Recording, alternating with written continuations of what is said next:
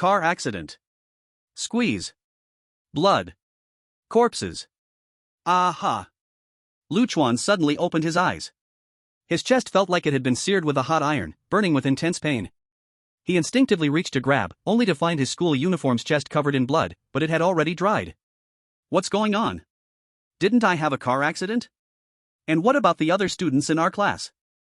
Chuan clearly remembered that the school bus carrying all of their class 3 from the senior year had been flipped by a large truck on the national road. More than 50 people lost control, squeezing into each other in the narrow space. As the school bus rolled, most of the people died on the spot, and some died from serious injuries. That included him. But now, he found that not only was he not dead, he wasn't even injured. I'm still alive, how is this possible? Chuan looked around and found himself in a shabby little wooden house, with no furniture, just sitting on the floor. The next second, a cold electronic synthesized voice suddenly echoed. Welcome to the horror game, the rules are as follows. 1. Completing instance tasks will reward you with items, cursed coins, and other rewards. 2. The initial safe house is bound, you can spend cursed coins to upgrade it. 3. After completing an instance, you can rest in the safe house for 3 days, with 1 extra day added for each additional instance completed. Horror game? Weird instances? Safe house? Chuan's brain buzzed as he thought of the infinite flow novels he had read before. Wasn't this the plot inside those stories? He understood, he had crossed over. He had crossed into a more dangerous and terrifying world. The reason this game gave him a second life was to treat him as a toy, to manipulate him better. Chuan didn't feel lucky to be alive, nor did he dare to expect anything.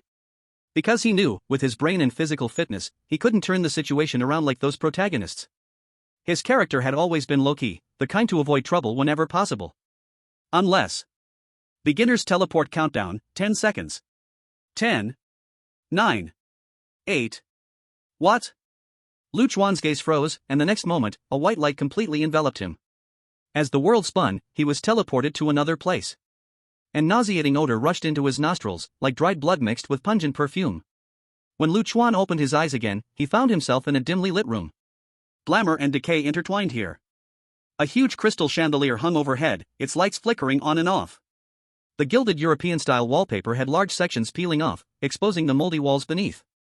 In the center of the room was a massive round table, with dozens of chairs, exuding a luxurious palace style. This place seemed to be a Western restaurant. What kind of hellish place is this? Wait, the class monitor?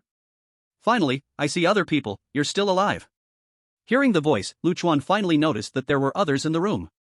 The person closest to him was a tall, elegant beauty with a cold aura. Qin Mu Xue. The school flower of class 3 and the crown jewel of the entire academy. She had just transferred to the school this year, and rumors said she came from the capital, always keeping to herself, not speaking to others. Now, as in school, she still appeared distant and unapproachable. Her long black hair was tied in a high ponytail, and she was facing away from the group, her icy lake-like eyes scanning the room's decor coldly, her eyebrows slightly furrowed. Was it confusion or disdain? On the other side, a tall, short-haired boy was trying to straighten his back, attempting to calm everyone down. Everyone, don't panic, stay calm, listen to me. We may have encountered a supernatural phenomenon, which means, we've crossed over. His gaze habitually swept over the crowd, a natural sense of superiority and control in his expression. Chen Rue. Class monitor of class 3, good-looking, full of charm. His father was a government official, so he spoke with a tone that carried a sense of authority. Chuan keenly noticed that, despite Chen Rue's calm voice, there was a trace of panic in it. Apart from Qin Mu Xue and Chen Rue, there were a few others. Where are we? Let me out. I want to go home, I want to find my mom. A woman's crying voice came from the corner. It was a girl named Lu Fangfang. She was very timid. Damn, I actually passed the first line score on this simulation test. I need to go back and study quickly. Who the hell wants to play this crappy game with you? Good student Yu Hongtao stomped his feet angrily, his voice trembling. It was clear that he was trying to encourage himself. Sprinter Wang Dong's face turned pale. He looked to Chen Rue for help. Class monitor, what did you mean by time travel just now? Did we enter a game world? Sure enough, when Wang Dong asked, Chen Rue's eyes lit up. He pretended to be knowledgeable and explained, when I was bored, I watched a Japanese drama called Alice, where the characters were trapped in a game. And just now, the system said that as long as we complete the mission, we can survive and return to the safe house. Everyone, don't be afraid, as long as I'm here, everything will be fine. Chuan narrowed his eyes slightly, and noticed that after Chen Rue spoke, the others really seemed to calm down. One had to admit, this class monitor was really good at stirring people's emotions. Ha! Suddenly, a cold hum came from the corner. The voice wasn't loud, but in the silent environment, it was sharp, making Chen Rui's smile freeze. Everyone turned around and saw it was Qin Muxue. Qin, classmate, you. Chen Rui was about to speak when he saw Qin Muxue completely ignore him, walking to the bed, lifting the curtain, and looking outside. Then, her pupils shrank. Because outside, there was endless darkness. At that moment, a small figure, like a frightened deer, slowly approached Lu Chuan. Her malnourished hair was a bit yellow, her school uniform washed to pale, her body was thin, fragile. Lu Chuanji, it really is you. I thought I saw wrong. Lu Chuan froze, realizing it was the poor student in their class, Su Xiaoyu. Because her family was poor, she was usually very self-conscious and almost never spoke to others. The reason she called out Lu Chuan's name was that they lived in the same neighborhood, so they were neighbors. In such an environment, Su Xiaoyu instinctively saw Lu Chuan, a familiar face, as her lifesaver. Lu Chuan nodded, about to ask if she was okay. The cold prompt sound rang out, like the toll of a death bell. See Gradeside Mission Blood Feast loaded. Player's Career Talent Awakening, about to begin. What? Everyone was stunned. They hadn't even exchanged a few words, and the terrifying game was about to begin. At that moment, an inexplicable fear arose and quickly filled every corner of the room. Only the old wall clock kept ticking. It was like a death notice. Lu Chuan furrowed his brow, noticing not only the mission starting, but also the second sentence. Career? Talent? Awakening? What could it be? Chapter 2, Career, Schemer. Player Awakening Career Talent. Just as the cold prompt sound ended, a blinding white light enveloped Lu Chuan. In an instant, a soul-tearing pain shot through his whole body. Ugh! Lu Chuan groaned, curled up on the ground, cold sweat soaking his back. Strangely, the sharp pain came quickly and left just as quickly, and when it vanished, a string of text appeared in his mind. Name, Lu Chuan. Constitution, 5, average person, 5. Strength, 4, average person, 5. Mentality, 12, average person, 5. Speed, 6, average person, 5. Career, schemer. Skill, memory regression. Items, none. Cursed coins, none. Territory, initial safe house. Lu Chuan propped himself up and gasped for air. When he saw the career, confusion flashed in his eyes, and he curiously clicked on it. Schemer refers to a person who uses schemes and tricks to eliminate opponents and achieve their own dirty goals. Lying is their instinct, and changing is their talent. They are villains, treacherous officials, corrupt ministers, politicians. They are gods who manipulate people's hearts. Lu Chuan's expression froze, a bit awkward. He was at most someone who wasn't good at speaking and had a few small schemes. But there was no way he'd awaken such a career, right? Was this some kind of joke on him? Defamation. This is defamation. Lu Chuan didn't believe it, and looked at the skill again. Memory retrospection can view fragments of the memories of a deceased player from the last 10 seconds of their life, consuming a small amount of mental power. The higher the mental power, the more times it can be used. Can see the last 10 seconds of a dead player's life? Sounds a bit useless. Wait, no. That's wrong. Lu Chuan's mind was racing quickly as he realized the true purpose of memory retrospection. What did the dead player see in their last 10 seconds? A trap? The location of a treasure chest? A boss's weakness? Or even, the murderer who plotted against them? A glimmer flashed in Lu Chuan's eyes, realizing that if used well, this could be an incredible predictive ability. Indeed, this is devious enough, truly crafty. Finally, Lu Chuan looked at his four-dimensional attributes. His physique and strength were average, his speed a bit faster, but the 12 points of mental power stood out especially. It was more than double that of an ordinary person. Lu Chuan understood, this was probably the core that supported a schemer's abilities. Perception. Insight. Stealth. And even control. All these skills were closely tied to mental power. Further down, there was the mysterious coin, which was likely the currency of this game, used to upgrade the safe house and buy items. And the territory, currently only one, was that small wooden house. Hey, classmates. Chen Rui's voice rang out at the perfect moment, breaking the silence. His confidence seemed to have returned, with a calmness that suggested he was in control of the situation. The system has given everyone your profession and starting skills, right?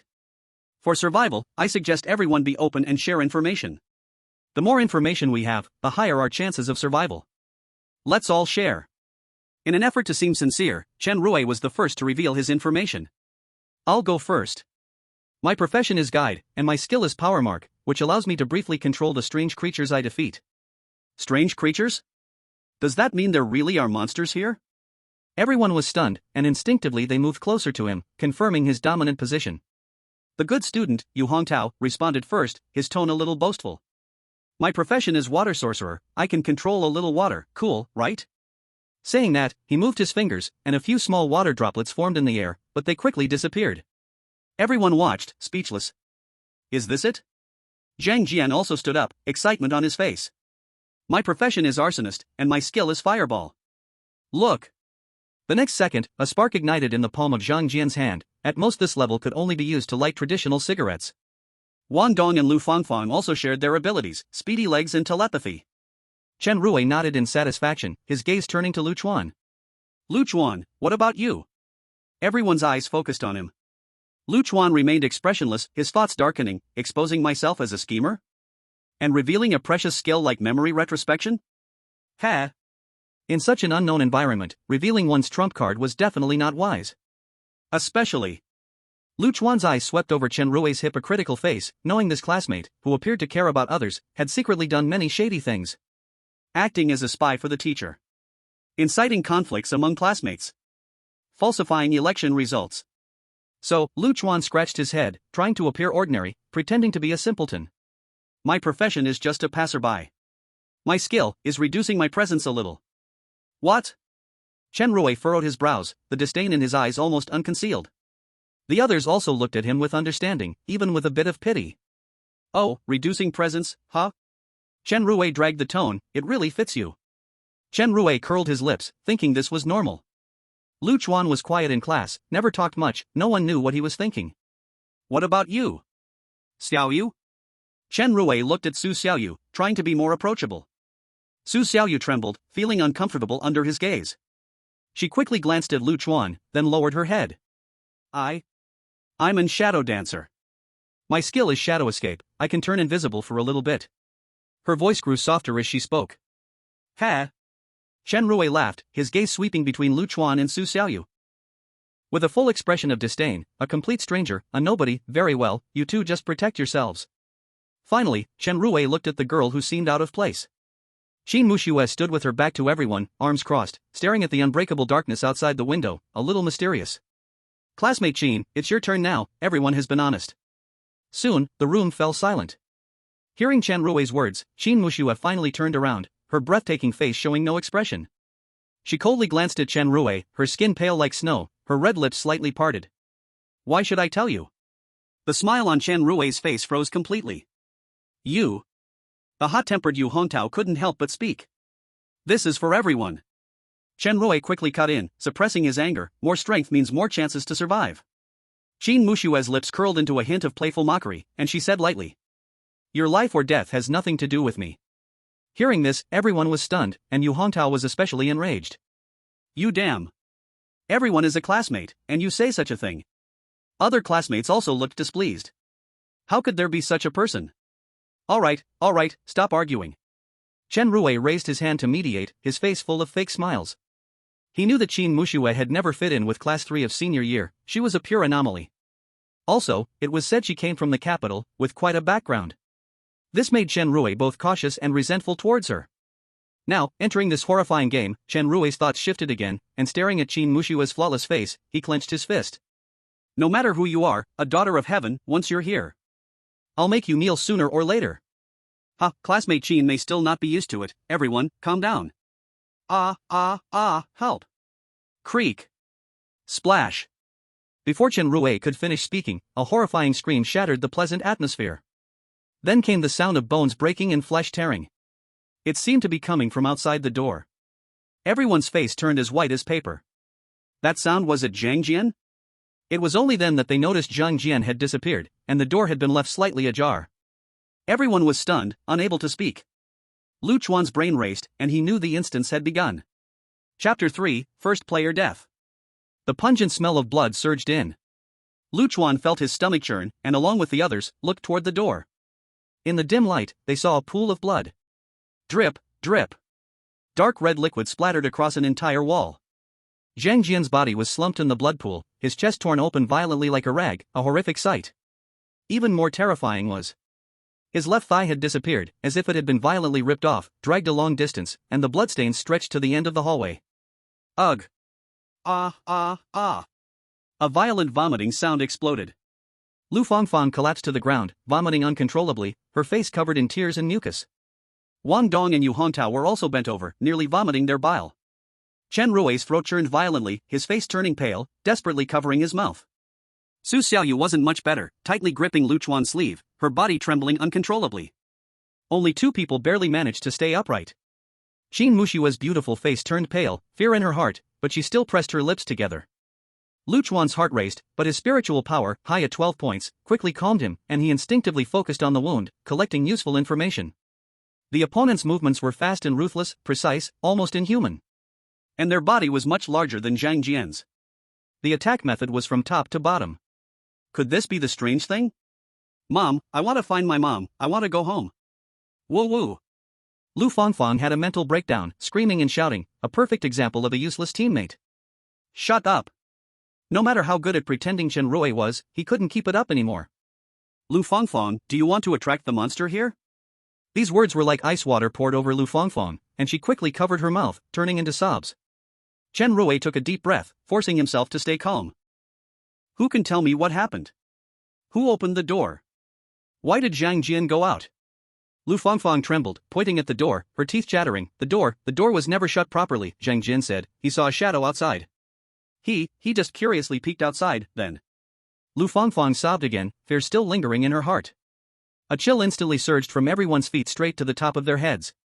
Just a glance, and he was torn apart? How can they live on now? At that moment, the system notification rang again. Player Zhang Jian's death. Place of death, sea-level dungeon bloody feast. Character information has been permanently erased. Death. Real. Completely erased. 1 second Zhang Jian was showing off his little fireball, the next second he vanished from this world. This is the cruel reality of a horror game. Everyone's face turned ashen, finally realizing that this was no game. Their lives had long since stopped belonging to them. But the system announcement did not stop. Main quest has been updated. Romantic Western restaurant was once a famous hotspot, but due to poor management, customers dwindled. To revive its glory, the chef team, led by the limping George, found a special ingredient. To obtain it, they didn't hesitate to target the restaurant's customers, all in the name of cooking the ultimate delicacy. Greed and sin thus spread. Quest Objective 1, Survive, stay alive in romantic Western restaurant for 3 days. Quest Objective 2, optional eradicate the chef team led by limping George. Tip, the chef team will remain hidden for 10 minutes, preparing ingredients in the kitchen. The exploration time begins. Survive for 3 days? Only 10 minutes of safety? The crowd was silent, despair slowly drowning each of them like mud. What exactly is the monster? How do we fight it? They hadn't even seen a shadow, and a classmate had already died an untimely death. Everyone lowered their heads, not a word was spoken. Only Lu Chuan silently walked towards Zhang Jian's body, his mind focused. Buzz. A weak, barely visible ball of light appeared from the center of Zhang Jian's forehead, instantly entering Lu Chuan's mind. The memory began to replay. Whoa! In the dim corridor, a monster wearing a filthy white waiter uniform, with half of its face rotting and oozing pus, howled as it lunged towards him. Ah! Zhang Jian was scared out of his wits, sitting down on the ground in terror. The monster grinned and reached out with its branch-like claws, grabbing his left thigh and tearing it up. Creak! The bone and flesh slowly separated, and the monster let out a low, excited growl. Found it, found it! Chef George, I've found your favorite ingredient. It's even chewier than pig's hind legs, more tender than lamb, it'll taste delicious when cooked. Zhang Jian's mind buzzed, and he instinctively begged for mercy. No, please. But the monster didn't care about that, it just kept tearing at his thigh, causing Zhang Jian unimaginable pain. In the next moment, Zhang Jian made a desperate counterattack, throwing all his strength into launching a small fireball. Sizzle! Ugh! A burnt smell spread, and the monster took a step back in pain. But soon, it angrily extended its sharp claws, piercing through Zhang Jian's chest. The scene abruptly stopped. The memory playback ended. Lu Chuan's pupils shrank sharply. He saw the monster show signs of fear and rage after being burned. This meant its weakness was fire. We can't just wait to die. Suddenly, Chen Rui spoke, his voice trembling slightly. This restaurant is huge, 10 minutes isn't enough to explore every corner. We must split up and gather information and resources as quickly as possible. Lu Fengfang and I will be in one group. She's the weakest, and I'm the class leader. I'll protect her. Chen Rui's tone was firm, and he extended a hand to Lu Fengfang, who indeed looked at him with trust. The others looked at Chen Rui with respect and trust. Only Lu Chuan silently sneered inside. Protect? You're eyeing her psychic abilities so you can track the monster's movements, right? Yu Hongtao, you're strong, team up with Su Xiaoyu, and take good care of her. Although Hu Hongtao was scared, when he heard the compliment about his strong abilities, he still puffed out his chest. Boys of this age care a lot about their image, they like being praised. Su Xiaoyu nervously glanced at Lu Chuan. She clearly wanted to be in a group with him, at least he was a familiar face. Lu Chuan, you. Chen Rui hesitated for a moment, pointing to the corner. You and Qin are in a group. I'll go alone. Qin Mushua's cold voice interrupted him. Without even looking at anyone, she walked toward the end of the corridor. Chen Rui's face instantly turned as dark as the bottom of a pot, feeling as though he'd been slapped in front of everyone. Damn it! This bitch really should die. Chen Rui suppressed his anger, then. Wang Dong is fast and agile, Lu Chuan, you go with him. This arrangement meant they were throwing the most useless, Su Xiaoyu and Lu Chuan, to someone else. Sigh. Wang Dong sighed, his face showing a look as if misfortune had opened the door to more misfortune, and he nodded gloomily. 2 people are better than 1. Xiaoyu, be careful. Lu Chuan said to Su Xiaoyu, who nodded, her eyes gleaming with light. The groups were formed, time was tight.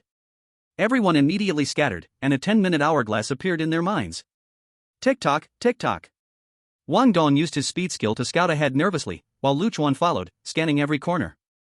Suddenly, out of the corner of his eye, he noticed something in the far corner of the corridor. A familiar light spot appeared, one only he could see. Memory light spot? Lu Chuan's gaze froze. Only a few minutes had passed, and someone had already died. Wait, could that direction be Qin Mushue? Chapter 4, Picking Up a B-Level Item. Lu Chuan's heart tightened as he cautiously approached the memory light spot. According to the rules, it should be safe at this time. But why would Qin Mushue die? Just to be safe, Lu Chuan also paid attention to Wang Dong's position. If anything happened, he could immediately call for help. However, when he arrived, he discovered that the place where the memory light spot was located had no blood and no corpse. It was just hovering there, small and alone. Lu Chuan frowned slightly and instantly realized something. This dungeon wasn't unique, others had been here before, and someone had died right under their feet. His mind moved, and he touched the memory light spot again. The memory began to replay.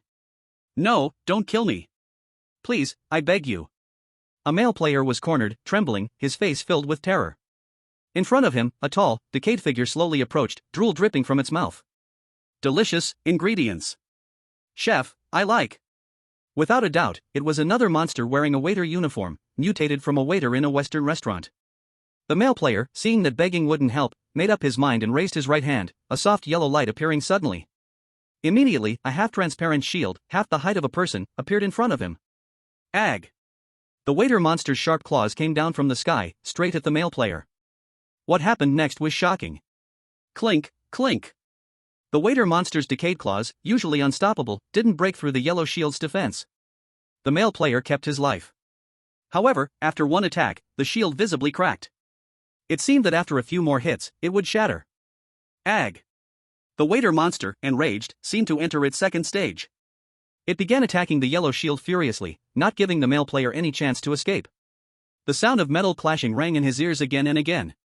Finally, after the waiter monster's relentless tearing, the yellow shield shattered with a loud crash. The male player screamed in despair, but still, the waiter monster tore out his heart, and his eyes gradually dimmed. The waiter monster dragged his ankles and walked deeper into the corridor. It didn't notice something sliding off the male player's index finger. It fell in the corner. Memory replay ended. A shield that can withstand attacks? Lu Chuan's eyes lit up, and while Wang Dong wasn't paying attention, he reached out and felt something in the corner. His fingertips indeed touched something. When he opened his hand, there was a ring in his palm, glowing with a dull yellow light. Guardian Ring, B-tier item after use, it temporarily forms a yellow defensive shield, capable of blocking up to 3 non-boss type strange attacks. After 3 uses, it will break. 1 recharge available daily. Seeing this description, Lu Chuan's heart trembled. B-tier item? To think, this Bloodfeast dungeon was only a C-tier, and yet he had obtained an item that could put him ahead of the game. Lu Chuan, what are you doing? Wang Dong's impatient voice came from his side. He noticed Lu Chuan had fallen behind, so he turned around and shouted. Chuan quickly stuffed the guardian ring into his pocket, not intending to share the item with Wang Dong. In a cruel game of survival of the fittest like this, the more secrets you have, the more chances you have to survive. Those were Chen Rui's exact words, and Chuan was simply putting them into practice. Nothing. You were too fast, I couldn't keep up. Chuan lied without skipping a beat, and even he didn't know why telling lies came as easily as drinking cold water.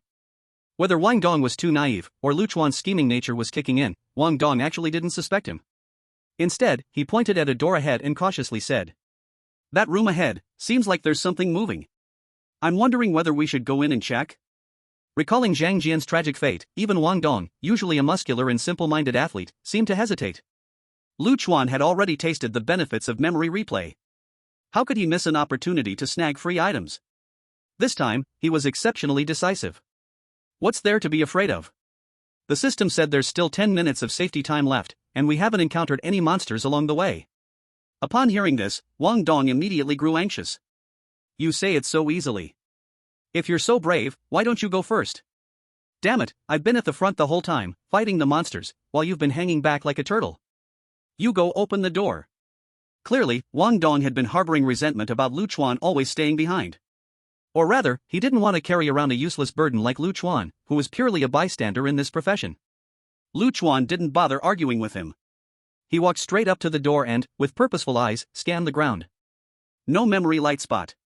This meant that, at least, no players had died in front of the door. He stopped looking at Wang Dong and pushed the door open with one swift motion. Creak. The door hinges made a sharp, screeching noise. Wang Dong stared, completely dumbfounded, not expecting this weakling to actually go in.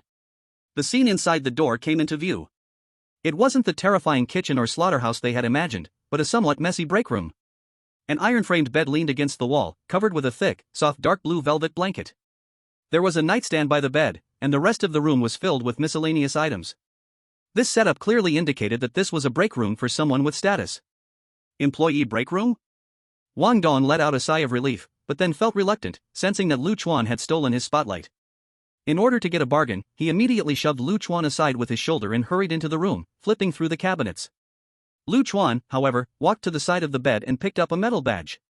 Head chef of the chopping block Old York. Head chef of the chopping block? The core of the chef team, second only to the head chef and sous chef. His intuition told him that Old York was definitely a tough character. Anyone who could make a living using knives must be ruthless. In terms of the dungeon, that meant he was an elite monster. Ha, we hit the jackpot. Wang Dong's excited voice came from behind.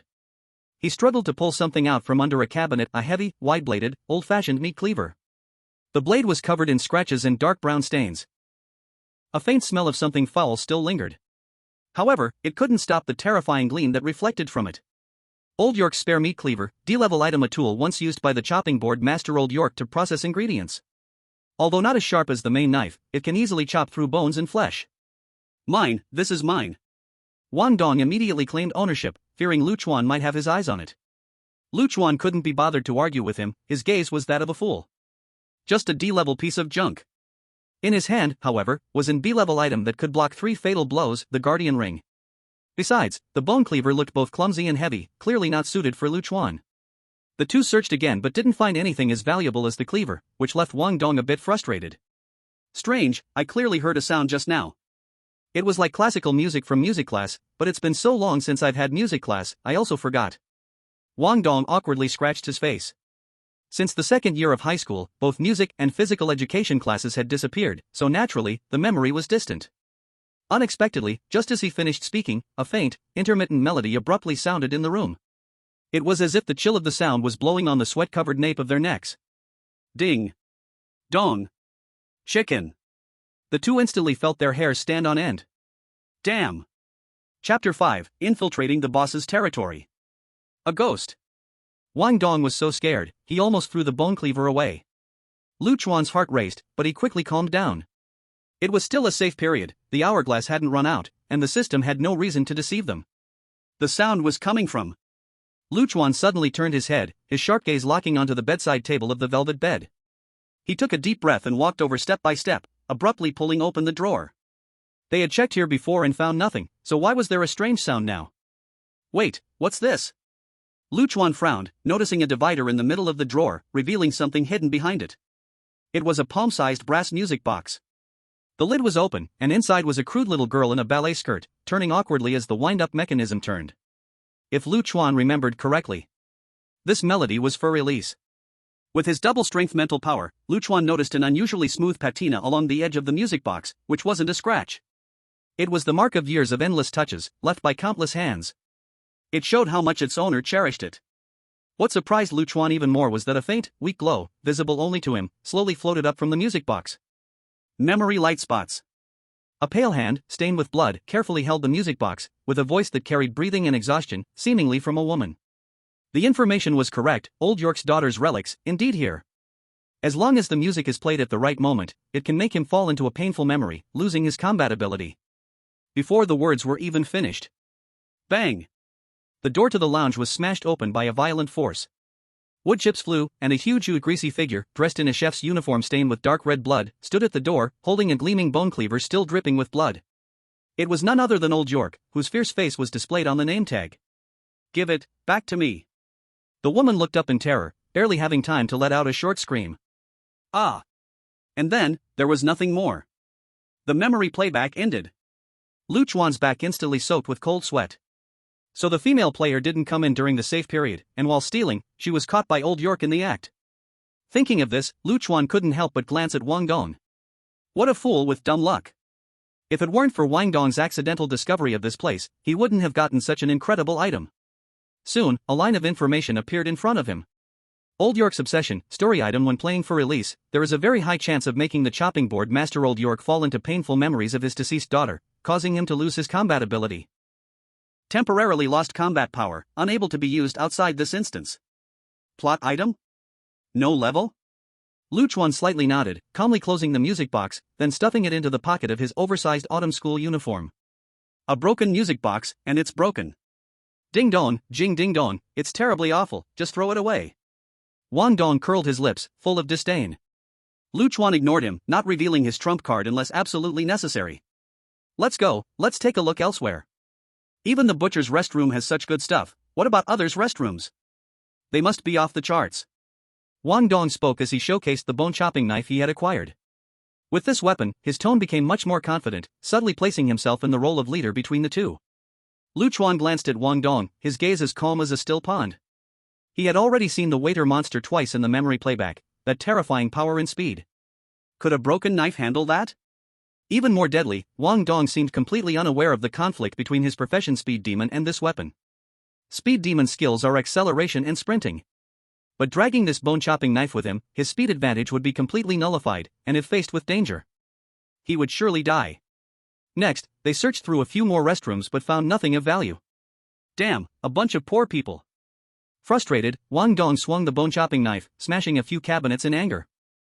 Chuan's eyes turned cold, locking onto a room at the end of the hallway, a heavy oak double door.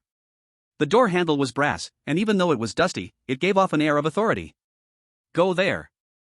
Chuan spoke briefly, knowing they didn't have much time left. Ha! Wang Dong looked in the direction Chuan pointed and his eyes lit up, recognizing the room's importance. Not bad, this must be the leader's bedroom, there's definitely something good in there. The two reached the door, and Chuan habitually scanned the entrance. No memory light spots, proving no one had died here. Let me do it. This time, Wang Dong was very bold and kicked the door with all his might. However, the oak door didn't budge, as if it was filled with cement. Damn it, you're asking for trouble. Wang Dong cursed and swung the heavy bone-chopping knife, using all his strength to chop near the door lock. Bang! Bang! Bang! The sharp sounds echoed through the corridor. What was shocking was that the seemingly tough door lock actually showed cracks. However, just as the lock was about to break, roar! A deafening, furious, and brutal roar echoed from all directions, shaking the entire romantic restaurant. What the hell is going on? Wang Dong's heart almost leapt out of his throat, instinctively looking at Chuan. The name Crippled George appeared in both their minds at the same time. He sensed it. If the 10-minute safety time hadn't passed, Crippled George would have already been chasing them down. Why are you still standing there? The door's already open. Hurry up and go in. Chuan suddenly pushed him, and Wang Dong snapped out of it. In the next moment, a unique scent mixed with high-end cigars, aged red wine, and rich spices hit them. This place was twice the size of Old York's restroom and decorated luxuriously.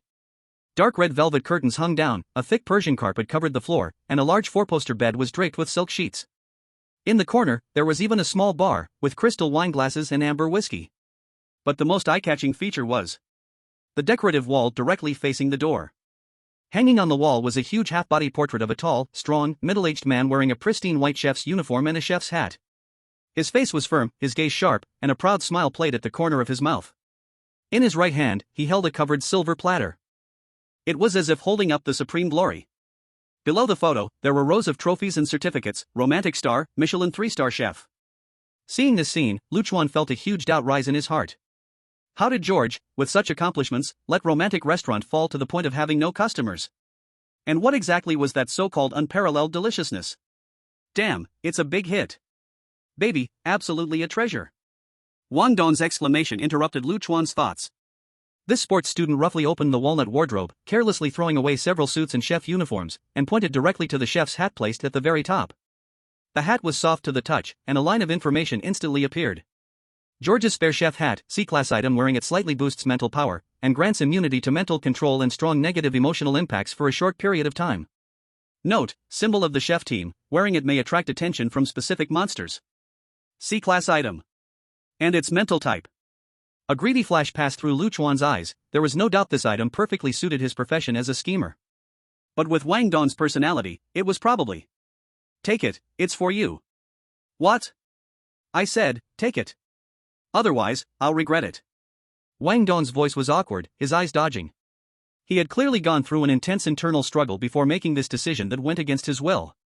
Damn, no matter what, we're still classmates. Zhang Jian is already dead, and there are only 7 of us left. If one more person survives, that's one more chance.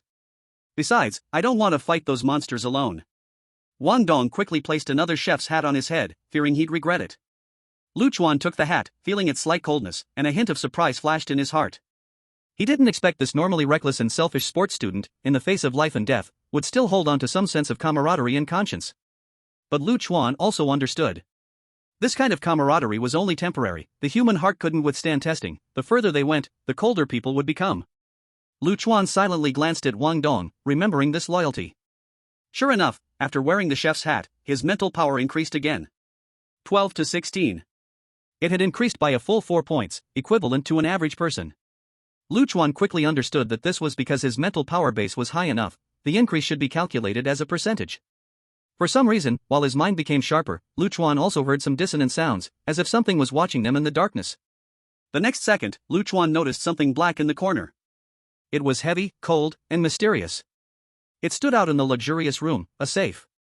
Wang Dong, over there. Hearing Chuan's words, Wang Dong also noticed the safe, his face full of excitement as he rushed over. Naturally, he raised his bone-chopping knife and started smashing it like a construction worker. Bang! Bang! Sparks flew. However, the safe was much harder than the door lock. Wang Dong sweated all over, but only a few white marks were left on the metal body, and instead, the bone-chopping knife had cracked a small gap, which made him feel heartbroken. Damn, so tough? Seeing brute force wouldn't work, Chuan bent down, ready to use his wit. As expected, another white light cluster was waiting for him, clearly indicating someone else had tried to unlock the safe. The memory began to replay. A strange male player squatted in front of the safe, sweating profusely as he turned the combination dial, muttering to himself. The password is the day George cares about the most, his birthday? No. Then it's the anniversary of the restaurant opening? Still not right. Damn it, what is it? He tried every date he could think of, but the safe showed no reaction. In the midst of his anxiety, the breakroom door was suddenly smashed open, and several delivery monster creatures screamed as they charged in. The man turned in fear, and the scene was filled with shredded flesh and screams. The memory replay ended. Password clue, the day George cares about the most. Chuan furrowed his brow, his brain working at full speed. Since neither the birthday nor the anniversary is right, what would be the most important thing to George? Honor? Food? Or some extreme pursuit? Or perhaps, a tragedy? Warning. The system's prompt suddenly appeared in the two's minds. Player actions have violated Chef George's taboo. Boss Lame Leg George's rage value has skyrocketed. Sea-level instance Blood Feast will be activated 60 seconds early. Repeat, the instance will be activated 60 seconds early. The chef team will soon begin the hunt. Countdown, 59, 58. It started early? Wang Dong was struck as if by lightning, his face pale. He glanced at the safe and the broken oak door, and suddenly realized something. We've caused trouble. Lu Chuan's heart sank as well. Starting 1 minute early means they have no more buffer time left. Go! Lu Chuan decisively pulled the stunned Wang Dong, his voice unusually harsh. Back to the second floor, meet up with Chen Rui and the others. The two of them, like frightened rabbits, started running. The heavy bone-slicing knife severely slowed Wang Dong's speed, making him just a bit slower than Lu Chuan, his steps stumbling. Lu Chuan, wearing a chef hat, felt his enhanced mental abilities making his senses sharper than ever before.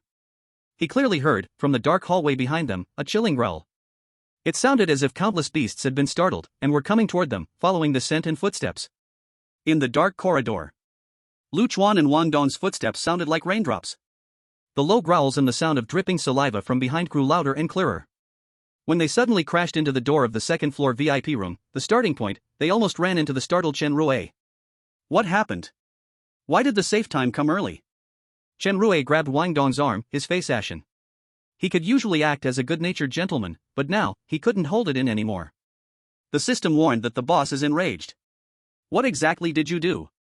Wang Dong, panting heavily, felt guilty. We broke into Lane Lake George's resting room. What? Chen Rui's pupils contracted sharply, and Lu Fangfang even covered her mouth, incredulous. Others would avoid the strange, but Wang Dong had directly barged into the boss's lair. The two didn't suspect Lu Chuan at all. They all thought it was Wang Dong's reckless act, and Wang Dong, in his panic, didn't explain. And upon hearing Lane Lake George and resting room, Chen Rui's eyes quickly shifted from anger to greed. What did you find in the main kitchen? Nothing good, it couldn't possibly trigger this level of alert. Wang Dong was confused by the question. He instinctively touched the chef hat on his head, then took out the bone-slicing knife. I found a D-level bone-slicing knife, and... Where are the others? At this moment, Lu Chuan suddenly interrupted, diverting Wang Dong's attention. Where are you, Hongtao and Su Xiaoyu? He keenly caught the calculating look in Chen Rui's eyes. If Chen Rui found out about the chef hat now, he would stop at nothing to get it. And the music box in his arms was even more of a secret. I saw them. Lu Fangfang, straightforward as always, spoke directly. We ran into them around the corner, and Yu Hongtao said he was so hungry he couldn't take it anymore, so he and Su Xiaoyu went back to the underground storage room to find food. He said there might be canned food there. Underground storage room? Lu Chuan frowned deeply. The Western restaurant had 3 floors, the first was the hall, the second was the VIP room they were in, and the third was the underground storage room on the lower floor. To get from the basement to here, they had to cross 2 stairways. The difficulty was evident. Yu Hongtao and Su Xiaoyu, it was like lambs walking into the tiger's den. What do we do? You and Su are in danger. Chen Rui feigned concern, pretending to be worried, but his body made no move. Now that the safe time was over, there were monsters everywhere outside. One would die instantly if they showed their face. As for Qin Muxue, no one mentioned her at all. It was she who gave up on everyone first, and there was no need for anyone to offer humanitarian care. Help, help me.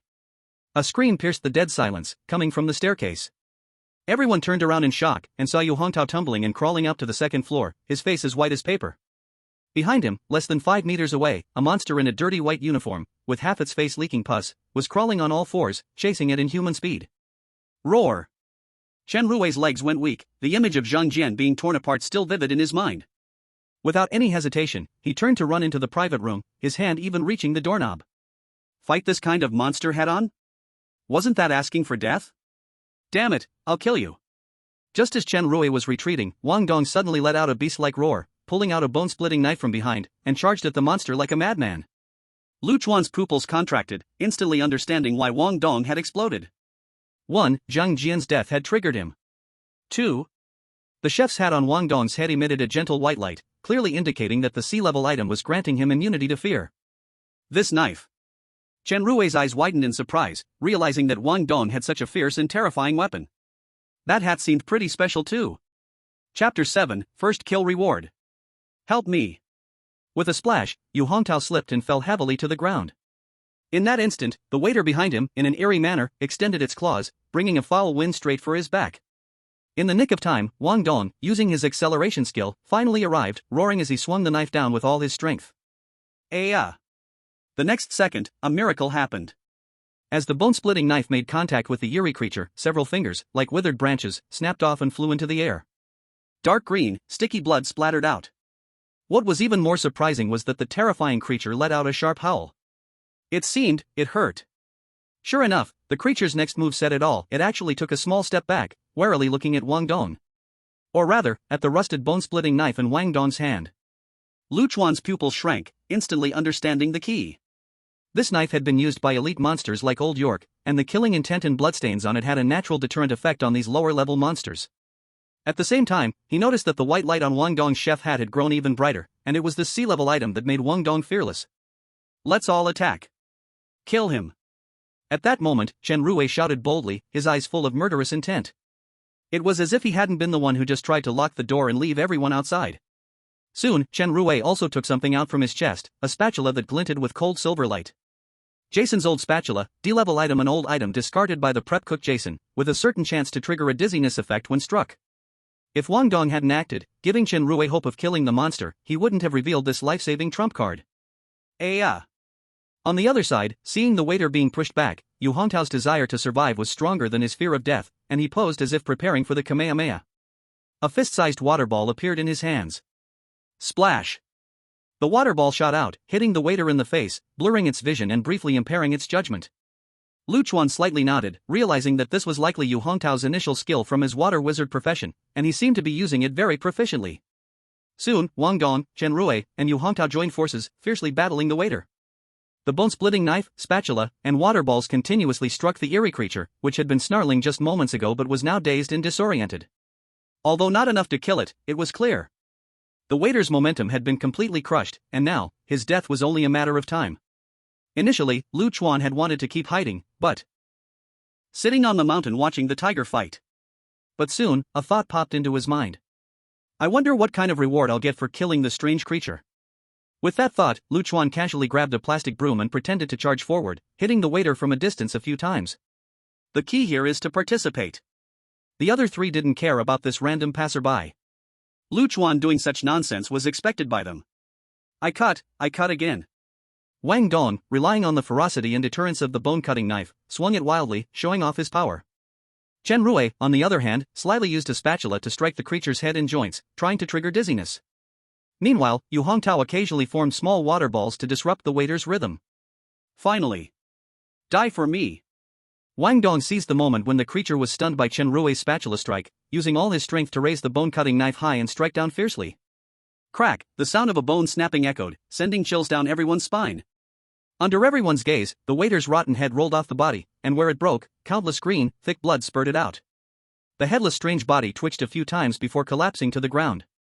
Soon, both the head and the body turned into a puddle of black slime and slowly disappeared. E-grade strange waiter has been killed. The cold notification rang in the minds of all 5 people at once. Everyone let out a long breath, and the stone in their hearts finally fell. Rewards distributed based on battle contribution. Wang Dong, main damage dealer 300 ghost coins. Chen Rui, effective control 200 ghost coins. Yu Hongtao, distracting role 200 ghost coins. Lu Chuan, battle participant 50 ghost coins. Lu Fongfong, no contribution 0 ghost coins. Wang Dong looked at the ghost coins that appeared in his hand, with the words Heaven and Earth Bank and the classic image of the Jade Emperor printed on them, and his mind went blank. At first, he felt unlucky and wanted to throw them away. But thinking that this was a game reward, he reluctantly pocketed them. Chen Rui and Yu Hongtao also looked at the ghost coins they had received, both surprised. Had I known this was the universal currency in this horror game, I would have gone to the funeral home near my house and bought a few million before coming. Yu Hongtao said this out loud. But even a fool knows who would carry ghost coins to school for fun. Lu Fongfong, on the other hand, looked completely disappointed and wronged. She had been so scared earlier that she couldn't even move, and now she had missed out on the reward. Lu Chuan rubbed the 50 ghost coins in his hand. He observed carefully and found that the material of the ghost coins was very special, indestructible and unterrible. Moreover, it emitted a chilling ghostly aura. At that moment, Wang Dong suddenly spoke up. System, what can these things be used for? Can I exchange them for items and food? Everyone was stunned. Was Wang Dong's brain kicked by a donkey, daring to question the system? After experiencing the horror of the game firsthand, everyone considered the system to be the ultimate authority. But now, Wang Dong was clearly challenging the system's authority. To everyone's surprise, the system actually responded to him. Ghost coins can be used to exchange for items and upgrade safe houses after the dungeon ends. Currently, they cannot be used. Damn. Wang Dong cursed. He could only look at them and not use them. What was the point of that? But he understood now, only by leaving the dungeon alive would they have the right to spend and enjoy. Roar! In the distance down the hallway, another hoarse, hysterical scream rang out. The group exchanged glances and immediately entered their starting location, the luxurious dining room. Just as they were about to close the door, suddenly, a hand pressed against it. Everyone froze, feeling cold sweat break out. Had the strange creature caught up so quickly? Only Chuan remained unusually calm, noticing that the hand was not a decayed, branch-like claw of the waiter, but a small, soft, boneless hand, blurry yet real. Don't close the door, it's me. While everyone was still in shock, Chuan was already a step ahead and opened the door. He welcomed the faint, shadowy figure in. Then, he locked the door to the private room tightly. Under all the wary and confused gazes, the small figure stepped out of the darkness, revealing her true appearance. That blue and white school uniform stained with filthy blood, and her weak, pitiful little form. Wasn't that the poor student, Su Xiaoyu? Xiaoyu, are you okay? Chuan scanned her up and down, relieved to see that she wasn't injured. But the one who should have partnered with Su Xiaoyu, Yu Hongtao, had a red and white face, looking rather uncomfortable. Chuan ji, I'm fine, I got separated from Yu Hongtao, almost got caught by the monster. Su Xiaoyu didn't say it directly, but everyone understood what had happened. It was definitely Yu Hongtao, chased by the strange being, who abandoned Su Xiaoyu and chose to run for his life. Sure enough, Yu Hongtao's face flushed deep red, and he mumbled an apology. Sorry, Xiaoyu, I was just too anxious, didn't think of you. It's fine, I understand. Su Xiaoyu shook her head. She had always been invisible in class, never expecting anyone to care about her. And the reason she managed to avoid the strange being's pursuit. It must have been the shadow escape skill of the shadow dancer at work. By the way, I brought something for everyone. Only then did everyone notice that Su Xiaoyu was struggling to carry a cloth bag. She opened it, and inside were 2 cans of braised pork, 2 cans of tuna, and 5 bottles of mineral water. These were supplies from the underground storage room. Great. Well done, Xiaoyu, you've really surprised everyone.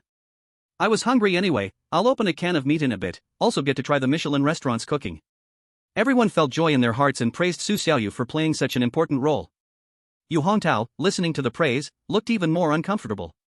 He was someone who cared a lot about face, and right now, his face was burning. He lowered his head in shame but didn't say anything. Ahem.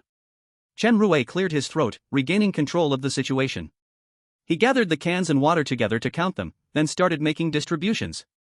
3 days, 6 people, these supplies won't be enough. So, we must keep looking for food, and we need to do it quickly. The recent battle has proven that the strange beings can be killed, though it's dangerous, we have no other choice. From now on, no one can act alone. We must stay together to survive. That's right. Wang Dong clenched the bone-chopping knife in his hand. Encouraged by Chen Rui, and bolstered by their victory over the strange being, his courage grew. The class leader is right, if we can kill one, we can kill more. Watch me chop them down. Yu Hongtao also nodded vigorously, the fear from earlier seemingly suppressed for now. Chuan leaned against the cold wall, silently observing everything. So excited just for killing an E-rank strange being? At this moment, Chuan's mind vividly replayed the scenes of players dying. Countless, equally rotting delivery workers swarmed in like a tide, instantly tearing the players' bodies apart. Old York's lightning-fast, terrifying bone-cutting technique. It was shocking. Compared to these monsters, an E-rank strange being was nothing at all. But watching the hope flicker in Wang Dong's and Yu Hongtao's eyes, and seeing Chen Rui's commanding posture, Chuan understood. If he poured cold water on them now, he'd only be seen as a coward who shook the morale. Good. Chen Rui looked with satisfaction at the morale he had stirred, his mouth curling into a slight smile. Since we're working as a team, the information should be shared. I'll take the lead. He flipped his wrist, pulling out a delicate sheet of paper, unfolding it. I found this in the manager's office. Employee list of romantic Western restaurant. Everyone immediately gathered around to look under the dim light of the private room. Upon seeing the ornate font above, their hearts sank suddenly. Head chef, George. Sous chef, Jerome. Main butcher, Old York. Pastry chef, Wang Yelong. Water station chef, Scott. Side dish doctor, Jason. 20 waiters. If the waiters are E-level strange. Then, moving up, those masters in different roles could reach D-level, C-level, B-level. And even a level. 20 waiters. Lu Fengfeng's voice carried a cry, as the little courage she had just gained was crushed in an instant by this number. Even Wang Dong and Yu Hongtao's faces turned pale. How are they supposed to play like this? Feeling this heavy pressure, Yu Hongtao and Su Xiaoyu immediately added their findings. Most of the shelves in the storage room are empty. It looks like it has been abandoned for a long time, with blood and crumbs everywhere. The cans we found are all piled up in a corner, and still relatively clean. Su Xiaoyu's voice was timid and quiet. There are many more, but we don't have time to take them. She paused, seemingly recalling a detail that made her uneasy. There's another separate room, the door is locked, and the smell of meat wafts out, it's very strange. She carefully chose her words. It's not the smell of canned food, it feels very fresh, but also very uncomfortable. The crowd was puzzled and felt that she was scared. Only Lu Chuan's eyes sparkled, as if he realized something. The strange smell of meat. Could that be the chef team's secret? The legendary exquisite delicacy? Wang Dong, Lu Chuan, it's your turn.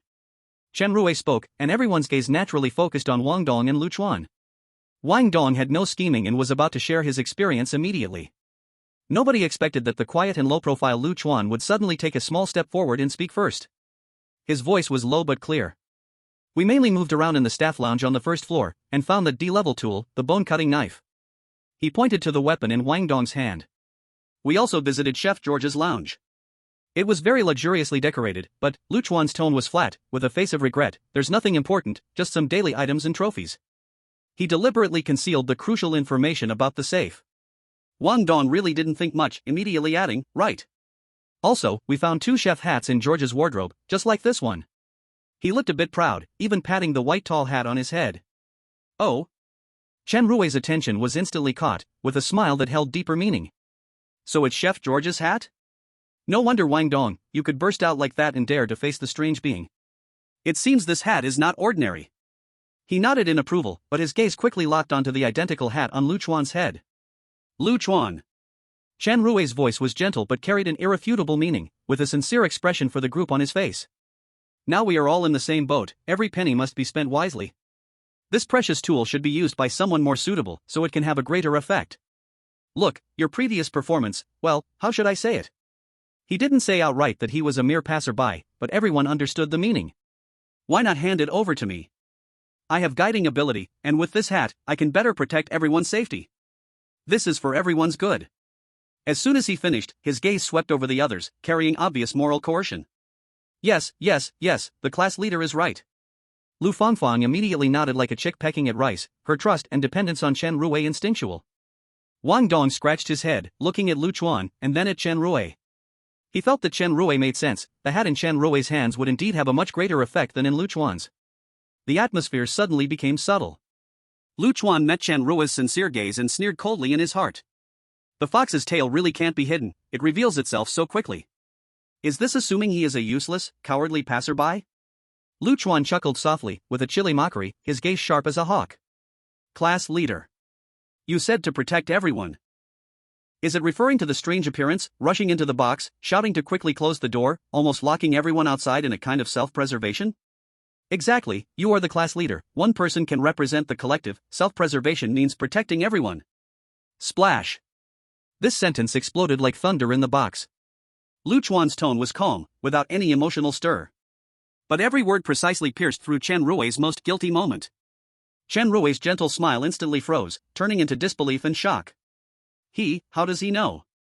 Chen Rui never expected that this seemingly transparent Lu Chuan would dare to so directly expose his act of running away. He thought he disguised it well at the time, running fast, and soon organizing a counterattack, could cover up that moment of instinctive selfishness. But now he was stripped of his fig leaf by Lu Chuan. The air froze. Wang Dong, Yu Hongtao, Su Xiaoyu, Lu Fangfang all fixed their gazes on Chen Rui. Shock. Doubt. Even a hint of realization. No wonder it felt wrong at that time, only to have the doubts diluted by the subsequent battle.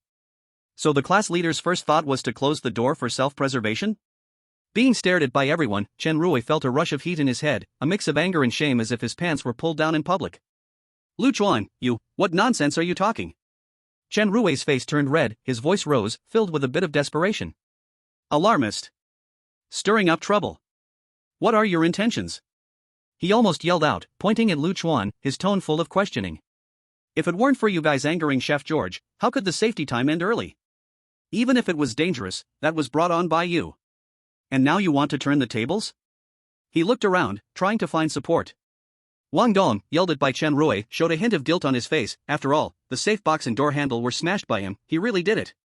Lu Fangfang instinctively leaned closer to Chen Rui and whispered. The class leader is right. Chen Rui caught the reactions of these two, feeling slightly reassured. 3 votes against 1 vote, the advantage is with me. The number firmly suppressed.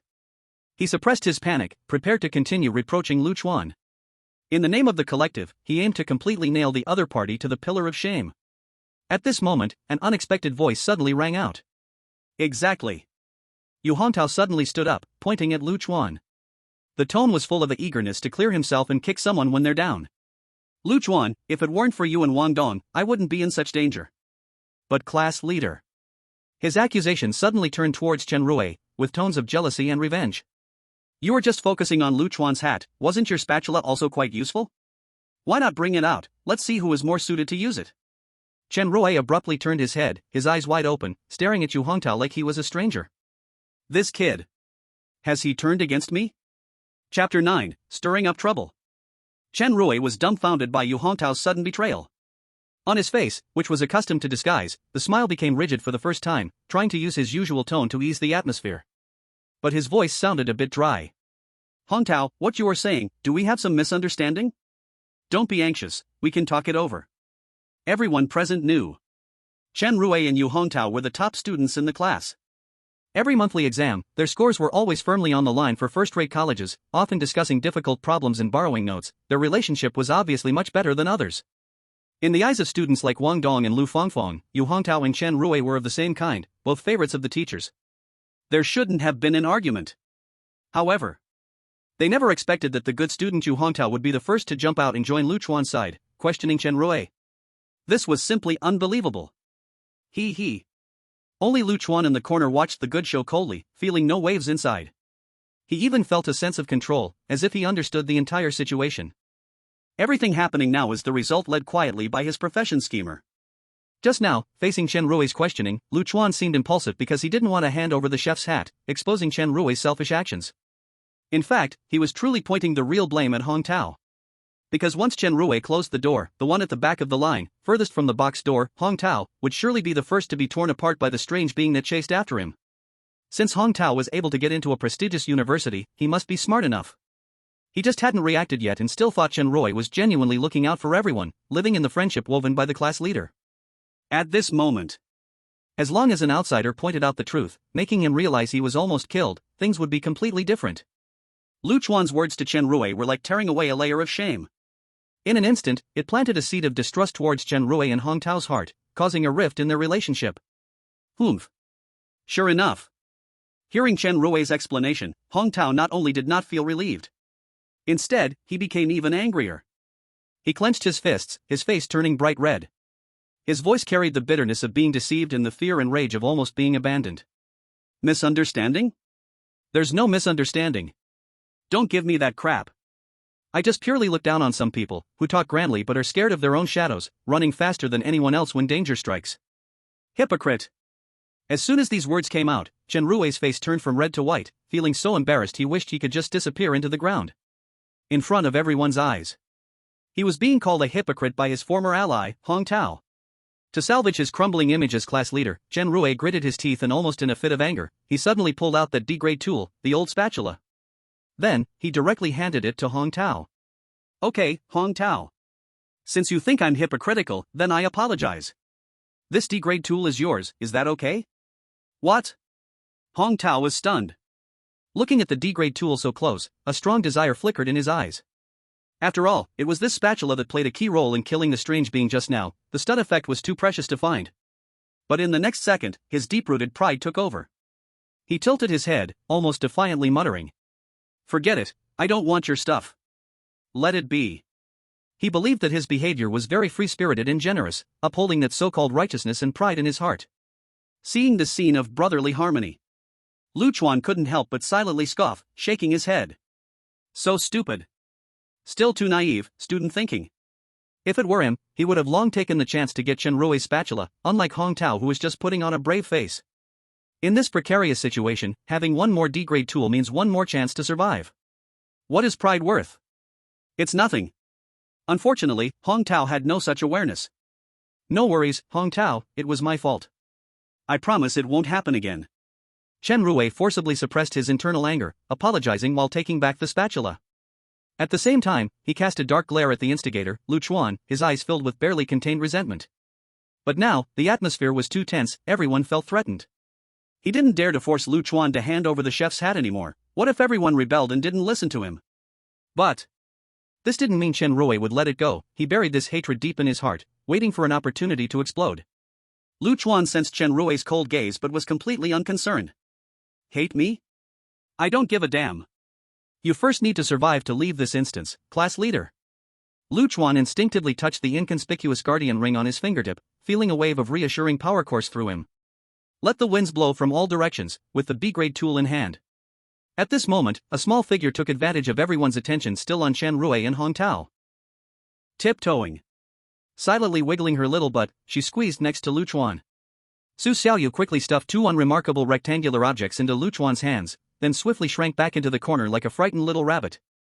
The whole process was so fast it seemed like it never happened at all. Lu Chuan curled his fingers without changing his expression. The sensation at his fingertips made him pause for a moment, and he instantly understood what it was. A Snickers. That is, a chocolate bar.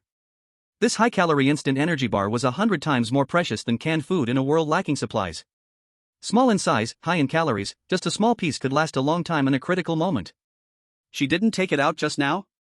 Besides canned food and water, she also secretly hid such good things. Lu Chuan instantly understood Su Xiaoyu's intentions. This was her way of expressing gratitude for the life-saving kindness he showed by risking his safety to open the door for her. If that door had opened a few seconds later, maybe Su Xiaoyu would have been torn to shreds like Zhang Jian. Given Su Xiaoyu's shy personality, she wouldn't express it directly. She could only use the secret way to thank Lu Chuan. Lu Chuan didn't look at her and silently stuffed the Snickers deep into his pocket. This debt of gratitude, he remembered. Bang! Bang bang! Aoo! Suddenly, the sound of violent gnawing and hard objects crashing against the door came from outside. It yanked everyone instantly from their silence, pulling them back to the bloody reality. The strange ones are here. They didn't leave, and they've found us. The roars grew louder and louder. It felt like the sky was shaking and the ground was moving, as if the whole door was about to be broken down. Only then did everyone realize one thing. Their supposedly safe birthplace was, in fact, riddled with flaws and could become their grave at any moment. Seeing this situation, the gloom on Chen Rui's face was replaced by a tragic smile as he muttered to himself. Heh, he. So, this place is also not safe. Chapter 10, Chen Rui's Last Resort. The roaring grew clearer. At that moment, Lu Fangfang suddenly shouted as if she had grabbed onto a lifeline. Wait! The manager's office. I remember the manager's office has a copper door, and it's at the end of the corridor, in a secluded place. Why don't we go there? In an instant, everyone's eyes brightened, instinctively agreeing with Lu Fangfang. That so-called thicker door, in that more remote location, seemed to become the only hope in their dire situation. After all, they still had to survive in this world for 3 more days. Compared to running around in the Western restaurant, staying in a relatively safe stronghold was undoubtedly a better choice. Okay. Chen Rui immediately regrouped, seizing any chance to regain leadership, and commanded. Let's follow Fangfang's suggestion, target the manager's office. We'll fight our way out together. It has already been proven that the strange ones can be defeated. Now, as long as we block the door, we can take them one by one and use the terrain to pin them down. While Chen Rui was still outlining the beautiful strategy of trapping the monsters. Roar! The next second, a pale, ulcer-covered arm had already pierced through the private room door, tearing a large hole. Crack, crack! Accompanied by a chilling low growl, the seemingly sturdy wooden door was being destroyed again and again, and it looked like it would be reduced to paper. Seeing the scene, everyone's hearts jumped into their throats. Wang Dong! Chen Rui's face turned pale as he shouted out a name. Wang Dong was already ready, and as soon as Chen Rui spoke, he dashed forward, the bone-cutting knife in his hand carrying a gust of bloody wind, and struck fiercely at the strange arm that reached in. Puff! Rotten flesh splattered. The powerful force, combined with the intimidating effect of the bone-cutting knife, successfully pinned the first server in the door gap. Roar! Outside the private room, several servers that had rushed over upon hearing the noise were also blocked in the corridor, roaring as they crashed against their companions' backs and bodies. Chunks of rotten flesh fell off, and the scene was nauseating. It seems to be effective, brothers, let's do it. Yu Hongtao seemed to find an outlet for his frustration. He threw an irregular water balloon, hitting the struggling face, disrupting the opponent's vision and movements. Ah! Lu Fangfang, although scared to the point of weakness in her legs, mustered her courage to grab the broomstick on the ground, closing her eyes and poking forwards chaotically. She did not want to experience again the feeling of having no share after working so hard. Lu Chuan, meanwhile, picked up a mop handle with a calm expression, poking symbolically at the limbs of the waiter, making big movements but causing minimal damage. Most of his focus was on observing. He watched Wang Dong slash at the strange neck and head with his knife. He pondered how to cause effective area damage in a short time. Dense corpses. Narrow space. And Zhang Jian's memory replay, the strange weakness of fearing fire. Why not? Kill, kill. Finally. Under Wang Dong's powerful slashes, the interference from Yu Hontao's water balloons, and the joint attacks from Lu Chuan and Lu Fangfang, the waiter in front of them struggled weaker and weaker. After Wang Dong chopped off half of its head, it completely slumped down in the doorway, unmoving. A familiar cold electronic prompt echoed in everyone's mind. E-level strange waiter has been killed. Contribution evaluation in progress. Player Wang Dong has the highest contribution, earns 300 ghost coins. Players Yu Hontao, Lu Fangfang, Lu Chuan, Chen Rui, Su Xiaoyu receive participation rewards, 200 ghost coins. Ghost coins have been issued. Phew, finally solved. Wang Dong wiped the sweat from his face, panting heavily. This time, the coordination was more skilled, and the time was shorter than the first. Just as everyone was about to relax their taut nerves for a moment, a sudden, scalp-tingling sound rang out. Click, click. The sound came from the corpse of the waiter in front of them. He didn't die? All eyes widened in shock. They saw that the strange creature, already half its head chopped off by Wang Dong, which should have been a corpse, was now twitching violently. It moved stiffly like a marionette, slowly turning its body, looking like it was about to stand up again. A ghost. Lu Fangfang instinctively screamed. What the hell, how is it alive again? Could it be undead? Wang Dong also stepped back in shock, gripping his knife tightly. Yu Hontao's face turned pale. Just as fear peaked. Don't panic. A voice filled with excitement and strong confidence rang out. It was Chen Rui. Ha, succeeded, I actually succeeded. A strange flush appeared on his face, a smug smile curling at the corners of his mouth. He stood firm, not retreating. One hand pointed at the halfway risen strange corpse, palm outward, with a mysterious glow in his eyes. His other hand formed a fist, as if cheering himself on. Stay, right there. An invisible and cold mental power wave suddenly spread. Everyone was astonished to find that the grotesque corpse about to rise abruptly trembled. On its forehead, there was a mark resembling a scepter, faintly glowing, radiating an aura of restraint. It did not move forward a step but remained rigidly standing there, letting other grotesques crash into it from behind. Like a wall on the verge of collapsing. Ha ha. Chen Rui's smile became more pronounced, filled with a strong sense of satisfaction from controlling others' fate. Did you all see that? This is my power. Power mark. He looked around, raising his voice by 8 degrees. Filled with the triumph of a resurgence after suppression. As long as it's a strange being defeated by us, I can temporarily control it for my use. I was trying just now and unexpectedly succeeded. Chen Rui pointed at the corpse controlled by the mark, his tone proud. With it, we essentially have another helper, and one that isn't afraid of death. In an instant, the box was deathly silent. Everyone was stunned by Chen Rui's words. The eyes looking at Chen Rui carried shock, confusion, and a hint of fear. Only Lu Chuan, after a brief surprise, calmed his thoughts. He quickly noticed the flaw in Chen Rui's words. Temporary control? That means it's not lasting. More importantly, this strange creature had half its head cut off by Wang Dong, its limbs were also injured. How much combat power could it still have? Class leader, oh class leader, you are still the same as always. Can't hold back. Roar. In the midst of the words, the other strange creatures, anxious and impatient, charged forward again. A glance revealed there were even 5 or 6 of them. Dealing with one delivery person made everyone sweat profusely. If they all rushed in, they would definitely be eaten until nothing was left. However, after killing 2 strange creatures in a row, everyone gained some confidence. Then let's fight with all we have. Chen Rui's eyes sparkled as he commanded the strange creature with the mark of power to clear a path, and let another strange creature come in. Others also stood ready, gripping their weapons tightly. And Lu Chuan, taking advantage of their moment of distraction, arrived at a delicate cabinet. Looking through the glass window, he saw what was stored inside. That was all kinds of high-end alcoholic drinks. Tequila, whiskey, vodka, and a bottle of mutai.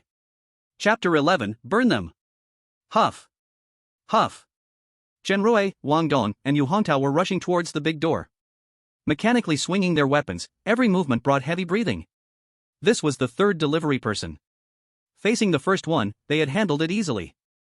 Facing the second one, they were already somewhat fatigued. And now, the battle with the third strange creature had just begun, and everyone could no longer hold on.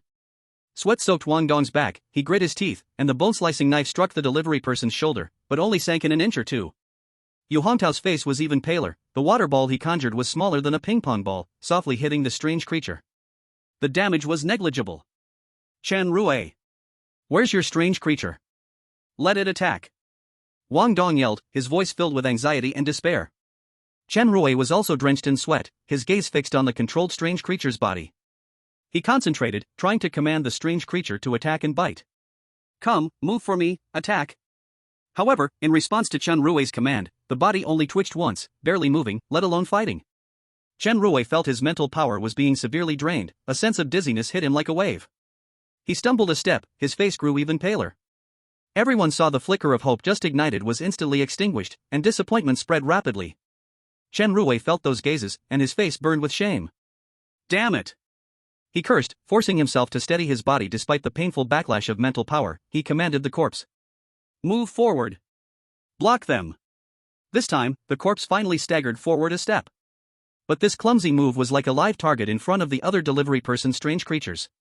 Swish. The delivery person at the door swung its claws, effortlessly piercing through the controlled corpse, and then ripping it apart. Boom. The corpse was torn apart like a rag doll, transforming into a cloud of black mist, quickly dissipating into the air. Completely dead. Ah.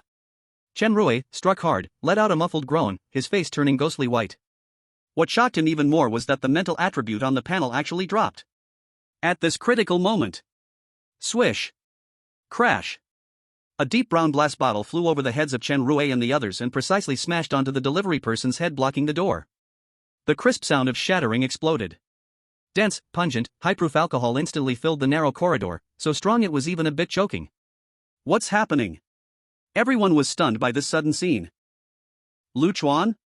Wang Dong turned around in shock, only to see Lu Chuan had somehow appeared behind him, expressionless, holding another bottle of liquor. What are you doing? Yu Hongtao was both startled and angry, completely unable to understand this action. Smashing a bottle? How is this different from tickling? Zhenrui clutched his stinging forehead, feeling even more furious, thinking Lu Chuan was just causing trouble. In the next second, Lu Chuan's movements did not pause for even a moment. Under the bewildered, confused, and even furious gazes of everyone, his arm lifted again, and the second bottle left his hand. Bang! The same shattering sound, more high-proof alcohol splashed out, drenching the mysterious figure. The strong odor of vodka surged even more aggressively. Immediately, another metal lighter appeared between Lu Chuan's fingers. Click! The sound of the switch was exceptionally clear in everyone's ears. A weak flame then leaped out. Then, under the complex gazes of the crowd, that weak flame was unhesitatingly thrown towards the door. That area soaked with high-proof liquor. In an instant. Boom! The blinding firelight, accompanied by a dull explosive sound, erupted into the sky. The scorching shockwave pushed outward like an invisible giant hand. Ah! Run! Lu Chuan, are you crazy? Zhenrui's roar, Wang Dong's exclamation, and Yu Hongtao's scream almost exploded simultaneously. Everyone was pushed back by the heat wave, huddling together, their hair almost singed. Lu Chuan! Zhenrui's eyes were about to pop out, veins throbbing on his forehead. The headache that had just been caused and the anger of almost being burned lost him his reason. Do you want to burn us alive? If you're not going to help, then just get lost, why make things worse? He yelled, his voice hoarse. The others were also still in shock, their eyes filled with fear and anger as they looked at Lu Chuan. However, the usually timid Lu Fangfang suddenly let out a high-pitched scream. Her trembling finger pointed towards the door. Fire! Fire! That monster, it's retreating. It seems to be in pain? Ha! Everyone was drawn in by Lu Fangfang's scream, quickly focusing on the flames. Roar! Sure enough. The strange figure drenched in high-proof liquor was now engulfed in roaring flames, letting out an unprecedented wail. It frantically waved its burning arms, trying to extinguish the flames on its body. However, this action splattered alcohol everywhere, causing the flames to grow fiercer. Rotting flesh burned at a visible speed. In just a few seconds, that ferocious and invincible server, which had blocked their every move, fell to the ground like burnt charcoal before their horrified gazes. It died. E-grade strange server has been killed. Fatal damage determination, flame burn, weak point burst. Contribution determination, player Chuan caused all effective damage. Reward settlement, strange currency plus 700. A cold system prompt echoed in everyone's minds. Silence. The corridor was left with only the crackling sound of flames and the heavy breathing of the crowd. 700 strange currency? Weak point burst? Yu Hongtao's eyes were almost popping out, his voice extremely dry. Fire, so they are afraid of fire? Chen Rui's face turned red as if he had been slapped hard by flames. Just moments ago, he had been yelling that Chuan was harming them. Now, not only had Chuan saved them, but he also found the weakness of the strange creature. The huge embarrassment and the shame of being proven wrong made him want to find a crack in the ground to hide in. But Chen Rui's strong pride wouldn't allow him to admit he was wrong. Instead, he held his head high, turning the focus back onto Chuan, questioning him sternly. Chuan. Why didn't you say it earlier? Also, the fire was so big just now, did you want to burn us together? Ha! Chuan didn't even bother to raise his eyelids, as if he hadn't heard Chen Rui's words. He pushed out a silver cart used to service VIP booths. On the cart, neatly arranged were dozens of various high-end liquors, whiskey, vodka, brandy. In the flickering firelight, the bottles shone with a dangerously tempting glow. Don't want to be trapped here. Then hurry up and use this to clear the way. He pointed to the bottles of wine on the small cart and glanced at the faintly visible fire sprinklers on the ceiling. If the fire continues, it will trigger the fire alarm, and the corridor will fill with water and smoke, making it impossible to escape. Good. Wang Dong was the first to react, letting out a low growl. He grabbed a bottle of whiskey from the cart, pulled out the cork, and poured it over the blade of the bone-cutting knife. Fire knife plus liquor, let's see if you weirdos can survive. Yu Hongtao, Lu Fangfang, and Su Xiaoyu also seemed to wake from a dream, rushing toward the small cart, frantically grabbing bottles. Chen Rui's face shifted between green and white. Seeing Chuan completely ignore him with a cold demeanor, an evil fire was brewing in his chest, almost ready to explode. Go! Wang Dong shouted softly, taking the lead. The others quickly followed, throwing Molotov cocktails as they rushed toward the manager's office. Chapter 12, Side Dish Master Jason. E-level weird waiter has been killed. E-level weird waiter has been killed. E-level weird waiter has been killed. The notification sounded like an alarm, exploding in everyone's minds. 3 consecutive E-level waiters turned into black mist and disappeared. Chuan's screen displayed a frenzied jump of weird coins, finally stopping at an exaggerated number, 1,800. Almost 2,000. And for the others, only a few hundred weird coins. Who is the absolute core? Who is the MVP? The answer is self-evident. In the silence, people's gazes unintentionally focused on Chuan. There was relief from surviving a disaster, incredulous shock, and thick embarrassment and confusion. How did he know? How did this usually silent, average-performing, almost transparent person, Chuan, confidently know the fire was the weakness of these weirdos? Even he had prepared so much strong liquor in advance? Chuan walked expressionlessly in the middle of the group, ignoring the eyes cast in all directions.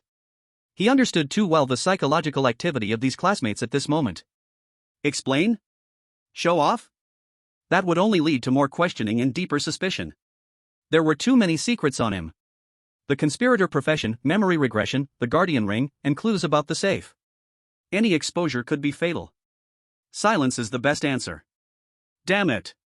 On the other side, Yu Hongtao's face felt hot. He felt that each notification of Chuan's weird coins coming in was like an invisible slap hitting his face. He was the top student in the class, standing firmly at the top line. Why? Why was this damn game allowing Chuan, this poor student, to steal all the thunder? Especially when he had just doubted Chuan igniting the fire would be a hindrance. It turned out to be a big win for him. Chen Rui. Yu Hongtao suddenly spoke up, breaking the silence. Where exactly is the manager's office? Why have we been walking for so long and still haven't arrived? Did you take a wrong turn?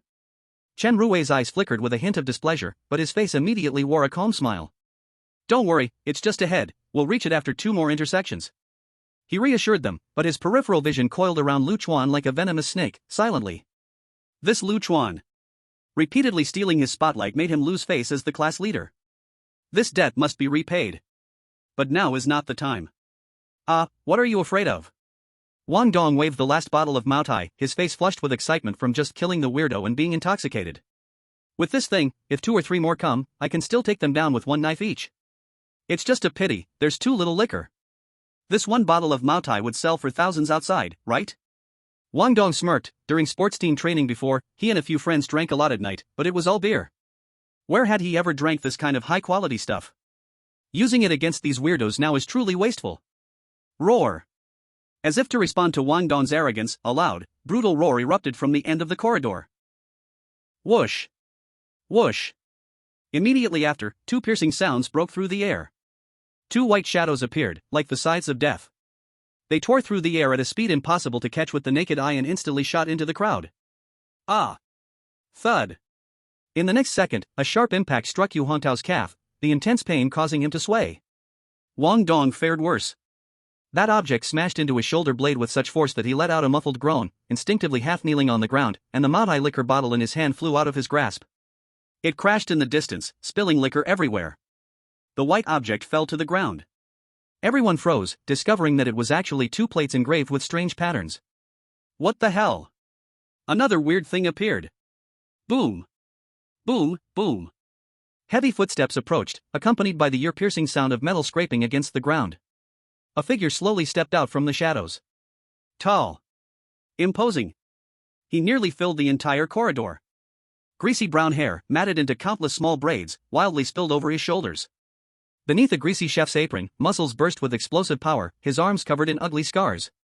He. He grinned with a wildly arrogant curve, revealing uneven yellow teeth, and in his hand, he weighed a few sharp-edged white ceramic plates. The earlier attack had come from him. Roar! Beside him, two even fiercer-looking waiters stood like loyal hunting dogs, one on the left and one on the right, growling low. Tisk, TSK. Look at this! A hoarse voice rang out, laced with mockery and unmasked disdain. Another few fresh and juicy little mice. What a great harvest today! In an instant. A pressure many times stronger than the waiters bore down, leaving everyone breathless. The system's notification sound rang out just in time, revealing the identity of the newcomer. Encountered Elite Unit, Ingredient Coordinator, Jason. Level, D. Warning, Jason is skilled at rapidly throwing poisonous vegetable plates, his attacks carry tearing and paralysis effects, proceed with caution. D-level weirdness? Everyone's heart sank to the bottom. This meant that the path to the manager's office was blocked by this guy. As for the escape route, behind them was a burning corridor, with nowhere to retreat. Damn it! Wang Dong gritted his teeth through the pain and got up from the ground, picking up a bone-slicing knife, a fierce light flashing in his eyes. He glared at Jason, not knowing where his confidence came from. What am I afraid of? I've still got liquor, let's light the knife on fire and roast this bastard. Seeing this, Chen Rui nearly shouted at this reckless man. D-level weirdness. How could it be compared to those small fries? But right now, it seemed there was no second option but to fight. Chen Rui suppressed his fear and the urge to curse, speaking urgently. Wang Dong is right, we have no other choice. Just like before, let's go together. But don't fight head-on, look for a chance to rush through, aim for the manager's office. Hearing this, Jason let out a creepy laugh again, his murky eyes sizing up the meat pieces on the cutting board, his tongue sickeningly licking his cracked lips. He fixed his gaze on Yu Hongtao and Wang Dong, commenting. These two, muscular and firm, perfect for stewing meat and braised bones. In the next second, Jason looked at Chen Rui and the trembling Lu Fangfang. Those two with delicate skin and tender flesh, they can be stir-fried, melt in your mouth. The customers will definitely be satisfied. What? He wants to eat people. At this moment, everyone felt a chill raging up their spines. The previous waiter had also said something similar, but now, from the mouth of this ingredient coordinator, it felt even more chilling. Lu Chuan's heart sank. Jason's words perfectly matched his earlier guess. The supreme delicacies mentioned in the mission. The meat locked in that mysterious room in the storage shed. The answer was becoming clear. This restaurant was simply a human slaughterhouse. A strong wave of nausea and cold-killing intent surged and intertwined in his chest. Damn you! I'll chop you up and make soup. Wang Dong picked up the half bottle of Maotai on the ground. Roaring, he splashed the alcohol recklessly on the bone-cutting knife, then lit it with a lighter. Splash! The flames wrapped around the blade, transforming it into a torching fire knife. Die for me! Wang Dong charged like a wild bull, clearly imagining himself as the male lead in a movie. Roar! The flames seemed to have a natural restraint against the weird. In a glance, the two waiters stepped back in fear, their movements becoming slow and stiff. Effective! Everyone, don't just stand there, quickly help Wang Dong. Chen Rui timely reminded, and Yu Hongtao and others exchanged glances, knowing that this was a chance not to be missed. They followed suit. With this great weapon of flame, they quickly brought down the two waiters, turning them into black mist. E-level weird waiter has been killed. E-level weird waiter has been killed. Oh. Jason looked at the flaming knife in Wang Dong's hand. Instead of being scared, it was as if he discovered a new continent. The broken knife from Old York?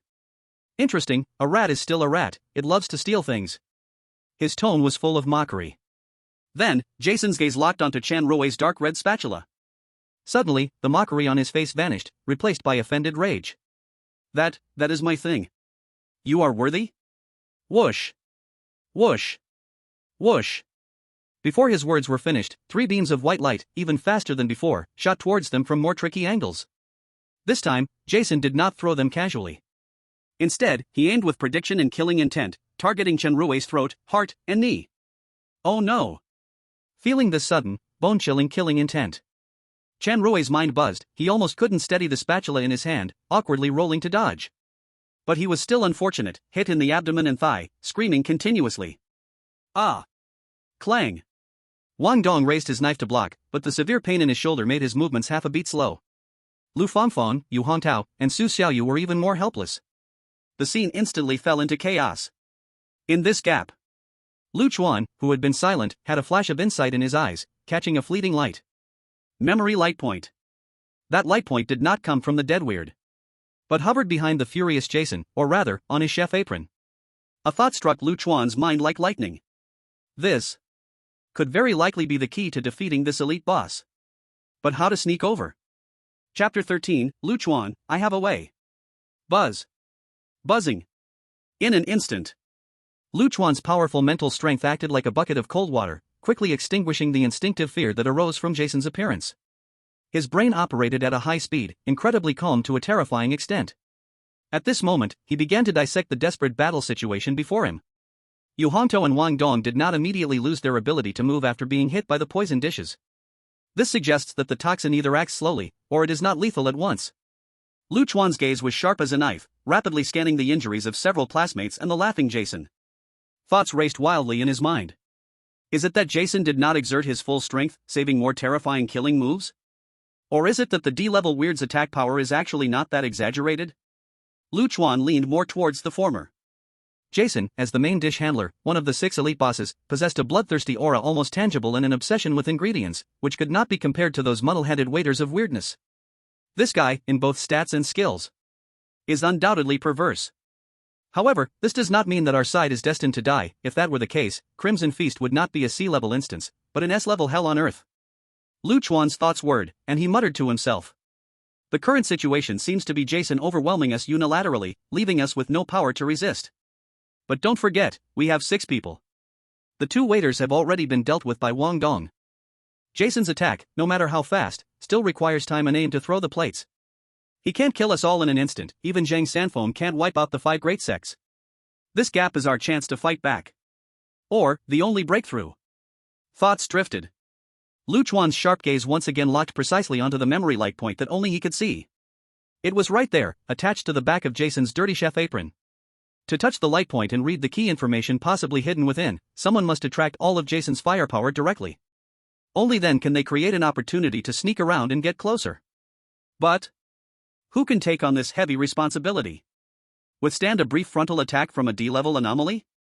Lu Chuan's gaze finally fell on Wang Dong, who held a burning bone-slicing knife. Only this athlete had the courage and some strength to carry out this most dangerous task. Most importantly, Lu Chuan saw a hint of defiance in Wang Dong's eyes, which could easily be provoked. Retreat, hurry up, run back. Let's go back to the booth. At that moment, a familiar cry came from the corner, tinged with a hint of sobbing. Chen Rui clutched his abdomen and the newly swollen bruises on his thigh, gritting his teeth in pain, his voice changing its tone. Just now, in order to dodge Jason's deadly plates, he had used almost all his strength, and now his fighting ability was greatly diminished. Worse, the backlash from forcibly controlling the anomaly in the booth earlier had not yet recovered, leaving his head still buzzing, making it impossible for him to use the power seal again. Self-preservation, leaving this hellish place immediately, was his only thought at this moment. Yes, listen to the monitor, let's run. Lu Fangfang's voice trembled in fear, the first to respond, wishing she had 2 more legs to run. Yu Hongtao dragged his injured calf, his face pale, and struggled to nod in agreement. The terror of the D-level anomaly had surpassed his psychological endurance limit. He was still young, he was a book, he had a bright future, he couldn't die here. Damn it, why? Wang Dong gritted his teeth, his hand holding the fiery knife trembled slightly due to the severe pain in his shoulder. He was also frightened inside, but a stubborn will and desire for good equipment still supported him, preventing him from turning and running immediately, his face filled with struggle. Just as the hearts of the people were scattering. In the moment just before collapse. I have a way to deal with him. A voice that was calm to the point of indifference clearly reached everyone's ears. It was Lu Chuan. Everyone was stunned, looking at him in disbelief. Even Wang Dong gaped in shock. But I need someone to help. Lu Chuan added, his gaze calm, with no hint of joking. Lu Chuan, are you crazy? Do you want to kill us all? Chen Rui almost shouted, interrupting him. Fear and anger at being overshadowed by Lu Chuan repeatedly made Chen Rui lose his words, even though he was the monitor, the leader of this team. Why does Lu Chuan always step forward to seize command?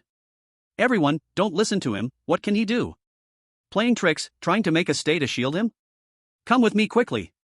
Chen Rui shouted hoarsely, trying to regain control of the situation, calling out to the others. Lu Chuan ignored Chen Rui's roar, his eyes passing over the crowd, directly landing on the wavering Wang Dong's face. In his gaze, there was no coercion, only a kind of cold, unquestionable judgment and trust. You. Wang Dong's heart skipped a beat as he met Lu Chuan's gaze. He suddenly recalled that just moments ago in the corridor, it was Lu Chuan who precisely found the anomaly's weakness, leading them to break through the encirclement with a fire. That calmness and insight was no coincidence. Lu Chuan might really have a way. Damn it, I'll gamble on it, I'll trust you once. Wang Dong's innate ferocity finally overcame his fear. He stamped his foot hard, ignoring the tearing pain in his shoulder, and raised the burning bone-cutting knife once again, roaring at Jason. Damn it, come again. Let's see if you're afraid of me. Then, an even more surprising scene unfolded. The usually timid, almost invisible Su Xiaoyu somehow mustered a sliver of courage. She quickly bent down, picked up a white porcelain plate that Jason had thrown earlier but hadn't shattered, and with all her strength, hurled it back towards Jason. Although it was completely off target. But that action alone was a silent support. You all. Chen Rui looked at Wang Dong and Su Xiaoyu's reactions, his expression instantly turning extremely ugly. He never expected that at such a time, someone would choose to believe in Lu Chuan rather than him. A strong feeling of betrayal and isolation surged in his heart, reaching a peak of jealousy towards Lu Chuan. Damn it. At this point, the risk of him running away alone was even greater. Chen Rui could only stay in place with a dark face, gritting his teeth, having already cursed Lu Chuan 1,000 times. Lu Chuan, you better have a way. Otherwise, I won't let you go. Chapter 14, Breaking Through Weakness. Sigh. At this point, there's nothing else we can do. Yu Hongtao and Lu Fangfang had bitter looks, seeing deep fear and a hint of helplessness in each other's eyes.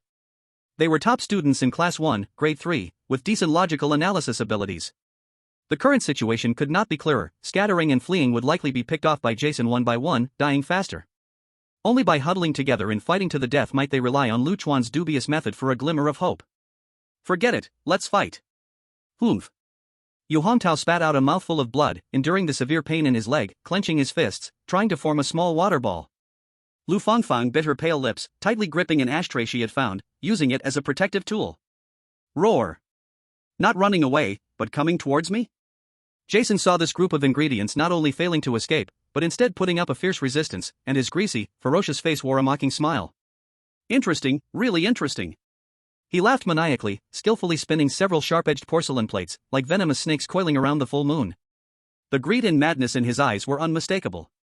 Good, the meat that's been active is firmer.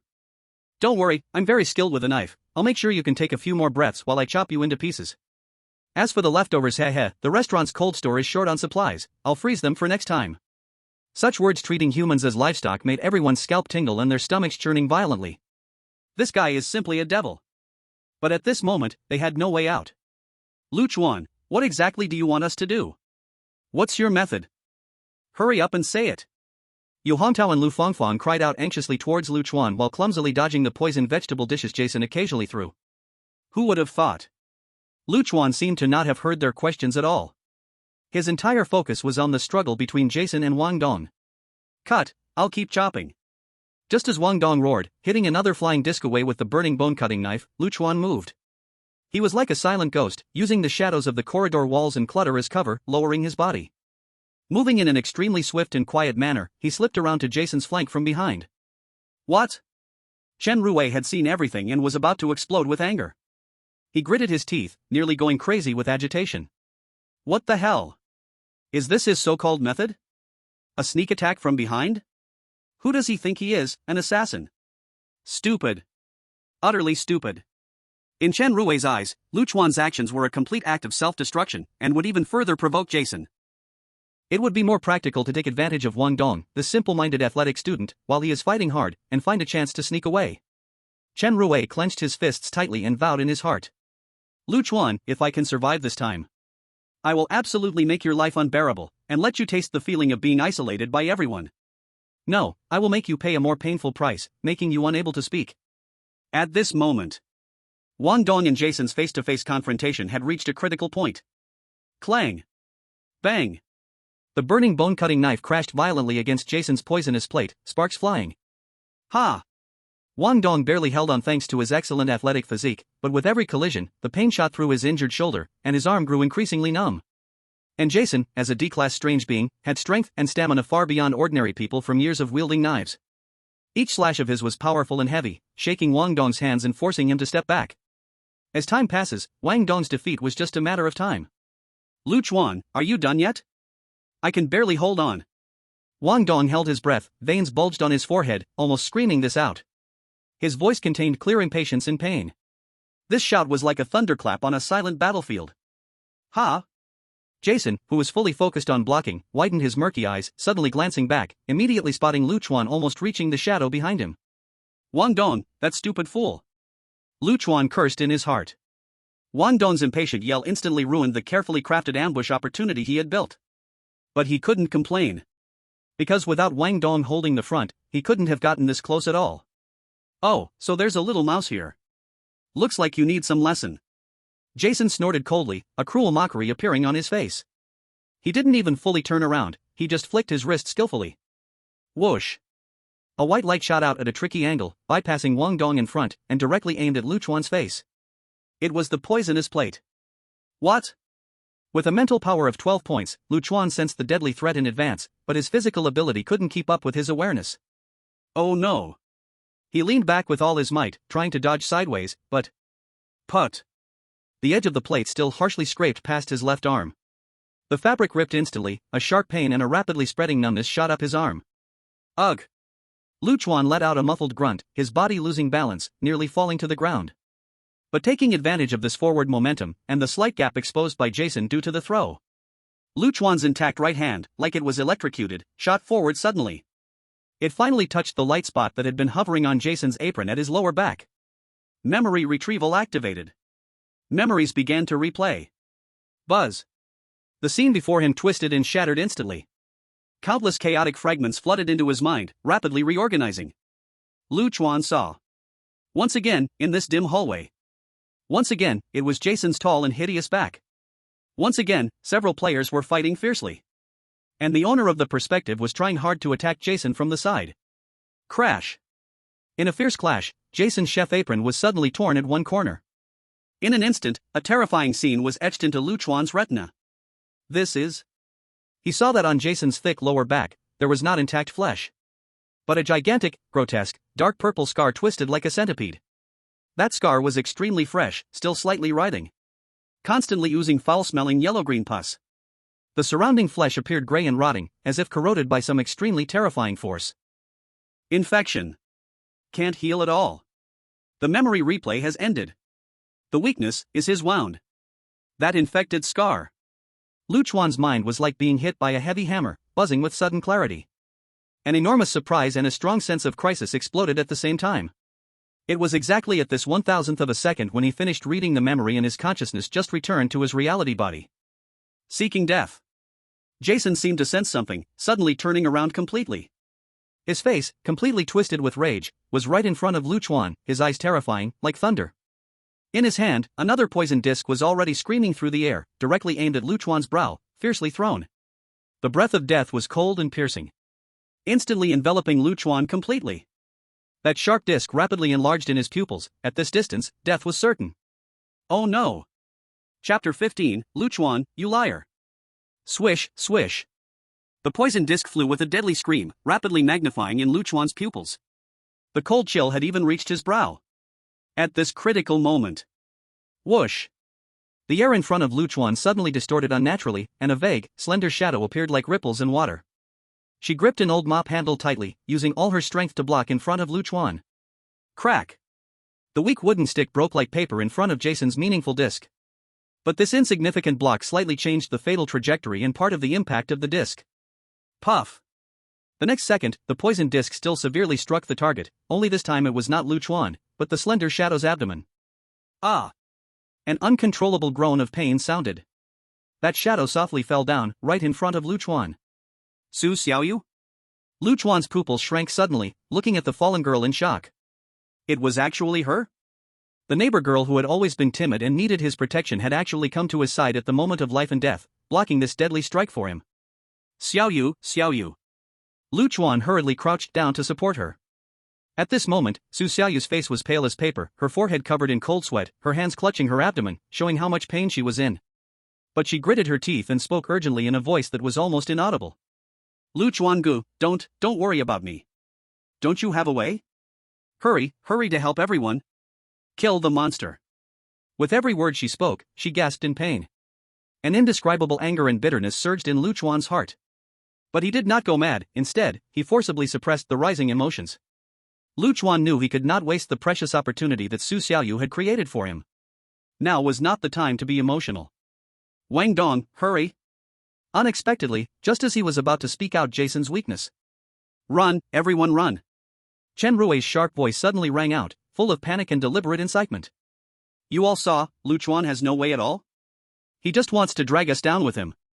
Now he has even harmed Su Xiaoyu like this, do you still want to stay and die with him?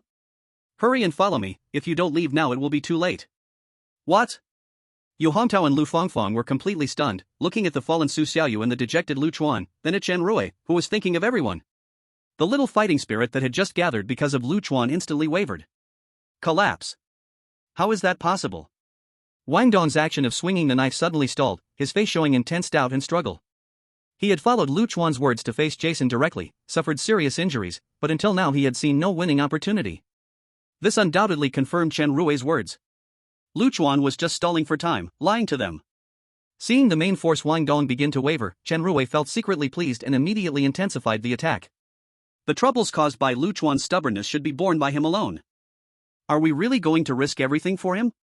This icy and harsh statement was like a sharp knife, cutting through everyone's hearts. No one cares for others, heaven will punish the earth. Abandoning the two injured, Chuan and Su Xiaoyu, although cruel, was indeed the choice with the highest chance of survival they could make. The friendship among classmates seemed so pale and powerless in the face of naked threats of death. Chen Rui saw Wang Dong still tightly clenching his teeth, his eyes filled with struggle, and suddenly shouted at him. Wang Dong! What are you hesitating for? Do you really want to die here with them? If you die here, everything is lost. Don't you miss home? Don't you want to go back and see your parents? Don't you want to play basketball, drink, and game with your buddies anymore? Is it worth it for a Chuan who deceived you? Home. Parents. Going back. These words hit Wang Dong's heart like a heavy hammer, also slamming into Yu Hongtao and Lu Fangfang's hearts. The desire to survive and the attachment to reality instantly crushed that pitiful hesitation and guilt.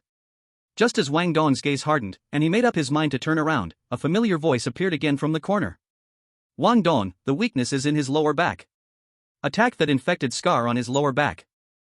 Chuan's cold and urgent voice cracked through the noisy chaos like a lightning bolt, precisely hitting Wang Dong's ears. What? Jason, who was about to turn in charge at Chuan, froze immediately upon hearing these words. In his brutal pupils, a look of disbelief and horror appeared for the first time. His biggest secret. How could this humble rat know? Roar! The next moment, Jason let out a roar filled with anger and fear, instinctively turning around abruptly, holding the poison plate in front of him, glaring at Wang Dong with vigilance and killing intent. All his attention was drawn to Chuan's words. However, just as he was on high alert for Wang Dong's possible attack. Put! A muffled sound of a sharp blade cutting into rotten flesh suddenly erupted in the silence. A familiar, bone-deep tearing sensation exploded from the grotesque centipede scar on his lower back. Ah! Jason trembled violently, feeling as if he had been electrocuted in severe pain. He slowly turned his head with great difficulty, seeing Chuan's cold, calm eyes, devoid of any emotion. In Chuan's hand, a half-empty bottle of Mao Tai appeared from who knows when.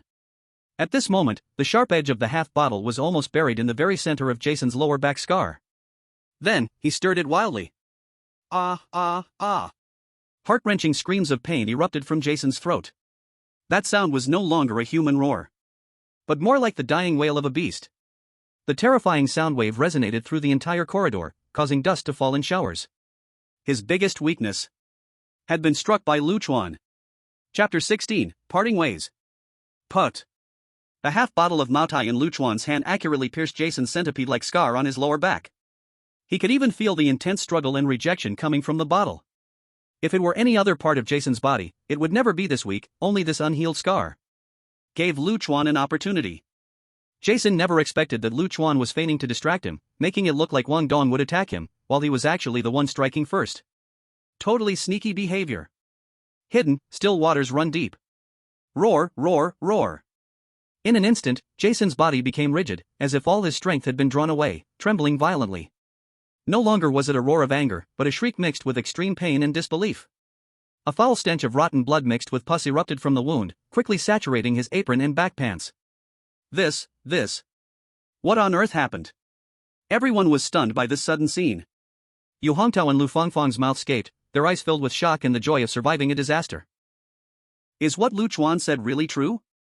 He is not lying, he really found the monster's weakness. Who? Wang Dong gasped for breath, his shoulders and arms still in intense pain, but his eyes burst with light. There is hope. There is really hope to defeat this strange creature. Damn it, this is impossible. Chen Rui's face turned ugly in an instant. Chuan. He actually did it? Then what about his earlier desperate call for everyone to escape, his vicious accusations against Chuan wanting to harm everyone? It has become a complete joke. If Chuan really leads everyone to turn the tide once again, what authority does this class leader have left? Everyone will bow before Chuan, while he will be the one isolated, mocked, and even abandoned. No. Absolutely not. Chen Rui screamed madly in his mind, jealousy and fear gnawing at his reason like a venomous snake. However, just as everyone harbored their own thoughts, it's not over yet. Chuan showed no signs of letting up. With a spirit power of 12 points, he had enhanced perception, capturing the dangerously violent aura coming from Jason. Jason's life force was rapidly declining, but another, even more terrifying thing was awakening. Retreat. Chuan let go of the wine bottle and was the first to step back. Almost at the same time he finished speaking, a series of cold, urgent system prompt sounds crashed into everyone's minds like hail. Warning, side dish master Jason's life value is below 20%. Warning, Jason is in a bleeding and furious state. Furious state, attack speed increased by 50%, base damage increased by 30%. Pain sensitivity significantly reduced. New skill Poison Burst, a single player hit by the poison dishes 3 times will trigger a poison burst effect, causing continuous health loss and temporary substantial decreases in all attributes. Tip, poison burst effects can stack, the higher the number of stacks, the stronger the negative effects, until death. What the hell? Second stage. Wang Dong froze for a second before reacting and couldn't help but curse loudly. Chuan also twitched at the corner of his mouth, feeling speechless inside. This horrifying game is almost freakishly difficult. It gives everyone no time to react or adjust strategies. It hurts so much. Jason suddenly raised his head, letting out a twisted, deformed roar, his murky eyes now filled with bloodshot rage, like a wild beast. My waist feels like it is being bitten by a venomous snake. Blood keeps flowing. He crazily scratched at the wound on his lower back, but the wine bottle was stuck deeply, causing blood to surge even more. I will kill you all. I will tear you all apart and turn you into meat paste. He stared fiercely at Chuan, his gaze filled with resentment that seemed to drip blood. I will make a pot of boiling hot meat soup, using your blood and flesh to heal my wounds. Before he finished speaking, Jason's strong arms began to wave wildly at a speed that was untraceable by the naked eye. Whoosh! Whoosh! Whoosh! No longer just 1 or 2 poison dishes, but like flowers scattering from a celestial maiden, at least 5 or 6 flickering with green toxic light flew in all directions, indiscriminately shooting towards everyone. The coverage area was vast, almost impossible to avoid. What was even more despairing was that beneath his oversized chef's uniform sleeves, it seemed connected to another dimension. Dishes flew out continuously, showing no signs of stopping. Puff! Puff! Ah!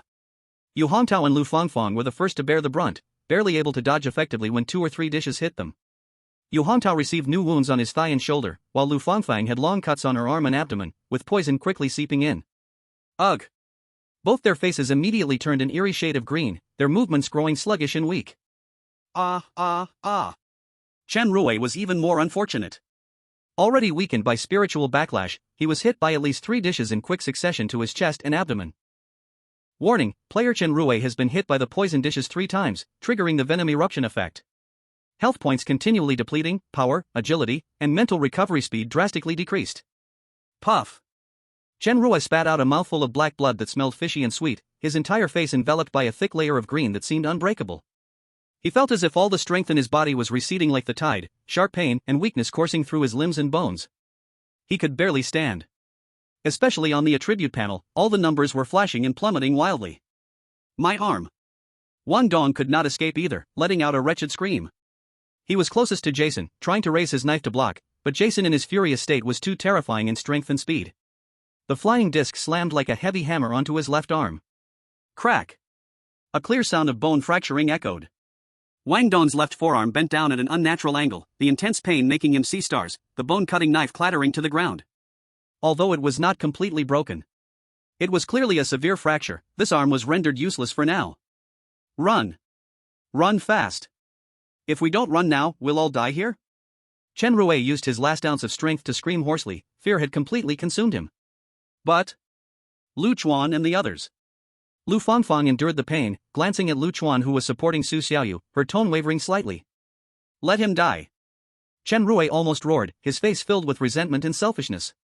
He wanted to be a hero himself. Let him stay and be our cover, we need to escape. At this moment, Chen Rui only wanted to survive. As for whether others lived or died, even the team bonds formed earlier, he could throw away without hesitation. The instinct to survive overwhelmed the last bit of hesitation. Let's go, if we don't leave now, it will be too late. Yu Hongtao dragged his injured leg, Lu Fangfang supporting the green-tinged Chen Rui, moving little by little.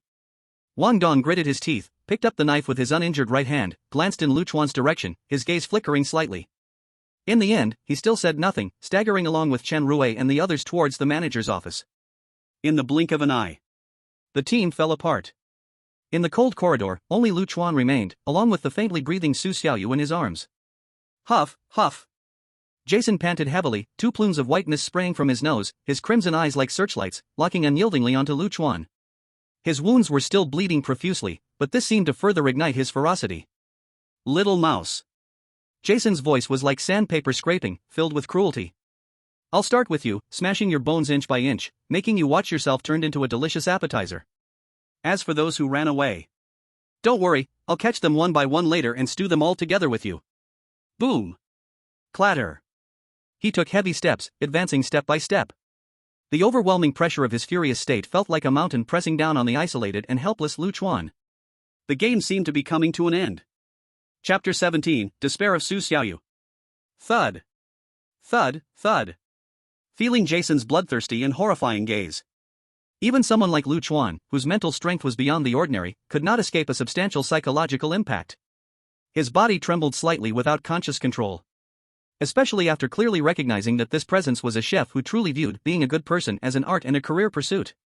That kind of physiological fear became even more unavoidable. He guessed that things wouldn't be so simple.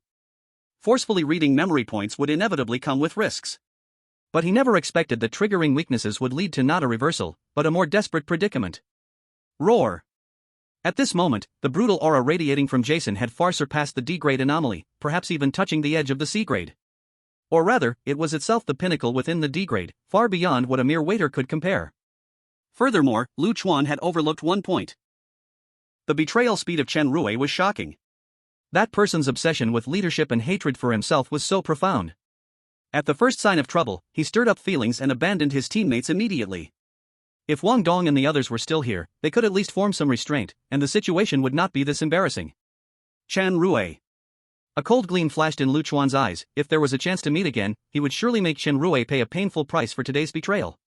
Better to die than to live. At that moment, Su Xiaoyu in his arms let out a weak cry of pain, interrupting his thoughts. Lu Chuan looked down and found that the girl was shaking violently, her face turning from pale to an ominous gray, and her breathing was barely detectable. Xiaoyu, Xiaoyu. Clearly, the effects of the toxin were corroding her already frail body. Su Xiaoyu seemed to be using her last bit of strength to open her eyes hazily, her voice as thin as a thread. Brother Lu Chuan, don't mind me. You should leave quickly. Anyway, I can't live anymore. Lu Chuan silently looked at her. He could feel that although the girl said to leave, her cold little hand clutching at his clothing was expressing her fear of death and despair at being abandoned. Who really wants to die? Even in a terrifying game, death is a form of release. But to live, after all, still holds a glimmer of hope. Thinking about how Su Xiaoyu ended up in this state because she saved him, the anger and madness surging in Lu Chuan's heart eventually settled into a silent calm. Like a bottomless cold pond, the surface was no longer rippling at all. The George's spare chef hat on his head seemed to sense his extreme calmness, faintly glimmering with a soft white light. TSK, still fighting back? What a waste of time. Jason let out a hoarse laugh, his scarlet eyes looking at them like two bugs destined to be crushed. I've seen many mice like you, huddled together waiting to die. Crying, struggling, and in the end they all turn into minced meat on the chopping board. It's useless, it's useless. Lu Chuan knew that with Jason in this completely insane state, even if he wanted to trick him, he wouldn't hear any lie. Fortunately, Lu Chuan noticed a detail. Tick-tock. Tick-tock. The wound on Jason's lower back, ravaged by the wine bottle, was still oozing foul blood, showing no signs of healing. This might be the only good news. Brother Lu Chuan, I'm so scared.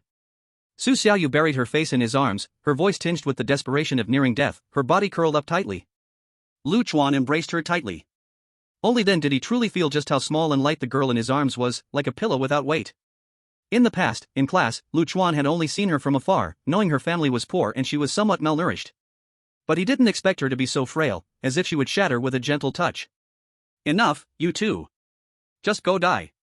At that moment, Jason lost the last bit of patience and attacked fiercely. Whoosh, whoosh. Still the despairing, wide-ranging multiple missile attack. 6 or 7 poison dishes shot out in a single volley, screaming through the air, sealing off all their possible escape routes. In a frenzied state, Jason's strength, speed, and attack frequency had reached a terrifying level. During the battle just now, even the strongest, hardest Wang Dong couldn't withstand a blow. How could the two injured people survive? At this moment, the last light in Su Xiaoyu's eyes extinguished, revealing complete despair. She resigned herself, closing her eyes and burying her head deeply in Lu Chuan's embrace, waiting for death to arrive. 1 second. 2 seconds. Time passed quickly.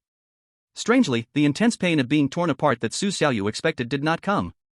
Instead, a series of rapid, clear and crisp, like metal storms crashing against heavy shields. Clang, clang. Intense sparks exploded at close range, piercing the eyes and making it hard to keep them open. The tremendous impact caused Lu Chuan to stagger backward a step while holding Su Xiaoyu, but all the attacks that should have hit were firmly blocked by a suddenly appearing translucent energy shield. Su Xiaoyu was startled by this sudden turn of events, gathering the remaining courage to cautiously open her eyes. What she saw was a primitive-looking energy shield, glowing white, hovering steadily in front of her and Lu Chuan. All of Jason's frenzied attacks were being deflected one by one. They seemed to be safe. Su Xiaoyu's heart tightened, her voice trembling with disbelief as she whispered, "What is this?" Chapter 18, Dawn Approaches. What? Su Xiaoyu raised her head and followed the light, only to discover the source was on Lu Chuan's raised right arm. To be precise, it was a primitive ring worn on his index finger. It was this ring that projected a translucent energy shield at the critical moment, blocking all of Jason's lethal poisonous discs, causing them to shatter into dust in midair. And it was the B-grade item Guardian Ring that Lu Chuan had accidentally obtained before. Its effect was astounding, capable of resisting 3 deadly attacks from non-boss levels. Lu Chuan would not use this life-saving card unless absolutely necessary. Ha! At this moment, Lu Chuan's anxious heart slightly relaxed, but reason reminded him that things were not over yet. The power of the ring was not limitless, it could only withstand 3 attacks at most. And to block Jason's first fierce assault, it had already consumed 1 use, leaving 2 remaining. What is this thing? Jason was also stunned by the sudden appearance of the shield, his crimson eyes flashing with confusion.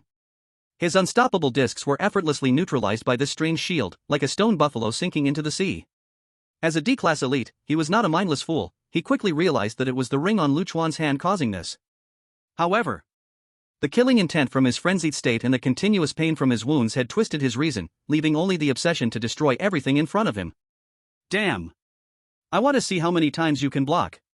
He let out a beast-like roar, the sleeves of his chef's outfit shaking again, as even more and denser poisonous discs poured out like a rainstorm. Whoosh! With sharp screams ripping through the air, they crashed into the yellowish light shield. Clang! Clang! Clang! The sound of collisions was so intense it made one's scalp tingle, exploding in the narrow corridor. Sparks flew everywhere. This time, the pressure on the shield was far beyond before. The smooth energy surface actually spread fine cracks at a visible speed. A huge recoil transmitted through the shield to Chuan, making him feel a tightness in his chest. The next second, a metallic sweet taste welled up in his throat, his face turning as white as paper. Chuan, brother. Su Xiaoyu looked at the cracks appearing on the shield, her heart tightening as she realized the shield was not invincible. Instinctively, she wanted to do something, even if it was just to share a little pressure. But the effect of the venom erupting was like a persistent wound, crazily draining her remaining vitality.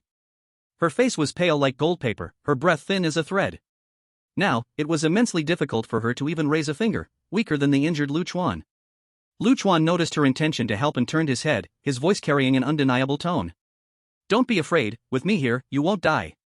Su Xiaoyu quivered slightly. Though she did not understand where Chuan's confidence came from, her long-standing dependence on him made her instinctively choose to believe.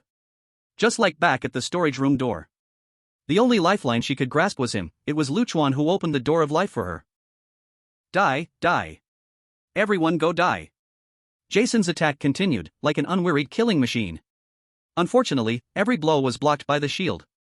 Soon, Chuan caught a critical change. Although Jason's attacks were becoming more intense and frenzied, his movements showed delays in consistency and speed. Every time he threw a flying disc, his body would stiffen unnaturally, and the serious injury on his lower back seemed to bleed even more. An opportunity. A cold light flashed in Chuan's eyes, and he no longer hesitated. He took a deep breath, holding the lightweight Su Xiaoyu, and dashed toward the corner of the hallway. Roar! Jason roared and immediately took heavy steps to pursue. Thud! Thud thud! However, with each step he took, pain shot through his wounds.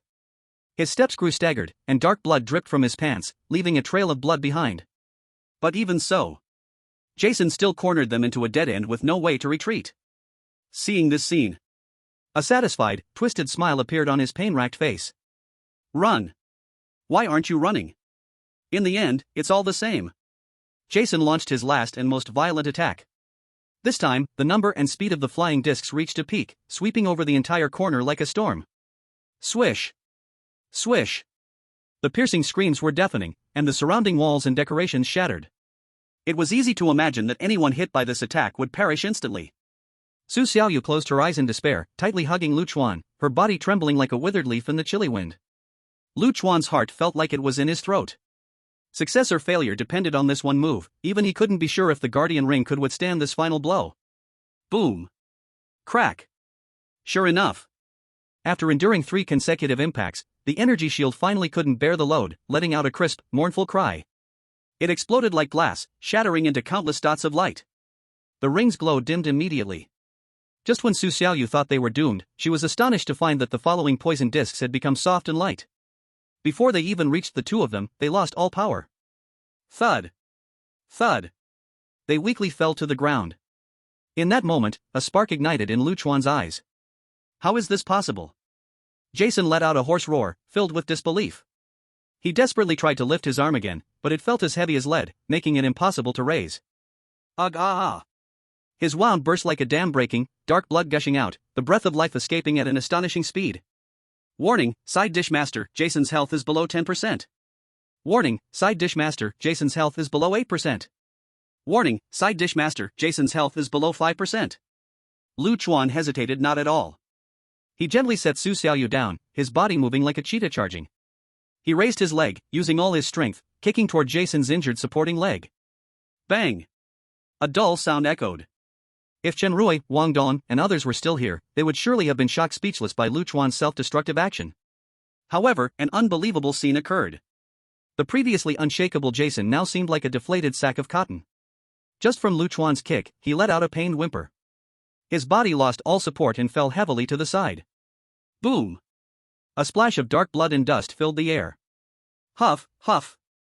Chuan stood in place, slightly panting. Impossible, this can't be happening. He coldly watched Jason on the ground struggling in vain, the light in his eyes fading rapidly. The huge wound behind him, resembling a centipede, was now filled with dark blood, making it unrecognizable. Lu Chuan sighed lightly, dispelling all tension and gloom. He spoke flatly, his voice not loud but carrying the weight of finality. This time, it's really over. D-level Eerie side dish master, Jason has been killed. Contribution assessment in progress. Chapter 19, Jason is dead? At the same time. Cough, cough. Chen Rui and his group rolled and crawled into the manager's office. With a bang. Yu Hongtao used his last strength to shut the heavy copperwood door and quickly locked it from the inside. Then, the few of them collapsed onto the floor, exhausted. They were terrified that the terrifying roar outside would come closer again. At this moment, Lu Fangfang could no longer hold back and started to sob softly. It's over, it's over. That monster was so terrifying, Lu Chuan and Su Xiaoyu must be dead. As soon as these words came out, Yu Hongtao turned pale, leaning against the wall. He abandoned his teammates once again in a time of crisis. Guilt and shame filled his heart. Wang Dong covered his fractured arm, his face equally ugly. He didn't expect this would be the outcome, and his trust in Lu Chuan had become a joke, costing him an arm. It was like losing a wife and then losing soldiers. Cough, cough. Only Chen Rui, coughing due to the effects of the venom outbreak, spoke with barely concealed resentment. That was Lu Chuan's own doing, he wanted to show off. Su Xiaoyu is also getting what she deserves, who told her to be so foolish and believe his nonsense. The next second, Chen Rui instantly attracted the angry gazes of Yu Hongtao and Wang Dong. His heart sank, realizing his careless words had sparked outrage. He quickly changed his tone, forcing out a bit of sadness. Sigh, I didn't mean it like that. It was just a dire situation. Who would want to abandon their classmates unless it was absolutely necessary? The two of them, they also made sacrifices for all of us. Let's mourn for them. Although everyone knew this was just hypocritical pretty talk. But those words acted like an anesthetic, temporarily numbing the guilt in their hearts. Roar. At that moment, a roar filled with unwillingness came from outside the door. That sound was so horrifying, like the final struggle of a beast. What's going on? Everyone's face turned as pale as paper, their hearts almost leaped out of their chests. Chen Rui was so scared he recoiled suddenly. Could it be that monster was coming to kill them? However, the expected sound of the door being smashed did not come. Instead, a clear notification sound rang in each person's mind. D-level Eerie side dish master, Jason, has been killed. Contribution assessment in progress. Silence. The manager's office fell into a dead silence. Chen Rui's eyes widened, almost popping out of his sockets. His face was filled with disbelief. Unable to hold back his voice, he exclaimed. What? Jason was killed? He wondered if he was hallucinating due to the poison. Yu Hongtao and Lu Fangfang were also stunned, their faces full of shock. That once invincible, forcing them into a desperate escape, D-level Eerie. Just like that, died? Could it be that Lu Chuan, whom they believed would surely die, killed him? Before they could digest this news, the follow-up system notifications fell on their faces like a series of hammers. Player Lu Chuan gains 3,000 Eerie coins. Player Wang Dong gains 1,000 Eerie coins. Player Su Xiaoyu gains 800 Eerie coins. Players Chen Rui, Yu Hongtao, Lu Fangfang gain 500 Eerie coins. Player Lu Chuan deals the highest damage and delivers the finishing blow, receiving additional rewards. D-level item Jason's poisonous knife, D-level item Hand of Purification, special reward Silver Painkiller. The notification sound ended, and only heavy breathing remained in the manager's office. Everyone was dumbfounded, their minds blank. Especially Chen Rui, as if all his strength had been drained, his legs went soft, and he plopped down on the ground. His eyes were vacant, mumbling to himself. How is it possible, he really killed Jason? And there's so many rewards, D-level items, painkillers. On the other side, in the corridor filled with the smell of blood. As Jason completely lost his life, turning into a cloud of black mist and dissipating. The system notification also echoed in the minds of Lu Chuan and Su Xiaoyu simultaneously. 3 gentle lights appeared in the place where Jason vanished, slowly floating in front of Lu Chuan. As the light dissipated, the items inside were revealed. It was exactly the 2 D-grade items and 1 special reward mentioned in the system prompt. The 2 D-grade items were a delicately designed meat-cutting knife with a blade shimmering coldly, and a pair of white cotton gloves that seemed to be made of special material. Lu Chuan reached out to touch them, and the item information automatically appeared. Jason's poison blade, D-grade. Effect: after attacking and hitting a target, there is a high probability of applying a poison effect. Accumulating 3 layers will trigger a poison explosion, causing continuous life loss and attribute reduction. Purification hand, D-grade. Effect: when worn while handling ingredients, it can effectively purify impurities, improving the quality of the ingredients and having miraculous effects on certain special pollutants. Lu Chuan nodded. These 2 items indeed matched the identity of a side dish specialist. One for attacking and handling ingredients, the other for fine processing. His gaze shifted to the special reward. It was a small bottle with a simple design containing silver pills, with a plain label affixed to the bottle. Silver painkiller. Chuan was stunned, this familiar packaging and name. Isn't it the ibuprofen sustained release capsule? Can restore a large amount of health in a short time and significantly relieve injuries, has a suppressive effect on continuous damage caused by toxins. He didn't expect that such a normal medicine could appear in a horror game. Cough, cough. Just when Chuan was astonished, Su Xiaoyu beside him suddenly began to cough violently. Her small body curled up, her face turning from grayish-green to pale yellow, her breathing was almost stopped. Although Jason was dead. The poison explosion effect he left behind was still eroding Su Xiaoyu's life force. Not good. With a snap, Chuan's expression changed, he no longer hesitated and immediately twisted open the medicine bottle, pouring out a shiny silver capsule. Xiaoyu, open your mouth. He carefully pried open Su Xiaoyu's tightly clenched teeth and stuffed the pill into her mouth. I hope this helps. Chapter 20, Su Xiaoyu's intentions. After taking the painkiller, Su Xiaoyu immediately showed a reaction. Her cheeks flushed abnormally, her body temperature rose rapidly, hot enough to scare anyone. Fine sweat oozed from her forehead, and she seemed to be roasting on fire. Xiaoyu? Chuan keenly sensed her oddness, his heart sank, and his gaze became serious. Is it possible that the system's reward medicine is fake? Or does it have terrifying side effects? This thought just passed, and in the next second, a miracle happened. Huff. The grayish layer on Su Xiaoyu's face that represented poisoning faded away like morning mist under the sunlight, disappearing at a visible speed. What replaced it was a healthy rosy glow, and her previously weak breathing became steady and strong. Her long eyelashes fluttered a few times, and she slowly opened her eyes, although still a bit dazed, she had focus now. Su Xiaoyu looked at Chuan, who was close by, and softly called out. Chuan Ge. Only at this moment. Chuan's heart truly relaxed, and he let out a long breath. However, he soon noticed that Su Xiaoyu's face seemed to be even redder, reaching even to her ears, and her gaze became a bit evasive. Chuan immediately became nervous again, hastily asking. Are you still uncomfortable? Is the medicine not enough? Su Xiaoyu, however, shook her head, her voice as soft as a mosquito, carrying a touch of embarrassment as she stammered. And no, it's not, Chuan Ge, you're holding me too tight, I can't catch my breath. See, can you loosen up a bit? Chuan was taken aback by her words.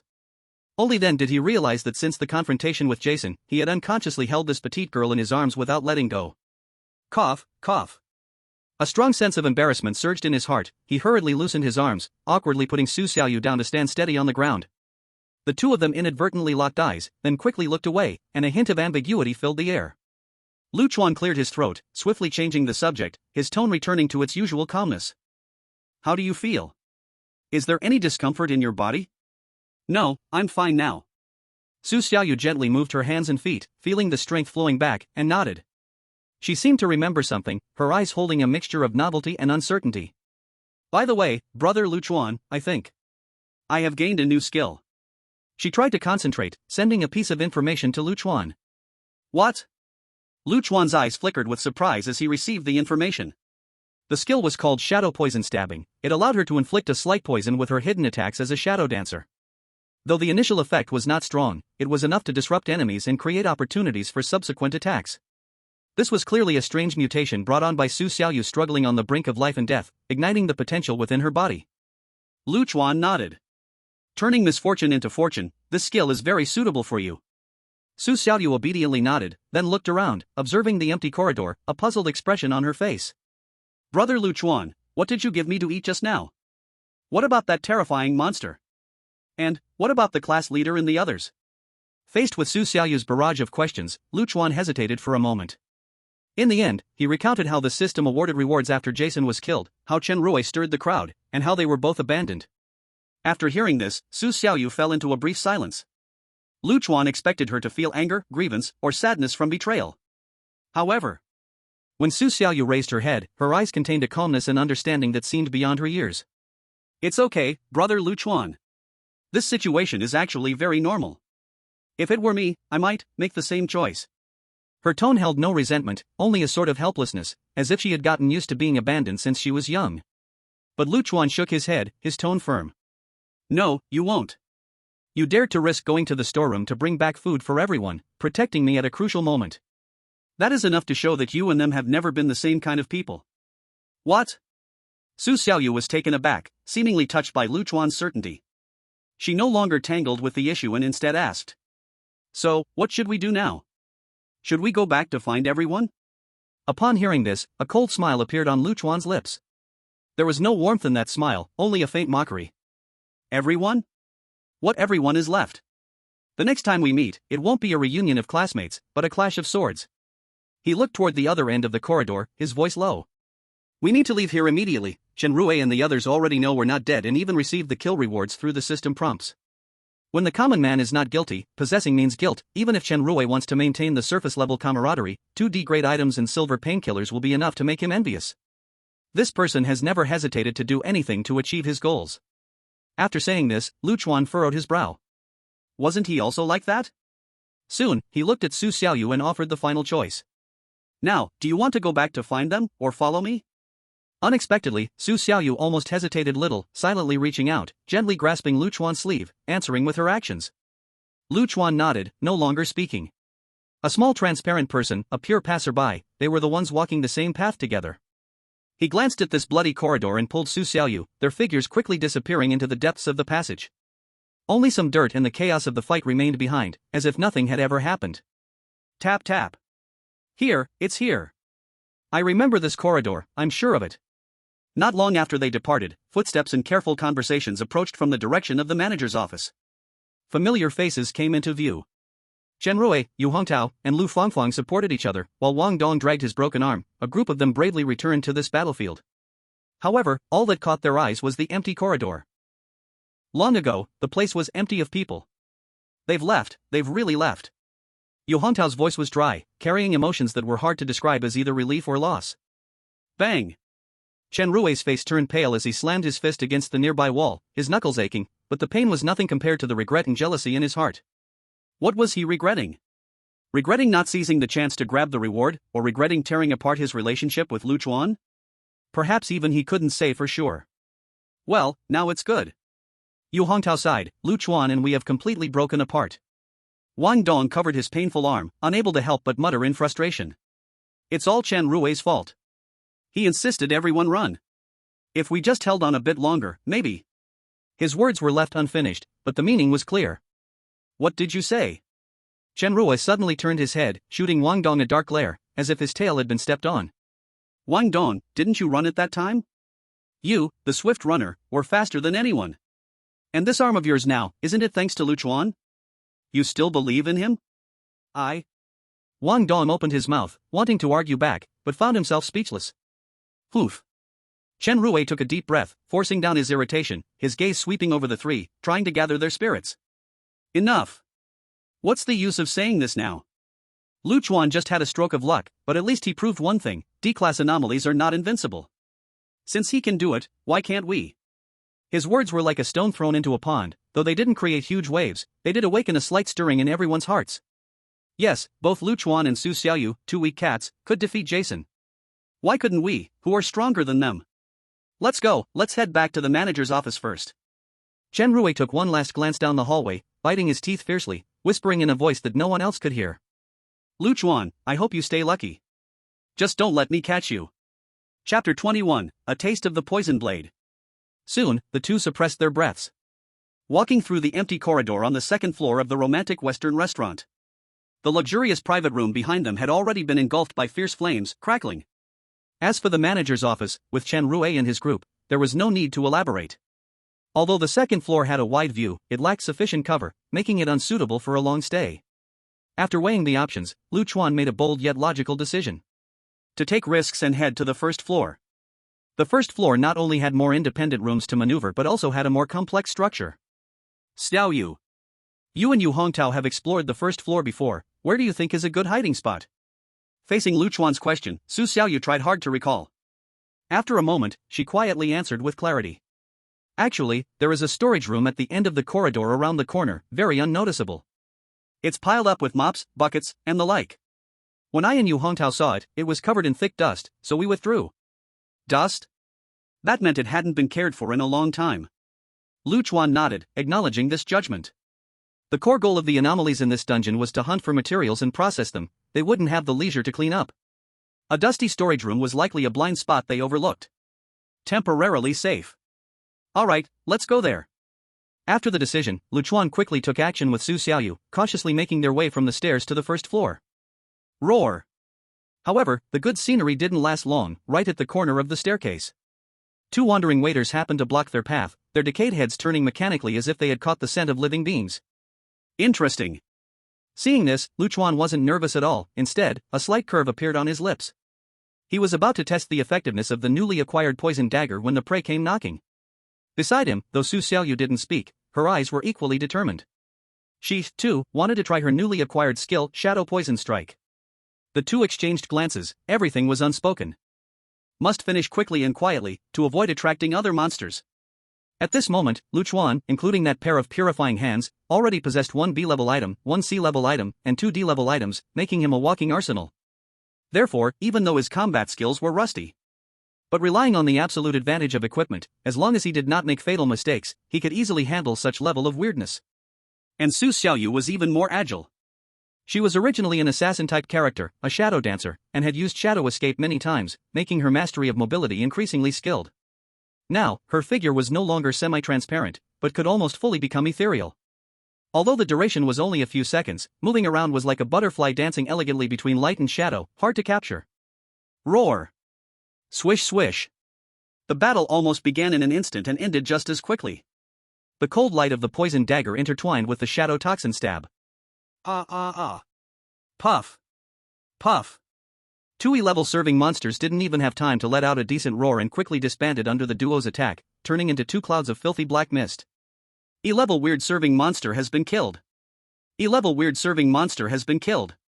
System prompts arrived as expected, rewarding both with 500 strange coins each. In addition, there was a new notification. Warning, half of the serving monsters have been killed, only 10 remain. Chuan's eyes flickered. Even though there were still 10 serving monsters wandering outside, as long as they were not in groups, they were not worrisome. Who? Su Xiaoyu gently exhaled.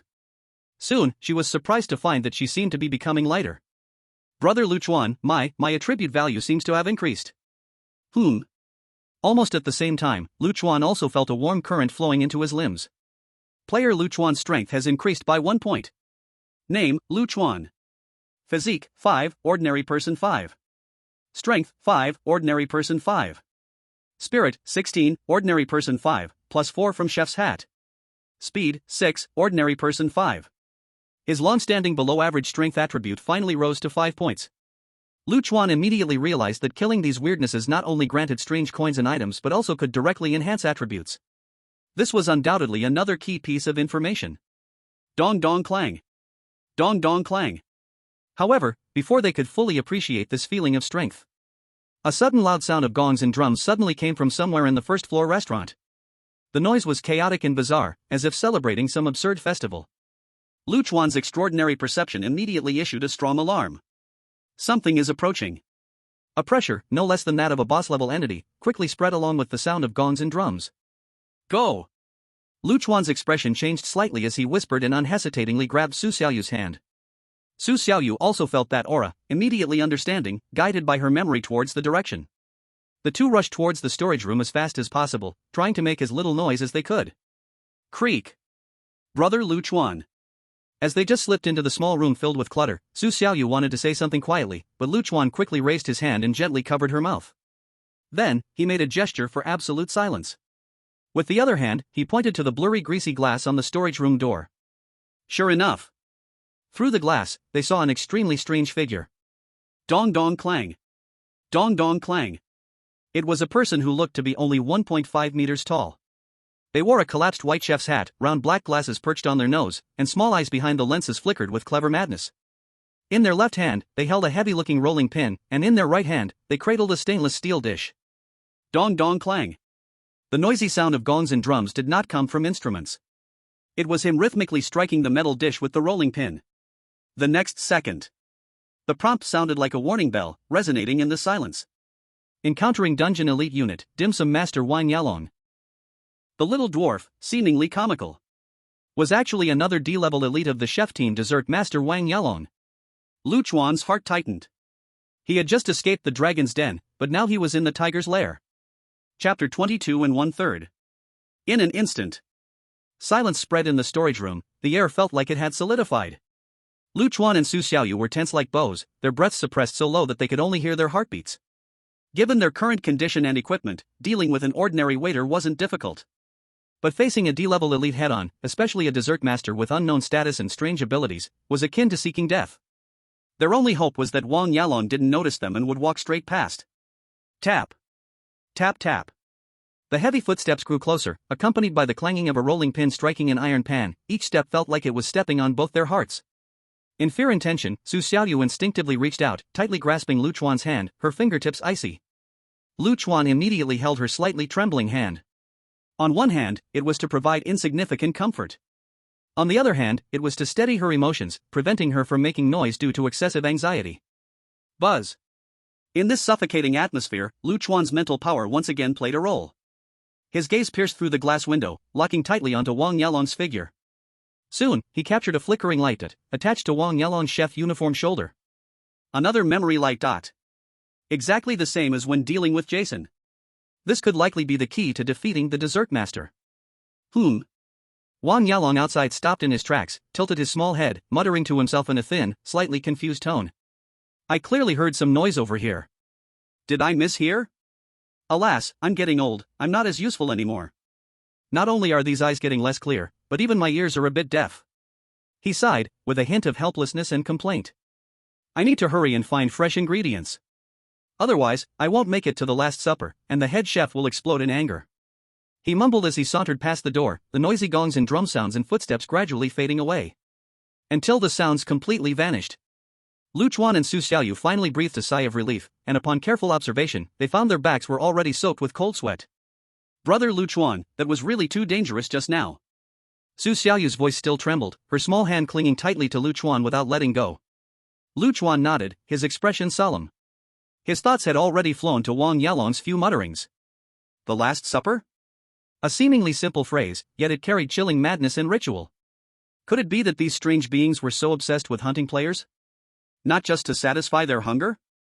But for some terrifying feast offered to a higher power? This thought sent a deep chill through Lu Chuan. But now was not the time to think about that. He turned around, beginning to survey this temporarily safe refuge.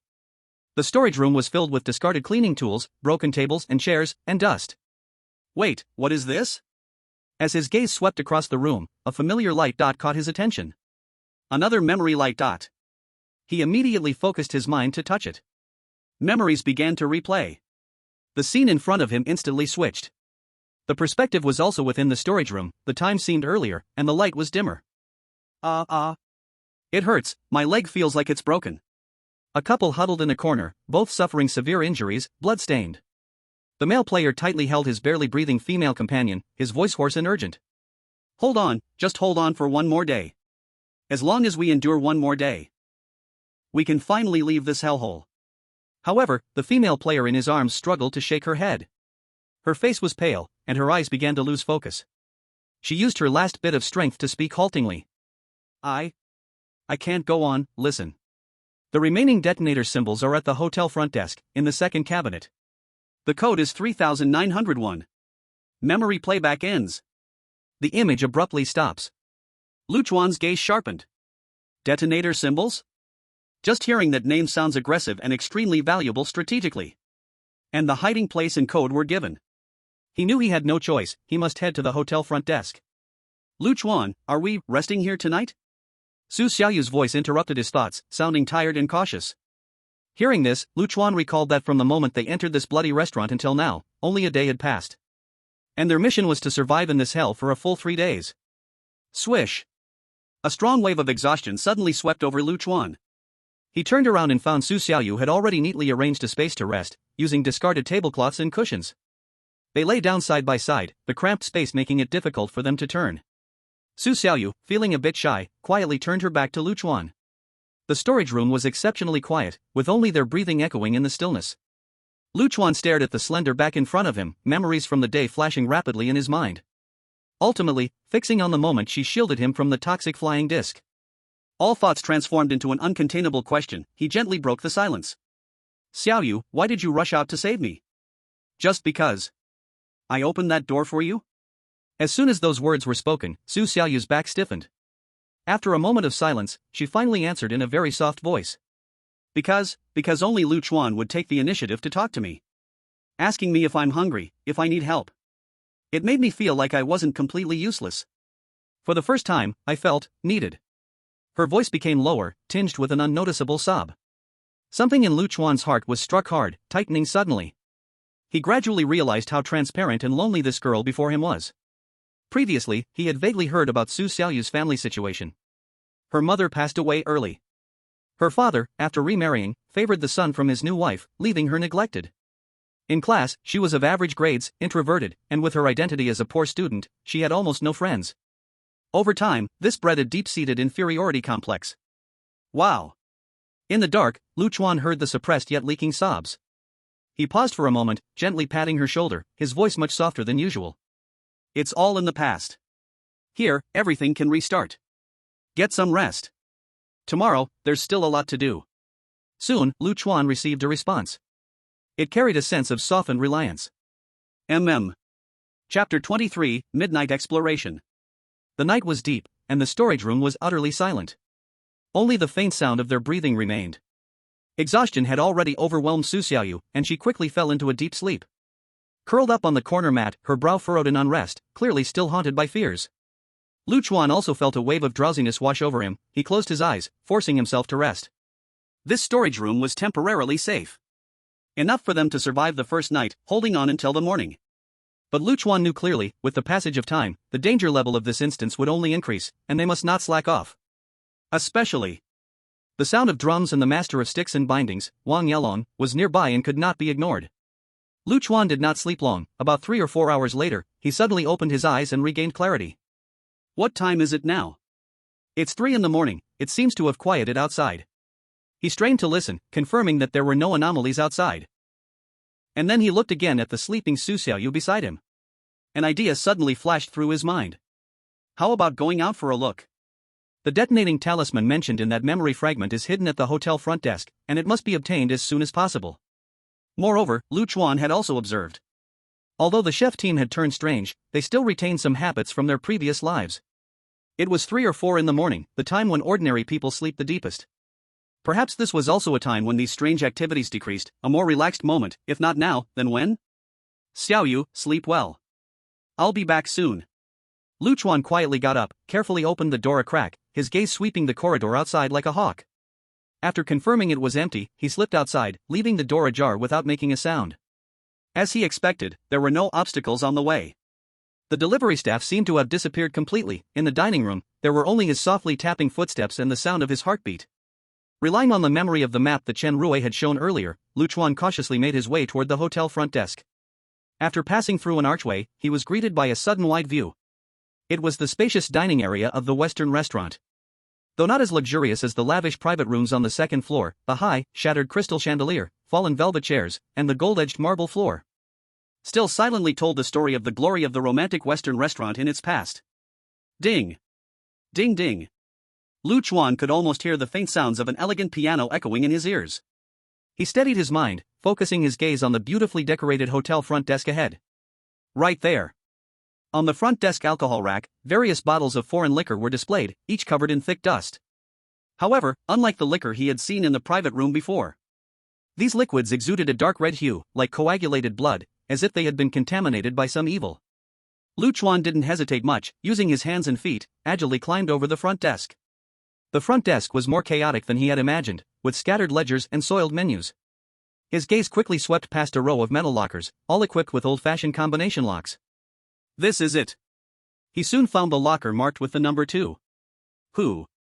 Lu Chuan took a deep breath, dialing the combination 3-9-0-1 in the order remembered. Click. The crisp sound of a spring mechanism echoed. The locker door opened responsively. Inside lay a small stack of neatly cut yellow talisman paper, about 10 sheets. The paper was slightly curled, with mysterious symbols drawn in cinnabar, emanating an unstable energy fluctuation. Acquired item, detonating talisman, E-grade item. Quantity, 10. Effect, will instantly explode upon receiving a certain degree of force, causing indiscriminate flame and impact damage to targets within range. Lu Chuan picked up one talisman, his heart understanding. This was essentially a type of one-time use simple explosive, similar to a landmine or remote-controlled bomb. Though merely an E-grade item, the damage might be limited, but the number of 10 was enough to create chaos, set traps, or block pursuers at a critical moment. Its strategic value could not be underestimated. Besides this stack of detonating talismans, there was also a yellowed old photo. Chuan picked up the photo, which showed a group of young people in white chef uniforms, standing proudly at the entrance of the restaurant for a group photo. Standing in the middle, with the most confident smile, was undoubtedly Chef George. Beside him stood sous chef Jerome, cutting board master Old York, ingredient master Jason, water station master Scott. And a shy, bespectacled short young man. Pastry master Wang Yalong. At that time, they had not yet shown madness and brutality, only the longing for the future in their eyes. Time has passed, what really happened to Romantic? Chuan shook his head, the truth was unknown. He put away the photo and the detonating talismans, and then tried to fiddle with the combination locks of a few other lockers. But there was no response at all. Not knowing the password, forcing a break-in could likely bring unnecessary trouble. He had no choice but to give up. Dong dong zhang. Dong dong zhang. Suddenly, just as he was about to turn back the way he came, a clear sound of impact came from deep in the staff passage on the other side of the hall. A fight? Chuan held his breath, his brows tightly knitted. Who could it be at this late hour? Chen Rui and the others? Impossible. Chuan immediately dismissed this guess. Chen Rui was poisoned, his attributes greatly reduced, and he was still in a weak state. Furthermore, with his selfish character, he would never risk coming out to explore at such a time. Who could it be? Strong curiosity and vigilance drove Chuan to take a look. He quietly left the front desk, moving towards the source of the sound. Dang. Dang dang. However, he had barely taken a few steps when a loud sound of gongs and drums suddenly exploded from deep within the passageway. It was Wang Yalong. The dim sum master Wang Yalong. Chuan's heart sank. Indeed, it was a D-class elite in action. But soon, an even bigger question arose. Who was fighting against Wang Yalong? In this instance, besides them, could there be other living beings? Or some more terrifying creatures? Chapter 24 Goodbye Qin Mushue. Chuan held his breath. Pressing against the rough wall, he cautiously groped forward. Dong dong zhan. Dong dong zhan. From deep in the passage, the sounds of fighting and the gongs grew clearer. He peeked out slightly, but the sight before him made his pupils suddenly constrict. 50 meters away, the small figure of dim sum master Wang Yalong was twisting and turning amidst the chaos. In his hand, a shiny, huge rolling pin swung fiercely. In the silver tray in his other hand, several sticky glutinous rice balls had appeared out of nowhere. These were his two major skills, the 1000 rotation rolling pin and the sticky glutinous rice ball. However, what shocked Chuan was this D-class elite was acting in a clearly flustered and embarrassed manner. Damn. His twisted and lewd face was filled with rage and anger, completely devoid of Jason's teasing and calm like that of a cat playing with a mouse. Who could it be? Who could force a D-class elite to this extent? Just as Chuan was puzzled, a clear and contemptuous shout sliced through the air. Trivial skills. Immediately after, a beautiful flower, entirely formed from solid ice, appeared out of thin air. Swish swish. Bringing a chill, it accurately struck down towards Wang Yalong's head. Wah! Wang Yalong cried out, not daring to delay, and hurriedly swung his rolling pin upward. Boom! Close combat. The ice flower shattered on impact, turning into countless ice crystal fragments. However, those flying petal fragments did not vanish, most of them stuck to Wang Yalong's arm, shoulder, and chef's uniform. The next moment, a bizarre scene unfolded. Wherever the ice crystals touched, a thick, spreading layer of white frost instantly formed. What's going on? What is this thing?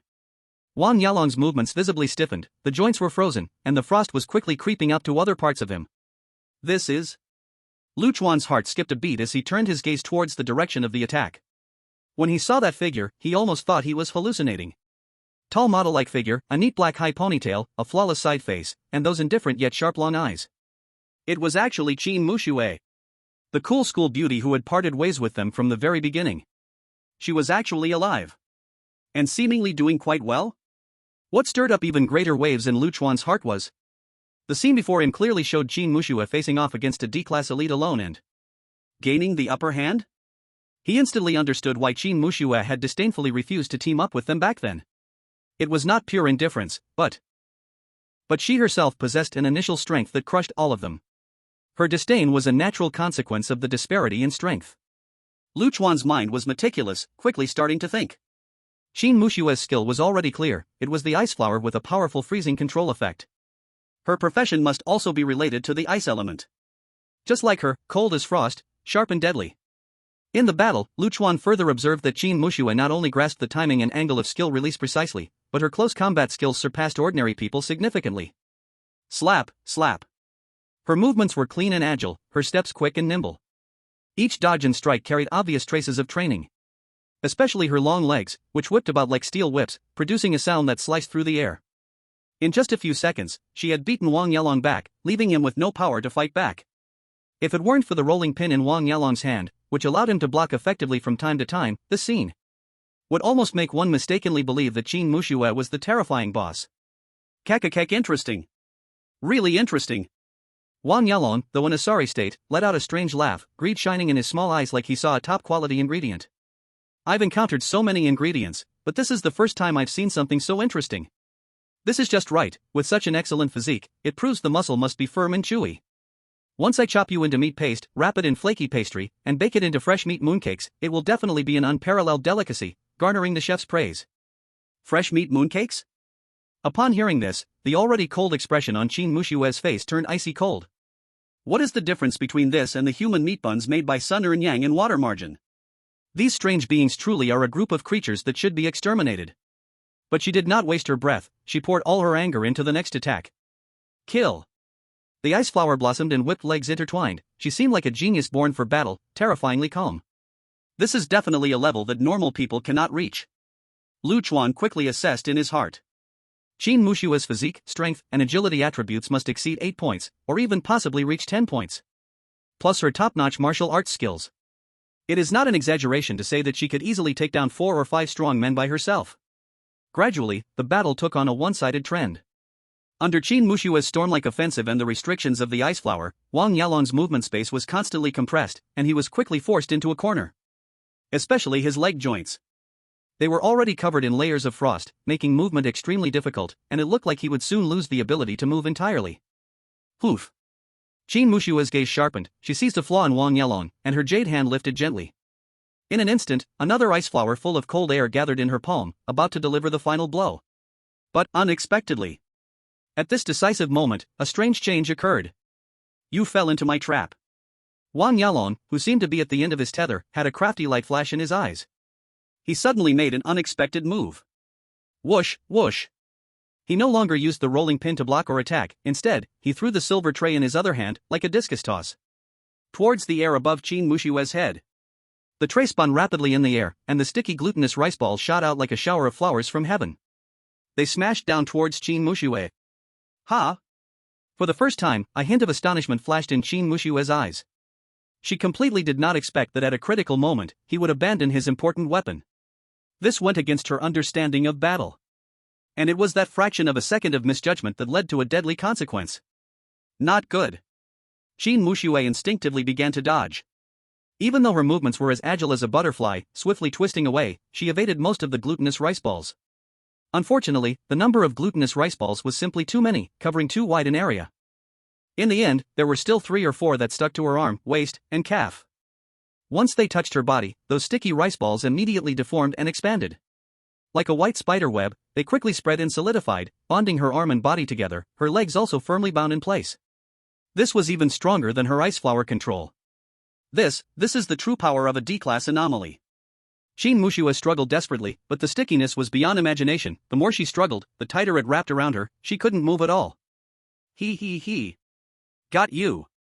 Wang Yalong let out a triumphant creepy laugh, greedily licking his lips. Crack, crack. In the next moment, he struggled to move his frozen legs, step by step approaching her, the rolling pin in his hand whooshing through the air. Delicious lady, now, you're mine. Let me think, what kind of snack should I make you into? Should it be the crystal clear shrimp dumplings, or the sweet and soft molten buns? He. Chapter 25, Low Damage, High Insult. Whoosh, whoosh. Wang Yalong proudly swung the giant rolling pin. Seemingly casually, he lightly tapped it against a thick oak dining table nearby. Crack. Boom. In the next second, the table splintered into pieces with a loud crash, with chips flying everywhere. What? Qin Mushue's pupils suddenly constricted, and fear surged from the depths of her heart. Only then did she realize that Wang Yalong's earlier awkwardness was a disguise. A trap he carefully set for himself. He had intentionally feigned weakness to lure her in for an attack, only to finish her off with the sticky rice ball trap. This strange cunning far surpassed any enemy she had encountered before. He had the intelligence of a human, not a monster crazed by madness. He. Wang Yalong caught the look of terror in her eyes and let out a sharp, ear-piercing laugh. Now you're scared, huh? Too late. Who told you to be so nimble, faster than me when I need dough? If I didn't get you close, how could I trap you with a rice ball? Luckily, your pretty little head isn't as useful as your long legs. Otherwise, I, the hunter, would have been killed by you, the ingredient, huh? These insulting words pierced Qin Mushua's heart like ice picks. No, don't. Looking at Wang Yalong's eyes, which gleamed with greed as he moved closer, she was struck by fear for the first time on her usually calm and proud face. She knew that the talk of ingredients and cooking wasn't a threat, but a bloody reality. She was really going to be killed. Then dismembered and turned into some kind of snack. And pleading for mercy was useless. The only way to survive was to break free and escape. No. The next second, Qin Mushue once again summoned her ice energy, trying to break free from the sticky substances, even willing to freeze her skin with cold air. But those sticky rice balls were extraordinarily stubborn. The frost could only make them slightly brittle, but not break them apart, and in fact, her struggling only made them wrap tighter. Wang Yalong watched her futile efforts with interest, licking his lips. Yes, struggle. I love watching the resistance of ingredients just before death. Like the freshest river fish, when it leaps right before hitting the hot oil, it lets the oil and sauce seep in better from the wound. That taste. TSK, that's real enjoyment. As he spoke, Qin Mushue's face grew paler, her stomach turning violently. She never thought she would fall into the hands of such a pervert. A trace of regret surged in her heart. It was her underestimation of the D-class anomaly's cunning. She hadn't prepared enough. If she had a little more time, even just 10 more seconds, maybe she could. Just as this hopeless thought began to form. Whoosh! Whoosh! Two bright sparks, like fireflies in the night. Without warning, they shot toward Wang Yalong's back, hitting the back of his head where only a few stray hairs remained. Smack! Crackling! The sparks exploded upon contact. With two loud pops, like firecrackers going off. Hiss! The sparks weren't powerful enough to hurt Wang Yalong. But the flames that ignited instantly turned the back of his head pitch black. The few stray hairs disappeared completely, and it looked like he was about to become a big boiled egg. Not very harmful, but extremely insulting. Ah! Who? Which bastard is making me roll out? Wang Yalong was enraged and suddenly turned around. Waving the rolling pin and roaring, his small eyes crazily scanned the passage. What's happening? Qin Mushue, who had been waiting for death with her eyes closed, also opened her eyes, filled with disbelief. Helpers? When did I have teammates? Could it be Chen Rue and the others? As soon as this thought flashed through her mind, she rejected it. That group of people would never show up at a time like this and would definitely not dare to provoke the boss. No one answered Wang Yalong's roar. What responded to him was the sparks quickly arriving from the third group. Bang! The sparks exploded in front of Wang Yalong, and the hot air wave burned him to the point of instinctively taking a step back, raging like thunder. Damn beast! I will drag you out and crush you into meat floss cake. He was ignited with anger from this harassment-style attack. He charged recklessly toward the direction the sparks came from, trying to find that mouse. However, just 2 steps out, he stepped on something underfoot. Boom! A larger fireball exploded under his feet. It instantly ignited his chef pants and the hem of his oil-stained apron. Ah! Fire! It's fire! Wang Yalong also had an unnatural fear of fire, like everyone else. He let out a strange scream, frantically slapping at the flames, in a moment of utter embarrassment. In the chaos, a thin figure appeared like a ghost, quickly approaching Qin Mushue, who was firmly stuck against the wall. The newcomer held a strange small knife, precisely beginning to cut and peel away the sticky rice dough entangled around Qin Mushue. Who are you? Qin Mushue instinctively tensed her body. But when she caught the side profile of the newcomer in the firelight, she froze. Her icy eyes were filled with disbelief. It was actually him. Chuan? Chuan had no time to explain and quickly made a shushing gesture, putting all his focus on rescuing her. Qin Mushue immediately understood, suppressing the towering waves in her heart, keeping still.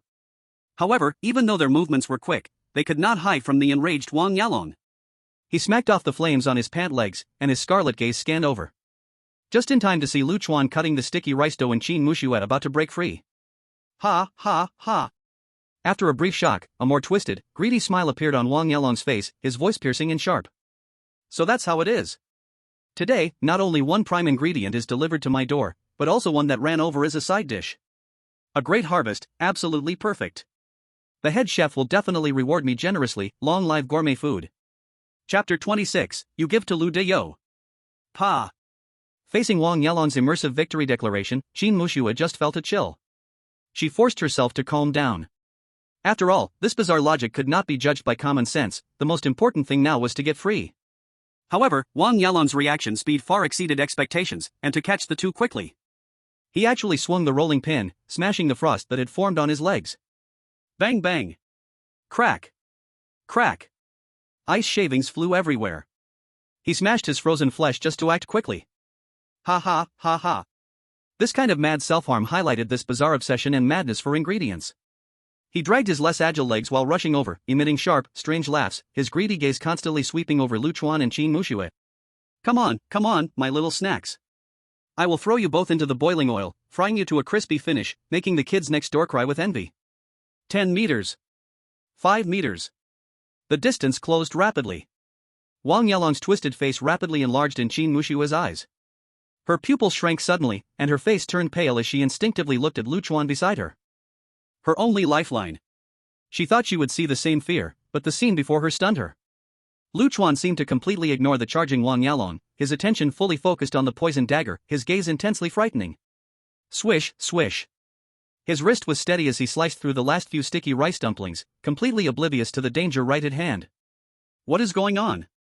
Qin Muxue simply couldn't understand. Why was he still pretending to be calm at a time like this? Though she was proud, she was clear on friendships and enmities. Lu Chuan risked his life to save her, she didn't want to drag him to his death. So, Qin Muxue lowered her voice, speaking quickly. Lu Chuan, he's coming, you need to run.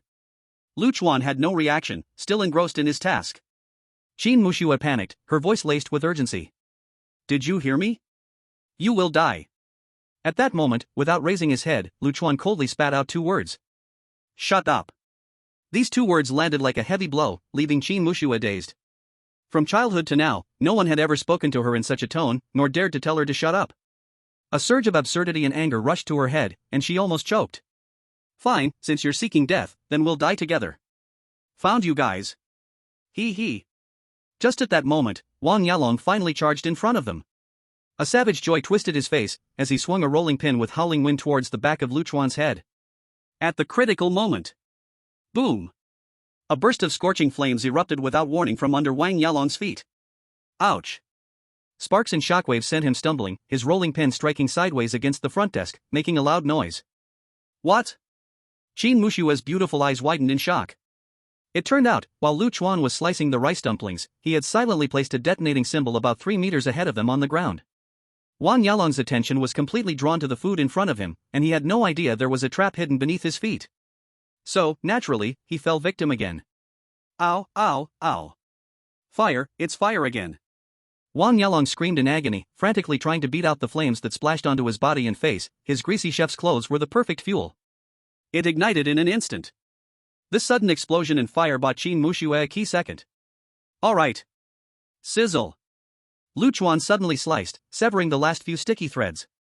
Qin Muxue felt her body loosen, all bindings gone. In the Western restaurant, the tide came to signal. Today she finally knew that she was herself. However, before she could move her body, she saw Lu Chuan, like a frightened rabbit, with no hesitation or lingering heroism after saving her. He suddenly turned and swiftly dashed towards the corridor. His movements were clean and brisk, running without any hesitation. Ha! Qin Muxue was left dumbfounded. What happened to that calm focus that told her to shut up just moments ago? How could he run faster than anyone else in the blink of an eye? At that moment, Lu Chuan, who had already run a distance, noticed she was still frozen in place, and turned back to scold her. Are you stupid? If you can't win, why not run? Do you want to wait to be turned into dough? His words hit her like a splash of cold water, instantly waking Qin Muxue up. It was coarse yet reasonable. She was still covered in sticky residue, moving slowly. Staying behind to fight was undoubtedly a dead end. Damn it. Qin Muxue gritted her teeth, desperately catching up to Lu Chuan's pace. Stop, stay right there. Ow, ow, ow. The two of them rushed forward amidst Wang Yalong's frantic roar. This guy. Qin Muxue looked at the back in front of her who was fleeing skillfully, showing no concern for whether she could keep up, suddenly understanding. Lu Chuan wasn't pretending to be cool, but was calculating the moment en route to escape down to the second. And she, just a moment ago, had foolishly let him go first? This bastard. He had clearly timed the chaos after the detonating symbol went off. At the same time she was rescued from danger, he found a way to protect himself. An old saying goes well. When chased by a bear, you don't need to run faster than the bear, just faster than another person. Bad guy. Qin Muxue whispered, feeling frustrated but had to exert all her strength to keep up. The two of them ran in a panic, darting left and right, and accidentally leaped into the shadow behind the hotel reception they had just been at. Dug day. As they just shrank into the shadow under the counter. Wang Yalong dragged his smoking, battered body, roaring past the counter, clearly not noticing the two little mice hiding here. Who? Listening to the footsteps and shouting gradually fade away, only the sound of their heavy breathing remained in the cramped space. They were temporarily safe. Chapter 27 I Want You. Who?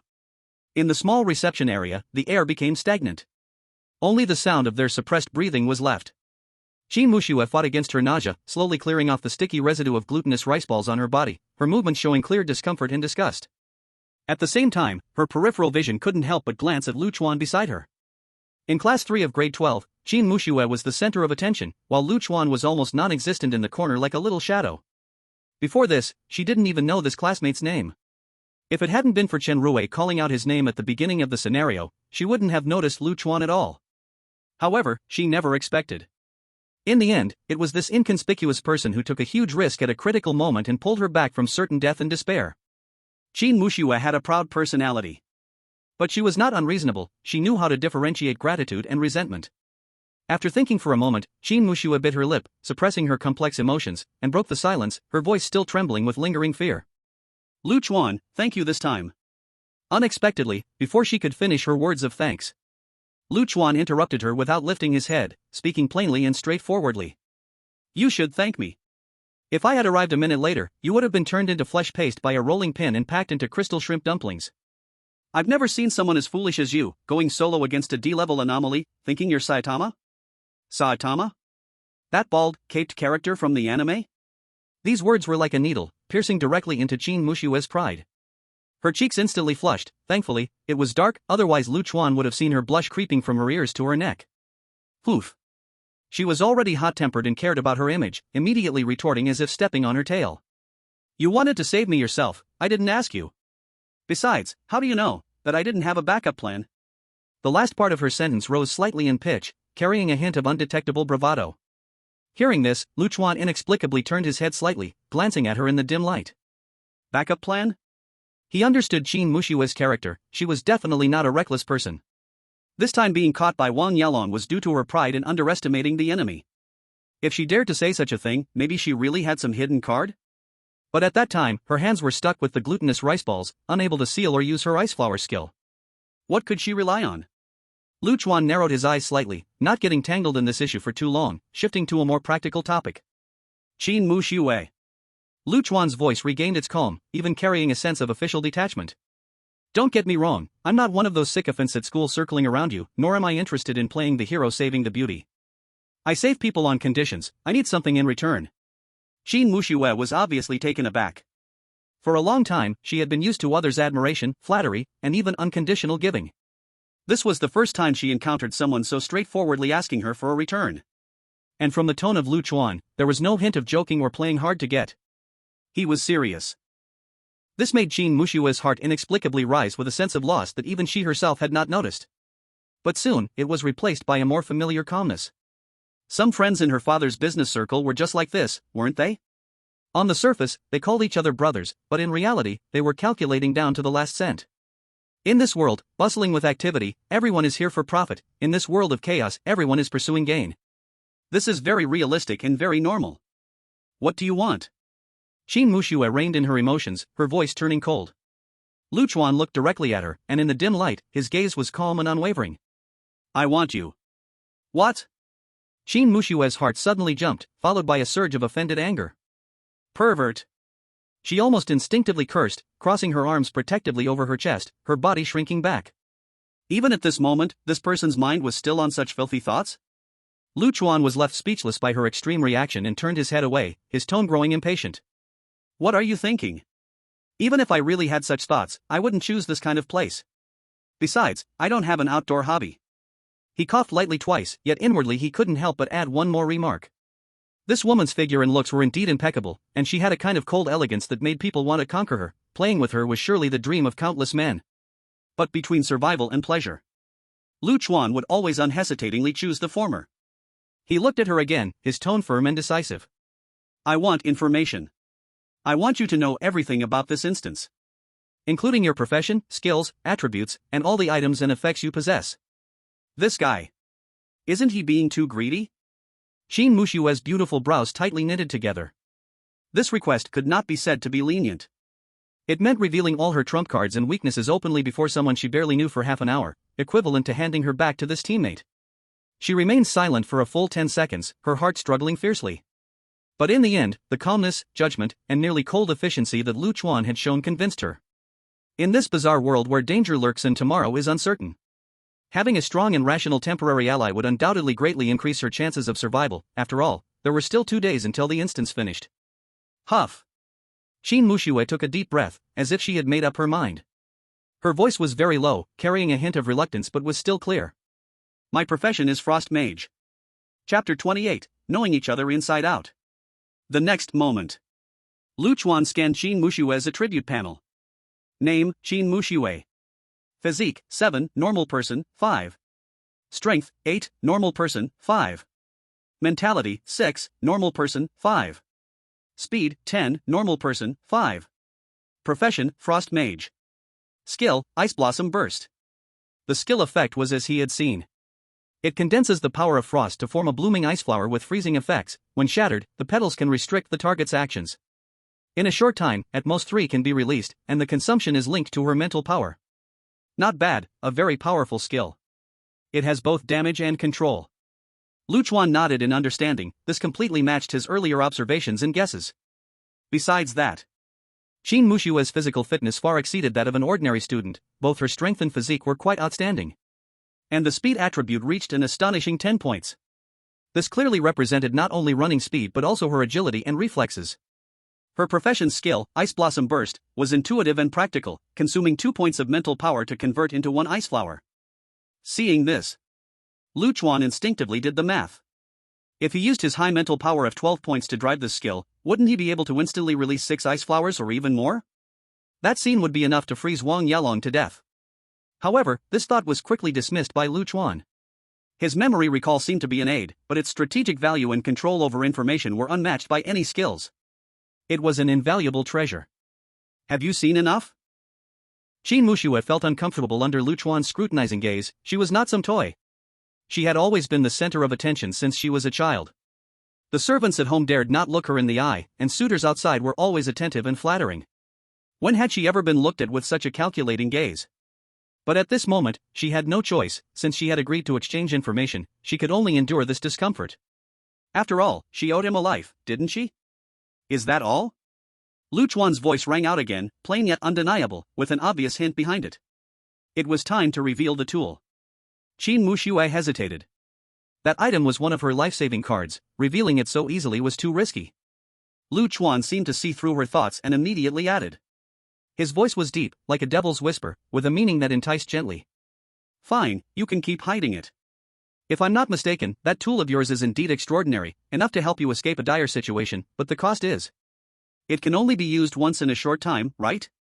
These words were like a scalpel, instantly piercing Qin Mushue's heart. She abruptly raised her delicate head, shock flashing uncontrollably in her eyes, her body slightly stiff. Chuan was completely spot on. How could he possibly know? Seeing Qin Mushue's reaction, Chuan knew he was right. He continued to apply pressure, his tone calm, yet each word struck at Qin Mushue's heart defenses. Now, out of the 3 days, only 1 day has passed. Let me reveal a little. Jason has already been dealt with by me. But there are at least 4 D-level anomalies left, and a final boss chef named George, who is definitely at least C-level or even higher. Do you think that with just that item, you can survive the remaining 2 days and nights? Only by sharing information can the chances of survival increase. People are ultimately social animals. Lone wolves often die the fastest.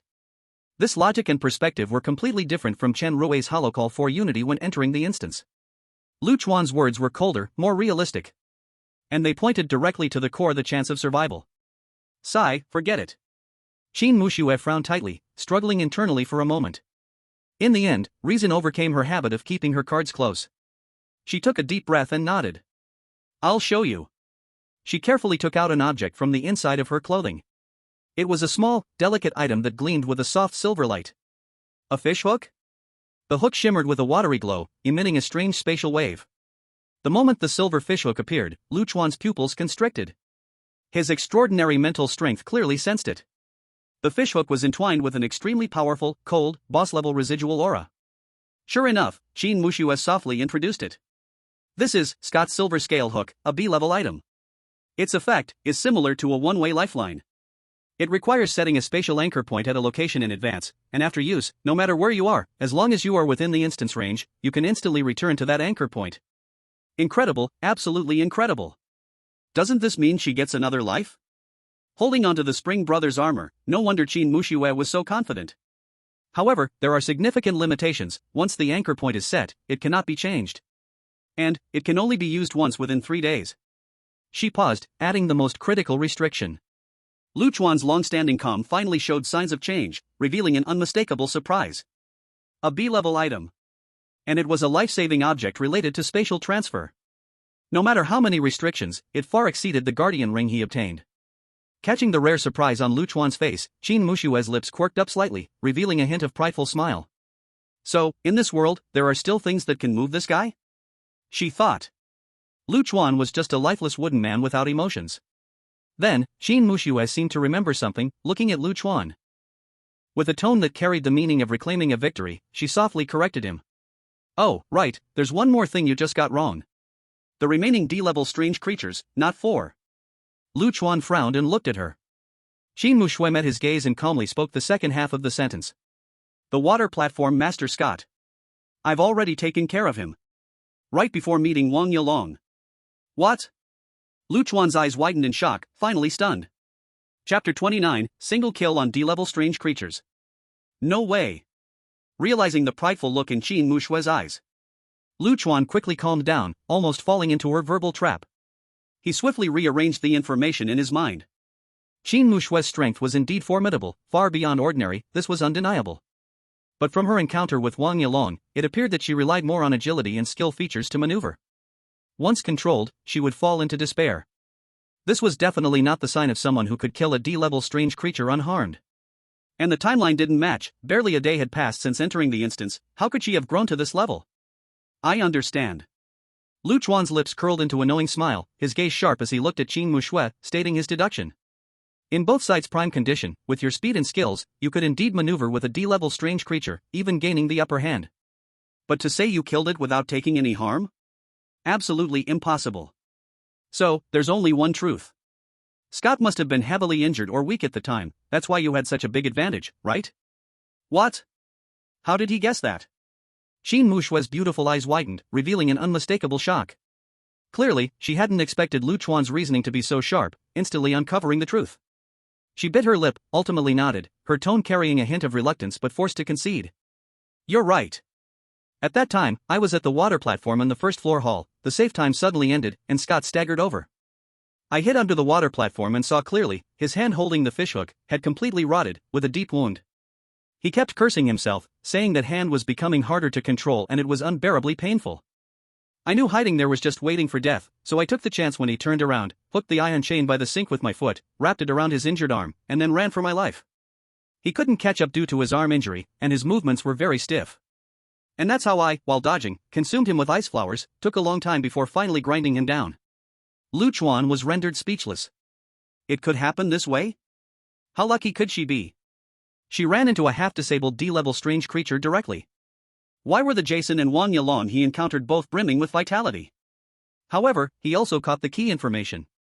Scott's hand was seriously injured and in a state of decay. This was exactly like Jason's continuously bleeding centipede scar on his lower back. It seemed that all the strange creatures in this restaurant, from the waiter to the chef, appeared to be affected by some kind of corruption. Only the waiter was completely transformed into a walking corpse. and the D-level strange creature appeared to be affected in a localized manner. What could be the source of this decay? And what connection did it have to the so-called exquisite delicacies and the boss chef, George? Qin Mushui looked at Luchuan, who was lost in thought, and suddenly spoke up, her tone slightly urging. Hey, I've shared so much, and you've seen through my trump card. As you said, sharing information, shouldn't you reveal something too? What is your occupation and skill? Also, those explosive items?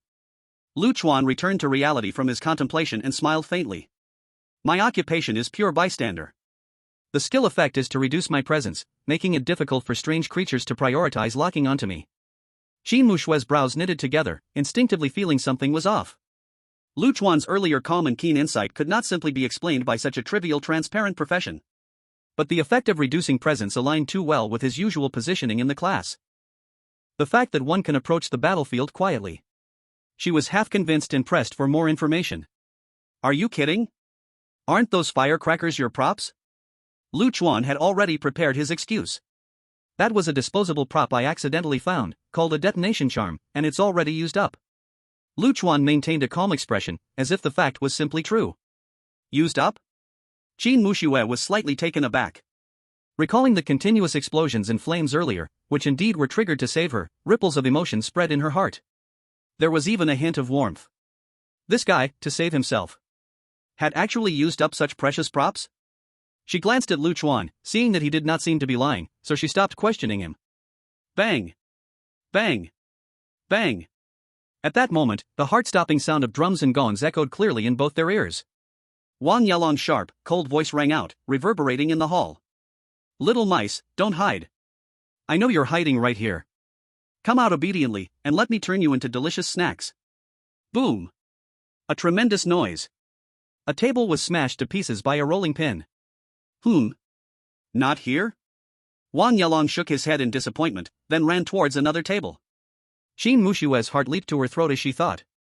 Should she use the silver scales hook to teleport immediately? However, she heard Luchuan's voice, calm yet wild. Qin Mushui, do you want to play a big one? Qin Mushui immediately understood what he meant. He wanted to counterattack. Luchuan wanted to take down this D-level weirdness. She took a deep breath, forcing herself to stay calm, her voice low as she asked back, how confident are you? If it were just me, 30%. Luchuan answered quickly, without any hesitation. Qin Mushui furrowed her brows slightly. What about me? With you, 50%. Qin Mushui's face froze. She only counted for 2%? Luchuan smiled, rounding up. Isn't that 100%? Qin Mushui shot him a glare. But this teasing remark made her tense nerves relax a bit. That's much better. Speak, how do we do this? Her eyes sharpened again, as if a blade of ice. Luchuan laid out the plan in full. After hearing it, Qin Mushui's brows were tightly locked, her eyes flashing with disbelief. Are you sure this will work? Isn't it too risky? Luchuan smiled faintly, speaking lightly. If you're scared, you can teleport away now using the fishhook. Besides, with your speed, Wang Yalong would likely not catch up to you. Qin Mushui's cheeks turned slightly red. She knew this was a form of provocation, but her inherent pride made her unable to accept retreating at the crucial moment.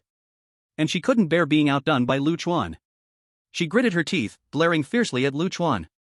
In the next second, she suddenly stood up from the hotel front desk, intentionally making a noise, then rushed away like an arrow in the opposite direction. Wang Yalong's keen ears perked up, instantly locking onto Qin Mushui. He turned around, a sinister smile spreading across his face. So you were hiding here, huh? My dear rolling pin is already eager to go. He immediately stepped forward, banging on the tray, excitedly chasing after her. Qin Mushui suppressed the urge to look back, pushing her speed to the limit. Relying on her top speed of 10, she skillfully darted between tables and chairs, successfully diverting Wang Yalong's attention. As Wang Yalong was lured away, Luchuan began his urgent preparations. He carefully placed the few remaining detonation charms he had on him at a certain spot. Tap. Tap. Ahead, Qin Mushui sensed the pressure behind her, knowing she could not keep running. After a few minutes of rest, her mental energy had recuperated somewhat. It was time to use her skills. In the next second, she halted, elegantly raising her jade hand, the icy coldness instantly coalescing. Ice Blossom Bloom. A crystal-clear ice flower suddenly appeared, spinning as it shot toward Wang Yalong. Ha! Again with this set. Having learned his lesson after one defeat, Wang Yalong was smarter this time. He no longer used the rolling pin to strike hard, but instead twisted awkwardly to the side, trying to dodge. However, Qin Muxue would not give him a chance to breathe. Almost the moment the first ice flower was unleashed, she disregarded the exhaustion of her mental strength and the dizzying sensation, forcing the energy to surge. The second ice flower bloomed, sealing off Wang Yalong's escape route. Put. Although Wang Yalong tried desperately to evade, he was still grazed on the arm. The cold air swiftly spread, causing his movement to freeze for a moment. Wang Yalong shook his tingling arm and sneered. You think you can control me like this? Even if you take the chance to run, I will definitely catch up to you, you can't escape. Qin Mushue's face turned pale, suppressing the exhaustion of her mental energy. She let out a cold snort. Who told you I was running away? As soon as she finished speaking, a figure silently appeared behind Wang Yalong. It was Lu Chuan. Taking advantage of this gap, his fingers quickly touched a memory point near Wang Yalong's neck. Memory retrospection activated. The memories began to play back. The scene in front shifted. It was still the dim corridor, but from an earlier time. 3 players were attacking Wang Yalong, their coordination flawless, their offensive relentless. Among them, a male and a female player were those who had appeared in the memory replay from the storage room, ultimately getting severely injured and dying. Watch out on the left. Look at me, look at me. Their attacks came like a tempest. But all were blocked by Wang Yalong's ghostly rolling pin, his skill with the staff breathtaking. Just as the battle situation reached a stalemate, the previously unseen robust player took a deep breath, his chest swelling like a bellows. Then let out a deafening roar. Lion's roar. An invisible sound wave tsunami surged outward. Ah! Wang Yalong, closest to him, took the brunt, letting out a painful scream. Instinctively dropping the rolling pin and tray, he covered his ears, and his round glasses flew off, clattering as they hit the ground. My glasses, my glasses. Wang Yalong seemed to lose all combat power, frantically searching the ground like a headless fly, his voice filled with terror. I can't see anything. It's black, so black. Lu Chuan instantly realized. Wang Yalong's corrupted weakness was his eyes. He was highly myopic, almost blind, completely dependent on those glasses. However, the crisis soon followed. Like Jason, the cornered Wang Yalong triggered his berserk state in pain and panic. Roar! He let out a roar that sounded nothing like a human, power rushing into his body as he wildly grabbed the rolling pin from the ground and swept it. Bang! The player who had unleashed the lion's roar had no time to react, his head smashed like a watermelon. Memory replay ended. The scene abruptly stopped. Lu Chuan was drenched in cold sweat, but the sense of crisis pushed his brain to its limits. Just at that moment, the real Wang Yalong also regained movement and suddenly turned around. Another mouse? He saw Lu Chuan just a step away. Triggered by some unpleasant memory, he let out a roar and swung the rolling pin towards Lu Chuan's head. Die! In this life and death moment, Lu Chuan did not choose to retreat. Instead, he made a bold move.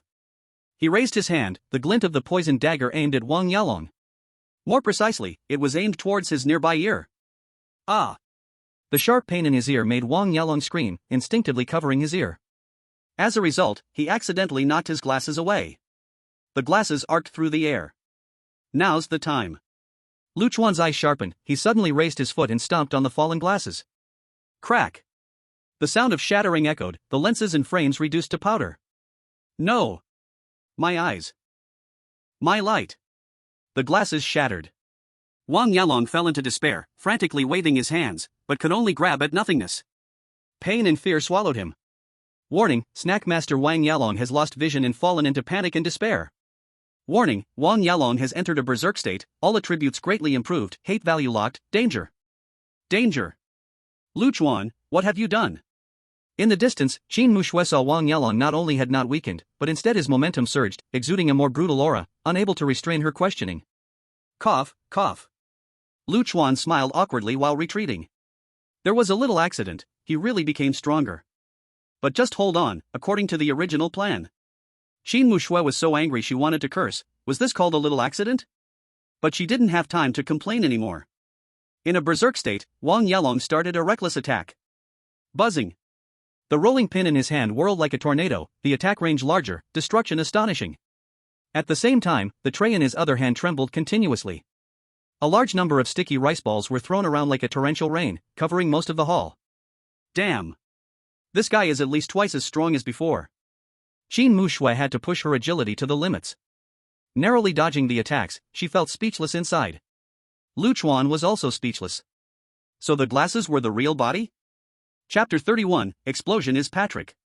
Who's there? My eyes hurt so much. Wang Yalong went completely insane.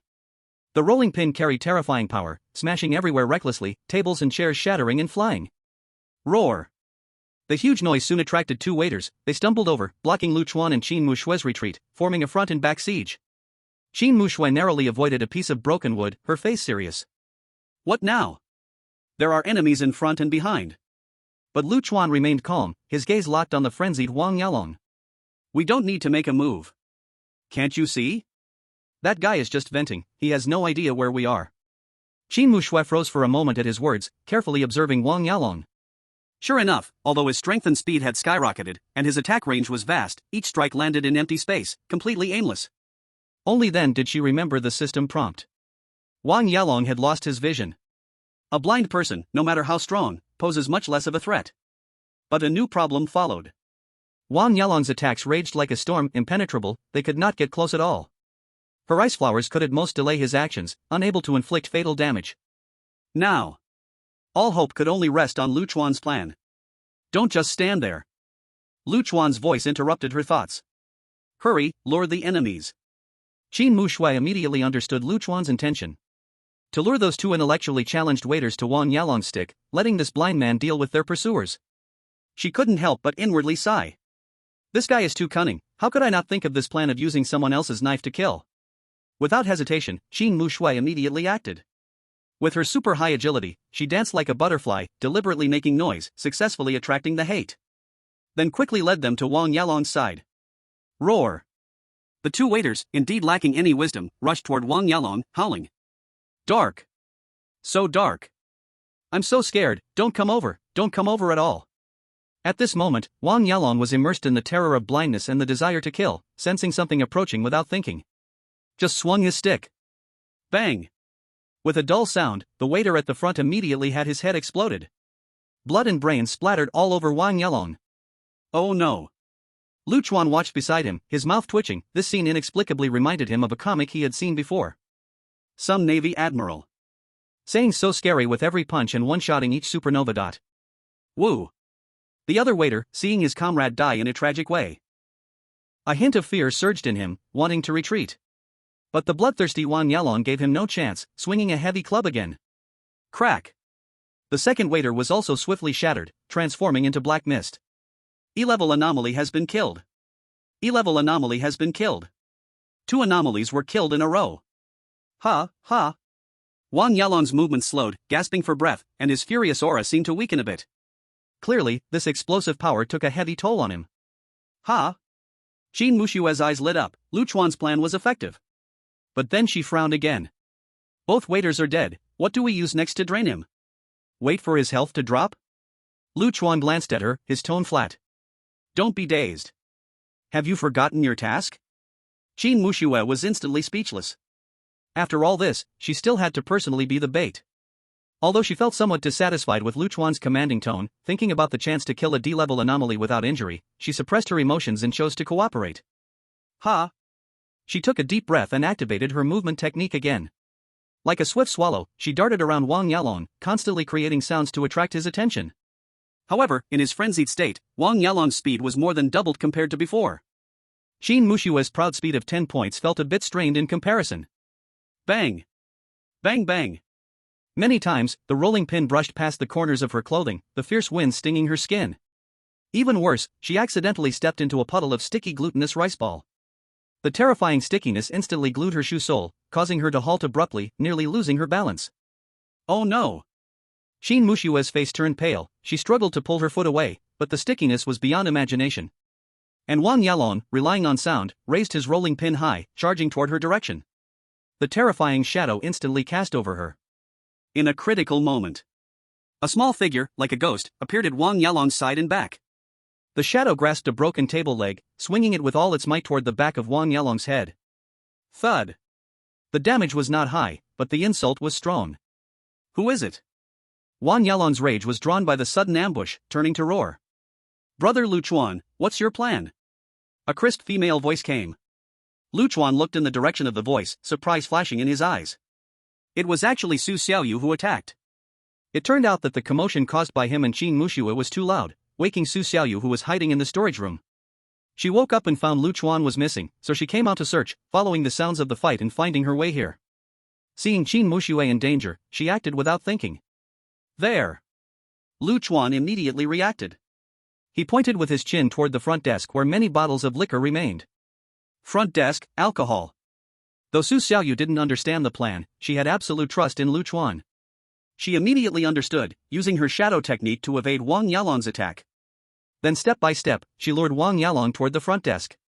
She even seized an opportunity to leave a wound on Wang Yalong's arm with her shadow poison needle, the attached toxin making Wang Yalong even more frenzied. Damn bug!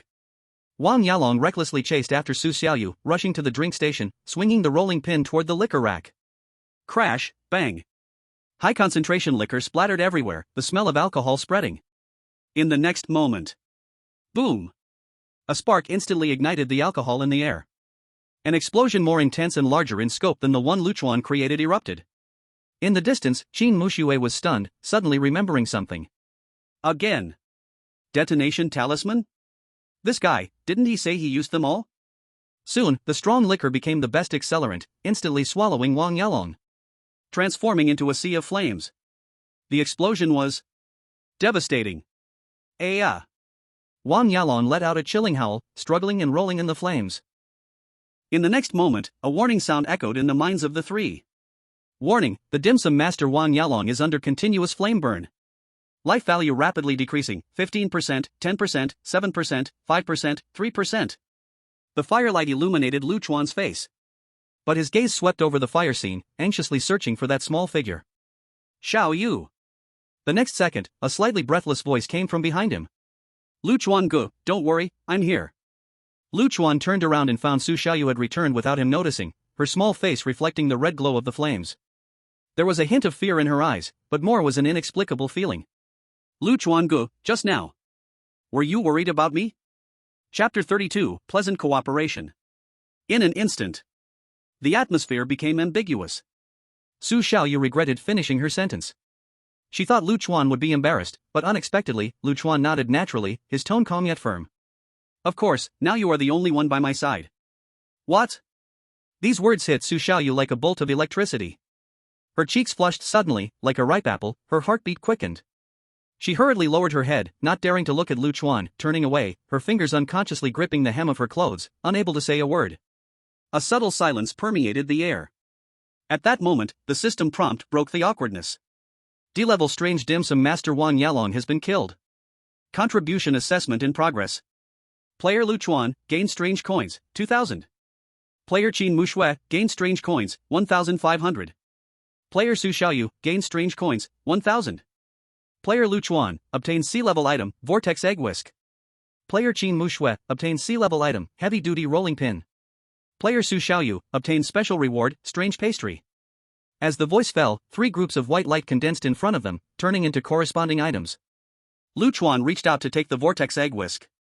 It looked like a delicately structured double-layer metal mixer, with intricate runes carved on the handle. Its effect was that it could be actively used 3 times a day to produce a special sticky egg mixture, which could temporarily bind enemies' movement, a weakened version of Wang Yalong's sticky rice ball. Lu Chuan nodded, understanding in his heart. This kill was completed through the cooperation of the 3, and the item level dropped from B level to C level. It seemed that to obtain higher level rewards, it was necessary to increase one's contribution ratio in the kill as much as possible. Just like Qin Muxue single-handedly killed Scott. He turned his head to look at Su Xiaoyu. Xiaoyu, what effect does your strange pastry have? Here you go, Lu Chuan Gu. Su Xiaoyu didn't hesitate, almost without thinking, she handed the small macaron pastry, emitting a faint sweet fragrance, to Lu Chuan, her eyes completely defenseless. Lu Chuan took a look and was surprised. The effect of this pastry was surprisingly to randomly increase 2 base attributes permanently after consumption. This was undoubtedly a treasure in the early stages. He immediately handed the pastry back. This thing is too precious, you should use it yourself. But Su Xiaoyu shook her head repeatedly, her tone sincere yet slightly shy. Lu Chuan Gu, you eat it. I just got lucky this time and happened to help out. You getting stronger is how you can better protect everyone. Lu Chuan looked at her, feeling touched, but still firmly shoved the pastry back into Su Xiaoyu's hands, his tone leaving no room for refusal. If it weren't for you intervening just now, things would have gotten troublesome. This is what you deserve. Besides, every member of the team getting stronger means we can all survive longer. You eat it. What is going on? Qin Mushui watched the two push and pull, unable to resist, rolling her eyes, interjecting with annoyance. Hey, if you two don't want it, then give it to me. Don't dawdle here. Hearing this, Chuan directly stuffed the pastry into Su Xiaoyu's mouth, the action so quick that she didn't even have time to react. This Qin Mushui, she really meant what she said. Woo woo. Su Xiaoyu instinctively chewed a few times, and the pastry melted in her mouth. A warm current instantly flowed through her body. She felt her body becoming lighter. Power has also increased a bit. She immediately showed her attribute panel to Chuan. Name, Su Xiaoyu. Physique, 4, normal person 5. Strength, 4, normal person 5. Spirit, 4, normal person 5. Speed, 8, normal person 5. Occupation, shadow dancer. Skills, shadow escape, shadow poison spike. Chuan looked at the panel, frowning slightly. Su Xiaoyu's physique has increased a bit, now reaching 4 points, her original physique was only 3 points? Weaker than normal people. Other attributes like strength and spirit were pitifully low. It seems her previous living conditions were too poor, leading to serious malnutrition. Her basic attributes are too weak. In the future, her growth must prioritize making up for these shortcomings. On the other side, Qin Mushui subconsciously didn't want to be left out and even proactively displayed a sea-level item, the heavy rolling pin, her tone still cold. A stick that can cause knocking back effect, not bad. As soon as she said it, she was stunned for a moment. Why did she proactively tell Chuan this information? This was totally not like her character. Su Xiaoyu blinked in confusion, looking at Qin Mushui, then at Chuan. She clearly remembered that this campus beauty never cared to talk to others in class. Why was she treating Chuan differently? Even willing to share proactively? Cough, cough. The next second, Qin Mushui seemed to cover up the unnaturalness, her face darkening, returning to her cold, distant demeanor, speaking stiffly to Chuan. Chuan, Wang Yalong has been dealt with, the benefits have been acquired. Our temporary cooperation ends here, it's time for us to part ways. Hearing this, Su Xiaoyu quietly sighed in relief. So it was just a temporary partnership. Qin Mushui was still the same Qin Mushui, not acting strangely. After she finished speaking, she observed Chuan's reaction out of the corner of her eye. She thought Chuan would at least say something to keep her. After all, her combat power was there. However, Chuan simply hummed, signaling he understood. He showed no intention of keeping her, returning his attention to the egg beater in his hand. This disposable attitude ignited a surge of unnamed anger in Qin Mushui, her cheeks turning red with rage. She gritted her teeth, turned, and walked down the passage, deliberately slowing her pace. 1 step, 2 steps. 10 steps. Chuan really didn't say a word. Qin Mushui felt a wave of frustration. Just as she was about to enter the shadows, she suddenly seemed to remember something and raised her voice to Chuan. Chuan. I have important information about another D-level weirdness, do you want to know? Oh. Chuan's gaze lifted from the egg beater, focusing on Qin Mushui's face. Another D-level weirdness? A name immediately popped into his mind, the one on the list, the board master, Old York. Then, Chuan subconsciously touched the music box in his pocket inscribed with Dearest Alice. Speak. Chapter 33, Qin Mushui's Little Calculations. Let's see what else you can hide. Qin Mushui caught the fleeting flicker of eagerness in Chuan's eyes and felt a rush of pride, as if she had regained a victory. But on the surface, she still maintained a distant demeanor, slightly raising her chin, as if it was she who was bestowing the information. Wow. Beside her, Su Xiaoyu was dumbfounded, filled with shock. 1. The scene in front of her, the usually solitary Qin Mushui actually proactively revealed information to Chuan, even hinting at a desire to cooperate again? This completely overturned her understanding of Qin Mushui. 2. She clearly remembered how desperate and tragic it was when their group faced Jason in the second floor booth. Everyone was heavily injured yet barely managed to win. How could it change so quickly? Chuan and Qin Mushui seemed to be discussing where to go for a picnic, planning to hunt another D-level weirdness? Was this really the silent Chuan I knew? And the aloof, proud Qin Mushui? No. Su Xiaoyu instinctively looked at the residual black mist left by Wang Yalong's disappearance on the ground. A thought burst into my mind. They had just, seemingly effortlessly, taken down a D-grade elite. Could it be that hunting such monsters has become less difficult? As Su Xiaoyu lost herself in thoughts, Chuan nodded and spoke briefly. Speak if you have something to say. This urging tone sounded to Qin Mushui like an impatient call to relieve oneself. She clenched her fists secretly, suppressing her displeasure. After fighting with Wang Yalong, she had tasted the sweetness of cooperating with Chuan. efficient, precise, and immensely rewarding. Far better than her own solo struggles filled with anxiety and uncertainty. Ahem. She pretended to clear her throat, as if recalling some important information. I once, while avoiding the waiter, took a wrong turn and got close to the basement entrance. I heard very dull and rhythmic chopping sounds from inside. Once, twice, again it sounded powerful, definitely not something a waiter could make. My instincts told me it was dangerous inside, so I immediately backed out. If it weren't for being chased by Wang Yalon later, I had initially planned to find a place to rest. Chopping sounds? Lu Chuan's eyes lit up. Old York, the butcher extraordinaire. His core job is processing meat. The sound coming from the basement is most likely him. Even more importantly, he just happened to have a deadly weapon against Old York. That music box stamped with Dear Alice, which could drown him in sad memories. This greatly increases their chances of winning, making it worthwhile to take the risk and explore. Moreover, they were facing an urgent need. Food. Most of the canned goods and water Su Xiaoyu brought back from the storage room were taken away by Chen Rui and his group, and they desperately needed a new supply source. The restaurant's warehouse and cold storage are in the basement. When Su Xiaoyu heard that they planned to go to the basement, she couldn't help but interject, her tone filled with concern. Brother Lu Chuan, just now the system notified us that we killed Wang Yalong and gave out rewards. Could it be that Chen Rui and the others received the same notification? What if they find out we're here and come looking for trouble? Lu Chuan, however, smiled faintly, his tone assured. Don't worry, they won't receive any notifications. The system's kill announcements and rewards are only for the players who participated in the battle. How would they know? Lu Chuan was so sure because when he exchanged information with Qin Mushue earlier, she had no idea he had killed Jason, and he had no clue she had taken down Scott. This indicates that the system notifications are not broadcasted but are more like a private channel based on individual contributions. Oh, I see. Su Xiaoyu finally realized this, her expression calming down. Qin Mushue detected a hint of implication in Su Xiaoyu's words and curiously asked. Aren't you guys not on the same team as Chen Rui? Did you have a conflict? Wait a minute. She suddenly understood that throughout this time, she had only seen two fringe figures from Lu Chuan and Su Xiaoyu's class. And had not seen Chen Rui's larger group at all. After a brief thought, Qin Mushue guessed their current situation.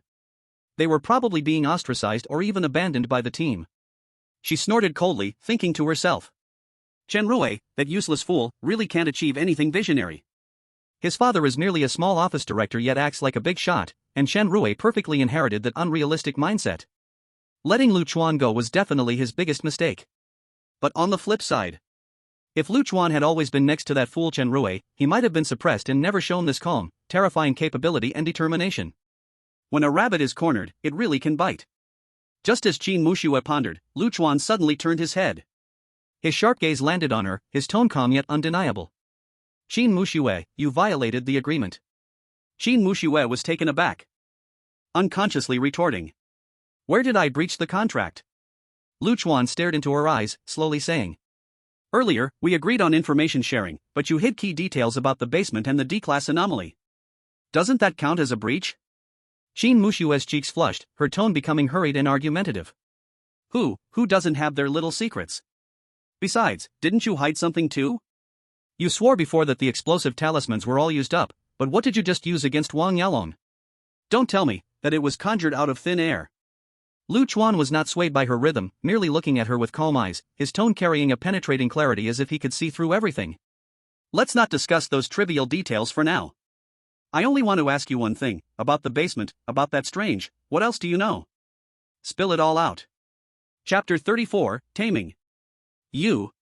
Faced with Lu Chuan's interrogating gaze, Qin Mushue felt extremely uneasy. Her innate pride and sense of superiority were instantly provoked. What was Lu Chuan? A student with no presence in class, mediocre grades, how could he treat her with such a condescending attitude? Poof. Remembering this, Qin Mushue stiffened her delicate yet cold face, raising her chin slightly, regaining her frosty demeanor that repelled others. Su Xiaoyu's heart skipped a beat, silently thinking it was bad. It's over. Sure enough, it was still the same Miss Qin, who got angry at the slightest provocation, unable to bear any grievance. She secretly glanced at Lu Chuan, wondering if he would soften his words for the sake of information and ease the atmosphere. However, the next moment Lu Chuan's reaction left her stunned again. Lu Chuan didn't even lift his eyelids, as if losing interest in Qin Mushue. He turned around, not even glancing at Qin Mushue, and gave Su Xiaoyu a knowing look. His tone was flat, as if commenting on the nice weather today. Xiaoyu, I'm hungry. Let's go back and eat something. Su Xiaoyu blinked, obediently nodding. Okay. In fact, she was already so hungry her stomach was touching her back. But she was always cautious, without Lu Chuan speaking up, she wouldn't dare use those precious supplies. What? Gurgle. As soon as she heard the words eat something, the previously aloof Qin Muxue instantly broke her composure, her stomach unreasonably growling. You guys? She stared at Lu Chuan and Su Xiaoyu as they turned to leave, leaving her alone in the hall, suddenly anxious, shouting. Lu Chuan! How can you hide things from me? Food should be shared. Lu Chuan ignored her cries, not slowing his pace as he headed straight for the storage room with Su Xiaoyu. Leaving Qin Muxue alone, flustered in the wind, her face alternating between red and white, feeling both ashamed and helpless. Once back in the storage room, Su Xiaoyu cautiously found the canned braised pork. The previous ones had all been withheld by Chen Rui under the pretense of collective distribution. The can in Su Xiaoyu's hands was cold. But in this harrowing game where life was uncertain, being able to eat a bite of normal human food was already a huge blessing. The next moment, she habitually handed the can to Lu Chuan, waiting for him to distribute it. Like before with Chen Rui, Su Xiaoyu was used to giving the decision-making power to others. But this action made Lu Chuan shake his head. He didn't take the can, but instead looked at Su Xiaoyu, his tone calm yet carrying an unprecedented seriousness. Xiaoyu, you don't need to consult me about everything, and you certainly don't have to bring yourself down to such a low posture. Here, we are equal partners, relying on each other to survive as teammates. You don't need to act according to anyone's mood, including mine. These words rang like a bell, striking Su Xiaoyu's heart, making her shiver. An indescribable bitterness and warmth flooded her nasal passages, and her eyes instantly became moist. From childhood to adulthood, she had lived under the scrutiny of others. At home, her stepmother and father's endless suppression and favoritism. All good things must be given to the brother without blood relation. Even a bed of her own was a luxury, she could only sleep on the sofa in the living room. At school, because of her status as a poor student, she always felt inferior, using the most worn-out items, even struggling to secure financial aid compared to her more resourceful classmates. Insecurity and reading people's expressions almost became the instinct deep within her bones. Lu Chuan's simple words felt like, for the first time, someone was placing her on an equal level. Sigh. Lu Chuan had long seen through this. For a girl like Su Xiaoyu, who lacked love and affirmation, any bit of warmth from others would be remembered and greatly appreciated. Just like before, when Su Xiaoyu recklessly shielded him from harm. But he did not intend to win her over, he simply stated a fact, informing Su Xiaoyu of the rules of survival. Wait. Just as Su Xiaoyu blew her nose and prepared to open the canned food, Lu Chuan reached out to stop her. He magically pulled out a lighter. This was casually taken from the hotel front desk. Click. Lu Chuan gestured for Su Xiaoyu to lift the can higher, then ignited the flame, carefully warming the bottom of the can. The cold can gradually became warm. Soon, the braised pork can was heated to near room temperature, and a bit of oil seeped out from the edges of the lid. An enticing meaty aroma laced with soy sauce wafted out and spread continuously. Gulp. At that moment, a clear sound of swallowing came from outside the door. Su Xiaoyu was startled and nervously looked toward the door. Lu Chuan Gu, there's movement outside. It seems like the delivery person was lured by the smell? Lu Chuan just smiled and shook his head, his tone knowing. They came because they smelled it. But it's not the kind of eerie that eats people, it's a different kind of glutton. After saying that, he stood up and walked to the door, pulling open the door to the storage room. The scene outside surprised Su Xiaoyu, making her mouth fall open. There stood Qin Muxue at the door, flustered, one hand raised as if to knock but hesitated. Awkward, so awkward. Qin Muxue wished she could find a crack in the ground to hide in. Clearly, she did not expect Lu Chuan to suddenly open the door, and her whole body froze in place. Her fair and delicate face instantly turned bright red, all the way to her ears. Gurgle. She subconsciously wanted to turn and run, but at that moment, her stomach betrayed her by growling loudly, especially loud in the silent corridor. Now it was truly not able to leave nor stay. Her gaze drifted, not daring to look at Lu Chuan, and she forced out a few sentences to save face. Well, we are still classmates. Doesn't the teacher always say we should help each other out and be united? Her implication couldn't be more obvious. Can you spare me a meal, big brother? Lu Chuan was speechless. The proud and arrogant Qin Muxue, who had entered the instance declaring she did not care about anyone's life or death, was she not? Now, she started talking about classmate friendship? This moral coercion was too blatant. However, Lu Chuan remained calm and pragmatic. Compared to Chen Rui, that hypocritical and selfish fool, Qin Muxue was strong and, although proud, straightforward, a valuable ally. If before, Lu Chuan's goal was merely to survive 3 days in the blood feast instance. Now, having witnessed the rich rewards from defeating monsters, his ambition began to swell. He wanted to kill as many monsters as possible and seize the highest rewards. Chuan knew he couldn't truly make someone as proud as Qin Muxue genuinely submit and serve him. But at least at this stage, using her was definitely profitable. So, just as Qin Muxue was about to turn and leave, Chuan expressionlessly sat back down. "You've come all this way, does it really matter if you have one more meal? Come in, close the door." He. Qin Mushue's heart suddenly filled with joy. It was as if she had heard the heavenly music. But on her face, she still forced a look of unwillingness, pretending to be reluctantly agreeing only because he asked her. She slowly walked into the storage room. Yet her eyes couldn't help but glance at the can of braised pork, emitting steam and fragrance.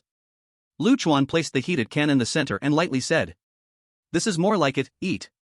Chapter 35, Killing Back. Oh, at. In the storage room, the three of them shared a small can of braised pork. At first, Qin Muxue still had a hint of disdain on her face. Her family was well off, and she usually ate top-quality Wagyu beef, French foie gras, and Italian white truffles flown in. This braised pork can, which could be found everywhere in supermarkets, even freshly thawed, seemed unworthy of her attention. But hunger finally defeated her picky nature, and she forced herself to take a bite. However, that one bite left her stunned. The salty and rich sauce, the tender and flavorful pork belly. The taste magnified by hunger made her feel that this can of braised pork was exceptionally delicious. She could no longer care about her image. Following Chuan and Su Xiaoyu's example, she began to eat heartily, habitually commenting while eating. "The taste is okay, just a bit greasy." He. Chuan watched the young lady, who lived in luxury, devouring her food at this moment, and the corners of his mouth couldn't help but curve up as he teased. "I didn't expect that the well-fed Miss Qin would also be unable to resist such common food." Qin Mushue's cheeks turned slightly red, and she retorted stubbornly, "That's because there was nothing else to eat. Special situations deserve special treatment." Su Xiaoyu interrupted softly from the side. "Sister Qin, if you don't like it, you can leave the rest for me." Qin Muxue didn't reply, but responded with her actions. She quickly picked up a large piece of meat and stuffed it into her mouth, chewing vigorously. Soon, the can was almost empty. Chuan put down his chopsticks, his gaze sharp again, looking at Qin Muxue. "Okay, we've eaten. But this meal wasn't free. I'll ask you one last time. What else do you know? Tell me everything." TCH. Qin Muxue felt uneasy under Chuan's gaze, but knowing that being fed made her indebted, she hesitated for a moment and finally spoke. "I just remembered it's not like I was intentionally hiding it. When I dealt with Scott, before he died, he seemed to be mumbling something incoherently, saying something like, 'It's over, I forgot to sign in at the manager's office, my file and work schedule are still there, and the keys to the storage rooms, the head chef will definitely be furious.' I was only thinking about leaving, so I didn't pay much attention. Now that I think about it, it might be useful to you? Files? Work schedule? And keys?" Chuan's eyes lit up. This was simply amazing news. In the past, whenever they encountered D-class weirdness, they could only learn each other's name and rank through system prompts, with information lagging severely. If they could get personal files and work schedules, they could grasp their abilities, activity patterns, and even potential weaknesses in advance. This was undoubtedly an absolute advantage.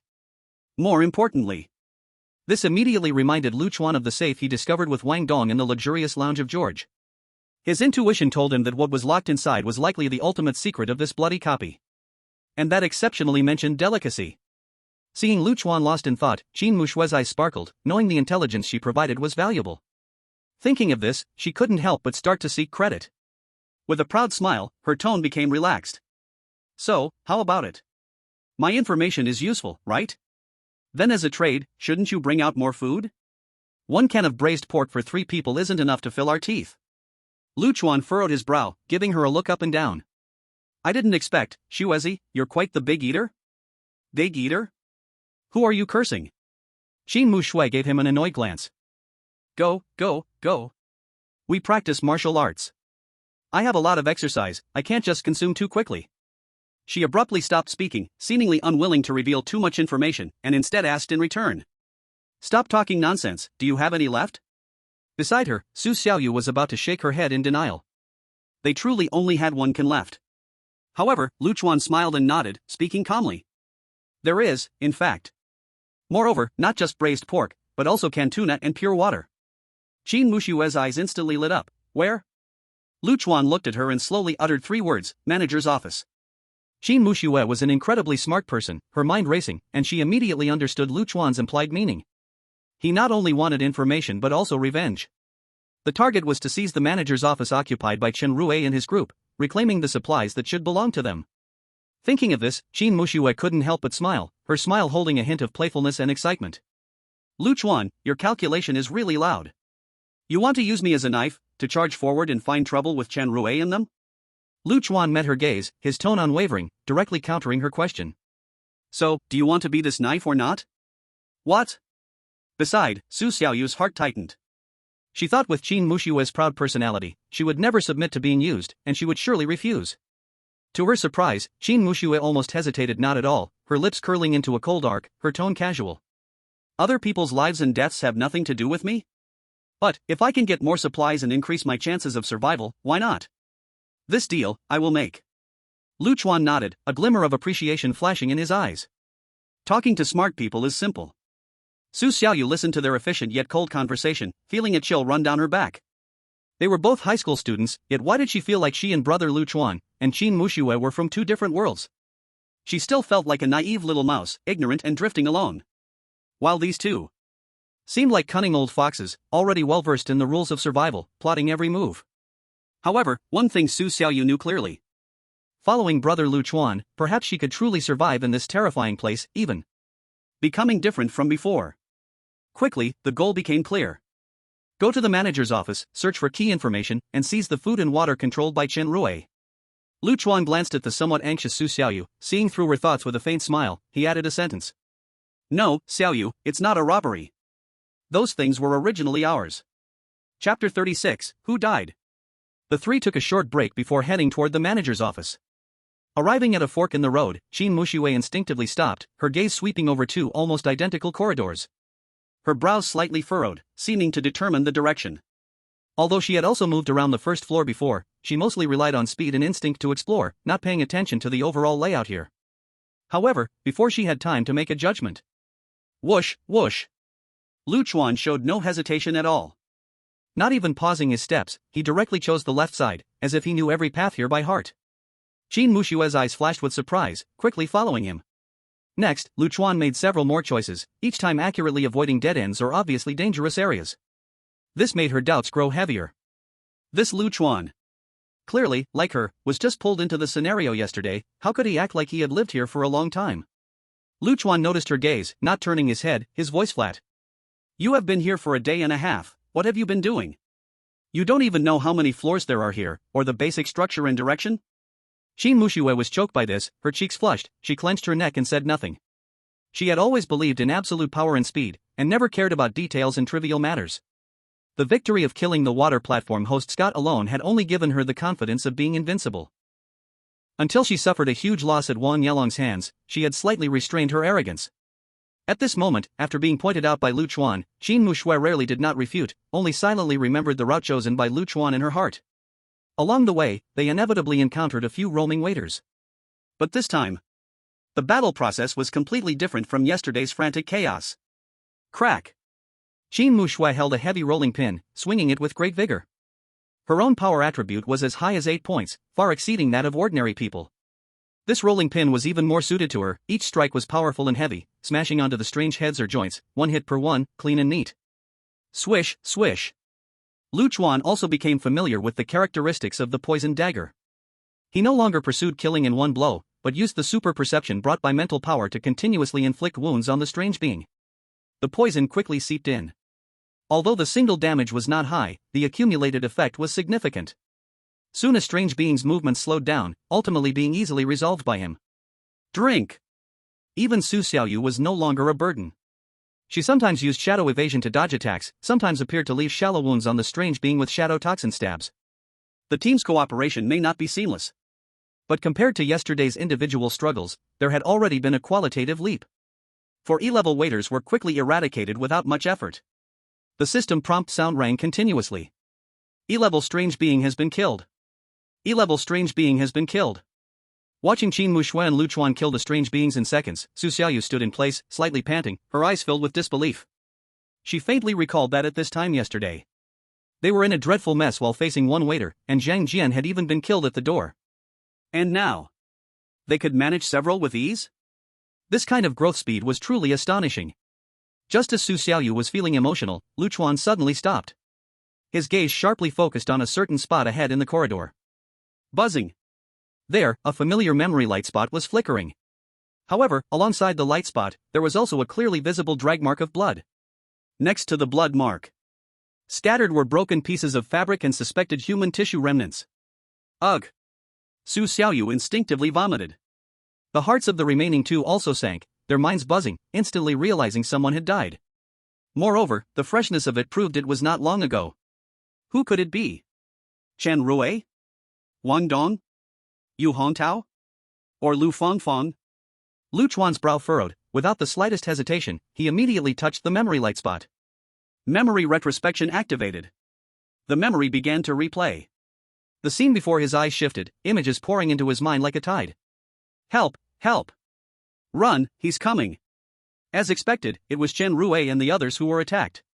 But what baffled Chuan was that they were actually not in the manager's office, but in the corridor. Why would they leave their safe stronghold to run outside? Soon, a gentle yet horrifying voice revealed the answer to him. TSK, it hasn't been long since the last inspection, and so many dirty rats have slipped into the Western restaurant. It's truly a disgrace. Even more dishonorable to our romantic Western restaurant's golden signboard. A tall, thin man appeared behind them, dressed in a tailored black suit and wearing gold-rimmed single lens glasses, with two meticulously groomed mustache points. He appeared like a ghost. A bright red rose was also tucked into his pocket, giving him an elegant demeanor like a gentleman from high society. But his words and the chilling, sticky, snake-like terrifying aura he exuded made people shudder in fear. He gently pushed his gold-rimmed glasses and continued in that sing-songy tone. If the esteemed Chef George finds out his kitchen has become so filthy, he will surely be furious. Alas, one must properly supervise those lazy waiters. They must clean up the hygiene first. Forget it, I'll handle these little mice myself. After all, ensuring the freshness and purity of the ingredients is the sous chef's responsibility. As soon as the words fell, two frantic figures appeared in the scene. It was Chen Rui and Lu Fangfang. Lu Fangfang ran while crying out in a shrill voice. Class monitor. What to do? What should we do? That monster is chasing us. Chen Rui's face turned as pale as paper. Annoyed by Lu Fangfang's constant chatter, he couldn't help but shout angrily. Shut up! If it weren't for you insisting on going to the bathroom, how would we have run into this monster? Lu Fangfang cried out in response. But I can't just solve it in the manager's office, right? Then just go die. Chen Rui, overwhelmed by fear and irritation, lost his mind. A fierce and brutal glare flashed in his eyes as he suddenly reached out his hand while running. He pushed Lu Fangfang, who was running beside him. Ah! Lu Fangfang completely did not expect to be attacked by her companion, letting out a shocked cry. Her body lost balance, staggering backward. She collided right into the elegant suited man, sous chef Jerome. Jerome's lips curled into a cruel smile like a cat catching a mouse. He didn't even use any exaggerated weapon, just flipped his wrist and pulled out a delicate Western filleting knife. Swish! Swish! The blade flashed like lightning. There was no thunderous roar, only a series of hissing sounds. The next second, Lu Fangfang's body was disassembled into countless neat, evenly sized meat pieces, tumbling to the ground. Blood splattered like ink, dyeing the carpet red. Jerome elegantly raised his hand, gently touching the tip of his knife to a drop of blood, bringing it to his lips. He extended his tongue to lick it. His eyes instantly turned a ruby red. He closed his eyes in ecstasy, taking a deep breath as if savoring a rare wine. Then he muttered in a tone nearly frenzied.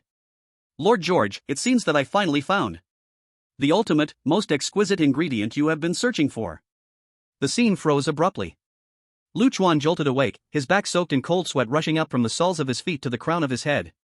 Sous chef Jerome. A demon who sees slaughter as art.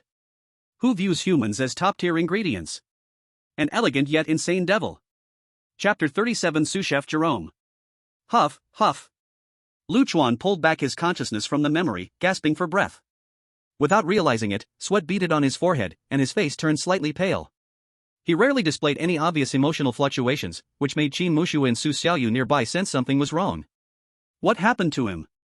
Qin Mushua's eyes flashed with surprise, as Chuan had always been calm to the point of indifference. He wouldn't even frown if the sky fell. At this moment, he actually showed such clear panic? Unable to help herself, she asked. What's wrong? Who died? Su Xiaoyu also worriedly leaned closer, her voice soft and comforting. Lu Chuan bro, are you okay? You look so bad. Lu Chuan took a deep breath, suppressing the storm in his heart, shook his head, his voice slightly dry. It's Lu Fangfang, she died. Qin Muxue raised an eyebrow. How can you be so sure it's her? Lu Chuan looked at the glaring traces on the ground, his voice low. There are long hairs here, and the minced meat is even more tender. Qin Muxue then noticed the scattered long hair mixed with dark red blood on the ground. Her heart trembled slightly, not expecting Lu Chuan to observe so carefully. But just Lu Fangfang's death, how could it make Lu Chuan lose control? She couldn't understand. Qin Muxue was unaware that Lu Chuan's shock was not from Lu Fangfang's death but from the manner and speed of her death. The power displayed by sous-chef Jerome completely exceeded his understanding of D-class anomalies. It was a kind of despairing crushing. Elegant. Precise. Efficient. There wasn't a trace of smoke and fire, yet it made it hard for anyone to even entertain the thought of resistance. It was as if he had returned to the first day. The feeling of powerlessness they faced when facing the waiter. According to Lu Chuan's calculations, even if the three of them were now facing Jerome head-on, they probably wouldn't last through a few encounters. That suited thug with gold wire glasses. He was either a true C-level anomaly or the pinnacle of D-level, truly remarkable. Otherwise, it would be impossible to have such a terrifying sense of oppression. Su Xiaoyu caught the seriousness and fear in Lu Chuan's eyes and timidly suggested. Brother Lu Chuan, how about we go back to the storage room first? At least it's safer there. The mission requires survival for 3 days, it doesn't mean we have to kill all the monsters. For food, we can think of other ways. Qin Muxue frowned tightly. She also realized that the situation was more serious than she had imagined, something that made Lu Chuan so wary was definitely not simple. But her inherent fighting spirit, along with the victory over Scott and Wang Yelong, gave her confidence. Moreover, the blood feast was their first mission. If they didn't harvest enough benefits and maximize their improvements in this mission, how would they handle more difficult missions in the future? Just as Lu Chuan weighed the pros and cons. Ah! Help! Run! It's catching up! Don't come over, get away! From around the corner, there came a wail of ghostly cries and the sound of frantic running. Immediately after, 3 figures scrambled out. It was Zhenrui, Yu Hongtao, and Wang Dong. Their faces were filled with fear, desperately fleeing from something chasing them. Su Xiaoyu gasped softly. It's Chan Rui and the others. Qin Muxue's expression tightened, knowing there was no time to hesitate any longer. She looked at Lu Chuan with a decisive tone, carrying a hint of asking for his opinion. Lu Chuan, either we go or we stay. You decide. Lu Chuan glanced at her in surprise. This bossy young lady would actually take the initiative to ask him? In the next second, he hesitated not at all. He stepped forward and charged ahead, squeezing out 2 cold words between his teeth. Save people. Without any nonsense, Qin Muxue and Su Xiaoyu immediately followed closely behind. The 3 of them charged like arrows into the chaotic scene. Yu Hongtao, relying on his long legs, ran desperately at the front, his face pale. Zhenrui, slightly weaker in stamina, fell to second, panting heavily, looking disheveled. The worst off was Wang Dong. He originally had a profession that granted him great speed. But earlier, his arm was broken by Jason's UFO, and not fully healed, severely slowing him down. At this moment, he was lagging behind, about to be caught up. At that moment, a voice like that of a devil whispered, slowly emerging from the shadows, clearly piercing everyone's ears. Stop struggling in vain, little mice. The Last Supper is about to begin. You few are just the top-notch ingredients the chef ordered. Now stop obediently, and I can make your death a bit more pleasant. If you keep running when I catch you myself, I will slice your tenderest parts while you're still conscious, making the most perfect sashimi platter. That flavor will be the true ultimate enjoyment. Ah! These words were like cold water dousing over them, scaring Chen Rui and the others out of their wits. Yu Hongtao let out a chilling scream. Damn! Live dissection? Lingqi execution, this is so twisted. Ugh! Thud! Fear crushed Wang Dong's already injured body. He stumbled and fell heavily to the ground. He struggled to get up but failed due to the sharp pain in his arm. Wang Dong looked desperately at Yu Hongtao and Chen Rui, crying out hoarsely. Hongtao! Class leader! Pull me up, save me! Yu Hongtao and Chen Rui glanced back at him, their eyes filled with struggle. But ultimately, the instinct to survive overpowered everything. They not only did not stop but instead gritted their teeth. And ran even faster. Damn it! The last glimmer of hope in Wang Dong's eyes extinguished. Heart like dead ash, completely in despair. Tap, tap. Elegant footsteps slowly approached. Sous-chef Jerome strolled to Wang Dong, looking down at him, his gaze behind golden glasses carrying a trace of pity and mockery. It seems your companions understand the way of survival better than you. Using your life to buy them time to escape is a good deal, isn't it? In the next second, Wang Dong pulled something out from behind. Bastard! I will fight you to the death. In despair, he erupted with his last ferocity. He grabbed the D-class cleaver that had been hung at his waist and slashed wildly at Jerome. Jerome's mouth curled into a dismissive curve as he flicked his wrist slightly. Ding! A soft, crisp sound. That heavy cleaver was effortlessly sliced in two by a small bone knife as if cutting tofu. The cut smooth as a mirror. What? Wang Dong looked at the half of the knife handle left in his hand, his head buzzing. He completely lost the courage to resist, collapsing to the ground, waiting for death to arrive. Jerome smiled, raising the bone knife again. At the critical moment. Whoosh! A yellow talisman paper fell from the sky, aiming straight at Jerome's face. Jerome frowned slightly, seemingly a bit surprised. But his movements remained undisturbed, his wrist flipped, and the bone knife drew an elegant arc, cutting towards the flying talisman paper. However, the moment his blade touched the talisman paper. Boom! The talisman paper suddenly exploded. Though the power was not great, the flames and shockwave forced him to instinctively take half a step back and raise his hand to block his vision. In the blink of an eye, two figures rushed out from the side. Chuan and Qin Muxue, one on the left and one on the right, lifted the collapsed Wang Dong from the ground, using all their strength to drag him towards a certain direction. Jerome waved away the smoke in front of him, watching the ingredients that were taken away, his gaze behind the golden glasses gradually becoming cold and dangerous. As if stirred by interest, he licked the tip of the knife. Interesting. Chapter 38, Winning Hearts. Wang Dong was roughly dragged to the corner of the corridor, his back hitting the wall, causing him to grimace in pain. He raised his head in shock, and in the dim light, he instinctively thought it was Chen Rui and Yu Hongtao who had come back to save him out of conscience. Just about to speak with a sense of relief and grievance from surviving. Class leader, Hongtao. However, when Wang Dong clearly saw the person in front of him, his pupils suddenly constricted. His voice caught in his throat, filled with shock, blurted out. Chuan? And Qin Muxue? Before Chuan could explain, elegant yet deadly footsteps approached from behind again. Jerome had chased after them. To Chuan's surprise, Qin Muxue not only did not immediately retreat with him and Su Xiaoyu, but instead turned around. Holding a heavy rolling pin tightly in her hand, her eyes burned with an indomitable and eager fighting spirit. Her long legs stood tall, ready to confront the battle head-on. Chuan frowned, immediately understanding this woman's thoughts. She had gotten carried away. The consecutive kills of two D-class strange beings had inflated her confidence, making her eager to personally test the weight of the sous-chef. To verify if the opponent's strength was really as terrifying as Chuan said. Chuan did not speak to stop her because he understood Qin Mushue's personality too well. Proud and arrogant. Would not shed tears until seeing the coffin. She would not wake from her illusion of being strong until Jerome defeated her severely.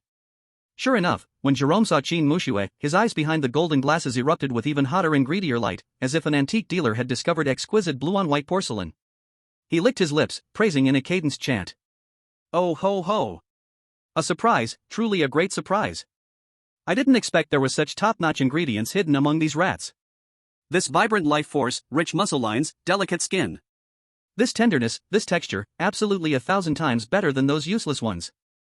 It's even more tempting than the top-grade Wagyu beef shipped from Hokkaido. No, that's not right. It should be more perfect than the sweetest tail meat of the French blue lobster. This extremely insulting critique made Qin Muxue feel so sick she was about to vomit. She shouted angrily, refusing to waste any more words. With a powerful thrust of her legs, she charged forward, her rolling pin whistling as it swung toward Jerome's head. At the same time, her right palm quietly gathered frost, a tiny ice flower forming in preparation. She had learned Chuan's habit and knew to hold back a trick up her sleeve. It wasn't just pure rouge-bee. To be fair, the sense of oppression emanating from Jerome was indeed far greater than that of Wang Yilong and Scott, making her feel threatened. He. Jerome just smiled disdainfully in response to her attack, even refusing to move his feet. With a flip of his wrist, the slender, sharp boning knife reappeared, effortlessly meeting the rolling pin. Clang! A crisp sound of metal clashing filled the air. What? Qin Muxue felt an unimaginable force come from the pin, numbing her grip and leaving her whole arm weak and powerless.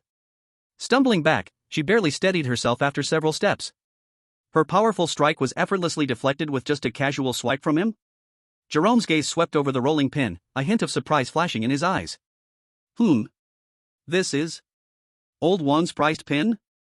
I didn't expect that the guy who thinks he is the best chef in the world would end up falling into the hands of you little mice. He. But that's okay, the romantic Western restaurant definitely doesn't need trash that can't even keep an eye on the kitchen. I should thank you for cleaning up the place for me. Before his voice fell, Jerome's figure closed in again. The boning knife slashed out streaks of light too fast for the eye to catch. Swoosh. Swoosh. Qin Mushui defended with all her strength, but the blade was too fast and too tricky. The sleeves of her school uniform were slashed open, and a few strands of her black hair were cut off and fell. If her reaction were delayed by just 1/10 of a second. At this moment, it wouldn't just be her clothes and hair being cut, but her throat and arteries. This. It wasn't until this moment that Qin Mushui realized why Lu Chuan was so serious and why he chose to retreat decisively. This guy's strength was definitely far beyond the scope of a D-class weirdness. It might even be C-class weirdness. A desire to retreat arose in her heart, wishing to find an opportunity to escape the fight. But it was too late for regrets. Whoosh! Whoosh! Whoosh! Jerome's attack was like a raging storm, not allowing her a moment to breathe.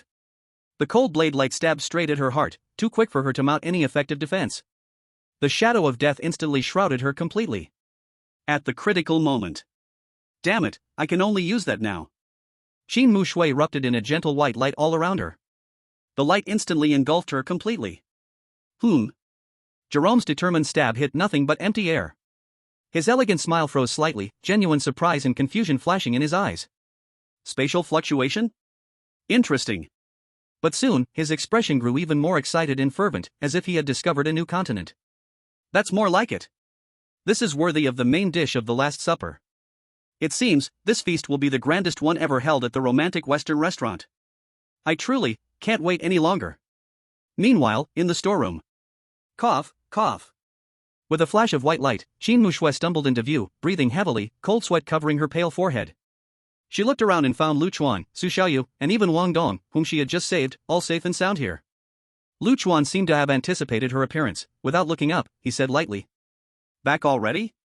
Qin Mushui's cheeks instantly flushed bright red. A feeling of having been completely seen through, even schemed against, surged in her heart with embarrassment and anger. Bang! Irritated, she kicked the mop away. The mop handle snapped with a loud sound, glaring at Lu Chuan angrily. Lu Chuan! Did you know that the bespectacled freak was ridiculously strong all along? Why didn't you tell me? She wasted 3 days just to use the silver-scaled hook once. It was like losing a life. Lu Chuan looked up at her, a nonchalant smile on his face. I told you he was dangerous and suggested retreating. You didn't believe it and insisted on trying it yourself. Try it, and you will die. Qin Mushui's momentum faltered a bit, and she argued stubbornly. But you didn't say he was so. As she spoke halfway, she herself felt unreasonable and turned her head angrily. Forget it. At that moment, Wang Dong, who had been silent, suddenly struggled to rise. Dragging his seriously injured body, he bowed deeply to Qin Mushui and Lu Chuan, his voice trembling with excitement and shame. Thank you. Thank you for saving me. Qin Mushui was taken aback by the sudden and earnest gratitude, her delicate face showing a hint of awkwardness. As a typically aloof and solitary campus beauty, she was used to the awe, jealousy, or even hatred from others. But she had never been sincerely thanked before. The reason she saved Wang Dong was clearly just a small effort. Qin Mushui turned her head away awkwardly, huffing without saying a word. But Lu Chuan calmly accepted the gratitude, speaking in his steady tone. It's the right thing to do. Previously on the second floor, if you hadn't rushed up to attract most of Jason's attention, I wouldn't have had the chance to severely injure him. It's just repaying a favor. Wang Dong's face turned red upon hearing this, overwhelmed with shame. He recalled how he had followed Chen Rui's instigation and left Lu Chuan and Su Xiaoyu to escape. And now, Lu Chuan saved him, still remembering his little contribution.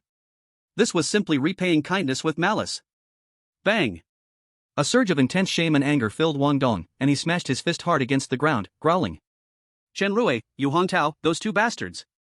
They talk big about unity and mutual assistance, about getting through difficulties together, but what happened? At the critical moment, they ran faster than anyone else. I've always been the one to charge ahead while they sat behind enjoying the benefits. Damn it, if I encounter them again, I will tear them to pieces. Lu Chuan looked at his excited expression and smiled. A cunning gleam flashed in his eyes, unique to a schemer. Oh? Is that what you really think? Wang Dong looked up, his eyes reddened with anger. Of course. He instinctively touched his fractured arm, his tone filled with unwillingness and helplessness. Clearly, Wang Dong wanted revenge. But with his current injuries, let alone revenge, escaping this instance was impossible. Chuan said nothing, casually taking out a shiny silver pill and flicking it into Wang Dong's lap. Wang Dong instinctively caught it, staring at the cool silver pill in his palm, stunned. This is? Chuan spoke flatly, as if discussing something trivial. Eat it, and you'll know. Chapter 39, Class Reunion. Seeing the silver pill Chuan tossed to Wang Dong, Su Xiaoyu was stunned, her eyes flashing with surprise and confusion. She knew very well what that was. It was the special reward Chuan obtained from Jason earlier silver painkiller. The effect was powerful. It could restore a large amount of health in a short time and greatly alleviate injuries, extremely precious. She remembered that Chuan had only about 5 or 6 of them. He had even given one to her before to treat her abdominal wound from the UFO's cut. Su Xiaoyu didn't expect that Chuan would give such a medicine to Wang Dong, who had once abandoned them and run away with Chen Rui.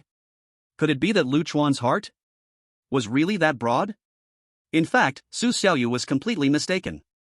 In Chuan's eyes, the silver painkiller was important, but it wasn't that important. Whether Wang Dong would seek revenge, it doesn't matter.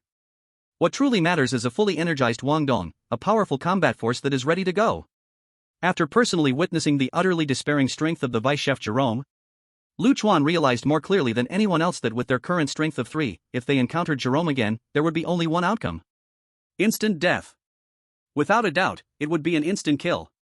And now, with a full day and a half left until the 72-hour survival requirement of the dungeon. It seems long. But as the waitstaff are cleared out, the appearance of chef-level elites will surely follow, and the threat level will rise sharply. If they want to survive in such an environment, as the great person said, they must unite all the forces they can. Even if it's just a few more meat shields to attract fire, their chances of survival will greatly increase. Using limited medicine to invest in a life-risking fighter, this deal is definitely a win-win. So, Chuan decided to take a gamble. Ugh. The next second, as everyone harbored their own motives, Wang Dong, who swallowed the pill, suddenly let out a suppressed grunt. A large amount of virtual sweat oozed from his forehead, his face flushed, his heart raced, and his body trembled, as if he was enduring great pain. Hiss. Qin Muxue was stunned to see the scene. Could it be? Did Chuan give Wang Dong not a healing medicine, but some kind of poison? What good would it do him to kill Wang Dong? Is it just pure revenge for the earlier betrayal? Or did he think the team was too large and needed to reduce numbers? At this moment, if Chuan could hear Qin Mushue's thoughts, he would definitely be speechless. Sister, if I really wanted him dead, wouldn't it have been easier to just not save him earlier? Why waste breath and resources, making things more complicated?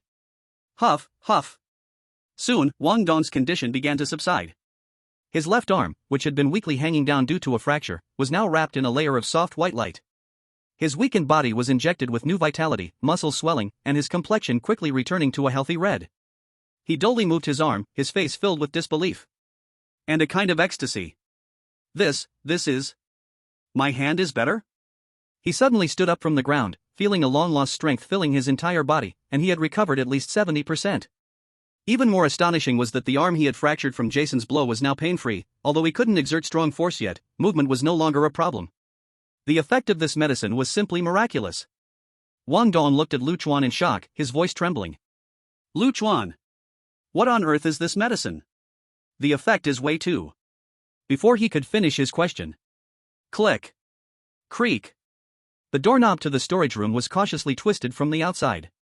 In an instant, everyone became alert, all eyes turning to the door. Wang Dong instinctively reached for his big cleaver, only to realize it had already been shattered by Jerome. He quickly grabbed a broken mop handle, holding it in front of him, glaring fiercely at the door, ready to rush and fight to the end. However, Chuan still sat in the shadows. His face showed no signs of nervousness, but rather a knowing, mocking smile. It seemed like he had already guessed who the visitor would be. Creak. Sure enough, the door was gently pushed open slightly. The person outside peeked in, while those inside glared fiercely at the doorway. The moment their eyes met, both sides were startled. Whom? Standing outside the door were Yu Hongtao and Chen Rui, covered in dust, looking utterly disheveled. As soon as Chen Rui saw that there were not only people in the storage room but also Qin Muxue, Su Xiaoyu. Even Wang Dong, whom he thought was certainly dead, was there. Surprise, embarrassment, shame, and a hint of fear flashed across Chen Rui's face. He forced out a smile that looked worse than crying, trying to greet them. Muxue? Xiaoyu? And? Wang Dong? It's great that you're okay, we just encountered. F asterisk asterisk asterisk Q. Wang Dong didn't even wait for him to finish. The fury and betrayal erupted like a volcanic explosion. He roared and grabbed Chen Rui by the collar, slamming him against the cold wall. Bang! Chen Rui! You Hong Tao! You two cold-hearted, ungrateful wretches, how dare you show your faces? Ah! Wang Dong's eyes were bloodshot, saliva flying onto Chen Rui's face, his arm trembling with rage. Chen Rui struggled to breathe, his face turning from white to blue, trying to explain. Wang Dong, you have to let me explain. Seeing you alive, we are really very happy. Shut the hell up. Wang Dong cursed loudly. Seeing me alive, are you disappointed? Don't you just wish I had died at the hands of the monster, huh? Yu Hongtao stood to the side, his lips trembling, wanting to step forward but too scared to do so, only weakly chiming in. Wang Dong, the class monitor didn't mean it that way. We were also scared to death at the time and have regretted it ever since. Hearing this, Qin Muxue stood there expressionless, her gaze icy, as if she were watching a waste-of-time Korean drama. Su Xiaoyu also silently lowered her head, her hands tightly gripping the hem of her shirt. In the shadows, Lu Chuan wore a cold smile that he did not try to conceal. Among all the people present, only he had replayed the memories and saw how Lu Fangfang was pushed out to be sent to her death by Chen Rui. This morally upright class monitor. To save his own life, he would do anything. Sure enough, Wang Dong didn't believe a word of it. Humph, do you think I'm an idiot? Anger and disappointment erupted completely. He swung his fist and mercilessly smashed it into Chen Rui's face. Bang! Ah! Chen Rui let out a shriek, his nose collapsing, blood gushing, and a few teeth flying out. In no time, his entire face swelled up like a pig's head, tears, mucus, and blood streaming down. I know I was wrong. Wang Dong, Donggu, spare me. I truly know I was wrong. Chen Rui cried out for mercy, his voice incomprehensible. Hong Tao. You Hong Tao. Say something. Quick, help me plead for mercy. Yu Hongtao trembled in fear, looking at the almost mad Wang Dong, not daring to step forward, only stammering. Donggu, spare the class monitor.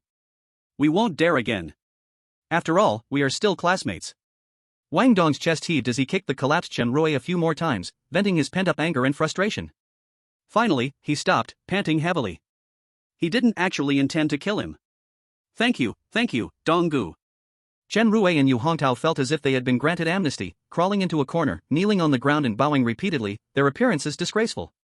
Qin Muxue watched the scene, her brows slightly furrowed. Then, her gaze shifted to Lu Chuan, who had been watching coldly, feeling a bit puzzled. This guy. Does he not want to take revenge himself? Why isn't he saying a word? At that moment, Lu Chuan suddenly moved. He slowly stood up, walked to the trembling Chen Rui on the ground, leaned down, and wore a smile that seemed neither warm nor cold. In a calm tone, he greeted him. Long time no see, big class monitor. Lost in pain and fear, Chen Rui shivered, as if a poisonous snake had locked onto him, and he looked up in horror. Only then did he notice someone who had been standing in the shadows. Lu Chuan? Chapter 40, Spare My Life. Lu Chuan. How could it be Lu Chuan? Chen Rui's mind buzzed, blankness took over. Yu Hongtao's mouth gaped wider, his eyes filled with shock.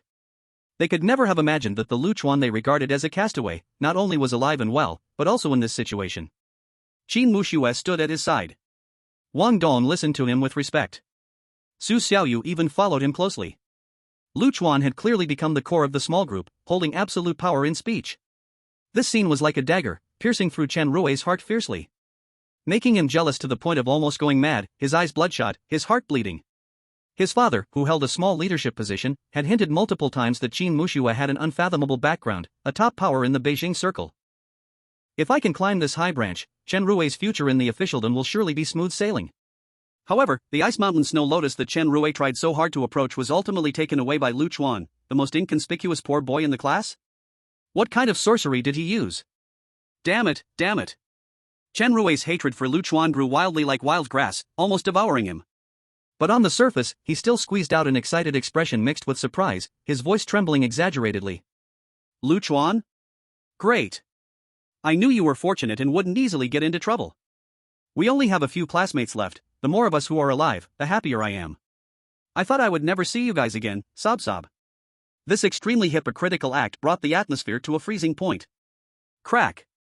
Wang Dong tightly clenched his fists, veins bulging at his temples, desperately suppressing the urge to strike again. Qin Muxue crossed her arms, her lips curling into disdain. Yu Hongtao felt ashamed and couldn't bear to look at anyone.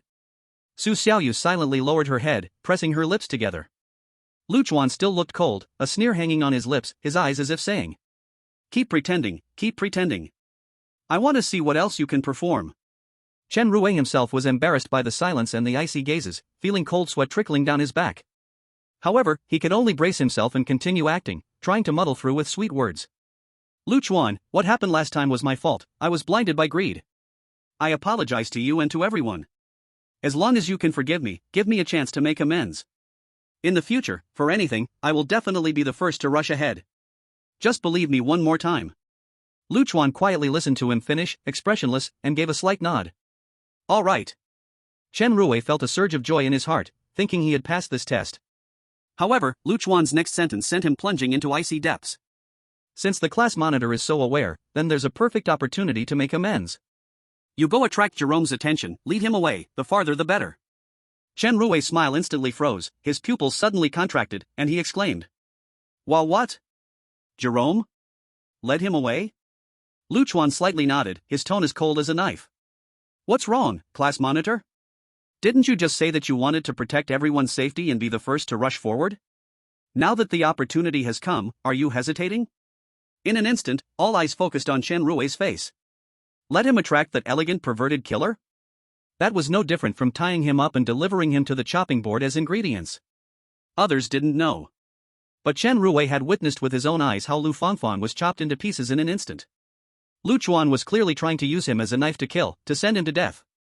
But if he didn't go... Tap tap. Chen Rui immediately saw Wang Dong with a gloomy face coming over, ready to grab him by the collar. Fear made Chen Rui's legs go weak, trembling uncontrollably. Where was the class monitor's previous commanding presence, full of spirit? He was like a completely terrified stray dog. Thud. Yu Hongtao watched in horror, fearing that Wang Dong's anger would shift to him next, scared to even breathe. Like to put on airs? Everyone coldly watched, observing how Chen Rui would end up. Just at this moment of tension, Lu Chuan spoke again, his tone flat but unyielding. All right, Wang Dong. We are all classmates. Fighting and killing, what kind of image is that? Wang Dong's action stalled, a flicker of hesitation crossing his face. But thinking that it was Lu Chuan who saved him and even gave him precious medicine for his arm, he finally glared at Chen Rui and let go. Huff, huff. Chen Rui felt as if he had been granted a great mercy, gasping for air, his back already soaked with cold sweat. But the relief of surviving only lasted a moment. What followed was an even stronger wave of malicious resentment. Why? Why can that loser Lu Chuan decide my life and death? What is he even?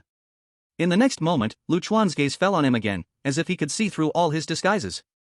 Lu Chuan's voice remained calm, yet it carried a chilling sense of oppression. Chen Rui, you must hate me to death in your heart right now, right? Do you want to cut me into 1,000 pieces, to shred me into pieces?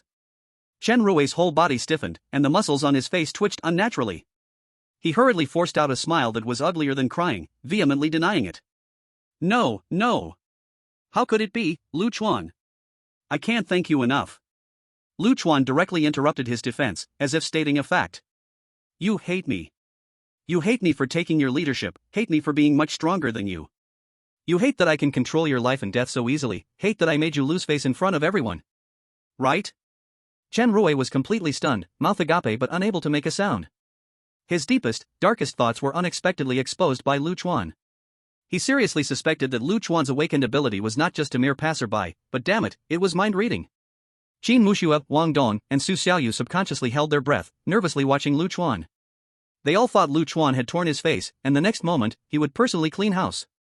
The atmosphere was at its breaking point. However, Lu Chuan suddenly changed his tone, and his words turned unexpectedly gentle, saying something that shocked everyone. It's fine if you hate me. It doesn't matter. Now, our top priority is not infighting, but survival. The more people we have, the more strength we gain, the more hope we have to survive. When these words came out, everyone was stunned. They exchanged glances, completely unable to understand what Lu Chuan was trying to sell. Only Chen Rui, who was slumped on the ground after the shock, had a fleeting look of undisguised joy and contempt in his eyes. He was laughing wildly in his heart. Ha ha ha. Lu Chuan, oh Lu Chuan. I thought you really transformed into a ruthless character, decisive and fierce. Turns out you were still that disgusting student thinking. Weak. Naive. Sentimental. With this little bit of character, are you worthy to lead me?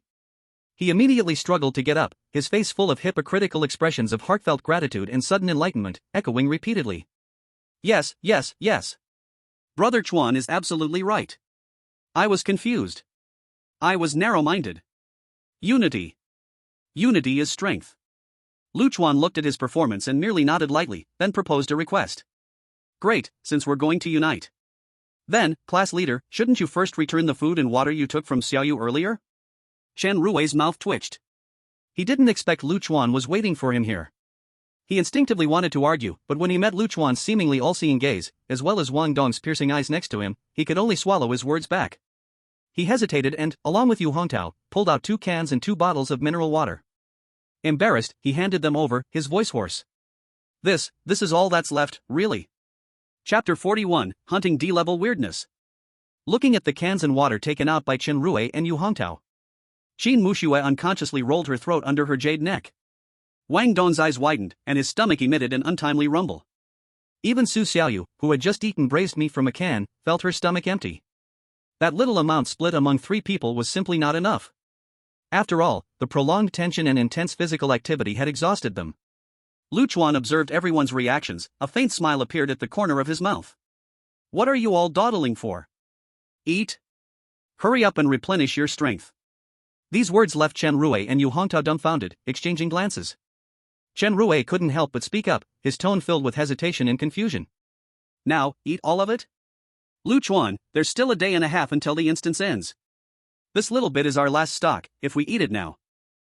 What to do tonight and tomorrow? Isn't this like eating what you don't have? Eating what you don't have? Chuan seemed to hear something interesting and chuckled softly. To survive is to have the right to think about tomorrow. If we can't even recover our strength, how can we face the upcoming battles? Eat it, and I guarantee that soon there will be new and more food delivered to us. Su Xiaoyu's eyes brightened as she understood Chuan's hidden meaning and blurted out. Brother Chuan, you mean? We go to the underground storage room? That was the place where she and Yu Hongtao first discovered the cans. They had only taken a part back then, and there must be plenty left. Others instantly reacted too. That's right. There's more food. Qin Muxue crossed her arms, a trace of understanding and subtle mockery appearing on her cold, beautiful face. I was wondering why you suddenly became so generous. So, it turns out you want to feed us well first, so we can work hard for you. You really know how to plan. Chuan remained unfazed by her sarcasm, his smile unchanging. You can choose not to go, no one is forcing you. Who said I'm not going? Qin Muxue quickly retorted, raising her chin with her unique arrogance. I just think it's a bit of an overreaction to go through so much for a mere D-level anomaly. A mere D-level anomaly? Yu Hongtao and Chen Rui were once again stunned, their tongues nearly twisting. To them, D-level anomalies seemed unbeatable. How could it be that in Chuan and Qin Muxue's words, it sounded like small monsters on the roadside that could be easily dealt with? What did they really want to do? Was hunting a D-level anomaly really that simple in their eyes? Chuan ignored Chen Rui and Yu Hongtao's astonishment, nodding and starting to plan calmly, as if discussing something that had long been decided. Since someone has guessed it, that's good, no need for me to explain. Our next target is the underground food storage room. If the information is correct, that D-level anomaly is handled by the butcher, Old York. He and Jason are both D-level. If we solve him, all the food and water in there will be our loot. Enough to support us to the end. Wait. Yu Hongtao reacted like a cat whose tail had been stepped on, his voice suddenly rising, filled with disbelief and fear. Chuan, are you crazy? Hunting a D-level anomaly? How is that even possible? You've seen Jason's terror, this is just going to deliver us to death. Chen Rui's face turned pale, his lips trembling. Though he didn't dare challenge Chuan directly, his eyes were filled with the words fantasy. He was afraid that if he opened his mouth, this deadly mission would fall on him. He. Before Chuan could respond, Qin Muxue already scoffed dismissively, looking down at Yu Hongtao and Chen Rui. What's a D-level anomaly? Just a few hours ago, I alone dealt with the water chief, Scott. And the snack chief, Wang Yelong, was also taken down by me and Chuan together. Now there's just one more Old York, what's there to be surprised about? These words were like thunder from the ground, shocking Chen Rui, Yu Hongtao, and even the newly joined Wang Dong. Damn. So fierce, my friend? Wang Dong stared blankly at Lu Chuan, almost unable to connect the person discussing hunting a D-level anomaly with the timid bystander from earlier who was searching for supplies. This change was truly shocking. So much so that one could say, after 3 days apart, one looks at another with new eyes. Lu Chuan didn't give them more time to digest the shock, clapping his hands with an undeniable tone. Alright, enough small talk. We must hurry. Jerome will likely move to the first floor hall soon after searching the second floor without results. We must enter the underground storage room and deal with Old York before he comes down. The structure there is complex and easy to defend yet hard to attack. It might become our new safe point. But the premise is to eliminate the current residents. Gurgle. Gurgle. Yu Hongtao and Chen Rui's faces were full of doubt and fear, continuously swallowing their saliva. Qin Muxue saw this and added without any hesitation. If you are too scared to go, just stay here and wait to die. Wait for Jerome to come down, let's see if he will give you a chance like we do. Just thinking about the elegant yet terrifying figure of Chef Jerome, and Lu Fanfan being torn apart in an instant. No, absolutely not. Chen Rui and Yu Hongtao were immediately scared out of their wits, and the last bit of hesitation was crushed by their instinct to survive, hurriedly following the group. Wang Dong looked complexly at Lu Chuan's back and took a deep breath. He picked up a metal table leg from the corner and gripped it tightly in his hand, quickly following along. He knew this path might be dangerous. But staying put was definitely a certain death. As for Lu Chuan, both familiar and unfamiliar. Chapter 42, Skillful and at Ease. The group walked along the corridor, moving through the first floor of the romantic Western restaurant. At this moment, the air was filled with the smell of charred remains and a faint scent of blood. When Chen Rui and Yu Hongtao's gazes swept across the center of the hall, they couldn't help but gasp in shock, their steps halting. What lay before them was a scene of devastation after a disaster. The solid wood dining tables were shattered, the hotel front desk was charred black, and the marble floor was pocked and cratered. The entire scene was shocking, as if it had been washed by some kind of violent force. What happened here? Yu Hongtao's voice was dry, mumbling to himself subconsciously. Is there really someone who can survive such a level of battle? Walking in front, Qin Muxue did not stop her steps but curled her lips in a mocking arc. Why not? Not only did they survive, but they're living just fine. She paused for a moment and added. However, it did take quite some effort. Chen Rui and Yu Hongtao were taken aback, then quickly realized. This was the battlefield where Lu Chuan and Qin Muxue had killed the dim sum master Wang Yalong. Both were once again seized by immense shock. Especially Chen Rui, who stared at Lu Chuan's back with a gaze like he was looking at a stranger. He simply could not understand.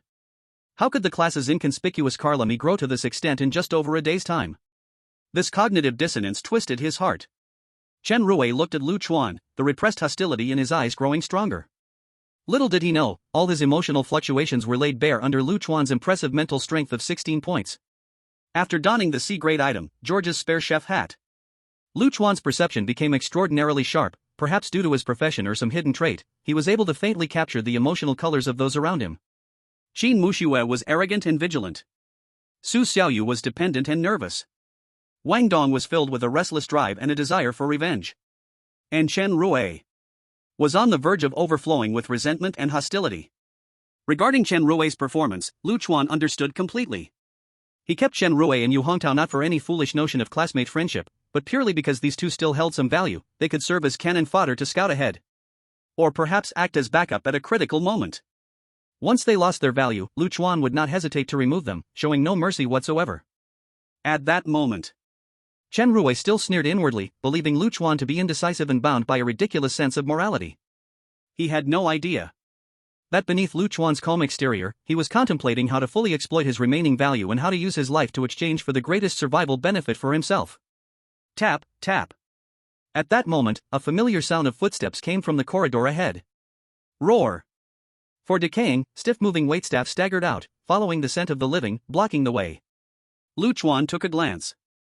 He understood in his heart. These are probably the last few remaining E-level anomalies. After today, there will probably only be D-level or even higher-ranked chefs left. His voice was calm as he gave the order. As we discussed before, make it quick and don't make too much noise.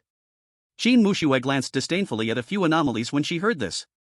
For dealing with such small fry, she couldn't even be bothered to use her skills or rolling pin.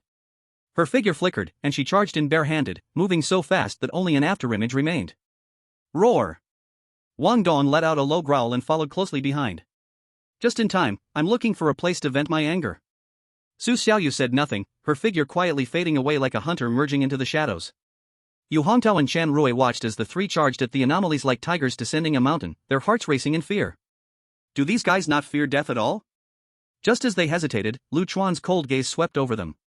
Startled, the two dared not delay any longer and hurriedly rushed forward as well. They knew very well that in this team, their status was the lowest, with no bargaining power whatsoever. Whoosh! Crack! The battle began abruptly and ended just as quickly.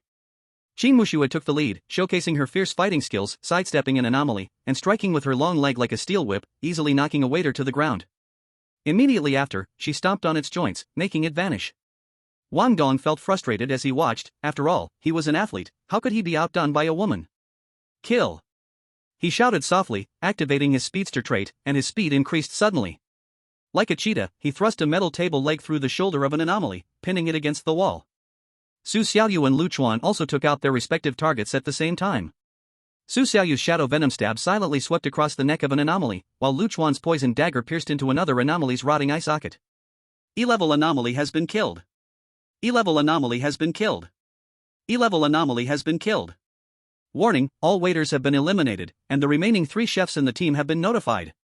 Please prepare for battle. The notification sounded in his mind, announcing the demise of the E-level anomalies. Chen Rui and Yu Hongtao had just taken a breath, still in shock at the combat power of the 3, when they heard Lu Chuan's voice again, aimed directly at Chen Rui. Class leader, now is the time for you to play your role. Chen Rui was taken aback and looked up, confused. Me? What role can I play? Lu Chuan looked at him, his tone leaving no room for doubt. I remember your skill is Power Mark, which can temporarily control a target to fight for you, right? Just right, we need a scout. Or do you want to go be the cannon fodder yourself? Nearby, Yu Hongtao's face turned pale upon hearing this, and he hurriedly elbowed Chen Rui, urging in a low voice. Chen Rui, quickly use your skill. What are you waiting for? I don't want to go die. Chen Rui frowned tightly, unwilling to use his trump card to act as Lu Chuan's pawn. But under Lu Chuan's gaze and Yu Hongtao's urging, he could only grit his teeth, concentrate, and cast Power Mark on the corpse of the waiter on the ground. Buzz! A faint light flashed by. The corpse indeed swayed and stood up, like a marionette. It succeeded. Chen Rui's tone carried a hint of surprise as he secretly breathed a sigh of relief. However, Lu Chuan, who had been watching coldly, caught a detail that was deliberately hidden. Just as Chen Rui cast his skill, another waiter's corpse nearby also had its fingers twitch slightly. Interesting. Lu Chuan glanced at Chen Rui's face full of relief, then casually looked away, sneering inwardly. Sure enough, he held back a hand. Our class leader's little schemes are more than I imagined. Chapter 43, The Board Master Old York. Chen Rui controlled the waiter to walk in front. For this somewhat sinister ability, Qin Muxue only glanced at it and curled her lips in disdain. A small trick. Chen Rui's cheek twitched as he suppressed the urge to retort, letting out a cold grunt inwardly. He had endured for so long, so he wasn't bothered by a moment's delay. Lu Chuan ignored this small episode, just nodded and looked at the stairs leading down. Good, we have the cannon fodder. Let's go. The group descended the steps into the underground storage area of the romantic Western restaurant. Gradually, a turbid smell mixed with rotting flesh, blood, and some kind of chemical refrigerant hit their faces, almost making them vomit. Cough, cough. The air was thick and cold, with a heavy layer of white frost clinging to the walls, like an ice cave. The whole environment was extremely quiet, with only their breathing and footsteps creating a chilling atmosphere. Yu Hongtao's teeth chattered, cold sweat bead on his forehead. The essence of his will to live made his legs weak, nearly wanting to turn and flee. After all, he was a future scholar, he definitely couldn't die in this broken place.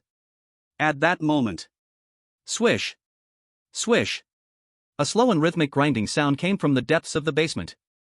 That sound was like a cleaver being sharpened on a whetstone repeatedly. Everyone immediately held their breath, muscles tensed up. The board master Old York was inside. Next, bang! A loud explosion suddenly erupted, as if something heavy had been chopped open. The ground beneath their feet and the ceiling above them trembled, dust falling everywhere. Lu Chuan furrowed his brows tightly and immediately nodded to Chen Rui, signaling him to send the strange waiter in to scout. In the next second, the waiter just stumbled slightly as he entered the archway ahead. Boom! A visibly violent shockwave rushed out from the door. Before the waiter could even grunt, he was blasted out like he had been hit by a semi-truck, instantly embedding into the wall. His neck hung lazily, completely unmoving. Ah! Chen Rui let out a muffled groan, face turning pale. He felt the mental connection with the strange creature violently severed. Everyone looked on in horror. They hadn't even met yet, just a shockwave, and this E-level anomaly was easily killed? What kind of terrifying power was this? He. A rough voice like sandpaper rumbled from the depths, carrying an inexplicable sense of oppression. I thought the stupid cooks in the back finally remembered to help me. Didn't expect it to be a few little bugs who don't know they're dead. Just in time, Chef George and Jerome have been urging me to hurry up and prepare the main course for the final dinner. You all delivered yourselves right to me. Saves me from rummaging through the freezer for those frozen old goods. Bang! Bang! Heavy footsteps approached step by step from the darkness. Each step felt like it was trampling on everyone's nerves. An enormous figure, beyond imagination, slowly stepped out from the giant cold storage filled with cold white mist. That figure was robust and tall, with bulging muscles, like a moving mountain of flesh. He dragged behind him an exaggerated, glimmering cleaver, the blade still smeared with fresh meat scraps and ice shards.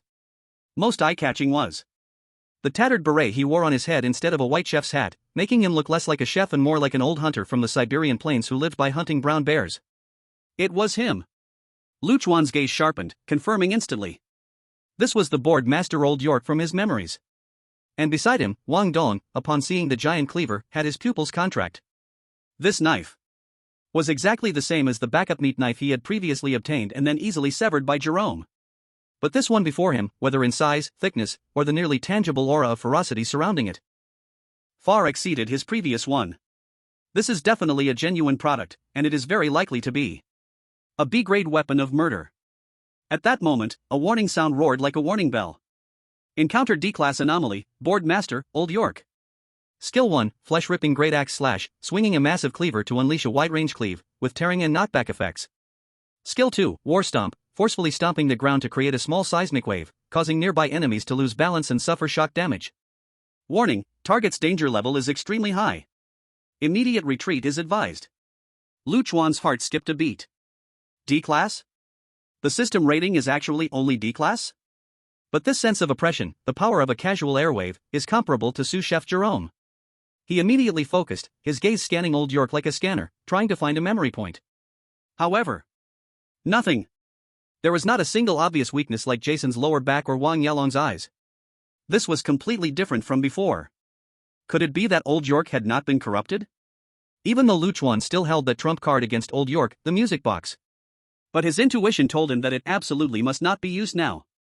It must be saved for the final moment, to break Old York's frenzy or some other terrifying transformation. If wasted prematurely, they would surely die. What to do? Qin Mushua's voice sounded beside him, her tone serious. The fact that she asked this question proved just how great the pressure from the enemy ahead was. Chuan forced himself to suppress his nerves, striving to keep his voice calm. What else can we do?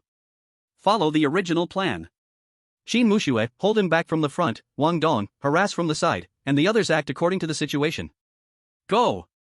Qin Mushue gritted her teeth, nodded, and charged at Old York with a heavy rolling pin that whistled through the air.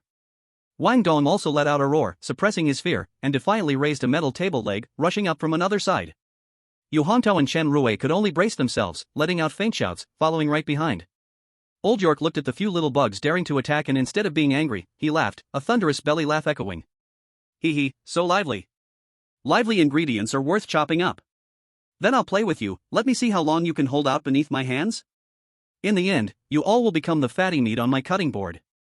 The heavy giant knife was swung up by him in one hand, creating a gust of fierce wind, smashing hard against Qin Mushua's rolling pin. Clang! The piercing sound of metal clashing nearly shattered eardrums. Qin Mushue felt pain in her hands, stumbling back a few steps, her snowy face turning a shade of red. It hurts so much. Yet, just as the battle erupted, Chen Rui, who had been observing in the shadows, caught onto something unusual. The Chuan who was just issuing orders had actually disappeared. Had he run away? His heart jolted, quickly scanning the battlefield. Soon, he spotted a figure, using the noise and visual cover created by the others, silently maneuvering around the center of the battlefield. Rushing quietly toward the giant cold storage behind Old York. Chuan? What does he want to do? Chapter 44, Hurry and think of a way. As Qin Mushue and others were entangled with Old York, a figure slipped away from the main battlefield, silently entering the metal door that continuously exhaled cold air. The freezer's control room. The intruder was none other than Chuan. As soon as he entered, an unimaginable chill pierced through his spring school uniform. Hiss. Cold, so cold. Chuan shivered, his teeth chattering uncontrollably, instinctively hugging his arms. The low-temperature environment here felt like two different worlds from the outside. And his risky infiltration here was not to escape. Chuan's target was very clear, finding clues. He absolutely did not believe that a dungeon rated C-class by the system would be an inescapable dead end. Since Jason, Wang Yalong and even Scott began to show signs of corruption, as a D-level elite, Old York had no reason to be an exception. And earlier, there must have been other players who had reached this place. They might have failed, but they would always leave something behind. Who? Chuan struggled against the nearly freezing cold, his gaze quickly scanning the not-so-large operation room. The interior was set up professionally. A huge stainless steel table was fixed in the center, with some frozen meat scraps remaining. Beside it was a deep water tank covered in frost. On the wall hung various hooks, saws, and ice axes, while in the corner piled containers of liquid nitrogen. And at the back was a round hatch door that looked like a bank vault door. Inside was the real cold storage. Chuan's gaze fixed on that cold storage door. On the metal handle of the door, a faint blue light was stubbornly flickering. Memory light. Chuan's heart stirred, and he stepped forward immediately. Memory backtracking activated. Memories began to replay. Wow. The scene before him was replaced by white mist. It was indeed the operation room beneath his feet, but the time was clearly earlier. Drink. Get him. Intense fighting sounds and roars filled his ears. Two players, clearly more professional and coordinated, were entangled with the furious Old York in the small space. Their skills were far beyond what Chuan's group of students could compare. They were obviously experienced. The weapons they wielded emitted unusual energy fluctuations, seeming to be some kind of high-level items. One of the men wielding a flaming long knife struck Old York's back, but only left a faint white scratch. Sparks flew. He shouted anxiously. Chuan, this guy's defense is too insane. I can't cut through at all, my flame knife is almost blunt. Another man, wearing gold-rimmed glasses and looking like a strategist, dodged a sweeping attack from Old York, frowning and speaking seriously. It's indeed a problem. If we keep fighting like this, it's just a waste of stamina. And it makes too much noise. If that big guy comes over, we're done for. Chuan's eyes scanned the battlefield, finally landing on the tightly closed cold storage door. A flash of resolution crossed his eyes as he shouted to the knife-wielding man. Zhang Hao, stop going head-to-head. Lead him over there, to the front of the cold storage door. Zhang Hao, the knife-wielding man, showed no hesitation and immediately changed tactics. He no longer pursued lethal attacks but used agile movements to provoke and evade, successfully luring the furious Old York step by step toward the cold storage door. Roar, little bug. Stay away from my cold storage. Old York roared, raising his giant cleaver, striking down fiercely at Zhang Hao, who was retreating and fighting. Zhang Hao tumbled away just in time to avoid the blow. Boom! The cleaver missed Zhang Hao but slammed firmly into the cold storage door. Puff! The metal door was actually split open with a menacing crack by the blow. Hiss! In an instant, a cold wave, 10 times colder than the operation room, erupted like a volcanic explosion from the crack. It instantly drenched Old York, who was standing right in front. Aha! Old York let out a painful scream, as if his very soul was being burned. His gigantic body trembled violently, the skin on his chest, arms, and face, directly hit by the cold wave. Even visible to the naked eye, large areas of deep purple and near-black frostbite patterns appeared. Those patterns wriggled like living creatures. It seemed imprinted on him, emitting shocking cold air, causing his originally furious movements to become stiff and slow, even somewhat staggered. It was indeed the sign of corruption. It's working. This is frostbite? It's severe frostbite from being in the cold storage for years. Low-temperature stimulation will cause his old injuries to resurface. This is his weakness. Chuan saw the scene, his eyes brightened, and he shouted excitedly. Opportunity. Zhang Hao saw Old York caught in pain and rigidity, and a fierce glint flashed in his eyes, knowing this was a rare opportunity. He roared with anger, pouring all his strength into the demon flame blade. The flames on the blade surged violently. Then, seizing the momentum, he charged forward, aiming the tip of his blade directly at Old York's neck, intending to take his head. However, at that moment, Old York, with a face twisted in pain, flashed with an even madder ferocity in his eyes. He actually forced himself to overcome the stiffness of his body and let out a muffled roar. In a desperate move, he swung his machete upward with a deadly intent. Thud! Ah! The sound of flesh hitting bone and a scream echoed simultaneously. Zhang Hao's certain strike was interrupted. His whole body was sent flying, a horrifying wound carved from his chest to his abdomen, blood still spraying. In midair, it rapidly froze into ice pillars. Thud. He fell like a kite with a broken string, crashing into the cold storage door. Instantly engulfed by the terrifying low temperature inside, his life force vanished rapidly. Zhang Hao. The memory abruptly halted. The last image was Buquin's terrified eyes. Chuan woke up from the rewind, breaking out in a cold sweat. But a bright light ignited in his eyes. So that's it. Old York's weakness was nothing else but the occupational disease he could not avoid after years of work, the frostbite that had mutated dangerously. Cold was just a harm to others. But for Old York, it was a catalyst that could provoke old injuries, leading him to doom. Chuan began to think quickly about how to use this discovery to lure Old York to this door, thus recreating the scene from his memory. At that moment, Chuan, what on earth are you doing in there? We can't hold on much longer. Suddenly, Chen Rui's exhausted shout came from outside the operation room. This shout was deliberately amplified. Rather than begging for help, it was more of announcing to everyone. Chuan had hidden away. He had deemed everyone as mere pawns to be sacrificed. Chuan's gaze turned cold, seeing through Chen Rui's treacherous thoughts. But he had no time to deal with this clown, his eyes focused on the battlefield outside the operation room door. At this moment, outside the door was already a mess. Qin Muxue and Wang Dong were both at their limits, panting heavily. Qin Mushua's heavy rolling pin attacks had clearly slowed down, and Wang Dong was covered with wounds, a horrifying gash across his back.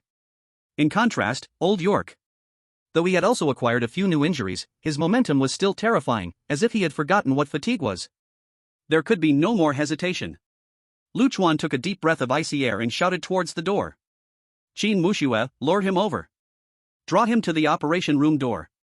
Qin Muxue, struggling to hold on, paused at the sound. Though she did not understand Chuan's specific intent, she had no choice at this moment.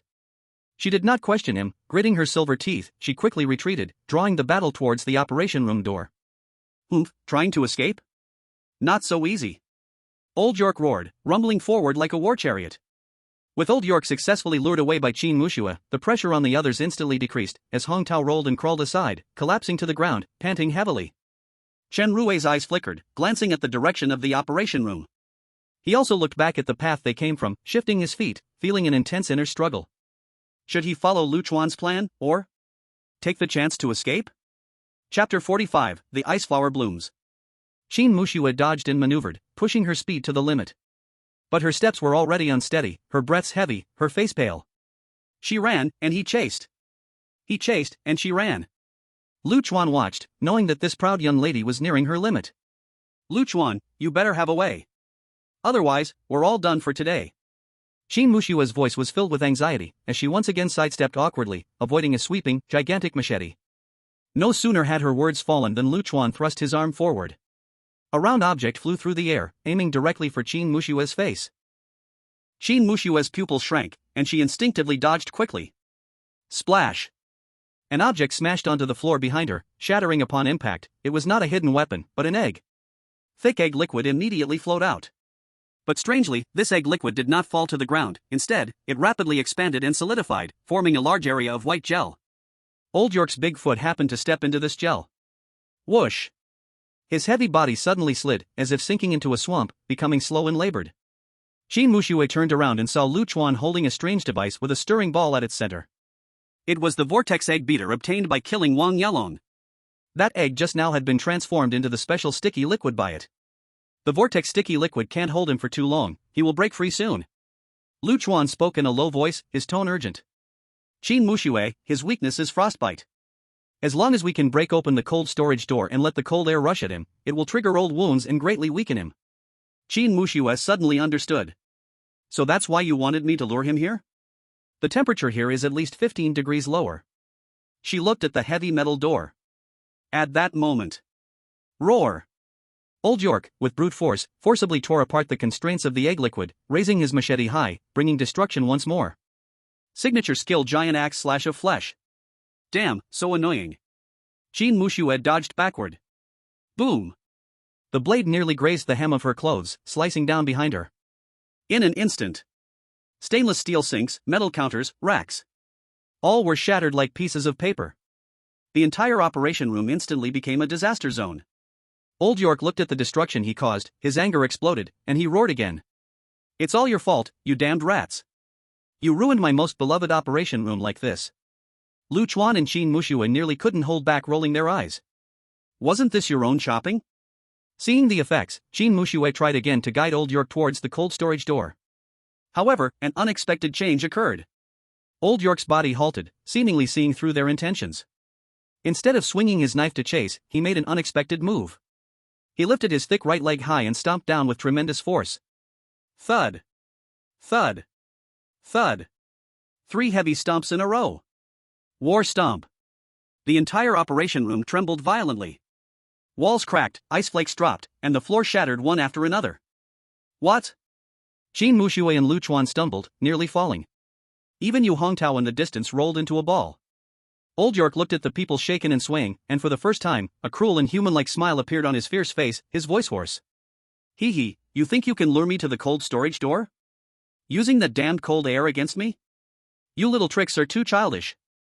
Back in the day, someone used the same trick. I will never fall into the same trap a second time. Lu Chuan and Qin Muxue felt a buzzing in their heads, a chill running straight to the top. He saw through it? He completely saw through their tactics. They clearly hadn't conspired loudly, just used their eyes to signal.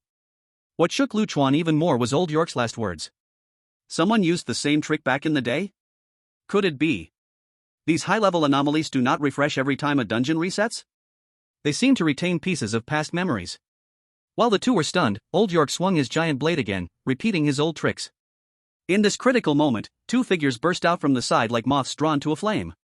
Lu Chuan, are you waiting to die? It was Wang Dong. He swung a twisted metal table leg, striking towards Old York's knife-wielding arm joint. Swish. On the other side, Su Xiaoyu flickered in and out of visibility, taking the opportunity to stab at Old York's lower back. Even Yu Hongtao, who had been curled up in the corner, in a moment of urgency, screamed and threw out a few soft, fluffy water balls. Though it was of no real use. This sudden interference, while unable to truly harm Old York, successfully distracted him for a moment. The lethal strike aimed at Lu Chuan and Qin Muxue also went awry. Clang. Lu Chuan and Qin Muxue seized this fleeting opportunity, rolling and scrambling to escape. The stunned crowd fell back into a struggle with Old York, but the situation grew increasingly perilous. The extremely cold environment in the operation room had already drained their strength, and the tremors from the earlier battle left Wang Dong's lips turning purple, each breath releasing white mist. Yet Old York seemed to have returned to his home ground, his movements becoming even smoother. With defeat looming, Qin Muxue, who had been gritting her teeth in support, raised her delicate head, a glint of madness flashing in her eyes as she fixed her gaze on Lu Chuan. Lu Chuan. As long as we can freeze this guy with cold air, it can trigger his frostbite, right? While awkwardly dodging a sweeping attack, Lu Chuan responded. That's right, but... Okay, remember your words, if you lie to me, I'll drag you down with me even if I die. Before he could finish, the cold light in Qin Mushue's eyes exploded. She threw the heavy rolling pin onto the ground. Then, she crossed her hands in front of her chest. Buzz! A wave of cold air erupted from her delicate body. Bone-chilling frost rapidly spread from her center. It was not 1, but 3.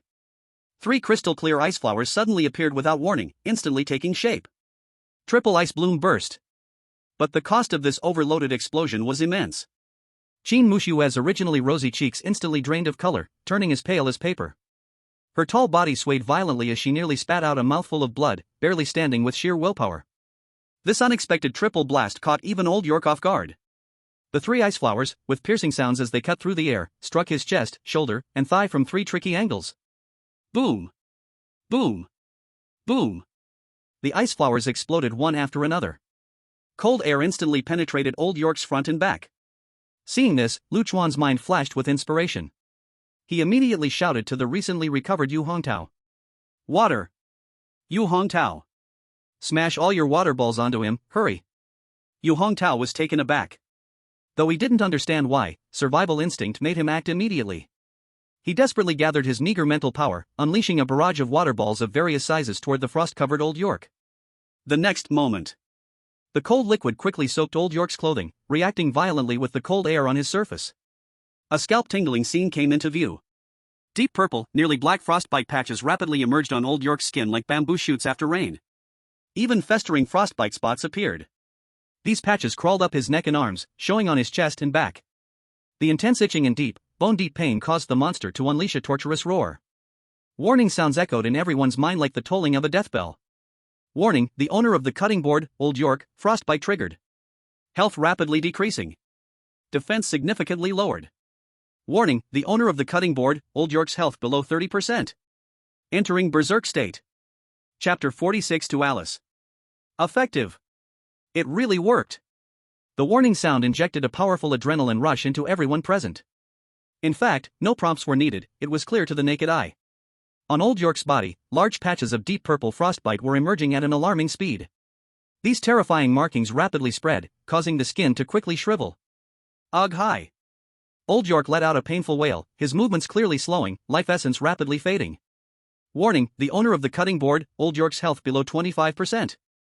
Warning, the owner of the cutting board, Old York's health below 20%. Warning, the owner of the cutting board, Old York's health below 15%. We did it, we're going to succeed. Woohoo! Wang Dong shouted excitedly. Looking at Old York's miserable state, he was filled with enthusiasm and instinctively wanted to rush forward to deliver the final blow. Stop, don't go over. Lu Chuan's fierce shout was like a bucket of icy water poured over Wang Dong, making his steps stop. At this moment, in Lu Chuan's mind, the image of Zhang Hao rashly stepping forward to deliver a fatal blow, only to be struck down by Old York's last desperate counter, was vividly remembered. Have you forgotten there is a second stage? Do you want to repeat the same mistake? Lu Chuan was speaking about Zhang Hao. And what Wang Dong understood was the counterattack of Jason right before he died last time, which immediately scared him into a cold sweat, forcing him to halt his steps. As Lu Chuan's words fell, Aru! A roar filled with pain and brutality exploded in his ears. Old York's body, covered in frostbite, further deteriorated. His skin turned an ominous shade of cyan and purple, as if he were about to undergo a transformation into a corpse. However, the pain did not bring him down, instead, it ignited his last ferocity. Boom! The chopping knife in his hand began to slash wildly at everything around him. The control panel, the ice cabinet, the walls. Everything fell apart under the knife's edge. Within just a few seconds, the entire operation room turned into ruins. In the chaos, another heavy chop struck the door of the cold storage, tearing open a crack once more. An even more intense cold wave surged out from the crack, engulfing the entire space. Retreat! Quick, get out of the operation room! Lu Chuan shouted, rapidly backing away. The others also hurriedly fled from this icy hell. However, Old York had completely lost his sanity, turning into a beast that knew only destruction and slaughter. Crashing through. He dragged his frostbitten body, charging through the cold mist towards the crowd retreating into the corridor. Bang! Bang! Every step sent tremors through the corridor. Lu Chuan! What now? Are we just going to watch him go mad? Wang Dong's voice trembled. His left arm seemed to feel again the intense pain from when Jason had broken it, casting a huge psychological shadow due to the bizarre fury. Moreover, the Old York before them was several times more terrifying than Jason had been then. Qin Mushue had just caught her breath and instinctively wanted to argue back. What else can we do? This kind of monster in this state is completely unbeatable. Of course, it's every man for himself, anything that can buy a second is worth it. But before her words could escape, she glanced at Lu Chuan, who not only did not retreat, but instead took something out of his pocket and began to fiddle with it quickly. It was an old music box from some years ago. Qin Mushue was almost speechless, her white face showing anger. Lu Chuan, what time is it? You still have the mood to play with this junk, run. Lu Chuan ignored her urging, his fingers deftly turning the winding key on the side of the music box. The chef's hat on his head glimmered slightly. His movements were calm and extremely focused. Just as Old York broke through the cold mist and the giant knife was about to fall. Ding! Dong! Chick! A soft and peaceful, slightly ethereal and sorrowful piano melody suddenly rang out.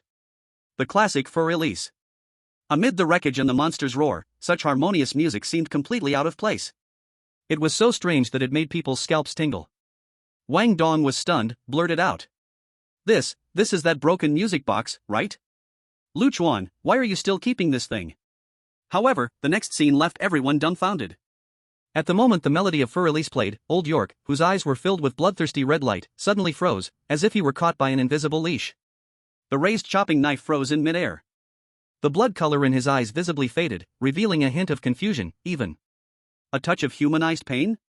Su Xiaoyu, worried about Lu Chuan's safety, instinctively wanted to pull him, only to find that Lu Chuan stood still, unmoving. Others also sensed the abnormality. The heavy stomps and roars behind them seemed to grow smaller and weaker?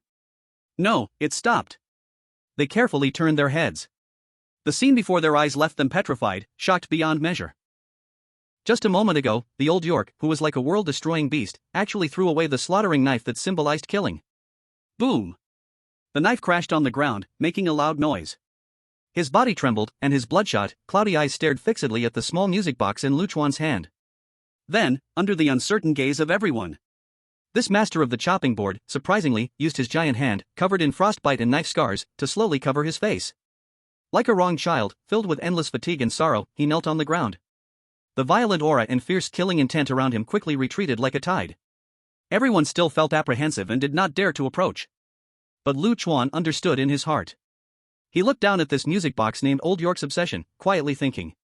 So the description about losing combat power is true. Similarly, Wang Dong mumbled to himself, his face full of disbelief. This broken box actually has this kind of effect? Chuan, lucky you picked it up back then. What? Qin Muxue looked at Chuan with a complicated expression, her beautiful eyes flickering.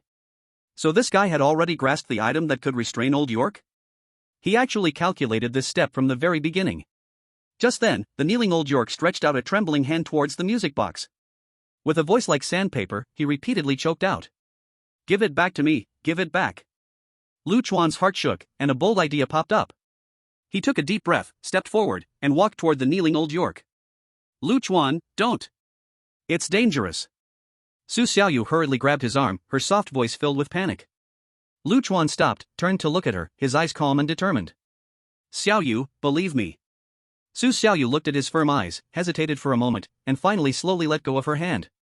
But her entire body was still tense, ready to spring into action for rescue at any moment. Chuan believed in the description of the item and in Old York's current state. But he did not overreach, he stopped more than a meter away from Old York. Then, with a flick of his wrist, he gently tossed the music box that was still playing for release towards Old York. Old York hurriedly extended both hands, carefully cradling the music box in his palms like it was a rare treasure. Holding it tightly to his chest. The music continued to play. Blood and tears fell in large drops from between his fingers, dripping onto the cold ground. The violent aura on him completely dissipated. What replaced it was an indescribable sadness. He raised his tear-filled face, looking at Chuan standing not far away, and with an extremely hoarse voice, he softly said, "Thank you." Chapter 47, The Redemption of Old York. The scene before them left everyone stunned, their minds stopping to think. In their perception, Old York had always been a mad, brutal, invincible presence. He was the butcher waving a giant knife, ready to chop them into mincemeat. But at this moment, that large figure was hunched over, like a child who had done something wrong. No. More like an elderly person consumed by loneliness and regret. Despite his still mighty stature, under the shroud of sadness, he appeared incredibly fragile, as if a gust of wind could blow him over. It is no exaggeration to say. Even the most timid in the group, Yu Hongtao, felt an illusion rising in his heart. It seemed that if he rushed up and kicked him, he could end this monster. And the one who initiated everything was Chuan. It was he who brought out the old music box, he who played for release. That caused the unbelievable reversal before them. At this moment, everyone looked at Chuan with complex eyes filled with shock, awe, and curiosity. How did he discover that music box? And how did he know this thing could restrain Old York? Chuan seemed to always have information others did not know. This unfathomable depth sends chills down the spine.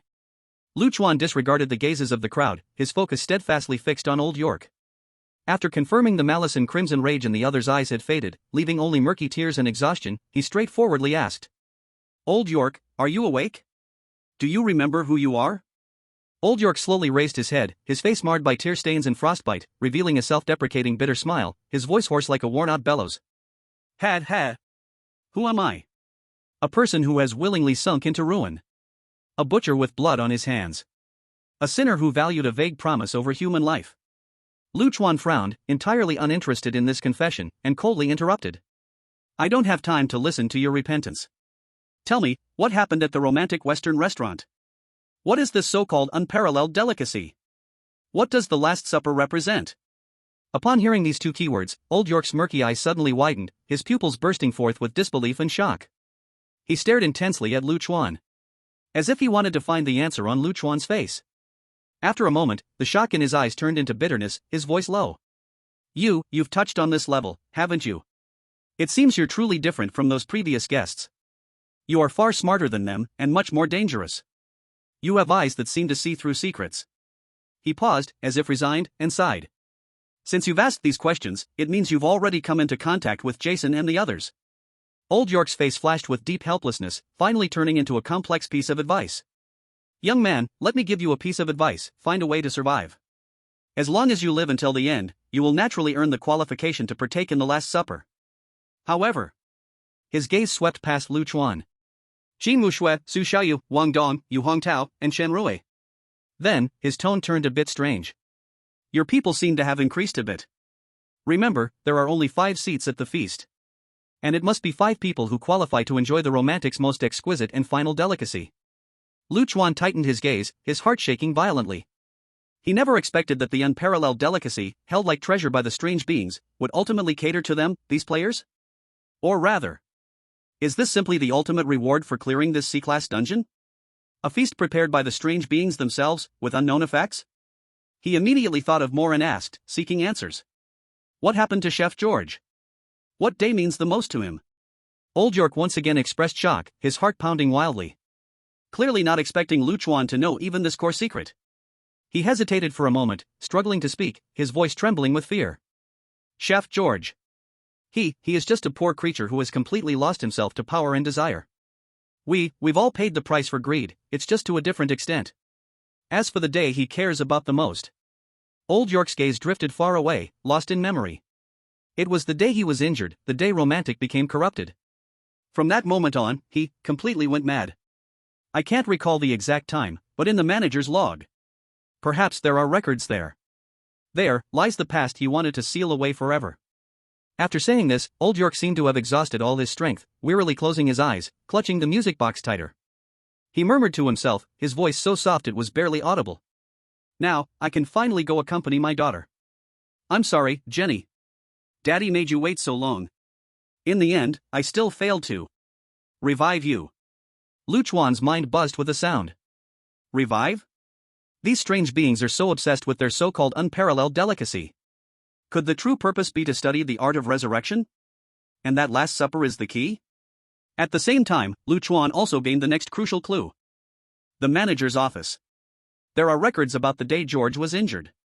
Swish swish. At this moment, Old York began to turn transparent, black mist seeping out from him, a sign of strange disappearance. However, in a moment of clarity, he suddenly remembered something important, opened his eyes, and with his last bit of strength, whispered towards Lu Chuan. Right, young man. If you see Chef George again, please tell him one thing for me. I saw it, that night. I saw it. I saw who entered his room. It was Jay. The words abruptly stopped. Before the name could be uttered, Old York's massive body disintegrated. Turning into a thick fog, it quickly dispersed in the cold air. Only the old small music box was left, dropping to the ground with a thud. Almost at the same time, a notification sound echoed in everyone's minds. D-grade strange cutting board master Old York has been killed. Contribution assessment ongoing. Player Lu Chuan gains new skill, Mind Shackles. Effect, releases a mental shock to interfere with the target's mind. If the player's mental attribute is significantly higher than the target, there's a chance to temporarily paralyze the target's consciousness. Lu Chuan stood still, silently feeling the new skill in his mind, yet his thoughts were elsewhere. Old York's unfinished warning before his death hung like a hook in his heart. Was it Jay? Jason? Jerome? Or others with names starting with J? Who exactly entered George's room that night? What secrets are hidden behind this? Chapter 48: The Last Supper. The notification sound did not cease, continuing to resonate in everyone's minds. Contribution assessment ongoing. Player Qin Mushua ranks 2nd in contributions, gains new skill, Ice Flash. Effect, temporarily elementally transforms the body, turning into several ice crystal fragments that flash forward in a short distance, avoiding obstacles and attacks. Similar to a flash in LOL. Qin Mushua was stunned, her lips curling upward, sketching a wonderful smile. She gently moved her fingers, feeling the subtle changes brought by the new skill, and nodded in satisfaction. This skill is pretty good. It really matches my attributes. Player Wang Dong ranks 3rd in contributions, gains equipment, Old York's bone-cutting knife, C-grade, damaged. Effect, a heavy, sharp giant cleaver. When swung, it has a shock effect that has a low probability of causing the enemy to lose balance, causing shock damage and temporary paralysis. Note, the weapon is currently in a damaged state, its power is limited, and can be upgraded to B-grade after repair. What the hell? Wang Dong was stunned at first, then his face erupted in wild joy. He rushed over, grabbed the small version of Old York's cleaver, and fondled the cold blade with delight, laughing out loud. Ha, this is amazing. I've been itching for this knife for a long time. The system really understands me, knowing I needed a weapon, and even shrank it down to suit me. Most importantly, this knife, even in a damaged state, is already C-grade. If it can be fully repaired, it will rival the silver scale hook and guardian ring as a B-grade. Players Su Xiaoyu, Yu Hongtao, Chen Rui gain random attribute point +1. Buzz buzz. Su Xiaoyu silently felt that 1 point of attribute reinforced her, gently nodding her head. Yu Hongtao pouted, muttering softly. TCH, just 1 point of attribute, really seems like charity. But whatever, it's better than nothing. Chen Rui looked down, unable to see his expression. But his tightly clenched fist trembled slightly, clearly very dissatisfied with this reward. At the moment the rewards were distributed, Chen Rui raised his head, his face displaying a mix of grievance and anger. His voice intentionally rose, carrying a hint of questioning. Lu Chuan, what exactly did you talk about with Old York just now? What is the Last Supper? We are now a team, why is it that only you know these pieces of information? Do you really distrust everyone this much? This speech sounds grand, as if everything is for the team's sake.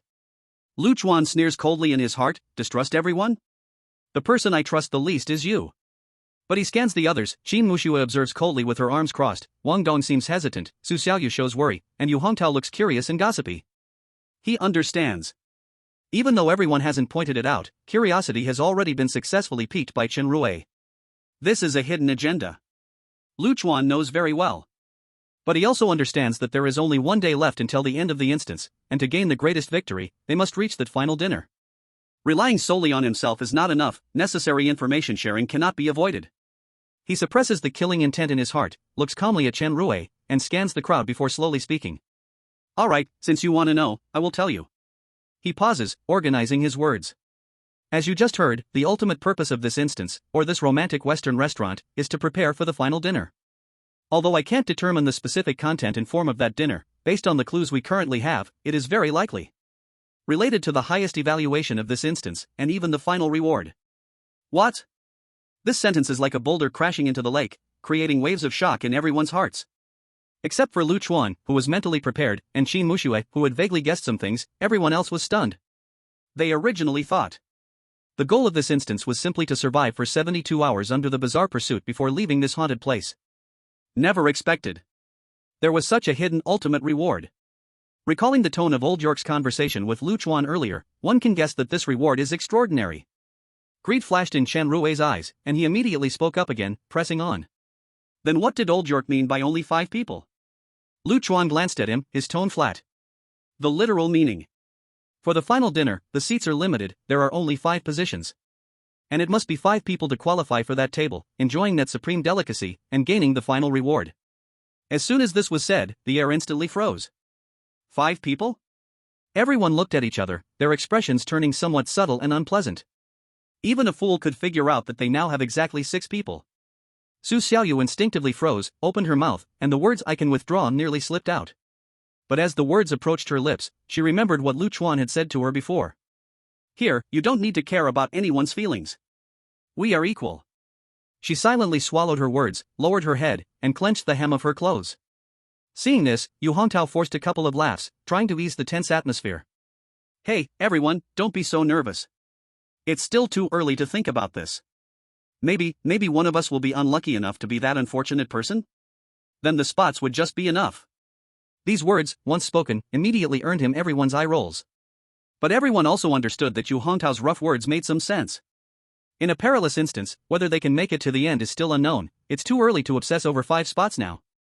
Surviving is the #1 priority. Lu Chuan smoothly steers the conversation back to the present. To survive and make it to the end, the first place we need to go is the manager's office. According to the clues provided by Old York, there might be information about Chef George and sous chef Jerome there. Who would have thought, at the mention of the words manager's office?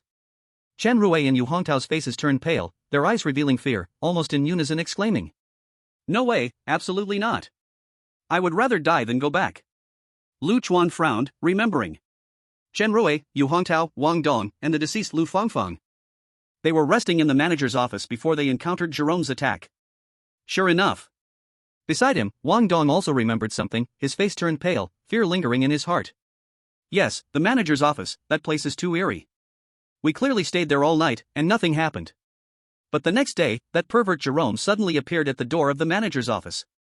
Exactly, it refreshed right in place, we had no way to defend. Refreshing in place?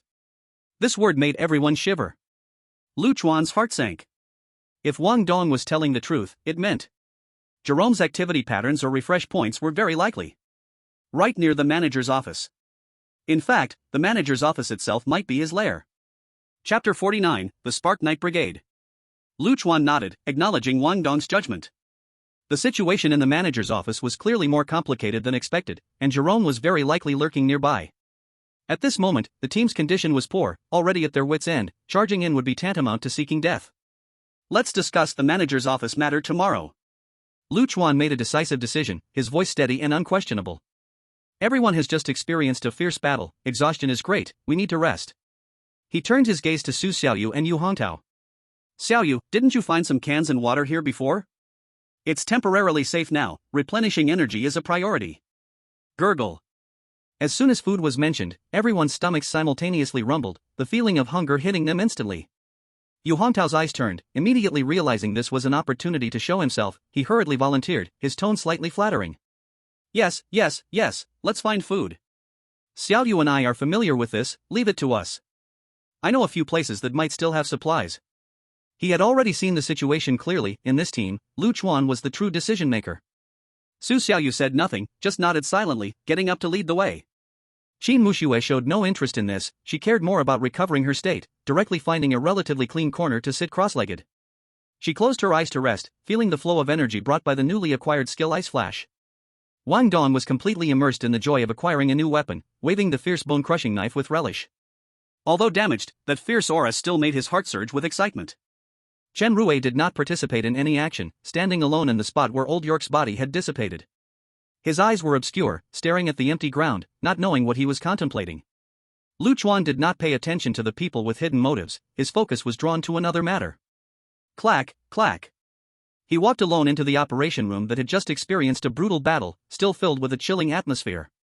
After Old York died, it seemed the refrigeration in the cold storage had stopped, and the large door that had been split open no longer emitted cold air. But inside the operation room, the lingering low temperature still made one's teeth chatter, and thick white frost covered everywhere. Like a frozen tomb. The reason Chuan returned to this dangerous ruin was due to a strong intuition. Or rather, the last image in the recollection of memories. He remembered clearly, the man named Zhang Hao, when trying to deliver the final blow to Old York, was killed in retaliation.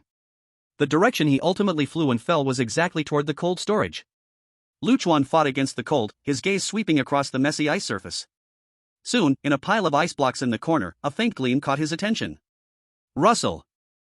Chuan immediately stepped forward, clearing the shattered ice. What came into view was a broken blade with a dark red color and a red metal token buried in the ice shards. At the crack of the broken blade, he could still vaguely feel the weak energy residue, which was at odds with the surrounding environment. And that token was made of some unknown metal, bringing a strange warmth when touched. On the front of the token, ancient characters were engraved that looked like a flying dragon, seemingly burning. Flame. When Chuan's fingers touched it, information flowed automatically into his mind. Acquired item, magic flame knife, fragment. Status, scrapped. Description: the remains of a weapon containing firepower that shattered, made of special material, internally sealed with pure magic fire source, usable as high-level forging material. Next, there was another item.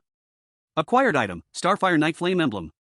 Description: an emblem symbolizing an organization of players who worship fire, the Starfire Knights, with a name engraved on the back, Zhang Hao. The emblem is made of alien iron, capable of generating slight warmth, resisting the cold, and seemingly has other functions that require specific methods to activate. Chuan felt a chill in his heart. Indeed. The two men from his memory, Xu Wen and Zhang Hao, were definitely not ordinary players. They came from the same organization. Starfire Knights. This emblem, still warm in such a cold environment, was made of extraordinary material and craftsmanship. Combining the information given by the system, Chuan was almost certain. The Starfire Knights was a well-structured, powerful player organization. Its members likely excelled in using fire-related abilities or items.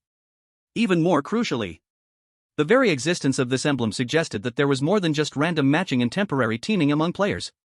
In a frightening dungeon filled with danger and trickery, there could still be organized groups formed? This shattered Chuan's previous understanding. He grew curious about this. He held the warm emblem, feeling a clear flow of warmth that dispelled the surrounding cold. But he also sensed this emblem was locked by some power, and only its original owner could fully activate all its functions. To outsiders, it was more like a high-level heat pack. After a moment of contemplation, Chuan decided to seek answers from the system directly. He focused his mind and silently queried. System, can players enter dungeons as a team through a certain method? The system quickly responded, directly presenting itself in his consciousness. Yes, players can consume a certain amount of eerie coins to purchase a necromancer contract in the shop. The higher the contract level, the larger the team size that can be created, and the stronger the binding force of the contract terms. Low-level necromancer contracts usually only contain basic terms like prohibiting mutual harm. High-level necromancer contracts allow for certain resource allocation, team communication, team buffs, etc. Team members who sign the same necromancer contract can choose to form a team and enter the same dungeon. Chuan understood. So that's how it is. The Starfire Knights were clearly a powerful team that mastered high-level necromancer contracts. In this cruel world, banding together for warmth was indeed an important way to increase survival chances. As for whether he should form or join such a team in the future, Chuan quickly flashed through a few faces in his mind. Calm and decisive Qin Mu Shui, loyal and enduring Su Xiaoyu, brave and straightforward Wang Dong. But he quickly suppressed this thought. These were all topics for later. Everything had to wait until he could live through this damned restaurant. Finally, he glanced at the half-piece of the magic flame knife on the ground. Though it was scrapped, as a high-level material containing fire energy, it might be useful in the future. He leaned down to pick it up and put it in his pocket. Just then, a clear call from outside the operation room reached his ears. Chuan Gu, it's time to eat. Chapter 50, Do Monsters Need to Work Too? Chuan packed his things and quickly walked out of the operation room, returning to the relatively warm underground passage. At this moment, everyone had gathered in a circle, with some found food laid out in the middle. Besides the previously seen braised pork canned food, there were even several cans of beef and luncheon meat. Even 2 cans of shiny peach slices in syrup. Come, try this. Wang Dong pulled out a bottle of unopened foreign liquor from somewhere, studying how to open it. Su Xiaoyu carefully distributed some cleaned metal utensils. Seeing Chuan come out, Su Xiaoyu quickly picked up a can of beef and a spoon, full of concern. Chuan, here. Don't worry, I've rinsed the utensils with clean water. She tightened her little hand and softly added. Although the conditions are limited, it should be cleaner than using hands directly. Chuan took the can and nodded. Beside him, Chen Rui scraped the bottom of the can with a spoon, sarcastically saying. Tsk tisk, it's really ironic when you think about it. We are in a top-notch Western restaurant, yet we are eating these broken cans. If we were outside, just my family's afternoon tea would be 100 times more sumptuous than this. Qin Mushue didn't even bother to lift her eyelids, coldly throwing out a sentence. If you don't want to eat, you can shut up. Get lost, nobody is asking you to eat. Chen Rui's face stiffened, and she instinctively wanted to retort. But seeing Qin Mushue's cold side profile, her rolling pin nearby, and recalling Qin Mushue's background as a child of the Beijing elite, she knew she was just playing with fire. Cough cough. Chen Rui eventually swallowed back the words that were on her lips, only able to chew angrily on the meat chunks, as if gnawing on someone's bones. Seeing Chen Rui being put down, Yu Hongtao seemed to find his chance to shine and immediately joined in. Yeah, Chen Rui, what time is it, and you're still trying to act like class monitor? Just now when we were fighting Old York, you shrank back, not daring to make a sound. Now that it's time to eat, you can eat and talk more than anyone. Can you have some self-respect? Chen Rui raised her head and glared fiercely at Yu Hongtao. Yu Hongtao, I didn't expect you to be this kind of person. You acted all tough in school, like your fate was in your own hands. Turns out you're just a fair-weather dog. Yu Hongtao's face turned red from being exposed, standing up and pointing at Chen Rui. What the hell did you say? Say it again if you dare. The two were at each other's throats, about to turn on each other. But the others, including Chuan and Qin Mushue, just watched coldly, showing no intention to mediate. Dog biting dog. Qin Mushue even felt that teaming up with them was a disgrace. Her gaze fell more on the silent Chuan, who was eating.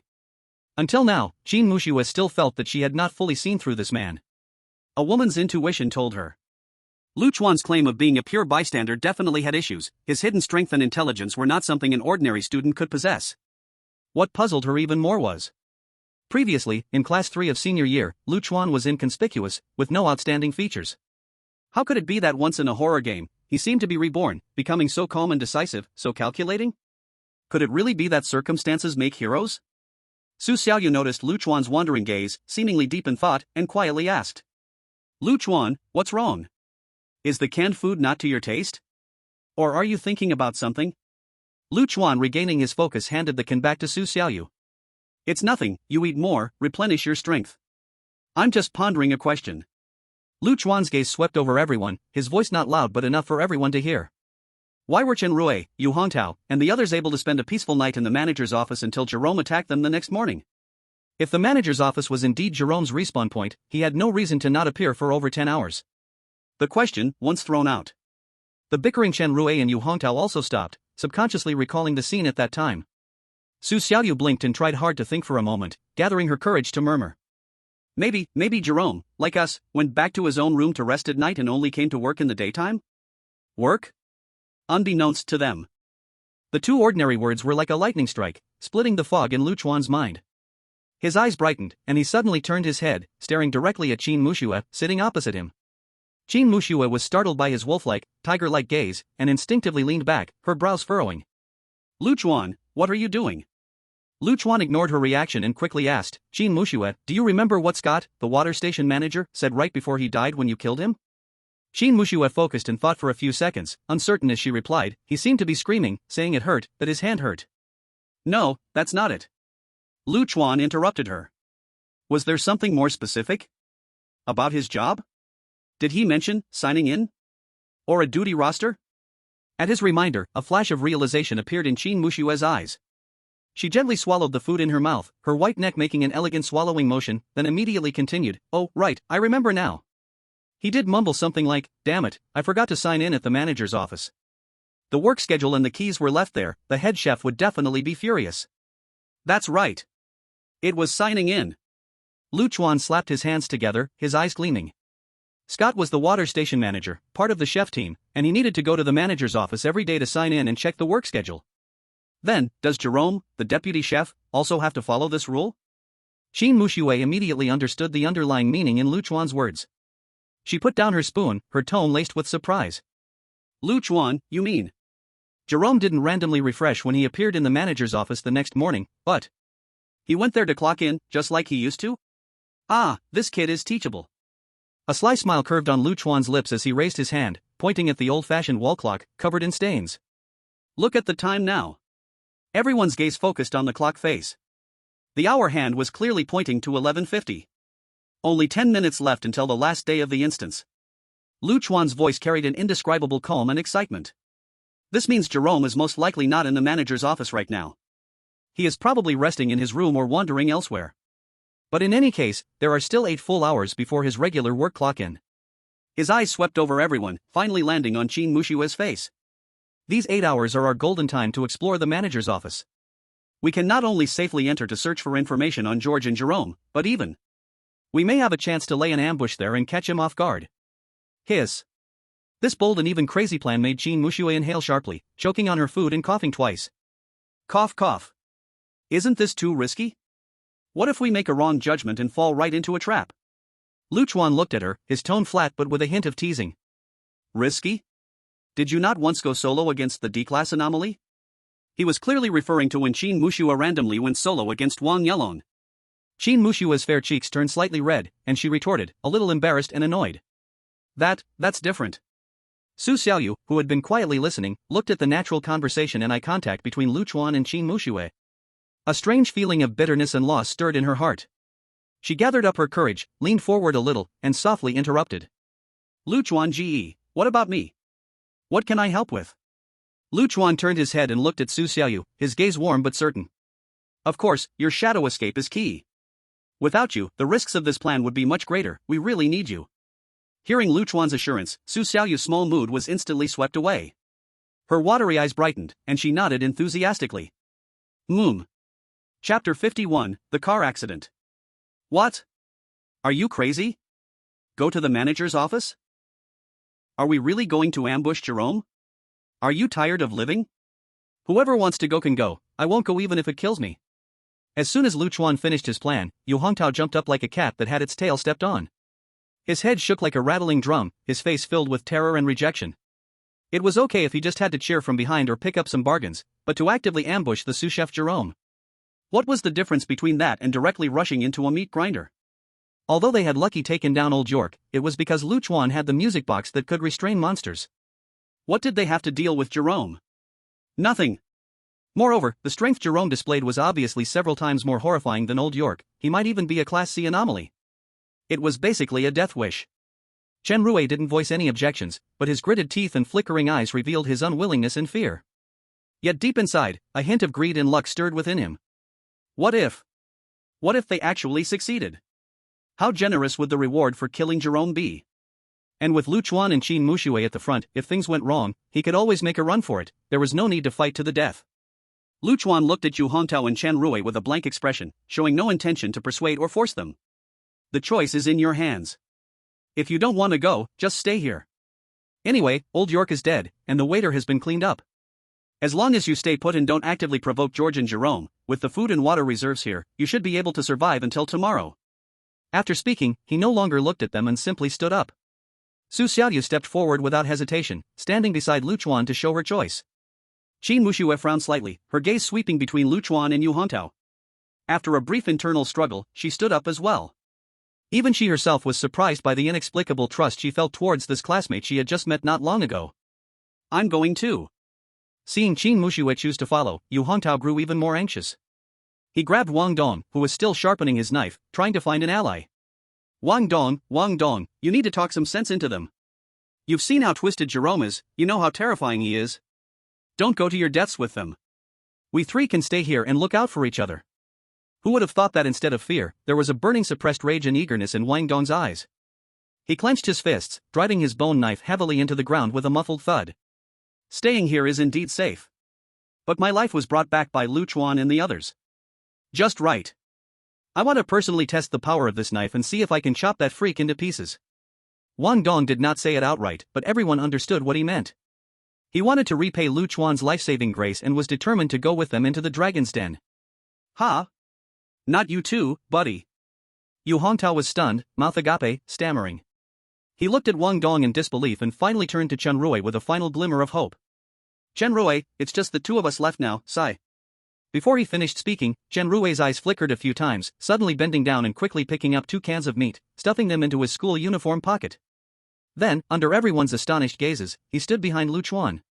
He even smiled coldly at Yu Hongtao, his tone biting. Yu Hongtao, you can stay here and wait to die. What? Even you, Chen Rui? Yu Hongtao could hardly believe his eyes and ears. This Chen Rui, who was most afraid of death and self-serving, actually dared to take this risk. Indeed. This scene caught Qin Muxue, Su Xiaoyu, and even Wang Dong off guard. They looked at Chen Rui with confusion and doubt in their eyes. Only Chuan broke into a cold smile, instantly seeing through Chen Rui's despicable little thoughts. He wasn't afraid of death. He calculated that there were only 5 seats for the final supper. He is not coming up to fight desperately, but rather to take advantage of the conflict between the clam and the shore. If he and Jerome end up both hurt, Chen Rui can seize the opportunity to pick up the pieces. Even if the plan fails, he can escape at the first moment. And Yu Hongtao, who stays here, is destined to be excluded from the final reward, or even get killed for being alone. This class leader aims to completely kick Yu Hongtao out of the game. Soon, Yu Hongtao was pushed to the brink of despair. Looking at the 5 people preparing to leave, and thinking about being all alone in this eerie underground passage. Fear ultimately overwhelmed everything. You guys, damn it. His face turned pale, grinding his teeth as he cursed. In the end, he still hesitated but followed the team. Before leaving, he stuffed in a few more cans, as if that would offer him more security. Thus, the 6 people, each with their own hidden intentions, once again embarked on their journey. After the waiter was eliminated, the entire romantic Western restaurant fell into an even more suffocating silence. The luxurious decorations twisted in the shadows. The gilded frames were stained with dirt, velvet seats exposed their stuffing, and the air was filled with the strange smell of decaying food. Ultimate luxury. Complete ruin. Here, they fused in harmony. As they walked, Qin Muxue couldn't help but exclaim. What a fine Western restaurant, how did those chefs end up like this? Forever trapped in this cage, constantly repeating the cycle of killing and being killed, unable to break free. Alas. Chuan walked at the front, not turning back, his voice calm. The answer might be right ahead. Soon, we will know. Qin Muxue understood he was referring to the manager's office. There might be hidden truths there. Yu Hongtao followed at the back, still complaining. If I knew we should have searched carefully in the manager's office the night before, I might have found some clues, then we wouldn't need to risk running back. Chen Rui interjected beside him. How could you have known? If I had known the school bus would crash and send us to this hellhole, I would have had my dad's driver take me to the exam site. Yu Hongtao immediately shot back. Come on, weren't you just putting on a brave face? You insisted on being the damned class leader, pretending to be down to earth and social, but ended up dragging everyone to this point. Shut up. Qin Muxue, annoyed by their bickering, coldly warned. If you keep arguing, I'll break your legs, and you can fend for yourselves. Only then did they obediently close their mouths. But their quarrel about the accident stirred up everyone's memories. That incident seemed to have happened a long time ago. But in fact, it was just 2 days ago. With only 2 months left until the college entrance examination, the first high school was participating in a citywide simulation test, school buses loaded with students heading to the exam hall. Then came the sudden impact, rolling, shattered glass. And the darkness and excruciating pain that swallowed everything, waking up in the Western restaurant. I want to go home. Wang Dong suddenly said, his voice a bit hoarse. I want to eat the dumplings my mom makes with 3 kinds of filling. The corridor fell into a brief silence, a strange emotion quietly spreading. At that moment, Su Xiaoyu, who had been quietly following Lu Chuan, suddenly looked up and asked softly. Lu Chuan, brother. Since we were sent into the bloody feast instance because of the car accident, what about the other classmates? Are they also like us, entering other instances? Once this was said, it was like a thunderclap. Everyone stopped in their tracks, turning to look at Su Xiaoyu. They saw unprecedented shock in each other's eyes. Yes, what about the others? Chapter 52, Back to the Palace. Su Xiaoyu's seemingly casual question was actually terrifying upon deeper thought. It quickly sent ripples through everyone's hearts. Even the air seemed to freeze. With a strange silence. In fact, Lu Chuan had thought about this question long ago. More than 60 classmates shared a school bus and encountered a catastrophic disaster. Even if a very few lucky ones survived, the fate of the vast majority can be imagined. The 8 of them were pulled into a bloody banquet instance, gaining a chance to survive on the edge of death. So what about the other deceased classmates? They might have been thrown into other instances in a similar way. However, all these answers will have to wait until they leave Romantic alive before they can be explored. Lu Chuan didn't speak the speculation, only responding faintly. Let's take care of the present first. To live is to know the answer. This topic was set aside, but the invisible sense of oppression lingered. The team continued forward in silence. Since the waiter had been completely cleared out, there were no obstacles on the way to the second floor. Along the way, they passed by the luxurious private room where everything began. That was their starting point. However, at this moment, the private room had already become unrecognizable. The gorgeous chandelier lay shattered on the ground, silk curtains were torn into rags, and the expensive carpet was stained with dried, dark, viscous blood. It seemed to silently tell the story of the first deceased classmate. Zhang Jian. Sigh. The crowd only took a quick glance and then hurried away. Finally, they reached near the manager's office. It was past 12:30, and the world was silent. The dim yet constant light in the Western restaurant barely outlined the corridor, as if something might leap out from the shadows at any moment. According to the established plan, the most dangerous but also the most critical task fell on Su Xiaoyu's shoulders. She needed to use her shadow escape ability to scout the situation inside the manager's office, confirm if Jerome was present, and then signal. Huff, huff. Su Xiaoyu was so nervous that her palms were sweating. She could feel all eyes behind her focused on her, especially Lu Chuan's calm yet trusting eyes. This feeling of being needed and entrusted with responsibility was something she had never experienced in her 18 years of life. She took a deep breath, nodded firmly, and her voice, though soft, was resolute.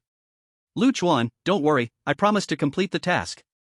In the next moment, under everyone's gaze, Su Xiaoyu's figure blended into the lake like an ink drop, quickly becoming blurred and transparent. Finally, she completely disappeared into the air. Although they already knew this was her ability. But seeing such a perfect invisibility effect with their own eyes, Wang Dong, Yu Hongtao, and the others couldn't help but widen their eyes, their faces filled with astonishment. It was just like Harry Potter's magic. Even Lu Chuan's eyes flashed with surprise. His mental strength far exceeded that of ordinary people, allowing him to faintly capture Su Xiaoyu's residual aura fluctuations. But if it were anyone else, they might really think she had vanished into thin air. Su Xiaoyu's control and application of her abilities had clearly grown rapidly through each life and death crisis. The more outstanding she performed, the higher the success rate and safety of this reconnaissance would be. Su Xiaoyu held her breath. She lowered her sense of existence to the minimum, like a true shadow pressed against the wall, silently arriving at the door of the manager's office. The solid wood door of the manager's office was slightly ajar. There was a dent on the door made by a heavy object, with splinters of wood curling out. Su Xiaoyu didn't need to guess, this must have been made earlier by Wang Dong using that sea-level backup meat cleaver. Her heart became even more vigilant. She prepared to activate Shadow Escape and flee at any time, cautiously peering through the door gap inside. At this moment, the manager's office was dimly lit, barely able to see anything. A wide office desk. A leather swivel chair. A glass coffee table. And in the corner, several pots of already withered plants. Besides that, it was empty. Su Xiaoyu didn't dare to be careless and patiently waited for 10 more seconds, confirming there were no sounds of breathing, footsteps, or any other unusual noises before. He slowly stepped back a few paces. He made an okay gesture towards Lu Chuan and the others. "Brother Lu Chuan, there's no one inside." Confirming safety. Hearing this news, everyone let out a long sigh of relief. At the same time, the look in their eyes towards Lu Chuan deepened with belief. He had once again predicted the situation. Although they were full of doubt inside, for some reason, they seemed to have begun to get used to Lu Chuan's almost prophetic ability. Action! Lu Chuan shouted softly, and the others immediately filed in, quickly and quietly entering the manager's office. Chen Rui and Yu Hongtao were the last to enter. The two had pale faces and unsteady steps, instinctively glancing around as soon as they entered. Their eyes were filled with fear and unease, clearly indicating some deep psychological scars left by this place. "Time is limited, Jerome might return at any moment." Lu Chuan's voice was calm yet urgent. "Search separately, don't miss any places that might have clues. Documents, records, keys, everything suspicious." With the order given, everyone immediately sprang into action. Qin Mushua had a clear target and rushed straight to the largest office desk. Bang! She tried to pull open the drawer but found the largest drawer locked tight. She didn't hesitate, didn't even look for a key, and grabbed the heavy rolling pin she carried with her, smashing it at the lock. Clang! A dull sound echoed. The lock fell apart with a crash. Beside her, Wang Dong felt his eyelids twitch and swallowed hard, internally mocking wildly. This woman. Truly a Maserati exterior with the power of a heavyweight champion. So incredibly fierce. Qin Mushue expressionlessly pulled open the violently destroyed drawer and began to quickly rummage through it. Soon, she found several thick ledgers and an employee sign-in calendar with dated boxes, held together by a stiff cover. Meanwhile, Yu Hongtao discovered an inconspicuous key rack on the wall, which had several differently styled keys hanging on it. He quickly took it down. Lu Chuan's gaze was drawn to that bunch of keys. More precisely, he was captivated by a familiar light blue dot on one of the brass keys. Memory light point.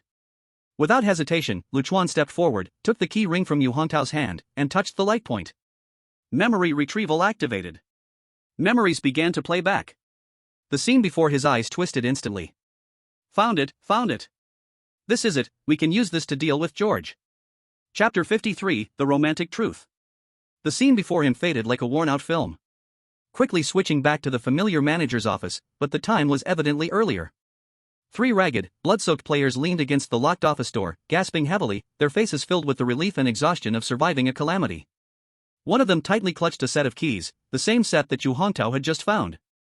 We found it. Old Lu, hurry, open the drawer. There must be clues inside. A player with a centipede-shaped scar on his forehead urged hoarsely. Old Lu, holding the keys, trembled as he tried several times to insert the key into the lock of the desk's middle drawer. Click, the lock opened. He eagerly pulled open the drawer, and inside lay several brown paper file bags. They were hastily labeled with names like George, Jerome, Old York, and others. We found it, it's really here. Old Lu's eyes burst with joy, excitedly grabbing the file bag labeled George, eager to tear open the seal. However, just as all his attention was focused on the file bag. Puff! The sound of a blade plunging into flesh echoed behind him. Old Lu's body stiffened, and the joy on his face instantly froze, turning into shock and pain. He incredulously looked down to see a bloodstained dagger being slowly pulled from his side. Old Lu struggled to turn his head. He looked at the person behind him, who had just fought alongside him. At this moment, it was the companion with a fierce face. It was the man with a centipede scar on his forehead. The centipede man had no guilt on his face, only a kind of crazy cruelty. His voice was cold. Don't blame me, Old Lu. I heard that the Last Supper only has 5 seats, with you gone, there's one less competitor. If you want to blame someone, blame yourself for trusting others too much. As soon as these words came out, Old Lu, who was backstabbed, felt terror, unease, rage, and regret. Zhou Qianlong, you. Even if I become a ghost, I won't let you go. Old Lu's eyes were filled with resentment, then his pupils dilated, and he fell heavily to the ground. The remaining centipede man Zhou Chunlong exchanged a glance with another player and began to divide Old Lu's belongings. The memory replay ended. The scene abruptly came to a stop. Lu Chuan's gaze suddenly became sharp. He took a deep breath, suppressing the chill in his heart. It seemed that the players who knew the secret of the Last Supper and killed each other because of it were far more than just this batch. The cruelty of this instance went far beyond the surface. Clink. He no longer hesitated, holding the keychain, under the tense and expectant gaze of everyone, walked to the desk and opened several locked drawers one by one. Click, click. Sure enough, inside were neatly stacked many file bags, ledgers, and record books, which Lu Chuan removed together with everyone. There are 6 core members in the chef team. Lu Chuan spread the documents on the table, calmly assigning tasks. We just happen to be 6 people. Each person is responsible for reading one chef's file and finding the key information. After reading, we will exchange with each other to ensure information sharing in maximum efficiency. Chen Rue pouted, showing a look of indifference, muttering in a low voice. Jason, Old York, they are all dead. What's the point of studying these files? It's purely a waste of time. Lu Chuan didn't even lift his eyelids, ignoring his complaints. Chen Rue felt embarrassed, his face turning ugly, but still unwillingly picked up a file bag under Qin Mushua's cold gaze. Everyone immediately took action, burying their heads and starting to flip through the materials in hand. In the quiet manager's office, only the rustling sound of papers turning and the occasional suppressed gasps remained. Segments of sealed truths gradually came to light. Lu Chuan was the first to pick up the thickest leather ledger. The ledger detailed every income and expenditure of the romantic Western restaurant over nearly 20 years. The data was shocking. In the initial golden decade, with the support of the chef team's superb cooking skills, the restaurant's annual profit easily surpassed 10 million, making it a true top-tier cash cow. However, flipping to the last dozen pages of the ledger, the situation took a sharp turn. From a certain page onward, the curve representing income plunged sharply downward like an avalanche. Due to the restaurant needing to purchase top-quality fresh ingredients every day, costs remained high, leading to a fast decline in finances, and the losses grew larger. By the last few pages, daily revenue even dropped to a pitiful 4-digit number. The place was deserted, extremely bleak. Lu Chuan's finger pointed at the starting date of that cliff-like drop, his gaze heavy. November 1st. This is it, the turning point. It seems that the restaurant's operational crisis is the root cause that twisted George's mentality and led him to seek extreme measures to save everything. Then, he picked up the employee sign-in calendar. Following the clues provided by Old York, he quickly checked the duty records of all the chefs. On the surface, everyone's attendance appeared regular, almost no days off throughout the year. However, Lu Chuan noticed a detail. Among all the chefs, one person was responsible for the restaurant's daily purchasing. Although he signed in too, he had a long blank period every afternoon marked as out for purchasing. This meant he had the freedom to leave the restaurant at times that other chefs did not have. The purchaser. Lu Chuan silently noted this identity in his heart. It seems that the person Old York identified as entering and leaving George's room secretly before he died is very likely to be him. Meanwhile, others also found some information from the files. Wang Dong picked up the file marked Jason and said in a deep voice. This Jason is young, but his experience is terrifyingly extensive. He has been an apprentice here since the restaurant opened, making him a veteran. The others like George and Jerome who joined later are more like parachute troops. Not only does he handle side dishes, but he also takes charge of kitchen sanitation, acting as the jack of all trades, which resulted in him developing lumbar disc herniation at an early age. Lu Chuan nodded. No wonder his weakness of corruption is in the lower back. The part that has been overworked for a long time is the easiest to erode. On the other side, Qin Mushue was flipping through Wang Yelong's file, her voice cool. This dessert specialist claims to be the best dessert master from his hometown, and was specifically recruited by the manager for his exquisite carving skills. To refine his craft, he practices microcarving day and night. As a result, he overstrained his eyes, leading to severe myopia, and without his special glasses, he is almost blind. Qin Mushue's lips curled into a hint of sarcasm. So, his weakness is his eyes. Being overly proud of his skills actually became his biggest flaw. Chapter 54, The files are empty? Su Xiaoyu picked up the file marked Scott and said softly. Scott, as the aquatic products manager, is mainly responsible for the preliminary processing of seafood and washing utensils. The file shows that due to work demands, his hands have been soaking in cold water and disinfectant for a long time, resulting in severe fungal infections that are difficult to cure.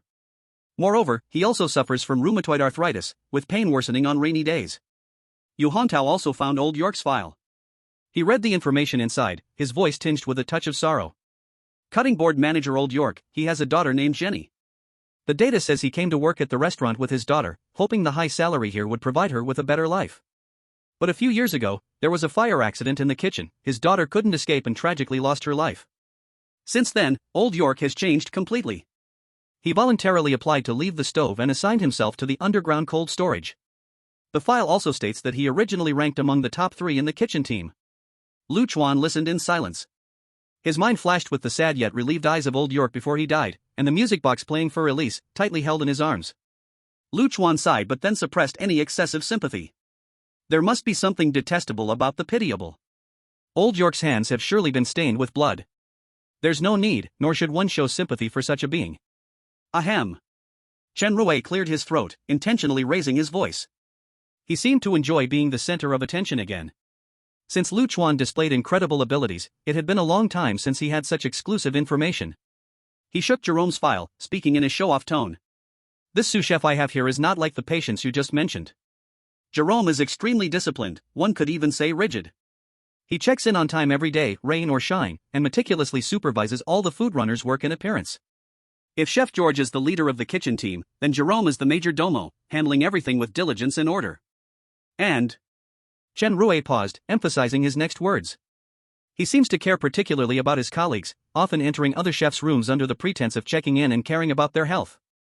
Wang Dong grew impatient and cut in directly. After so much nonsense, doesn't he have any weaknesses? Or is he afraid of something? Qin Muxue also frowned, glancing at Chen Rui. Stop the pedantry and get to the point. Chen Rui was caught off guard by the two, his face slightly ugly. He reluctantly flipped to the last few pages of the file. This. Unlike other chefs with obvious physical flaws, Jerome is in excellent health. It's almost impossible to find a weakness. But, his psychological assessment report shows he suffers from severe neurasthenia and insomnia. He needs to take sleeping pills for a long time to fall asleep. Chuan's gaze sharpened slightly as he nodded. That makes sense. Jerome has to handle the scheduling, management, and supervision of the entire kitchen, so his mind has been under high tension and fatigue for a long time. It's not surprising that he experiences mental weakness and insomnia.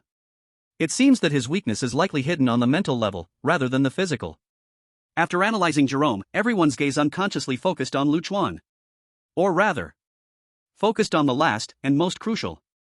The file bag of head chef George in his hands. Everyone held their breath, hoping to find information to defeat the final boss inside. However, under everyone's watchful eyes, Chuan calmly tore open the seal of the file bag, flipped it over, and gently shook it. Pop. A few blank, yellowed papers fluttered out of the bag and scattered across the desk. The file bag was empty. What? How is this possible? Empty? Why is George's file empty? Yu Hongtao and Wang Dong exclaimed simultaneously, their faces full of disbelief. Other chefs' files were detailed and thorough, why was only the most important file, about Chef George, blank? Chen Rui was the first to react, as if he had finally grasped Chuan's flaw. His face was filled with suspicion and accusation, his voice sharply aimed at Chuan. Chuan, it must be you. You hid the contents inside, just like before. You clearly have so much key information, yet you always conceal it, refusing to tell everyone. You just want to rely on this information gap to play the hero alone at the last moment and take all the credit and rewards, right? I've seen through you long ago, you will stop at nothing to become the authority. You're too much. Hearing this, Yu Hongtao also looked suspiciously back and forth between Chuan and the empty file bag. Indeed. From finding the key to opening the drawer, the only person who handled George's file bag was Chuan. He had both the time and opportunity to hide it. Thinking about how Chuan might want to monopolize George's secret to threaten everyone to protect him until the end, ensuring he gets one of the 5 seats at the final dinner. Yu Hongtao felt a chill down his spine and couldn't help but agree, saying, Chen Rui has a point. Chuan, if only you know, then we would be your bodyguards and stepping stones? Being held hostage to protect you until the end? Chuan is not that kind of person. Su Xiaoyu stepped up without hesitation, her voice small yet incredibly firm. She stood in front of Chuan, facing the doubts of Chen Rui and Yu Hongtao. I believe him. If he really wanted to harm everyone, he had countless chances to stand by and do nothing, but he didn't. He saved me, saved Wang Dong, even saved you. Wang Dong also stepped forward, his robust figure carrying an imposing aura. That's right, Chen Rui, Yu Hongtao, you two search your conscience. If Chuan really wanted to kill you and steal your spots, wouldn't he just leave a flaw while beating Old York? You think you could still stand here barking? Ha! Speak. To everyone's surprise, the usually sharp-tongued Qin Muxue remained silent. She crossed her arms, watching the argument coldly, her face showing no expression. Had she already anticipated that Chuan wouldn't do such a thing? Or did she simply disdain to be part of this low-level quarrel? Or perhaps, deep down, she also held a hint of doubt about the empty file bag. Ha! Faced with accusations and support, Chuan smiled faintly, as if it didn't concern him at all. He even cooperatively opened his arms, indicating he could be inspected at any time. I said it's empty when I opened it. If you don't believe me, feel free to search, or who has the ability to try and see if they can turn out a non-existent file from me? His tone shifted, his eyes sweeping over the empty file bag. His voice was calm but threw out a chilling guess. But I probably know why it's empty. Maybe it wasn't someone who took it away, but the file's owner, from the very beginning, never allowed anyone to record any information about himself. It was George himself who hid his own file, or destroyed it. What? Himself? The monster hid his own file? How is that possible?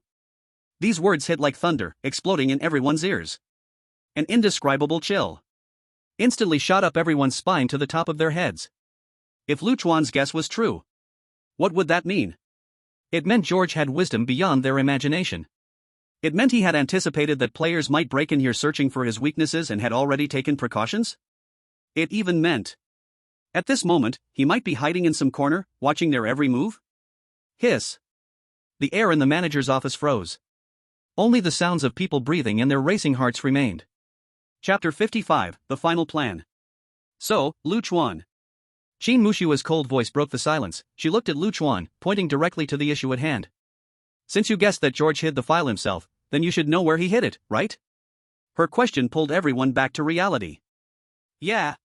Fretting over the empty file was pointless, the key was to find out where it was.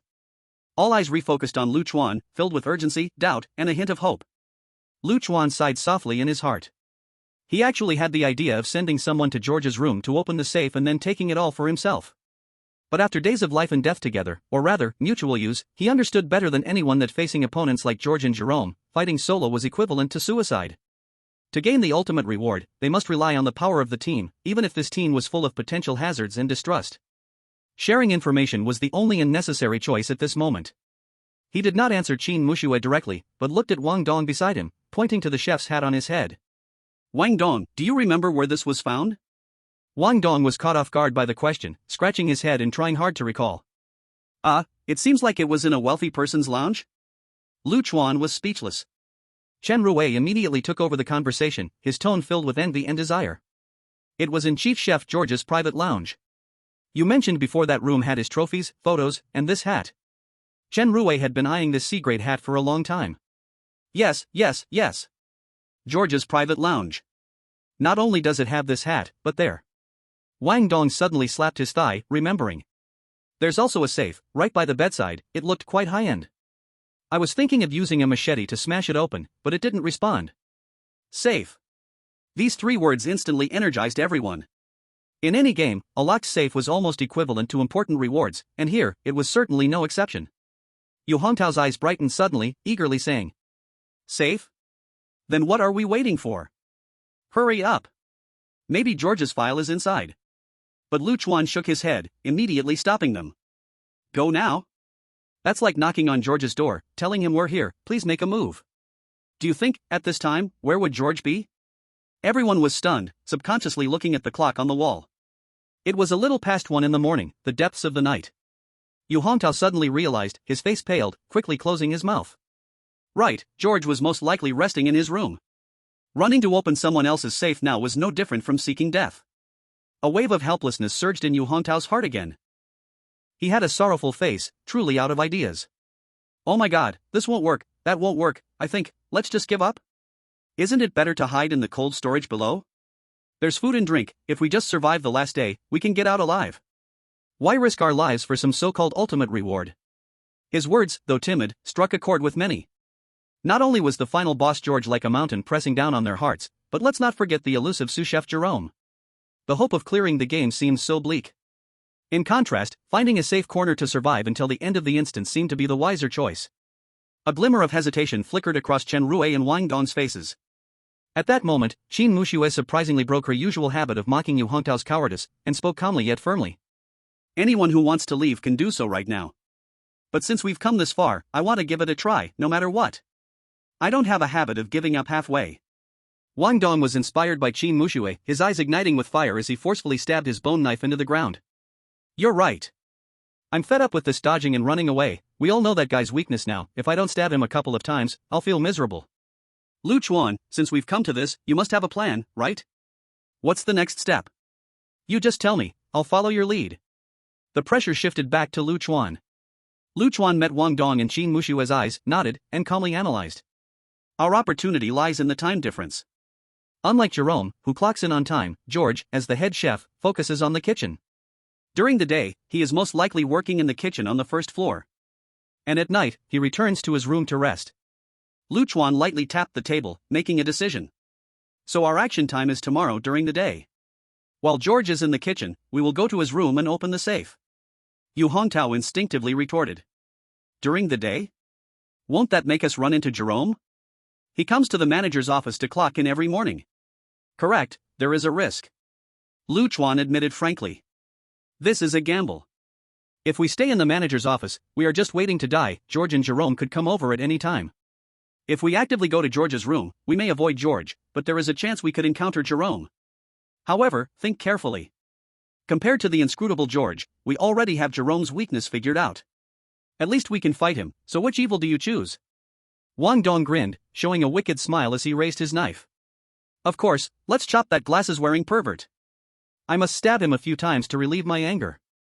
Qin Muxue also slightly nodded, a hint of battle intent emerging in her clear eyes. Indeed, dealing with Jerome first is a better choice, rather than facing George directly. Let's just consider it a gamble. Su Xiaoyu said nothing, just silently stood behind Lu Chuan. Lu Chuan didn't want to look at Yu Hongtao, whose lips were trembling, or Chen Rue, whose eyes were flickering. He knew that in this situation, the minority must obey the majority. Yu Hongtao and Chen Rue were already in the same boat. Did they really think they could turn back now? That would be nearly the same as suicide. Yu Hongtao looked at the four who had reached a consensus, despair pooling as he slumped to the ground, mumbling in a choked voice. It's always like this. Did anyone ask for my opinion? Damn it, I want to go home. I miss my mom. Lu Chuan ignored his complaints and issued the final order. Now, everyone, take the time to rest and regain your strength. Tomorrow morning, leave an hour early. We must arrive near George's room before Jerome clocks in. Let's try our best not to run into anyone. The group fell silent, each finding a corner to force themselves to close their eyes, attempting to sleep. The long night stretched on. Only the sound of breathing remained in the manager's office. Everyone knows that tomorrow they either leave the copy alive or stay here forever. Chapter 56. He has come, he has come. Wake up, Wang Dong. Everyone is waiting for you, hurry up. What's going on? Wang Dong opened his eyes groggily, facing Yu Hongtao's anxious pancake face. His mind was still a mess, and he instinctively mumbled and waved his hand. Don't make noise, let me sleep a bit more. What time is it to go to school already? You ask the old class for leave, say my stomach hurts, I can't go to morning self-study. This sleep talk made the few people around speechless. Yu Hongtao rolled his eyes and lowered his voice irritably. All right, then you keep sleeping. In a while, Teacher Jerome will come over with a bone-scraping knife and personally give you a full body massage. As soon as Teacher Jerome's name was mentioned, Wang Dong's mind buzzed, instantly waking up and breaking into a cold sweat. Damn! He jolted up from the ground. Realizing everyone was dressed neatly and waiting for him, Wang Dong awkwardly scratched the back of his head and forced a laugh. Sorry, I was so sleepy, I thought I was at home. Lu Chuan didn't say much, just made a shush gesture, then carefully opened the manager's office door a crack. His high spirit strength of 16 points extended outward like invisible tentacles, sensing. The corridor was silent, without any living breath fluctuations. Safe, let's go. Before the words fell, Lu Chuan stepped out first. The others immediately followed, moving as lightly as Hatcham, even holding their breath, afraid of making noise. The whole team was enveloped in a tense atmosphere. Just as they crept against the wall, moving towards the other end of the corridor, a dull snoring sound came from the end of the passage. Who? Roar. Who? Roar. Wang Dong almost laughed out loud, turning to Yu Hongtao beside him. Ha, listen to this sound, is there anyone who can sleep better than me? Before he finished speaking, Yu Hongtao's face changed dramatically, and he quickly covered Wang Dong's mouth with his hand, indicating the direction of the sound with his chin. It was at the end of the corridor, belonging to the chef George's resting room. Wang Dong's smile froze, his mind blank, his face suddenly pale. That was George's snoring? At this moment, they were less than 10 meters away from the ultimate boss of this copy? Lu Chuan's heart was also racing, cold sweat trickling down his back. Too close. Close enough to feel the power contained in the snoring. Fortunately, the other party was in a deep sleep. Otherwise, given George's strength, at such a close distance, they would have been discovered long ago. Even the usually calm Qin Muxue felt a chill on her small face. A sense of oppression far greater than when facing Jerome weighed heavily on her heart, making her calves tremble uncontrollably. This fear stemming from a difference in life levels made her feel a bit ashamed. Luckily no one noticed in the dark. Lu Chuan dared not delay. According to memory and plan, he signaled everyone to turn to a nearby door. He gently pushed it open, and everyone entered in single file. Just as the last person stepped into the room, and Lu Chuan softly closed the door behind him. Who? Roar! The thunderous snoring from the end of the corridor abruptly stopped. In an instant, everyone's heart rose to their throats. As if being firmly gripped by an invisible hand, even the blood seemed to freeze. Yu Hongtao and Shan Rui were so scared they froze, afraid that a drop of cold sweat would fall and awaken the beast. Fortunately, the dead silence only lasted for a few short seconds. Then, the heart-pounding snoring sounded again, and it seemed even heavier than before. Only then did everyone dare to slowly exhale the breath they had been holding for ages, feeling as if they had just walked through the gates of hell. Lu Chuan also secretly wiped away sweat, his back already soaked. He steadied his mind, starting to observe the room. The familiar layout. A few simple single beds, a bedside table. Lu Chuan's gaze fell on the bedside table, on which lay a familiar ID badge, Old York. That's right, this was the employee lounge he and Wang Dong had accidentally stumbled into before. This space was shared by the 4 chefs, excluding George and Jerome. But now, the 4 beds were empty. Because their owners, Jason, Scott, Wang Yelong, Old York, had all been dealt with by Lu Chuan and the others, and this place was temporarily safe. Time passed second by second in the suffocating silence. The hands of the wall clock slowly approached 8 in the morning, the check-in time for Jerome. Click. Just under half an hour before 8 o'clock, a clear sound of a door opening suddenly echoed from a room across the hallway. Everyone, like startled rabbits, crouched down tightly against the cold wall, not daring to breathe. Through the blurry frosted glass window on the door, they could see a thin figure in a crisp suit stepping out. While leisurely adjusting his cuff and bow tie, he scanned the corridor with his narrow eyes behind gold-rimmed glasses. Then came a clear voice, dripping with pretentiousness and malice. TSK, this bunch of food runners, slacking off again. Haven't I repeatedly emphasized that the corridor must be spotless in the morning? Looks like everyone's performance bonus this month will be cut. His footsteps echoed down the corridor. Finally, they stopped right in front of the employee lounge door. At that moment, everyone's heart rose into their throats. Yu Hongtao could even hear his own heartbeat. Jerome glanced into the room, his tone laced with undisguised disdain. And this group of stupid pigs, lazy dogs. They have no idea what the morning sun looks like, always sleeping until the last second before check-in. When will they ever wake up and truly care about the restaurant's reputation in future? Sigh, forget it, I'm too lazy to care about them. With a slight grunt, his footsteps resumed, gradually fading away. He was clearly heading to the manager's office to check in or to inspect the kitchen. Only then did the crowd dare to relax their tense nerves, but they still didn't dare to make any sound. After an agonizing wait of about 10 minutes, suddenly, bang! A heavy and furious sound of a door slamming erupted from George's lounge. The ground beneath them shook slightly. Next came a heavy, limping tread, accompanied by muffled complaints. Damn it! Tonight is the last supper. That bunch of worthless fools only managed to gather this pathetic little bit of ingredients, not enough to entertain the distinguished guests. What a bunch of gluttons, do they even know what they're doing all day? Hearing this, Lu Chuan and the others felt a chill run down their spine. They realized that the ingredients George mentioned could very well be the deceased Zhang Jian and Lu Fangfeng. Thud. Thud thud. The limping footsteps gradually receded down the corridor, likely heading to the kitchen. The entire second-floor corridor fell silent again. They were temporarily safe. The most dangerous moment had already passed. The next goal was to take advantage of George's absence to enter his room and find that crucial safe. Let's go. Chapter 57, The Cause of George's Illness. Everyone held their breath and tiptoed out of the employee lounge, creeping to the door of George's room. At this moment, the luxurious door was slightly ajar. The brass doorknob bore a deep dent, rendering the key unusable. Clearly, it had been violently damaged. Everyone cast their gaze toward Wang Dong. Wang Dong scratched his head awkwardly and sheepishly said, "Last time it was an emergency. I didn't think too much about it. Besides, can this be blamed on me? Clearly, it's these guys slacking off. The Grand Chef's bedroom is still not fixed. Chuan silently breathed a sigh of relief in his heart. Fortunately, no one came to fix it. Otherwise, if they wanted to come in, it would be a huge hassle. He made a gesture, signaling Wang Dong and Su Xiaoyu to stay at the door and keep watch, while the others followed him into the room. He chose Su Xiaoyu because she could escape at any moment. He chose Wang Dong because his bone-crushing knife could be useful at a critical moment. As soon as they entered the room, Yu Hongtao couldn't help but lower his voice and exclaimed, "Oh my gosh! This carpet, this wine cabinet, this big bar, it's even more impressive than our principal's office." Chen Rui was also stunned by the luxury before him. His gaze swept over the cigar boxes on the table, and he instinctively swallowed. He had grown up smoking the best cigarettes, which were the soft Zhenghua his dad received as gifts. He had never tasted foreign cigarettes and couldn't help but want to indulge a bit. But he quickly snapped back to reality. It wasn't the time to enjoy. They needed to hurry and search for clues. After all, George didn't know when he would come back to kill them. Qin Muxue, however, was direct. After looking around, she asked straightforwardly, "Chuan, where's the safe?" Chuan walked straight to the side of the big bed, pointing towards the nightstand. With a swish, he lifted the hanging red tablecloth, revealing a corner of a pitch-black metal safe. They struck gold. Everyone's hearts instantly jumped to their throats.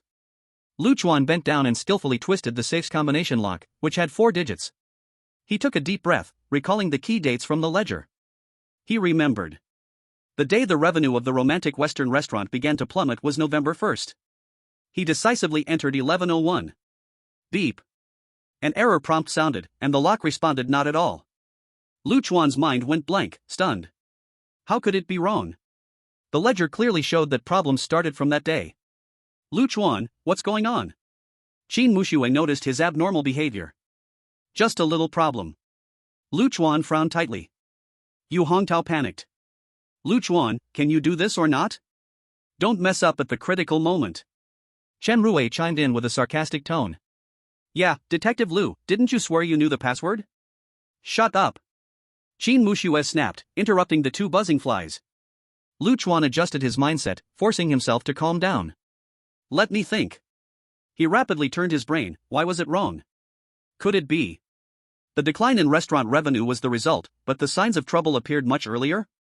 Perhaps George had already noticed the signs but kept it hidden, only for the crisis to fully erupt days later, reflected on the books? Thinking of this, he immediately tried to roll the dates back. 1031, error. 1030, error.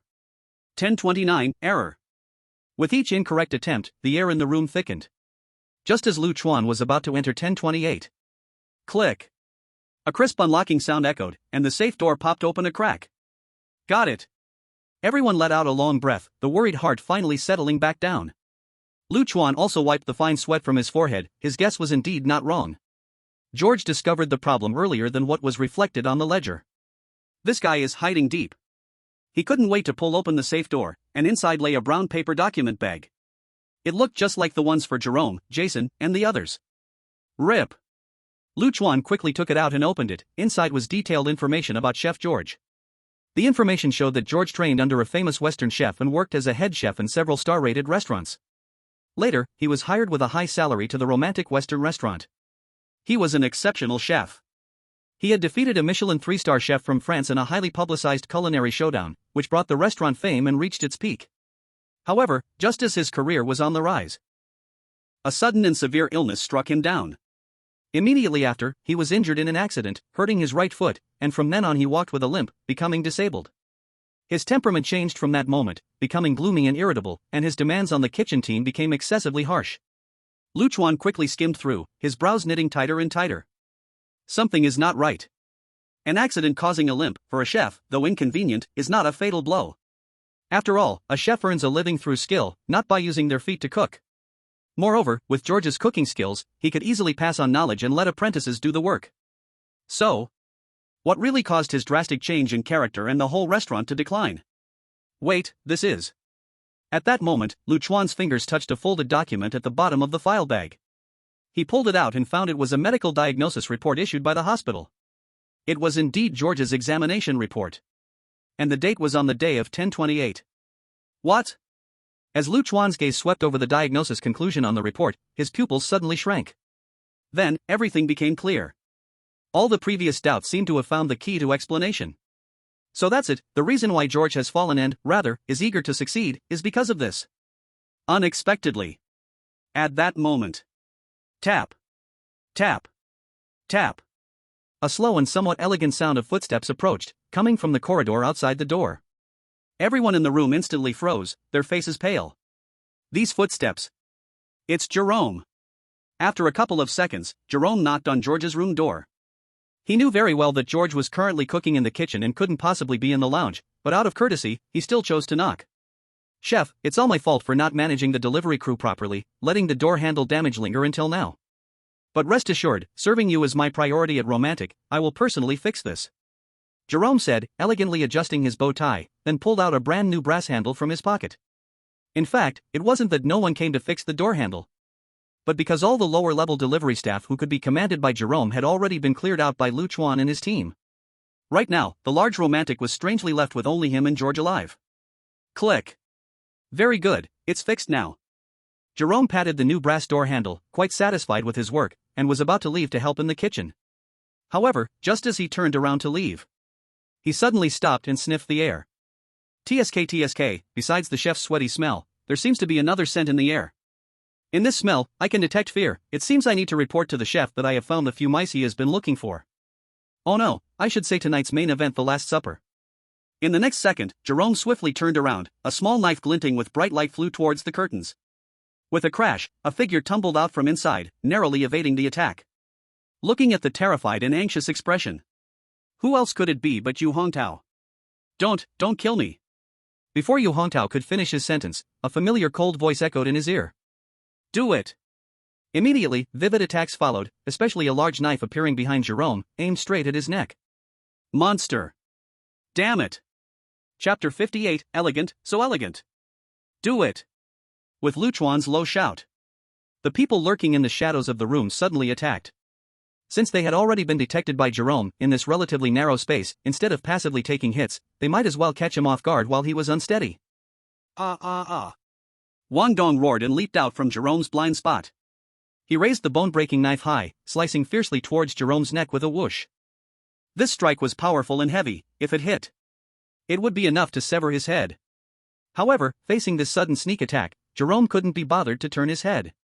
He simply raised his right hand at a leisurely pace, casually extending his index and middle fingers, precisely clamping down behind him. Buzz. The blade stopped just a few centimeters from his neck, clamped tightly by those two seemingly delicate fingers. It came to a halt. Damn it. No matter how gritted his teeth, Wang Dong struggled, his veins bulging with effort. But the blade remained as if welded in mid-air, unmoving. What the hell, what is this? Wang Dong cursed while disbelief filled his face.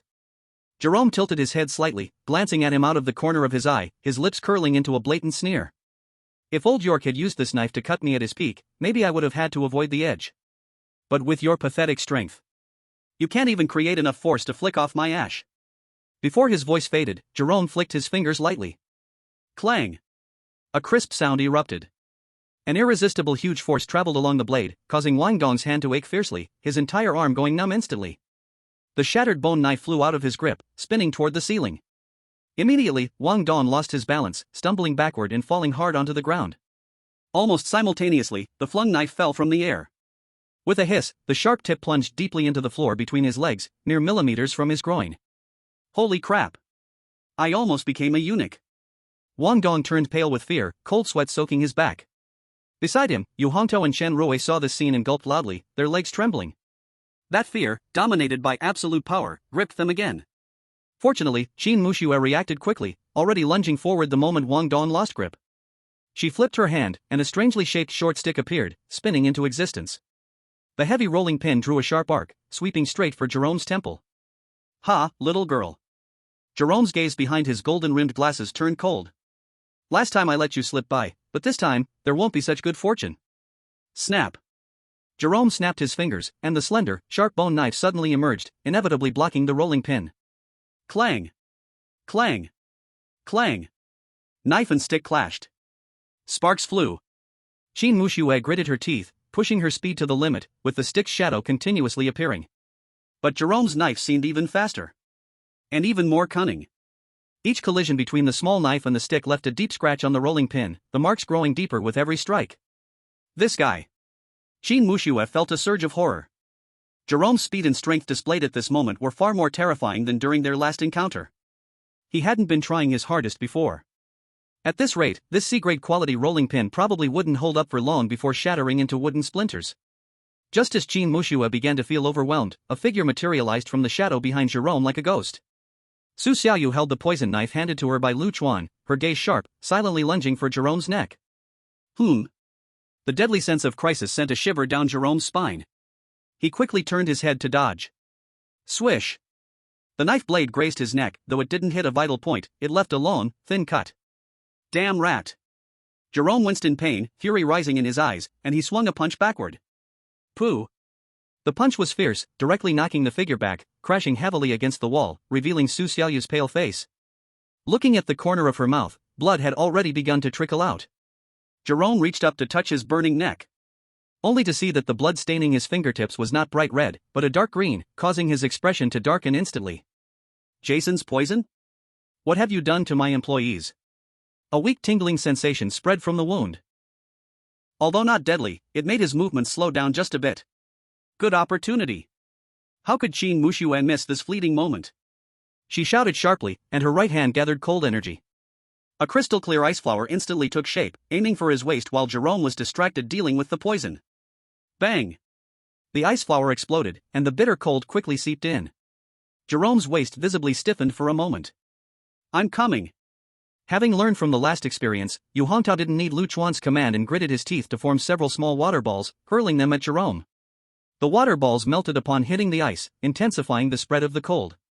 Wang Dong also scrambled to pick up the bone knife, roaring as he lunged at Jerome again, preparing to deliver a fatal blow. Even they themselves didn't realize. After 2 days of grinding and cooperation, their strength, reactions, and collaboration were transforming at an astonishing speed. At this moment, they had actually managed to hold back the D-class peak strange creature Jerome, even subtly forming a suppressive force. However, just when the situation seemed to be turning for the better, a warning sound rang like an alarm bell in everyone's minds. Warning! D-class strange creature, sous-chef Jerome is using skill, elegant moment. Effect, briefly removes all negative statuses, poison, slow, freeze, etc., and slightly increases all attributes for the next 10 seconds, significantly enhancing attack speed and reaction abilities. Everyone was stunned. What the hell, he's really starting to show off. And it comes with an upgraded purification? Then they saw Jerome stop all movements, elegantly tilt his head back, and smooth out his slightly disheveled hair and suit collar with both hands. So elegant, too elegant. The poison on his neck and the frost at his waist vanished as if wiped away by an invisible hand. His aura didn't decrease but instead became even more dangerous and sharp. Jerome pushed up his gold-rimmed glasses, displaying a complex smile of appreciation and cruelty. Really, surprising. It's my first time having a guest who can push me to use my trump card. You are strong, stronger than all the previous rats that wandered into this place. His gaze swept over the panting group, and his tone suddenly turned cold. But unfortunately, the game ends here. Before his words fell, he flipped his hands. 2 small bone knives appeared in his hands at once. With dual knives in hand, Jerome's speed and offensive power surged to a whole new level. Swish! Swish! The knife lights wove into a net of death. Wang Dong and Qin Muxue were the first to take the brunt. Despite giving their all to block, they were still slashed with several wounds, bleeding profusely and knocked back. Chen Rue and Yu Hongtao couldn't even get close. They were directly sent flying by the shockwaves produced by the swinging dual knives, crashing to the ground and twitching in pain. In the blink of an eye, the fragile balance was completely shattered. Looking around, Qin Muxue and Wang Dong were seriously injured, Su Xiaoyu was gasping for breath after hitting the wall, and Chen Rue and Yu Hongtao were lying on the ground unable to rise. As for Jerome, he seemed to have just finished a warm-up, elegantly shaking off the blood droplets from the knife tip, completely unscathed. Despair washed over everyone like a tide. Jerome did not rush to kill. His gaze finally crossed over the fallen group, locking onto Lu Chuan, who had been hiding in the deepest part of the room. His lips curled into a playful cold smile. It seems, you are the little mouse who has been scheming in the background and causing me no small trouble? Interesting, you are weaker than I imagined. Slowly, he raised his dual knives, aiming them at Lu Chuan. The farce should end. You all might as well become the freshest ingredients for my last supper. Just as Jerome's figure shifted, about to unleash the skill to shred bodies into pieces, the previously silent Lu Chuan suddenly took a deep breath. He lifted his head, staring directly into Jerome's eyes, and spoke the earth-shattering words. Jerome, as the sous chef of Romantic, in charge of all matters in the kitchen. Now the restaurant is on the brink of closing, its reputation in ruins, reduced to such a bloody hell. Don't you have any responsibility? This is serious negligence. It's dereliction of duty. You are not fit to be the sous chef. Jerome suddenly froze, as if hit by a paralysis spell. The calm and cruel smile on his face instantly solidified, replaced by a hint of disbelief, and a panic that struck his heart. He instinctively stopped his attack, the pupils behind his gold-rimmed glasses contracted, his voice carrying a dryness he hadn't noticed himself. What did you say? Chapter 59, The Judgment of Jerome. He stopped. He really stopped. Seeing Jerome actually pause because of his words, Chuan felt a wave of relief, followed by overwhelming joy. It worked. The psychological tactic was effective against this seemingly perfect monster. The others stared in shock at this scene, completely unable to understand. Could it be that someone like Jerome could actually be talked down? However, their relief lasted less than a second. You are asking for death. The astonishment and panic on Jerome's face were quickly replaced by an overwhelming rage. It was as if he had been hit on his most painful scar, utterly consumed by fury. Swish. Swish. Two boning knives turned into a dazzling net of death, with piercing shrieks, crazily descending upon Chuan. The posture was clearly meant to chop him into meat paste. It was Jerome's skill, shred to pieces. Chuan's pupils shrank, but he was already prepared for the worst. Almost at the same moment when Jerome erupted, his right hand lifted, using his middle finger to point at the opponent. Buzz. An ancient yellowish light shield immediately unfolded before him, firmly protecting his entire body. It was the B-grade item, the Guardian's Ring. Clang. Clang. Clang. The rain of slashes struck the light shield, producing a continuous clash of metal. The surface of the light shield rippled, but remained unbreakable. Chen Rue and Yu Hongtao watched with their eyes almost popping out. It was their first time seeing this ring in action. Qin Muxue and Su Xiaoyu had seen Chuan use it before. But witnessing it withstand Jerome's furious assault still left them incredibly shocked. Chuan appeared calm on the surface, but inside he was also sweating. At the same time, he gained a crucial piece of information. The Guardian's Ring could withstand 3 deadly attacks from non-boss level monstrosities. At this moment, its effectiveness proved that Jerome indeed was below boss level. The ultimate boss of this C-grade dungeon had one and only one Chef George. You are talking nonsense. Jerome roared while attacking, like a furious beast. I am the most efficient and most trusted sous chef in the history of Romantic, the one Chef George and the manager trust the most. Without my diligent management, there would be no glory for Romantic, what do you know? His voice was stern, but it carried an air of desperation. The observant Qin Muxue noticed even more. Although Jerome's attacks were ferocious, his knife skills had lost the previous precision and composure, even showing a few unnecessary errors. He was rattled, his rhythm was disturbed. This indicated that Chuan's words had pierced like a poison thorn, digging into his heart. Ha! Chuan curled the corner of his mouth, seizing the moment to speak again. Yes, without you, perhaps there would be no present-day Romantic. Of course, I'm referring to this dirty, bloody, hellish present. You had the ability to prevent this tragedy, you could have made glorious Romantic great again. But what did you choose? You chose to stand by and watch. You chose to watch as people drag this place into an abyss, trampling on past honors. Ask yourself, do you bear not a shred of responsibility in this? Or could it be that this was exactly the ending you desired? Did you want to bury Romantic yourself? Shut up. Shut up. Chuan's questioning became sharper than shrimp and pig heart. Jerome's mind buzzed. Bang! The string of reason finally snapped. He let out a frenzied scream, merging his two blades, gathering all his strength, delivering a blow far beyond before onto the light shield. Boom! The light shield trembled violently, and even with the protection of the ring, Chuan was pushed back half a step by the huge rebound force, his blood surging. Pooh! But he was not scared, instead, he was delighted. He knew that Jerome's psychological defense would soon be breached. Who? Sure enough, Jerome gasped, his eyes filled with struggle, pain, and a hint of fear, his voice trembling. No, don't blame me. I warned him, I clearly warned him. I told him it was Pandora's box, once opened, there is no turning back. But he didn't listen, what could I do? I'm his deputy. Without him, Romantic would lose its soul. What else could I do but become an accomplice? His words were almost an admission of Chuan's accusation. My God! Everyone was stunned by the vulnerability and fear that Jerome revealed. This powerful, elegant, and cold deputy chef hid such immense pressure and fear inside? What was he afraid of? Lu Chuan's gaze was sharp, pressing hard. Who is that person? Say it.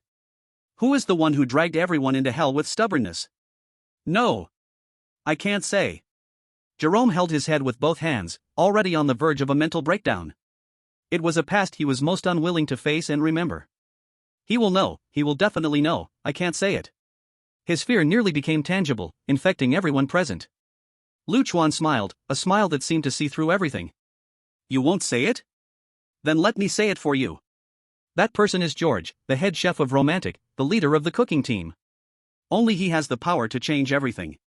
And it was he who first suggested using human flesh as the so-called heavenly delicacy ingredient, right? How do you know? Jerome suddenly raised his head.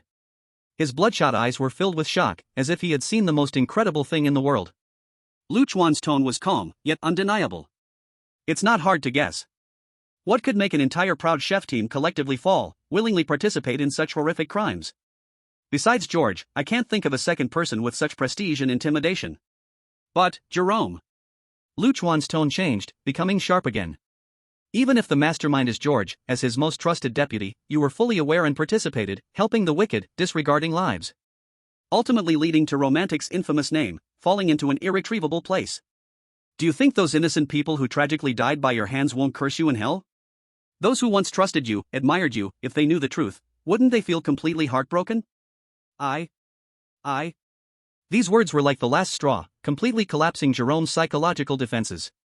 His face turned pale as paper, and in a daze, his right hand slackened. A small bone knife fell to the ground with a clang. Now's the time. Lu Chuan's eyes sparkled with sharp light. The skill he had prepared for a long time, Mind Lock, was activated instantly. His high mental strength of 16 points transformed into an invisible mental shock, piercing into Jerome's fragile spiritual world, weakened by emotional collapse, like chains. Judging. Target's mental state is chaotic and weak. Judgment successful. In an instant. Jerome's body froze, his gaze blank, his movements fell into a temporary state of paralysis. Make your move. No need for Lu Chuan to call again. Qin Mushui and Wang Dong, who had been waiting for the right moment, struck fiercely, one on the left, one on the right. Qin Mushua's figure turned into an ice blue phantom, releasing ice blossom flash, instantly closing the distance. She watched as cold air surged from her palm, the second blossom of ice ruthlessly striking Jerome's side. Crack! The bone-chilling ice instantly spread, freezing a large part of Jerome's body. Your grandpa is here. Wang Dong yelled as he stepped forward. The bone-cracking knife, filled with long-held rage and power, swung towards Jerome's arm, which was too stiff to block. PFF. Blood spattered. Accompanied by the crunch of broken bones, Jerome's arm was almost severed at the shoulder. The huge shock effect made him stagger backward, falling into a deeper state of rigidity. The next second. The warning sound rang like a death knell in everyone's mind. Warning! Sous Chef Jerome has suffered a severe injury. Health points are rapidly declining. Warning! Jerome's health points are below 20%. He will soon enter the final Berserk state. Chapter 60, Welcome to Hell's Kitchen. Roar!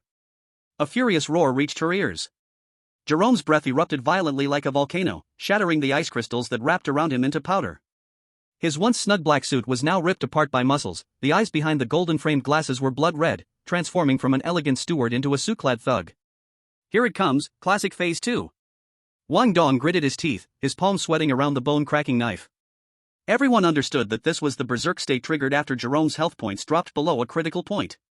As long as they lasted through the final few seconds. The corrupting power within him, intensified by mental collapse, would rebound against him, leading to his own demise. But the question was, how would they survive these last few seconds? The next second, the Berserk Jerome answered with action. He completely abandoned technique, swinging his right arm to punch, smashing the solid wooden door of George's room into splinters. Amid the flying wood chips, he mumbled. Sorry, Chef George. I will replace it with a new, better door later. Without needing Lu Chuan to command, everyone knew they had to create distance. Guerrilla warfare. But reality was cruel. Qin Mushue's shoulder was injured, Wang Dong had a wound on his chest still oozing blood, and Su Xiaoyu's face was pale. In their current state, even the normal Jerome would be hard to handle, let alone this human beast? As Jerome's scarlet gaze locked onto Su Xiaoyu, ready to pounce and tear her apart. Whoosh! Whoosh! Chuan flicked his wrist, launching two egg-sized objects through the air. A vortex egg beater. The super sticky vortex egg liquid. Jerome sidestepped one, while the other exploded at his feet. The thick gel instantly spread, firmly sticking his right foot to the floor. Catch! Chuan pulled out a small bottle, quickly pouring out 3 small pills and flicking them towards Qin Muxue, Wang Dong, and Su Xiaoyu. The 3 instinctively caught them, finding they were silver painkillers. At this life and death moment, no one hesitated and immediately swallowed them. As the medicine took effect, a warm current quickly surged through their bodies, significantly easing their pain, and their wounds even began to heal visibly. Although they could not recover instantly, their condition improved greatly. Beside them, Chen Rue and Yu Hongtao stared wide-eyed, urgently shouting. Chuan, what about ours? Chuan shook the empty bottle. Gone, only 3. The two's faces turned ashen, cursing Chuan thousands of times in their hearts but could only grit their teeth and hide in the corner. With their treatment, Qin Muxue and the others regained courage, seizing the opportunity of Jerome being temporarily trapped to launch a guerrilla attack. However, after going berserk, Jerome's strength and speed surged. He soon broke free from the constraints of the sticky substance, wildly destroying everything around him. Bang! Boom! George's luxurious lounge was instantly turned into a wreck. Walls cracked, furniture shattered, he screamed in pain while destroying everything. Sorry, George. I'm sorry, I messed up your room. Chuan observed coldly, his heart clear. Jerome's weakness under corruption was his mind. He was always trapped in the guilt of romantic decay, in the loyalty of blindly following George, and in the tremendous pain of realizing deep down that all of this was wrong yet feeling powerless to resist. This extreme contradiction and mental tearing. It was precisely the opportunity that destroyed him. It must be taken to give him the final blow. Chuan took a deep breath and used the mental shackles again. Jerome. Are you willing? You have given everything for romance, even staining your hands with blood, becoming an accomplice. But you still don't know why George insists on using human flesh for cooking, do you? You don't know why he wants to drag all of you into hell, do you? These words acted like a spell, freezing Jerome's movements abruptly. His blood-red eyes flashed with a hint of confusion and extreme desire, and his body began to tremble. Almost simultaneously. Boom! The entire romantic Western restaurant suddenly began to shake violently without warning. Walls cracked, chandeliers swayed, as if an ancient giant beast had awakened in anger. An indescribable pressure seeped out from the deepest part of the restaurant. It was George. He sensed it. Chuan had touched his taboo. But Chuan showed no fear. Instead, he stepped forward, his voice sounding like final judgment. Do you want to know, Jerome? What illness did George really suffer from? What turned him into a madman? Jerome stared at Chuan, making strange muffled sounds in his throat, his breath held tightly. He wanted to know so badly. This question had tormented him for too long. Chuan revealed a smile of pity and mockery, unveiling the truth word by word. He suffered from severe diabetes, dragging on for too long.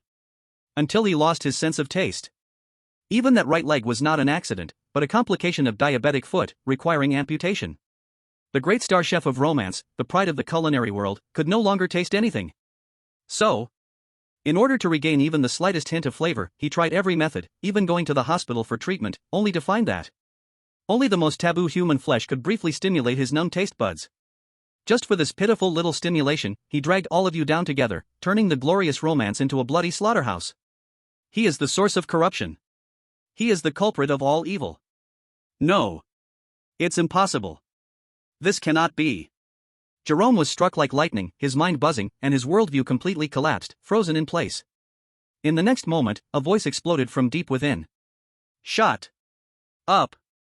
A roar containing endless rage and shame thundered through the corridor like a burst of thunder.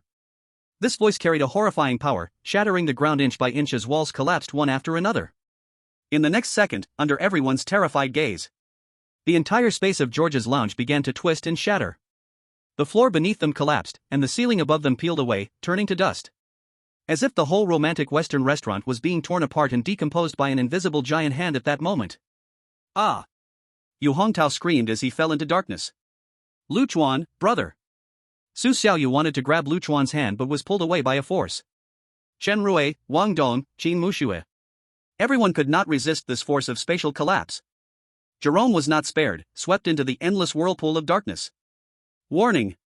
You have uncovered the greatest secret of the final boss, George, touching the taboo. Scene transition in progress. Final battlefield opened, welcome to Hell's Kitchen. After a brief moment of weightlessness and dizziness, everyone fell onto the cold floor. Ugh! Before they could see their surroundings, a stench of blood so strong it made them nauseous rushed at them like a tide. Cough, cough. Several of them immediately coughed and felt their stomachs churn violently. As their vision adjusted to the dim, swaying red light, the scene before them sent shivers down everyone's spine. Even the usually strong Qin Mushiwei couldn't help but dry heave. This was no longer a kitchen at all. Clearly, it is the 18 layers of hell. What hangs on the walls is not cookware, but skeletons with flesh hanging off. The shapes of the bones are not of any pigs or sheep. They clearly belong to humans. On the huge cutting board, neatly cut meat pieces are piled up, their textures and colors shocking to the eye. At Yu Hongtao's feet, he stepped on something soft and mushy. Looking down, he was horrified to see a decayed, bluish human hand, and he scared himself into a mess, screaming loudly. If Sun Ariang's black shop is terrifying, then here, it is a living hell. Comparable to the Lion Camel Ridge. Chuan forcefully suppressed his extreme physical and psychological discomfort, trying to remain calm. The chef's hat on his head glowed, seeming to resonate with this terrifying kitchen. A fragment of chaotic, painful, and greedy thoughts surged into his mind. About the extreme desire for flavor. About the fear of losing glory. About the madness of retrieving taste through forbidden means. Just then, a voice that seemed to come from the deepest part of hell roared throughout the bloody kitchen. And it locked onto Chuan. Who is it? Allow you to say my secret. Chapter 61, True or False? Not far from the center of the kitchen, a massive figure, so suffocating, stood there like a mountain of flesh, casting a shadow over half the kitchen. If Jason and Old York, both over 2 meters tall, could be called giants, then the monster before them stood nearly 4 meters tall, its head almost touching the ceiling. It could only be described as a mountain. It was clad in a white chef's uniform that had long since become deformed. An apron that was once sky blue, at this moment, had been stained dark red, tightly wrapped around its bulging waist.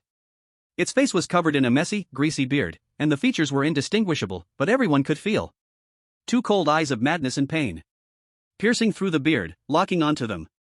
Without a doubt, he was the creator of this bloody hell, the chef of the romantic Western restaurant, and the final boss of the sea-level instance. George. The air seemed to freeze. The heavy sense of oppression made everyone struggle to breathe, their throats feeling as if gripped by an invisible hand, unable to make any sound. Their minds blank, filled only with fear. So fast. There was still half a day until the end of the instance. They unexpectedly confronted the final boss in such an unprepared way. Even more unexpectedly, the sous chef Jerome, who had just been cornered by them, was now also pulled into this hellish kitchen. His gold-rimmed glasses tilted awkwardly on his face. The former violence and elegance had vanished, replaced by a terror and humility that came from the depths of his soul. He didn't even dare to look George in the eye, trembling, pleading incoherently with a cry in his voice. I'm sorry, Chef George. I didn't mean to disturb you, it's those damned rats, it's them. Suddenly, Jerome seemed to grab onto a lifeline, pointing at Chuan and the others, trying to divert George's anger. It's all their fault. And those useless waiters outside, and Jason and Scott, those lazy dogs, it's their incompetence. They haven't been able to prepare the ingredients for the final dinner for so long. I will go help you, I will chop them all into the freshest minced meat. After speaking, Jerome turned around trembling, preparing to unleash all the fear and anger onto Chuan and the others. However, just as his feet were moving, Jerome. A low voice, like the grating of metal on rusted iron, slowly came from the meat mountain in the center of the kitchen, carrying a bone-chilling coldness that could stop hearts. You heard it all, right? Jerome shook violently, his actions freezing. All color drained from his face, staring in horror at George. And at that moment, when George's attention was fully concentrated on Jerome, Chuan and others felt a release in their bodies, the terrifying pressure that was about to crush them reduced by more than half. They could finally move, and they could speak. Cough, cough, cough. Wang Dong was the first to catch his breath. Chuan suppressed the turbulent waves in his heart, his brain racing, quickly informing the shocked crowd. Something is wrong, this is not a normal scenario. We may have triggered some hidden level, and now George's attention is attracted by Jerome. This is our opportunity. Immediately check the surroundings for any clues.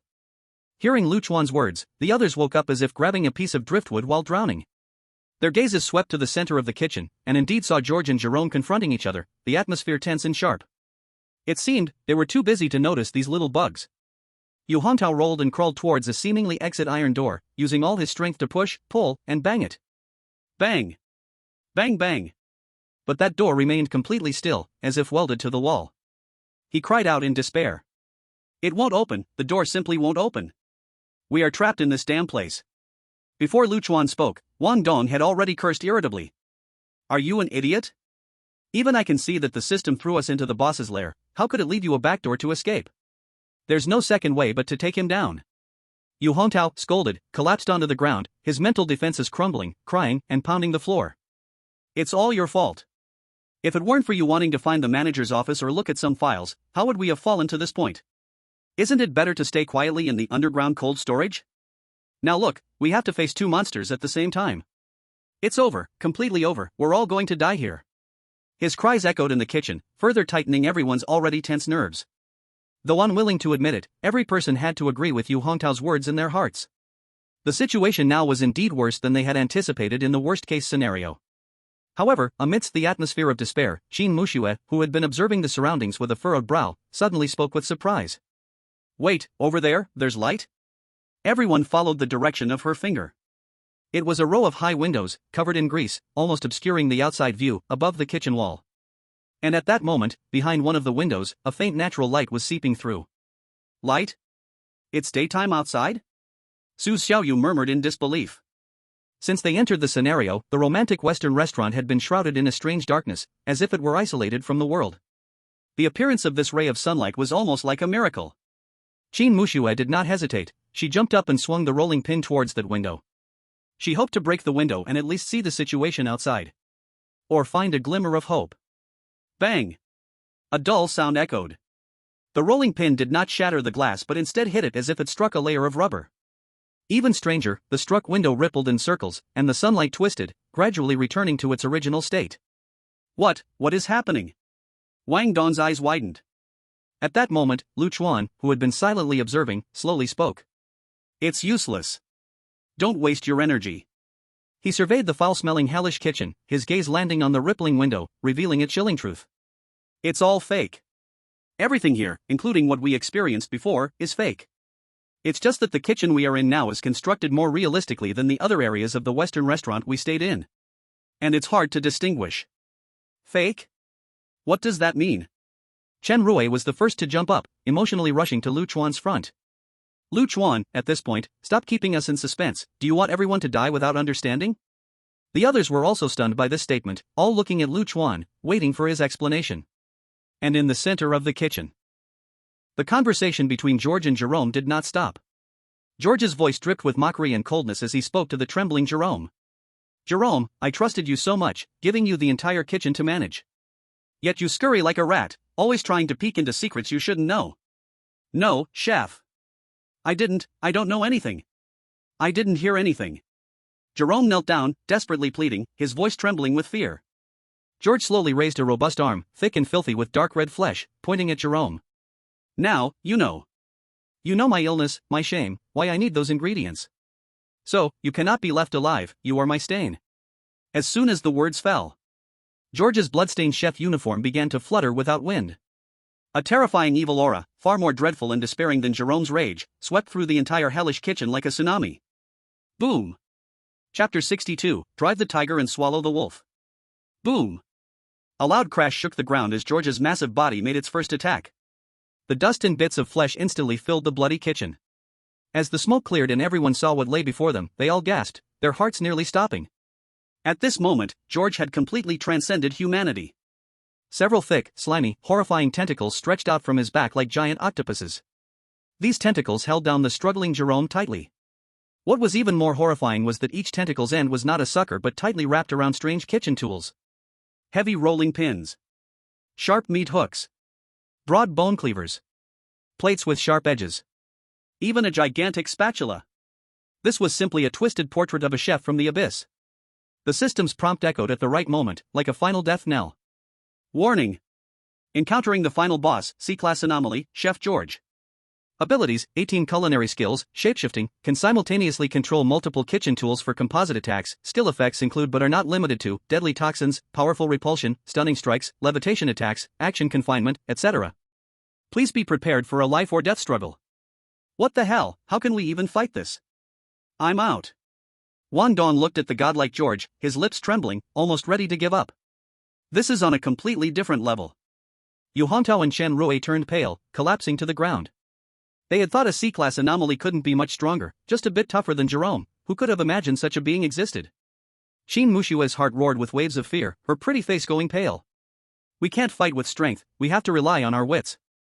Luchuan, what do you mean by what you said earlier? Explain clearly. Luchuan took a deep breath, looking at this real yet distorted hellish kitchen, and shared the bold theory. What I mean is, everything we have seen, heard, and fought since we stepped into romantic Western restaurant could be fake. All are illusory constructs or perhaps a realm built by some power. He paused, seeing everyone stunned into silence, and continued explaining. Only here, this hellish kitchen might be the only temporarily real anchor point, the core supporting the entire illusion. So, it's impossible to find a door leading out from here. The only way to survive is to destroy this anchor point here, bringing down the entire illusion created by George. Only then can we return to true reality. If I'm not mistaken, this C-class instance, trapping countless players, originates from George himself. It's his out-of-control mind and twisted desires that has materialized all of this. What? Chen Rui screamed, his voice pitch rising. George has such power? To conjure up an entire instance out of thin air? Then how can we fight? What's the difference between this and a god? Lu Chuan did not answer him. Instead, he looked at the octopus monster, George, who was crushing Jerome, and calmly uttered a sentence. With just us, it's indeed like hitting a stone with an egg. But, what if we add others? Others? Wang Dong was taken aback. Is there anyone else here?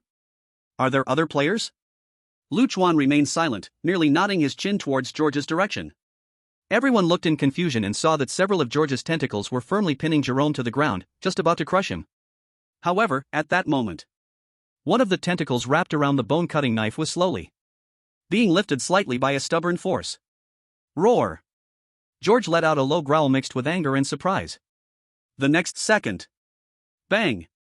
A figure covered in slime and blood broke free from the gaps between the tentacles, staggering a few meters away, gasping heavily. It was Jerome. He surprisingly was not dead. Although his right arm was severed at the shoulder and the small knife in his left hand was filled with cracks, he was still alive. Moreover, under the dual stimulation of desperation and rage, the power he unleashed now seemed even stronger than usual. GG George, my lord. Jerome's remaining left hand clutched the knife tightly, his body trembling with fear and anger. But his eyes burned with an unprecedented desire for survival. I am sorry. I don't want to die yet. I still want to do something for Romantique. George's face twisted beneath his beard, his voice as cold as ice. Foolish. Your fate is to become a meal. There is no second possibility. At this tense moment, Lu Chuan seized the opportunity and spoke again. George, it is clearly your own obsession and failure that buried Romantique. Why do you want to drag everyone who trusts you into the grave? It's your own unwillingness to lose taste, unwillingness to give up your hollow glory, that deceived them with vile lies. Into this abyss built with human flesh, you are tarnishing the art of cooking. You are insulting real cuisine. Annoying bug. George was completely enraged.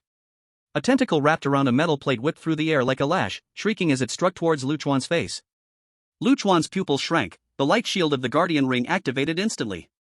Crack! The light shield shattered like glass the moment it touched the tentacle, turning to dust. The tremendous force tossed Lu Chuan away, crashing heavily onto a pile of frozen meat.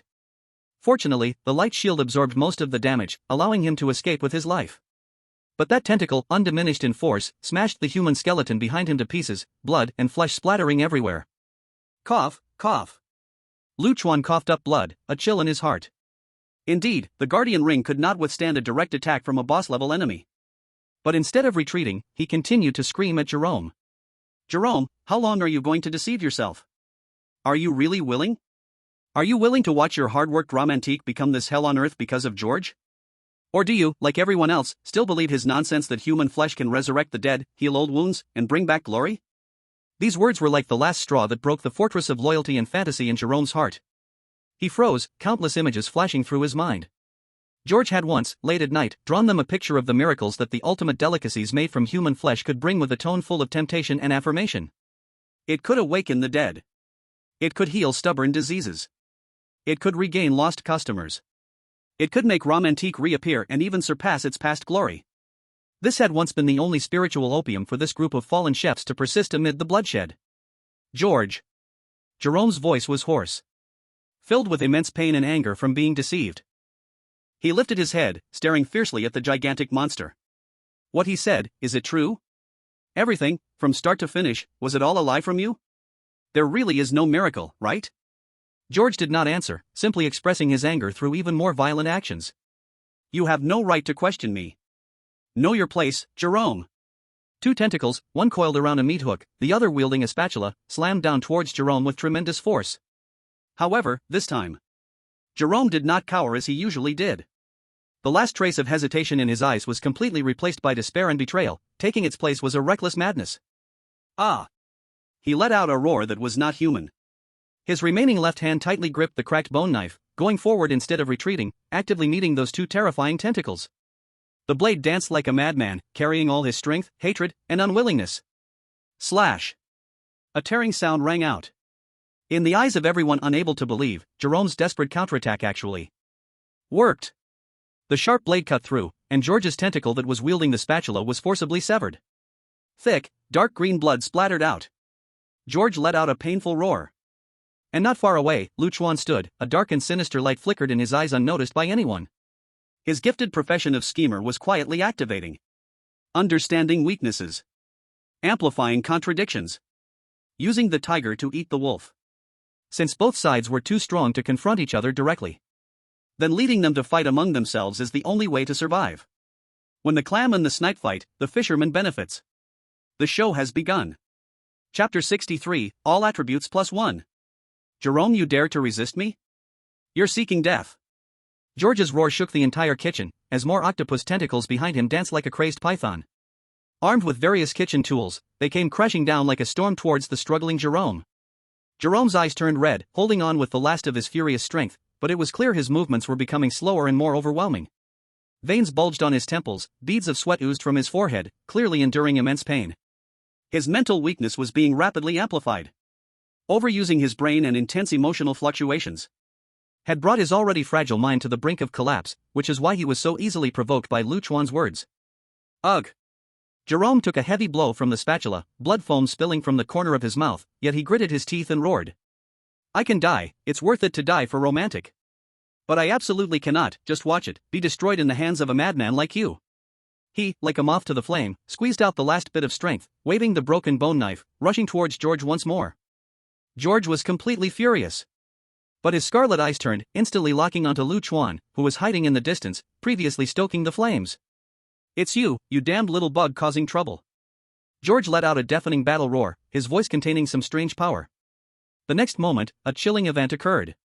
The scattered meat chunks, broken bones, and even congealed blood clots on the ground seemed to be pulled by invisible threads, swiftly writhing and gathering. In the blink of an eye, they formed into distorted shapes, giving off a strong stench, resembling the waiters. Their eyes were hollow, staggering as they moved. But they approached Chuan and the others, filled with the unique viciousness of the undead. Warning! Encountering a zombie tide attack. Sea-level anomaly. George uses flesh manipulation to summon 10 waiters.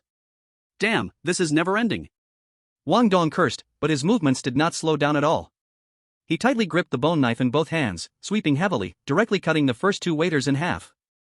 Stinking liquid splattered all over him.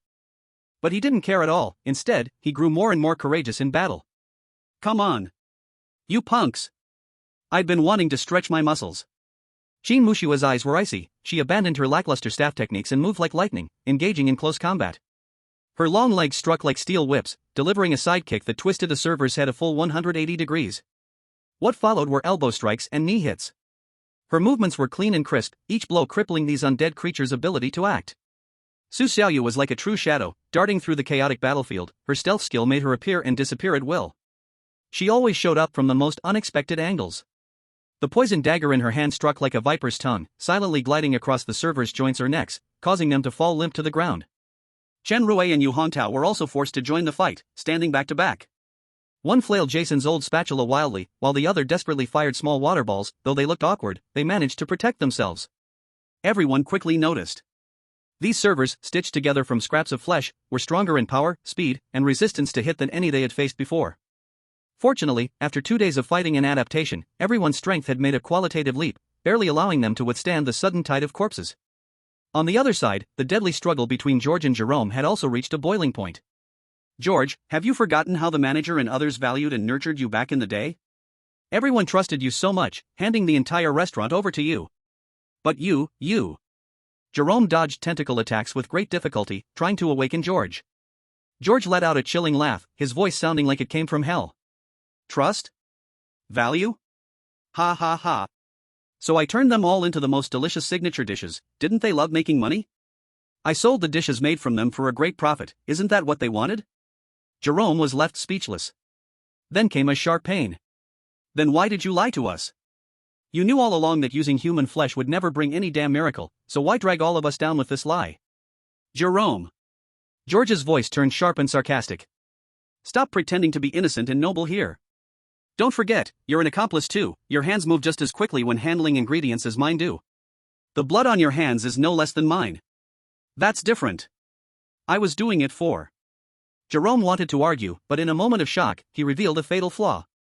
Just as he finished speaking, a previously hidden tentacle struck like a snake, piercing through from behind him with lightning speed.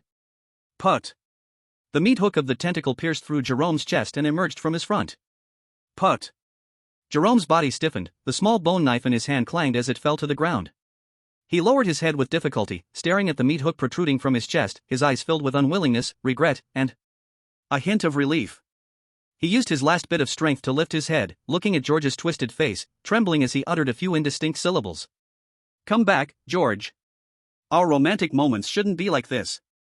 As his voice fell, his body quickly grew ethereal, finally transforming into wisps of black smoke, dissipating into the air. Degrade anomaly, Deputy Chef Jerome has been killed. Based on contribution, all surviving players' states are restored to their best. Gain temporary bonus effect, all attributes +1, lasting until the end of the dungeon or death. At the same time as the notification sound rang out, a soft white light enveloped the 5 struggling warriors, Chuan and the others. Their wounds healed rapidly, and the feeling of fatigue vanished completely. Replacing it was a surge of powerful energy, coming from all directions.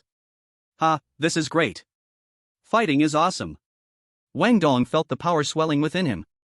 Wielding the bone-breaking knife with a formidable strength, he cleaved the 2 waiters into 4 pieces with a single strike. Yet, Yu Hongtao was dodging while complaining. What the hell, just give me something real. How about some real help, like 2 bouncing bombs? Chuan silently opened his information panel, and his attributes had indeed been temporarily boosted. Name, Chuan. Occupation, Conspirator. Physique, 6, +1. Strength, 6, +1. Mentality, 17, +1. Speed, 7, +1. Skills, Memory Rewind, Mind Shackles. Items, Guardian Ring, B grade, George's Backup Chef Hat, C grade, Whirlpool Egg Beater, C grade, Fragment of the Fiery Knife, Fire Emblem of the Starfire Knights. But he did not relax in his heart, instead, he became even more serious. The real battle was just beginning. He raised his eyes to see George, who had just devoured Jerome, letting out a deep and painful roar. Looking closely, 3 of the 8 hideous tentacles behind him had already become severely damaged, 1 cut short, and the other 2 covered in deep knife marks, oozing dark green slime. Clearly, they had been gravely injured by Jerome's last-ditch counterattack. Yet, even so, the remaining 5 intact tentacles still exuded a suffocating sense of oppression. Splash, splash. George slowly turned around, his eyes hidden behind his beard shone like searchlights. Locking in on Chuan and the other 5 fiercely, his voice sent chills down their spines. Now, it's your turn, little insects. To make up for the losses Jerome caused me, I will carefully cook you into tonight's finest delicacy. Looks like, the guests are getting extra helpings tonight. His greedy and murderous gaze swept over them. Everyone couldn't help but shiver, like mice facing a cat. The shadow of death once again enveloped their hearts. Damn it, this time we've really messed up. Chapter 64, Evading is shameful but useful. Boom. Boom boom. Boom boom boom. 5 tentacles, twined with various kitchen tools, like gigantic snakes, launched forward with a shriek that tore through the air. The final boss George's terrifying combat power was on full display, able to launch 5 simultaneous attacks. While others act in double threads, he directly divided into 5. Wang Dong roared, facing the tentacle gripping a massive blade, not retreating but instead clenching his own bone-breaking knife and charging forward recklessly. The 2 knives clashed violently. Clang! In the deafening sound of impact, Wang Dong's palms ripped apart, and blood gushed out. His whole body was like being hit by a speeding truck, sent flying along with the knife, crashing heavily into a corner piled with frozen meat. Puff! The shockwave from George was far beyond what he could compare to. Another tentacle, wielding a heavy rolling pin, swept toward the agile Qin Mushue like a snake emerging from its hole. Qin Mushue clamped her silver teeth tight, pushing her speed to the limit. Just avoiding the head-on impact, she swung back and hit the side of the tentacle with her stick. But the tentacle only quivered slightly, the tough, slimy surface completely unharmed. Her attack was like an itch over the shoe. The third tentacle threw a plate, transforming it into a spinning death disc aimed not at anyone, but shot indiscriminately toward all areas where Su Xiaoyu might be hiding. This storm-like assault forced Su Xiaoyu to reveal herself and roll away helplessly. The fourth tentacle controlled a giant spatula, sending red-hot gusts slapping toward Chen Ru and Yu Hongtao, who were flailing around like headless flies. Damn it, help me! The two cried out, rolling and crawling. They could hardly muster any thought of resistance, only wishing to get as far away from this terrifying attack as possible. And the last tentacle skillfully coiled up the small bone knife that Jerome had dropped on the ground. The knife tip gleamed coldly, tracing an arc in the air, stabbing straight at Lu Chuan, who was still in command. To catch the thief, capture the king first. Lu Chuan's pupils contracted sharply, a cold sense of danger surged up at once. The three chances of the Guardian Ring had long been exhausted. With his speed attributes only slightly enhanced, there was simply no way to dodge this lightning-fast thrust. He instinctively scanned his surroundings, hoping to find a point of memory. But all he could see was blood, coldness, and despair. This time, there was no external force to rely on. He could only depend on himself. Swoosh! Even though Lu Chuan tried his best to lean aside, the blade still grazed the outside of his thigh. Ah! A piercing pain hit him, and he heard the crack of his own leg bone snapping. Lu Chuan let out a muffled groan, his face pale as paper, cold sweat soaking his back, collapsing to the ground. The small bone knife skillfully adjusted its direction in mid-air, aiming once again at his forehead. Death was just around the corner. In a critical moment, a figure, icy blue in color, quietly appeared, rushing in with a speed surpassing limits, thrusting the already cracked rolling pin before Lu Chuan. Clang! The knife pierced into the pin, making the sound of wood splintering, wood chips scattering. Clearly, the rolling pin was about to break. The immense force made Qin Mushui feel a sweetness in her throat, nearly causing her to vomit blood. She held on tightly, her slender body trembling under the pressure, but not stepping back even once. She didn't even turn around. With a voice laced with blood foam, she squeezed out a hurried command, each word seeming to drain her entire strength. Lu Chuan, I don't care what cards you still have, what methods you use. 1 minute. No, half a minute. Even 10 seconds, think of something for me. Otherwise, we all die here. I don't want to die, I must live on. Ah! Lu Chuan's mind buzzed, looking at the girl before him who was desperately holding on, shielding him from the attack, his eyes suddenly clear. Live on. Yes, who doesn't want to live on? He looked around. Su Xiaoyu lay in a pool of blood, barely conscious. Wang Dong struggled to get up, but his right arm was clearly twisted, obviously broken. Yu Hongtao and Chen Rui were backed into a corner, huddled together, their faces filled with despair. And Qin Mushui. Drip. Something warm fell onto Lu Chuan's forehead. Lu Chuan looked up, it was not sweat, but bright red blood flowing down her arm. Qin Mushui's arms had long been shattered, her sleeves stained with large patches of red, yet she still shielded herself in front. There was no time left, no point of memory. Then just rely on himself. Lu Chuan closed his eyes, took a deep breath, forcing himself to calm down. His brain began to operate at an unprecedented speed. Time seemed to stretch infinitely. In just a few seconds, countless possible scenarios flashed through his mind like a revolving lantern. It was as if Dr. Strange had instantaneously scanned 14 million possible outcomes. He saw Wang Dong being torn apart by tentacles. He saw Qin Mushui pierced by the knife. He saw Su Xiaoyu turned into a hedgehog. Chen Rui and Yu Hongtao were smashed into meat paste. He himself was finally beheaded. He also saw everyone betting everything, concentrating their strength to assault George's main body, only to be easily intercepted by the remaining tentacles. One by one tortured and killed, the whole army wiped out. No way. None of these. These conventional fighting methods mean nothing in the face of absolute power. What exactly is it? What is George's weakness? He seems impeccable. Lu Chuan shouted internally, panic burning through his rationality. Diabetes. His medical history clearly stated severe diabetes. But how could this chronic disease turn into a fatal attack? Wait a minute. Diabetes. Sugarfoot. Nickname. Lame George. That's right. His legs. Due to severe complications from diabetes, both of his legs had necrosis, even leading to amputation. That's why he limped, that's why his movements seemed so clumsy and restricted. Lu Chuan, I can't hold on much longer. In front, Qin Mushui let out a painful wail. The cracks on the rolling pin rapidly spread, finally shattering. C-class item heavy hit rolling pin completely destroyed. Now's the time. Chuan opened his eyes, and a bright light burst forth from them. He shouted to everyone. Retreat, everyone retreat. Abandon the attack, run back, run to the wall. What? This order left everyone stunned. Including the struggling Qin Mu Shui. Run backward? Completely expose their backs to that terrifying octopus monster? What difference is that from sending them to their deaths? But at this moment, in the face of despair, Chuan's repeated correct judgments and commands had built the last trust. Despite their confusion and fear, the remaining 5 still obediently followed. Qin Mu Shui was the first to spring back, helping Chuan up. Wang Dong used his uninjured left hand to push up, while Su Xiaoyu struggled to roll backward. Even Chen Rue and Yu Hongtao desperately ran towards the kitchen wall. Jia Jia. Seeing this situation, George let out a mocking, cruel laugh. Have you given up resisting? Bugs. That's good. Cooking complete ingredients can better preserve the original flavor. Let me gather you all up and make a hard dish. Swoosh swoosh. Several tentacles accelerated as if sensing blood. The sharp kitchen tools gripped by the tentacles almost touched the backs of the last ones, Yu Hongtao and Chen Rue. The chill of death pierced to the bone. It's over. This time we're dead for sure. Yu Hongtao gave a desperate scream, closing his eyes and pressing against the wall, his chest smashing heavily into the cold, hard surface. He had nowhere left to retreat. He could only despairfully expose his back to the tentacles. However, the severe pain he expected didn't come. Yu Hongtao trembled and opened his eyes, stiffly turning around.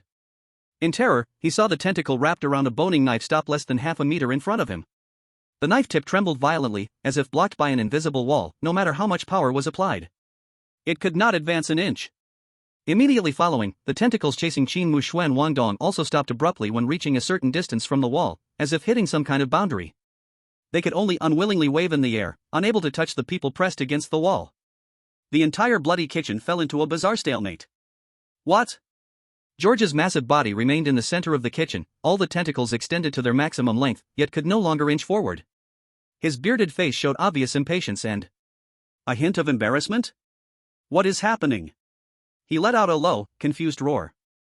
Chuan leaned against the wall, enduring the intense pain in his legs, but the corner of his mouth curled into a knowing cold smile. He had made the right bet.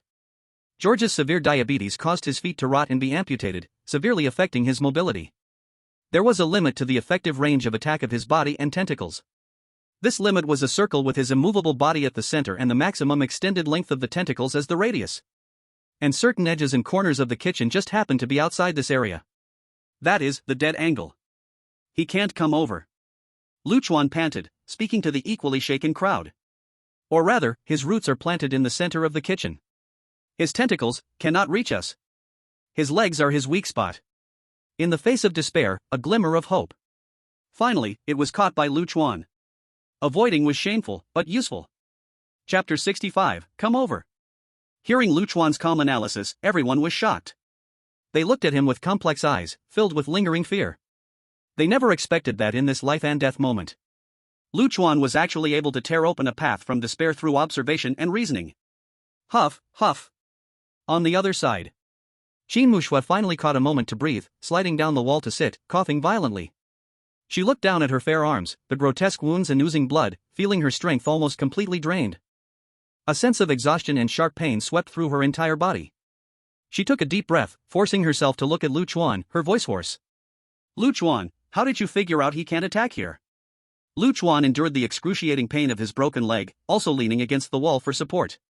Then, he pointed to the walls and floor around them, starting to explain. Since we entered the Hell's Kitchen, I have been observing. You see, centered around George's standing position, there is a thick layer of blood and minced flesh on the ground within a radius of about 20 meters. The marks are deep, indicating that this is his longtime working area. However, Chuan pointed towards the wall that everyone was leaning against. The bloodstains get fewer and cleaner the closer you get to the wall. This proves that his activity range has a clear boundary and he usually doesn't reach here. Plus, when he was fighting Jerome just now, no matter how fierce the battle was, his lower body, especially his feet, seemed to be welded to the ground. He didn't move an inch. This further confirms my guess. He has serious flaws in his mobility and is likely trapped in the center of the kitchen. Chuan let out a soft breath and added. Actually, I was betting, too. betting that his attack range has limits. Fortunately. I bet right. His words plunged everyone into silence, casting complex gazes towards Chuan. Chen Rue instinctively inhaled sharply, his heart turning tumultuous. This Chuan, who usually has average grades, is quiet and barely noticeable. How could he have such terrifying observational skills?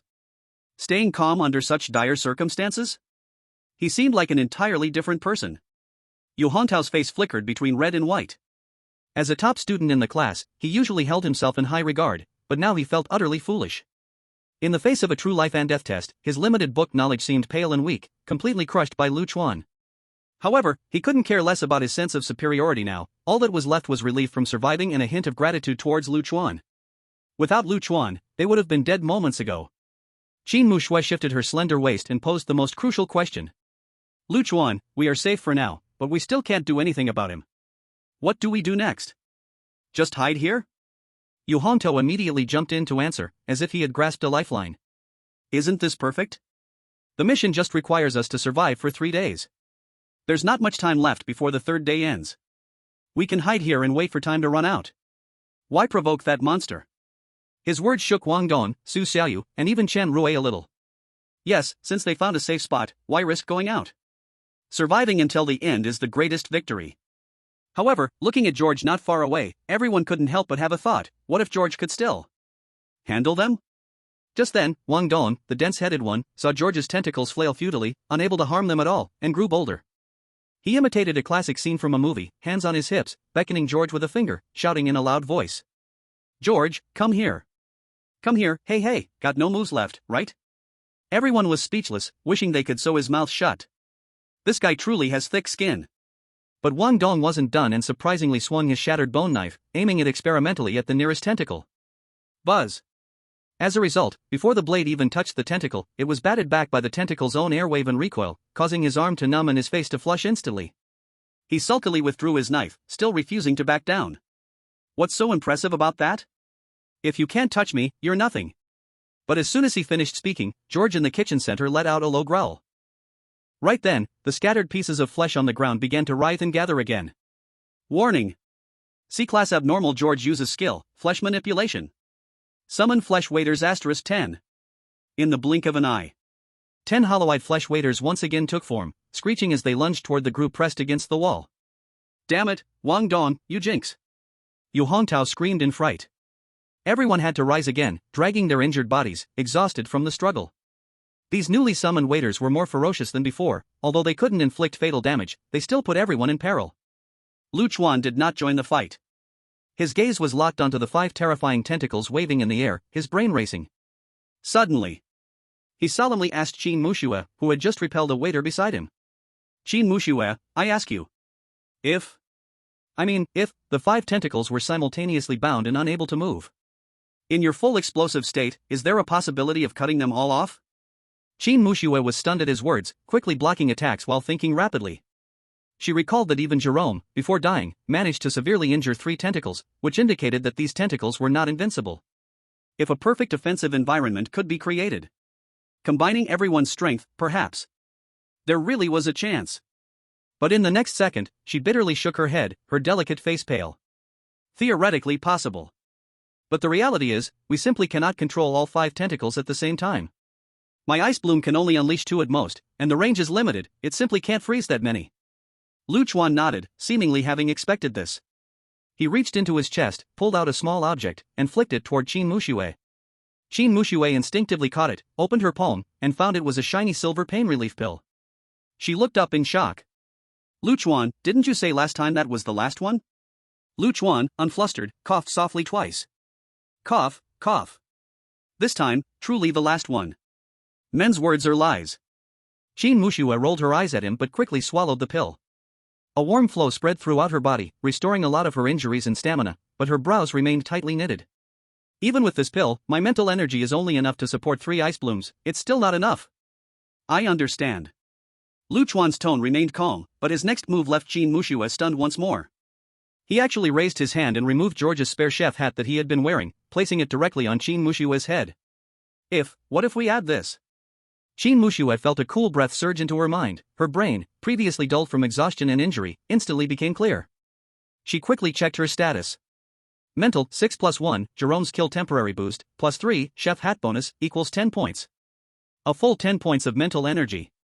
This meant that her maximum number of ice blooms had reached 5. Perfectly matching the 5 tentacles. Qin Muxue looked up at Lu Chuan, her beautiful eyes flashing with disbelief and a determination to go all out. Alright, just watch me. Chapter 66 I am the MVP. At that moment, as everyone was in a desperate situation. Whoosh, whoosh. A figure like lightning leaped up from the corner.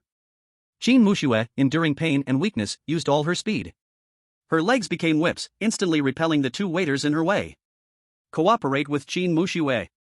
Hold off the other abnormalities. Lu Chuan's voice followed closely. The others understood without needing further explanation. Wang Dong roared, ignoring his sore and numb arms, swinging his broken bone knife to block enemies from the side. Su Xiaoyu moved like a ghost, every strike laced with poison. Even Yu Hongtao and Chen Rui gritted their teeth, one shotting water balls to disrupt while the other swung an old spatula to block, creating a path for Qin Muxue. Everyone understood.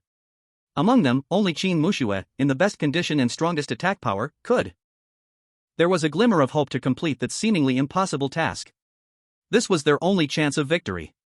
Qin Mushue's eyes showed determination, her steps never slowing as she bravely rushed out of the safe zone. Almost the moment she stepped over the line. Whoosh! Whoosh, whoosh! Whoosh, whoosh, whoosh! The 5 terrifying tentacles, already hungry with anticipation, charged at Qin Muxue like sharks smelling blood, coming from all angles. In an instant, they sealed off all her escape routes. However, this was the opportunity Qin Muxue had been waiting for. Just as the tentacles were about to close in, tearing her apart in the second before.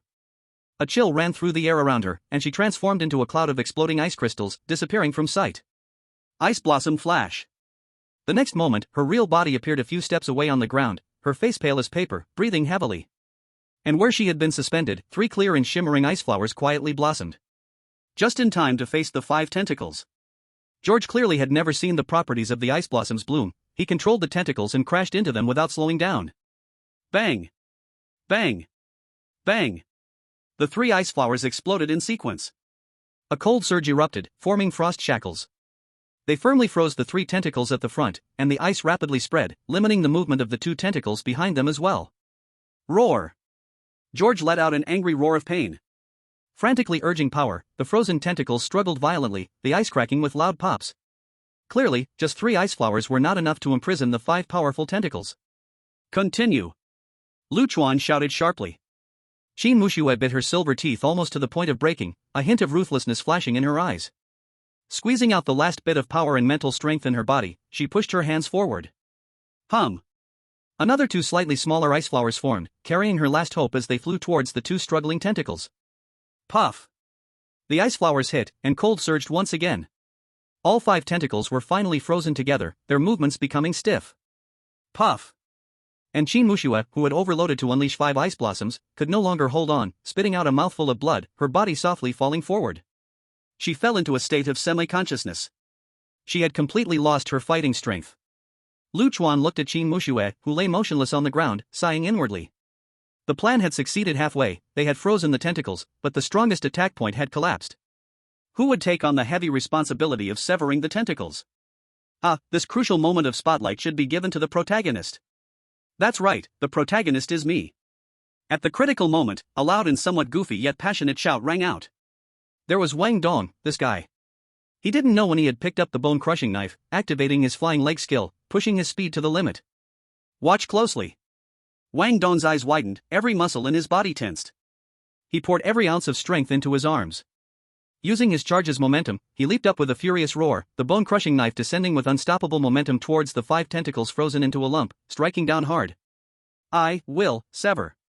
Crack. A huge sound of ice shattering and flesh tearing erupted. The knife light flashed. The 5 thick tentacles were cut off in response. Like giant pythons struggling to survive, they fell to the ground, twitching, slime splattering everywhere.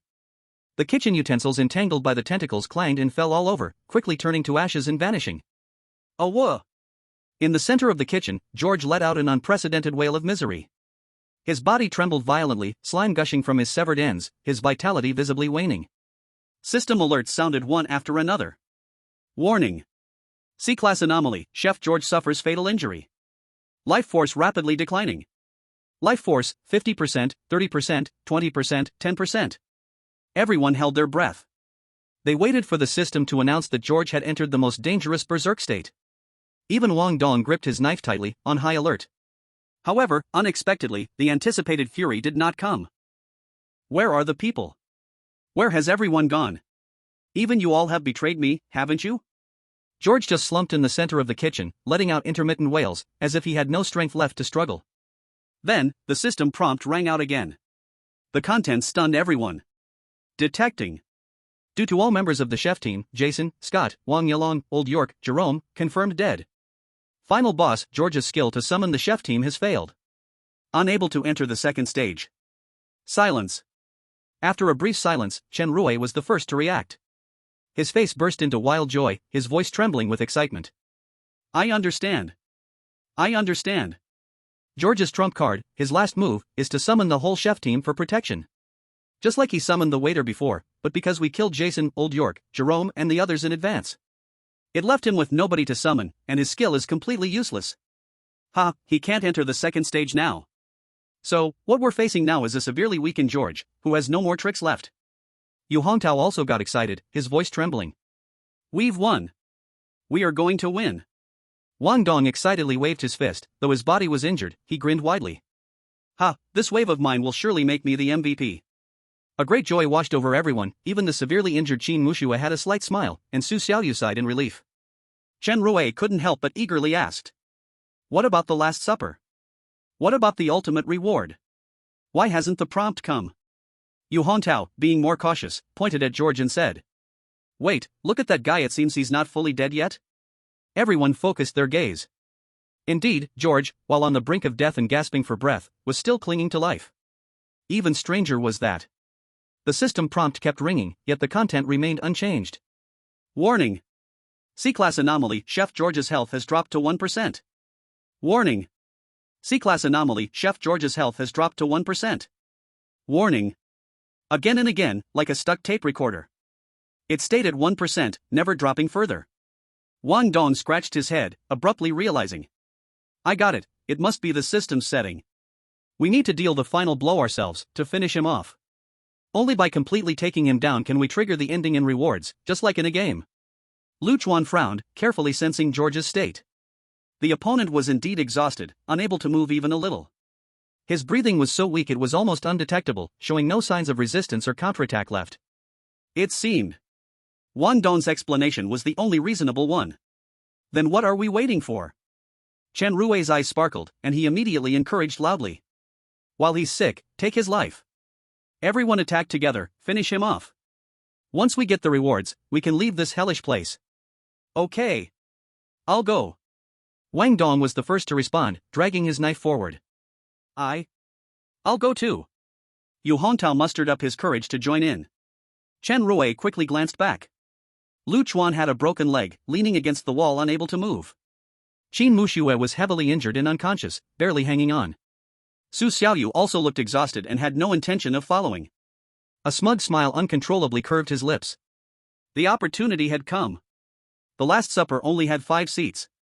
Now there were 3 people, him, Wang Dong, Yu Hongtao, to deal the final blow, occupying 3 seats.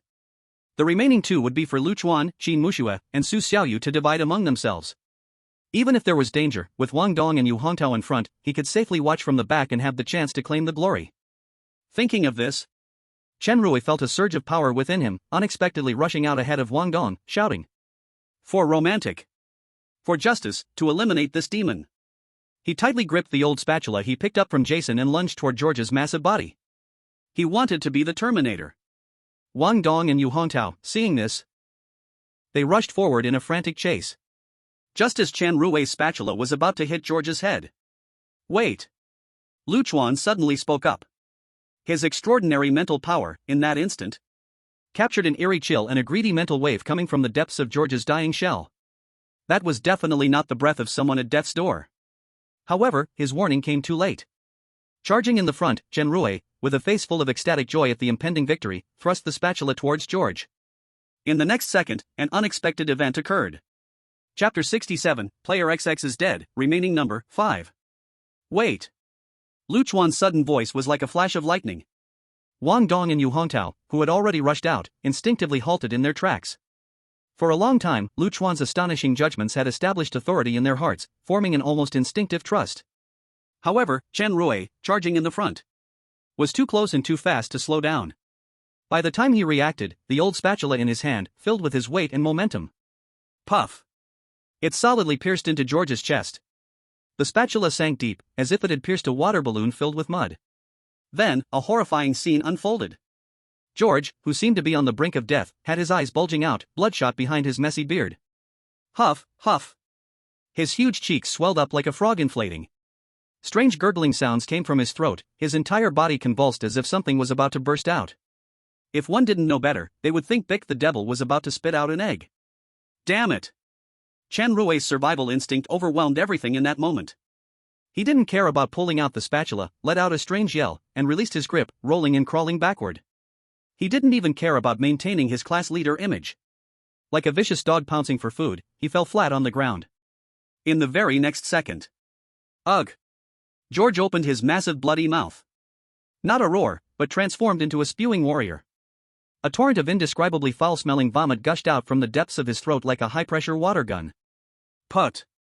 Among the vomit were pieces of human tissue that hadn't been fully digested, fingers, eyeballs, even fragments of scalp with hair. This was clearly the players' bodies he had devoured before. Yu Hongtao, right behind Chen Rui, felt his pupils shrink to the size of pinheads. He desperately tried to move his body, but fear slowed his actions by half a second. And that half a second decided life and death. No! Yu Hongtao could only manage a scream. Then, his whole body was overwhelmed by the highly corrosive vomit. Sizzle, sizzle, sizzle. The stomach acid rapidly dissolved him. Yu Hongtao's clothes, skin, and muscles dissolved at a visible speed, turning into a puff of white smoke. He couldn't even struggle, he just disappeared. The system notification sounded ruthlessly. Player Yu Hongtao has died.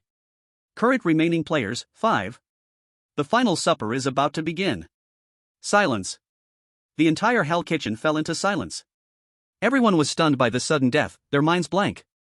Chen Rui, still in shock, got up from the ground, looking back at the spot where Yu Hongtao had vanished, only to find a pool of disgusting stains. He flashed a look of fear and embarrassment, just about to explain something. Fuck you, Chen Rui. Wang Dong's roar erupted like a volcano. His eyes were bloodshot, and in one swift motion, he charged forward, swinging his huge fists. With all his pent-up rage, he slammed it into Chen Rui's face. Boom! Boom boom! Chen Rui was struck, stars dancing in his eyes, with blood gushing from his nose. He flew backward, crashing heavily to the ground. Bastard! Beast! Wang Dong was still unsatisfied, lunging at him with several more punches. Each punch landed painfully, causing Chen Rui to cry out, his cheeks swelling rapidly like a pig's head. We were just a step away. Just a little more and we would have all survived. Why do you have to grab this credit? Now you've killed Yu Hongtao. Are you satisfied? Ha! Chen Rui was beaten so badly that he curled up on the ground, clutching his head, his voice muffled. Stop hitting me! Stop hitting me! I didn't mean to. I didn't know it would turn out like this. It's George. That old sly fox. As Wang Dong was about to beat Chen Rui to death, Lu Chuan's calm yet slightly tired voice came through. Wang Dong, that's enough. Spare his life. Chen Rui, as if hearing a savior, quickly cried out. Yes, yes. Lu Chuan is right. After all, we are classmates, old Yu, his misfortune was just an accident, purely an accident. Lu Chuan looked at Chen Rui, who was sprawled on the ground like a dead dog, his tone showing no emotion, simply stating a fact. I just want to say. The Last Supper requires 5 people to attend. Now that Yu Hongtao is dead, we only have 5 left. If he dies, the ultimate reward won't unlock. So he can't die yet. The relief on Chen Rui's face instantly turned rigid, then became extremely ugly and gloomy. He understood. Lu Chuan saved him not out of friendship but merely because he was still of use. Chen Rui bit his teeth and ultimately submitted, lowering his head and saying in a hoarse voice.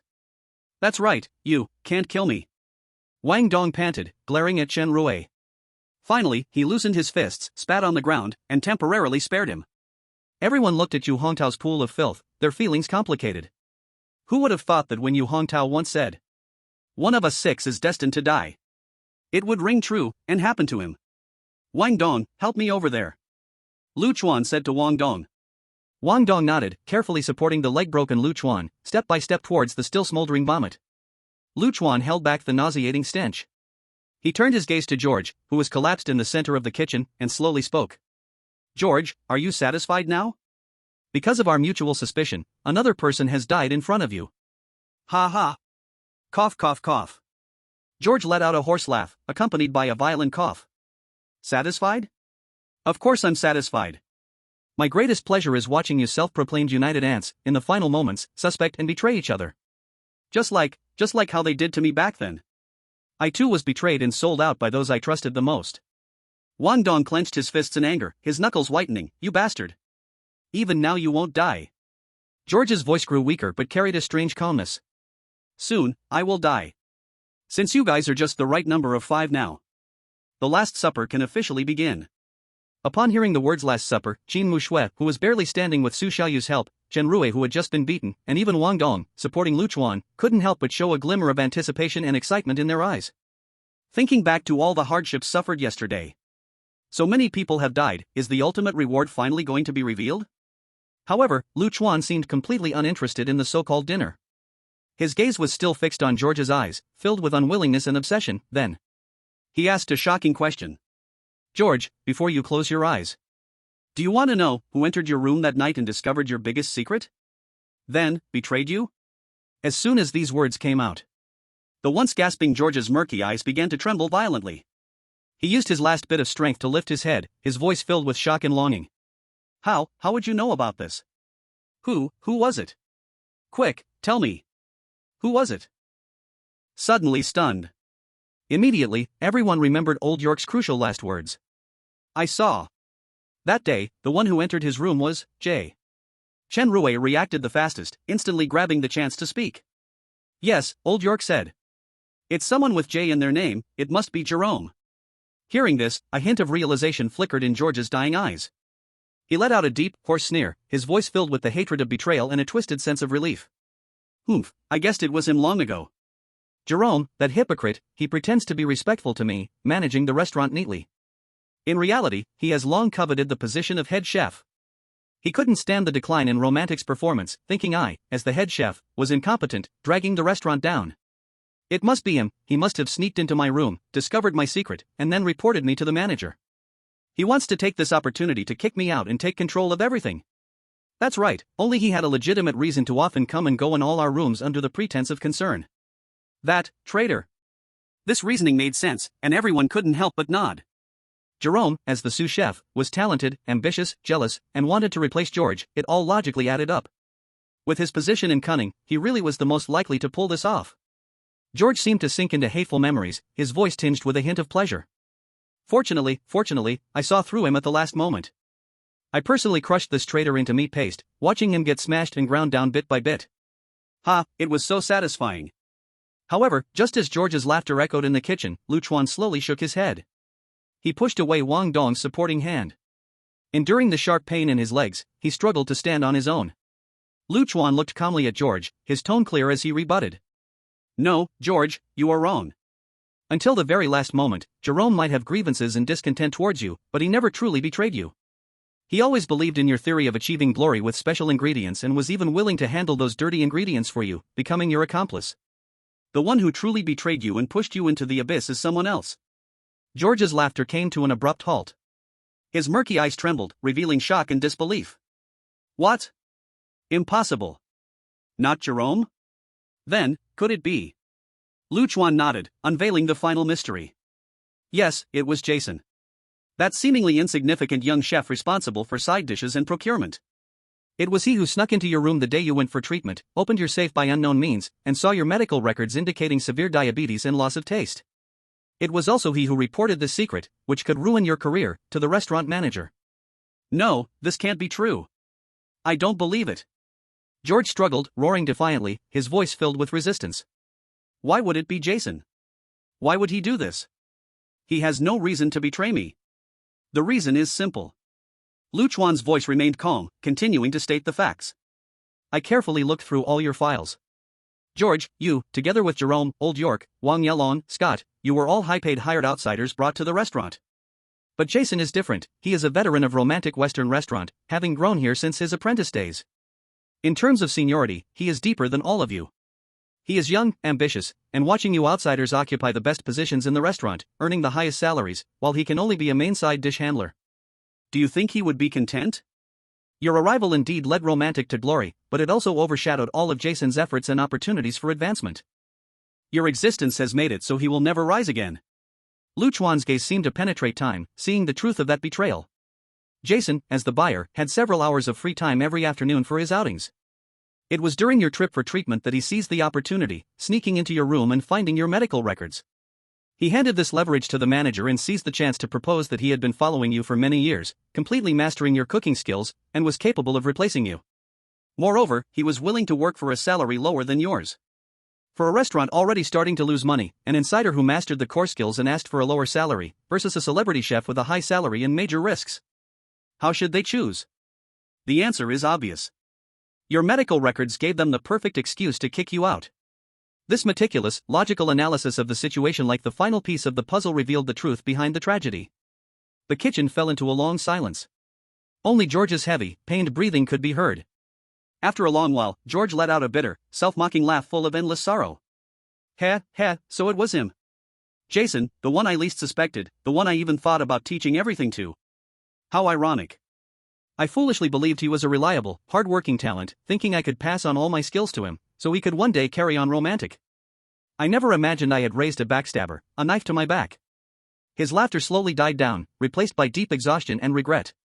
Tears flowed from the corners of his eyes. Jerome, I was wrong about you. In the end, though foolish, you at least remained loyal to the restaurant. Unfortunately, it's too late to say these things now. George's gaze slowly swept across the bloody hell that he himself had created, and his voice grew faint and ethereal. All of this was my own doing. It was my arrogance, my unwillingness to accept, my obsession with past fame and glory. That led me to choose the craziest, most evil path. I turned the knife meant for cooking delicious food into a butcher's knife that takes lives. I dragged my trusting comrades into this irredeemable abyss. I was indeed wrong. At last, his gaze fixed on Chuan. Those eyes, once filled with madness and greed, now rarely showed a hint of clarity, relief. Even a touch of gratitude. Child, thank you. Thank you for solving my greatest doubt and obsession. Now, I can finally go in peace. As you wish. The final dinner, let it officially begin.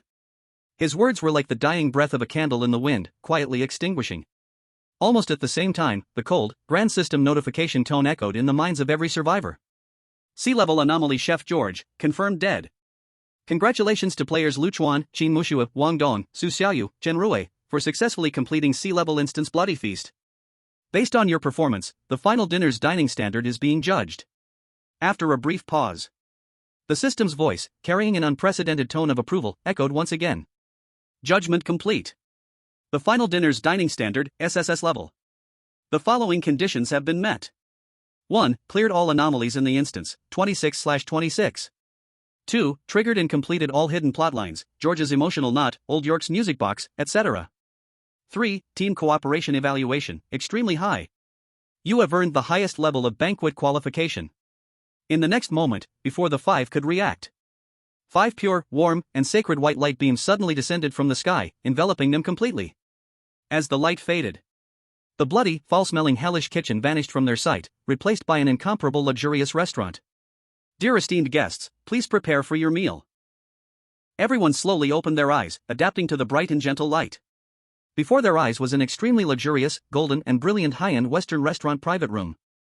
The familiar layout, the familiar decorations. Qin Mushua's beautiful eyes widened in surprise, and she blurted out. This place, isn't this where we first started? With her reminder, others finally realized. That's right. This was indeed the luxurious private room where they first arrived in this dungeon. However, unlike the dim, dilapidated, and bloody memory shrouded in an eerie atmosphere. At this moment, the private room had restored its original appearance.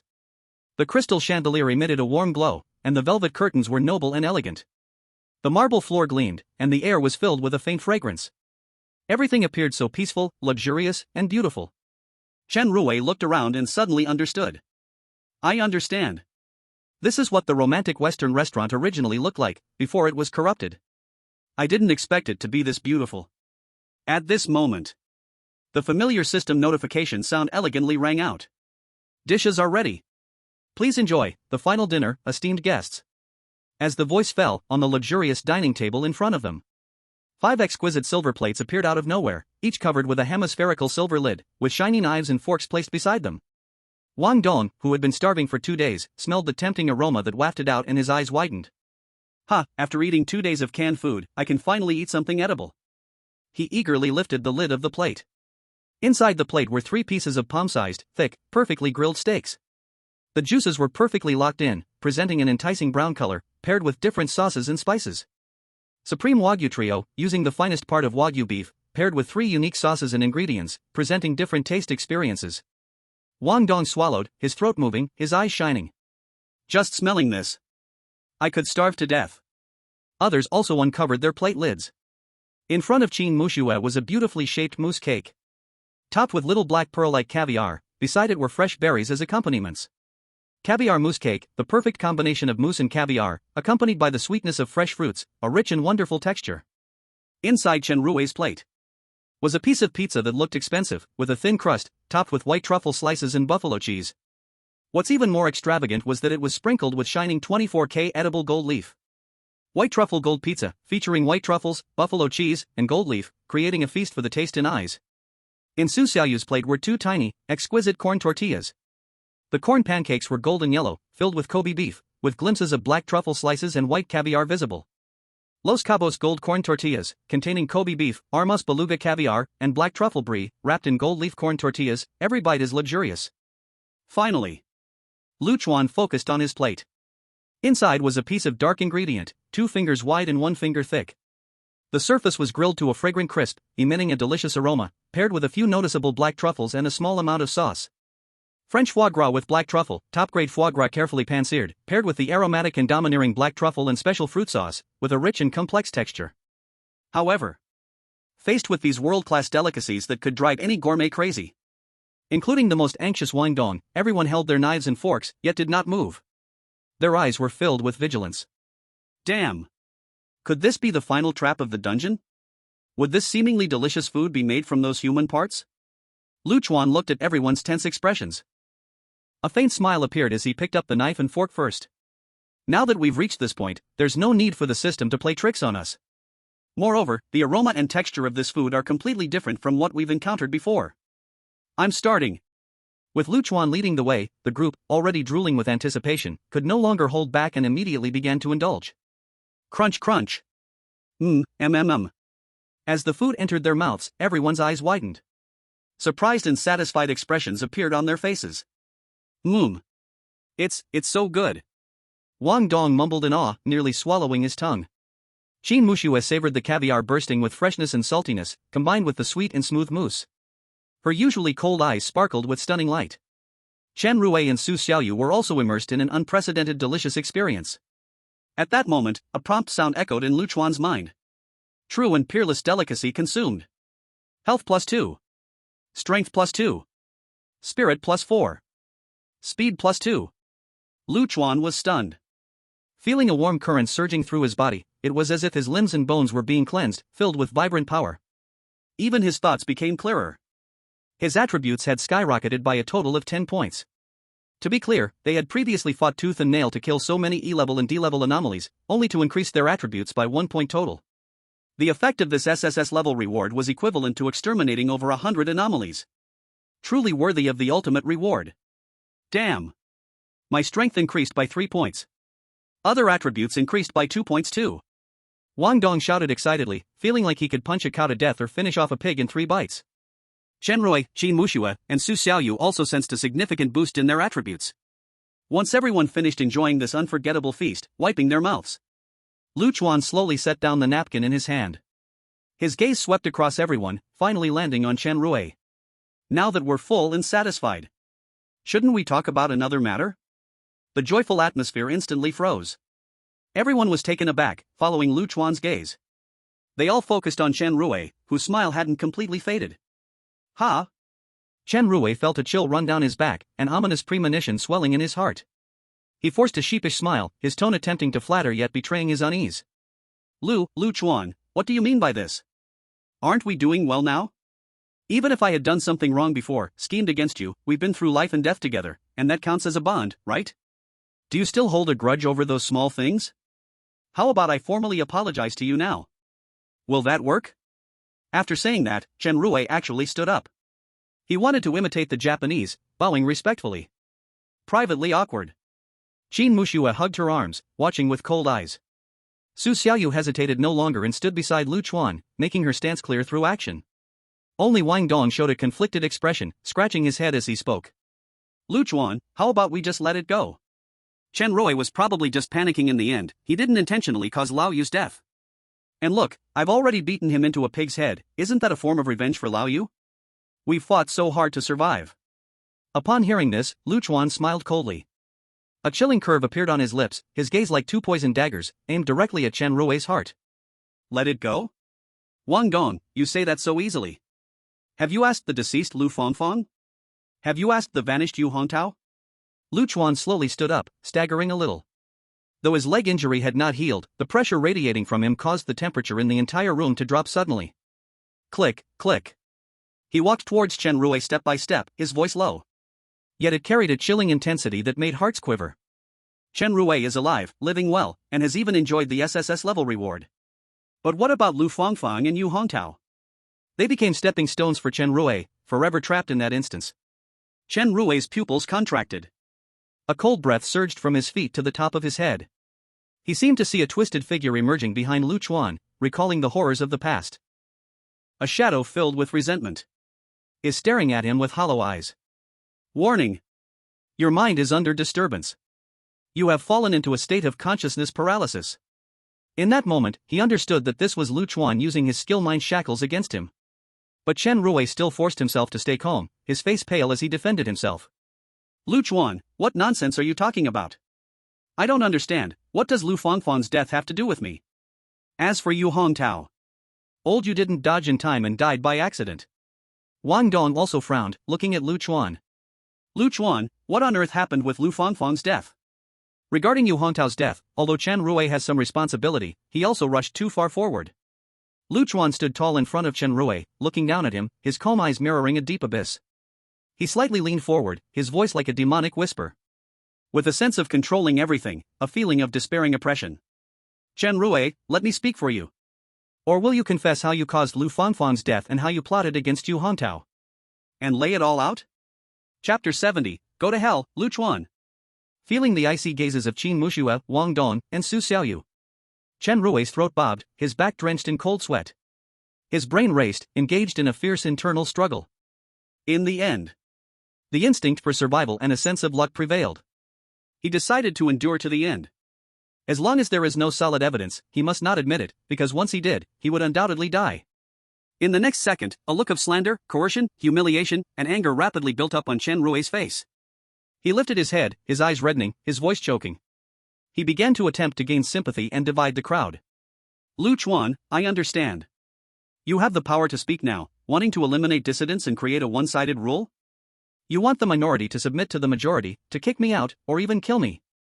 And calmly share all the rewards, right? The more he spoke, the more agitated he became, as if he were the real victim. Do you really need to concoct lies to frame me? Your actions are no different from my previous small schemes. Even more despicable, because you are using everyone's trust to kill. These words were highly provocative, causing Wang Dong to instinctively frown and look at Lu Chuan. But deep down, he still didn't believe Lu Chuan was that kind of person. With Lu Chuan's intelligence and methods, if he really wanted to kill Chen Rui, there were countless better opportunities before. Why did it have to be in this victory banquet, using such an easily triggering method? Yet he really hadn't seen with his own eyes how Chen Rui caused Lu Fangfang and Yu Hongtao's deaths. The scene fell into silence. Seeing his words had an effect, Chen Rui felt secretly pleased. Immediately, he struck while the iron was hot, putting on a tragic martyr's appearance. There's nothing more to say, right? Wanting to add guilt, isn't there any excuse? Lu Chuan, I admit, this time, I lost. You won. Whether to kill or take revenge, it's up to you. To the victor belong the spoils, I accept it. Then, he switched his tone, starting to sow discord among the others. But you all, please see clearly. Today's me is tomorrow's you. He will eliminate all those who disobey him, anyone he sees as a potential threat. Chen Rui looked at Qin Mushue, his tone containing provocation. Qin Mushue, don't be foolish. Do you think Lu Chuan truly trusts you? He merely values your combat capability, treating you like a weapon. Have you forgotten all the crucial information he only reveals a bit at the last moment? He has always been wary of you. Chen Rui then turned to Wang Dong with a mocking tone. And you, Wang Dong. Simple-minded, with strong limbs, the easiest to be used and deceived. Think for yourself, following him, will you one day not even know how you died? Finally. Chen Rui looked earnestly at Su Xiaoyu, who stood beside Lu Chuan. Su Xiaoyu, I know Lu Chuan has helped you, has treated you well. But it's precisely because you lack love, but... Desperate for recognition, when someone gives you a tiny bit of insignificant warmth, you would want to give your all. Wake up. He isn't worth you doing this. He is just using your weakness. A series of provocative, alarming words spread through the private room. Chen Rui felt a subtle change in the atmosphere. Qin Mushue frowned slightly. Wang Dong's eyes flickered. Even Su Xiaoyu instinctively pressed her lips together. Indeed, the little tricks he learned from a young age were not in vain. As the son of the class leader and department head, Chen Rui knew how to exploit human suspicion to create cracks. He would never sit idly by. However, just when Chen Rui thought he was successful, in the face of his mad dog-like attacks, Lu Chuan did not get angry. Instead, he smiled disdainfully. The laughter was light but carried a sense of understanding and pity. Are you done? Class monitor. Lu Chuan stopped laughing, his tone was terrifyingly calm. He took another step forward, closing the distance to Chen Rui. The invisible pressure suddenly increased. Now, it's my turn. Objection. Lu Chuan's gaze was piercing as he looked directly at Chen Rui, beginning to peel away the layers. You said, Lu Fangfang's death has nothing to do with you. It's because you encountered Jerome on the way that she was unfortunately killed, right? Chen Rui bit the bullet and answered. That's right, at that time Lu Fangfang was scared, she wanted to go to the restroom, so I kindly accompanied her. Wang Dong and Yu Hongtao can both testify. Up to this moment, Chen Rui was still trying to maintain the false persona of protecting his classmates. Lu Chuan nodded. So, when facing Jerome's pursuit, you resolutely pushed Lu Fangfang towards Jerome. You bought yourself precious escape time, right? What? You are talking nonsense. Chen Rui screamed as if someone stepped on his tail, his face went pale. But he immediately realized he had overreacted and forced himself to suppress the panic and refute. Lu Chuan, you are framing me, where's the evidence? Do you have evidence? Evidence? Lu Chuan smiled, of course there is. When we arrived at the scene, next to Lu Fangfang's body, we saw a word that she wrote with her last strength. Do you know what it is? Lu Chuan enunciated each word, it is the character Chen. She died unwillingly. Buzz. In an instant, Chen Rui's mind went blank. Lu Fangfang wrote something before dying? Indeed, he was too busy escaping to see how Lu Fangfang died. Could it be that? Hearing Lu Chuan's words, Qin Mushue and Su Xiaoyu exchanged a quick look, both seeing confusion in each other's eyes. By the time they arrived, Lu Fangfang had already been chopped to pieces. What the heck could she write? The two instantly understood that Lu Chuan was tricking Chen Rui. Before Chen Rui could collect himself, Lu Chuan's attack continued unabated. And Yu Hongtao. On the surface, he was just being foolish, rushing too far forward, unable to avoid George's vomit. But what if? When he wanted to run, suddenly a few hands popped up from the ground, grabbing his ankles tightly, making him unable to move. You tell me, would he die? Chen Rui's pupils constricted, his blood seemed to freeze. This time, he was completely panicked. How could Lu Chuan know about this? Seeing Chen Rui's terrified expression, Lu Chuan's smile became even brighter. It turned out, when he approached George, he discovered the memory light of Yu Hongtao. After reading it, he saw Yu Hongtao's perspective before he died. It was not that he did not want to run, but rather his feet were tightly gripped by a few suddenly emerging arms, unable to move. Who else but Chen Rui, who had the power imprint, could control something so strange? Lu Chuan looked at Chen Rui's pale face and calmly drew his conclusion. So, it was you. You used your ability to control the deadwaiter, grabbing Yu Hongtao's foot, making him your scapegoat. Originally it should have been you who died. Soon. Is it really you? Chen Rui. Wang Dong's eyes were bloodshot. His enormous rage made his whole body tremble, and he stared at Chen Rui, his voice like an injured beast. Lao Yu and Lu Fangfang, are you the one who killed them? No.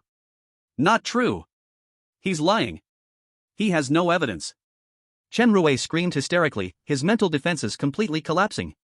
He knew that if he didn't act now, it would truly be over. In the next second, under everyone's gaze, Madness flashed in Chen Rui's eyes as he raised his hands, as if activating some skill. At the same time, roar! A blurry figure emerged from behind Lu Chuan like a ghost. It was a dish carrier, hideous and exuding a stench. It opened its large mouth, carrying a fishy wind, and lunged for Lu Chuan's neck. Die! Lu Chuan! Chen Rui roared, his face twisted in fury. Chapter 71, This gift belongs only to you. Chen Rui's sudden assassination caught everyone off guard. Wang Dong was dumbfounded, unable to understand what was happening before his eyes. Xin Mushua's beautiful eyes were also filled with astonishment. This was clearly a completely safe area after clearing the level. A pure land outside the game, how could there be strange beings here? Chen Rui actually could summon a dish carrier out of thin air? Worse still, Chen Rui was incredibly close to Lu Chuan. The summoned dish carrier appeared almost right against Lu Chuan's back. Its sharp claws carried a fishy wind, aimed straight for Lu Chuan's unguarded neck. Given Lu Chuan's current state, even the weakest E-grade anomaly could take his life. As the sneak attack was about to succeed, Chen Rui's eyes burst with twisted pleasure and excitement. Even if he couldn't escape death today, he would definitely drag along Lu Chuan, the one he hated and envied the most. Why should it be? Why should Lu Chuan repeatedly step on him, taking away all the glory and achievements? That commanding position should have belonged to him, Chen Rui. He had already thought it through. As long as Lu Chuan dies, those remaining three without a leader will be easy to manipulate with sweet words or to seek help from the system for survival. However, faced with an almost unavoidable sneak attack, although a flash of shock crossed Lu Chuan's eyes, that emotion was like a stone thrown into a lake, stirring up only small ripples before quickly returning to calm. Lu Chuan didn't even turn around. He casually raised his right hand. The ring on his middle finger suddenly burst out with a yellow-brown light. An ancient, glowing shield appeared behind him, blocking the dish carrier's path. Clang! The dish carrier's claws scraped against the glowing shield, sparking a few fragments, but it could not shake the shield at all. It couldn't get any closer. The blissful expression on Chen Rui's face froze in an instant, replaced by horror and a twitching mouth. Wang Dong and Xin Mushua also felt it was unbelievable. They clearly remembered that Lu Chuan's guardian ring had exhausted its 3 uses fighting the tentacles of George, and should have been ineffective. Why could it be used again? Lu Chuan laughed disdainfully. He looked at the bewildered Chen Rui, his mouth curling into a mocking arc. Looks like our class leader still had a hidden card to summon anomalies. Fortunately. He gently shook his right hand, the yellow-brown light still shining. I also held back. While enjoying dinner earlier, I checked all the items. Sure enough, as we left the dungeon, consumables got reset. You could think to act out here, and I naturally could anticipate your desperate attempt. You and I really are in sync. Chen Rui's face changed from white to green, then from green to black, finally turning to ash. He clenched his fists tightly, his nails digging into his palms, but he felt no pain. Lu Chuan's words struck him like a slap in the face. Not only shattered his last hope, but also nailed down his sins of harming Lu Fangfang and Yu Hongtao. It was over for him. Lu Chuan, you won. Chen Rui squeezed out these few words, his voice hoarse, filled with resentment and despair. I am in hell, waiting for you. Upon hearing this, Lu Chuan merely smiled lightly. He waved his hand, as if bidding farewell to an inconsequential passerby. Take care, no need to see you off. Just as Chen Rui's gaze hardened and he wanted to urge the waiter to make a final struggle, a petite figure, like a cat in the dark night, silently appeared behind Chen Rui. A cold glimmer flashed. Swoo! A sharp poisoned dagger. It elegantly sliced across Chen Rui's throat.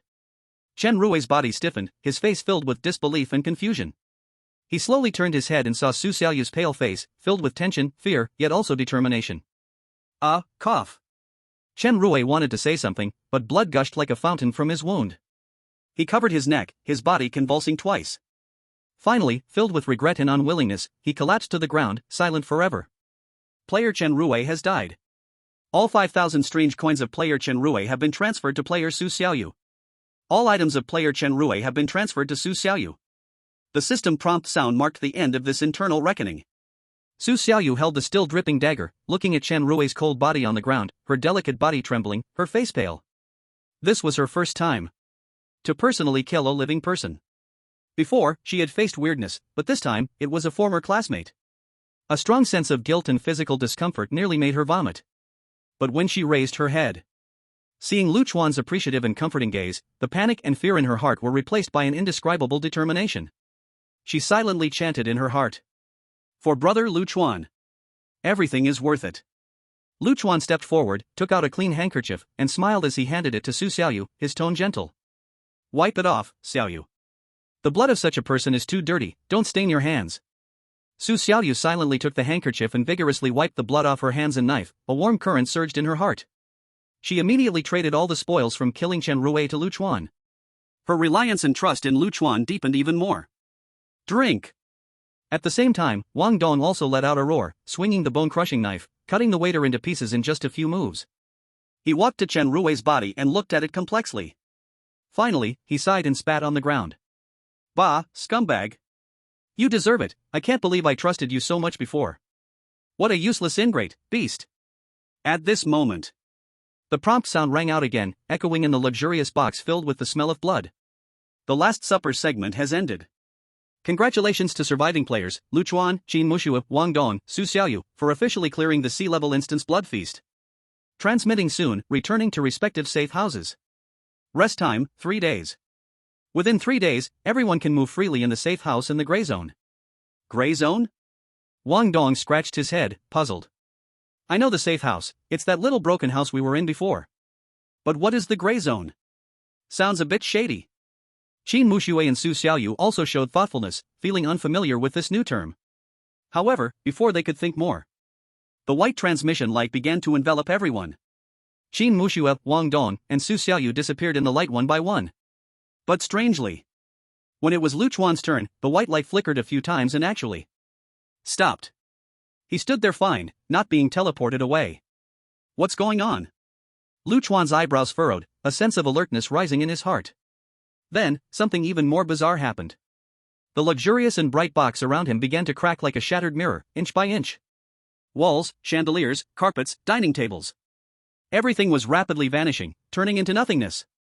In just a few seconds, the entire space collapsed, replaced by an endless, absolute darkness.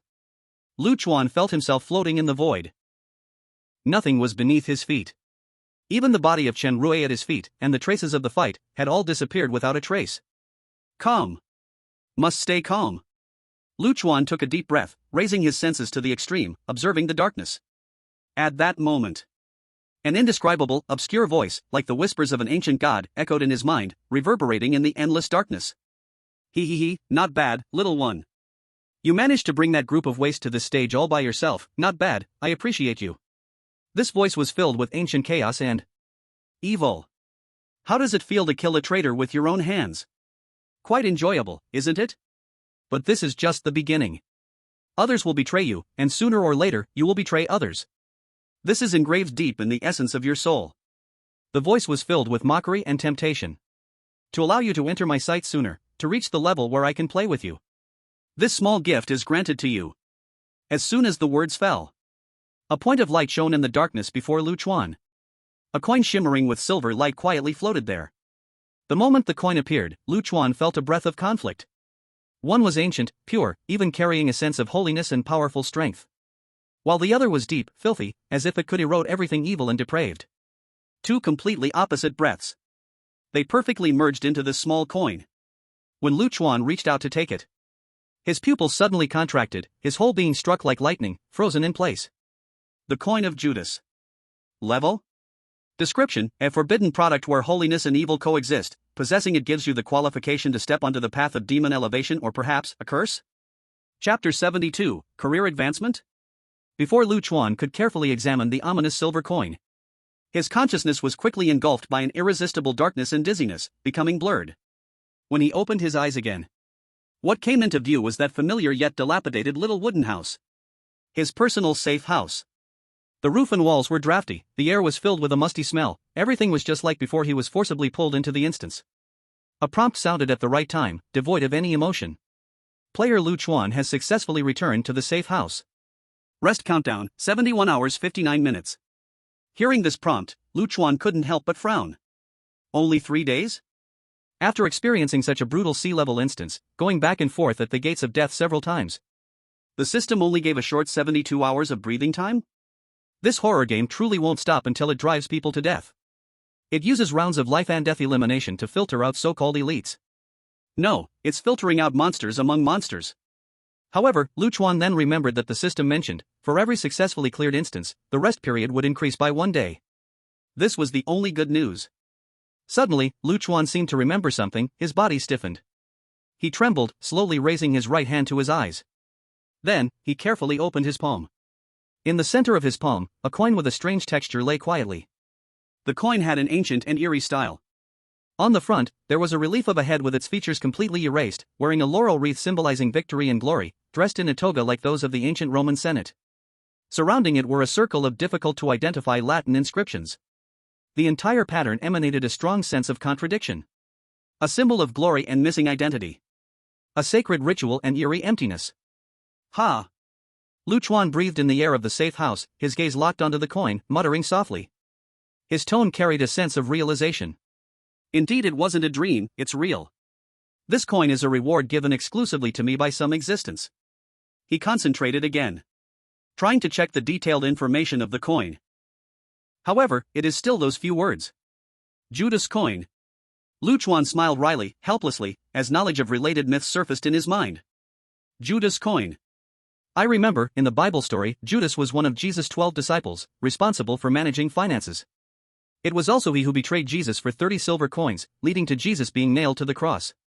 The famous mural, The Last Supper, depicts this very event. His gaze sharpened as he continued to analyze. This means there are a total of 30 silver coins like this one. Now, I have obtained one of them. In other words, apart from me, there may be 29 other people, or 29 candidates, who also hold this coin. And the effect of this coin is to open the path of demon sublimation? But what exactly is demon sublimation? How do I initiate it? He tried to send an inquiry to the system in his mind. The system's response came quickly. Still cold and mechanical, but the content made Chuan's heart tremble. When the total basic attributes of the player exceed 50 points, they will obtain the qualification for the second job transfer trial, that is, job advancement. Example, basic profession water sorcerer can be promoted to water mage through the second transfer trial, and the water mage can advance to catastrophe of the ocean through the third transfer trial. The currently known highest professional rank is 4 transfers. Demon sublimation belongs to one of the special hidden advancement paths. Related information access is insufficient, unable to query. Chuan was stunned. He originally thought that his hidden profession, schemer, was unique and unchangeable, but he didn't expect there was also a possibility of advancement. It seems. This horror game setting of the profession system is far more complex and complete than he imagined, with a strict advancement rule behind it. At the same time, he tightened his grip on the silver coin, realizing in his heart. This Judas coin represents a huge opportunity for him to access an unknown power. It is undoubtedly also a terrifying challenge filled with high risks. Misfortune may lead to fortune, and fortune may hide danger. Whether it is fortune or misfortune, it is still unknown. And that voice that echoed deep in his consciousness, filled with evil and ancient aura, who is it really? What is the purpose of K? All of this is shrouded in mystery. In order to plan the next step more clearly, Chuan concentrated and summoned his attribute panel. Name, Chuan. Profession, schemer. Physique, 7. Strength, 7. Spirit, 21, chef hat plus 5.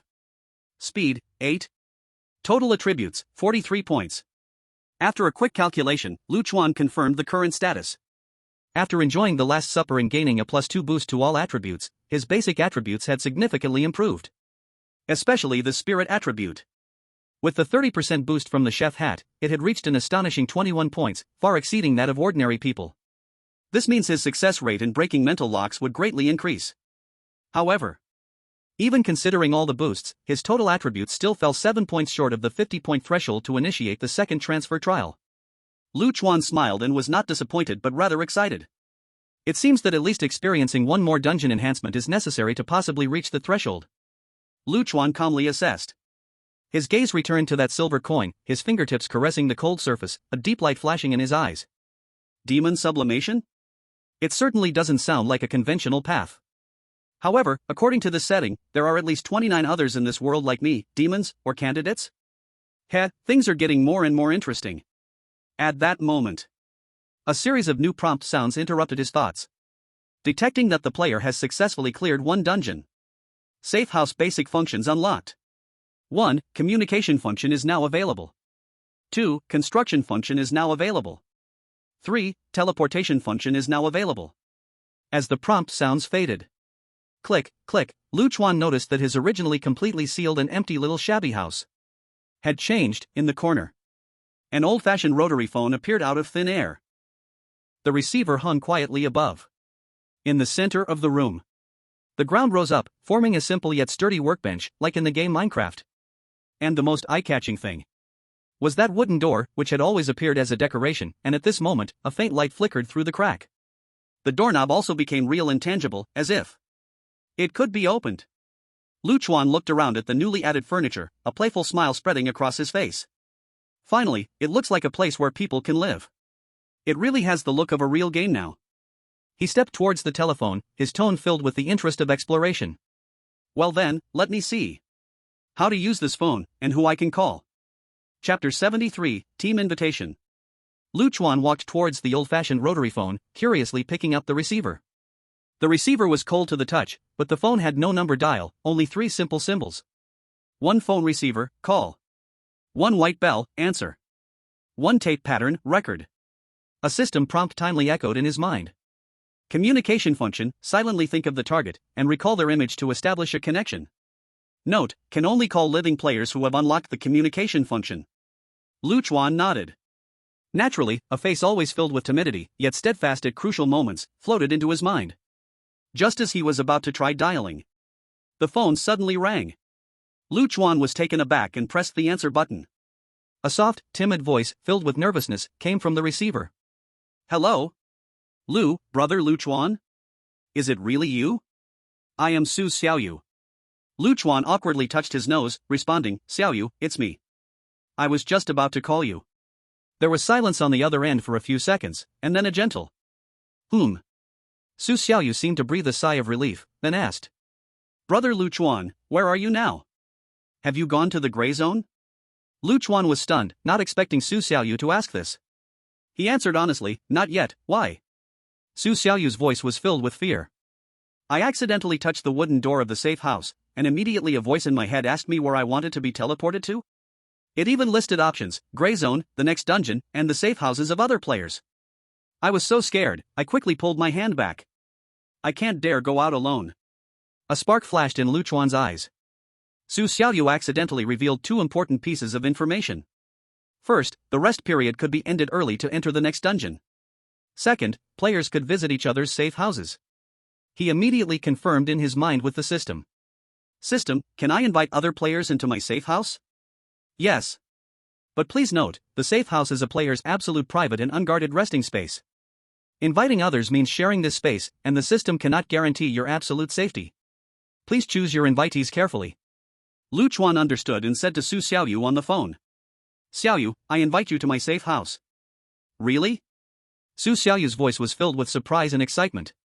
Brother Chuan, the system just prompted me that I can be teleported to your safe house, is that true? Yes, it's my invitation. See you in a bit. Okay. After hanging up with Su Xiaoyu, Chuan tried to contact Wang Dong. The call quickly connected, and Wang Dong's loud voice came through.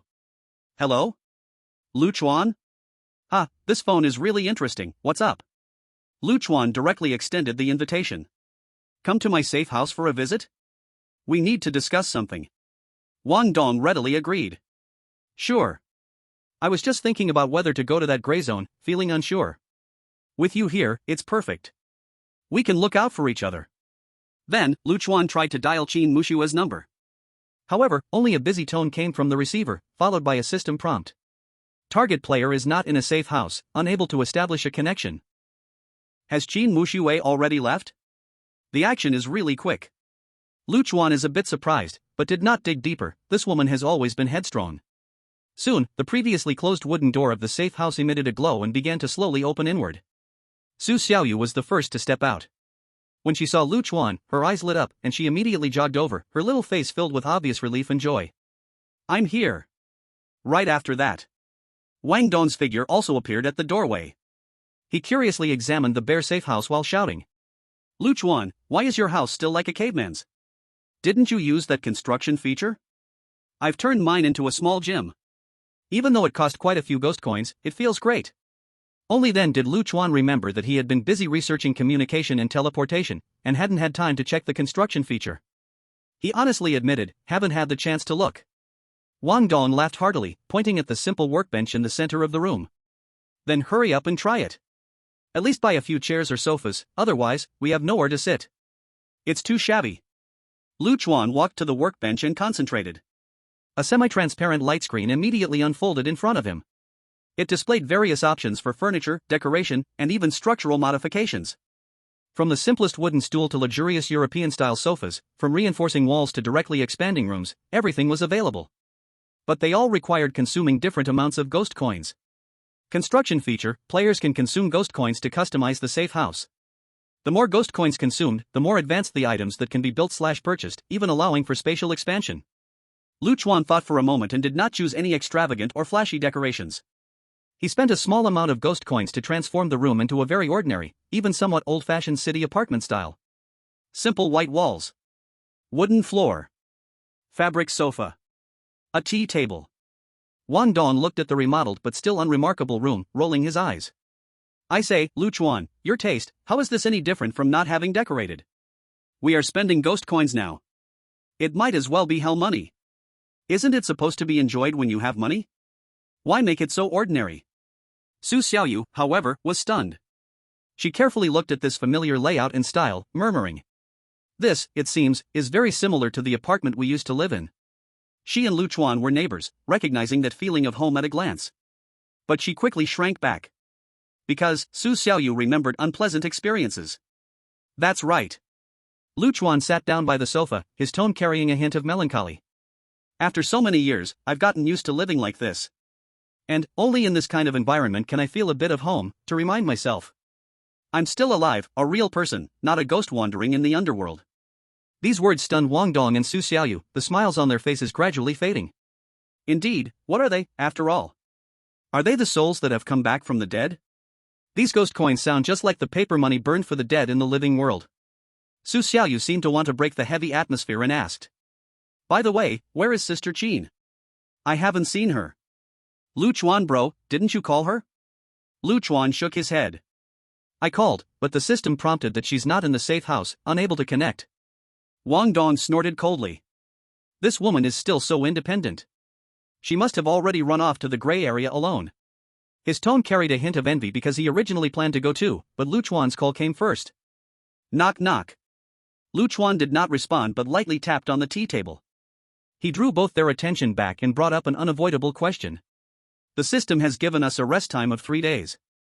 Oh, to be precise, over an hour has already passed, and there are less than 70 hours left. Wang Dong's face fell. Hey, do we have to talk about such a depressing topic right after we come out? I don't want to go in again. Chuan's gaze swept over Wang Dong and Su Xiaoyu, his tone becoming serious.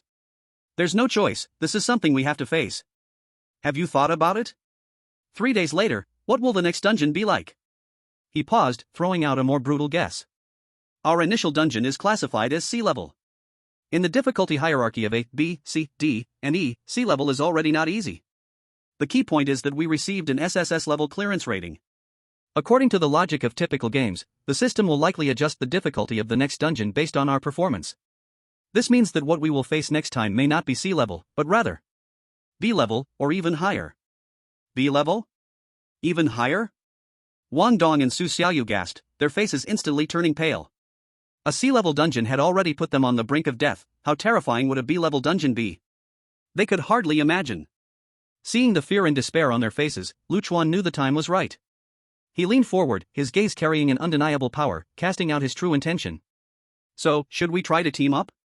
Join together to enter the next dungeon? Chapter 74, Going to the Gray Zone. Upon hearing Chuan's suggestion to team up, Wang Dong immediately slapped his thigh, his voice booming. Sure. That's a great idea. He flexed his strong biceps, full of confidence. With my strength in your brains, Chuan, it's like Zhuge Liang teaming up with Zhao Yun. Both wise and brave, a perfect match. Su Xiaoyu nodded vigorously, a joy she couldn't describe welling up inside her. For her, being able to stay with Chuan was the greatest reassurance. Only Chuan truly cared about her feelings, giving her trust and opportunities. Chuan was not surprised by their reaction. He had long anticipated that after experiencing life and death in the last dungeon together, they had already felt the benefits of teamwork under his command. Naturally, they would not easily give up on this support. He went on to throw out more key information. Actually, I asked the system about how to team up during the dungeon. After all, with the dungeon's difficulty, going solo is too dangerous. The system's reply was that we could consume strange coins to purchase an item called Necromancer's Contract to form a team. He explained in detail. Low-level Necromancer's contracts primarily force team members to be unable to harm each other. While a high-level contract is much stronger, it can even provide team benefits or allow for distance communication within the dungeon. Wang Dong's eyes lit up, and he exclaimed. Wow! That's amazing! If we get a high-level contract, won't we become a special forces team? With command, assault, and reconnaissance. Chuan smiled, his tone full of hope for the future. Special forces? Once our skills and items continue to evolve, we could be even stronger than Terminators. Wang Dong wholeheartedly agreed, clenching his fists. Of course. I feel like I can take on 10 of my former selves right now. If I were still on the track team, I could break records just by running around and win the provincial championship. Chuan's mouth twitched, silently mocking. Provincial champion? If Jin Mushuai could use Ice Flower Flash in a competition, winning an Olympic gold medal would be like child's play, and repeating it until retirement would be no problem. So where do we buy the Necromancer's contract? Wang Dong asked impatiently. The system's notification sound immediately rang out. The Necromancer's contract is a special item and is not available for sale in the system mall. Please head to the gray zone to trade with street merchants. Prices and qualities are determined by the market, the system does not guarantee anything. Wang Dong was instantly dumbfounded, his face filled with despair. After all this, we still have to go to the black market? If I had known, I wouldn't have wasted strange coins on decorating the gym and buying snacks. Chuan waved his hand to calm him down. Don't worry about the strange coins. This basic team contract shouldn't be too expensive. I still have more than 12,000 Gu coins left, that should be enough. Su Xiaoyu whispered as well. I have just over 10,000 here. Wang Dong said awkwardly, scratching his head. I only have 3,500 left. Chuan nodded, that's enough. Then, Chuan briefly revealed some information about career advancement and the second phase trials to the two. Of course. He hid the information about the Judas coin and the demon sublimation. Wang Dong and Su Xiaoyu were shocked after hearing this. They didn't expect the horror game to truly have a complete career advancement system like a real game. At this moment, Chuan aptly proposed. To cooperate better, could you let me see your specific attribute information and skills? Su Xiaoyu nodded without hesitation. Wang Dong stroked his chin and put forward a condition. Chuan, I'll show you, but you have to tell me something. What exactly is your profession? I've been curious for a long time. Su Xiaoyu perked up her ears beside him, clearly wanting to know as well. Chuan smiled, knowing that always hiding things could indeed affect team trust. Just as he was pondering how to reveal part of the truth, a system prompt suddenly sounded. Tip: when a player's mental attribute is significantly higher than the target's, they can selectively hide some content when displaying the information panel. What perfect timing! Chuan firmly thought and immediately displayed the information panel to the two. Of course, he hid the skill memory rewind. Name: Chuan. Profession: schemer. Physique: 7. Strength: 7. Mental: 21. Speed: 8. Skill: mental chains. Items: slightly. Damn! A schemer? Wang Dong gasped, his eyes wide open as he looked at Chuan. No wonder you're so deep thinking, you old pig, wearing that kind of cover, one said after another. Even that little fox Chen Rui was played to death by you, you old schemer.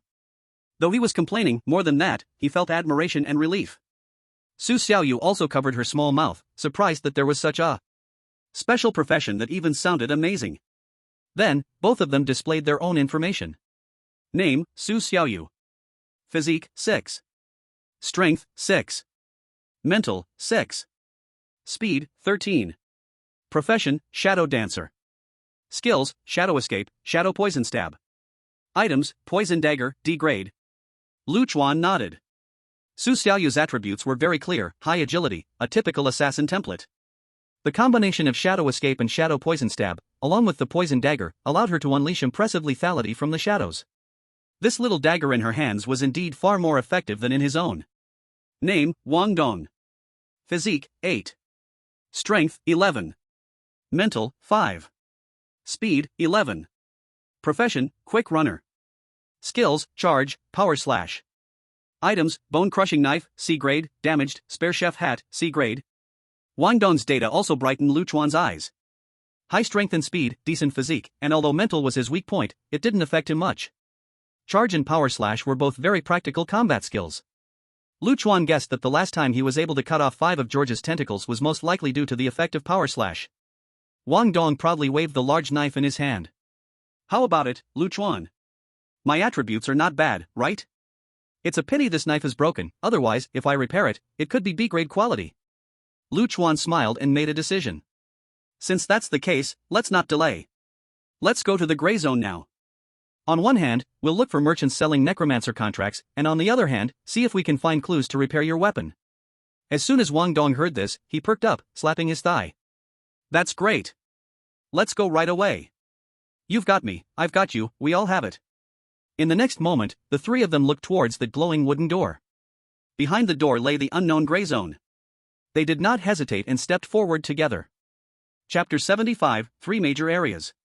The gray zone, also known as the critical zone. This term itself has a complex meaning and can refer to the blurred boundary between good and evil. It can also describe a buffer zone in geographical terms, or even in areas like interpersonal relationships or economic situations, representing a state of being neither up nor down. More often, it carries a sense of something beneath the surface, not quite presentable. And in the thrilling games, the gray zone is mostly like this. When Chuan and the others stood before the wooden door, silently chanting to themselves to enter the gray zone, a cold prompt sound suddenly rang out. You are about to enter the gray zone. First-time player detected. Would you like to hide personal information, including appearance, voice, and energy waves? This action will consume a small amount of ghost coins. Hide. Chuan confirmed without hesitation. Although they had barely cleared a sea-level dungeon, in the eyes of seasoned players who had survived countless life and death trials, they were nothing but newbies, rookies. Even lambs to be slaughtered. With this protection, it was only natural to take full advantage of it. As soon as his words fell, a layer of frosted aura covered their bodies, as though they were putting on protective suits. This aura not only prevented others from knowing their figures and faces. Even among themselves, they couldn't see each other's appearances. Chuan tried to speak, only to find that his voice had turned into a processed horse tone. He adjusted it deliberately, making it sound more calm and mature. He tried to use his mental power to penetrate through the protective layer. However, it was like a stone sinking into the sea, offering no feedback. This protective suit's authority level was obviously extremely high. Damn, this thing is amazing. It's just like Harry Potter's invisibility cloak. Wang Dong looked at his blurry body with curiosity and suddenly had an idea. Does this mean, if I go out naked, no one will recognize me? Su Xiaoyu and Chuan were speechless. Chuan responded irritably. You can try it, but we'll pretend we don't know you. Wang Dong scratched his head awkwardly. Forget it, just kidding. Not wasting any more time, the 3 of them stepped into the wooden door one by one. Oh, at. The first thing they passed through was a dark and narrow tunnel. The walls were made of some cold marble, carved with incomprehensible strange runes that emitted an unsettling aura. Wang Dong and Su Xiaoyu were focused on the light ahead. But Chuan felt as if countless eyes were watching everyone from the deep darkness beneath his feet, sending a chill down his spine. After passing through the tunnel, their eyes suddenly widened, but they were immediately stunned. It was as if they had stepped into a completely different world. The sky was an eternal lead gray, with no sun or moon, only a chaotic light source providing illumination. The air was filled with gray particles like smog, and visibility wasn't high. The entire space was shrouded in a strange atmosphere. The system voice timely echoed in their minds. Welcome to the gray zone. The current area is divided into 3 main parts. 1. Public area, a free trading market where players can set up stalls or buy items. The safety level is low, and players need to judge for themselves. 2. Team area, a territory controlled by large player organizations. For example, the pawn shop that controls the auction house, the Crimson Society that specializes in potion brewing, and powerful factions like the Starfire Knights, the End Church, and Iron Gear. Unauthorized entry or entry without paying a fee is prohibited. 3. Life Forbidden Zone, it is rumored to be the remains of a shattered SSS-level dungeon fragment that fell here. It is extremely dangerous, with a very low survival rate for explorers. In history, only 8 players have survived from this zone and are revered as the 8 gods. Do not approach unless seeking death. After reading this introduction, the 3 of them reacted differently. Wang Dong clicked his tongue in amazement. Wow, I thought this cursed place was just a wild jungle with barbarians. I didn't expect it to be this organized, with so many gangs. Could it be that all the dead people ended up here? Then, every year during Qingming, when I burn paper money for my grandmother. Can she receive it here? His thoughts were as jumpy as ever. Su Xiaoyu was shocked by the life forbidden zone in Yenshin, murmuring softly. What kind of strength must a player called a god possess? Forget it, I should think about how to survive the next dungeon first. She instinctively shrank her neck, feeling a wave of insignificance and fear. And Lu Chuan, frowning tightly, felt a storm stirring in his heart. He heard a familiar name, the Starfire Knight Regiment. He happened to have a badge from this organization found on Zhang Hao's corpse. Lu Chuan originally thought it was just an inconspicuous small group. He never expected it to be a major force with its own territory in the gray area. To stand firm in a cruel horror game and claim territory, their strength must be unfathomable. Lu Chuan, what are you daydreaming about? Are you scared, silly? Wang Dong elbowed Lu Chuan, speaking boldly. Don't be afraid, I'm here, nothing will happen. Su Xiaoyu couldn't help rolling her eyes. Wang Dong, if we rely on you for protection, we'd have long become strange little snacks. Wang Dong's old face flushed. Humph. You'll see my power sooner or later. But Su Xiaoyu, you actually dared to roast others? I thought you only talked to Lu Chuan. Su Xiaoyu was a bit embarrassed and lowered her head. Lu Chuan also noticed that after experiencing life and death tests, Su Xiaoyu seemed to be more cheerful than when they were in school, at least daring to express her thoughts. This was a good sign. Alright, stop messing around. Lu Chuan pulled back his thoughts and pointed to a foggy road. That should be the public area, let's go over and see the situation. The three walked towards the road, finding that the deeper they went, the denser the gray fog became, and combined with their protective suits, the concealment effect was indeed excellent. It could be said that even a mother would hardly recognize it. Sounds of hawking broke the silence around them. Silver scale chest armor. Sea level top quality. 5,000 for one. Can bargain. Mystery box. 500 for one draw. Take a chance, turn a bike into a motorcycle. If you draw a B-level artifact, you'll make a fortune. Freshly brewed small healing potion, restores a small amount of health, 200 strange coins per bottle. Lu Chuan looked up and saw several stalls sparsely distributed on a relatively open ground. The stall owners were all wearing similar protective suits, evidently just coming out of the dungeon, eager to cash in on the spoils they couldn't use or duplicates for strange coins or other resources. After all, the downtime was fleeting. Hastening to increase strength was the hard truth. The flow of customers also wasn't that many, around a few dozen, everyone hiding their identities. This meager flow of people indirectly proved the horror game's frightening elimination rate. Lu Chuan motioned for Wang Dong and Su Xiaoyu to wait, then leaned down to approach the stall owner selling the silver scale chest armor, concentrating to check the item information. Silver scale chest armor. Quality, sea level. Type, upper body armor. Effect, made from a kind of dragon-like strange core scales, possesses excellent physical defense, and has high resistance to fire attacks. Remarks, excellent defense, but not light in weight, priced at 5,000 strange coins, can bargain. Lu Chuan understood. It seemed the market price for C-level items here was around 5,000 strange coins, while D-level items were worth 500 strange coins. Calculated accordingly, his B-level guardian ring was probably worth 50,000 strange coins. Thinking this, Lu Chuan subconsciously rubbed his right middle finger. Chapter 76, Treasure Hunter Sun Lao San. Lu Chuan did not look much longer, but picked up another small item. This was a neatly stacked, somewhat old blue sweater. Uncle Dragon's blue sweater. Quality, D-level. Type, upper body clothing. Effect, wearing it slightly increases movement speed and body flexibility, can assist in completing some stun actions. Remarks, it is said to contain a trace of the aura of a certain martial arts superstar. Price, 800 mysterious coins. Seeing this name and effect, Lu Chuan's mind inexplicably flashed a picture. A nimble man, stepping on a falling wooden crate, defied the laws of physics and soared into the air. Jumping off a cliff. Next to him, a voice gasped in amazement. My God, he is just like Superman. Of course, the sweater in front of him was clearly not that magical. At this moment, the impatient voice of the vendor urged. Hey, brother. Do you want it or not? If you're not buying, stop touching it, you're blocking the people behind. Lu Chuan coughed twice and deliberately replied in a rough tone. Why the rush? Don't you understand to compare different products? I earned these mysterious coins with my life, every cent must be spent wisely. You call this broken chest piece, heavy like a turtle shell, worth 5,000? The vendor was startled and retorted sharply. You're talking nonsense. Who doesn't know my name, Sun Lao San, the treasure hunter? Every item I sell is a genuine good thing. Standing behind Lu Chuan, Wang Dong immediately understood and put on a tough little brother act, speaking in a rough voice. Sixth brother, why waste words with such a shady vendor? Let's check out the stalls next door, there are plenty of good things. Su Xiaoyu also urged in a slightly anxious voice.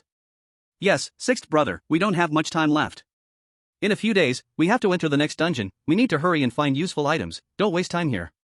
The title Sixth Brother was a disguise Lu Chuan created to hide his identity, making it simple and hard to detect. Lu Chuan deliberately sighed, pretending to stand up. Alright, I'll listen to you guys, let's go, time is precious. This time, Sun Lao San was really anxious and hurriedly shouted. Hey, don't go. You all look like seasoned eaters. Alright, let's be friends today. He lowered his voice and said mysteriously. I'll take out my best goods from the bottom of the box for you to see. Hearing this, Lu Chuan stopped in his tracks, returning with a hint of doubt. Sun Lao San carefully pulled out 2 items from under the stall. When Lu Chuan's gaze fell on a small silver gray vial, his pupils suddenly contracted. The familiar bottle shape and label. It was silver pain relief medicine. Wang Dong couldn't help but blurt out, his voice filled with surprise. Sun Lao San let out a proud shriek of laughter. Oh, an expert. You even recognize this. Lu Chuan suppressed the turmoil in his heart and said in a hoarse voice. This life-saving medicine can instantly restore a large amount of stamina and injuries. In dungeons, it's like a second life, who wouldn't recognize it? I didn't expect, you still have such a rare item here. I really misjudged this. Then, Lu Chuan turned to examine another item. It was a quaint silver soup spoon, with strange patterns carved on the handle. Telekinetic soup spoon. Quality, C level. Type, special magical item. Effect 1, passive increase of mental skill effects and success rates. Effect 2, active hypnosis, can shallowly hypnotize targets with much lower mental strength than the user, limited to guiding answers or executing subconscious commands, not forced control, success rate related to the mental disparity between both parties. Remark, rumored to be a beloved item of a magical creature, containing unique telekinetic waves, priced at 8,000 mysterious coins. Seeing the properties of this item, Lu Chuan's heart raced. This was simply a divine artifact tailored for him. His profession as a schemer was primarily focused on mental attributes. The mind shackles were also a type of mental control skill. Paired with the enhancement of this spoon, the effect would double. Most importantly, the spoon had its own skill, hypnosis. Although there were many limitations, if used properly, it could work wonders in dungeons. This could greatly compensate for his almost non-existent melee capability right now. However, when Lu Chuan saw the price, his heart tightened again. 8,000 mysterious coins. Almost half of his current assets. No wonder Sun Lao San said this was his best item. Half a bottle of silver painkillers, with only 3 or 4 pills left, was priced at 5,000 weird coins. Calculating this, Lu Chuan suddenly felt an unbearable sting in his heart. In the last copy, they had consumed a whole bottle. Wasn't that equivalent to swallowing 10,000 weird coins? Each pill worth over 1,000 weird coins? Sun Lao San observed Lu Chuan's reaction, proudly introducing. How about it? Didn't lie to you, it's a good item, right? Too bad you came late. Last month I sold a bottle of golden painkillers, now that was impressive. 1 pill can instantly revive a person to full health, and their combat power can double, it's even more powerful than Viagra. Su Xiaoyu's cheeks flushed upon hearing this. Wang Dong shouted excitedly, wow. With that thing, wouldn't we be able to easily crush the boss? Lu Chuan took a deep breath, suppressing his excitement. We want these 2 items. But, can we negotiate the price? You said yourself that you could cut the price. Sun Lao San seemed to furrow his brow through the protective suit, hesitating before speaking. Alright, since you seem sincere, let's be friends, I'll give you a 95% discount. Let's make it 90%. Lu Chuan directly bargained. Hey, you. Can't get enough of the cheap deals. Sun Lao San was somewhat speechless, but paused before changing his tone. However, I am indeed looking for a few items recently, if you can help me find them, forget the 90%, I'll give you an 80% discount. Lu Chuan's heart stirred, maintaining a calm expression. What does Brother Sun want? Something the treasure mouse can't find? Sun Lao San grinned, clearly pleased with this compliment. Brother, you really hit the nail on the head. Here's the deal, the head chef Tang Han from the Spark Knights logistics department is recently offering bounties for cooking utensils. If you have a way to get some, give them to me, I'll buy them at market price, and I'll give you an 80% discount for this deal. Wang Dong's eyes lit up, seemingly wanting to say something. But Lu Chuan immediately shook his head, his tone filled with regret.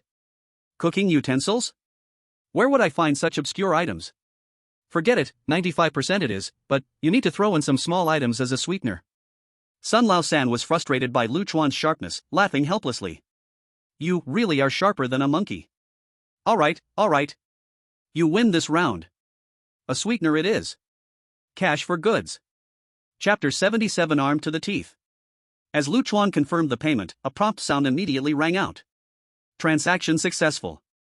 Items purchased: silver painkillers, half a bottle, telekinetic spoon, C-class, have been automatically stored in your personal space. Please check and use it at any time. Weird coin balance, 4350. Personal space? Lu Chuan paused slightly. The items they previously obtained, like Wang Dong's bone-breaking knife and Su Xiaoyu's poison-edged knife, were all physical items that needed to be carried. To avoid trouble. He thought he would need to find storage equipment like space rings, but unexpectedly, the system had this convenient storage function built in. It truly was like finding something valuable without any effort. Buzzing. With a thought, a semi-transparent screen appeared before Lu Chuan that only he could see. It displayed the two items he had just purchased neatly arranged. He tried to move the Guardian Ring and Chef Cap into it with his mind, and it worked successfully. In the next moment, two icons appeared on the screen. This function is just too practical. Pleasure doing business. Lu Chuan nodded to Sun Lao-san. In the future, if there are any cooking utensils, I will keep an eye out. Sun Lao-san rubbed his hands, adopting a sly merchant look, smilingly asked. What do you call your brother? So I can contact you about good stuff in the future. Don't worry, I'm honest here. Lu Chuan smiled. Honest? I think you're deceiving everyone, young and old. Lu Chuan pondered for a moment and used the nickname Wang Dong casually called earlier. I'm the sixth in my family, just call me Lu Dao. Lu Dao? The 6 paths of sentient beings, encompassing everything. Good name, your father truly is cultured. Sun Old 3 praised the business, climbing up the ladder with a compliment. Unexpectedly, the next second, Lu Chuan received a system notification. Player Sun Old 3 requests to add you as a friend. Do you accept? Added successfully. Lu Chuan chose to accept, understanding in his heart. It turns out that even if the real identity is hidden, players can add friends using these code names and communicate remotely through the phone function. This Sun Old 3 is very likely a pseudonym, just like himself. Brother Sun, we will take our leave now. Hee hee, see you later. After saying goodbye to Sun Old 3, the three walked to a quiet corner. Wang Dong couldn't wait and lowered his voice to ask. Lu Chuan, why didn't you sell that purifying hand to Sun Old 3 just now? That thing is useless to us and could be exchanged for a lot of discounts. Lu Chuan smiled faintly, taking out the D-grade cooking tool item he obtained from Jason from his personal space. 2 gloves that looked quite ordinary, even a bit worn out. Purifying hand. Quality, D-grade. Effect, purifies impurities and pollutants in ingredients. This item is indeed quite useless for players like them who are struggling to survive, and has little value. After all, as long as they can fill their stomachs in the instance, who cares about cleanliness or hygiene? This thing, I have other plans for. Lu Chuan explained no further, putting the gloves back into his personal space. The urgent task now is to arm you two and enhance the overall strength of the team. As for Qin Muxue, she has her own plans, no need to pay attention. Next, the three strolled around the public area and made careful purchases. After half a day, they bought quite a few items. First, Wang Dong purchased 2 pieces of equipment. One was the Mighty Fist Gloves, D-grade. It looked like a sturdy pair of brown leather work gloves, with a simple and brutal effect, increasing strength by +2 when worn, costing 2,000 ghost coins. The other was the Giant Belt, C-grade. A gray-white belt with a fist-shaped metal buckle, giving +2 constitution and adding an active skill to harden the skin, greatly increasing physical defense for a short time. This one cost 4,000 ghost coins, with attribute bonuses and skills very suitable for a charge-forward role like Wang Dong. He also equipped Su Xiaoyu with 2 items. One was the Night Cloak, C-grade.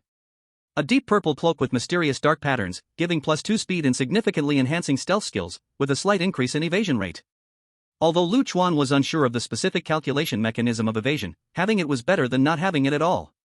Valued at 3,000 ghost coins, it perfectly matched Su Xiaoyu's assassin role. The other was the Vampire Ring, D-grade. A uniquely designed red ruby ring, the ring face sculpted into a bat shape, allowing life steal up after attacking to recover a little health. Considering Su Xiaoyu's weak constitution, this equipment can effectively enhance her sustained combat and survival ability. Now I'm really armed to the teeth. Besides not having a helmet, I'm no different from a death soldier. After the purchases were completed, Wang Dong looked at his brand new gear, grinning from ear to ear, patting his chest, and assuring that he would definitely charge to the front in the next instance. His original ghost coins were left with just over 3,000, and he couldn't afford these items. Most of the costs were pooled by Lu Chuan and Su Xiaoyu. As a return, Wang Dong generously traded his unused chef hat to Su Xiaoyu. Lu Chuan took a glance and directly commented sharply. This hat is indeed a waste for you, your base spirit is too low, and its bonus is limited. referring to a total of 3 points of spirit. Wearing the hat would only reach 5 points. Wang Dong chuckled, no worries. I have your external brain, that's enough.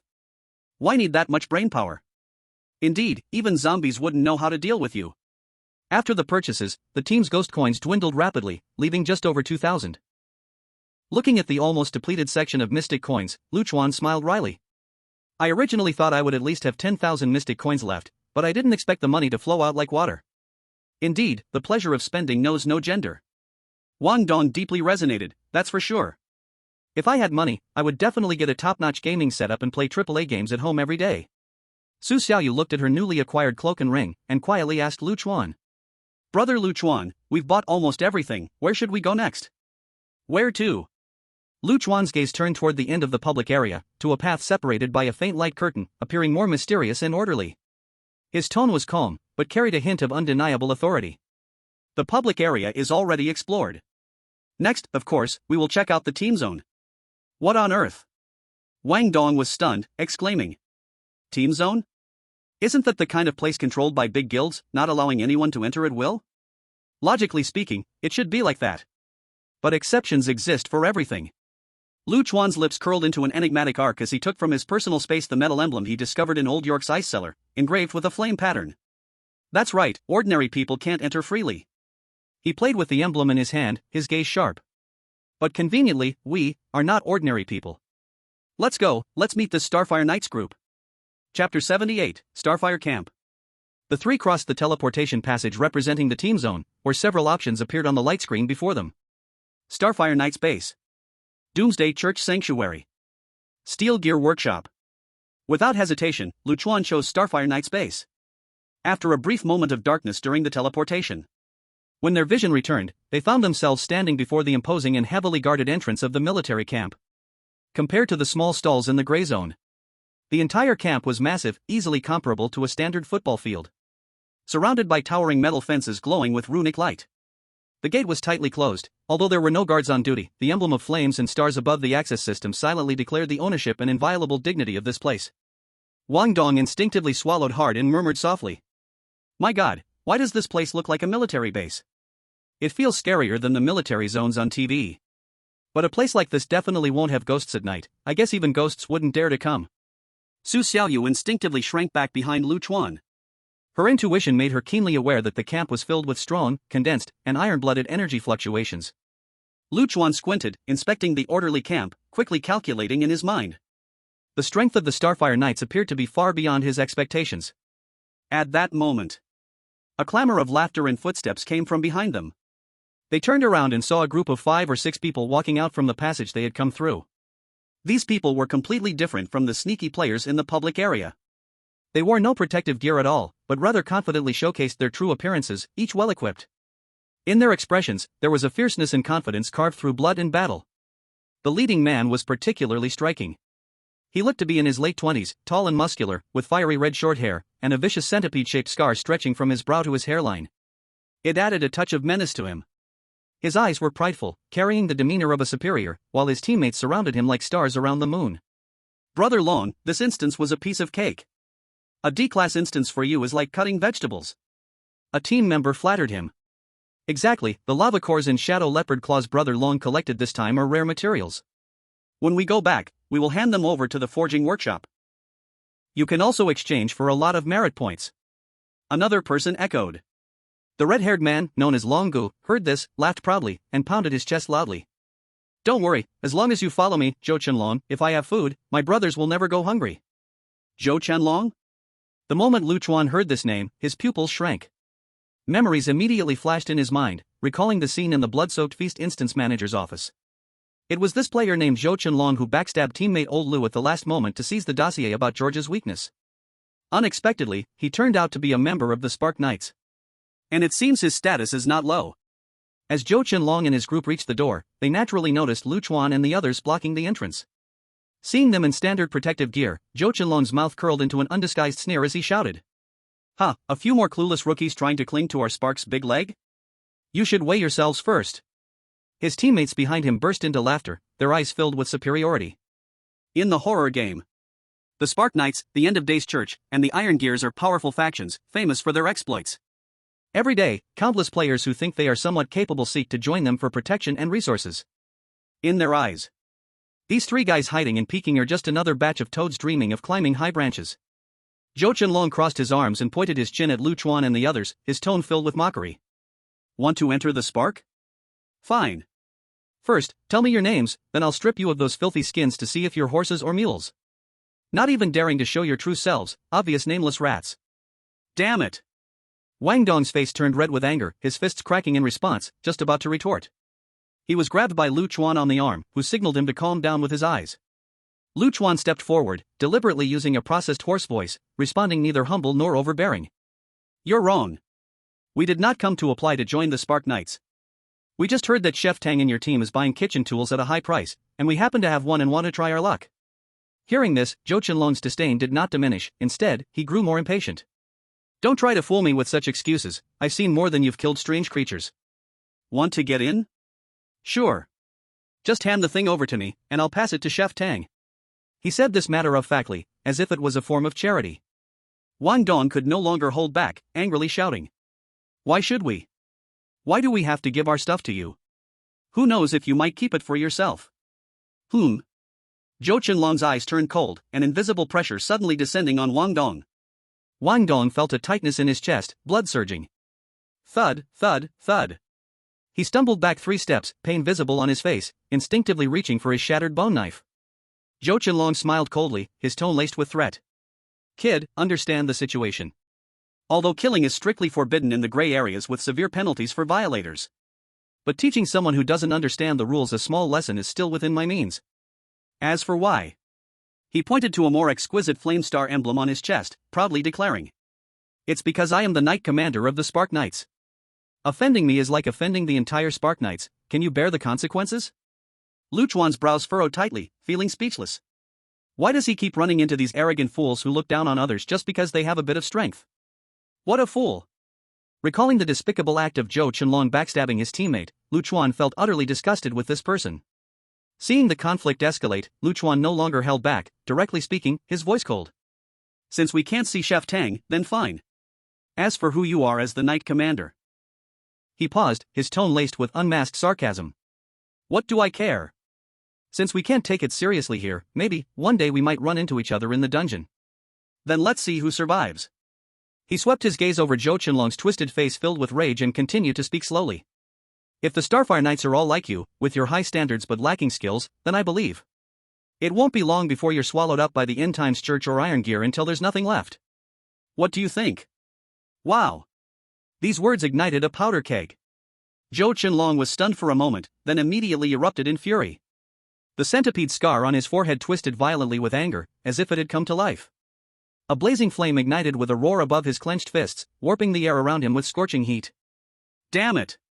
Oh no, Brother Long has lost it. The team members behind him changed color in alarm, hurriedly backing away, fearing they might get caught in the crossfire. You dare, say that again to me. Zhou Qianlong's killing intent was chilling, he was about to disregard the ban and take action. At the critical moment, a calm yet authoritative woman's voice slowly emerged from the camp's open door. Zhou Qianlong, have you forgotten the rules of the Knights? Since when is it allowed for you to attack guests at your own doorstep? Chapter 79, Lang Woyan. Stop. Just as Zhou Qianlong's fury reached its peak and he was about to disregard the ban. A clear voice, flowing like a spring, unmistakably authoritative, came from the slowly opening camp door. Zhou Qianlong, have you forgotten the rules of the Knights? Before her words fell, a tall, graceful figure stepped out from within the door. The newcomer was a woman, wearing a half-silver mask that covered her face from her high nose down. Only her pair of clear, deep-set eyes and white forehead were visible. Her rare, silver-white long hair was simply tied at the back. Standing at 1.7 meters tall, she wore a black, form-fitting combat suit that perfectly outlined her curves.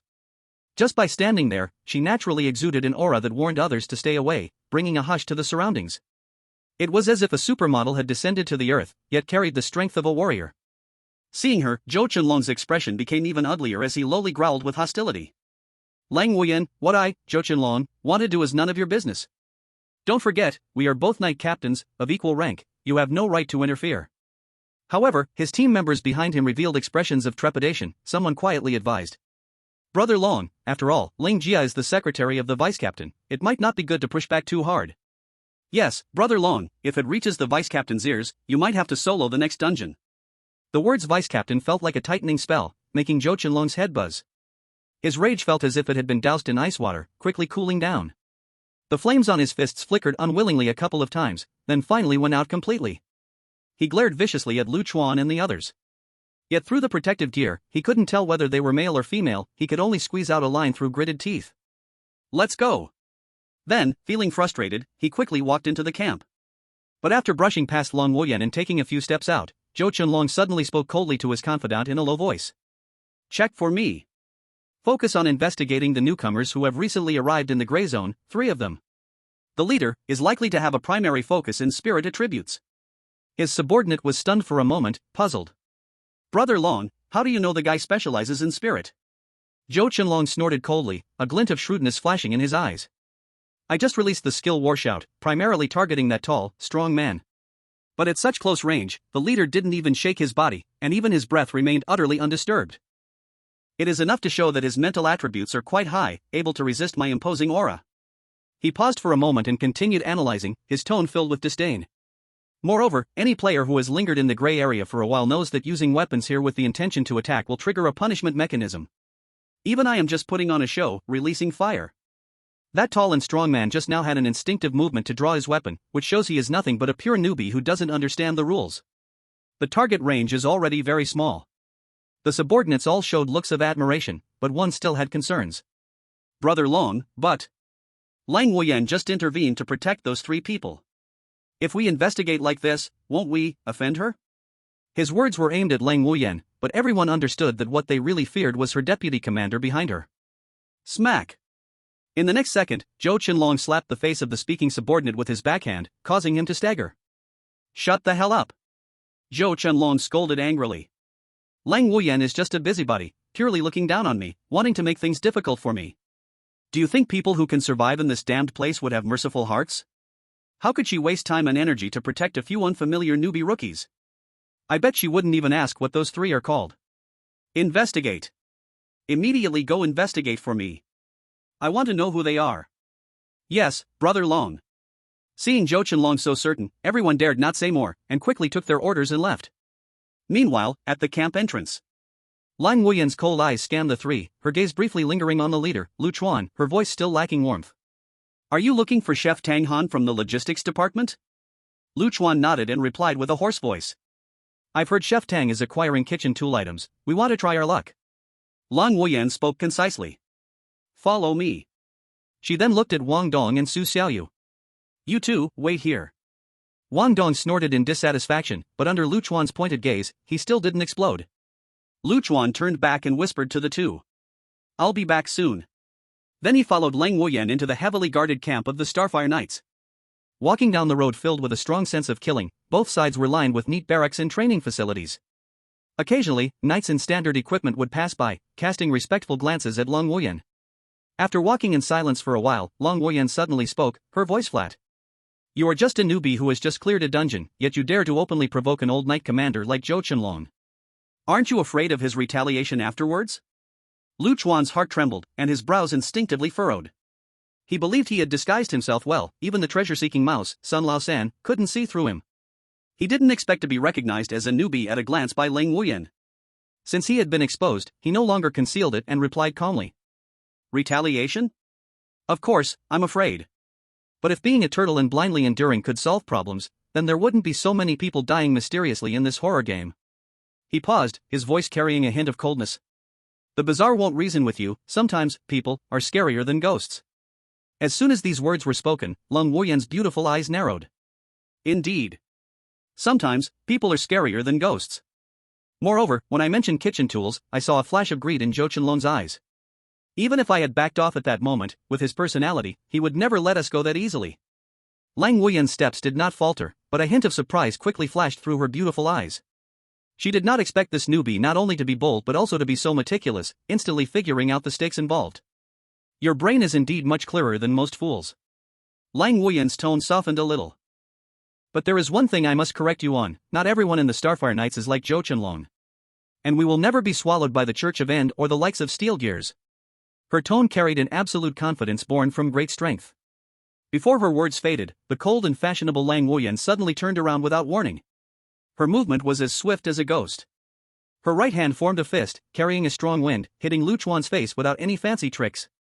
The punch instantly stirred up the dust on the ground, creating a visible wave of air. This punch. The speed, strength, and timing were perfectly measured, completely surpassing the reactive limits of a newcomer. Bang! Chapter 80, Clue of the Undead Contract. Lang Wuyan's punch. Fast. So fast that it reached the extreme. So fast it was unbelievable. Lu Chuan didn't even have time to react, the white fist rapidly grew larger in his vision. He instinctively tried to lift his right hand, to activate the Guardian Ring's light shield to block. Lu Chuan could even feel the punch's wind released unconsciously by Lang Wuyan was already making his cheek ache, as if he was experiencing a sandstorm. If that punch had landed. Not to mention him, a frail major in mental attributes. Even Wang Dong, who was strong and wore a giant's belt, would absolutely be instantly killed. Lu Chuan could assert. This woman's strength and speed attributes had probably already broken through 20 points, perhaps. She had already completed a second job change. Fortunately, Lang Wuyan did not really want to take his life. That earth-shattering punch came to a sudden stop, just 1 centimeter from Lu Chuan's nose, firmly halting. Phew. However, the wind from the punch did not completely dissipate. Crack. Boom. Several loud noises came from behind Lu Chuan. He didn't need to turn around to sense. Just now, the punch wind passed by his sides, smashing several training wooden stakes and metal frames behind him with ease. Even the ground had been plowed into 2 shallow grooves. Gulp. Lu Chuan gasped, his heart racing. This woman. Her way of testing was too terrifying. It was like dancing on a knife's edge. Did she not fear system punishment? Lang Wuyan retracted her fist and stood still, her gaze sweeping over Lu Chuan, as if she wanted to see panic in him. But apart from the initial muscle tension, Lu Chuan showed no other reaction, even quickly adjusting his breathing to calm. Oof. Disappointment, or perhaps boredom, flashed in Lang Wuyan's beautiful eyes. Under her veil, her lips parted to say 2 words. Boring. Then she ignored Lu Chuan and turned to continue leading the way. As if that earth-shaking punch was merely a casual wave to brush away a fallen leaf. Along the way, other members of the Starfire group showed awe upon seeing Lang Wuyan actively making way. Even though her tight leather outfit accentuated her sexy figure, resembling some action movie prosecutor, full of unprecedented allure. No one dared to look more than once, their faces deeply marked with caution. Occasionally, a few gazes swept over Lu Chuan following behind, even revealing a hint of sympathy. As if to say, brother, take care of yourself. It was clear how heavy this woman's authority was. Lu Chuan could only smile bitterly inside. Soon, Lang Wuyan brought Lu Chuan to a place filled with the aroma of food and a faint smell of blood. The logistics department. It was essentially the kitchen and warehouse. Inside, a few players were busy preparing various odd-shaped ingredients. Of course, no human meat was included. Lang Wuyan's beautiful legs crossed, she stopped, not looking back. Tang Han is inside, you can go in yourself. Her task seemed to be merely to guide. Lu Chuan said, thank you. Lang Wuyan hesitated for a moment, her footsteps pausing, but eventually spoke up. What is your name? Lu Dao. Oh. Lang Wuyan acknowledged, and then said no more. Her figure flickered. She disappeared at the end of the camp, so smoothly that it made one wonder if she was in a hurry to relieve herself. Lu Chuan just breathed a sigh of relief, ready to step into the logistics office. A rough voice, dripping with teasing, came from behind him. TSK, how rare, how rare. This is the first time I've seen that cold and beautiful woman, Lang Wuyan, talk to someone for over 3 sentences, and not insult them? Kid, you've got some skills. That woman has a deadpan face with everyone except the vice-captain, as if someone cheated on her. Lu Chuan turned his head. He saw a burly man with a thick beard leaning against the doorframe, arms crossed, sizing him up. This man looked, well, very characteristic. The hair on the back of his hands was dense, making him look like a gorilla that had become human at first glance. But the iconic white chef's hat on his head revealed his true identity, Chief Chef Tang Han. Although Tang Han had a rugged appearance, and could even be said to be somewhat ferocious, he wore what appeared to be a friendly smile at this moment. However, under his seemingly lazy gaze, Lu Chuan felt an invisible pressure that made him instinctively sweat. This gorilla, no, this person was definitely a hidden master. Kid, so who are you? Tang Han slowly spoke. Lu Chuan smiled and immediately responded with a question. Chef Tang, you invited me here. What? Forgetful nobleman? Tang Han was taken aback and instinctively replied. Nonsense, I'm busy cooking every day, Where do I have the time to invite others to visit? And how did you recognize me? Chuan smiled lightly. It's simple, everyone else in the logistics office is sweating profusely, only you are here listening like a retired old man, happily eavesdropping. Who else could it be but a leader? Who was eavesdropping? Tang Han flushed red as he realized he had been found out and quickly changed the subject. Stop wasting time. Who are you? Why are you looking for me? Chuan stopped beating around the bush and took out a purification hand from his personal space, casually tossing it to Tang Han. What is this? Tang Han instinctively caught it, looked down at the item description, and his eyes immediately widened, and his breathing quickened. This is a good thing. No. This is simply a top-notch item. I was just worried that the ingredients brought back by those little rascals from the dungeon were too impure and hard to clean. With this thing, I won't have to worry about food poisoning anymore. Chuan's mouth twitched. Well, are you cooking or poisoning? It sounds like the food safety risk in the Spark Knight core is very high. Tang Han didn't even bother asking Chuan if he agreed to sell, and directly stuffed the purification hand into the big pocket of his apron. Then he raised his head and stared at Chuan with burning eyes. Say it, kid, what do you want? Since you went through so much trouble to find me here, it must not be just for a few thousand ghoul coins, right? You could sell this to those second-hand dealers for a higher price. Chuan nodded, appreciating the other party's straightforwardness. Talking to smart people is really hassle-free. Chef Tang, to be honest, I want a necromancer's contract. Upon hearing this, Tang Han raised his thick eyebrows, stroking his beard. A necromancer's contract? This item is indeed in short supply on the market, all snatched up by a few big guilds to form new teams. However, you've come to the right person. He lowered his voice. In our Spark Knight Core's achievement warehouse, we indeed have a few in stock. And there's even a mid-level one. Chuan's heart stirred. Sure enough, there was a way. According to his estimates, a low-level necromancer's contract was probably worth around 2,000 to 3,000 ghoul coins, while the mid-level one had a stronger effect, estimated to be 5,000 to 6,000. This was just within his acceptable range.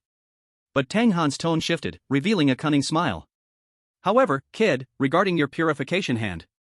If I'm not mistaken, it should have come from the C-Class Dungeon Blood Feast, right? And it dropped from that side dish Master Jason? Chuan's gaze suddenly sharpened, and alarm bells rang in his heart. This Tang Han. Not only did he recognize the source of the prop at a glance, but he also knew exactly which monster it came from. How much does he know? Chapter 81, The Great Favor. Tang Han stroked his stubble, noticing Chuan's momentary silence and the fleeting vigilance. He let out a hearty laugh, waving his furry big hand, his tone quite friendly. Don't be nervous, kid. I didn't mean to pry into your secrets, I just want to know. Do you, or anyone you know, have any experience with the Blood Feast instance? This matter is very important to me personally, and to the entire Spark Knight Corps. Chuan's brow furrowed, and he quickly calculated in his mind. If the Spark Knight Corps was interested in the Blood Feast, it wouldn't be surprising, as big organizations study various instance information. But Tang Han's tone and attitude carried an unusual urgency. In that instance, what besides George's tragedy and the Last Supper could attract such a behemoth's attention? Wait, Chuan instinctively thought of the holy artifact granted to him by an unknown being. Judas coin. His intuition told him that the secrets hidden behind this mysterious silver coin, which involves the path of demonic ascension, might far exceed expectations. If the goal of the Spark Knight Corps is related to this, he must keep his mouth shut. After all, the player base of the entire horror game is vast. And the coin holders number only 30 at most, its preciousness and uniqueness are self-evident.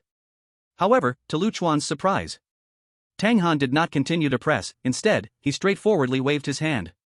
All right, since you don't want to say, then let it be. I, Tang Han, never force anyone. However, if you change your mind or remember something useful, you can always come find me to chat. He paused for a moment, confirming. I heard you tell Long Wuyan that your name is Lu Dao? Is that right? As soon as the words fell, Chuan received a system prompt. Player Tang Han requests to add you as a friend, do you agree? Chuan glanced at the other party's unabashed ID Tang Han, and nodded. Tang Han grinned, revealing 2 rows of white teeth. As for the necromancer contract you wanted, this purifying hand of yours is indeed enough to exchange for the lowest level one. Don't worry, I, Tang Han, have a good reputation in the Spark Corps. Later, I will use the friend mail function to trade it to you. If there's nothing else, I won't see you out, there's still a pile of work in the back kitchen. As he spoke, he pretended to turn around to leave. Seeing the other party about to send him off, Chuan's mind raced, and he suddenly called out to him. Brother Tang, please hold on. To be honest, the blood feast. I really have experienced it. This piece of kitchenware is also what I brought out from that instance. He deliberately paused, observing Tang Han's reaction.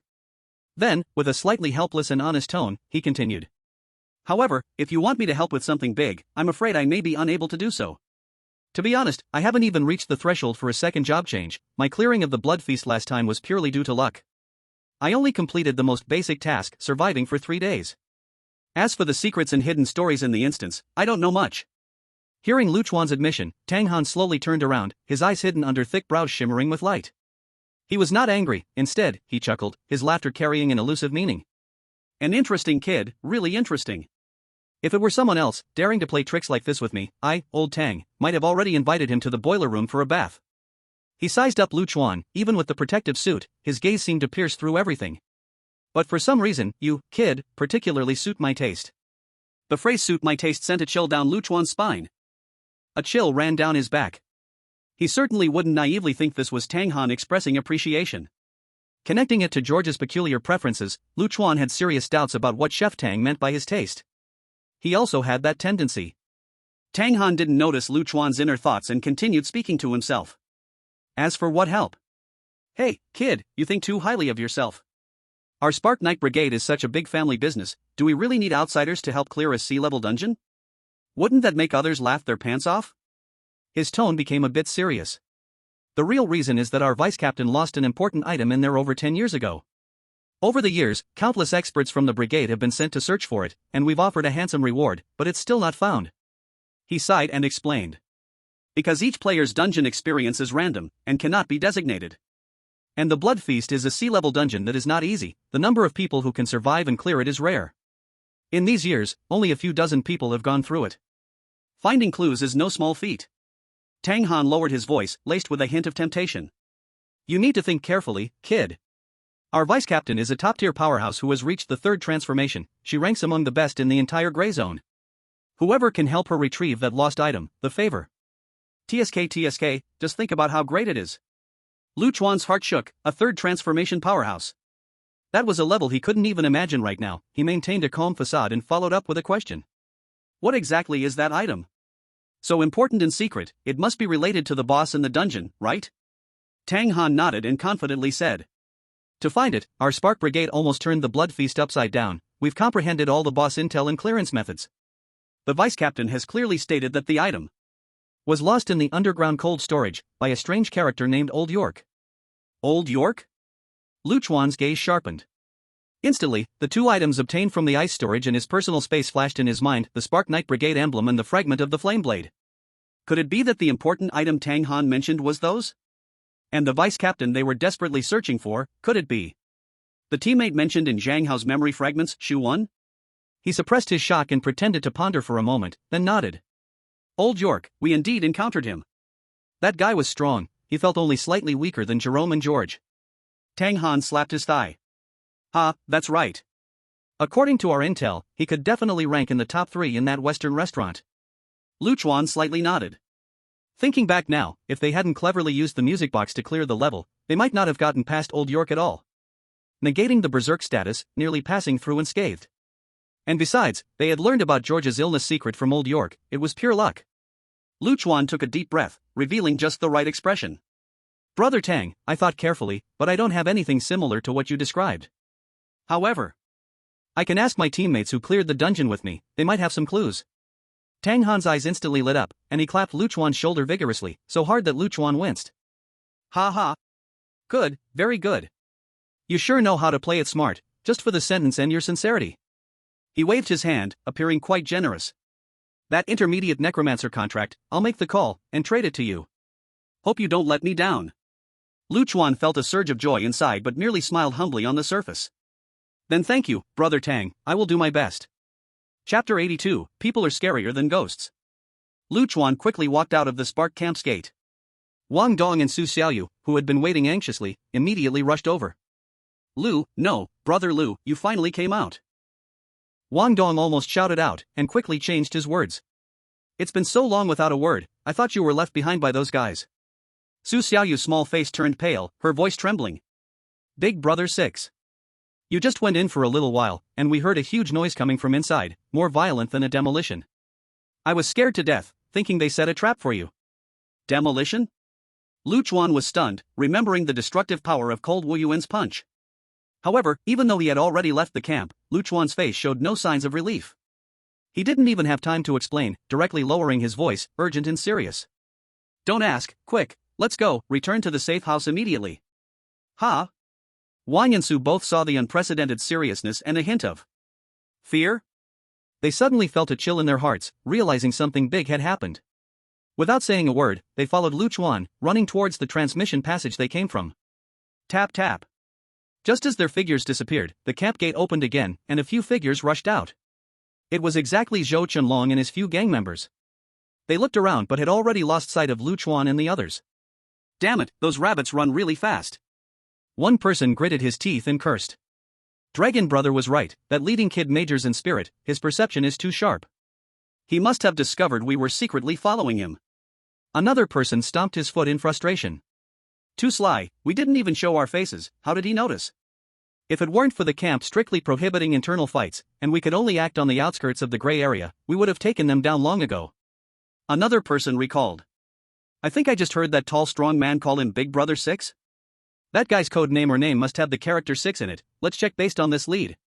At the same time, Chuan and the two others had returned to Chuan's safe house through the transmission. As soon as they entered the absolutely safe private space, the protective suits glowed and automatically dissipated, revealing their true selves. Only then did Wang Dong and Su Xiaoyu see that Chuan's face looked a bit pale. Sweat beads hung on his forehead, clearly still shaken.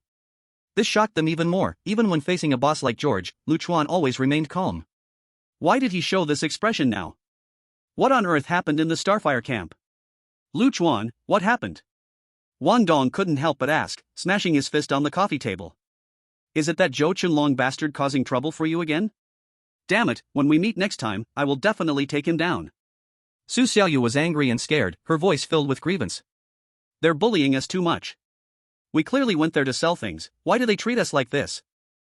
Chuan took a deep breath, forcing himself to calm down, and shook his head.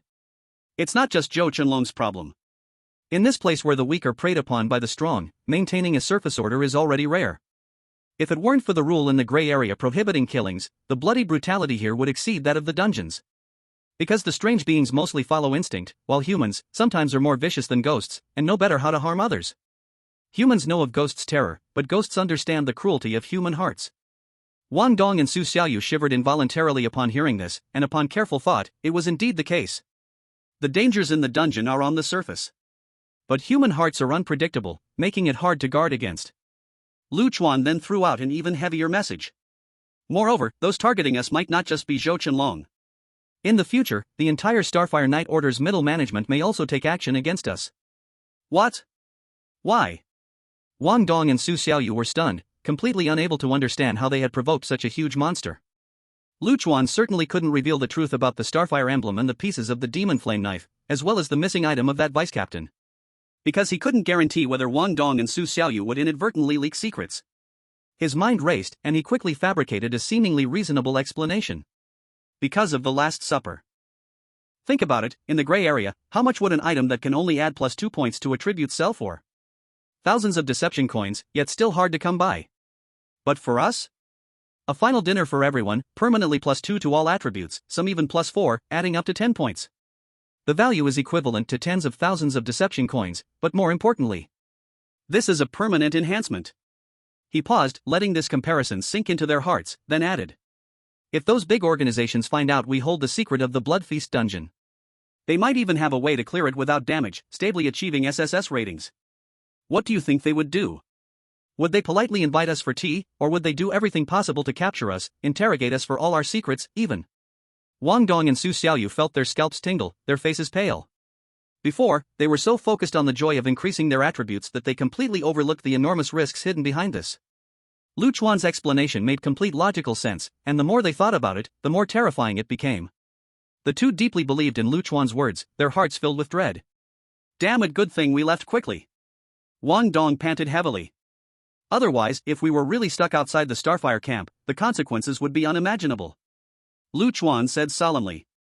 But we can't hide here forever. After 3 days, we must enter the next dungeon. Sooner or later, we'll have to trade in the gray area, gather intelligence, and we will encounter the Starfire Knights again.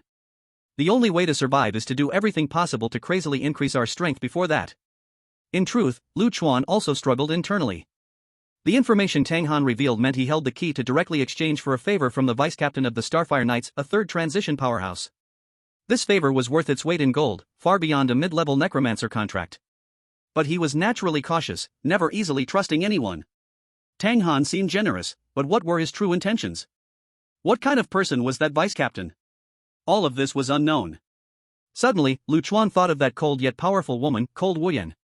Zhou Changlong called her the vice-captain's personal secretary, extremely loyal to the vice-captain. Perhaps she could be a potential breakthrough? But all of this needed careful planning. Until they had enough self-defense ability, whether those two items were a blessing or a curse remained uncertain. They could never show them easily. Just as the three were lost in heavy thoughts about countermeasures. Ding-dling. The shrill ring of an old phone suddenly broke the silence. Su Xiaoyu trembled in fear, her voice sounding choked. It's over, they found us so quickly? Wang Dong then went into battle mode, pulling out his bonebreaker knife with a clang, his eyes red. Damn it! Let's fight back.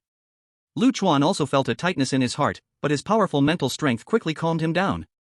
He signaled Wang Dong to stay calm, walked to the phone, took a deep breath, and pressed the speakerphone button. On the other end of the line, a cool yet familiar female voice came through, surprising all three. Hello? Chuan? It's Qin Mushiwei. Are you all okay? The call connected.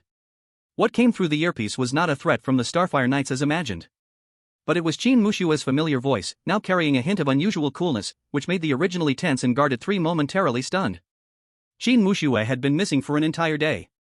Given her usual solitary and non-communicative nature, she would actively contact them, which itself felt unusual. Chuan, are you there? Chuan suppressed his doubts and responded in a calm tone. It's me, Mushiwei. We are in a safe house, where are you? On the other end, Qin Mushiwei was about to answer. But another crisp and lively female voice, filled with laughter, cut in first, sounding very familiar. Mushiwei is with me. Chuan, good job. I didn't expect you to have such skills. It seems that in the past at class, I really underestimated you. This voice. Wang Dong frowned and scratched the back of his head, mumbling, why does this voice sound so familiar? I must have heard it somewhere. Su Xiaoyu also showed a thoughtful expression but couldn't remember at that moment. In Chuan's mind, a girl with twin ponytails and a bright smile flashed by. Before he could speak, Qin Mushiwei on the other end of the phone already said with a hint of helplessness. Shuya, stop messing around.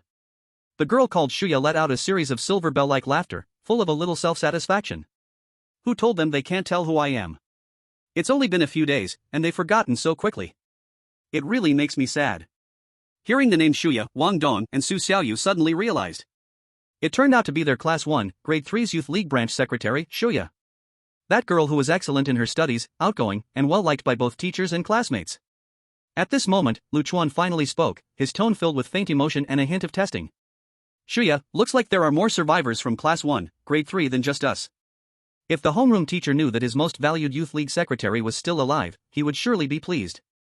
Chuan was not only surprised that Shuya was alive. He was also astonished that Qin Mushiwei would be in her safe house. With Qin Mushiwei's cool and introverted nature, how could she share such a private safe space with someone else? And from Shuya's tone, their relationship seemed quite close? What on earth happened in this short day? Qin Mushiwei did not respond to Chuan's mention of the homeroom teacher, instead going straight to the point. Chuan, there are some things that are inconvenient to discuss over the phone.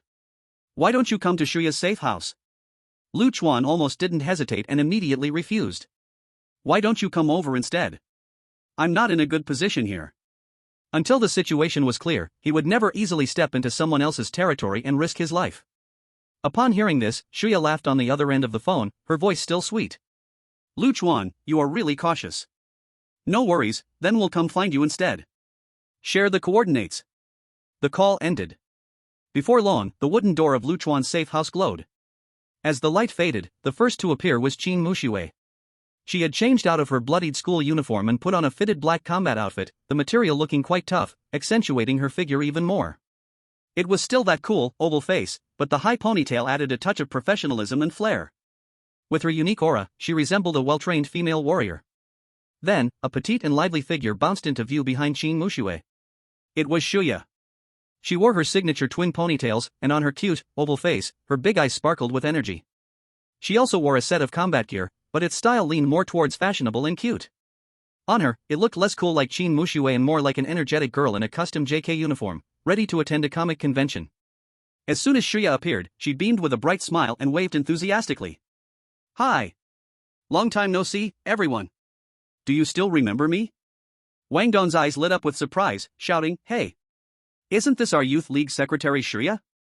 I never expected you to be alive. Shuya smiled and nodded happily. I'm so glad to see you all safe. Chuan maintained basic politeness, pointing to the sofa, please sit. Following his words, Shuya sat down, but her gaze lingered on Chuan, her smile full of meaning. I've been trying to contact our classmates, but unfortunately, until now, fewer than 10 have responded. Including you guys, there are currently only 13 confirmed survivors. She didn't finish her sentence, but the meaning was clear. Among more than 50 students in Class 1, Grade 3, only 13 were confirmed to be alive. As for the other students, I'm afraid he may have perished in the first copy, or he might not have been pulled into this cruel game at all. Wang Dong sighed, his tone heavy. Yeah, we survived this far, but it was a close call, relying on. He was halfway through his words when he instinctively wanted to mention Chuan, but was stopped by a glance from Chuan. Chuan looked directly at Shuya, cutting to the heart of the matter. Do you mean that besides us and you, other classmates have also made contact? Shuya nodded, casually taking out a folded piece of paper from her personal space. That's right, I happen to have a list of survivors here. Now that I see you all alive, I can register you. A natural smile spread across her face. After all, we're classmates, in a place like this, we should help each other. Chuan nodded and extended his hand, can I see the list? Shuya smiled, seemingly unsurprised, and readily handed over the list. Of course. Chuan took the list and quickly scanned it.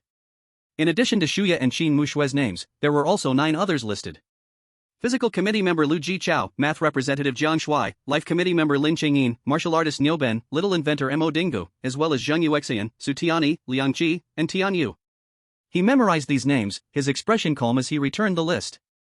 At that moment, Shuya propped her chin on her hands, leaning forward.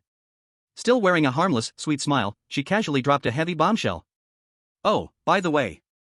I've already heard from Mu Shui. You actually took out Chen Rue, our class leader? Her voice was light, as if discussing the pleasant weather today. However, this statement sucked all the air out of the room.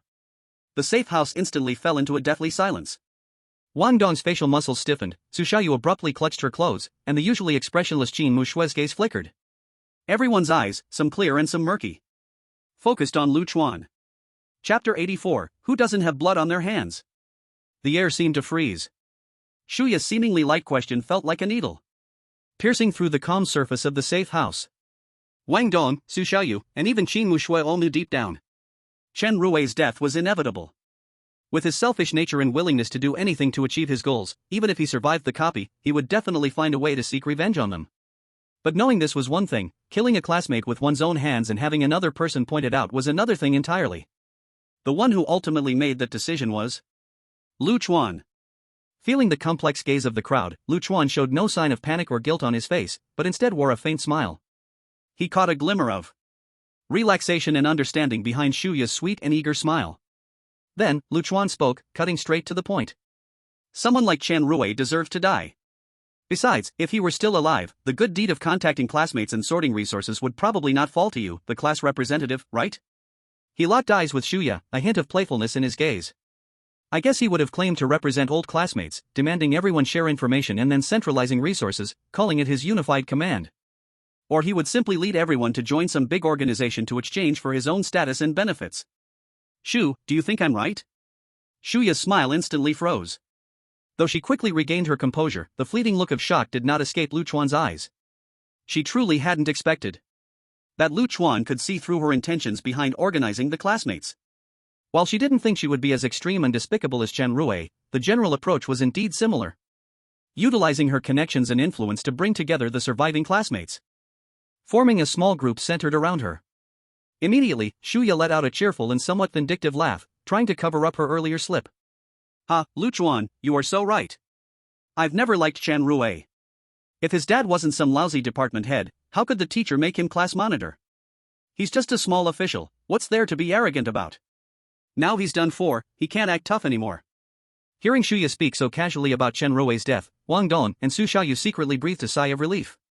They were genuinely afraid Shuya might take the moral high ground and accuse them of harming a classmate. But at the same time, a bigger question rose in their minds. Why could Shuya accept and identify with the killing of a classmate so quickly? Could it be that she? Lu Chuan did not give them much time to speculate and directly revealed the mystery. If I'm not mistaken, the instance you experienced had a very low clearance rate, or should I say, survival rate, right? Low enough to fill you with fear and unease. That's why you couldn't wait to contact other classmates the moment you left the instance, seeking warmth in numbers. His gaze was sharp as a knife, as if it could penetrate the heart. And for those who survived in such a brutal environment, their hands probably have a bit of their companion's blood on them, right? Whether actively or passively. Shuya's pupils suddenly contracted, and the smile on her face completely vanished, replaced by undisguised shock and a panic at being seen through. She instinctively furrowed her beautiful brows. Lu Chuan was right. The instance she was in was extremely dangerous. In the end, to survive and complete the mission, she and 2 other classmates indeed made some cruel decisions. They sacrificed a classmate who was already severely injured and unable to move. This matter had always been a thorn in her heart, and she didn't expect Lu Chuan to expose it with a single sentence. Seeing the atmosphere become awkward, Qin Mushui spoke up at the right moment. Her cold voice interrupted the conversation that was heading towards danger. All right, Lu Chuan, Shuya. Let the past stay in the past. Discussing a dead person is meaningless. What we should consider now is what to do next. Wang Dong unusually showed some wit this time, sensing the tension in the air and hurriedly chiming in. Right. Mu Shui is right. The person is dead, why keep talking about it? Chen Rui brought this on himself, he deserved it. Lu Chuan decided not to press Shuya further. But he shifted his attention to the silent Qin Mushui, with a hint of curiosity. Qin Mushui, there's something I'm quite curious about. In our class, why don't I remember you being so close to our class monitor? Did I miss something? Qin Mushui's eyes flickered for a moment, a little guilty. After returning to the safe house, she indeed saw the missed calls on her phone, knowing Lu Chuan had tried to contact her first. Moreover, she shouldn't have carelessly revealed some experiences from the last instance to Shuya. This was a secret between her and several of them. She hesitantly explained. I actually knew Shuya a long time ago. Shuya immediately took over the conversation, a confident smile returning to her face, as if reclaiming the upper hand. That's right. Mu Shui's dad, Qin Uncle, is an investor and key client of my dad's company. We've met several times since we were kids. Her implication was obvious. I have deep ties with Qin Mushui, our relationship is much stronger than your ordinary classmates. Lu Chuan sneered inwardly, yet remained composed on the surface. He somewhat knew about the rumors that Qin Mushui came from a wealthy family in the capital. And it was said that Shuya's father was the CEO of some securities company.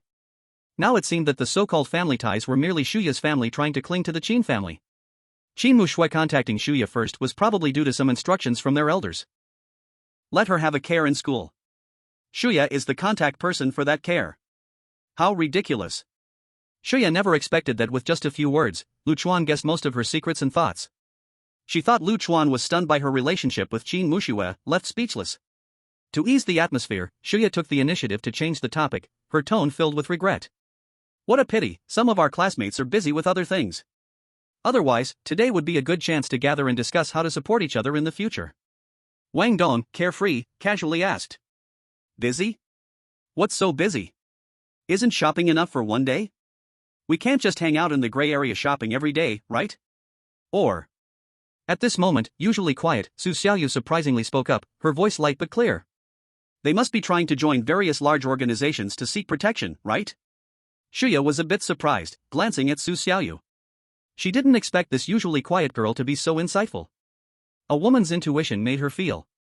Su Xiaoyu's change was likely related to Lu Chuan. She nodded with a smile in acknowledgement. Of course. I only realized when I arrived in the gray area that there are actually so many powerful forces like game guilds. It's a pity I didn't play online games much while I was in school, so I don't really understand this. By the way, don't you have plans to join any organization? I heard the Starfire Knights seem pretty good, very strong. Unexpectedly, as soon as Wang Dong heard the word Starfire, his face darkened instantly, and Su Xiaoyu pressed her lips tight. After a moment, Wang Dong directly cursed out loud. Pa! What the hell is Starfire? A bunch of arrogant scoundrels. I wouldn't join such a lousy organization even if they begged me. Shuya was shocked, looking at Wang Dong in disbelief. This guy has such a big nerve. If this word reached Starfire's ears, it would definitely be a matter of life and death. At the same time, she was filled with curiosity and confusion. How did Lu Chuan and his group offend such a giant in just one day in the gray area? At this moment, Lu Chuan slowly spoke. Relying on big organizations does seem safer on the surface, with fixed teams and resources. But many times, it also means losing freedom, just like in the past life, being exploited by the boss. Moreover, the more you rely on strength in such places, the harder survival becomes for the lower levels, and the gap with the upper levels widens. You might go through great hardship to obtain a B-grade item, only to have it confiscated. His gaze swept over his teammates. Finally looking at Shuya, he made it clear. For now, we have no intention of joining any organization. Chapter 85, But I Refuse. Hearing Lu Chuan refuse to join any organization. Especially expressing his dislike for Starfire, Shuya's delicate, cute face lost its smile. Her brows furrowed slightly, and her small mouth unconsciously puffed out. A bit pouting, her eyes filled with confusion and offended displeasure. According to her original perfect plan, she intended to center herself, integrate Class 1 of Grade 3, and form a team of at least 10 people to collectively join the Starfire Knights. She had long found out. The Starfire Knights were recently recruiting apprentice knights on a large scale to tackle a major B-grade dungeon, desperately needing manpower. If she could bring a group of classmates who knew each other well to join, she could mix in as a small leader, gaining more resources and say. She never expected that Lu Chuan would refuse so categorically. Moreover, seeing Wang Dong and Su Xiaoyu's unabashed expressions of disgust, it was clear they deeply detested Starfire as well. However, Shuya's mind turned quickly. She thought, even though she didn't know how Lu Chuan and the others had offended Starfire. But if these few headstrong ones really joined her team, it might bring trouble instead. Since they didn't join. Maybe it's a good thing? Ha! Thinking of this, Shuya let out a sigh of relief, secretly feeling fortunate. Fortunately, she still held a trump card in her hand, Qin Mu Shui. This person, with top-notch strength, potential, and background, had shown a willingness to join Xinghua after a day of her persuasion. As long as Qin Mu Shui stood by her side, their fighting power would be guaranteed. However, when she instinctively looked at Qin Mu Shui, hoping for a sign of support, she discovered. The look Qin Mu Shui directed at Lu Chuan was unexpectedly filled with agreement and admiration. Oh no! She put on a sweet smile again, pretending to be relaxed, and said. It seems, you had some unpleasantness with Xinghua? It's okay, everyone has their own ambitions, it's fine if you don't join. A big organization like Xinghua won't waste energy chasing after us little people. She then turned the conversation towards Qin Mu Shui, her tone full of affection and expectation. Mu Shui, what do you think? Do you want to join Xinghua with me? Tian Yu and Niu Ben both think it's a good choice, they're just waiting for us. Tian Yu. Niu Ben. Upon hearing these two names, Lu Chuan's mind instantly pictured their faces. Tian Yu was the boy in class with thick glasses. Though he was terrible at English and math, he managed to get into a top university with his amazing language, history, and political scores. His mind wasn't dumb at all. His willingness to join must have been a result of rational analysis, realizing the actual benefits and protection Xinghua could offer. Niu Ben, on the other hand, was a martial arts enthusiast, brawny but simple-minded. He had always had a crush on Shuya, and it was only normal for him to be influenced by her to join. Seeing Shuya's confident look, it was obvious she had communicated with Qin Mu Shui and that Qin Mu Shui had likely agreed. After all, with her father's instructions, Qin Mu Shui should follow Shuya's local guidance. Lu Chuan could almost foresee Qin Mu Shui's next answer. Unexpectedly. Sorry, Shuya. I also feel, joining a big organization right now seems a bit hasty. I want to think about it some more. What? As soon as the words were spoken, not only was Shuya stunned, even Wang Dong, Su Xiaoyu, and even Lu Chuan felt a bit surprised. They all thought Qin Mu Shui would stand on Shuya's side. Shuya's smile completely faded. All her previous groundwork and effort were about to go to waste because of Qin Mu Shui's change of heart. Shuya's voice carried a hint of urgency and grievance, even sounding a bit frantic. We clearly had an agreement before. Tian Yu and Niu Ben are still waiting for you, how can you suddenly change your mind? Qin Mu Shui's face flashed with awkwardness and regret. Indeed, in Shuya's safe house, facing her enthusiastic invitation in various analyses, she had been a bit shaken back then and hadn't clearly rejected it. But after hearing Lu Chuan's words, she, seeing the atmosphere stiffen again. Wang Dong's loud voice broke in. Hey, team leader, if Mu Shui doesn't want to, then she doesn't want to, a forced fruit is not sweet. Besides, I really don't think Xinghua is that great, if you want to join, at least choose a better organization. Shuya was already fuming and rolled her eyes with disdain, her tone carrying a sense of superiority. What do you understand? The Xinghua Knights are preparing to tackle a B-level dungeon and urgently need manpower. Joining now means becoming a trainee knight. As long as we clear the dungeon, we can be promoted. Once we become official knights, we can receive a free C-level item every time we enter a dungeon. Do you know how huge that benefit is? Every time we enter a dungeon, we get a C-level item? Upon hearing this, Wang Dong and Su Xiaoyu's eyes widened in shock. The value of C-grade props, they just experienced deeply in the gray area, easily thousands of tricky coins, and often have a price but no market. Was Xingho so rich to distribute to every formal member? This welfare is too tempting. Big organizations are indeed awesome. However, Lu Chuan saw through the essence at a glance. He smirked coldly, straightforwardly puncturing Shuya's beautiful blueprint. It sounds really tempting, leaning against a big tree is nice for shelter, the success rate seems high.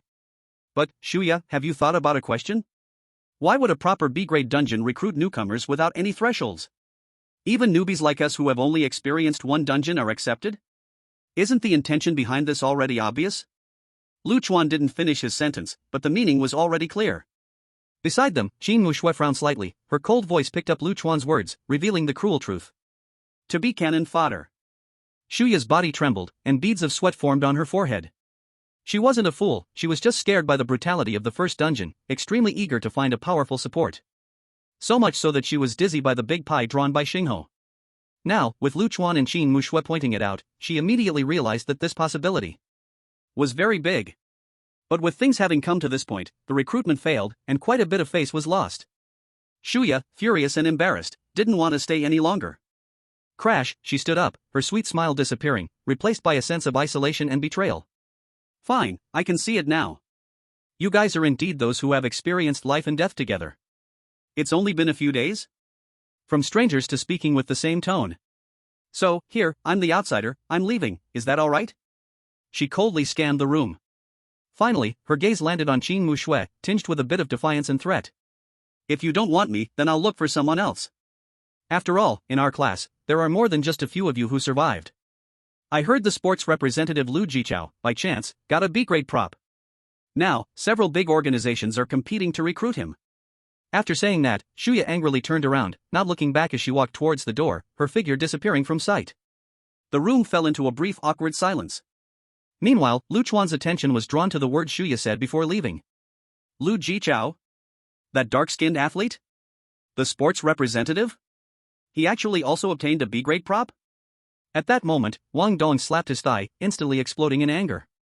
Damn, how come Lu Jichao always has such good luck? Back in the track team, he always had me at a disadvantage, now in this hellish place, he can even obtain a B-grade prop? Why does he get all the benefits? Seriously unfair. Looking at Wang Dong's indignant expression, Lu Chuan smiled faintly and reassured him. It's normal, there will always be lucky people wherever you go. Moreover, B-grade props are not out of reach, you have one yourself, don't you? Once the bone-crushing blade is repaired, it might not be worse than his. When Wang Dong heard this, his eyes lit up, and he thumped his head. Right. How did I forget this? That knife cut through George's tentacles, once fixed, it will definitely be awesome. Looks like I need to dig more information about repairing props. The topic naturally shifted to the next plan. At that moment, Lu Chuan looked at Qin Muxue, who had been absent-minded since Shuya left. He could roughly guess how Qin Muxue felt at this moment. On one hand, she agreed with Lu Chuan and knew Shuya's proposal was extremely risky. But on the other hand, Shuya was the contact person designated by her father. To publicly betray this agreement, it was inevitable she felt guilty and conflicted inside. Lu Chuan didn't beat around the bush and spoke directly. Muxue, with your judgment, you should be able to see something is off with Shuya. She is too eager for success, and even above one's head. She wants to win you over, her real purpose is to use you to strengthen her small team, becoming a bargaining chip to please Xingho. To put it bluntly, this is a form of exploitation. There might be a chance to secure a foothold in Xingho, but the greater likelihood is becoming a stepping stone and dying for nothing. Qin Muxue gently sighed, raising her eyes with helplessness and understanding. You are right, how could I not understand? It's just. Before coming to Guankai Zhong, my dad repeatedly reminded me that the Shu family has some connections, and Shuya is quite clever. He told me to discuss any issues I encounter at school with her. Lu Chuan secretly thought to himself, as expected. The Qin family has a strong background, while the Shu family seems to be a local force attached to it. Shuya's role is to be a companion and guide. Xin Mushui feels guilty, also feeling guilty that Shuya had helped her. Xin Mushui shook her head, as if trying to cast aside her worries and bring the topic back on track. Let's not talk about this anymore. What about you?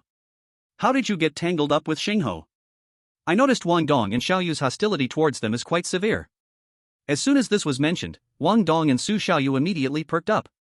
They exchanged words, embellishing the events of today at the Xingho camp's entrance. From Zhou Chenlong's arrogance to their speculations. The risks that might arise from the Last Supper being coveted were all laid out. Xin Mushui listened to them. Surprise and a hint of disgust surfaced on her cold face. I see. It seems that not joining Xingho is indeed a wise choice. But, Lu Chuan. She turned the conversation and focused her gaze back on Lu Chuan. Have you ever thought? No matter how strong an individual's power is, it is ultimately limited in certain aspects. I'm not talking about combat strength, but rather intelligence, resources. Upon hearing this, Lu Chuan's mouth curled into a playful smile. Oh? It seems that our usually independent Miss Jean is beginning to appreciate the joy of companionship? Q, as to the power of T, R. Xin Mushui pouted, her tone filled with embarrassment from being seen through. Not at all. Of course, I want to fight 10 by myself. But I'm certainly not a fool, especially when. She didn't finish her sentence, but everyone present understood. Especially having witnessed how Lu Chuan, using information and strategies, almost cheated to lead them through the sea-level dungeon, Blood Feast, without injury. This was enough to prove. In a thrilling game, information is sometimes more important than brute force. Lu Chuan reined in his smile and nodded seriously. You are right. So we must become self-reliant and strong. In this place, the weak have no voice. Only when you are strong enough will others treat you equally, actively want to collaborate, and even rely on you and look up to you. Instead of being given a few scraps as if they are charity, or acting based on others' opinions. As they say, better to strike first than to be struck. Xin Mushui was slightly stunned, lost in thought. Are you planning to? Ha ha. Of course, we are forming a team. Wang Dong eagerly jumped in, excitedly exclaiming. Lu Chuan has already done the research. As long as we get a necromancer's contract, we can officially form a team and raid dungeons together in the future. Necromancer's contract? Xin Mushui showed a look of surprise. I've heard Shuya mention this before. She said that in the Xingho Knight's warehouse, there are some that can be exchanged for merit points, but the quantity is very limited. She even plans to spend a lot of money to exchange for one. Lu Chuan nodded. No wonder Shuya was so confident about forming the student society. It turned out she had channels. He was just about to explain the situation. Ding! A prompt sound echoed in Lu Chuan's mind. Your friend Tang Han has sent you an item. It has been automatically stored in your personal space. Lu Chuan's heart stirred, and he indeed saw an old piece of parchment glowing with a ghostly light. It's better to arrive late than to arrive just in time. He smiled and looked at Xin Mushui, his tone carrying a hint of mockery. Oh? What level of necromancer's contract can Shuya get her hands on? Xin Mushui recalled a moment and said with certainty. Of course, it's the most basic necromancer contract. I've heard that it can only form a team of 5 at most, and its functions are quite basic. But even so, it's in short supply, as it's said to be monopolized by a few major guilds. Is that so? Lu Chuan chuckled lightly, flipping his wrist. That ancient piece of parchment appeared out of thin air and was casually placed on the tea table in front of everyone. What a coincidence. I just happened to have one. Everyone's eyes were immediately drawn to it. The contract was made of some unknown old sheepskin, its edges somewhat tattered and slightly yellowed. Written in dark red ink were dense, twisted, and eerie runes, emanating an ancient and chilling aura. At the top of the contract, there was a vividly drawn skull. Those hollow eye sockets coldly stared at everyone, sending chills down their spines. When Qin Mushui, Wang Dong, and Su Xiaoyu focused their minds, they widened their eyes in shock, taking a sharp breath when they saw the contract's description. Necromancer contract, intermediate. Type, team formation item. Effects are as follows. 1. Team formation, can form a team with up to 10 members. 2. Team channel, team members can communicate in real time through thoughts within the instance, effective range, 500 meters. 3. Experience sharing, when team members kill entities in the instance, the experience gained, if any, will be slightly increased, with the excess distributed equally. 4. Lifelink, passive, when a team member receives a fatal blow, there is a very low chance to share part of the damage among other team members, cooldown, 1 instance.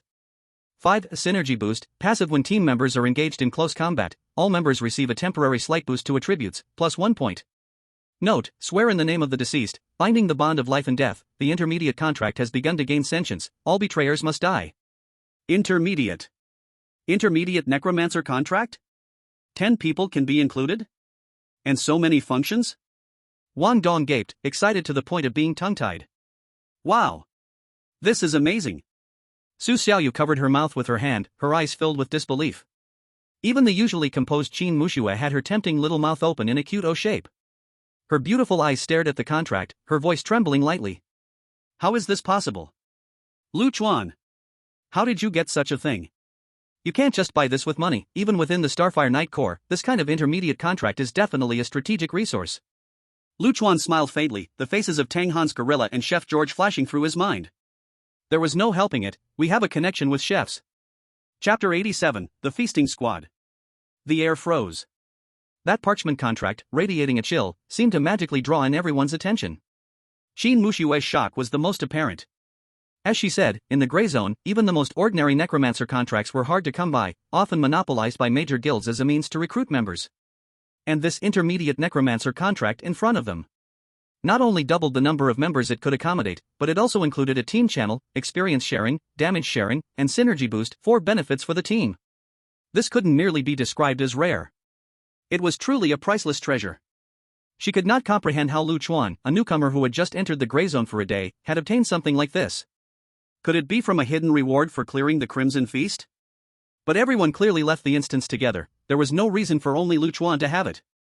In fact, it wasn't just Qin Muxue who felt this disbelief, even Lu Chuan himself felt somewhat shaken inside. The effectiveness of this intermediate contract far exceeded his expectations. Those bonuses seemed minor, but in the perilous instances, especially during team battles, the impact they could provide would be immense. Imagine. If the effects of this contract were made public, how many strong individuals would flock to join? This also made him suspect deeper intentions behind Tang Han's actions. This generous gift was not just because of the purifying hand.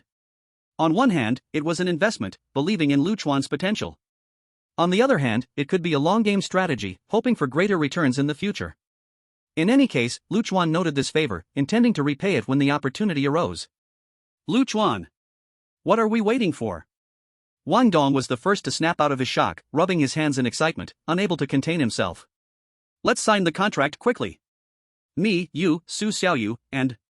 His words halted midway, instinctively glancing at the complex expression on Qin Mushue's face. Su Xiaoyu also lowered her head, her face showing some embarrassment.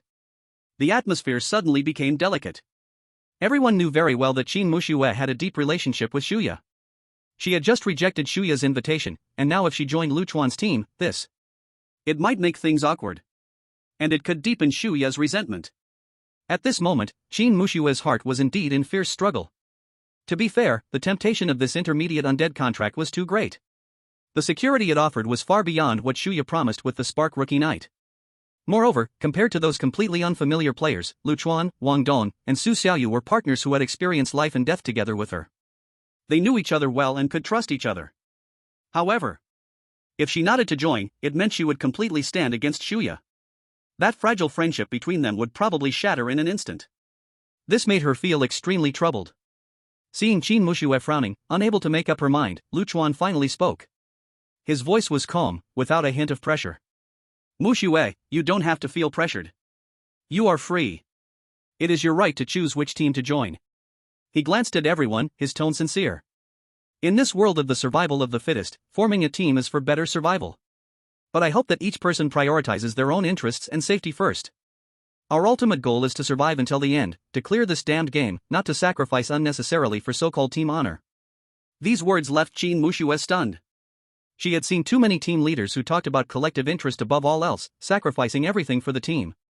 But someone like Lu Chuan, who placed personal interest and survival first, was someone she had never met before. Lu Chuan looked at Qin Mushue's surprised expression, smiled, and continued. You are not fools, too much empty talk can actually be off-putting.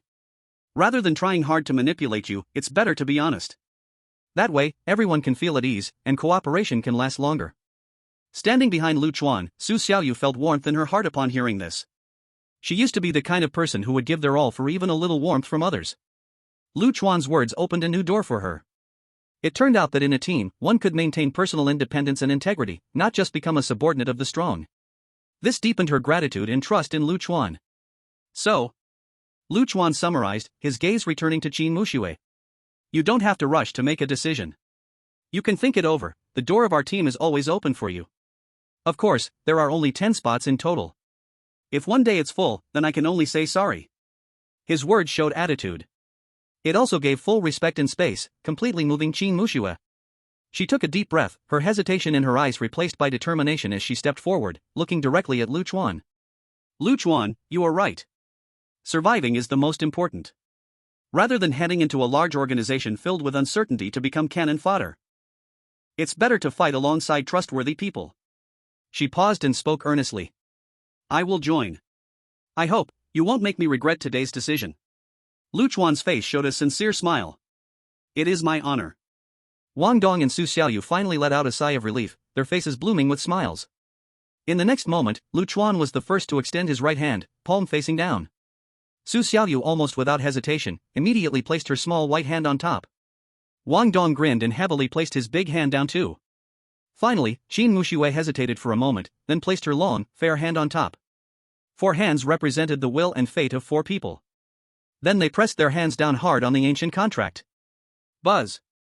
The skull on the contract seemed to come alive, its eyes suddenly lit with eerie green flames. The whole parchment burst into a dim glow, completely enveloping the 4 of them. The contract has been signed. A cold and ancient unknown power surged into their bodies like a tide, marking a shared imprint deep in their souls. In the depths of their hearts, everyone felt. Between their lives, an invisible chain had formed. A solemn notification sounded in the minds of the 4 of them at the same time. Contract power is binding. Binding successful. You have successfully signed the Necromancer contract, officially forming a fixed team. Current team members, April 10th. Please establish a team leader and name the team. Without hesitation, Wang Dong, Su Xiaoyu, and Qin Muxue all turned their gaze toward Lu Chuan. No matter if it was strength, wisdom, or decision-making, Lu Chuan was the only choice for the team leader. Lu Chuan nodded, not refusing. He filled in his name in the leaders section. Then, stroking his chin, his eyes shone with a light called ambition.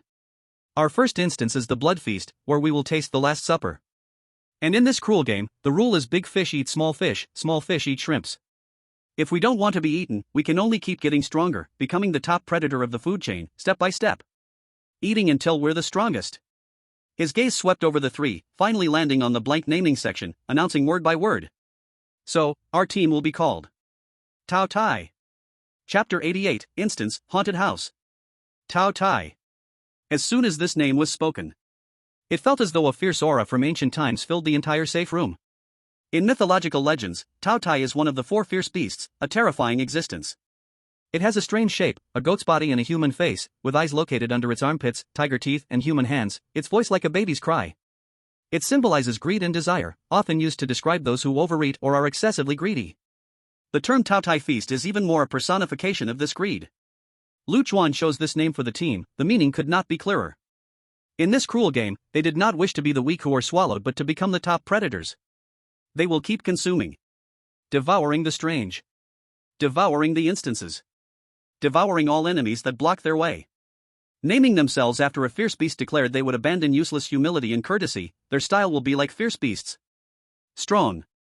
Rude. Only for survival and to grow stronger. Upon hearing this name, Qin Mushua's beautiful eyes sparkled, softly repeating it twice. Tao Tai, Tao Tai. The dominance and ambition of this name resonated perfectly with her inner desire to become stronger. Wang Dong scratched his head and cheerfully shouted. Wow! Sounds awesome. Though I don't know what's so awesome about it, but it sounds cool. Su Xiaoyu, as always, supported and liked whatever Lu Chuan decided unconditionally. In the next moment, before the 4 could talk again, something strange happened. On each of their right hands, a red monster pattern resembling a dragon but even more ferocious appeared. The pattern flashed with red light, lasting for 2 or 3 seconds. Then it quietly vanished, as if it had melted into the skin. Lu Chuan smiled faintly and explained. This is the team mark I designed through contract permissions. In the future, we can activate this mark with our thoughts and communicate directly in the team channel. Additionally, I found out that the team communication function has no distance limit in the gray area. This means that we won't need to run back to the safe house to make calls, we can contact each other anytime while outside. Hearing this, everyone lit up with excitement. This is incredibly convenient.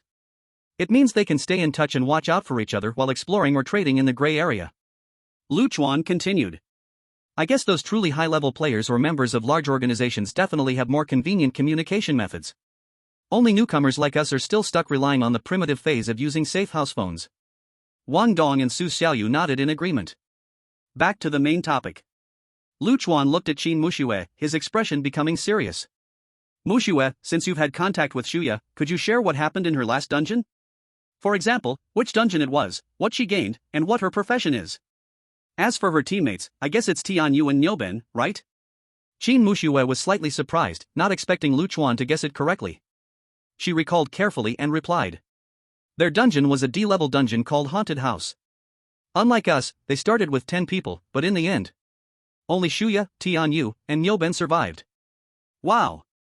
A 70% elimination rate. Wang Dong gasped in disbelief. A D-level dungeon is that cruel? Only 3 out of 10 survived?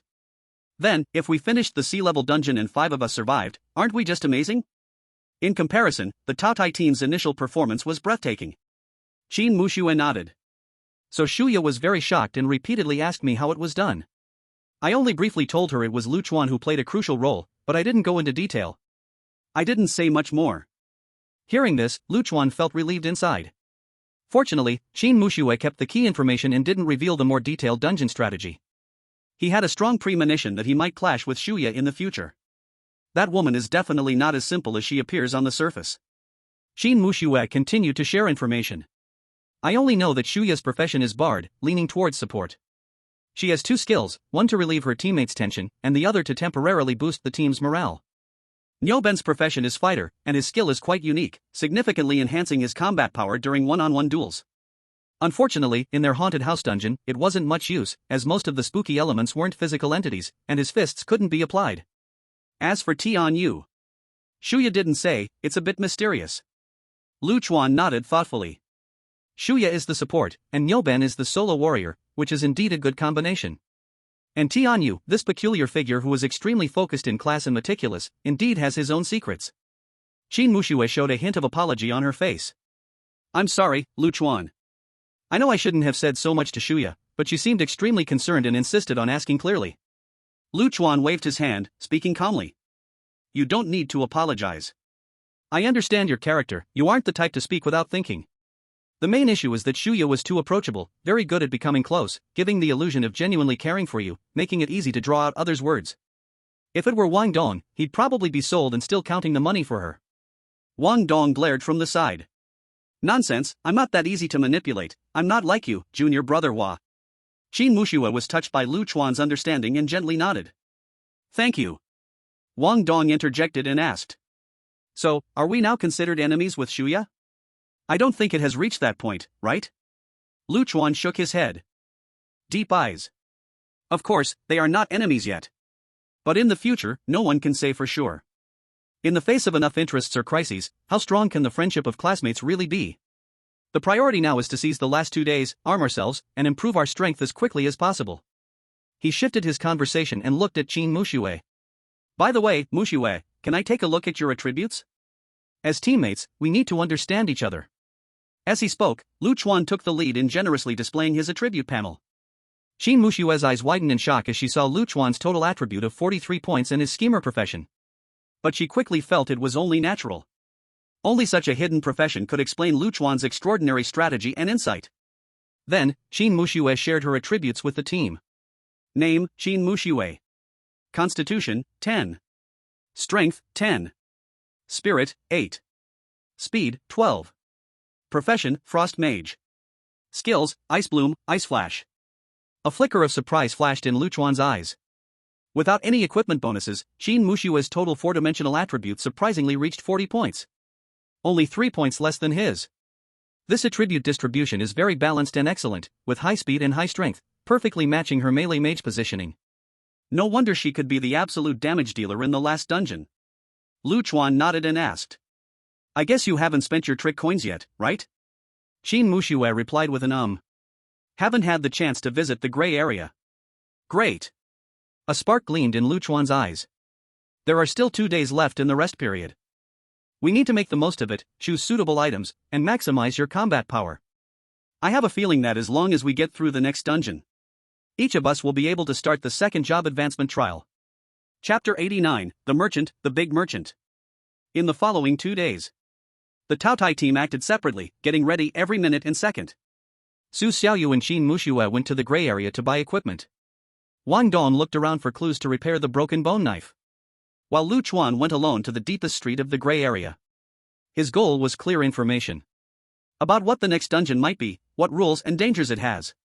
He quickly found that familiar booth. Don't miss it as you pass by. Selling artifacts, 300 each, 3 for 1,000. Specially treats infertility, specifically restrains fear. Treasure Mouse Sun Laosan was indeed still there. He was enthusiastically selling newly arrived goods to a few players in protective suits, spitting as he spoke. Lu Chuan glanced at the booth. The items were mundane, not eye-catching at all. He patiently waited for several players to leave before crouching down. Sun Laosan, with sharp eyes, immediately saw the friend icon over Lu Chuan's head and warmly greeted him. Yo, brother Lu Dao, here to support the business again? Just in time, I just got a new batch of goods, big fruits, juicy, good taste, want to try? Are you selling items or selling big fruits? Lu Chuan shook his head and got straight to the point. Brother Sun, I'm not here to buy items this time, I want to ask you about something. I understand your meaning. Sun Laosan's smile remained unchanged, rubbing his hands, looking like he was in the know. Hey. Selling items is selling information is also selling, it's all the same. In the gray area, there's nothing that I, Sun Laosan, haven't found out. His tone was self-satisfied, and his words flowed smoothly. Lu Chuan twitched his mouth. This Sun Laosan was indeed a versatile merchant. I want to buy some information about the dungeon. It doesn't have to be too difficult, C level or D level is fine, the more detailed the better. Hearing this, Sun Laosan chuckled, speaking with an experienced tone. You've come to the right person. To be honest, I've experienced 6 or 7 dungeons, I know the ins and outs very well. Upon hearing this, Lu Chuan was a bit shocked. 6 or 7 dungeons? This definitely counts as a veteran. But from Sun Laosan, he felt none of the oppressive aura and hostility that he sensed from Zhou Qinlong and Lang Wuyan. Only a heavy sense of mercantilism and cunningness. Old Sun San seemed to see through Lu Chuan's confusion, chuckling as he revealed his secret. I know what you're thinking. Do you think I look really weak? Hey, you're exactly right, let me tell you the truth. Even my second job, the Treasure Mouse trial, was barely passed by spending money and wearing 2 B-level protective items. As for other dungeons, I also spent a lot of money to hire those mercenary teams or big guilds, getting carried like luggage under their arms. Lu Chuan suddenly understood. Indeed, looking at old Sun San's appearance, he didn't seem like someone who could fight. Those members in big guilds who specialize in production or support likely pass dungeon requirements in similar ways. And old Sun San, as a traveling merchant, probably spent money to temporarily join those teams entering dungeons and paid a hefty protection fee. Sure enough, old Sun San continued to complain, his tone exaggerated. Oh, don't look at the high prices of the things I sell, it's all life-saving money. Every time before entering a dungeon, I have to beg and plead, my head gets banged up, and my knees wear out, giving up half of my profits. Ah no, it's half a lifetime of savings just to ask them to take me, this drag. Once inside, I can only hide and can't get any rewards at all. What can I do? Who told me I'm useless? I'm not a knight from the Spark Knight Brigade with a stable job, nor am I an apostle from the Church of the End, I can only buy my life with money. Lu Chuan couldn't help but twitch his mouth again. At first glance, it seemed quite pitiful. But thinking about the high prices of old Sun San's goods, this little hardship felt a lot less significant. A shady businessman is just a shady businessman, really knows how to play the victim. Brother Sun, you're off topic. Lu Chuan interrupted him, his tone urging. I need information, you should understand that I am about to start my next dungeon. Old Sun San slapped his forehead and laughed heartily. It's my fault, I'm getting old and love to ramble. You want dungeon information? It's simple, just join a big organization, they have plenty of information, just spend some merit points to exchange. He examined Lu Chuan and suddenly realized. Oh, I get it. Since you came to find me, you definitely don't want to join an organization, or maybe they look down on you?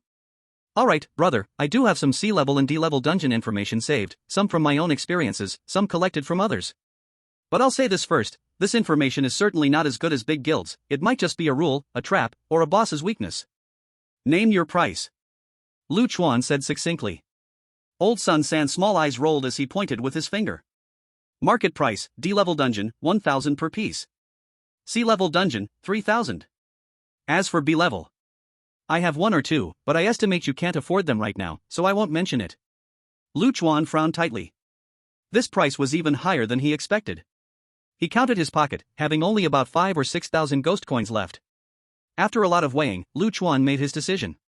If it were Shuya, she might purchase a lot of D-level for safety. But Lu Chuan judged. Given that the first dungeon for the gluttonous squad was C-level and received high praise, the system would likely assign another C-level dungeon next time. Therefore, he had to use his limited funds wisely. Lu Chuan also asked Qin Mushiwei through the channel to send over 2,000 ghost coins. In the end, he paid 8,000 ghost coins. He purchased 2 pieces of D-level dungeon information and 2 pieces of C-level dungeon information. After collecting the money, Old Sun San mysteriously sent 4 encrypted pieces of information to Lu Chuan through the friend function. The content is as follows. 1. D-level dungeon, animal farm. Background: a strange farm where the livestock supposedly need special feed to grow, and buried beneath the farm is a bloody sacrificial secret. Danger: pay attention to the feeding manual provided by the farm owner. Violating the manual will cause livestock riots. Do not easily trust any creatures that claim to be escapees. Reward: items related to growth or mutation. Lu Chuan was shocked. Indeed, you get what you pay for. The information actually listed the dangers and warnings clearly. This information is truly valuable. Chapter 90, his name is Lu Dao? Seeing Lu Chuan silent, Old Sun wore his signature smile and boasted. So, little brother? I didn't deceive you, right? Isn't this an incredible deal? I've been surviving in the gray area, relying on my reputation. If the stuff was bad, selling defective products, those strong teams wouldn't want to take me along as a burden for the dungeon. I'd be tossed out in the wild, fed to the bearman. Lu Chuan nodded, secretly admitting that Old Sun indeed had some skill. The information he obtained was well structured, not something made up on a whim. Unfortunately, this information was like gambling. If he guessed the next dungeon right, it would be worth gold. If he guessed wrong, then several thousand ghost coins would just be wasted. He tucked away his thoughts and said to Old Sunday. Thanks, Brother Sunday. Next time I need something, I'll come find you again. Old Sun couldn't help but grin widely. That's great. Little brother, although you're meticulous about haggling, when it comes to spending money, you don't even blink. You're a person who can achieve great things. I have high hopes for you. He paused, as if doing a big favor, and added. This time, let me give you another piece of information for free. The Starfire Knights are preparing to tackle a large B-grade dungeon and urgently need manpower. You can still join in. Moreover, once you join the team, the system will forcibly synchronize your personal dungeon cooldown with the team's, allowing you to delay a few more days to prepare well. Lu Chuan was taken aback upon hearing this. There was such a trick? But thinking it through, he quickly understood the key. If the dungeon cooldown times for team members were inconsistent, then the synchronization function of the undead contract would be meaningless. In other words, if individuals went into their own dungeons, what's the point of forming a team? No wonder Old Sun could leisurely set up shop here every day. He must have been using this method, constantly spending money to find teams to affiliate with, delaying dungeon times, focusing on his information and item business. Old Sun chuckled and added. This method is good, but there is a cost. The longer you delay, the less you will receive as rewards after completing the next dungeon. Also, you can only delay for at most a week. When time is up, even if you hide in the team, you will be forcibly pulled into the dungeon. Got it, thank you, Brother Sunday. Lu Chuan noted this important information and stood up to say goodbye. Then I will head back first. I estimate I will be in the dungeon tonight. Sun Lao San waved his hand. Go ahead, I wish you success. Brother, I still have to continue my stall. Hope to see you bouncing with energy next time. I really don't want to lose such a major customer like you. Lu Chuan turned around and left, his figure disappearing into the grey mist. However, shortly after Lu Chuan left, several figures stopped in front of Sun Lao San's stall. Sun Lao San habitually raised a warm smile and greeted them. What do you gentlemen want to see? Just arrived, powerful pills, eat like a dragon, strong and fierce. His words abruptly stopped, and his smile instantly froze, turning into fear and flattery. Because standing in front of him was not an ordinary person in a protective suit hiding their identity, but several people revealing their true faces with proud expressions. The leading man, with red hair and a scarred face, was none other than Zhou Qianlong. Sun Lao San's voice trembled in fear. Long, brother Long. Why did you come here? You didn't say a word ahead of time. I could have closed up shop early and welcomed you personally. Zhou Qianlong crossed his arms and let out a sneer. Close up shop to welcome me? I think you want to close up shop and run away. Less nonsense. That kid who bought something from you just now, what's his name? Tell me everything you know about him, honestly. Sun Lao San's heart sank. He thought to himself, this is bad. He never expected that the kid Lu Dao had actually stirred up trouble with the Starfire Knights. And it was Zhou Qianlong, this scourge. No wonder he didn't join the big organization. He must have been blacklisted by the Starfire Knights. Gulp. As soon as Sun Lao-san thought about offending Zhou Qinlong, even being blacklisted by Starfire meant he would never have a team to take him through dungeons again, it would undoubtedly be his death. Sun Lao-san instantly broke out in cold sweat. Sorry, Brother Lu Dao, brother also wants to live. He quickly put on a flattering smile and hurriedly said. Brother Long, you know best. I've long seen that kid with thieving eyes is no good, his name is Lu Dao. Don't worry, he's entering the dungeon tonight, I bet he won't make it through. A cold glimmer flashed in Zhou Qinlong's eyes, and he nodded in satisfaction, turning to instruct his followers. Quickly return to the group and check which brothers are entering C-level and D-level dungeons tonight. I'll reward you heavily. Watching Zhou Qinlong and his group leave, Sun Lao-san wiped the cold sweat from his forehead, silently praying. Lu Dao, oh Lu Dao, don't say I didn't warn you. Offending Starfire, you might find getting a loaf of bread will be tough. When Lu Chuan returned to the safe house, Wang Dong, Qin Mushui, and Su Xiaoyu were all back. Everyone immediately began to share their discoveries from the past 2 days, the atmosphere filled with tension and a hint of expectation. Because tonight, right at midnight, a new dungeon was about to open. Wang Dong spoke first, his tone slightly gloomy. I found out a clue for repairing the shattered bone blade. Either go into the dungeon to find a specific NPC blacksmith, or go look for a forging organization called the Silver Brotherhood. But they don't want ghost coins to fix things, they require some rare materials, where am I supposed to find those? Lu Chuan nodded. This is normal, if B-grade items were that easy to repair, they would be everywhere. Ghost coins are easy to earn, but rare materials are hard to find. This matter cannot be rushed, let's pay attention in the future. Wang Dong sighed, it was all for nothing. On the other side, Qin Mushui and Su Xiaoyu also shared their harvests. Qin Mushui displayed 2 newly purchased pieces of equipment. A pair of silver-white boots with a sleek design and tiny wings at the top, wings of the wind, C-grade. The effect is to increase movement speed, with the active skill glide allowing brief gliding in the air. The other piece is a ring, set with a gem that resembles a snowflake ice crystal ring, D-grade. The effect is simple and practical, mental attribute +2. Lu Chuan looked closely and praised. Great choices, both are very suitable for you. His gaze swept across his fully equipped teammates. In a deep voice, he spoke. Everyone is almost ready, we're going to enter the next instance tonight. From my judgment, the difficulty of this instance is at least grade C. Hearing the term grade C, the relaxed expressions on the faces of several people disappeared, replaced by seriousness and gravity. They fully understood the dangers of a grade C instance, the blood-soaked feast was still vivid in their memories. Wang Dong took a deep breath to encourage himself. Let's go. We'll enter, who's afraid? It's just the right time to test out the new gear. Lu Chuan nodded slightly and suddenly seemed to remember something, looking towards Qin Mushui. Calculating the time, Shuya and the others should be entering the instance soon. Has she not contacted you? Qin Mushui's eyes darkened as she shook her head. Not a single message since yesterday. Clearly, her refusal to join Xinghua had created an irreparable rift between the two. Lu Chuan chose not to say anything more. Some gaps, once formed, cannot be easily closed. At that moment, a notification sound echoed in the minds of the four. 3210 rest time is over. Preparing to enter the next instance in 60 seconds, please get ready. The next second. Almost simultaneously, the team mark of the Taotai appeared on the back of their right hands, emitting a blinding red light, filled with ominous energy. The system notification followed closely. Detected that you have formed a fixed team Taotai. This time the instance will teleport the team, the 4 members will enter the same instance. What a show! The necromancer contract really works. Wang Dong excitedly raised his fist, teamwork was undoubtedly much safer than solo adventures. However, just as the countdown to teleportation was about to reach 0, right before the white light enveloped the 4, Lu Chuan's friends list suddenly trembled. A message from Sun Lao-san popped up, short and concise, just 4 big words. Be careful of Xinghua. Lu Chuan's pupils shrank. His heart rang alarm bells. The shrewd and calculating Sun Lao-san would never send such a warning without reason. Could it be that? Before he could think further, the teleportation power descended. The 4 were swallowed by white light, disappearing from the safe room. Chapter 91, Grade C Instance Corpscu Village. Consciousness sank like a stone into the sea. Then in a moment, it was yanked back forcefully. Who? Lu Chuan opened his eyes, gasping for breath.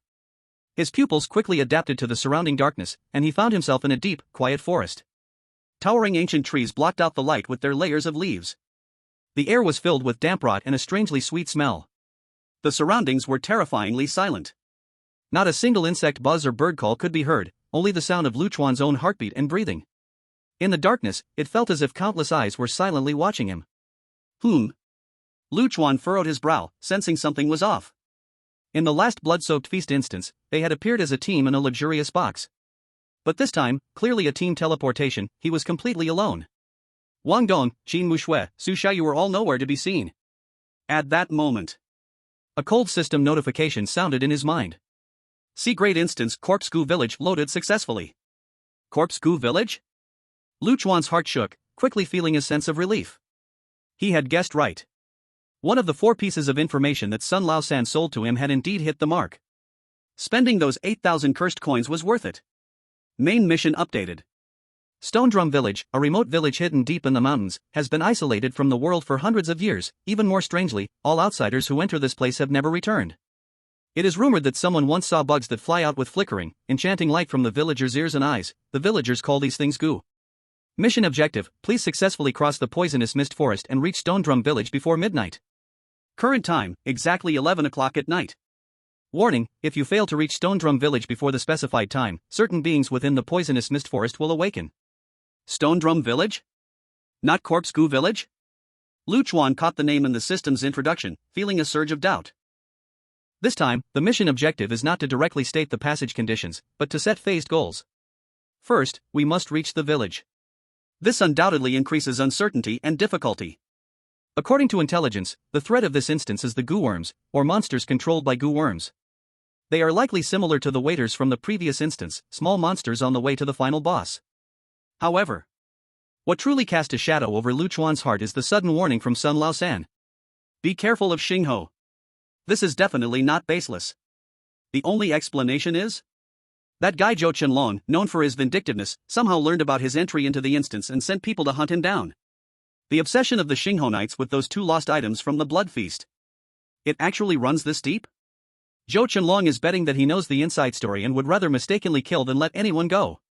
Luckily, I just spent a large sum at Sun Lao San's. This guy, for the sake of the creepy currency, still has some human feelings and reminded me, this VIP customer. Truly, money can make ghosts push mills. Lu Chuan sneered in his heart while also remembering this favor. At least he was now mentally prepared. Just then, the Taodai mark on the back of his right hand suddenly heated up, glowing a scarlet light. Following that, Qin Mushua's unique cool voice, tinged with a hint of tension, sounded in his mind. Lu Chuan, where are you? I got separated from everyone. Lu Chuan immediately focused his mind and responded through thought. It's not that we got separated, but the teleportation mechanism split us up. Don't worry, since we can contact each other through the team channel, it means we aren't too far apart. We're likely all in this poisonous forest. Try to contact Xiaoyu and Wang Dong. Soon, a timid voice from Su Xiaoyu came through the team channel. Brother Lu Chuan, it's really dark here, I'm so scared. And Wang Dong's rough voice shouted. Lu Chuan, what kind of damn place is this? We've been walking for ages and haven't seen anything. Also, those trees are ridiculously tall, we can't see any trace of a village. Lu Chuan analyzed calmly. Don't panic. This poisonous forest likely has an effect that interferes with perception, affecting our vision and sense of direction. The communication range of the dead spirit contract is 500 meters, since we can talk normally, it proves that we're not far apart. The current goal is to cross this forest within an hour and reach Shirgu village. He paused and decided to share information. I have some information about the instance, and I'll send it to the team channel for you all to look closely. After he shared the intelligence he had bought from Sun Lao San, there was a moment of silence, and then the team channel exploded. Wang Dong was the first to shout. Wow, Brother Chuan, you're amazing. How did you even get this? With this, aren't we ahead of others by countless measures? Qin Mushua's voice also carried surprise. Lu Chuan, how did you know in advance that this time we are in the Corpscu village instance?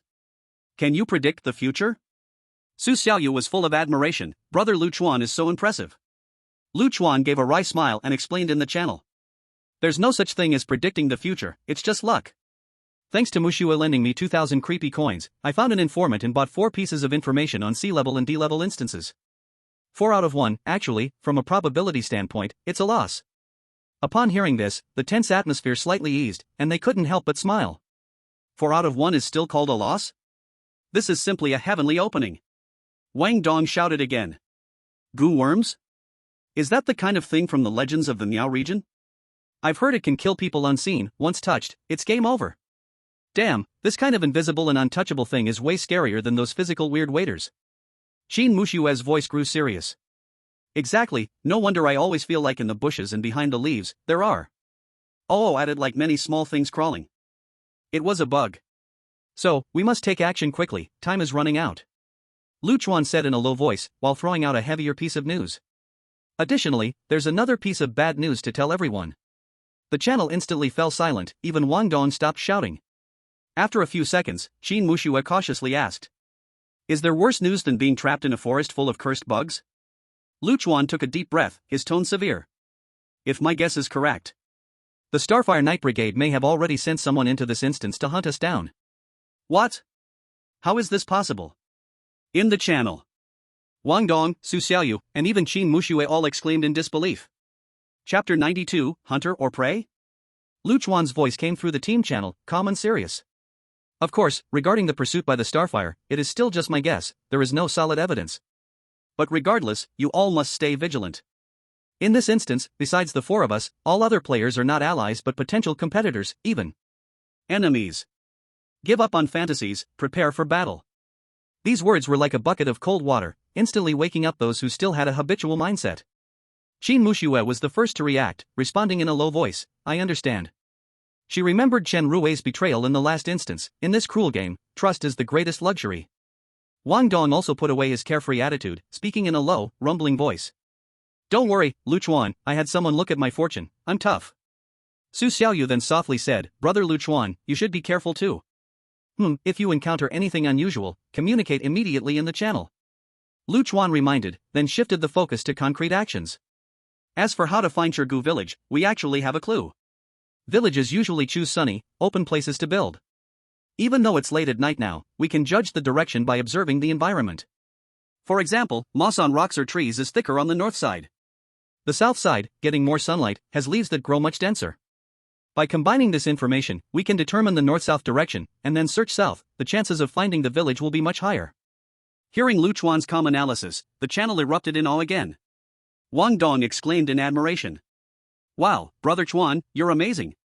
Choosing you as the captain was definitely the right decision, you can think of such details. Su Xiaoyu also said with full reliance. Brother Chuan is so impressive, I was just worried about finding the way. Qin Mushue's voice carried a tone of confirmed validation. Chuan, you're right. I just carefully observed the surroundings and indeed noticed the branches and leaves on the southern side are significantly thicker than those on the northern side, and the difference becomes more obvious as you go in a certain direction. The direction should be correct. Chuan smiled faintly, providing no further explanation. This was knowledge he had patched up about outdoor survival during the break, he didn't expect it to come in handy so soon. At the same time, he felt lucky. After the lesson from the last instance, they had all stocked up on basic food and water in their personal spaces. Otherwise, in this strange forest, they would all have to cosplay as Bear Grylls.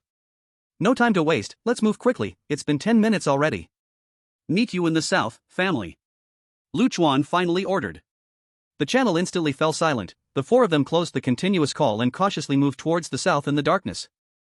Chuan took a deep breath of the cold, damp, strange air in the forest, clenched his fists, and started to move.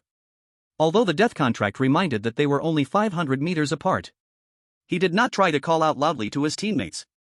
That was because the system clearly warned that certain beings in the poisonous mist forest would awaken after midnight. This meant they were currently in a state of sleep or stealth. Any loud noise could potentially disturb them prematurely, bringing unnecessary danger. This is just the first phase of the copy task, the difficulty is very low, there is no need to complicate matters. However, horror games never let you feel safe for too long. Just as Chuan walked less than 100 meters along the direction he judged, passing a cluster of bushes that emitted a terrible stink. Buzz. Spider senses. A warning suddenly echoed in his mind. The foul wind surged up behind him. Chuan's pupils shrank, and his body instinctively lunged and rolled. Puff. A body that reeked of decay brushed against his back and crashed heavily onto the spot where he had just stood. Ha! Chuan quickly turned around, steadying himself, and gazed intently. The corpse seemed to have been dead for some time, its skin is sickly bluish-black, most of the flesh already rotting away, revealing its ghastly white bones, with only one arm left oddly twisted. What was even more spine-chilling was, in the hollow chest of the corpse, right where the heart should be, there lay a bug the size of a thumb, a dark red color, like a flea magnified several times. The surface of the bug was covered in disgusting red patterns, emitting a striking yellow light. A cold system prompt appeared. Encountered E-level anomaly, blood corpse goo. Description: a goo bug that lives in decaying corpses, capable of controlling the corpse's movements, hunting living creatures, and feeding on their fresh flesh and life essence to nourish itself, constantly seeking a new host. Blood corpse goo? This is simply a parasite. Chuan felt a chill in his heart. At that moment, the corpse controlled by the goo bug actually began to rise again in a grotesque posture that defied physiology. Its rotten eye sockets gazed at Chuan. It opened its mouth, leaking black liquid, producing a silent roar, and lunged at him once more. Meanwhile, on the other end of the poisonous mist forest, a figure silently rose from the waist-high grass. He wore a special military green combat suit, with multifunctional yellow goggles on his face, and a neat little braid tied at the back of his head, exuding an air of competence and danger. Surveying his surroundings, the corners of his mouth curled into a confident arc as he murmured, "Sea level copy Blood Goo Village. Good luck. There just happens to be this strategy and danger point tips in the guild warehouse. It seems that clearing this copy won't be a big challenge for our owl team." He raised his wrist, revealing a glowing emblem of intertwined flames and stars on his right hand. It was the symbol of the Starfire Knights. The emblem projected a small communication interface, and two voices came through. One voice was hoarse and grating, like sandpaper rubbing together. "Owl, have you confirmed the location? This damn forest is so foggy." The other voice was laced with a hint of laziness and charm, a woman's voice. "Owl Captain, according to intelligence, we should be in the poisonous mist forest. We need to cross this forest to reach Goo Village, the main quest location, which is our target, Blood Goo Village." The man called Owl was the captain of this three-person team. He calmly replied, "Thorn, Lioli, do not be impatient. We have the advantage of intelligence and can avoid most dangers to get through easily. If things go wrong, we still have the lifesaver rope as a backup. The primary task now is to confirm whether the person named Long is in this copy." The charming voice of Lioli chuckled softly, her tone filled with greed. "Hee, Brother Long offered a high price for a B-level item. Just to find a newcomer? It seems this kid is hiding quite a secret." The cold voice of Thorn interrupted, "Who cares what secret it is? If we provoke Starfire, even the biggest secret will be taken to the grave." Owl interrupted his subordinate's chatter and commanded, "All right, let's move. We will meet at Goo Village. You two, don't capsize in the ditch." Lioli responded with a playful laugh, "Yes sir, Captain." Thorn simply coldly huffed, and the communication was subsequently cut off. Owl scanned the perilous dark forest through his goggles. Like a falcon searching for prey. The hunt has begun. Chapter 93, Ghost Wall? Monster spawn. Crack. A crisp sound echoed. Chuan flipped his hand, revealing a weapon. One side serrated, the other sharp-edged, about 30 centimeters long, resembling a dagger, light and easy to use, was actually an M9 multi-purpose bayonet. Held in his hand, it was just the right size. Facing the blood corpse lunging at him, the seemingly ordinary weapon easily sliced through the corpse's leg joint. The corpse was already decaying terribly. Thud. It could barely move thanks to the power of the cursed insect. With a broken leg, it lost balance and fell heavily to the ground. The remaining arm flailed uselessly forward, but could no longer reach Chuan. Chuan glanced at the military dagger in his hand. M9 bayonet, D-class. This D-class item was a gift from Sun Laosan during the last trade, its effect straightforward and brutal, strength +1. For Chuan, who had a low strength attribute and mainly relied on intelligence and spirit, it was just right as a self-defense weapon. If he had to buy it himself, he wouldn't have spent the money. But as a gift, it was more than enough to deal with such slow-moving E-class creepy crawlies. Without any hesitation, Chuan swung down the dagger, directly severing the still-twitching rotten head. However, at this moment, the real threat finally revealed itself. Buzz. The blood corpse bug, which had been lurking within the corpse's chest, let out a sharp screech as the host was destroyed. A thumb-sized dark red bug suddenly spread its wings and soared into the air. Transforming into a red light, it dashed straight for Chuan's face. Chuan's eyes narrowed, there was no way he would let it succeed. He did not want to become the next mindless corpse of this disgusting insect. He focused his spirit intensely, watching that red light rapidly enlarging in his pupils. Just as the blood corpse bug was about to pounce on his face, he flicked his wrist, the bayonet glinted coldly. Swoosh! The blood corpse bug was precisely sliced in half mid-air. At the same time, Chuan quickly stepped back to create distance. Sure enough, the shattered blood corpse bug suddenly exploded, splattering large amounts of thick, highly corrosive dark red liquid. It corroded the ground, sizzling and raising wisps of white smoke. TSK, just as I thought. Outside, the brighter an object is, the more poisonous it often is. What did they say? The red umbrella and white handle together on the long board. Chuan felt a lingering fear. The system prompt timely chimed in. Killed E-class creepy crawly blood corpse bug, earned 200 weirdo coins. Only 200? Chuan was slightly taken aback. How could it be so little? He remembered that when he killed a waiter in Romantic, it was at least 500. But soon, Chuan understood. The waiter was a proper monster, while the blood corpse bug was merely a parasite. Even someone like him, who primarily focused on spirit, could easily slaughter it.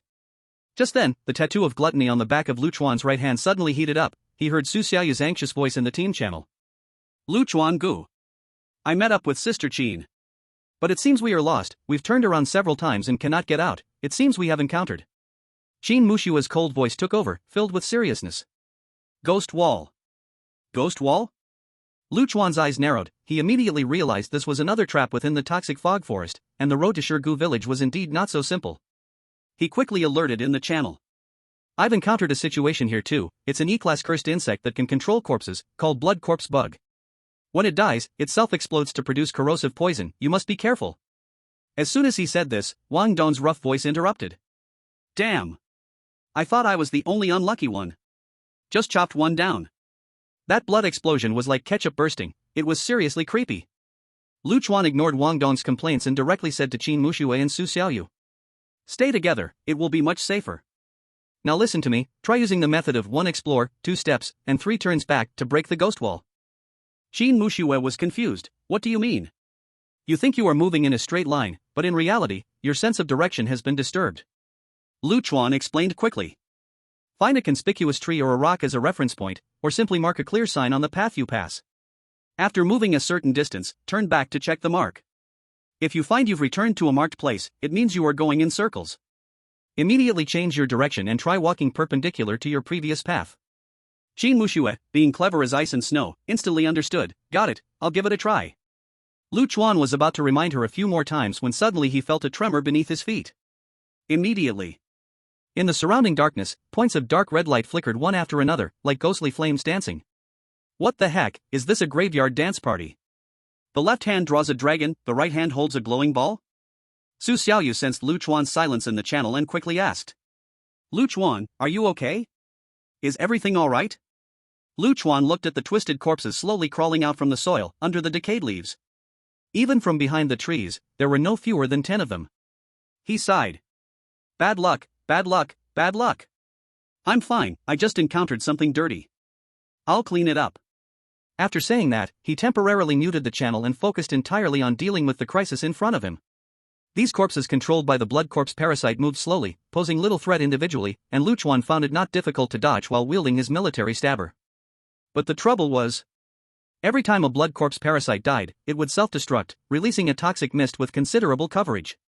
Once surrounded, there would be very limited space to evade. Can't go head to head. Chuan's mind raced, his gaze sweeping across his personal space. Suddenly, a smile curved at the corner of his mouth. He no longer held his ground but began to move quickly in one direction. Buzz. The blood corpse parasite sensed the presence of living beings and immediately howled, lurching towards him, like iron filings drawn to a magnet. Just as they were about to surround him, Chuan stopped and turned to face the chasing zombies. A few corpses in the front stumbled in their steps. As if a mouse had stepped onto a trap, their movements suddenly became stiff. Upon closer inspection, the ground beneath them had unknowingly been covered with a transparent but highly sticky liquid. It was the vortex glue made by the vortex egg beater. Although it could only be used 3 times a day, applying it at this moment was exceptionally effective. The corpses behind, unaware of what happened, continued pushing forward. As a result, they too were trapped by the sticky liquid, momentarily like the zombies in Plants vs. Zombies being blocked by walnuts, huddled together. Buzz buzz buzz. The parasitic blood corpse parasites were infuriated at the sight. They all detached from their immobilized host corpses and took to the air, transforming into dozens of deadly red streaks of light, emitting a spine-chilling buzz, like a swarm of deathly bees. They charged fiercely at the lone Chuan. They actually gave up control and chose to directly parasitize. Just as the swarm was about to overwhelm Chuan, he remained still, even wearing a slight smile of triumph on his face. He calmly took out a few yellow talismans with cinnabar runes from his personal space.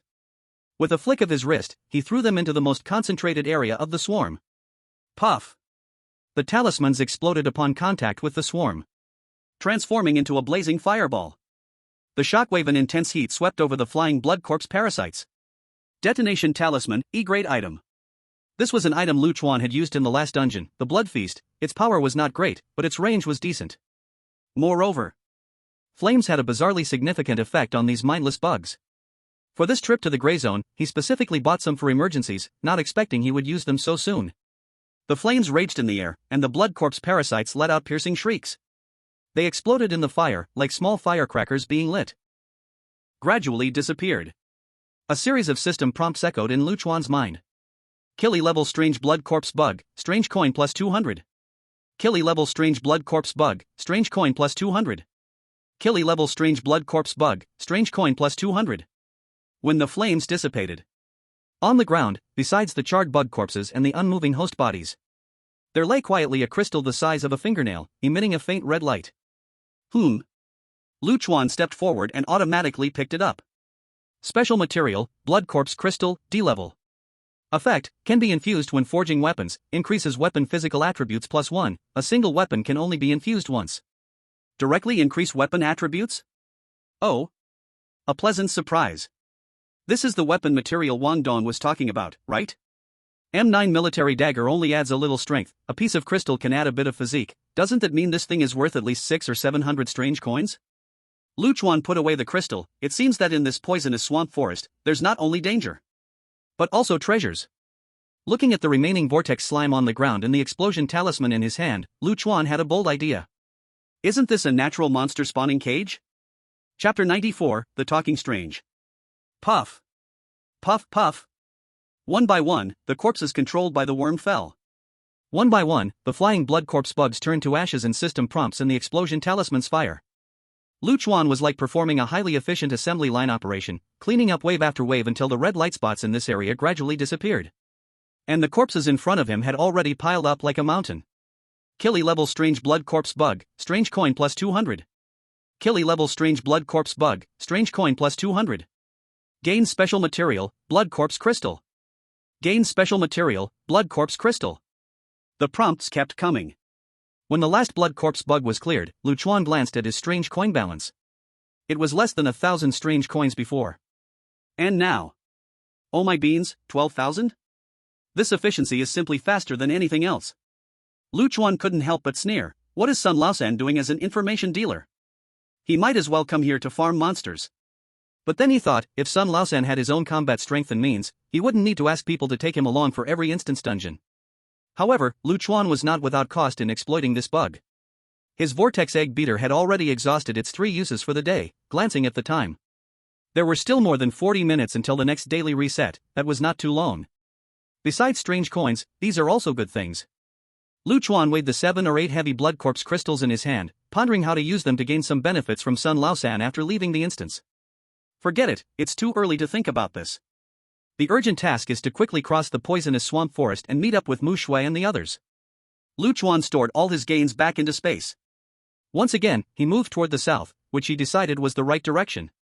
Sure enough, after this, he encountered no more harassment from blood corpse bugs. Could it be that I wiped them out? Lu Chuan was a bit amused, but that was undoubtedly a good thing. The team channel had been very quiet. Surely Qin Mu Shui and the others had also solved their troubles. Now everyone's goal was one: to reach the village within the specified time. However, the deeper they went into the forest, the stronger Lu Chuan's feeling of being watched became.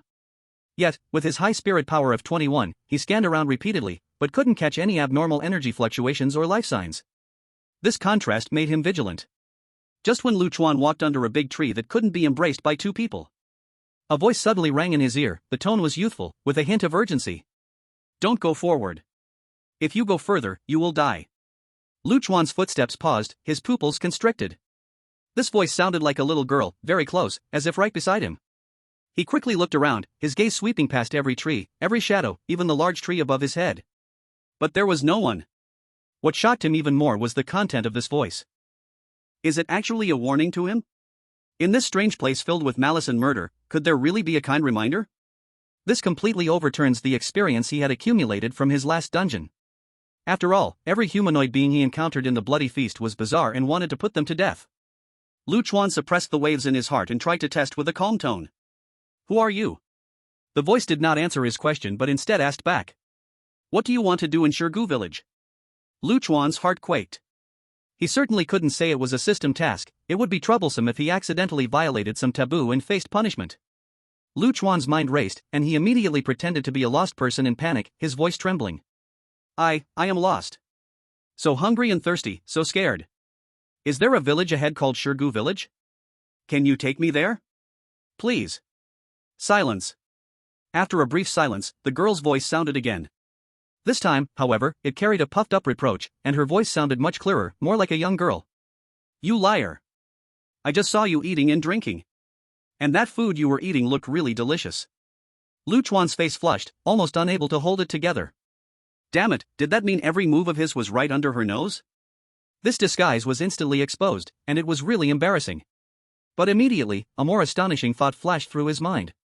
From the beginning of clearing the blood corpse goo to now, he had walked at least 1,000 or 2,000 steps. This meant that this invisible girl had an observation range far beyond normal players, possibly covering the entire toxic forest. This was absolutely not something an ordinary second transfer player could do. Could it be, she is not human at all? But a strange being?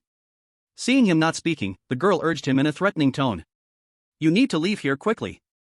There are truly more dangerous things ahead than blood insects. I'm not lying. Hearing the name blood insect, Lu Chuan's heart stirred. It seems she is familiar with the blood corpse goo. Since she seems not to harbor ill will, Lu Chuan decided to be a little more honest, sighing with a tone of apology. I'm really sorry, I just lied to you. In a place like this, I have to be careful, afraid of running into bad people. The girl immediately refuted, her voice somewhat aggrieved. A Bai is not a bad person. A Bai? Lu Chuan quietly noted down this name. He took the chance to continue. A Bai, actually. I came to find a friend. Based on their speed, they should have already arrived at Shirgu Village, but I got separated from them and am very worried about them. Hearing this, A Bai was clearly taken aback, her tone carrying surprise and a bit of pity. When did your friends come? If it was a month ago, then they might have. She didn't finish, but the meaning was clear. Lu Chuan immediately seized the opportunity. No, not a month. They came an hour ago. They are definitely still alive. He was secretly amazed. This Abai was indeed from Shirgu Village. And she could even clearly remember the arrival times of different batches of players? This was completely inconsistent with the usual settings where dungeon NPCs reset their memories. This Abai is absolutely not simple. Abai seemed to breathe a sigh of relief. Oh, then that's good, they should be fine. Well, you didn't lie, just now, there were indeed a few outsiders who entered the village. But I still advise you not to go looking for them. Having come this far, how could Lu Chuan give up? He immediately threw out the bait. Abai, can you take me to the village? I can share my delicious food with you. As he spoke, he took out a few soft and tasty-looking cream breads from his personal space. These were supplies he bought in the gray zone and served as a type of item. Cream bread, E-level. Effect, provides a little fullness after eating, but somewhat greasy. Gulp. It seemed that the air carried the sound of swallowing. Abai hesitated for a while. In a low voice, he said. Then, okay. But you must stick close to me, and, you can only watch from afar, you can't come near me. Deal. Lu Chuan felt certain in his heart, it seemed that such a good-looking and delicious meal would work on little girls in any world. Before he finished speaking, a strange scene appeared. Suddenly, a sound of oowed came to Lu Chuan's ears, and then the flowers and plants on the ground all fell to the sides as if pressed by a strong wind. Gradually, this force moved further away. In the end, it actually went in a certain direction. Lu Chuan was shocked and gulped deeply. He could assert that this Abai, no matter how strange, wouldn't be below sea level. I seem to have met someone incredible with bread. Chapter 95, sorry, I'm late. Meanwhile, at the other end of the poison fog forest. Get the hell away from me! Wang Dong roared, swinging his bone-breaking knife with a whoosh, shattering a blood corpse worm that crawled out from under the rotten leaves. The dark red poison burst open, and he stumbled backward to dodge it. Damn, why is this creepy thing like a sticking plaster? I can't shake it off. And there's a whole swarm coming.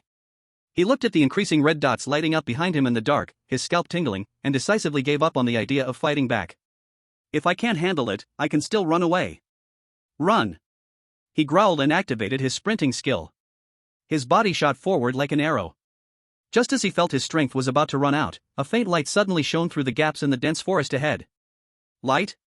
Is it a village? Shirgu Village? Wang Dong was overjoyed and unleashed his final strength to accelerate towards it. When he burst out of the suffocating dark forest and stepped onto a relatively open patch of hard ground. Buzz. Those blood corpse worms chasing after him seemed to crash into an invisible wall, emitting unwilling screams before slowly retreating into the darkness. The system notification timely rang out. Successfully crossed the poison fog forest, arrived at Shirgu village. Wang Dong. A familiar voice filled with surprise came from nearby. Wang Dong looked up and saw Su Xiaoyu waving at him not far away, with the cold-faced Qin Mushue standing beside her. He hurried over, gasping breathlessly with lingering fear. Damn, you wouldn't believe it. It was so scary just now, a whole bunch of zombies were chasing after me. Luckily, I was a track team member, my title as the Bolt of the senior class wasn't given for nothing. Qin Mushue and Su Xiaoyu exchanged glances, both seeing confusion in each other's eyes. Although they encountered problems on their way here, it was mainly due to the bizarre ghostly walls and not a horde of blood corpse worms. It seemed everyone had different experiences in the poison fog forest. Su Xiaoyu eagerly asked. Wang Dong, when you came, did you see Lu Chuan go? Mentioning Lu Chuan. Even the usually calm Qin Mushue showed concern in her eyes. Wang Dong shook his head and wiped the sweat off his forehead. I didn't see him. Strange, with Lu Chuan's brain, he shouldn't be slower than us, right? Wait, could it be that he? He didn't finish his sentence, but everyone understood the implication. Su Xiaoyu's face turned pale, her voice cracking. We haven't been able to contact him. And there's less than 5 minutes until 12. Wang Dong was stunned and then noticed that the system time had already jumped to 23:55.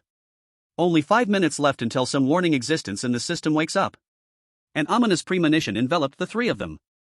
At that moment, a calm, almost indifferent female voice came from beside them. It seems your friend is in great danger. Wang Dong turned his head and saw 3 other people standing not far away. A dark-skinned, robust man dressed in simple leather armor. A tall, slender man with metal ring weapons on both hands. And the woman who just spoke, dressed in a purple robe, ordinary-looking, and with her eyes closed. It was clear they were the other teammates in this instance. Wang Dong suddenly flared up with anger, shouting. Stop talking nonsense. Our captain is the cleverest, smarter than anyone else. How could we possibly fall in such a broken place? Su Xiaoyu and Qin Mushue also frowned, feeling disgusted with the gloating attitude of the strange players. The blindfolded woman still spoke in a calm tone. Believing or not, it is all determined by fate. How can mortals resist fate? The skinny player next to her immediately chimed in. He, I know it's hard for you to accept, but Ningyu's ability is to sense the life fluctuations within 100 meters. And you? He pointed at Wang Dong.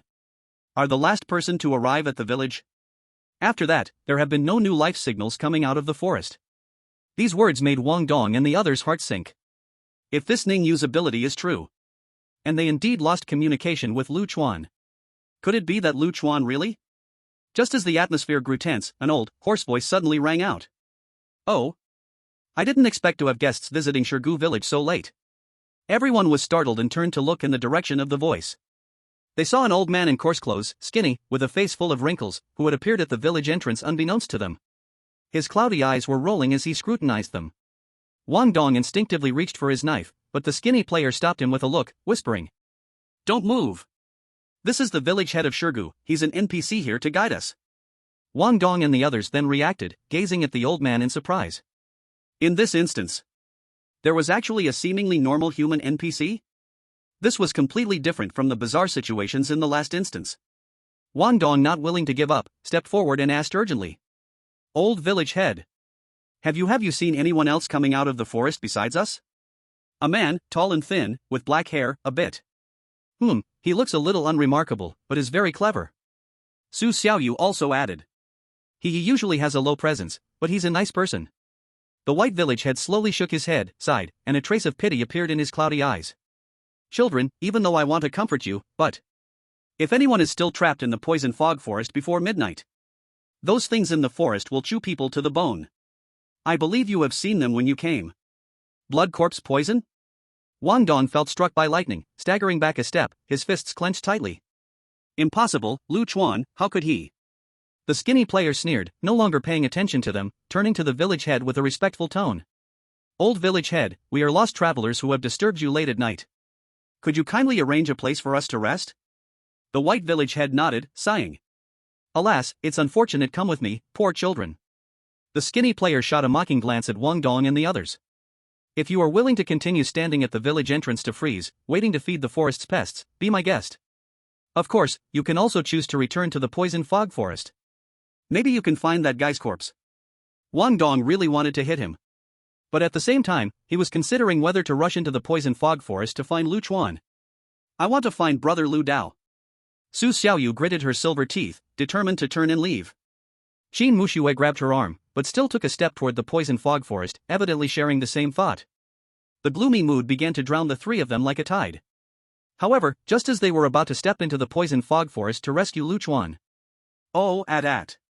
Rustle. A strange sound came from the direction of the poison fog forest they had just come from.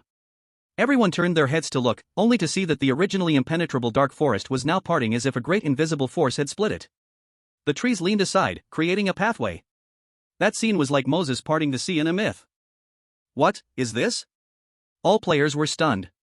What shocked them even more was that the old village chief, who had always worn a blank expression, suddenly changed his face at the sight of this phenomenon. Thud. He actually bent down violently. With utmost sincerity, he knelt towards the newly opened path, calling out in a trembling and reverent voice. Your Highness, it is the arrival of Your Highness. We welcome Your Highness. Your Highness? The players looked at each other, alarms ringing in their hearts. What the hell is this? This is clearly a sign of a boss-level strange appearance. And looking at the terrifying change in the color of the world, it must be a tough opponent. Lin Lei, get ready for battle. The thin man glanced at the silent strong man behind him and then the rings on his wrists began to glow. It seemed to be some kind of skill charging up. Under the nervous, fearful, and confused gazes of everyone, a figure slowly stepped out from the forest, moving slowly. However, when Su Xiaoyu saw the face of the person under the moonlight, she widened her eyes in disbelief, both shocked and delighted. Lu. Brother Lu Dao. Without a doubt, the person was Lu Chuan. Although he was a bit dirty with soil and grass, looking somewhat disheveled, he was obviously unharmed. What was even more shocking was, behind him, in the depths of the parted dark forest, there seemed to be a pair of huge, cold eyes, quietly watching everything at the village entrance. Occasionally, there were creaking sounds, like the sound of chewing bread. Sorry, I'm late. Chapter 96 Stone Drum Village. Lu Chuan slowly stepped out of the darkness, instantly attracting everyone's attention. Wang Dong was first stunned, then he let out a big boisterous laugh, slapping his thigh hard. Damn it, old Lu. You scared the hell out of me. You didn't even reply to the messages, we thought you got lost in the woods. He was so excited that he almost shouted out the real name. Fortunately, he hit the brakes in time. Su Xiaoyu's eyes turned red. Regardless of anything, she ran up and hugged Lu Chuan's arm, rubbing against it. Lu. Brother Lu Dao. We were so worried about you, it's just great that you're okay. Even the usually aloof Qin Muxue, though she only slightly nodded, her tightly furrowed brows quietly relaxed, clearly relieved. Lu Chuan smiled, ruffled Su Xiaoyu's hair, and spoke lightly. How could anything happen to me? I just ran into a small situation, and it took a little time. Wang Dong laughed heartily, patted Lu Chuan's shoulder, and proudly turned to the three unfamiliar players. Especially at the thin one. Then he made a middle finger gesture. Did you see that? You punk! I already told you our captain is fine. You think everyone is like you, as thin as a stick, blown over by the wind? The thin man had just mocked that Lu Chuan was definitely dead and even asked Wang Dong to retrieve his body. At this moment, these words became slaps, hitting his own face. You! Humiliated in front of everyone, his face instantly turned ashen. The metallic rings on his hands buzzed with light, about to explode. Zhao Liang. Ningyu, who had been closing her eyes and silent, suddenly spoke, her voice calm but carrying undeniable authority. Stop. Zhao Liang seemed to be choked, his movement stiffened, he glared at Wang Dong and Lu Chuan unwillingly, restraining his breath. But the wariness and hostility in his eyes showed no signs of diminishing. Lu Chuan's entrance was too bizarre, completely beyond their understanding of sea-level instances. Logically, this level of power should not appear here. Ningyu turned towards Lu Chuan, although her eyes were tightly closed, it seemed as if she could clearly see him.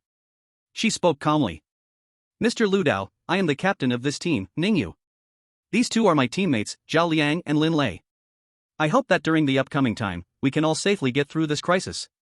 She paused, adding a meaningful line. I see a hint of unusual vitality in you. After saying that, she said no more and turned to walk towards the village. Zhao Liang and Lin Lei immediately followed. Lin Lei had not spoken a word, just silently glanced at Lu Chuan. Wang Dong muttered a few words at their backs. Mysterious and strange, Riddleman. But Lu Chuan frowned slightly. Just now, while Ningyu was talking, he tried to test the other person with his mental power, but was rebounded by a gentle but firm force. This woman's mental attribute is definitely not low. Her last sentence. Was it a gesture of goodwill, or a warning? At this moment, the path behind Lu Chuan, which had been divided, quietly closed like it was alive. It returned to the previous impenetrable darkness. The old village chief, who had been kneeling on the ground, finally stood up shakily, bowed towards the forest again, and murmured, "Congratulations to the madam's holy presence." Then, he turned to Lu Chuan, and on his originally numb and stiff face, a slightly unnatural but respectful smile actually squeezed out. "Young man, you are truly a blessed person. To meet the White Madam in the Poison Mist Forest. The White Madam is the guardian deity of our Shirgu village, kind-hearted, and often saves distressed travelers. Fortunately, your life is not doomed, and you have encountered the Madam's grace, otherwise, by midnight, you would truly be buried in the forest." Wang Dong perked up when he heard this, raised his eyebrows, and elbowed Lu Chuan. "Not bad, Captain? Meta goddess. What does she look like? Is she pretty?" Lu Chuan understood in his heart, it seemed that the woman A-bai was the White Madam. But he put on just the right amount of confusion and shook his head. "Old village chief, I didn't see any White Madam. I don't know why the forest suddenly split, I just followed the path and walked out." Hearing this, the village chief's smile became a bit more natural, and he nodded. "Ahem, that's right. The madam is a spirit, it's impossible for ordinary people to easily see her true form. But it doesn't matter, you can live to come out, that's a huge blessing. Come, don't just stand outside, it's cool at night. I will arrange accommodation for you." As Lu Chuan followed the village chief into the village, he secretly observed. He noticed that the village chief was unusually skilled in arranging accommodation for guests arriving suddenly at midnight with quite a number of people, as if it was a common occurrence. This is definitely not a reaction that a remote mountain village should have. Although this may be a fixed procedure set by the script, every detail in a horror game hides danger. There can never be meaningless flaws. This village exudes strangeness everywhere. The village chief took the four of them to a courtyard at the edge of the village, arranging two adjacent earthen houses, perfectly separating the men and women. He pointed to an old wooden table inside the house and said, "It's so late, there's not much food in the village. I prepared some buckwheat pancakes and rice soup for you, it's enough to fill your stomach. If there's anything, we'll talk when it's bright tomorrow." After saying this, he hunched over and disappeared into the night. The four entered the room of Lu Chuan and Wang Dong, looking at several buckwheat pancakes emitting a faint moldy smell, and two bowls of rice soup that could almost reflect a shadow, exchanging glances. An eerie silence pervaded the air. Wang Dong rubbed his stomach and boldly reached for a pancake. "Hey, this old village chief looks scary, but he's surprisingly down to earth. These pancakes smell pretty good, let me try." Before his hand touched the pancake, it was slapped back by Qin Mushue beside him, sending the pancake to the ground. "What are you doing?" Wang Dong said, a bit speechless. Lu Chuan spoke coldly, his tone serious. "Wang Dong, have you forgotten what the first rule in the intel I sent you was?" Wang Dong was stunned, subconsciously recalling. "Do not consume any food or drink provided by the villagers." "That's right." Lu Chuan pointed at the pancakes and soup on the table. "If I'm not mistaken, these things are likely tainted with something that is poison." Wang Dong trembled in fear. Suddenly retracting his hand, he cursed in fear. "Damn it, a beast with a human face. I just thought he was a good person," Lu Chuan said in a deep voice. "Of course, this is just my guess. But intelligence is experience bought with lives, it is better to believe it exists than not. Moreover, don't you find it strange? It's just past 12, yet the entire village is in dead silence, with every home dark and closed, not a hint of light or sound to be found. Look at village chief Bai's clothing, though it's made of coarse cloth, the style is clearly modern. What kind of rural place goes to bed so early, so completely quiet, at night?" Qin Mushue interjected, her voice cold. "There are only two possibilities. Either there is a village rule that absolutely forbids lighting lamps or making noise at night, to avoid attracting the creatures from the toxic forest." Su Xiaoyu hugged her arms, her voice trembling slightly, continuing the last part. "Or they are not human at all, but monsters." As her words fell, the room fell into dead silence. The moonlight spilled in from outside, casting distorted shadows of the four onto the ground. The chill in the air seemed to grow heavier. Chapter 97, Main Quest Updated. "By the way, Lu Chuan." Qin Mushue broke the silence in the room, looking at Lu Chuan. "What exactly happened in the forest just now? What is this by Nyang Nyang that the village chief mentioned? The information you bought didn't mention this existence at all." Compared to Su Xiaoyu's worries and Wang Dong's rashness, Qin Mushue's thoughts were more meticulous. Since they couldn't foresee the unknown danger, they must dig out as many clues as possible from the known information. Lu Chuan nodded, his expression serious.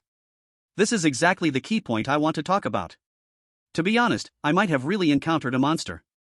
And it was a talking monster, one with independent thinking. Everyone was taken aback by his words. Su Xiaoyu frowned tightly, while Wang Dong was left speechless. What the heck? A talking monster? How did you slip away unscathed from its grasp? Lu Chuan took a deep breath, recalling the scene at the time, his tone filled with disbelief. This monster is completely different from the ones we encountered in the last instance. It, or rather she, never showed any intention to harm me at all. On the contrary, when she realized I was heading towards Shirgu village, she actually spoke up to stop me. She clearly told me there was danger in the village, that I might die if I went in. What? This revelation shocked Wang Dong and Su Xiaoyu. In their understanding, monsters existed solely for slaughter. How could one possibly have the kindness to warn humans? This was simply overturning their worldview. Lu Chuan continued. At first, I didn't believe it, being very alert and trying to figure out her location. But she seemed to be deliberately hiding, I couldn't see her at all. Yet she could grasp my location and every move, as if she were the toxic forest itself, or perhaps its master. Later, I made a small deal with her. She safely guided me through the toxic forest, and I paid her with a reward. As he spoke, Lu Chuan pulled out a piece of soft and delicious-looking cream bread. A reward is bread? Wang Dong's eyes widened, his expression strange. This monster is a sweets fan? Likes to eat this stuff? Lu Chuan chuckled helplessly. I also found it ridiculous, but that's just how it is. At the moment I was about to step into the village, I placed the bread on the ground. After entering the village, I heard a faint sound behind me, as if small animals were nibbling on something. I was sure she was right there, watching me. If I'm not mistaken, this she is the Bai Nyang Nyang that the old village chief mentioned. But I don't think she is some kind of guardian. I lean more towards the idea that she is a special monster with high intelligence and independent awareness. Lu Chuan's words plunged everyone into deep thought. This piece of information was too shocking, they instinctively found it hard to accept. Lu Chuan indeed came out safe and sound, and that Bai Nyang Nyang truly helped him, and her behavioral pattern surprisingly resembled that of a greedy yet somewhat shy little girl? Let's not talk about that. Lu Chuan shifted the topic, his gaze becoming sharp. What was going on with those three people at the village entrance? Did you have any contact with them? Wang Dong's anger flared up again upon hearing this. If you hadn't brought it up, I would have been fine, but now I'm angry. We were waiting anxiously for you, and that blind woman named Ning you came up cold as ice saying you were in grave danger. That skinny monkey named Zhao Liang was even worse, directly saying you were dead for sure, telling me to prepare to collect your corpse. Damn it, if I weren't worried about you, I would have sliced him in half. Lu Chuan furrowed his brow and looked at Qin Mushui. Qin Mushui calmly analyzed. That Ning you claimed her ability is to sense life within a 100-meter radius. She kept her eyes closed, which is likely how she activates her ability. It doesn't seem like she was lying. Moreover, when you finally appeared, I noticed a flash of surprise on her face. Clearly she didn't expect you. I suspect that your movements might have been shielded or interfered with by Nyang Yang, which is why she couldn't sense you. This also explains why our communication was cut off. Lu Chuan nodded. That makes sense. Bai Nyang Yang can control the insects in the forest, so of course she can have means to shield perceptions. I've tested that Ningyu, her mental strength is not weak. But from what I can see, their little team poses no obvious hostility to us. After all, at this stage, we have no direct conflict of interest. As Lu Chuan's voice paused, his tone became serious. However, I can be sure of one thing. There are definitely more than just 7 of us players entering this instance. Qin Mushui asked in confusion, what do you mean? After we reached the village entrance, we didn't see any other players besides those 3. A cold light flashed in Lu Chuan's eyes. Did you forget Elder Sun's warning? The Starfire Knights might have sent people to hunt us down. As a major guild, they surely have detailed intelligence about completing the instance, and they might even have some way to bypass the troublesome process of the poisonous fog forest and directly reach Shirgu village. More importantly, while following by Nyang Yang, she suddenly muttered to herself. Oh. Someone else is coming. At that point in time, you must have already reached the village entrance, and Ningyu's team was ahead of you. Therefore, the players she sensed could only be those entering the village through other paths. As soon as Lu Chuan's words fell, a cold prompt echoed in everyone's minds simultaneously. All players have successfully crossed the poisonous fog forest and arrived at Shirgu village. Main quest has been updated. Quest Objective 1, Survival. Description: all beings in Shirgu village, including players, have been parasitized by unknown insect poison. Cocoon level increases by 20% every night. Each time a skill is used, cocoon level plus 1%. Each time a recovery item is used, including but not limited to potions and food, cocoon level plus 1%. When reaching midnight of the 6th day, or when a player's cocoon level reaches 100%, the insect inside will break free, and the host will die immediately.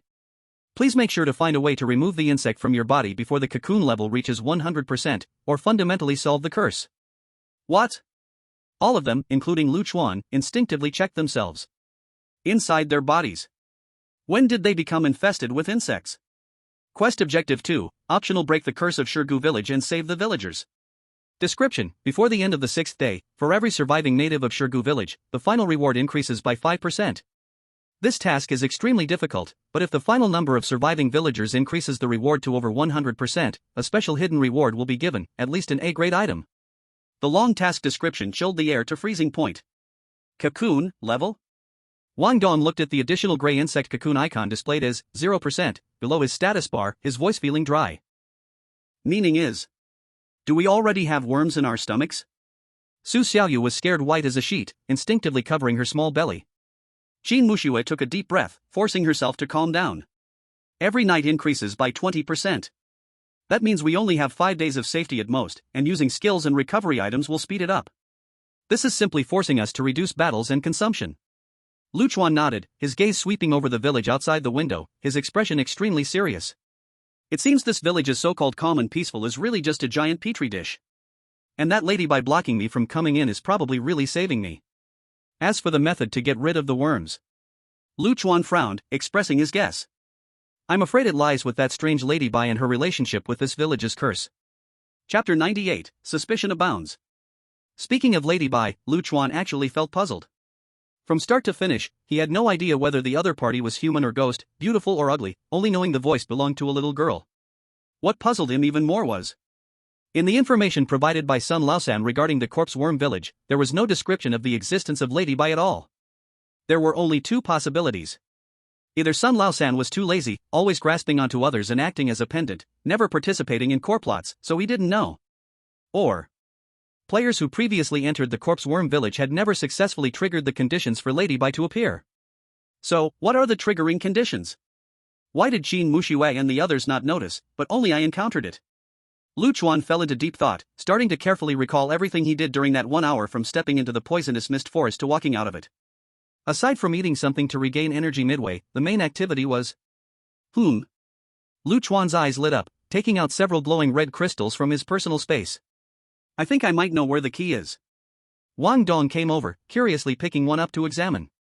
What is this? Blood corpse crystal? The name sounds a bit familiar. Wow, integrating into a weapon can increase 1 point of physique? That's awesome. This is a special material dropped after killing the blood corpse worm. Chuan explained. I suspect this is the key to seeing ladyby. In the poisonous mist forest, I nearly cleaned out that area of blood corpse worms and killed dozens. It was after that area became clean that ladyby's voice appeared for the first time and guided me. Qin Muxue's beautiful eyes flashed with understanding as she softly spoke. Do you mean we need to kill a sufficient number of blood corpse worms to reach some sort of cleaning threshold to attract her attention? But, if she is as powerful as you say, why doesn't she clean these worms herself? Chuan shook his head. I have no way of knowing. Perhaps there are some restrictions, or maybe this is part of a test or transaction? But in any case, killing a large number of blood corpse worms should be the right direction. Wang Dong, upon hearing this, became interested, rubbing his hands together and chuckling. Hee, I also want to see what this goddess looks like. But Chuan. Wang Dong rarely became serious. Didn't you say that those Starfire bastards might send people to hunt us down? Now we are in the light, and they are in the dark, what if they sneak attack us? We don't even know where they are or what they look like. Hearing this, Chuan revealed a meaningful smile.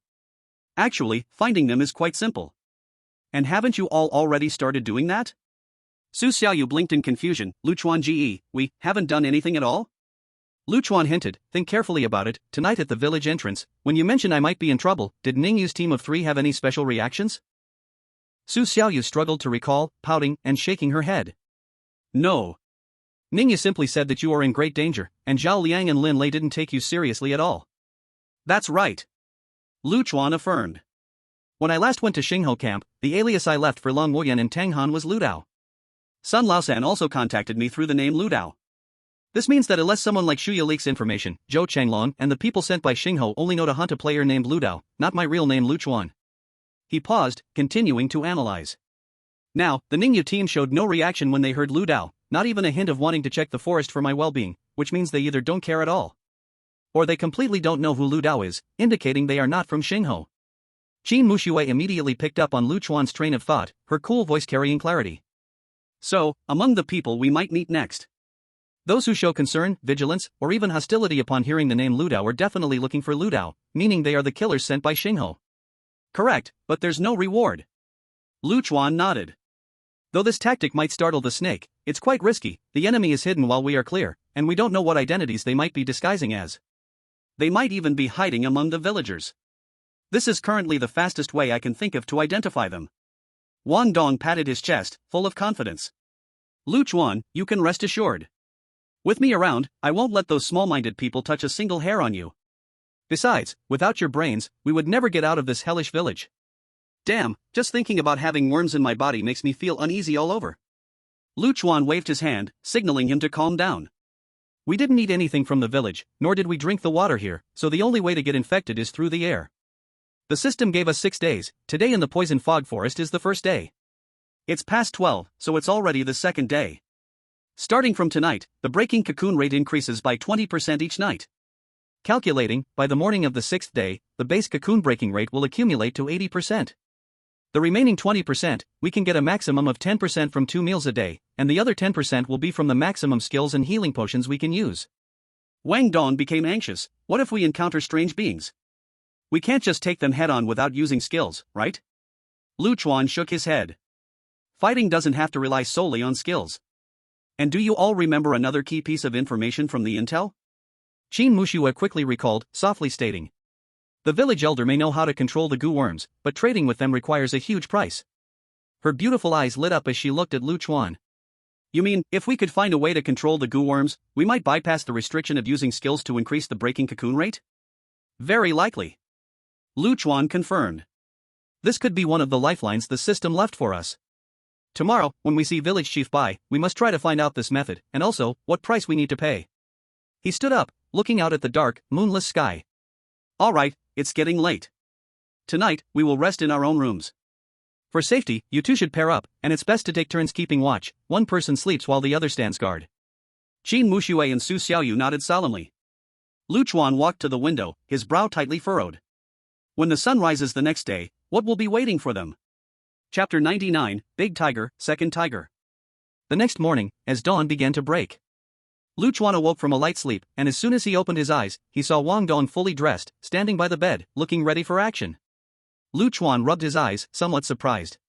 What the heck, old Wang? Did the sun rise in the west today? This is the first time I've seen you wake up this early.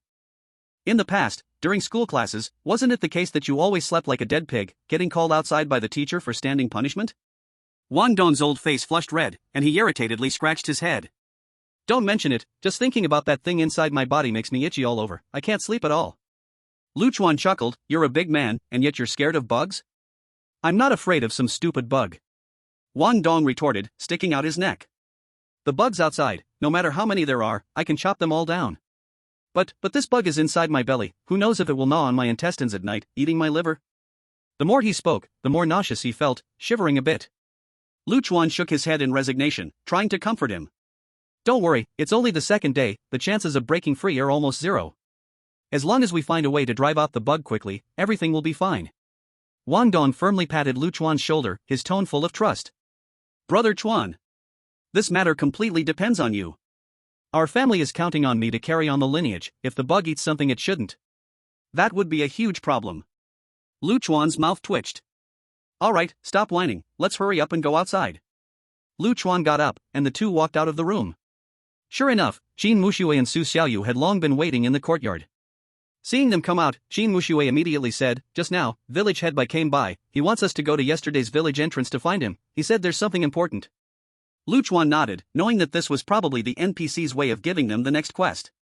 That village head by seemed mysterious, likely not a simple character. The few of them arrived at the village entrance and found that Ningyu's team of 3 was also there. Village head by. The previously expressionless village head by, upon seeing Lu Chuan appear, instantly forced a smile and nodded repeatedly. In his eyes, Lu Chuan was blessed by Lady Bai and naturally warranted extra attention. Village head by cleared his throat and addressed everyone. Dear guests who have come from afar. Old man advises you to take advantage of the daylight to leave Shirgu village quickly. This place is not a place where you can stay for long. He paused, his murky eyes sweeping over everyone, his tone carrying a hint of strangeness. Yesterday, you were lucky and survived. But next, it may not be so. Because, the festival is coming soon. Festival? Chuan frowned, feeling inexplicably alert. He immediately thought of ancient bloody sacrificial activities, stories of offering livestock and even young boys and girls to river and mountain gods as sacrifices.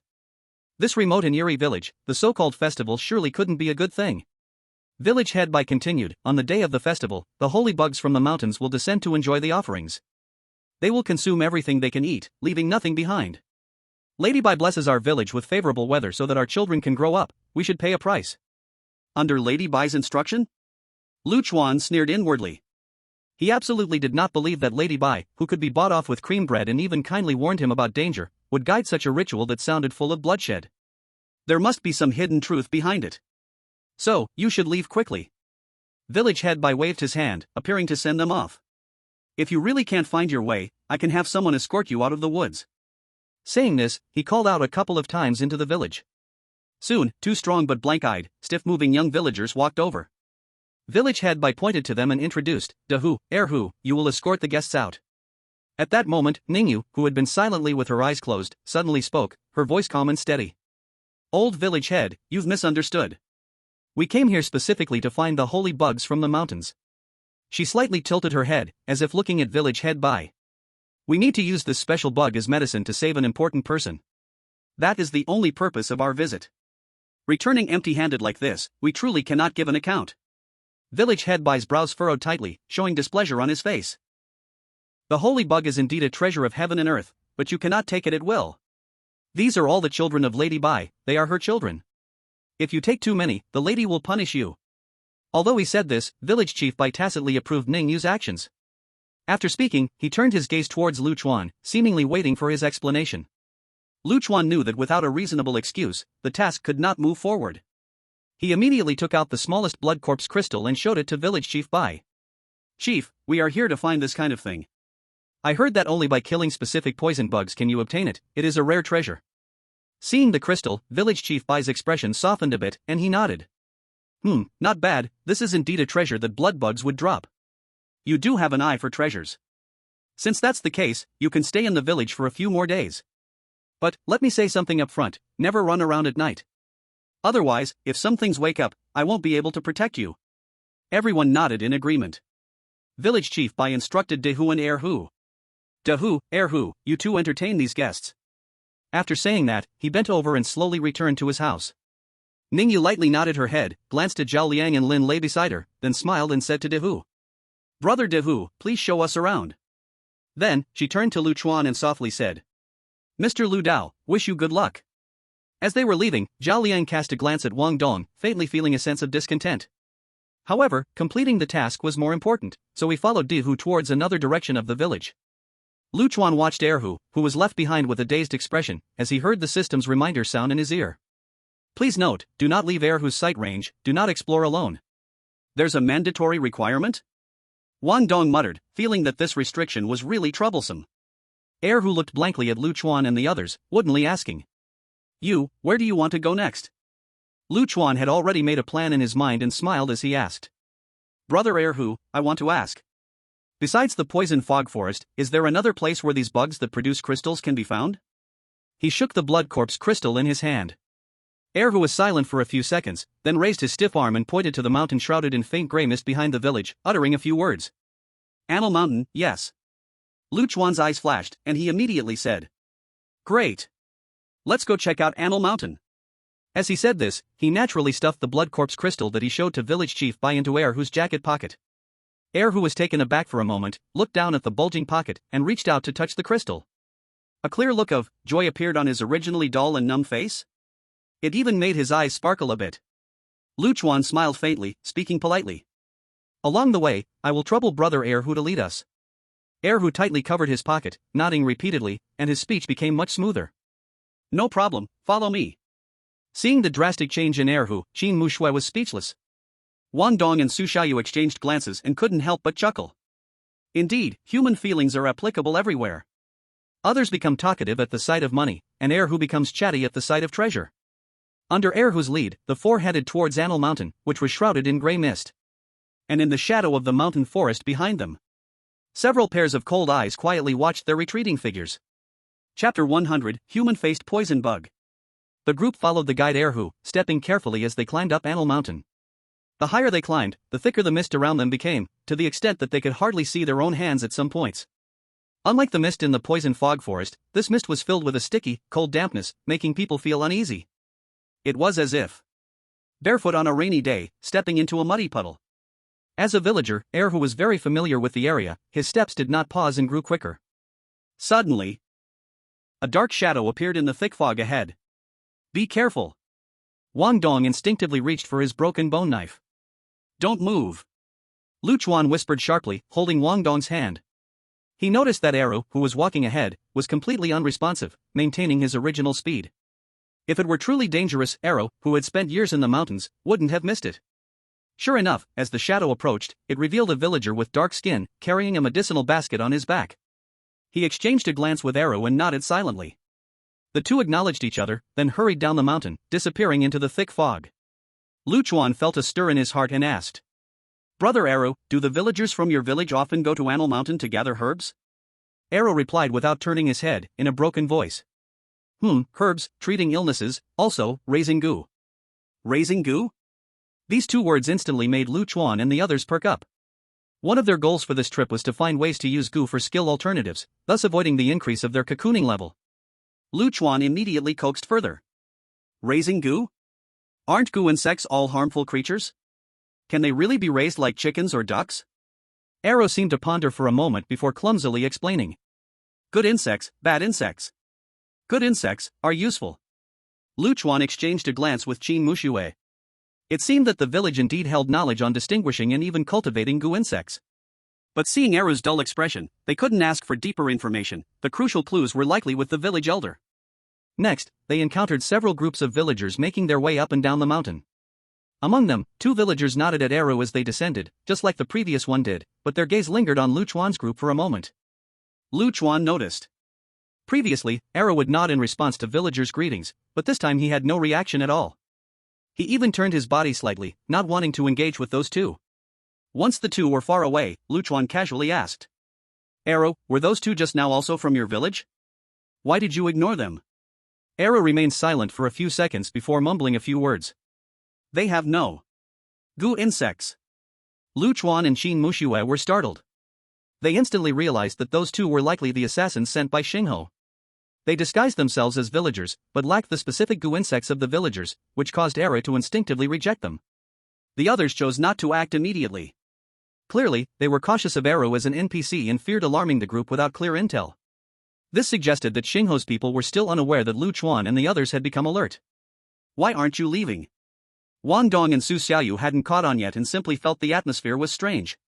It's nothing. Meanwhile, not far down the mountain, the two villagers who had just brushed past Chuan stopped and lifted their rain-dodging cloaks. One of them had a face full of knife scars and cold, narrow eyes. This was Thorn. The other was a woman with a charming smile, lively eyes, and a mole at the corner of her mouth. This was Lioli. He. Lioli smiled sweetly, whispering. Thorn, it seems our target is confirmed. But there's one more woman than what Long Gu told us, which is a bit of a deviation from the plan. Thorn scoffed, revealing an extra dagger in his hand hidden under the cloak. Even though they aren't wearing protective gear and are showing their true appearances, their shapes and the male-female pairing match the surveillance at the camp entrance. If it weren't for that NPC nearby, I would have almost acted. Lioli shot him a glare. Without Owl's orders, I suggest you stay in line. If we disrupt the captain's plan, none of us can take the responsibility. Don't forget, you're his sword, I'm his shield, and he's our brain. Without a brain, no matter how sharp the sword or how strong the shield, it's useless. Thorn seemed a bit defiant but did not refute. I don't need you to remind me. Lioli raised her delicate hand, trying to contact Owl through the Xingho mark. I will tell the situation to the Owl. He has already taken his position in the ancestral hall as planned and will guard there for the next few days, waiting for the ceremony to start. At that time, as long as we stir up some chaos, we can enjoy the show. Jingji nodded, a cruel smile appearing on her face. Fortunately, we got the information early and know the real boss is hiding in the ancestral hall. Taking advantage of its still incomplete awakening, we set a trap, waiting for its weakest moment. Hee, not only can we complete Brother Long's mission and obtain a B-level item, but we might also score a big deal. Lioli covered her mouth and laughed, incredibly flirtatious. Yeah, a good business that kills two birds with one stone. Those 4 newcomers are still racking their brains, thinking about how to survive. They have no idea that danger is already watching them. The 2 exchanged smiles, their figures disappearing into the thick fog, clearly to carry out other tasks assigned by the owl. On the mountain, Chuan and the others followed Eru as they continued forward. In the depths of the thick fog, a ruined small temple appeared vaguely, with dark smoke eerily rising from the chimney of the temple. Wang Dong felt curious and instinctively wanted to approach to take a look. Oh, there's a temple in this wild mountain? Just as he stepped forward, the always silent Eru suddenly turned around. A serious and even warning expression appeared on his face for the first time. His arm muscles tensed, and he muttered in a vague but resolute growl. Ancestral Hall. No, we cannot enter. Chuan's heart sank, immediately signaling Wang Dong to retreat. He understood that this ancestral hall was probably the most important place in Shirgu village. At that moment, Eru's ears twitched, seemingly catching some unusual sound. He suddenly took a very ancient, palm-sized leather drum from his neck, his eyes alertly scanning the thick fog. Something is coming, Chuan whispered. Prepare for battle. Wang Dong had long been impatient and pulled out his gleaming bone-breaking knife with a whoosh, excitedly saying, Damn it, it's finally here, my hands are itching. Ken Mux's eyes turned cold, her feet apart, assuming a fighting stance. The metal wings on the side of the wind chaser boots gleamed with a cold light in the mist, which were not just decorations but deadly barbs. Su Xiaoyu also tightened her poison dagger, her figure becoming blurry, entering a semi-stealth state. Chuan gripped his M9 military dagger tightly, his mental strength highly focused. The thick fog roiled, accompanied by low breaths and clawing sounds. A distorted figure slowly emerged. It was a robust gray wolf, but its head was abnormal. From the top of its head to above its nose, the entire wolf head was tightly wrapped in a huge, sinister, flat bug-like creature. It looked like a facehugger from Alien. The surface of the bug body twisted, forming a pattern resembling a face that was both crying and laughing. A system prompt immediately appeared. Encounter E-level weird human-faced worm, please prepare for battle. Description: a worm that uses living beings as hosts cannot directly control the host, but can interfere and erode the host's consciousness until fully taking over. The pattern will turn into a living thing, completely usurping the host. Chapter 101, Memory light spots appear. The battle erupted. Wang Dong roared and charged forward with his bone-breaking knife, exuding aggressive momentum. This seemingly reckless act was actually a tactic that the Tao Tai squad had long established. Wang Dong, with the highest physique and power attributes, acted as the main tank to attract firepower and create space for his teammates to output. Sure enough, the wild wolf possessed by the human-faced worm instantly locked onto the conspicuous target, Wang Dong, with its blood-red bug eyes. Awah! Dropping foul-smelling slime from its mouth, it roared and lunged forward. Wang Dong, full of confidence, thought he could solve the E-level weirdness with one strike, but unexpectedly, his powerful blow struck the wolf's leg. Clang! It emitted a muffled sound, as if he had struck an iron plate. Although it left a gruesome white bone wound, the wolf's leg clearly limped but could not be sliced off in one strike. What the hell? So tough? Wang Dong was startled and cursed. Is this guy on drugs? Is he really the damn Wolverine? Chuan kept a vigilant eye on his surroundings while calmly analyzing. It should be the effect of the human-faced parasite. It seems to unleash the host's full potential, putting them in a state similar to a last surge of energy, greatly enhancing strength and defense. Be careful, monsters in this state are extremely tough. Awah! At this moment, 2 piercing wolf howls came from deep within the thick fog. Immediately, several wild wolves, also parasitized by the human-faced parasite, rushed out, attacking the team from all sides. The silent observer, Erhu, saw this and no longer hesitated. He held up a drum-like object with both hands and quickly struck it a few times in a specific rhythm. Clap! Clap! To everyone's astonishment, a small opening appeared on the side of the drum. A giant beetle, completely gray-black with a shiny shell, about the size of a baby's fist, resembling a longhorn beetle. Buzzing, it flew out. So it's a cursed jar? Everyone suddenly realized. The longhorn beetle cursed vibrated its wings, emitting a low buzzing sound as it flew straight toward one of the human-faced wolves. Under the control of the cursed insect, the wolf went wild, exerted power in its hind legs, leaped up, and opened its massive maw to bite at the longhorn beetle. However, just as the wolf's jaws were about to close, the longhorn beetle accelerated and dove down, the pair of antennae on its head like steel pincers. Puff! It pierced through the wolf's upper jaw, lifting its entire massive body up into the air. It was more powerful than a crane. Ugh! The wolf let out a painful howl, its limbs struggling helplessly but could not escape. Seeing this, who began to clap and laugh like a child. So fun, so fun. Everyone stared in shock, not expecting this seemingly silly villager's cursed insect to have such power. Chuan's determination to acquire the method to raise cursed insects became even stronger. On Wang Dong's side, after tremendous effort, he finally brought down the first limping wolf. Once the wolf's body hit the ground, the human-faced parasite clinging to its head immediately fell off. Unlike the frenzied blood corpse parasite, the human-faced parasite, upon hitting the ground, behaved like a frightened crab, scampering away with its long limbs. Its distorted human face turned into one of terror, looking both creepy and comical. After I worked so hard to kill the wolf, you're telling me this bug can run away? Wang Dong cursed, panting, and chased after it, swiftly bringing his knife down, slicing the human-faced parasite in half. A system prompt sounded. E-class Eerie human-faced parasite killed, obtained Eerie coins plus 300. Wang Dong was overjoyed. Wow, this thing is worth more than the blood corpse parasite. Too bad there aren't many of them. On another side, Qin Mushuet and Su Xiaoyu worked together harmoniously, successfully taking down a wolf and also earning 300 Eerie coins. Meanwhile, Chuan used his agility and the sharp M9 military dagger to stab a wild wolf to death. However, when the human-faced parasite fell off, he did not immediately kill it. Because he noticed, on the back of the panicking human-faced parasite, there was a glimmering point of light. It was a memory point. Chuan furrowed his brows. He knew that, given the speed and alertness of the human-faced parasite, it would be difficult to capture it alive with ordinary methods. He had to rely on his teammates' strength. Mu Xue. Chuan shouted immediately. Use Ice Blossom to freeze it, we need it alive. Qin Mushuet was momentarily taken aback. Just last night, everyone had just discussed how using skills would increase the burst degree, and they needed to conserve as much as possible. But she had absolute trust in Chuan. After hesitating for just a second, she unhesitatingly extended her right hand. A crystal-clear ice flower quickly formed in her palm. Go!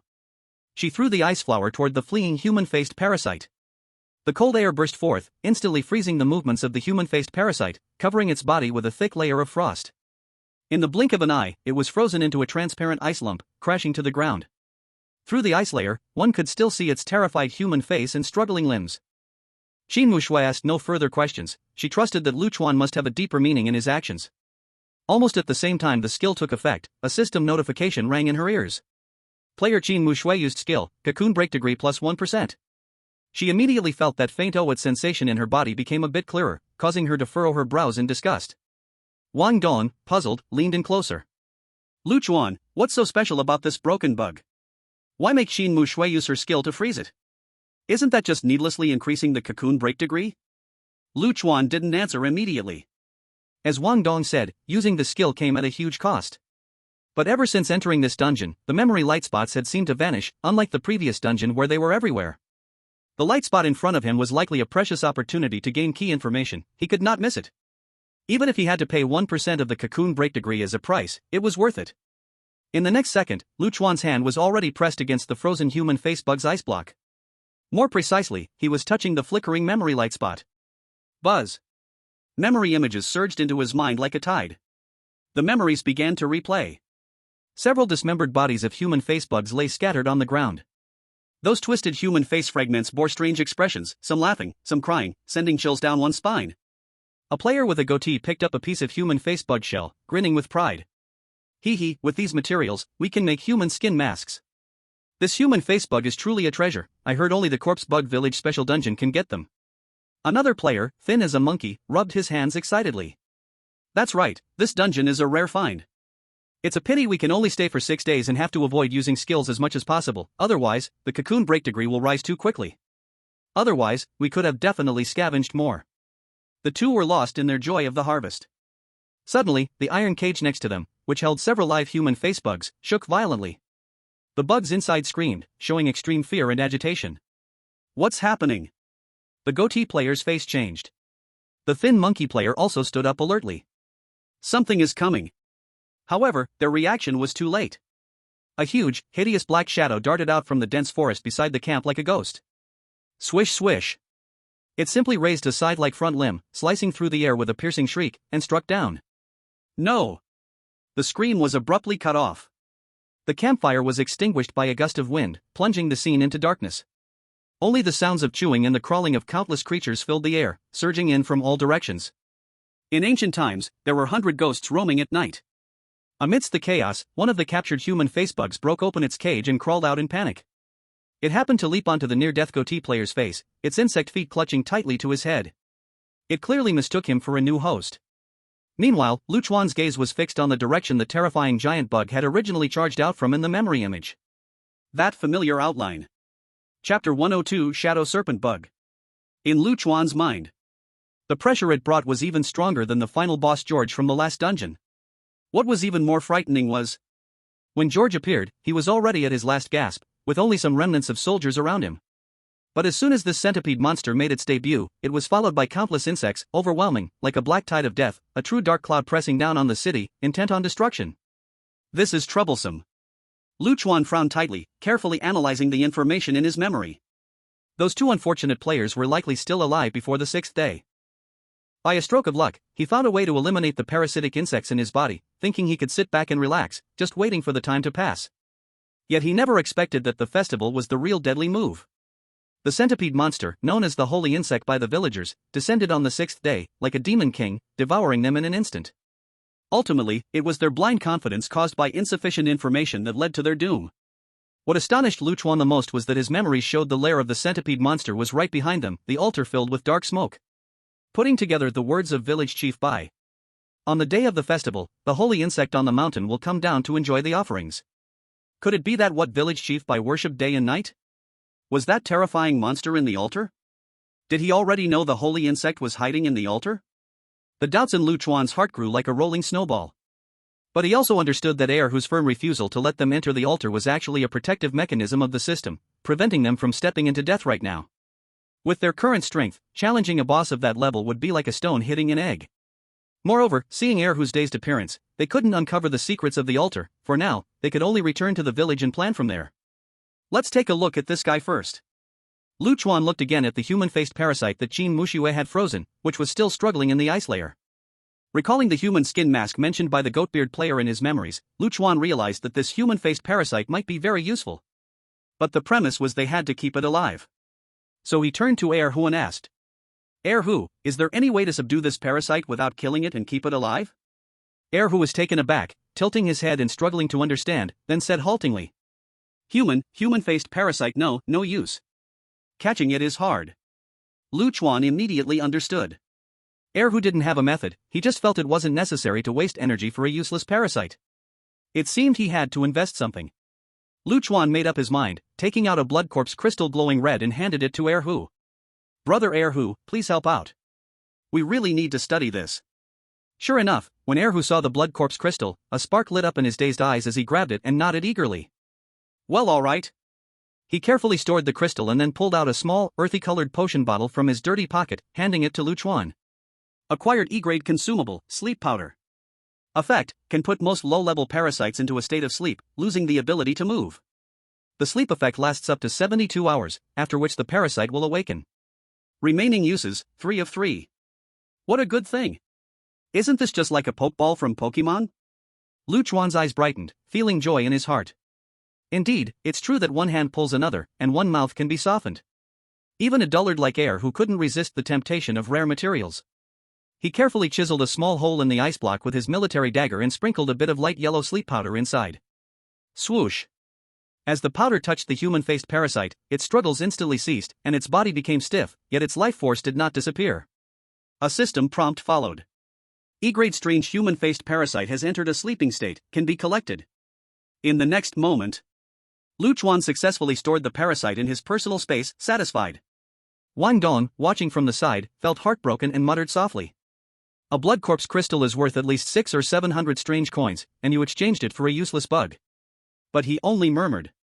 After all, Chuan always had his own reasons for acting, and they had long been accustomed to trusting the captain's judgment. For the next half day, the 4-person team continued to clear various parasites around Animal Mountain under whose supervision. In addition to the familiar blood corpse parasite and the newly encountered human-faced parasite, they also encountered a type of illusion parasite that could create visual distortions, causing people to turn in circles in place. At the beginning, Su Xiaoyu and Qin Muxue were trapped in the poisonous mist forest by the cursed insect. This cursed insect is extremely weak in its original form, but it is elusive and very hard to find. Everyone worked hard and only managed to kill 2 or 3 of them, dropping a kind of semi-transparent illusion crystal, D-class. The effect is similar to the blood corpse crystal, and when integrated into a weapon, it can increase mental attributes by 1 point. Since they were worried about the cocoon breaking rate soaring, they tried to avoid using skills throughout. Although the efficiency was low, it was safe. It's time. I'm hungry. Until the sun tilted to the west, Arrow looked up at the sky and blankly stated that they had to go back. Although the 4 were still eager for more, they knew they could not contradict the guide and had to follow him down the mountain. On the way, they simply ate some of their own dry food and water. Although they replenished their stamina, each person felt that their cocoon breaking rate had increased by 1%. However, when they dragged their tired bodies back to Shirgu village, the scene at the village entrance made everyone tense up. Village chief, is there really no other way? They saw that the situation of the Ningyu 18 was very bad. The player named Zhao Liang, a thin guy, was being carried on the back of the strong Lin Lei, completely limp and unconscious. His face was covered in bruises and purple spots, and his lips were a deep purple, clearly showing signs of severe poisoning. The usually calm Ning Yue had a rare look of anxiety on her face as she pleaded with the white-haired village chief who was leaning on a cane. Village chief Bai, please, is there any way to save him? He really didn't mean to go to that place. We didn't know that place was forbidden. Village chief Bai leaned on his cane, looked at Zhao Liang's terrible state, and a fleeting, mysterious light flashed in his cloudy old eyes. He slowly shook his head, sighed, and spoke in a hoarse, deep voice. Sigh, it's too late. He broke into the forbidden area and disturbed that being, and was struck by the Ian Snake curse. This curse poison is incredibly tyrannical, and the old man is powerless. Ning Yue's face turned pale upon hearing this. Beside her, Chuan felt a heavy heart upon hearing the term Ian Snake curse. Just now, they had never encountered this kind of cursed insect on Amel Mountain. It must be a specialty of the poisonous mist forest, and judging by Zhao Liang's half-dead appearance, the poison was extremely fierce. What did Ning Yue and the others do? How could they have unintentionally provoked such a cursed insect? Soon, Ning Yue noticed Chuan and the others who had returned from exploring. She furrowed her brow, hesitated for a moment, and still chose to speak. Mr. Lu Dao, do you still have any recovery items? If convenient, I am willing to exchange one C-class item. C-class item? At least worth 5 or 6,000. When Wang Dong heard this, his eyes instantly lit up. A C-class item in the gray area is worth at least 4 or 5,000 ghost coins. And they just so happen to have the silver painkiller they bought from Sun Laosan. One can purify most injuries and restore over half of one's stamina, costing only around 1,000 ghost coins. If they traded it away, they would easily profit at least 3,000. He immediately made exaggerated expressions, wildly signaling Chuan, eager to agree. Xin Muxue, however, had an expressionless face. She had little interest in saving people. Her willingness to join the team was based on benefits and Chuan's abilities, essentially still having a lone wolf mentality. Just as Wang Dong was impatient, Zhao Liang, lying on Lin Lei's back, stubbornly spoke in a trembling voice. Ning Yue, don't beg them. I can hold on, at worst, I die here. Ning Yue frowned, ignoring Zhao Liang, instead raised the stakes with a more sincere tone. Mr. Lu Dao, if you are willing to help, the 3 of us can unconditionally do something for you in return. And this C-class item will also belong to you. As she spoke, a small copper mirror with an ancient design and rune-engraved edges appeared in her hand. Dispelling Spirit Mirror, C-class. Effect, can actively activate to form a protective shield. Withstand and rebound against one single target skill attack released by enemies below second job transfer, excluding second transfer, cooldown time, 24 hours. Seeing the properties of this mirror, Wang Dong drooled in excitement. This is simply a life-saving skill. Especially when facing Starfire's pursuit, it can block a critical hit. Zhao Liang was still stubborn, saying, Ningyu, I really don't need it, no need. However, the next second, Chuan suddenly spoke up in a calm tone. All right. Ningyu's face instantly showed joy, and Wang Dong thought the captain finally had a change of heart and was ready to make this worthwhile deal. But unexpectedly, Chuan continued to say. All right, you said you don't need our help. I was going to help you for the sake of your captain, but since you are so strong-willed, let it be. What? Ningyu was stunned. Puff. Zhao Liang was also dumbfounded, unable to catch his breath, his face turning red, spitting out a mouthful of dark purple poisonous blood, his breath becoming even weaker. Chuan spread his hands, looking innocent. This was his own request, it has nothing to do with us. But. He changed his tone and looked at Ningyu. I can give you a piece of information for free. Since you are following Big Tiger, you must have seen the power of the Gu techniques. You might as well ask other villagers if there is a way to use Gu to counter Gu. Shirgu village is not just about fighting, they also value relationships. Ningyu, being a very intelligent person, immediately caught the key information from Chuan's words. Although she did not obtain direct treatment, this intelligence might be even more important. She took a deep breath and nodded, saying, "Thank you, Mr. Ludao, for your guidance." The village chief Bai, upon hearing the words "use gu to counter gu," blinked his murky eyes in realization. "Oh dear, if it weren't for you bringing it up, I almost forgot this matter." That's right, although the Een snake gu is tyrannical, it can be countered with other gu insects to draw out the toxins. But he showed a difficult expression on his old face. The premise is that one must first learn how to control the gu insects. And even if it is cured, a person will still feel very weak for a while and will not recover quickly. Ningyu immediately asked, "Old village chief, how can one learn the gu techniques?" Village chief Bai stroked his beard. "There is a method, but it requires preparation. Since you helped clean up the pests, why don't you all come to my house later?" Seeing this, Chuan said no more. After a slight nod, he led Wang Dong and the others back to the house. As soon as they entered, Wang Dong impatiently closed the door and whispered, "Chuan, why didn't you switch just now? That Pifa Ling mirror is so amazing, it can block one skill attack. Just right to defend against the sneak attack from those Starfire guys." Chuan shook his head, calmly analyzing. "If it were in a gray area, I might have switched. But this is a copy, and any item that can restore status may be a crucial life-saving charm. Its value cannot be measured with ghost coins. And don't you forget? Using items will increase the breakthrough rate. Even if we got the mirror, we must weigh the costs when using it. The most critical point is that the rules limit second transfer powerhouses from entering sea-level dungeons, so the assassins who can come in must not be much stronger than us. I have the Guardian Ring, my defense is temporarily sufficient. In summary, why exchange something we urgently need for an item that is not necessary and has its own cost of use?" He cleared his throat, his gaze sharp. Moreover, Ningyu's team does not seem to be enemies now, but what about in the future? In the face of benefits, who can guarantee? Strengthening enemies is equal to aiding the enemy. Wang Dong, hearing this, felt his face flush and ears burn. He realized that he only saw a tiny profit and did not think as far ahead as Chuan. He then asked, "Then why did you tell them they can learn the gu techniques? Doesn't that also help them?" Chuan smiled. "The gu techniques are the core mechanism of this copy. They will find out sooner or later. You cannot hide fire with paper. It's only a matter of time. I'm just riding the wave to do a good deed. It shows our generosity. Have no substantial cost, why not take advantage of it? And you think with Zhao Liang's character, he can really learn the gu technique and remove the poison? I'm afraid before the poison is even forced out, he's already drained." Wang Dong suddenly realized, clapping his thigh in admiration. "Oh wow, now it makes sense. You really calculated everything. Humph, the Zhao Liang deserves it, he talks so tough, let's see how arrogant he is after getting the Insnake-gu." Chuan nodded and added, "I suspect Zhao Liang most likely acted on his own, breaking away from the surveillance of Dehu. And they didn't bribe Erhu like we did, so Dehu won't protect him, resulting in him getting attacked by the vile things in the forest." Wang Dong felt a chill and touched his chest. "Thankfully, you gave Erhu the blood corpse crystal back then. Looking at it this way, using 2 crystals to exchange for our safety and information is truly worth it." Su Xiaoyu looked at Chuan with admiration. "Chuan, you're truly the best, I knew you wouldn't do a losing business." Qin Muxue, however, was more concerned about practical issues. She looked at Chuan, her tone serious. "Chuan, the urgent task is to learn the gu technique from village chief Bai. Only by mastering the method can we possibly eliminate the gu worms in our bodies, otherwise, the degree of breaking the cocoon will keep increasing, and I feel very uncomfortable." Chuan reined in his smile, his expression solemn as he nodded. "Yes, this is the focus for the next step. But don't forget the warning in the information, learning gu techniques from the villagers requires a huge cost. We still don't know if we can afford that cost." The atmosphere in the room grew heavy again because of this sentence. The unknown cost hung over them like the sword of Damocles. Soon, they arrived again outside village chief Bai's house, knocked on the door, and pushed it open only after hearing a voice telling them to enter.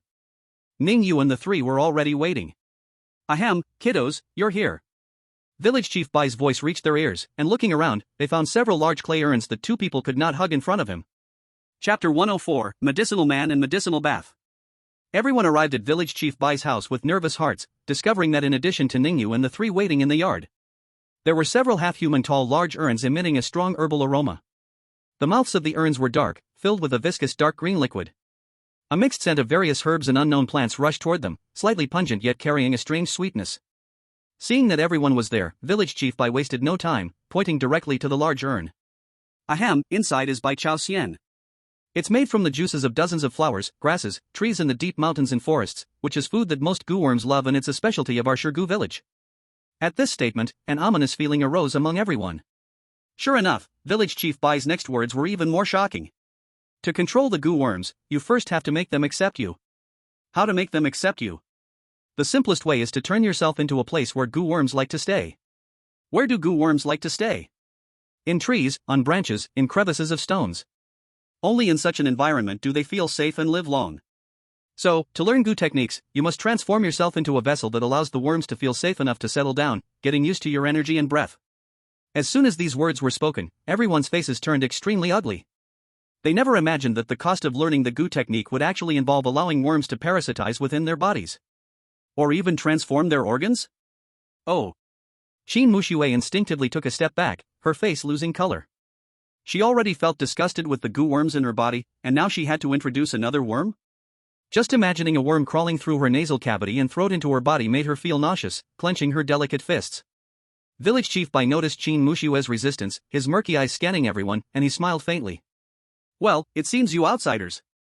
In the end, we just don't have that determination. After all, we are not the children of Shirgu village who grew up soaking in herbal medicine, our bodies can endure it. Since that's the case, you can only resort to the second clever method. He coughed a couple of times, pointing at the large jars. Use the method of medicinal baths, let the herbal essence soak into your flesh, and let the goo worms mistake you for a moving, fragrant, strange tree. This way, they will willingly stay on you and listen to some simple commands. However, the old village chief squinted, changing his tone. With this method, the goo worms and you are simply partners, there's no mutual understanding. Once faced with life-threatening danger, they will run away themselves and will never fight to protect their master. Hearing this, the crowd finally relaxed.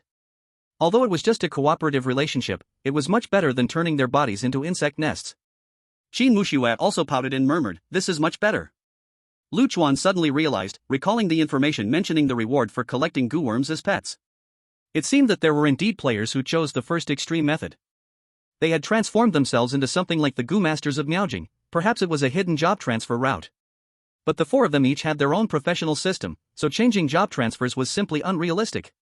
The medicinal bath method provided by the village chief was undoubtedly the most suitable choice for them, and the cost seemed not as terrifying as they imagined. However, the village chief's next words raised the concerns that the crowd had just let go. But, although the medicinal bath doesn't require the worms to live in your organs, the cost must still be paid. If you want the goo worms to obey, just having herbal essence is not enough. They need to become familiar with and crave your blood. So, after the medicinal bath, you will also need to offer a few drops of your heart's blood containing vital essence for the goo worms to feed on. Moreover, you will need to regularly feed them your blood in the future, and only then will they regard you as home and heed your commands. To feed them with blood? Chuan furrowed his brows. This sounded a bit like dark magic. But thinking of the rising cocoon break progress and the potential danger, he gritted his teeth, nodding in agreement for the team.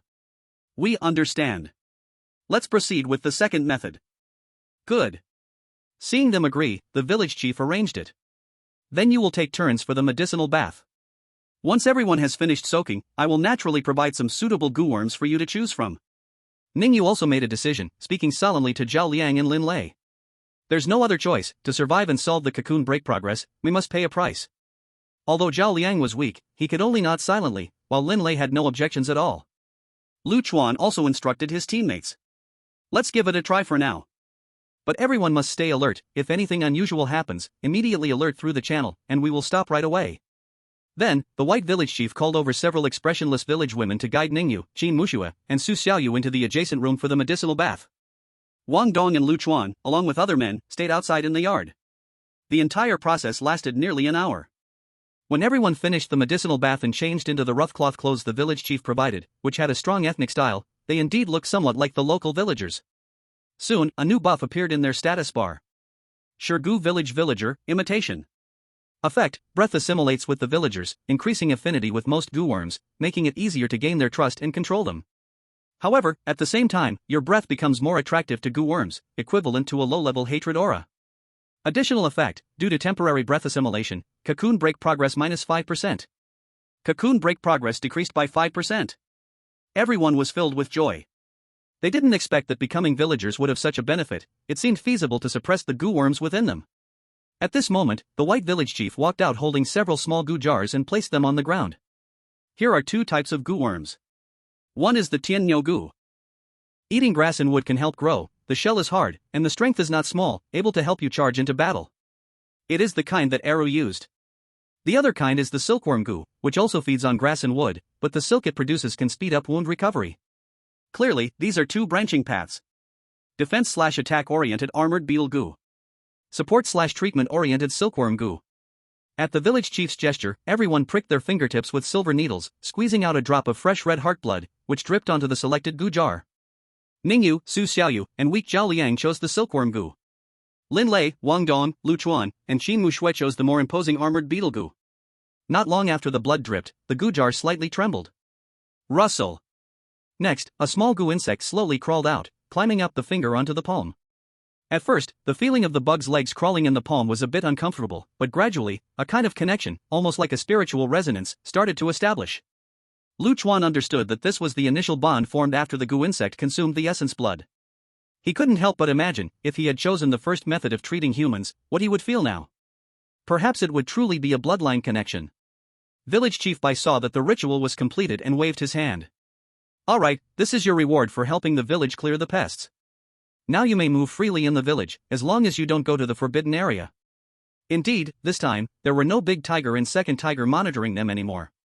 The title of Villager, Pseudo, of Shurgu Village, granted them freedom. But just as everyone was preparing to leave, Village Chief Bai added in a particularly eerie voice. Remember, be sure to return before midnight. Otherwise the consequences are yours to bear. After saying this, he turned and went back into the house. Everyone understood that the night in Shurgu Village was even more terrifying than the day. Chapter 105, Armored Beetle Goo and Silkworm Goo.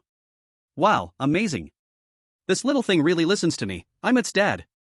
Wang Dong exclaimed, looking at the armored beetle goo on his palm. He concentrated and shouted, Old Black, I command you to fly. Old Black is the name Wang Dong gave to the armored beetle goo. Buzzing. Before his words finished, the beetle goo really flapped its wings and flew up, buzzing around him. The shell shone darkly in the setting sun. Su Xiaoyu also carefully touched the gentle silkworm goo with her finger, and the silkworm affectionately rubbed against her fingertip, making her chuckle. At first, I thought it felt a bit creepy, but now it looks quite cute. Lu Chuan nodded. Compared to the ferocious and bloodthirsty blood corpse goo and human face goo in the poisonous fog forest, these goo insects obtained through the ritual were indeed pretty and harmless. At least, no malice or killing intent could be felt from them. On the other side, Zhao Liang also tried to let the silkworm goo crawl over the bruise on his arm. Sure enough, the purple-black toxin faded a bit at a visible speed. The silkworm's pure white body then stained a small patch of light purple, clearly transferring some of the toxins into itself. But this was merely a drop in the bucket, unable to eradicate the venom of the Yin snake goo. Seeing this, Ningyu turned to Lu Chuan and said solemnly, Mr. Lu Dao, thank you for your reminder. If you hadn't pointed out the key to using goo to treat goo, we might have taken many detours. Lu Chuan waved his hand, signaling no need for politeness, then changed the subject and asked the crucial question. Just a small effort, but I'm very curious, what exactly did you encounter in the poisonous fog forest today? How could you get hit by such a powerful goo poison? As soon as these words were spoken, Ningyu and the others' faces instantly turned extremely ugly, clearly unwilling to recall that experience. But Zhao Liang, knowing he was in the wrong, endured his weakness and irritation and awkwardly spoke. Damn, cough cough, it's all my fault for being greedy. I saw a dirt slope in the forest, and there were several broken boxes next to it. I thought there might be treasures, so I snuck over while Big Tiger wasn't paying attention to take a look. Who knew, as soon as I opened the box, a little worm, like a small snake, popped out, faster than lightning, and bit me. Ningyu added, her tone filled with regret. We reacted quickly and immediately killed that snake-shaped worm, but the poison had already invaded Zhao Liang's body. It's all our fault for not watching him closely at that time. Lu Chuan silently noted down words like dirt slope, box, and snake-shaped worm, and asked again. At that time, Dahu, didn't you stop or remind you at all? Zhao Liang spat angrily, bah. That guy is like a wooden stake, ask him 10 questions and he can't even speak one word. Who knows what he is thinking? Hearing this, Wang Dong and the others felt relieved. Thanks to Lu Chuan's foresight in bribing Erhu with blood corpse crystals, otherwise, encountering such danger while relying on a cold NPC for help would be simply daydreaming. At that moment, Ningyu suddenly lowered her voice, mentioning an observation she had made. Mr. Lu Dao, don't you all feel the villagers in this village are very strange? They seem to have almost no emotional fluctuations, and their actions also are like walking dead. Qin Mushui coldly continued the thought. Ningyu nodded vigorously. Yes, that's the feeling. They are completely unlike normal living people, but also differ from the bizarre creatures we encountered in the dungeon. I can't specify exactly what is different, just a very awkward feeling. In fact, Chuan had already noticed this detail.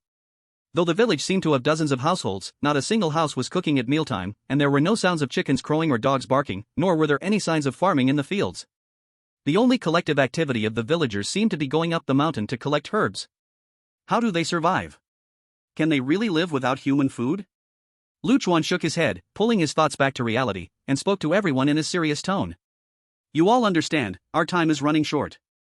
It seems like 6 days, but with the final festival day removed, as well as yesterday and today, we only have 3 days left to solve the mystery. To eliminate the worm in our bodies and survive until the end, the only clue we can rely on now is one person. Before he finished speaking, everyone had already understood. Ningyu directly said the name, Village Chief Bai. Exactly. Chuan affirmed. This village chief Bai seems warm-hearted, but he has too many secrets.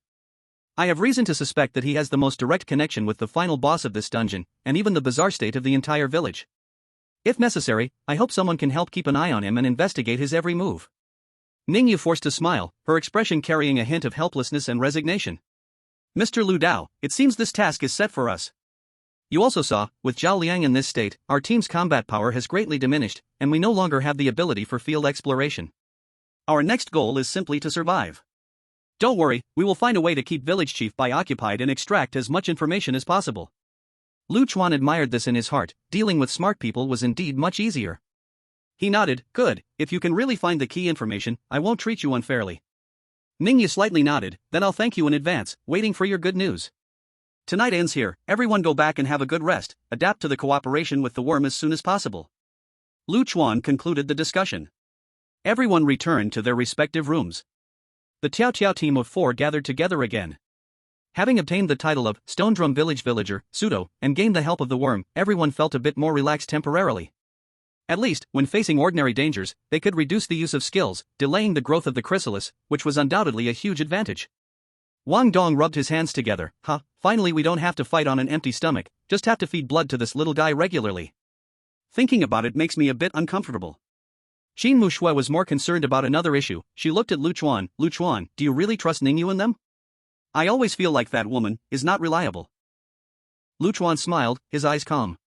Of course, I won't trust her. So I didn't give her any substantial promises. But she is a smart person, she should understand that we are all in the same boat, and if one suffers, we all suffer.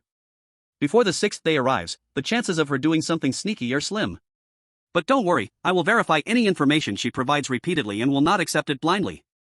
If she deliberately gives the wrong method to control the poisonous insects, causing our situation to explode, that would be a disaster. Seeing that Chuan had a plan, Qin Mushui said no more. As long as you understand. At that moment, Chuan glanced at the system time. It was just 10 o'clock at night. After pondering for a moment, he suddenly said, "It's still early, I plan to take a look at the poisonous forest. You all stay in the room to rest and remain vigilant." Upon hearing this, Su Xiaoyu immediately said with concern, "Chuan, I'll go with you." Chuan gently rubbed her little head and firmly but kindly refused. "Don't worry, I'm just going to walk around the outskirts of the forest to confirm a few things. I will be back soon. The more people there are, the more attention it attracts, you all should guard the home."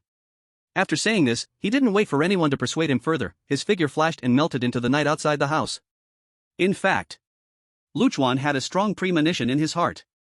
That mysterious white lady might be waiting for him somewhere. And the deepest secret of this village might be revealed tonight. Chapter 106, I knew you would come. Chuan walked out of the temporary residence, treading on the dirt road of Shirgu village. The night was as dark as ink, and there was not a single light in the entire village. Every household had its doors and windows tightly shut, a dead silence enveloping everything. Looking around, the low mud brick houses were blurred in the darkness, resembling not a village inhabited by people, but rather like a desolate graveyard with raised tomb mounds, exuding a suffocating oppression. Chuan understood that he probably couldn't extract any core secrets from these villagers, who looked like walking corpses. And he couldn't easily probe the village elders' side for fear of alarming the enemy.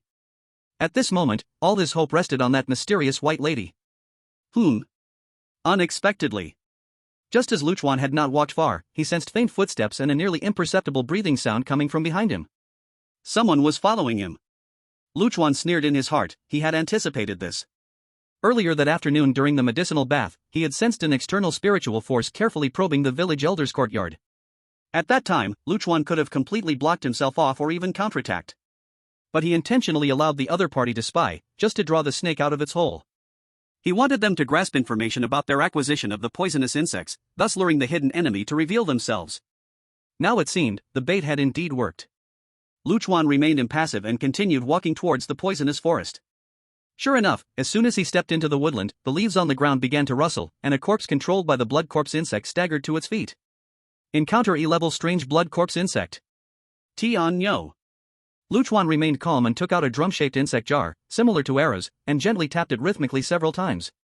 Buzz. In the next moment, the iron-shelled Tian Nyo insect, about the thickness of 2 fingers and a bit dimmer in shine, flew out as expected and hovered on his shoulder. Compared to Era's shiny, fast-moving adult Tian Nyo insect, Chuan's was clearly still a beginner and flew clumsily. Fortunately, Chuan was in good shape. Clang. He swiftly pulled out his M9 military dagger, took a sidestep, and directly stabbed into the knee of the blood corpse, disrupting its balance. As expected, this level of strangeness no longer posed any threat to him. Buzz. After the blood corpse fell to the ground, the blood corpse insect hidden in its chest immediately spread its wings, trying to attack. At that moment, the previously listless Tian Nyo insect, upon seeing the blood corpse insect, acted as if it spotted a mouse. He suddenly became excited. Swish, swish. It let out a sharp buzzing sound, suddenly pouncing forward, biting together with the blood corpse bug. The blood corpse bug's tendrils and insect legs, which could easily tear apart rotten flesh, scraped against the iron-armored beetlebug's hard shell, only making a rustling sound, unable to break through its defense at all. After just a few rounds, the blood corpse bug was torn apart into pieces by the strong mouthparts of the beetlebug. Even more surprising to Chuan was, the beetlebug actually swallowed the corpse of the blood corpse bug whole. Kill the E-level weird blood corpse bug, gain plus 200 weird coins. Creak, creak. After finishing its feast, the beetlebug visibly swelled up a size, and its shell shone brighter, swirling around him as if saying, so good, I want more. So that's it, there exists a chain of predation and evolution among bugworms. Chuan felt delighted in his heart. This beetlebug usually fed on plants, but essentially it was still a bugworm that could absorb the essence of living beings to grow stronger. And for the blood corpse bug, which was also a bugworm, it was undoubtedly a great tonic. Thinking of this, Chuan continued to delve deeper, easily taking down 2 more blood corpse bugs, letting the beetlebug have another big meal, and its movements became much more agile. It had already begun to act like a little dog, circling around Chuan. At the same time during this process, Chuan heard rustling sounds from the woods behind. That was the sound of clothing brushing against leaves. The stalker was still lurking, observing his every move. Hee, if you like to follow, then come on. Before long, Chuan found a soil slope a few meters high according to Zhao Liang's description. He cautiously climbed to the top of the slope, looking down, and indeed saw several broken wooden boxes scattered at the bottom. Around the boxes lay a few corpses that had long since rotted, their clothing mixed with the dirt. Just as he was carefully observing, suddenly, several whistling sounds came from behind him, abrupt and swift. Chuan didn't even have time to fully turn around, 3 flashes of cold light were already so close. Buzz. In that critical moment, the iron-armored beetlebug, having just finished its meal, reacted extremely quickly, turning into a streak of black light to meet the attack, using its hard shell to block 2 of the strikes. But the third flash of cold light was too fast. It almost grazed Chuan's arm, slicing a cut in his sleeve with a hiss, but thankfully, it didn't injure his skin. Chuan squinted his eyes slightly and turned around slowly. He saw a man dressed in dark clothing with his face covered by a black cloth, revealing only a pair of cold, narrow eyes, stepping out from behind a large tree. He was playing with a few diamond-shaped flying darts that looked like shurikens, his voice filled with the excitement of finding prey. You are Lu Dao? Hee, younger than I imagined, and smarter too. His tone suddenly turned cold, filled with killing intent. But why would someone so smart irritate someone you can't offend? Chuan's gaze swept over the man's figure. He immediately recognized him as one of the 2 villagers he felt uneasy about when he went up the mountain in the daytime. He understood in his heart, but his expression remained unfazed as he smiled faintly. Was it Zhou Qinlong who sent you? Or is it some big shot from the Starfire Knights who thinks so highly of me? Thorn, the masked man, narrowed his pupils, unable to hide his shock. He never expected Chuan would see through his origins at once. This made his killing intent even stronger, and he impatiently growled.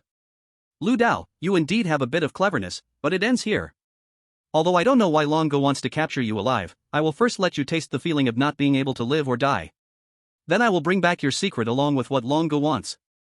Chuan was not intimidated by his fierce words, instead, he continued to analyze calmly, pressing forward like it was a casual conversation.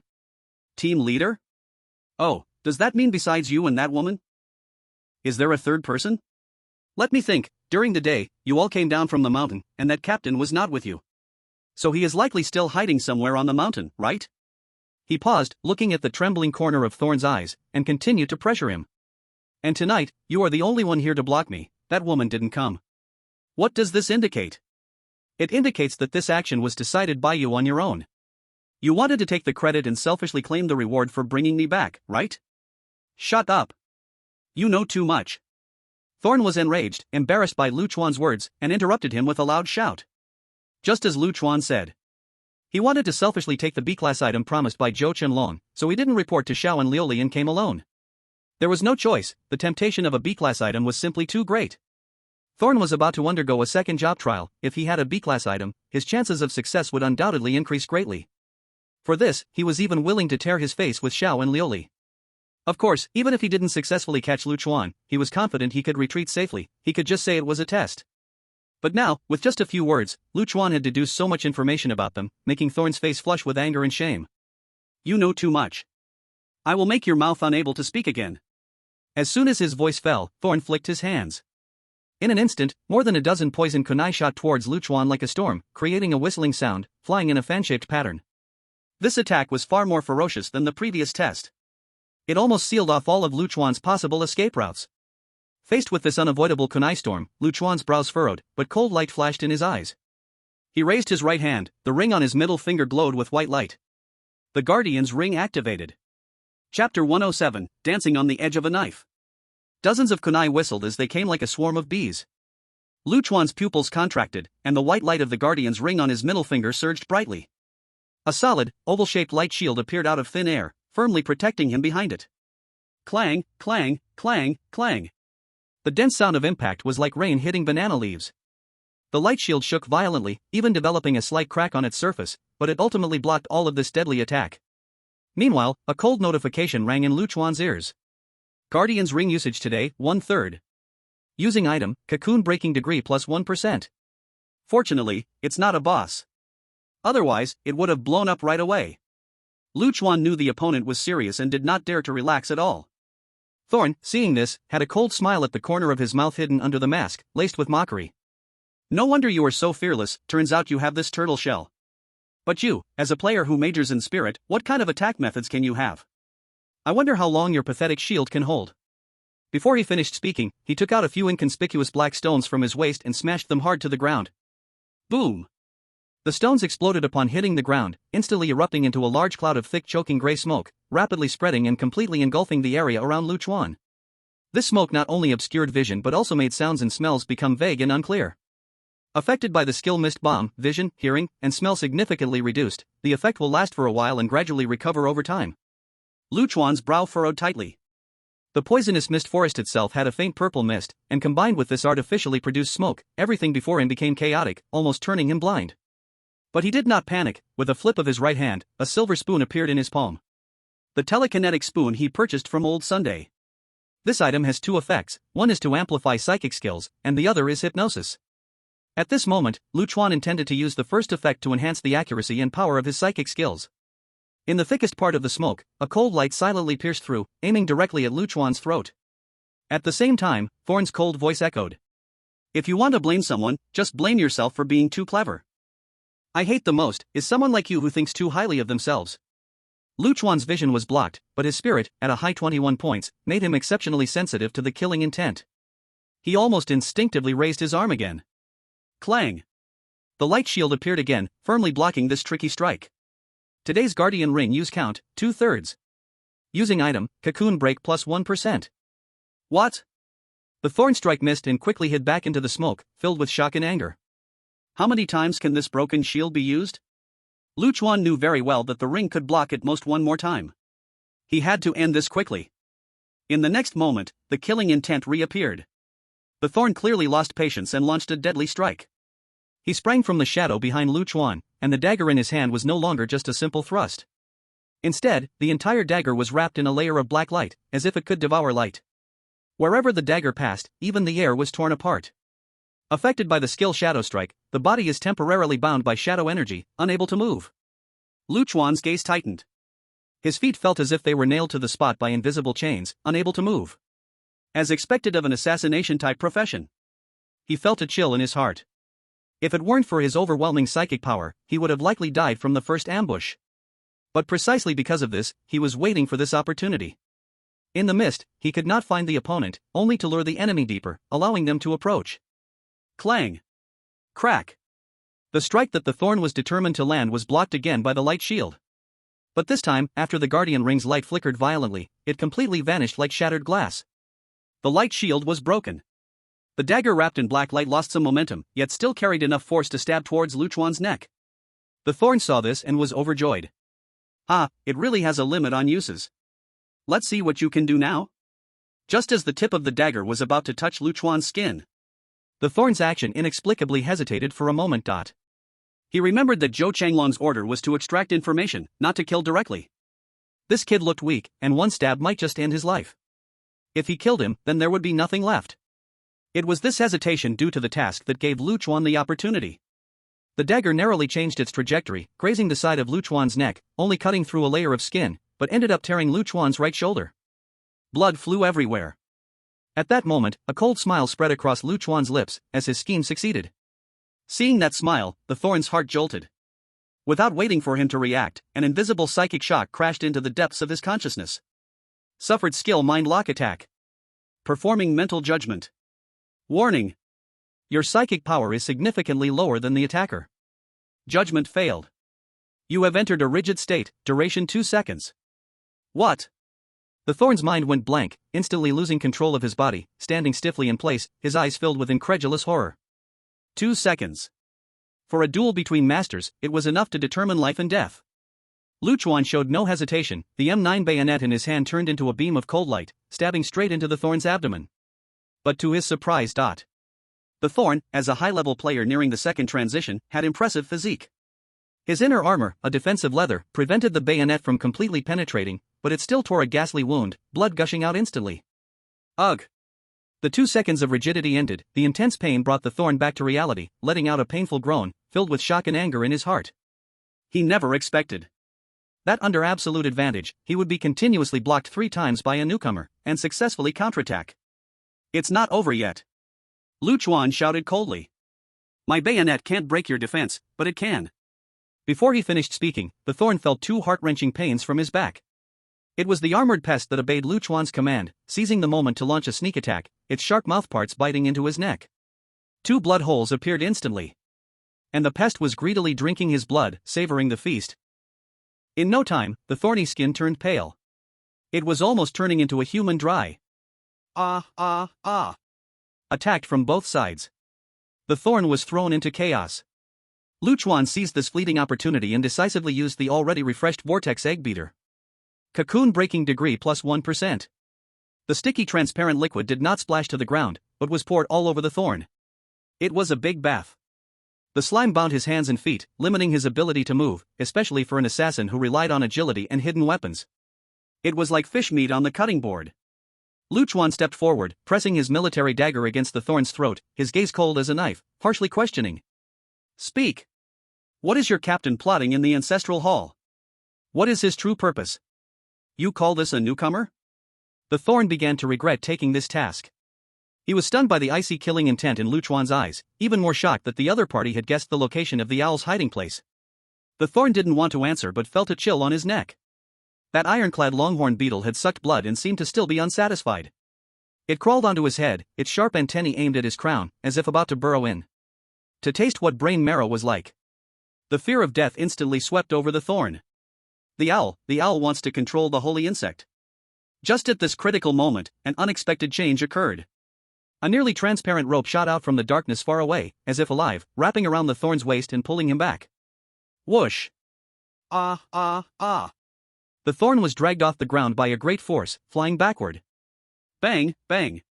He collided with several trees and stones in succession, resulting in fractures in his hands, feet, and even his whole body, like a broken sack with just a breath left. But in the end, he still vanished into the deep fog. Chuan reacted quickly, reaching out to grab, but only managed to catch something that had fallen from the thorn's waist. A dagger wrapped in black light. And the thorn himself had been rescued by that mysterious rope, disappearing into the night. I knew all along, these people would have a backup plan. Fortunately, I have already obtained what I wanted, and he has also turned into a waste person.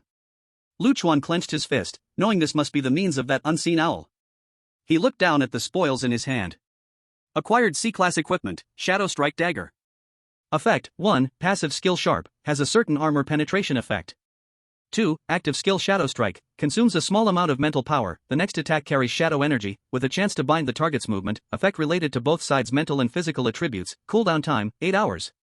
Although he let the thorn escape, he seized the opponent's weapon and forced out a trump card from the captain. Chuan's journey had already gained a lot. More importantly, he was almost certain. That owl is now hiding in that ancestral hall, brewing a huge conspiracy. At this moment, a familiar voice rang in Chuan's ear. You are injured? Chapter 108, Lady Bai appears. Just when Chuan was exhausted, planning to rest for a while. A familiar and ethereal girl's voice, without warning, sounded behind him, carrying a hint of concern. You are injured? Chuan turned around, but only saw a quiet forest. However, before he could respond, he felt a few small, cold things ooated crawling up his arms and shoulders. To his surprise, the ironclad longhorn beetle, lying on his shoulder, showed no hostility at all, even moving aside to give way. As if it knew the newcomer meant no harm. Chuan focused his gaze, and what was crawling onto his wound were a few pure white, chubby silkworms. Silkworm goo. Moreover, these silkworm gusts were much larger than the ones contracted by Su Xiaoyu and Ningyu, at least the thickness of a thumb, appearing plump and healthy. At this moment, they were obediently lying on the wound, spitting out crystal clear silk, gently covering the wound. The system prompt followed. Receiving special silkworm goo treatment, the wounds are healing quickly. Chuan felt it clearly. A cool and refreshing tingling sensation came from the wound, the bleeding quickly stopped, and the scabs began to form at a visible speed.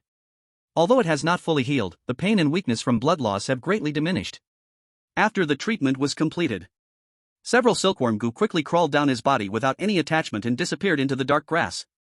They were not greedy like the longhorn beetle goo upon seeing blood, but rather seemed like well-trained medics. Chuan understood in his heart and tentatively asked the empty woods. Is it you? Bai.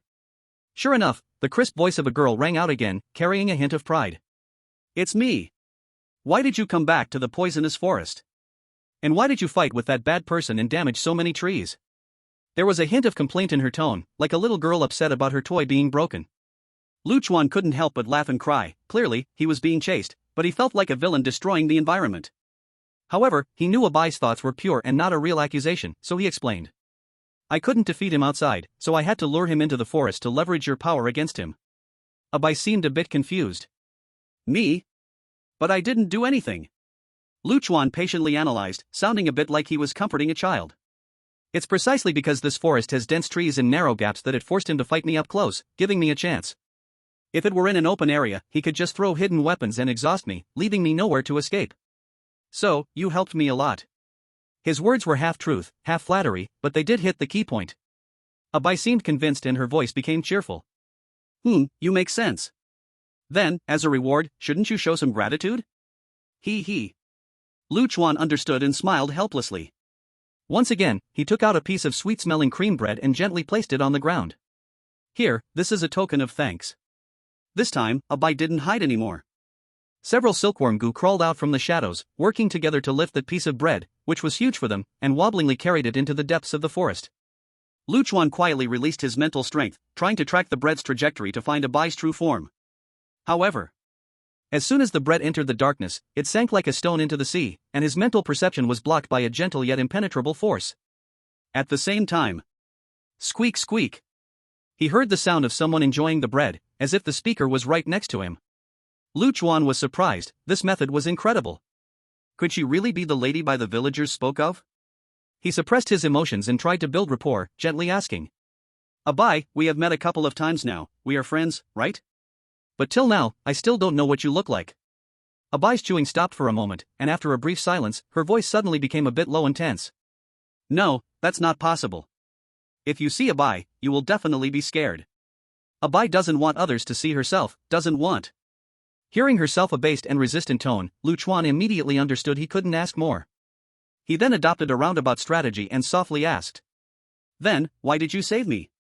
Did you let the silkworm goo help me heal just because you wanted some cream bread? Bai immediately replied, her tone simple. Is this thing called cream bread? What is cream? What is bread? Abai saved you because you helped get rid of many disobedient bad kids. They always disrupt the forest, keeping Abai awake. But Abai herself cannot move to teach them a lesson. Chuan's heart leaped with joy, just as expected. The condition to trigger the appearance of Lady Bai was to eliminate a large number of aggressive blood corpse goo at night. And from her words, it could be inferred. She seemed to be limited by some kind of rule, only able to save people and soothe the forest, but couldn't actively harm any living creature. Not even the bad kids she hated.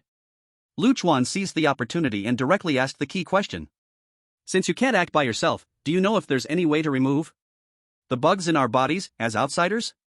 He pointed to himself, hinting at the larvae within him. Sure enough.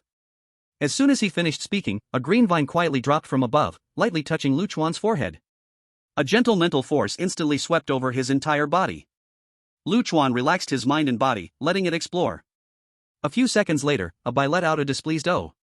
Oh, it really is that guy's seed again. It's so annoying, every time Abai has to deal with this trouble. How many more people does it have to harm before it's satisfied? That guy?" Chuan's heart shook. Could it be that terrifying centipede monster in the ancestral hall that Abai was referring to? Abai seemed to think of a solution, her tone becoming confident. Actually, it's very simple to remove these seeds, you only need to clear away enough bad kids. The little bug in your body will sense the smell of its companions dying outside and feel unsafe, then it will run out. Or. Chuan pressed on, or what? Abai's tone suddenly became naive yet terrifying. Or, if you cut a small hole in your belly and put the vine inside, it can grab it out. Do you want Abai to help? Don't worry, Abai is very skilled, it won't hurt at all. Really? As she spoke, Chuan suddenly noticed. Several more vines hung down from the branches, swaying like spiritual snakes, as if they were truly considering where to strike. Chuan's scalp tingled, and he quickly waved his hand and took a step back. No, thank you. I think the first method is great, it suits me perfectly. He suddenly understood Abai's logic. By killing a large number of wild larvae, they would release some pheromones representing danger as they died. Once this pheromone accumulated to a certain extent, the bugs in his body would feel fear and actively flee from the host. I see now. Chuan nodded slightly. No wonder the task seemed difficult at first, but actually left room for maneuvering. It also explained why it was hard to trigger this hidden mechanism in the early stages. Because the number of larvae that needed to be killed was extremely large, and it usually took until the later stages of the dungeon to accumulate enough. He had to inform Qin Muxue and the others as soon as possible and seize the time to farm monsters. After digesting this information, Chuan took a deep breath and continued to ask. Abai, the last question. Why do the villagers call you by Nyang Nyang? And that giant centipede in the ancestral hall, what is it? What is your connection to it? As soon as he said this, Abai's tone changed instantly. The previous light-hearted innocence vanished, replaced by deep fear and tension, her voice trembling. What? Why you've seen the heavenly dragon? That's impossible, it's still in deep sleep, it's not time for it to wake up. How could you have seen it? Her words were filled with disbelief, quickly followed by despair. If the heavenly dragon wakes up, it will destroy everything. It will eat everything. Chapter 109 I am it is me. Chuan's mind shook. Abai actually knew that the centipede monster would devour everything. This was the second time he heard this statement. Although the village chief called it the holy bug, it undoubtedly referred to the same terrifying existence. This made him think of human history, of those myths about divine punishment or the cycle of doomsday. God sent a flood because of humanity's fall. Zeus sent Pandora to unleash disaster. In Norse mythology, the twilight of the gods destined to destroy the old world. Even the legendary cycles of dynasties and disasters from the east. Could this corpse bug village scenario be a repeated cycle, ending with the awakening of the heavenly dragon consuming everything? Is this heavenly dragon the final reckoner? Chuan took a deep breath and tried to ask in a softer tone. Abai, don't be nervous. Is there really no way to stop this heavenly dragon? And will it hurt you? Abai was silent for a moment, her tone filled with exhaustion and helplessness. It can't hurt me. But it will take everyone away, take everyone, again and again, just like every time before. Again and again? Chuan's heart surged with turmoil. Abai not only knew the existence of the heavenly dragon, but she even recognized that this scenario would reset, and the villagers would repeatedly face the fate of being consumed. Is she an NPC with looping memories? Or, a more special existence? Abai, what else do you know? Tell me. Abai's next words sent a chill down Luchuan's spine, a deeply frightening realization. I am the heavenly dragon, and the heavenly dragon is me. If you want to know, the answer is below the slope. Before her voice faded, no matter how much Luchuan called, Abai's voice vanished. It was as if something had forcefully cut off and hidden her in fear. I am the heavenly dragon, and the heavenly dragon is me? Luchuan repeated this phrase, filling his heart with absurdity and confusion. Two sides of one body?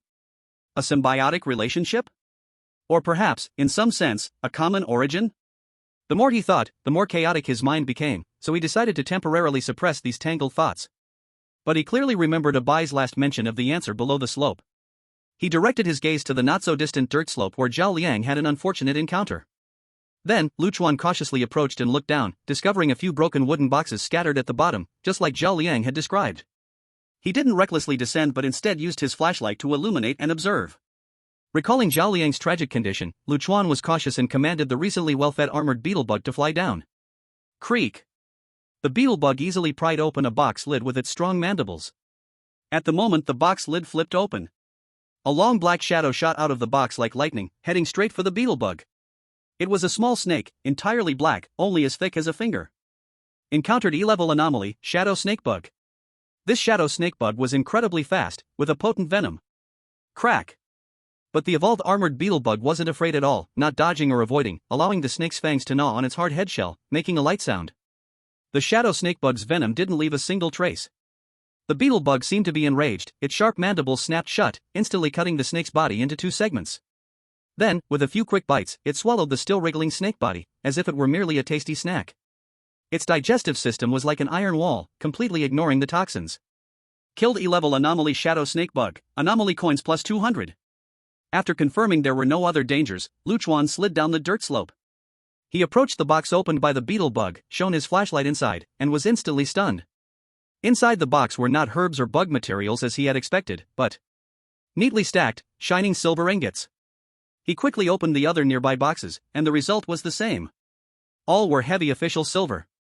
A rough estimate suggested that the silver ingots in these boxes probably weighed several thousand taels. Converted to modern currency, that would be equivalent to several million RMB. How could it be silver? Official silver? Luchuan was filled with confusion. Who would hide such a large sum of wealth deep within the poisonous forest, under the dirt slope? He casually picked up an ingot, wiped off the surface dirt, and indeed saw blurred year marks and illegible inscriptions on the bottom of the silver ingot, confirming it was official issue without a doubt. He attempted to store it in his personal space, only to receive a system prompt. Special plot item, cannot be put into space, cannot be exchanged for ghost coins. Can't take away the official silver? Plot item? Luchuan's heart filled with confusion. He raised his flashlight and shone it around, soon discovering something even more horrifying in the grass not far from the box. Several corpses, already rotten, dressed in red and deep blue official uniforms. From their appearance, they were clearly ancient officials escorting silver payments. Were they the ones escorting this batch of official silver? How could they have died here? Were they killed by robbers? Luchuan speculated. He had the Tian Nyogu help him turn over a corpse face down. When the flashlight illuminated the corpse's face, Luchuan's mind buzzed, suddenly going blank. That face. Although swollen and rotten, its foolish, naive outline.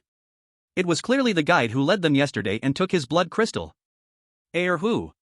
Luchuan swept the flashlight to another nearby corpse. This corpse was even stronger, its face. Wasn't it the silent Dehu? Dehu, who, they'd been dead for a long time? Then who led us up the mountain and guarded the village yesterday? A chill ran from Luchuan's feet straight to the top of his head. If the rotting corpses down the slope were the real Dehu and Erhu, then what were the living Dehu and Erhu in the village? Where are the villagers? Where's the village chief Bai? Were they not human at all? Is this the answer that Bai mentioned? The villagers of Shirgu village might have long ceased to be alive. This village, at its core, was bizarre. Just as Luchuan was shocked by this earth-shattering discovery, he noticed the temperature around him starting to drop sharply. A bone-chilling cold spread out. He took a glance at the system clock. 23:51. Only 9 minutes left until midnight. The system had warned that after 12 the poisonous fog forest would have horrifying awakenings. He had to leave immediately. However, it was too late. In what was once a silent forest, the eerie sound of a baby's crying suddenly rang out without warning. Wah, wah, wah. Wah, wah. The crying was sharp and piercing, sometimes distant and sometimes near, as if countless babies were crying in the dark at the same time, sending chills down the spine. Chuan immediately recalled a warning from Sun Lao San's report. If you hear a baby crying in the night forest, retreat quickly. This is bad. Chuan's heart sank. His guardian ring had run out of uses for the day and was cooling down. To recharge, he would have to wait until after midnight. And the iron armor Tian Nyogu was just an ally fed on blood essence, not his subordinate. Once facing deadly danger, it would definitely flee to save itself. At this moment, Chuan had almost zero defensive means. Just then, from the dense fog ahead, a strange figure slowly crawled out. It was a creature about the size of a baby, but its body was not of flesh and blood. It was made up of dozens of pale, fat, worm-like goo insects entangled together. Wah, wah. The chilling sounds of baby cries were actually the mimicking sounds generated by these insects vibrating together. Its head had no facial features, only countless writhing worms, forming a nauseating part. Encountered D-class weird child goo. Description: a group of goo insects that can mimic baby cries to attract prey, with clear divisions of labor and cooperation. Their cries can induce ear ringing, dizziness, and other negative states, weakening compatibility. D-class weird. It was a whole level higher than the blood corpse goo and human face goo previously encountered. Equivalent to Old York, Jason level. Chuan gripped the M9 military dagger tightly, his palms sweating cold. He knew the real life and death crisis was right before him. Wang Dong, Xiaoyu. I'm in trouble. Chapter 110, Escape. A child goo composed of dozens of pale maggots seemed to sense Chuan's weakness and fear. The insect bodies writhed in a nauseating manner. It sketches out a weird expression similar to a baby grinning widely, filled with greed and desire, sending chills down one's spine. The sense of oppression it radiates is no less than that of Jason or Jerome from the previous chapter. It is definitely an elite presence among D-level beings. Chuan knew that he absolutely could not confront it head-on. He quickly assessed the situation. This place is barely a few hundred meters straight from the village, but the paths in the forest wind and twist. Even at full speed, without a bai's help, it would take at least 10 minutes. And now, there are only 9 minutes left until midnight. As long as he can hold out for these 9 minutes, the usage count of the guardian ring will refresh, and he will regain his ability to save his own life. I must speed up. And then delay the monster. As thoughts flashed through his mind, Chuan threw out the last 2 slime eggs from the vortex egg beater without hesitation. 1 + 1 greater than 2. The slime burst open with a pop, covering the child goo and temporarily delaying its movement. But the power of the D-level Eerie far exceeds that of the E-level. The slime could only trap it for a very short time. Unexpectedly, Chuan had only taken 2 steps when the child goo's cry suddenly rose, becoming incredibly sharp and mournful. Wah, wah. That sound seemed to penetrate eardrums, stabbing deep into the soul. A sound akin to fingernails scraping a blackboard, making one's bones feel weak. Ugh. Chuan groaned, feeling as if his brain was pricked by needles, his body stiffening, and his footsteps becoming shaky. Damn it, this damn dead child. Previously, he had faced physical attacks during the Scarlet Feast and had never experienced such a direct mental disturbance. Fortunately, he was wearing a chef's hat, which enhanced his mental strength. Otherwise, if it were Wang Dong or Su Xiaoyu, this cry could probably cause them to lose their ability to resist and collapse to the ground. Even so, Chuan was seriously affected. Wah, wah. The cries in his ears grew louder, as if countless babies were screaming beside him. He could even hear the sound of the baby made of worms crawling behind him. At first, it was clumsy and swayed, as if a real baby was learning to walk. But soon, that sound stabilized and was quickly approaching. Chuan was anxious but struggled with no effective ranged attack method. He tightly held the newly acquired Shadow Strike dagger, knowing that at a critical moment he could use its attached skill to immobilize the opponent for 1 second.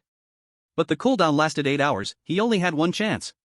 At this moment, he could not care that using items would increase the metamorphosis level. Saving his life was paramount, as the method of clearing had already been found. The urgent task was to return to Shirgu village and plan from there. Seeing the baby, wearing a strange smile, crawling closer, Chuan had to grit his teeth and order the armored beetle goo to move forward and block. Beetle, assist me. Buzz, buzz. Smack. However, as soon as the beetle goo pounced, it was casually swatted away by the child goo, its shell trembling. Through the mental link, Chuan felt the fear transmitted by the beetle goo. After all, it had just evolved not long ago, and its strength could barely be considered E+ level. It could not compete with a D-level Eerie in a head-on confrontation and was already considering retreat. No. It must hold on. Chuan struggled against the mental interference, moving arduously toward the direction of the village. He gritted his teeth and pulled out a blood crystal that emitted an alluring red glow. This item was worth a lot, but he could no longer care. Beetle, eat it. Block it for me, and more. Chuan hurled the crystal toward the beetle goo. Originally timid, as soon as the beetle goo sensed the pure energy radiating from the blood crystal, it became excited as if it had been pumped full of adrenaline. Buzz, buzz, buzz. It pounced, holding onto the crystal and devouring it frantically. As the crystal rapidly shrank, the beetle goo visibly expanded, its shell changing from gray-black to dark red, even faint blood patterns appearing, its aura soaring. The armored beetle goo absorbed a high-quality energy crystal and underwent a mutation. Skill acquired, Blood Ignite. Attack power and defense power greatly increased, speed slightly increased, lasting for a while. Hiss. The mutated beetle bug let out a hissing sound, courage surging. It lunged at the child bug again, truly using its hard mouthparts and armor to temporarily block its path. The smile on the child bug's face instantly vanished. The bug's body wriggled, turning into an angry, twisted expression, its cries transformed into frantic whines. The beetle bug bravely bit at the surface maggots of the child bug, but after all, there was a gap in strength, and it could only barely hold it back, unable to truly repel it. And time flowed on, second by second in the standoff. 23:59. Chuan seized the moment and stabbed the shadow dagger towards the child bug's head. Skill, Shadow Strike activated. The dagger transformed into a shadow, successfully hitting the child bug, shadow energy exploding, freezing it in place for a second. It was at this moment that the system time jumped. Midnight. Midnight arrived. Wow. An indescribable cold breath instantly enveloped the entire poisonous forest. The surrounding trees and bushes seemed to come alive, beginning to sway and grow wildly. And the child bug, just now frozen, trembled, astonishingly breaking free from its restraints. The maggots on its surface also swelled up, their eyes shining brighter red, their cries filled with fury. Deep night has arrived. The bug enters the frenzy period, all attributes enhanced, attacking desire greatly increased. Not good. Chuan felt a sinking in his heart, about to activate the freshly reset guardian ring for one last gamble. Chuan. A cold and low shout rang out. Immediately after, a crystal-clear ice flower fell from the sky, smashing down on the child bug. Crack, crack. In an instant, cold air erupted. The ice flower froze over half of the child bug into a solid block of ice. Though it couldn't completely freeze it, it greatly restricted its movements. Is it ice blossom blooming? At the same time, a sturdy figure rushed to Chuan's side like a whirlwind, without hesitation, picked him up. It was Wang Dong. Captain, hold on. Wang Dong roared. Chuan looked up and saw Qin Mushui and Su Xiaoyu also arriving, all three faces marked with urgency and concern. You came just in time. Chuan was both shocked and delighted, but more worried, especially seeing Qin Mushui's brows tightly furrowed from using skills. Her cocoon breaking level had increased again. No kidding. How could we not come when you called us? Wang Dong shouted while sprinting with Chuan on his back. Don't talk, hurry and go. At this moment, the whole poisonous forest had come alive. From all directions came chilling sounds of crawling, a body controlled by the bug staggeringly stood up from the mud. Countless pairs of blood-red bug eyes lit up in the darkness. They all locked onto the gluttonous team. Quick! Faster, don't save your skills now. Chuan urged from Wang Dong's back. Wang Dong understood immediately and activated his sprinting skill, speed increasing. The four of them gave their all, running frantically towards the village entrance. Damn it, nasty bug, get lost. A few very fast bugs had already chased to Wang Dong's feet, angrily kicked away by him. When they finally burst out of the poisonous forest and stepped onto the land of Shirgu village, the system time just happened to jump to 0:05. Huff, huff. The four collapsed to the ground, gasping for breath. They looked back with lingering fear at the terrifying forest that seemed like a realm of demons. They had successfully escaped. Chapter 111, Plan Advanced. Bang! The four, still shaken, rushed back to their temporary residence, slamming the door tightly behind them. It's strange, as soon as they stepped into the simple mud brick house, the chilling crawling sounds and bone-chilling pressure outside actually weakened significantly. As if an invisible boundary was protecting this place. Damn it, we finally made it back alive. That guy, I thought the water ghost was grabbing my ankle. Wang Dong collapsed to the ground, breathing heavily. Damn it, he cursed. Old Lu, what the hell have you been doing in the forest? Urinating on someone's grave or eating human offerings? How did you provoke that kind of ghostly thing? Although Su Xiaoyu and Qin Mushue didn't speak, their faces were filled with fear and worry. Chuan let out a bitter laugh and steadied himself. He recounted his experiences in the poisonous fog forest, from being ambushed by thorns, to talking with a Bai again, to discovering the corpses of Guan Ying and De Huerhu, and finally being chased by the child's curse. After hearing his story, the three of them were too shocked to say a word. Wang Dong was the first to jump up, yelling excitedly. Holy crap!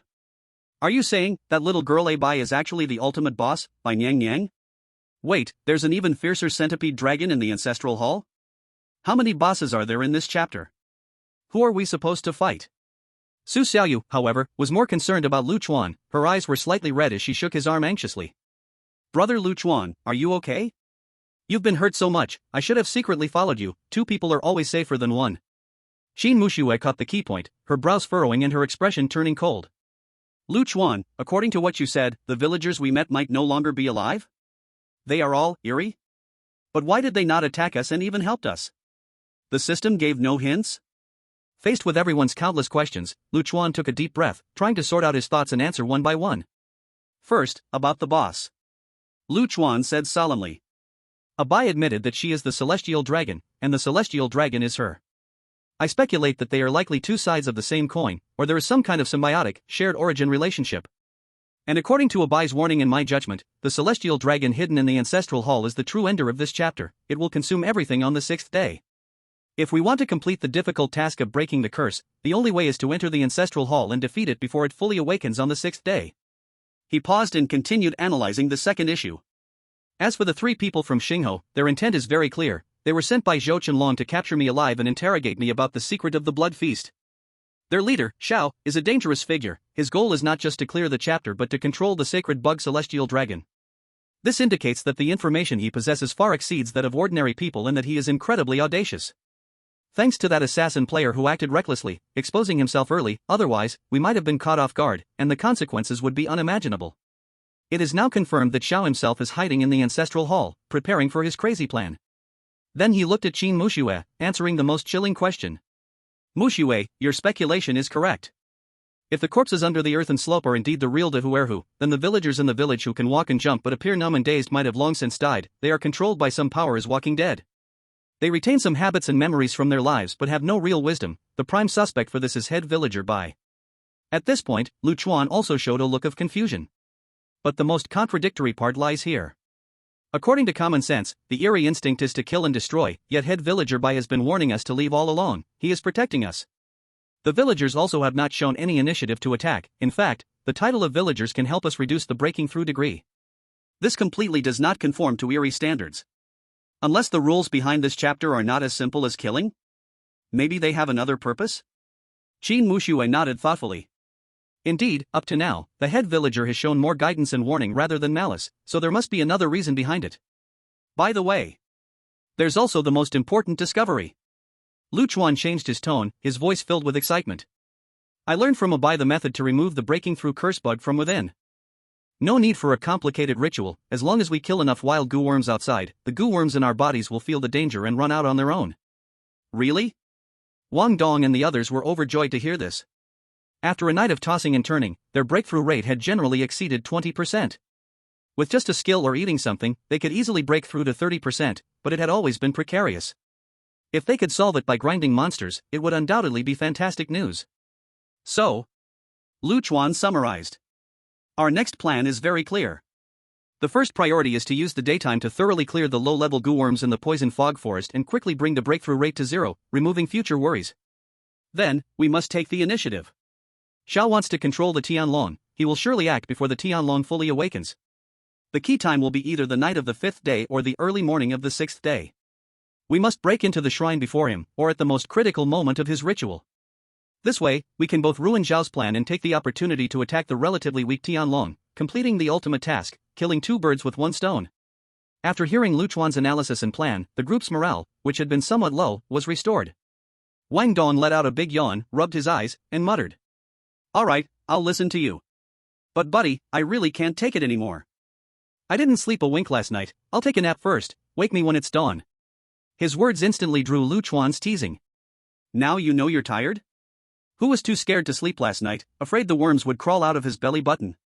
Wang Dong's face turned red, and he argued back defiantly. Go away, who was scared? I was meditating.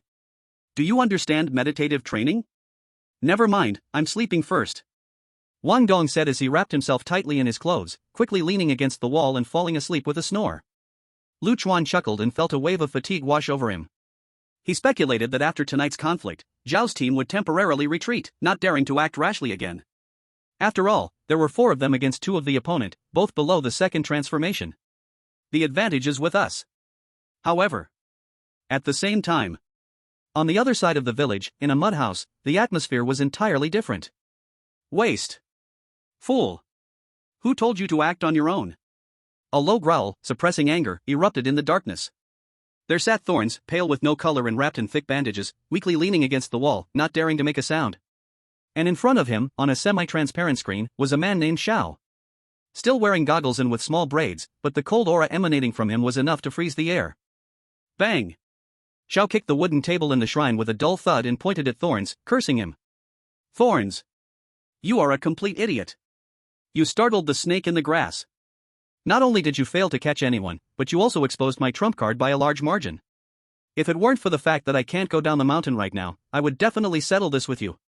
Upon hearing this, Thorns shrank his neck in fear. He knew that Xiao always meant what he said, that was his way of enduring. Now the 6 paths already know of our existence. Your actions have completely disrupted my plans. Faced with Zhao's scolding from afar, Thorns gritted his teeth, not daring to retort, his face alternating between green and white. In fact, he wanted to say, the 6 paths is far more troublesome than they imagined. Just a few careless words had already led to 6 paths figuring them out, he couldn't be blamed for that. At this moment, Liuli, who had been keeping watch at the door, walked in quickly, her face serious as she whispered. Xiao, I just received news from our internal source.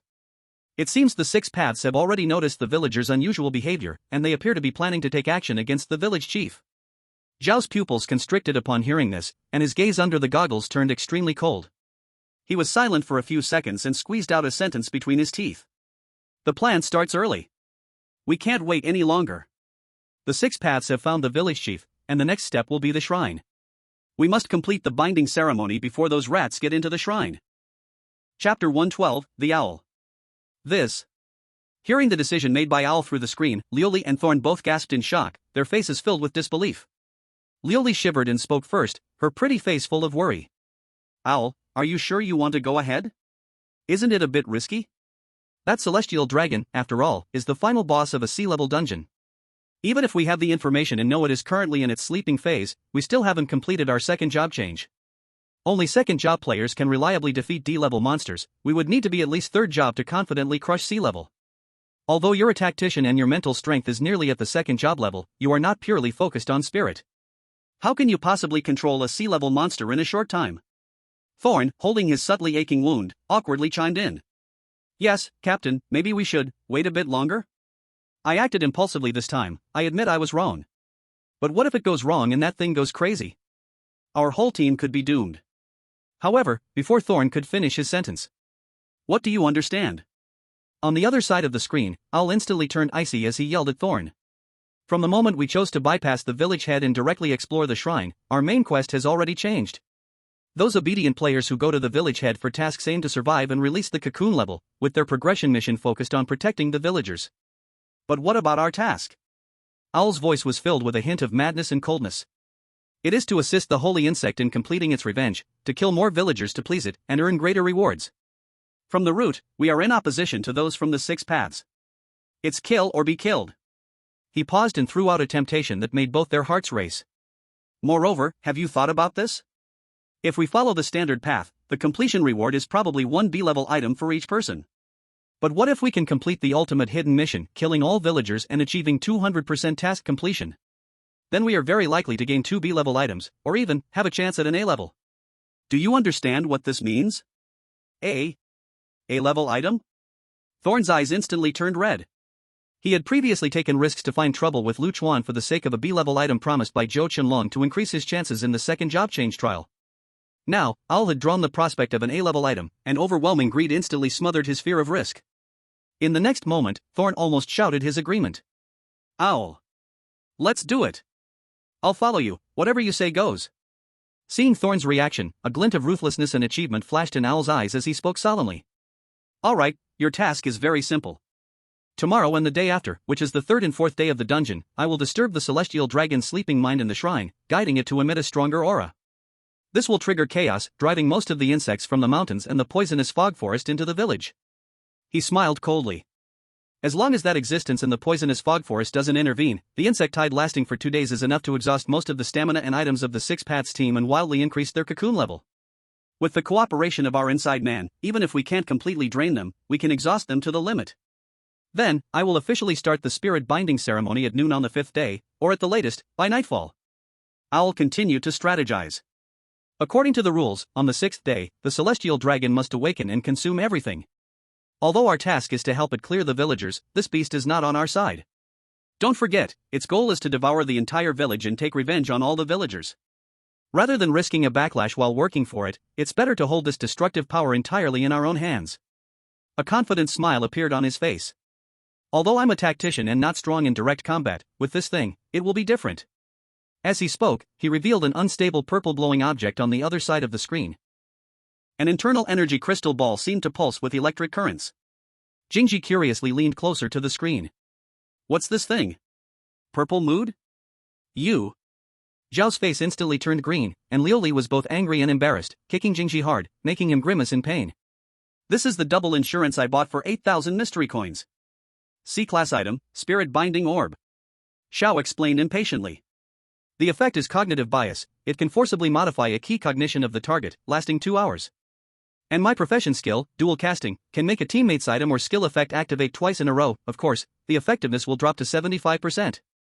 But 150% is enough. His plan was becoming clearer. As long as I successfully execute cognitive bias on Tian Tian twice, implanting and deepening the commands twice.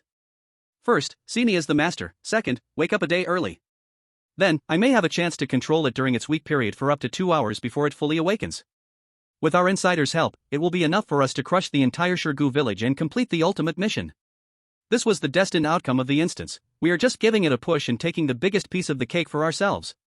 Hearing this bold and meticulous plan, Liu Li and Jingji felt a surge of excitement. Liu Li stood up, accidentally creating a grand wave, sincerely exclaiming. As expected of you, Xiao, who would have thought a player could control a boss? Now the only variable is ensuring that Lu Dao can be captured alive, otherwise, Dragon Brother's secret will be lost. Mentioning Lu Chuan, Jingji's face instantly turned ugly. Not only did he fail the mission, but in being pushed to the brink, he inadvertently revealed Zhao's secret of controlling the holy bug and lost his main weapon, the Shadow Strike dagger.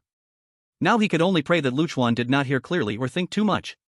Xiao keenly caught the change in Jingji's expression and coldly said. Jingji. Yes. Captain. Jingji shivered in fright. Your and Liu Li's task is to find a way to restrain the Lu Dao team during the riot triggered by the 5th day of the insect tide. At least separate Lu Dao from his teammates. You don't need to fight head-on, just create chaos. Xiao issued the order, then his tone turned severe. As for the losses caused by your unauthorized actions, and using up nearly 80% of the team's healing resources, I will honestly report it to the higher-ups when we return. You know what punishments await. Now, we have no way out, we must fight to the finish. Jingji broke out in a cold sweat, tremulously replying. Yes, yes. Understood. After the screen went dark, Liu Li crossed her arms, scrutinizing Jingji with a doubtful gaze before suddenly speaking. Jingji, that Lu Dao, is he really as powerful as you say? But he's clearly just a newbie with only 1 instance experience. By your description, at most, he is a high school or college student. How could he be so cunning and calculating? Could it be that you exaggerated him on purpose to cover up your mistake? You, a veteran player nearing the second transition, outsmarted so badly by a newbie? Jingji's heart sank.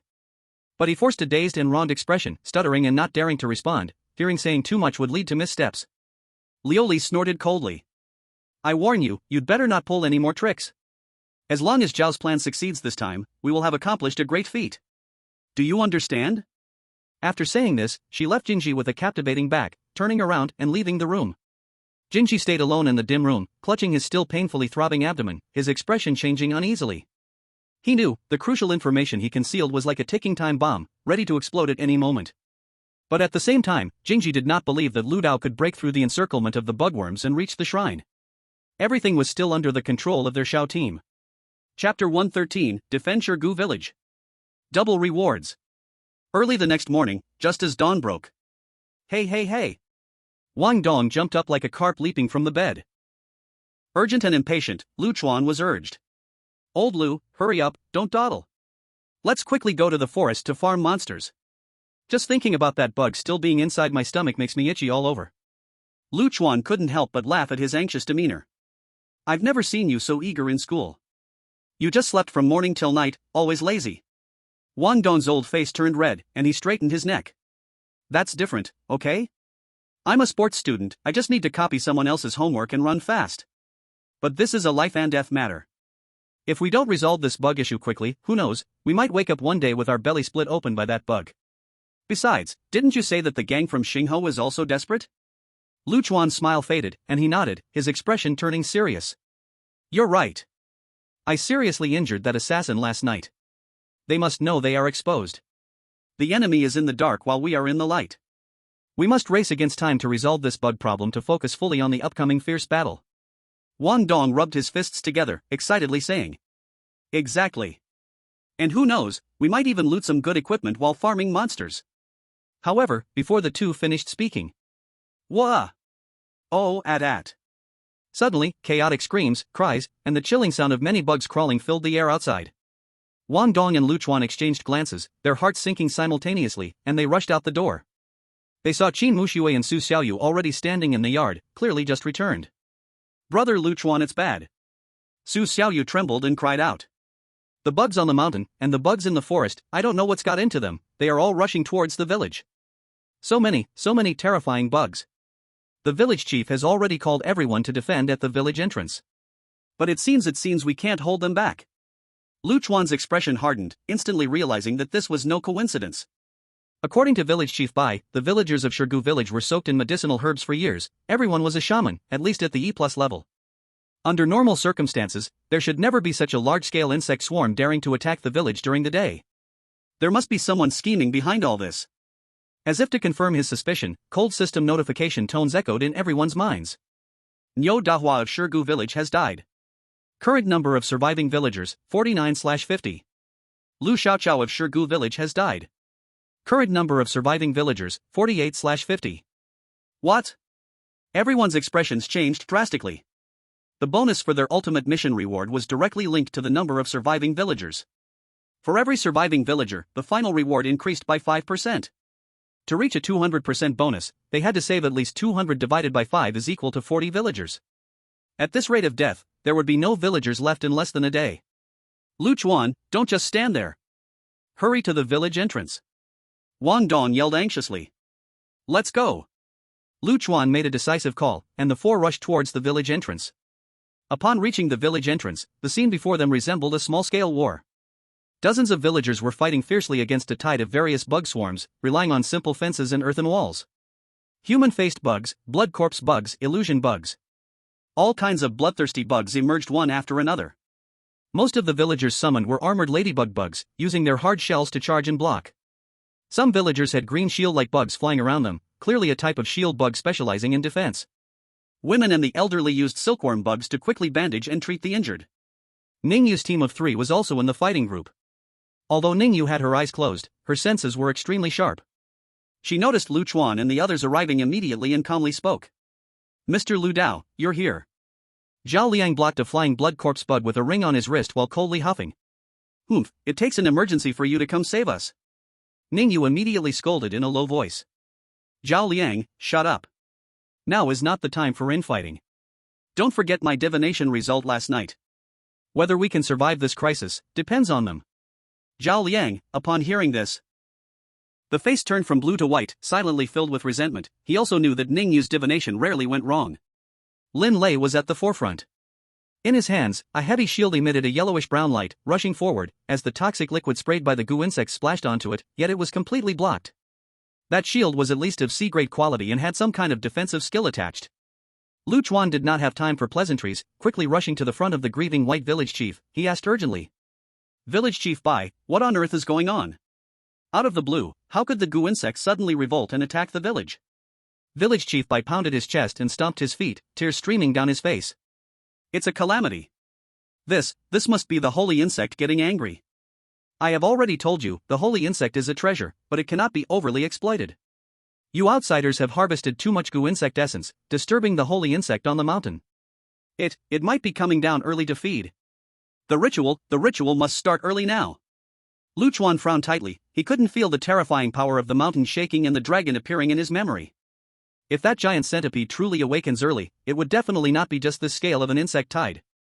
This was clearly someone making use of the situation, deliberately driving the insect swarm to create chaos.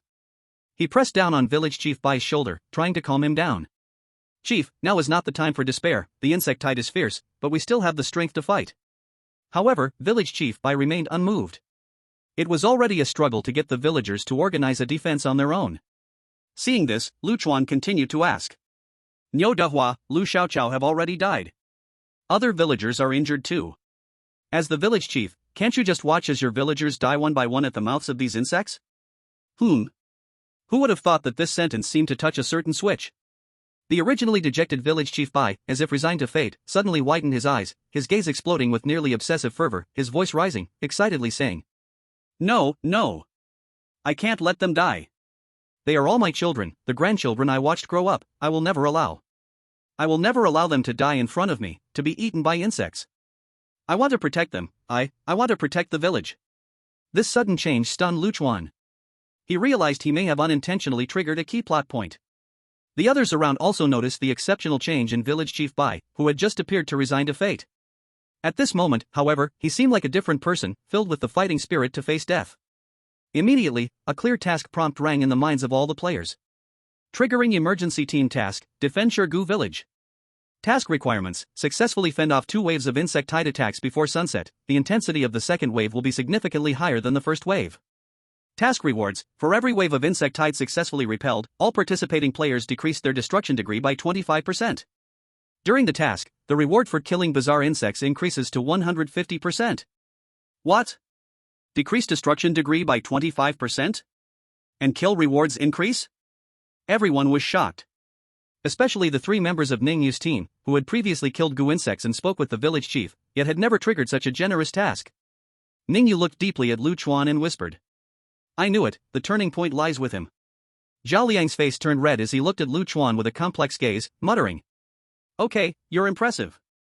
Wang Dong was excitedly waving his shattering bone knife, laughing loudly. Ha ha ha, then what are we waiting for? Killing insects can also reduce destruction degrees, now we can go all out. Let me show these insects no mercy today. Instantly, a fierce fighting spirit ignited in everyone's hearts. However, no one noticed. Deep in the passionate eyes of Village Chief Bai, a flicker of struggle flashed by. Cannot die, not a single one can die. I must let everyone survive, cannot let them starve to death, even if I die, they cannot die. Chapter 114, The Evolution of the Blood Insect Curse. The battle erupted. Ha! Wang Dong roared angrily, still leading the charge. With the explosive speed from his skill dash, he charged into the front line of the blood corpse horde like a fierce tiger descending the mountain. Crash! The bone-breaker blade swept through the air with a whooshing sound, instantly knocking over 3 or 4 sluggish blood corpses, 2 of which were cleanly severed in half. Puff puff puff. After the blood corpses fell, the hostless blood insect curses flew out, buzzing noisily, immediately surrounding Wang Dong's head. It formed a thick red cloud of blood above him. Logically, with Wang Dong's aggressive attack style, it would be very difficult to handle these troublesome blood insect curses. After all, these blood insect curses, when gathered together, were more terrifying than hornets. But fortunately, he had teammates. Ice Blossom Bloom. Qin Mushua's cold voice sounded, and a crystal-clear ice flower fell from above, landing right in the center of the blood insect curse swarm, unleashing a burst of cold air. With a crackling sound, dozens of blood insect curses were instantly frozen into ice chunks, and upon landing, shattered into a flurry of ice shards. The whole process was effortless, a complete one-sided crushing. System notifications kept coming. Kill E-level Eerie Blood Insect Curse, Mysterious Currency plus 300. Kill E-level Eerie Blood Insect Curse, Mysterious Currency plus 300. Obtain special material, Blood Corpse Crystal. Soon. Wang Dong and Qin Mushue each had 2 red gems in their hands. These were Blood Corpse crystals worth 700 to 800 mysterious currency. Whoa, the drop rate is so high. Before, they had struggled to clear out a dozen blood insect curses to get just one, now their efficiency had increased several times. The system's 150% drop rate was indeed not a lie.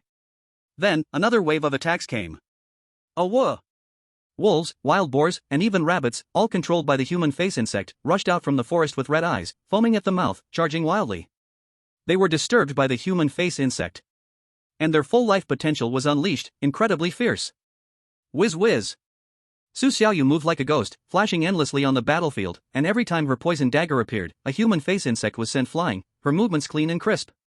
Without the human face insect, those puppets of wild beasts collapsed to the ground. The shadow dancer Su Xiaoyu did not need to fight head-on, she only had to unleash shadow evasion to knock away the human face insects, achieving instant kills. Killy level eerie human face insect, mysterious currency plus 450. Killy level eerie human face insect, ancient currency plus 450. The three members of the Tao Tai team cooperated perfectly. With the additional boost from the undead contract, their gains were immense. Ningyu's team of three was also busy. Although Zhao Liang was pale from the lingering poison of the shadow snake curse, barely able to stand, he could only grit his teeth and persevere for rewards and to reduce the chrysalis degree. Give me, open. Before his words fell. Buzz buzz. The circular weapons in his hands lit up with a blazing white light, burning all the curses trying to approach him. His class was Light Warrior. Born able to absorb light energy to transform into attacks, after releasing his skill, a faint layer of light armor covered Zhao Liang's body, and his attacks carried a light burn effect, which had some restraint against the curses. During the day, his power increased. At night, however, it was relatively weak. He was like a large human solar water heater. Lin Lei stood like a rock at the front line, his class named Iron Guard, with skills in petrified skin and shield mastery. After unleashing the former, his skin took on a rocky luster, greatly enhancing his constitution and defense, equivalent to wearing heavy armor. In his hand, the sea-level heavy shield barrier, coupled with his passive shield mastery, stood firm against the charge and toxins of the curses. It was like an iron wall. But what shocked everyone most was Ningyu's seemingly weak counterattack. Roar! When a giant bear, comparable to a small car, charged with a roar under the control of the human face insect, Zhao Liang and Lin Lei did not panic at all. Instead, they revealed an expectant smile. They knew that Ningyu was about to perform a great feat. As expected. Following their gaze, Ningyu, who had been sensing the battlefield with her eyes closed, quietly opened her eyes. They were not black and white but radiated an eerie blue. Like a deep starry sky. This was the first time she had opened her eyes since entering the dungeon. Facing the giant bear's blood-filled mouth tearing at her, a brilliant blue light, like stars, suddenly burst from Ningyu's eyes. Buzz! An invisible yet powerful psychic shockwave, like a heavy hammer, instantly crossed the space and struck the giant bear's head. With a splat, the giant bear's massive body suddenly stiffened, blood oozed from its 7 orifices, its brain tissue completely shattered, and it crashed to the ground, kicking up a cloud of dust. The human-faced bug attached to its head didn't even have time to escape and was crushed by the residual wave. The entire place was shocked. No one saw what she did, they only saw the giant bear die instantly. Only Lu Chuan, whose psychic strength reached 21 points, sensed that terrifying psychic crush. Sure enough, this woman has extremely high psychic power, she is definitely a specialist in the psychic profession. Even for me, it's hard to withstand this kind of impact head-on. But soon, Lu Chuan also noticed. After unleashing this shocking strike, Ningyu's face gradually paled, her lips lost their color, clearly showing immense exhaustion. This killing move could not be used continuously in a short time. Meanwhile, Lu Chuan wasn't idle either. His armored beetle bug was a deadly weapon among the swarm. After consuming the blood corpse crystal, fierce blood-red patterns appeared on the beetle's shell. In its blood-burning state, its attack and defense significantly increased, easily tearing apart blood corpse bugs with its mandibles. Buzzing. After continuously killing dozens of bugworms, a shocking scene occurred. The once unstoppable beetle bug flashed with bloodlight, unexpectedly undergoing a second mutation. Its size swelled again, becoming as large as a fist, and the blood patterns on its shell turned into a bright, dripping crimson, emitting a fierce aura that warned others to stay away. Armored beetle bug absorbs a massive amount of life essence and evolves. Evolved into Blood Fury Beetle Bug. Acquired new skill, Explosion Charge. Effect, consumes some stamina for a short distance high-speed charge, creating a small-scale explosion effect upon impact, causing extra damage. On the other side, Wang Dong and Qin Mushue happened to be in a cooldown period for their skills, entangled by several rabid dogs and wild boars controlled by human-faced bugs, in a fluster. Go help them, Beetle. With a thought, Lu Chuan commanded, and the evolved Blood Fury Beetle Bug emitted a deep buzz, transforming into a stream of blood-colored light, using its skill Explosion Charge. Boom! Thud thud! With a muffled sound, the Blood Fury Beetle Bug crashed into the beast horde like a cannonball. Each impact created a small shockwave, directly blowing those beasts to bits, and the parasitic human-faced bugs were also stunned, easily reaped by the beetle bug. Swallowed into its belly. Crispy, with a taste of chicken. Wang Dong stared wide-eyed, enviously shouting. Wow, Captain! Your beetle is incredible. My old black one can only be considered a minor whirlwind, but yours has directly evolved into a mountain king. The difference between bugs is too huge. Chuan smiled wryly. He had fed this beetle bug countless blood corpse crystals, which could truly amount to a sea-level item. However, evolving to this extent was beyond his expectations. However, just as everyone was reaping gains, thinking they could stabilize their footing, a familiar yet chilling sound of a baby crying suddenly echoed from the side of the battlefield. Wah, wah. The cry seemed to carry a magical power, with sound waves spreading out. Several ordinary beetlebugs controlled by villagers could not withstand it. Cracks appeared on their shells, and they exploded into pieces. Ah! A villager closest to the source of the sound let out a horrifying scream. Both hands held on his head, blood flowing from his ears and nose, he collapsed to the ground, breathless. Bai Dejuan, a villager from Shirgu village, died. Current number of surviving villagers, 47/50ths? What? In an instant, everyone felt a great threat. They looked in horror, seeing a baby made up of countless pale, fat maggots, crawling towards them awkwardly. As the worms twisted, a strange smiling face formed in the front, full of greed and malice. Damn it! This creepy thing again. Wang Dong gritted his teeth, the embarrassing memories of being chased last night surged to his mind. They chased me so badly yesterday, today I will turn you into meat paste. And, as a D-grade weirdness, the things it drops must be even better. But Chuan's expression was serious, immediately warning. Wang Dong, don't be careless. This guy is not an ordinary D-grade, the pressure it gives me is at the same level as Jerome from the last copy, very dangerous. Unexpectedly, that baby bug crawled, its wormy eyes directly locking onto Chuan, letting out a sharper cry. As if to repay the knife that Chuan had used last night to pin it down with the shadow dagger. It accelerated towards Chuan. Although it looked funny, everyone knew this was a pile of stinky dog poop. Getting touched not only disgusted, but also meant death. Make a move. Chuan wasted no time, immediately throwing out the newly generated slime egg from the whirlpool egg beater. With a loud slap, the slime burst open. It temporarily slowed down the baby bug's movement, but that wasn't enough. Focus fire. Quick battle, quick victory. Chapter 115, The Shock of Ningyu's Team. Wah, wah. The chilling cries of the baby bug not only put Chuan's team on high alert but also made Ningyu's team nearby feel unprecedented pressure. Zhao Liang looked at the strange baby made of countless maggots, feeling nervous, but his eyes flashed with a hint of greed, impatiently saying to the team leader Ningyu. Ningyu! What are we waiting for? That big fool said this is a D-grade weirdness. Now there's a double reward buff. If we can land the final blow, or even just snatch some damage, the drops would definitely cover our costs. At this point, Zhao Liang spat angrily on the ground. We have been in this copy for so long, only picking up scraps, finally coming across a big one. We can't miss this. His implication was very clear. Even if they couldn't steal the monster, they had to find a way to carve out a share. Boom. Lin Lei remained silent, simply placing his heavy shield on the ground, assuming a defensive posture, indicating he would follow orders. However, Ningyu, with her eyes closed and sensing, frowned deeply, interrupting coldly. Shut up, Zhao Liang, don't act rashly. Her thoughts raced as she analyzed seriously. Our team excels in bursts and information gathering. You and I can cooperate for a kill. We are not equipped for this high-intensity, sustained warfare. You are not in good shape now, and my mental energy consumption is also high. Relying solely on Lin Lei's defense, we cannot bite off this hard bone. D-grade weirdness in the copy will not only appear this once. For such a small benefit, ruining the hard-earned alliance with the Six Paths is absolutely not worth it. Zhao Liang was a bit unconvinced, awkwardly replying. But, we can't just watch them swallow all the benefits. Ningyu took a deep breath, lowering her voice, revealing deeper information. My passive skill, Heartlink Perception, can detect the energy intensity of creatures within 100 meters. When we first met, the Six Paths aura was not weak, but it was on par with ours. But now, after breaking free from the cocoon's limits, their energy fluctuations have skyrocketed to a new level. Especially that Six Paths, his mental strength is unfathomable. It's highly likely he has already reached the threshold to participate in the second transfer trial. With him commanding, team coordination will increase geometrically. If we go over now, it's not for a share but for death. What? Second transfer threshold? Upon hearing this, Zhao Liang. The expression instantly turned ugly, red and white flashing across his face. He originally thought he was an experienced player, superior to others, but he never expected the opponent's strength to be so terrifying.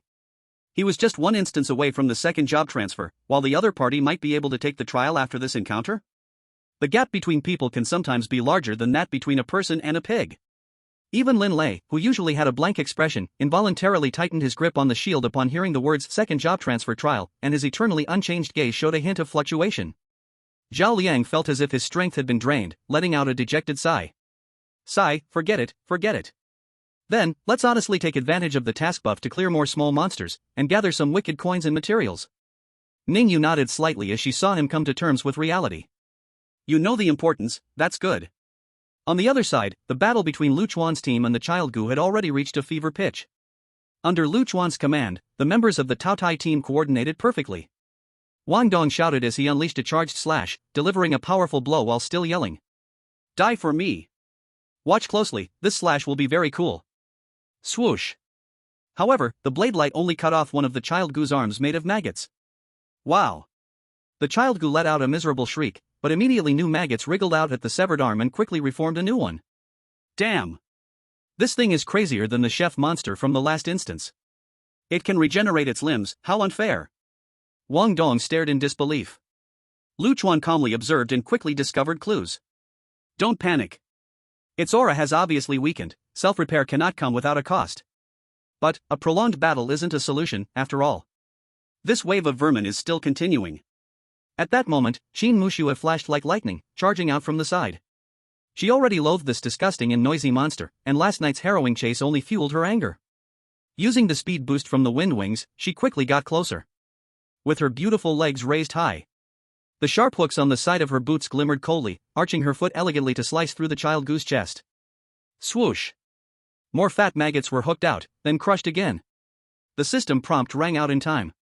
Child Gu takes damage, health significantly decreases. Qin Muxue snorted coldly, shaking off the filth from the hook and said to Lu Chuan. This guy doesn't seem as troublesome as last night. Lu Chuan nodded, confirming her feeling. That's right, night is its home ground, empowered by the entire poisonous fog forest. Now it's broad daylight, and its strength is greatly diminished. We have the advantage in numbers, fighting in rotations, it can't recover indefinitely. Before his voice fell, the system prompt suddenly grew urgent. Warning! Child Gu's health drops to 15%. Entering Berserk state. Attack power doubles, defense power significantly decreases. Whoa! As expected. Upon entering the Berserk state, the Child Gu let out an unprecedented cry, the sound waves expanding like a tangible impact. A nearby villager cried out in agony. Blood streamed from their 7 orifices, collapsing on the spot. Stone Drum Village villager Baingzi has died. Villager survival count, 46/50ths. Lu Chuan and the others also felt their heads pounding, the buzzing in their ears overwhelming as their status bars displayed their current conditions. Negative effects. High-frequency sound explosion, movement speed reduced, skill success rate decreased. Damn! Qin Muxue barked angrily, swinging her hand to unleash Ice Blossom. Whoosh whoosh! A snowflake shot swiftly toward the Child Gu's mouth, trying to block the source of the noise. However, after going berserk, the Child Gu's speed increased dramatically, twisting its body in a dangerous roll to narrowly dodge the ice flower. Its speed has increased too. Qin Muxue was alarmed, her beautiful eyes wide open. At this critical moment, Lu Chuan noticed a blurred figure was stealthily advancing closer to the Child Gu's blind spot, taking advantage of the battlefield's chaos and sound waves. I must create an opportunity for her. Lu Chuan's mind raced. Immediately give the order. Wang Dong, cooperate with the Blood Rage Beetle, perform a frontal feint to attract its attention. Understood. Wang Dong did not hesitate, regardless of what Lu Chuan's plan was, he shouted and charged again. At the same time. Buzz. The Blood Rage Beetle made a deafening buzz, launching its explosive skill, crashing like a blood-red meteor from the sky towards the top of the Child Bug's head, fearlessly. Indeed, the Child Bug's attention was drawn by this fierce assault from above and below, as it tilted its head and unleashed a sonic roar, trying to repel the attack. Boom! Boom! Boom! Wah! Wang Dong was pushed back by the sound wave, and the impact of the beetle was also weakened by more than half. The Child Bug seemed to have resolved the crisis. However, just when it finished unleashing its skill and was gathering strength for another attack, a ghostly black shadow, like a blade merging into the shadows, quietly appeared directly above the Child Bug. It was Su Xiaoyu, who had been stealthily approaching. Her eyes were sharp, the poisoned dagger in her hand glimmered coldly, seizing the perfect moment when the Child Bug tilted its head due to the roar, leaving its crown completely exposed. She poured all her strength into the dagger, quickly stabbing down. PCHH. The dagger pierced through the most vulnerable head. The Child Bug's cry suddenly stopped, its body stiffened violently. The larvae forming its body became chaotic as if losing their leader, instantly stiffening, then collapsing like a crumbling sand tower. Clatter, they fell limp. Disintegrating. Until they melted away. Player Su Xiaoyu dealt a fatal blow to the deranged strange child bug. Deranged strange child bug has been killed. Chapter 116, Human Skin Mask Blueprint. Su Xiaoyu? Seeing Su Xiaoyu appear behind the child bug, Wang Dong exclaimed, his eyes nearly popping out. What the heck, Xiaoyu? When did you sneak over? I didn't notice at all? Wait. He suddenly turned to Lu Chuan. Lu Chuan, you must have seen it early on, right? You were keeping it from me. Lu Chuan and Qin Mushui exchanged a glance, both seeing helplessness in each other's eyes. Sigh. Qin Mushui even supported her forehead inside, looking completely exasperated. Among those present, probably only Wang Dong and the child bug did not notice Su Xiaoyu approaching. This guy's IQ could sit at a table with the strange ones. Soon, the system's reward prompts rang out one after another. Wang Dong reaped the most direct reward. Player Wang Dong received 3,000 Eerie coins. Player Wang Dong received C-rank material, Wailing Cry Crystal. Wailing Cry Crystal can be infused into weapons, triggering a chance to unleash the effect of wailing when attacking, disturbing the enemy's mind. Wang Dong picked up the black crystal that emitted a faint wailing sound, grinning from ear to ear. Ah, this thing is perfect for me. It comes with a BGM when cutting people, so cool. If only I could change the song, The Northeast is my hometown. The moment he said this, everyone was once again speechless. You're more of a mental pollution than the wailing cry. Qin Mushui received 3,000 Eerie coins and a C-rank equipment, Howling Wind Bracers. Howling Wind Bracers, after activation, can unleash a powerful sound wave to repel nearby enemies and cause brief confusion. She looked at these beautifully shaped metal bracers and shook her head. The effect is good, but it doesn't fit my fighting style. My strength lies in kicking, my upper body strength is average. But a C-rank item can still sell for 4,000 to 5,000 Eerie coins in the grey market, not a loss. Lu Chuan's reward was the same as Wang Dong's, 3,000 Eerie coins and a Wailing Cry crystal. He weighed the crystal in his hand and calmly said, I can't use it, I can only keep it to exchange for money. It seems not all rewards align perfectly with personal needs. At this moment, Su Xiaoyu walked up to Lu Chuan, directly handing him 2 ancient scrolls that glimmered slightly. Brother Lu Chuan, my rewards are 5,000 Eerie coins and these 2 blueprints. I can't understand them, and they don't seem useful to me. Unexpectedly, Lu Chuan received the blueprints, and after a quick glance, his pupils suddenly constricted, and joy surged on his face. Acquired special crafting blueprint, Silk Capsule, E-rank consumable. Effect, quickly heals wounds, restores a small amount of health, crafting material, silk thread secreted by silkworm goo. Gain special crafting blueprint, Human Skin Mask, D-class consumable.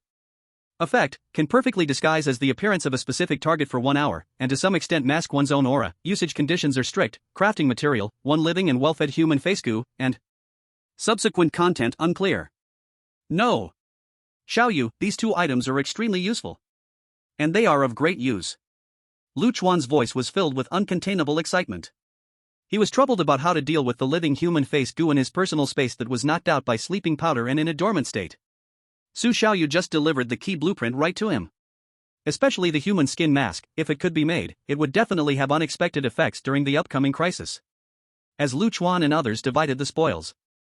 On the other side, Ningyu's team of 3 watched the entire process as the Taotai team swiftly dealt with the Xiao Ergu. Zhao Liang opened his mouth wide, unable to speak for a long time before exclaiming a curse. What the hell? So fast? It was just a few minutes. That D-class weird thing is gone just like that? Is this 6 Dao team even human? Fighting D-class weird things is like playing a game. He recalled how he had bragged just now, wanting to take a share, even secretly thinking of stealing the monster. Suddenly his face felt hot, embarrassed and red. He now truly realized that in front of that team, he probably was not much stronger than that Xiao Ergu, and if they really wanted to kill, he might not last even a minute. This absolute difference in strength made Zhao Liang feel a deep fear and regret. While others sweat, he was practically urinating. Although Ningyu had her eyes closed, she sensed Zhao Liang's intense emotional fluctuations and spoke lightly. I've said it before, don't act rashly. For us, completing the survival task and safely leaving this instance is already a victory. As for breaking the curse and protecting the villagers, those high-difficulty goals should be approached within our means, no need to be extravagant. Zhao Liang sighed in despair. Sigh. I understand. But we can't say we got nothing, at least we've collected some weird coins and materials. It's just, why are the newcomers getting weirder and weirder? Bringing this up, Ningyu thought of a short-haired boy from the previous instance who used dual knives, was silent, but had extremely strong combat power, and nodded slightly. Indeed. That knife-wielding kid is strong too, his individual combat ability can be considered top-notch. But compared to the 6 Dao team with a tactical brain, he probably wouldn't last long. Zhao Liang muttered. No kidding. That guy is strong, but I feel he's still a lone wolf, he suffers in front of a team. But in a one-on-one fight, I think he's absolutely invincible, even someone like me, with 2 instances of experience, isn't sure I could win against him. As time passed, there were no harder challenges like the Shao Ergu, the attacking ones were mostly E-class weird things, which everyone easily cleared together. When the sunset finally sank below the horizon, the system prompt arrived as scheduled. Guard Stone Drum Village task completed. Successfully repelled 2 waves of pest tides, all participating players' current cocooning rate decreased by 25%. Current number of villagers alive, 46 of 50. Hearing the prompt, the Tao Tai team sighed in relief. The advanced mission required at least 40 villagers to survive, and they still had a buffer of 6 villagers. But no one dared to truly relax, the first day was so difficult, and the next 2 days could be imagined. Moreover, they still had to face the threat of the C-class boss, Holy Insect Heavenly Dragon. The outlook remained grim. Both teams simply greeted each other and returned to their dwellings to rest. Chuan clearly felt Zhao Liang looking at them with eyes full of avoidance and a certain awe. He couldn't help but smile faintly in his heart. Indeed, good people are easily bullied. When you demonstrate strength that can crush others, those buzzing flies will naturally fall silent. Wang Dong also noticed this and laughed proudly. Do you see? Some dogs, if you don't show your skills, they really don't know that Ma Wangyi has 3 eyes. Qin Muxue and Su Xiaoyu exchanged glances, shaking their heads helplessly. Wang Dong's arrogant personality was unchangeable. Back at their place, Chuan immediately took out the 2 blueprints given by Su Xiaoyu. According to market estimation, the value of these 2 rare blueprints was no less than 5,000 ghost coins. He first handed the silk gel capsule blueprint to Su Xiaoyu. Xiaoyu, this is for you. In the next 2 days, try to get your silk gourd to produce as much pure silk thread as possible, and attempt to manufacture a batch of silk gel capsules. This way, even if we leave the instance and lose the silk gourd, we can still have some convenient recovery methods. Everyone's spirits lifted at his words. Indeed, using silver painkillers for small injuries from everyday bumps and scrapes was too wasteful. Having such a cheap silk gel capsule would be much more convenient. Then, Chuan took a deep breath. He retrieved the more bizarre blueprint of the human skin mask, along with the live human face gourd that was still in slumber in his personal space. Now, let's study this. Chuan's voice carried a hint of seriousness. When everyone saw the description of the production method on the blueprint, they all gasped in shock, feeling a chill run up their spines. Damn, how terrifying. The blueprint clearly stated. To make a human skin mask, one must first let a hungry live human face gourd attach to the target's face, sucking the target's life essence and memory fragments until the target reaches a near-death state. Then, at the moment the human face gourd is full and prepares to leave, it must be forcibly peeled off and instantly killed. Finally, treat the shed skin of the human face gourd after it has fed, which carries the target's facial features, with a special potion, to create a human skin mask. This production process was simply evil and cruel to the extreme. This thing is too spooky. Wang Dong felt his scalp go numb. This is not a human skin mask, this is clearly a ghost skin mask. Even the usually calm Qin Muxue frowned, clearly disgusted by this method. Chuan looked at the dormant human face gourd in his hand, then glanced at the blueprint, his expression complicated. The power of this item was tempting, but the cost and method to obtain it were extremely harsh. The most critical question was, who should be chosen as this lucky duck? Chapter 117, Village Chief, are you a ghost? Forget it. Chuan put away the ominous blueprint and said solemnly. This thing has too harsh of production conditions, and it harms heaven and humanity, it's not usable for now. However, if it must be used, I won't hesitate. Wang Dong immediately patted his chest in agreement. It's better not to use it, I don't want to wear this ghostly thing on my face. My mom gave me this handsome, charming face that can win over thousands of high school girls, comparable to Yan Zhu and Yu Yan. What a pity if it's replaced. Chuan twitched the corners of his mouth twice and decided to ignore this live treasure. He turned to Qin Muxue, his tone serious. Muxue, come out for a moment, I need to talk to you alone. Qin Muxue nodded slightly, asked no further questions, and stepped out of the room with long strides. Su Xiaoyu looked at the 2 backs and unconsciously pouted, gripping her clothes and mumbling softly. I also want to go out alone with brother Chuan. Wang Dong chuckled, he had long seen Su Xiaoyu's almost dependent feelings towards Chuan, whether it was a crush or a secret admiration. At this moment, Su Xiaoyu was clearly jealous of Qin Muxue. He playfully encouraged, want to know what they're talking about? Go eavesdrop. Don't you have shadow stealth? Follow them quietly, I guarantee you can be undetected. Hearing this, Su Xiaoyu was indeed a bit tempted. Especially in front of a nearly perfect girl like Qin Mushui, she always felt like an ugly duckling, inevitably feeling a bit inferior. Wang Dong continued to stir the pot. Go on, go on. After all, we are one team. I'm actually curious about what little secrets they have that they can't say in front of us. But Su Xiaoyu struggled for a moment, then shook her head. She picked up the silkworm capsule blueprint, trying hard to seem sensible. No. Brother Lu Chuan entrusted me with the task of making the silkworm capsules, so I should focus on my own work first. She didn't want Lu Chuan to think she was disobedient or too much trouble. Wang Dong pouted, boring. But he was just being talkative. If it were the reckless him from before, he might have really gone to sneak a peek. However, after witnessing so much and seeing Lu Chuan's strength and responsibility, deep down he had complete respect for this leader and wouldn't actually do something to betray trust. Outside, the moonlight was cold. Qin Mushui wrapped her arms around herself, leaning against the wall, her cool eyes gazing at Lu Chuan. What did you call me out for? Lu Chuan got straight to the point, highlighting the doubt. Don't you find it strange? This morning, when the insect tide just started, village head Bai seemed completely despondent and resigned.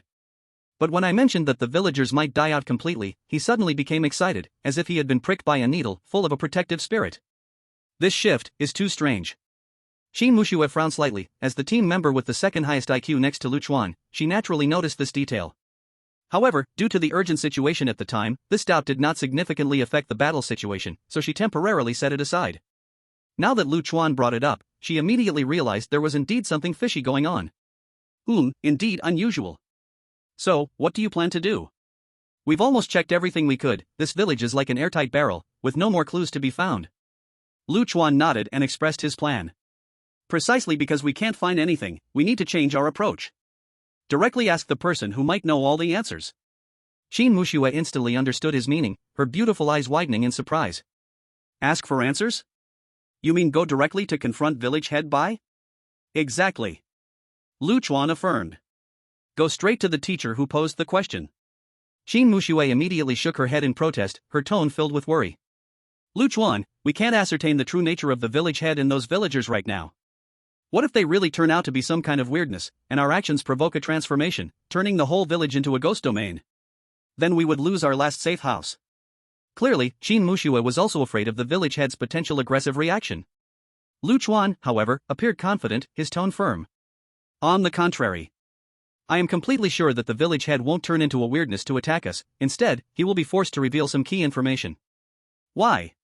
Qin Mushui pressed. Lu Chuan did not answer directly but took out an item from his pocket, holding it in his hand to show Qin Mushui. When Qin Mushui saw the item, her delicate face revealed a look of surprise, and after pondering for a moment, she lightly nodded. All right, I agree to go with you.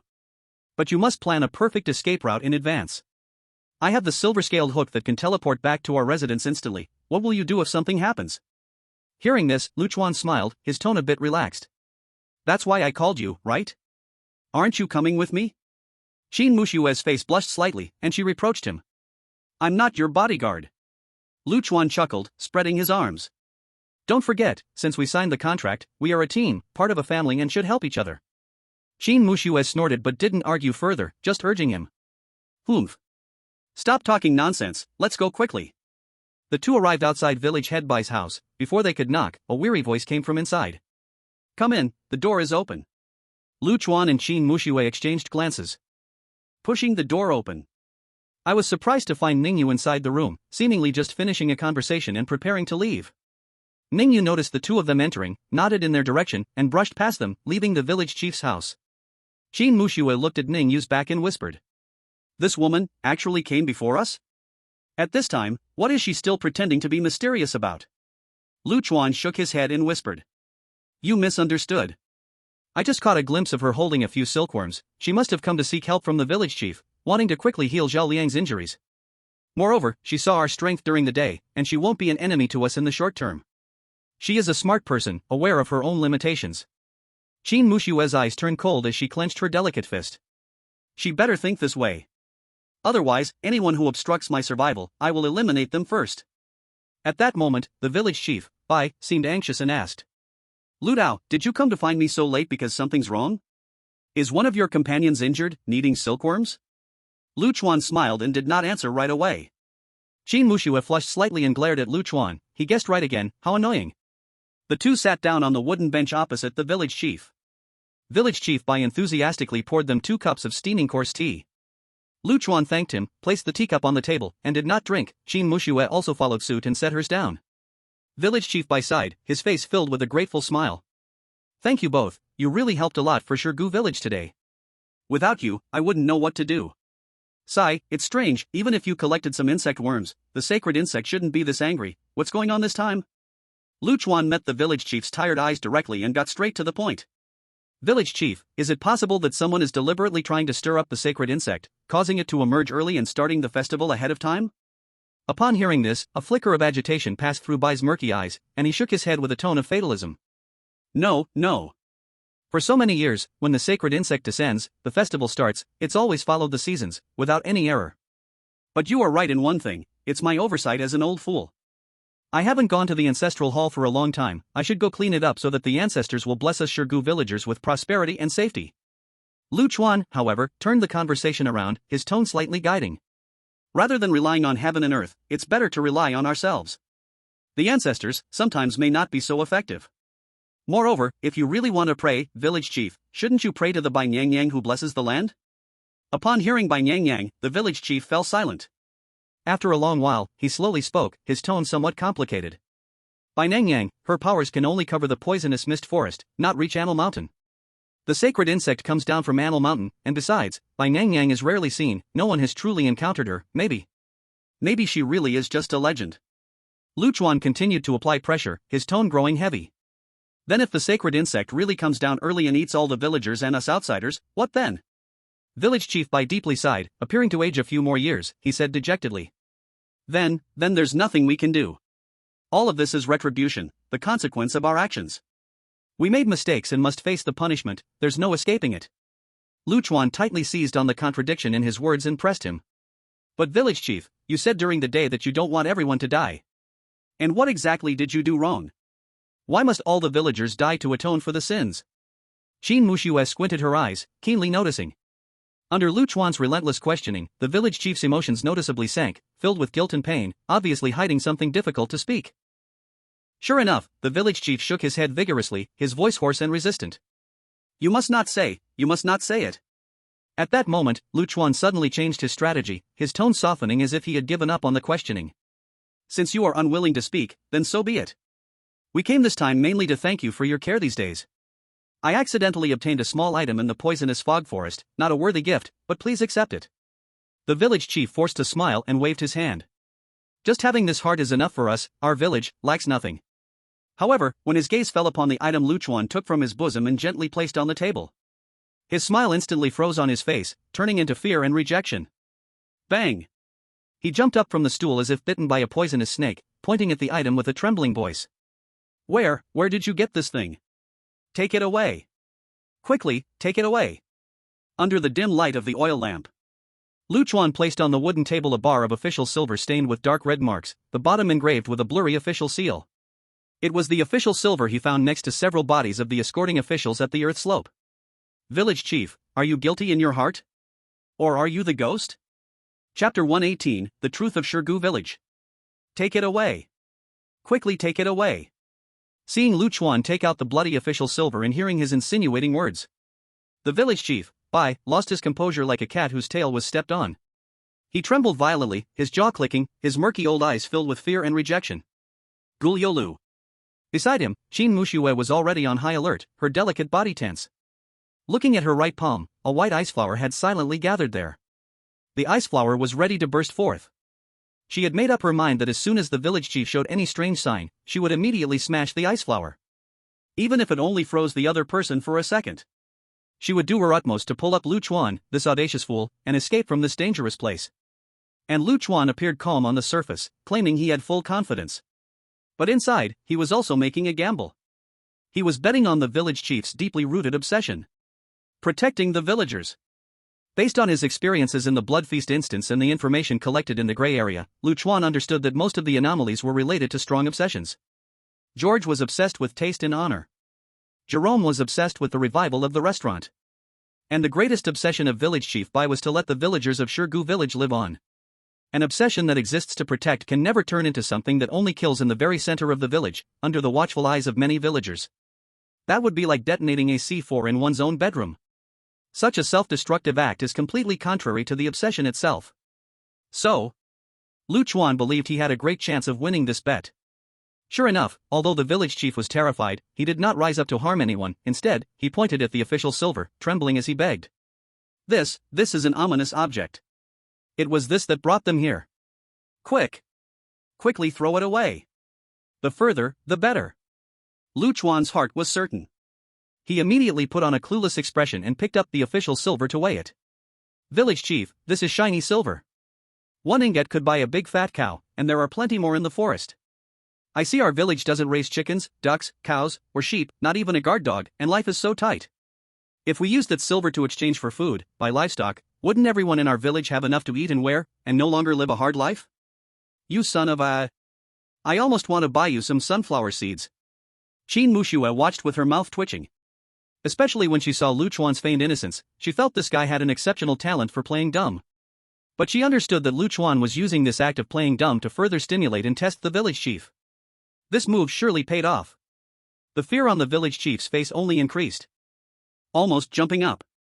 No. Absolutely not. We must not take that official silver. There will be people coming to catch us.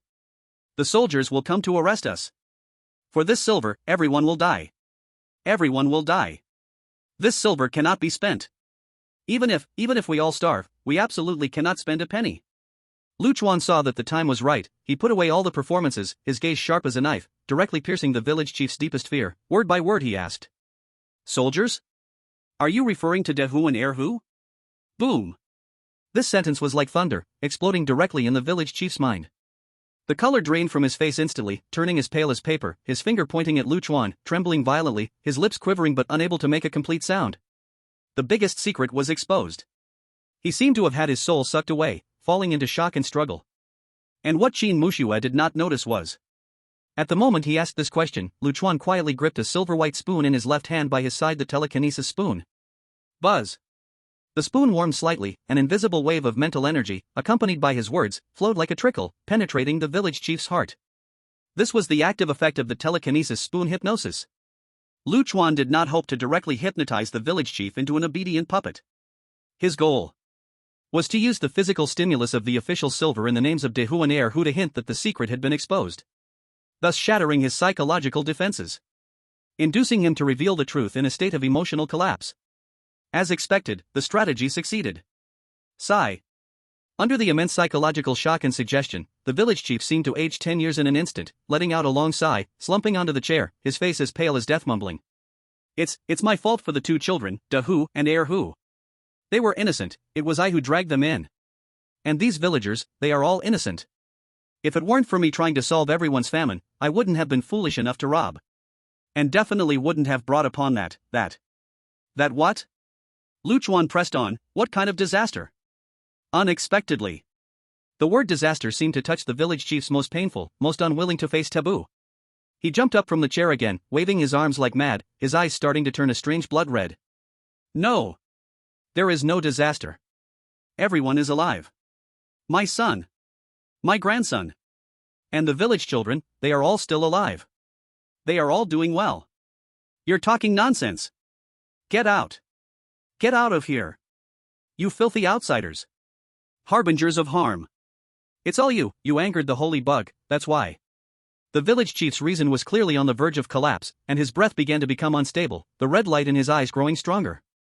Not good, a corpse transformation is about to happen. Lu Chuan and Qin Muxue immediately felt the pressure. Lu Chuan clearly felt that the hypnosis effect was forcibly broken under the other's violent emotional fluctuations. What a pity. As he expected, the village chief still could not accept the cruel reality that the villagers had died deep in his heart. This was his bottom line of obsession. Once touched, it would trigger a strong rejection response. Lu Chuan, let's go. Qin Muxue reacted quickly, grabbing Lu Chuan's arm, pulling him forcefully towards the door. She had already seen that they could no longer stimulate the village chief, otherwise it may truly trigger uncontrollable mutations. Lu Chuan also knew that they could not ask more, and he quickly followed Qin Muxue out of the village chief's house. It was now just the third night of the copy. Zhao's plan was to act on the fifth day. They still had one day to look for other key clues. Only after the two exited the house did the furious atmosphere inside gradually calm down. Qin Muxue let go of Lu Chuan's arm, her heart still racing, patting her chest. That was close. I felt that old guy's aura spike to D-level abnormality in an instant. He is indeed the source of problems in this village. Lu Chuan nodded, with a serious expression but a sense of achievement. That's right, it's very dangerous, but worth it. At least we have confirmed several key pieces of information. As I guessed, Stone Drum Village must have suffered a natural disaster back then, leading to a famine, and the villagers were close to starvation. Village Chief Bai was left with no choice but to lead the villagers to take a risk and rob the escorting soldiers. But what they seized was not the life-saving food, but boxes of completely unusable official silver. Qin Muxue took over the conversation, her delicate brows frowning as she expressed her deduction. That's right, the official silver has special official seals and inscriptions, like the anti-counterfeiting codes of modern currency. Once it enters the market, it will immediately be traced back to its source. And given the conditions of Stone Drum Village, they even had trouble starting a fire to cook, let alone having the ability to melt down the official silver into small coins. The village chief said the official silver brought disaster, which likely means some villagers couldn't resist secretly spending the official silver, thus exposing the village and attracting the officials. She paused and uttered the last two words. Massacre. Chapter 119, Hee, found you. Massacre. These two words seemed like a heavy burden, making it hard to breathe. Since ancient times, city massacres have been common. Most occur after a city falls, with the enemy performing large-scale slaughter of civilians inside, either as an outlet for anger or for plunder. And the slaughter of Stone Drum Village by the officials was even more obvious in its meaning. A mere commoner dared to rob official silver? That's right, only this cruel truth can explain why a village could disappear overnight. It also explains the village chief Bai's words full of pain and guilt. I don't want to see anyone die anymore. Sigh. After sorting it all out, Lu Chuan and Qin Muxue exchanged glances inside. They realized that the truth behind this case was far more tragic than the bug fights they saw on the surface. Village Chief Bai was not the evil villain they imagined, he was more like a tragic figure driven to despair by the times and fate. However, this does not mean the village chief was completely innocent. Just a moment ago, the village chief mentioned that it was time to visit the ancestral hall. This sentence was no less than old Mo, I want to eat fish. He likely knew that the heavenly dragon was lurking beneath the ancestral hall, or even that he was the one guiding the rituals. At that moment, Lu Chuan's extraordinary mental power detected rustling sounds coming from the bushes, as if the edge of a garment was brushing against the leaves. Whoosh! Before Lu Chuan could open his mouth to warn, Qin Muxue had already dashed like an arrow toward the direction he had glanced at. She completely trusted Lu Chuan's intuition, there must be something unusual there. Sure enough, a shadow flashed away behind the trees. Unexpectedly, just as Qin Muxue rushed out a few steps, a figure slowly emerged from behind another large tree, right in front of her. Ningyu? Ningyu still had that calm and indifferent look, slightly nodding with a calm tone. It seems that you two have gained some key answers from Village Chief Bai? Qin Muxue's delicate brows furrowed, and doubt surged in her heart. She was very certain that the shadow she saw just now and the stillness of Ningyu were completely different. But Ningyu just happened to appear here at this moment. Is it a coincidence? Or is it? At this moment, Lu Chuan also walked over, his gaze lingering on Ningyu for a moment, his tone unreadable. Miss Ning, why are you waiting for us here instead of taking care of your injured teammates? At the same time, he gave Qin Muxue a look, signaling her to stay calm. Poof. Qin Muxue understood, took half a step back, giving the initiative to Lu Chuan. Ningyu smiled faintly, calmly acknowledging. Captain Lu Dao is indeed meticulous. That's right, I am waiting here, firstly to express my gratitude, and secondly, I wish to share information that might be useful to you too. Lu Chuan raised an eyebrow, revealing an interested expression. Oh? I'm not sure what Miss Ning is referring to. Ningyu's smile carried a hint of sincerity. If it weren't for Mr. Lu Dao's conversation with the village chief today, triggering the hidden quest guarding Shirgu village, we wouldn't be able to enjoy such rich double reward buffs. Originally, we only planned to complete the survival task and leave in defeat.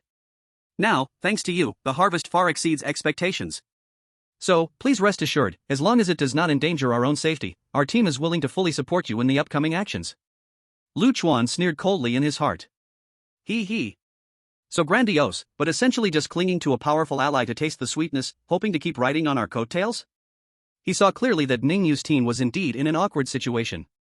Zhao Liang was heavily injured and still recovering, Lin Lei was purely defensive, and Ningyu herself leaned towards support. In the upcoming tasks, self-preservation was already a challenge for them. For them, relying on the Tao Tai team was the best solution. However, this was not a bad thing for Lu Chuan. Ningyu's team had previously had an ambiguous attitude, but now they had clearly taken a stand, which at least reduced the risk of being stabbed in the back, allowing him to save some energy in guarding against them. Lu Chuan maintained a calm exterior, his tone even and composed. There's no need for thanks. Since we are all part of the Shirgu village camp, with the same goal of protecting the village, what I am doing is just part of my duty. Moreover, the bug-tide cake is too big, our 4-person team alone truly cannot consume it, only through cooperation can we make the cake bigger. He shifted his tone and got to the main point. However, I am more interested in Captain Ning's second matter. What information do you want to provide? Beside them, Qin Muxue felt equally puzzled. She believed that their side already held 7 or 8 parts of the information. What else could Ningyu possibly bring up that was of value? It felt more like wasting time to get close. Lu Chuan actually felt the same way. But he believed that Ningyu would not speak without reason. I would like to hear more. Ningyu stopped beating around the bush and directly dropped a heavy bomb. If I am not mistaken, in this instance, besides our 2 teams, there should be a 3rd batch of players, right? As soon as these words came out, both Qin Muxue and Lu Chuan were startled. They had never revealed this matter to Ningyu. How did she know? Could it be that the Spark Knight League had secretly contacted Ningyu, trying to team up against them? No way. Lu Chuan immediately denied this speculation. If Ningyu had colluded with the Spark, she would never have come to reveal this news, as it would expose the other party's existence. Since she asked this way, it indicated that she had only sensed something but had not fully confirmed the details. A look of appropriate surprise appeared on Lu Chuan's face, soon giving way to a teasing smile. What does Miss Ning mean by that? Although Ningyu had her eyes closed, her tone was very certain. Mr. Lu Dao, the instance is nearing the mid-stage. We shouldn't test each other anymore, right? My intuition and divination tell me you are facing enormous trouble. Although divination cannot provide precise results, I see that the key to breaking through the instance revolves around you, yet you are shrouded in a layer of ominous black mist. This signifies that on your path, besides the challenges of the instance itself, there are also human obstacles. Lu Chuan nodded, acknowledging this statement.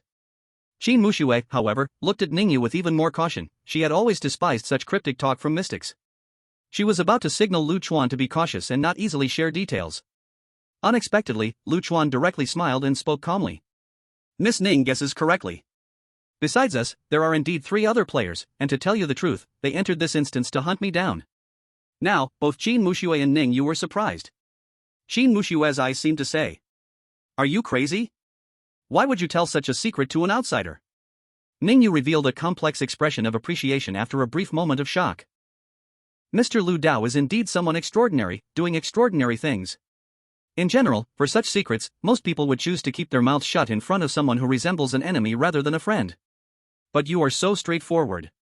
It seems you either have absolute confidence in the upcoming actions, or you are simply an unrepentant gambler. Lu Chuan gave a faint smile, calmly responding. Sorry, I am neither. Every decision I make is based on my own deductions. Ningyu tilted her head slightly. Isn't that just a gambler? All gamblers believe they are right at the moment they place their bets. But whether they are right or wrong, only the outcome can prove it. Lu Chuan didn't want to dwell on this issue, cutting to the chase. Miss Ning, you are waiting here tonight. It should be for more than just this matter, right? Cut to the chase. What important information do you want to provide? Ningyu's expression turned serious, and she nodded. My skill, spiritual insight, can detect the energy presence of living beings within a 100-meter range. To put it metaphorically, the breath of the villagers in Shirgu village is like a stagnant pool. We players are like fish in that pool, and your Lu Dao squad is the strongest, most dazzling few fish among them. She paused, her tone becoming grave.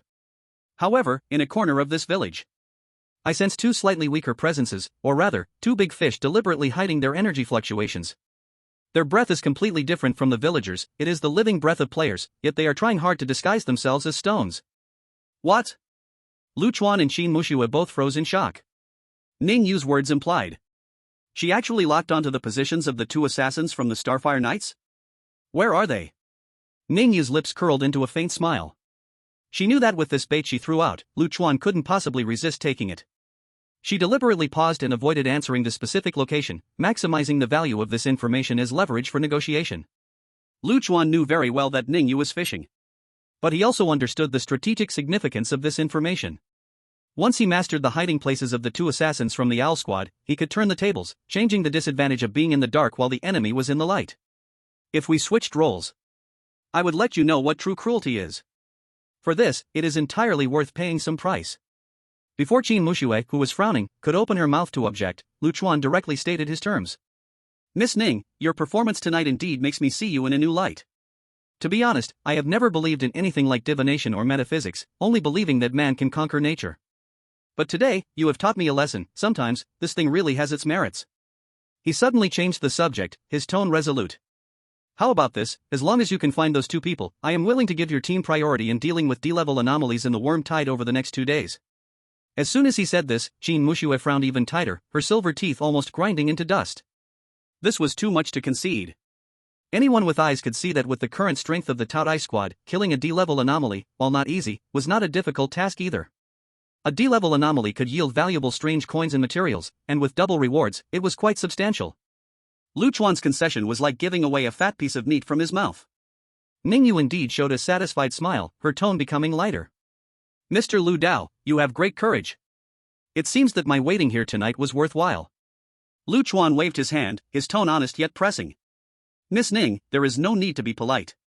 You chose to come to me rather than watch coldly as that group comes to kill me, which is also recognizing this benefit, right? We are all clear-eyed individuals, there has been enough testing of waters. Let's just lay our cards on the table and do a straightforward deal. Ningyu nodded with a smile. Good. Mr. Lu Dao is straightforward. Then I will tell you where they are hiding. As for when and how you take action, that is up to you. By the way, do you need our team's help? Chuan decisively declined. No need. My own troubles, I will solve myself. Miss Ning, please hurry up. Ningyu nodded slightly, her hands forming a strange hand sign. Gradually, a blue glow radiated from her, and her eyes seemed to be spinning rapidly, as if scanning Shikogu village. Qin Muxue stood aside, feeling nothing special. But Chuan, with a mental strength of 21 points, caught a wave of mental energy ripples covering a wide range. Centered on Ningyu, it quietly spread throughout Shikogu village. Lingxi perception. Chuan sighed inwardly. With such a human radar in the team, exploration and early warning abilities can indeed be raised to a new level. But he immediately dismissed the thought of recruiting her.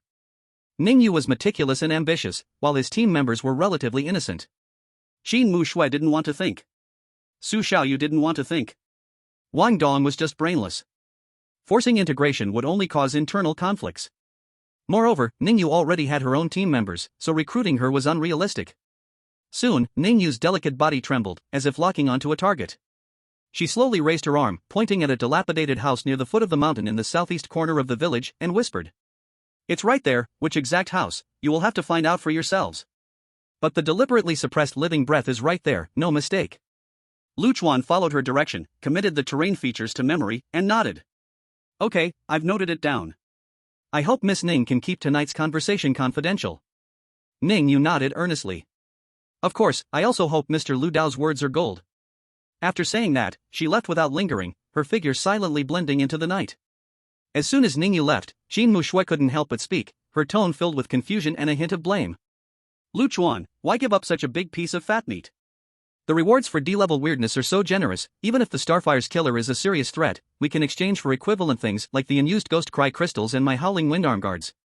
Our efficiency in clearing monsters is far superior to theirs, giving up D-level weirdness priority is too wasteful. Chuan shook his head, wisdom flashing in his eyes. Muxue, I certainly understand all of this. I know better than you how great the benefits of the insect tide are. But I didn't give up the priority for D-level weirdness out of goodwill, but because I have something more important to do tomorrow, absolutely no time to care about those D-level weirdness. Qin Muxue was taken aback, then reacted, her brows slightly raised. You mean, you plan to catch ghosts during the day tomorrow while everyone is attracted by the insect tide? That's right. A cold light flashed in Chuan's eyes. Xiao intentionally triggered the insect tide, aiming to consume our stamina and waste our items. But he definitely wouldn't expect us to give up on the benefits of the insect tide, nor would he think we've already locked onto his right-hand men. We need to take advantage of the time, when he thinks he has succeeded and lets down his guard, to directly strike at the heart. Qin Muxue instantly understood Chuan's overall plan. As long as they could successfully take down or heavily injure 2 killers during the insect tide, it would be like cutting off Zhao's arms. At that time, Xiao would be powerless. Their follow-up response to the ancestral hall and Tianlong's pressure would be greatly reduced. This was indeed a risky move, but also a crucial chess piece that could secure victory. Chuan looked at Qin Mushue's dazed expression and smiled wickedly, lowering his voice. Besides, do you really think I am that kind-hearted? If I let go of the D-level weird meat, do you think Ning Yu and the others could steadily take it? At the beginning of the insect tide, there are indeed many D-level weirdnesses, but the difficulty is also the greatest. With those old, weak, sick, and disabled, even if you give them a golden apple, they can't eat it. Once we deal with the Hawk team, we can turn back and clean up the insect tide.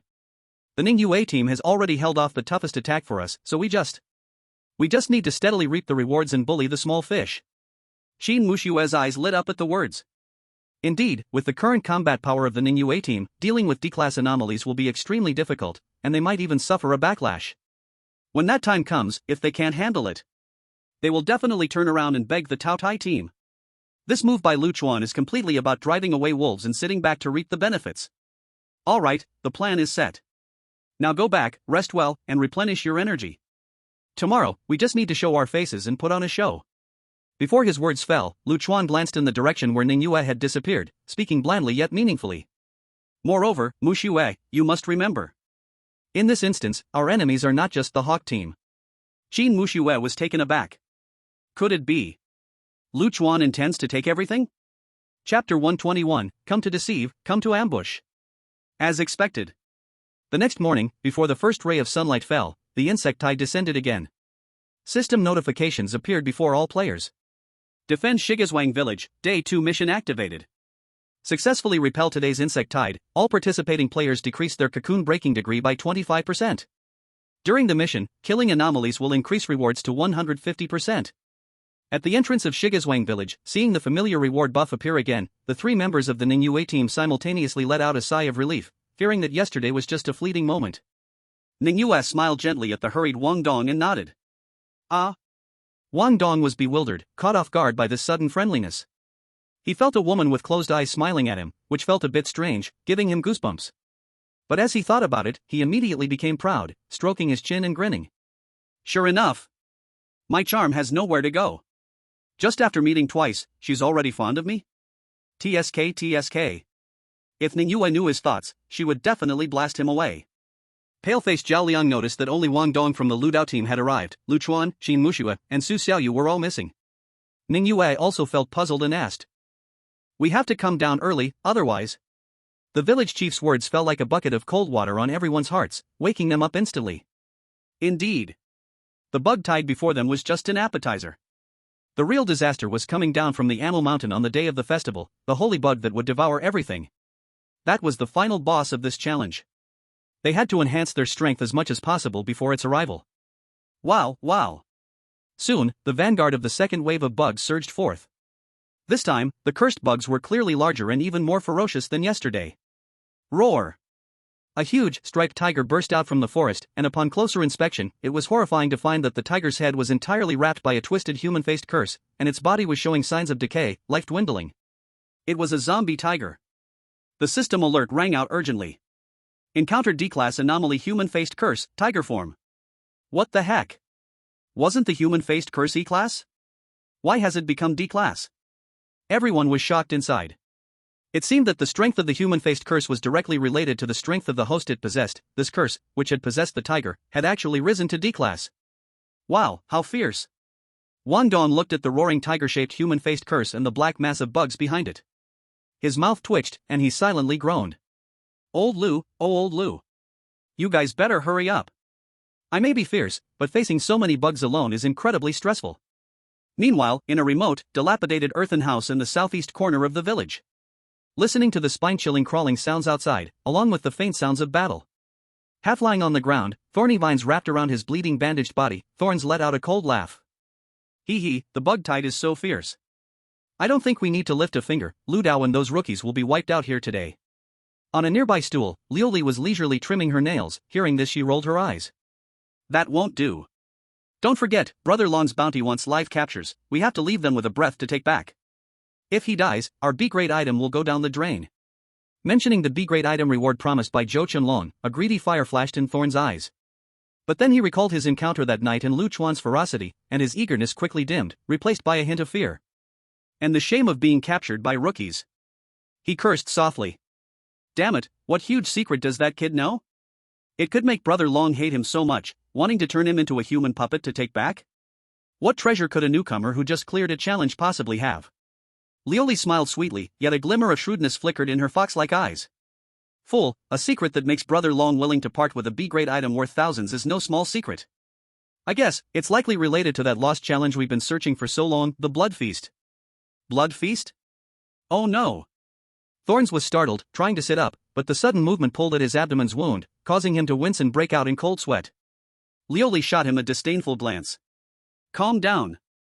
Your injury isn't completely healed yet. Tomorrow, if we really fight, don't be the first to rush in and lose your head. She gave Thorns another eye roll and continued to trim her nails. Thorns, panting heavily, wore an unyielding expression and said fiercely. Nonsense, when Xiao Xiao controls the holy bug and causes chaos, I will return the pain Lu Dao did to me tenfold. He remembered something else and asked. By the way, Lioli, how are you sure it's the Blood Feast? Did Xiao Xiao tell you? Lioli's gaze flickered, and she casually replied. I'm just guessing. Otherwise, how could Brother Long invest so much? Moreover, I heard that kid went to the Starfire base to deliver kitchen tools to Tang Han. Isn't the Blood Feast a challenge related to chefs? This clue fits perfectly. Smack. Thorns slapped his thigh. Suddenly enlightened, he licked his lips. I see. It seems that this kid really has something the vice captain has been looking for. This contribution is indeed significant, but unfortunately, all we get is a B-grade item. Luli lazily stretched and put down the nail clipper. Be content, having something is better than nothing. Besides, you're not even at the second transfer yet. Even if the vice captain rewards you with a knight commander position, can you handle it? In our team, only Captain Xiao is close to the second transfer. After this dungeon, he should be able to take the trial. Jing Ji huffed in dissatisfaction. Oof, who knows? Maybe this opportunity has come for me too.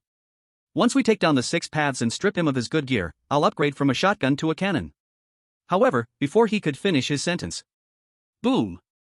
With a loud bang, the wooden window of the earthen house suddenly shattered. Buzzing.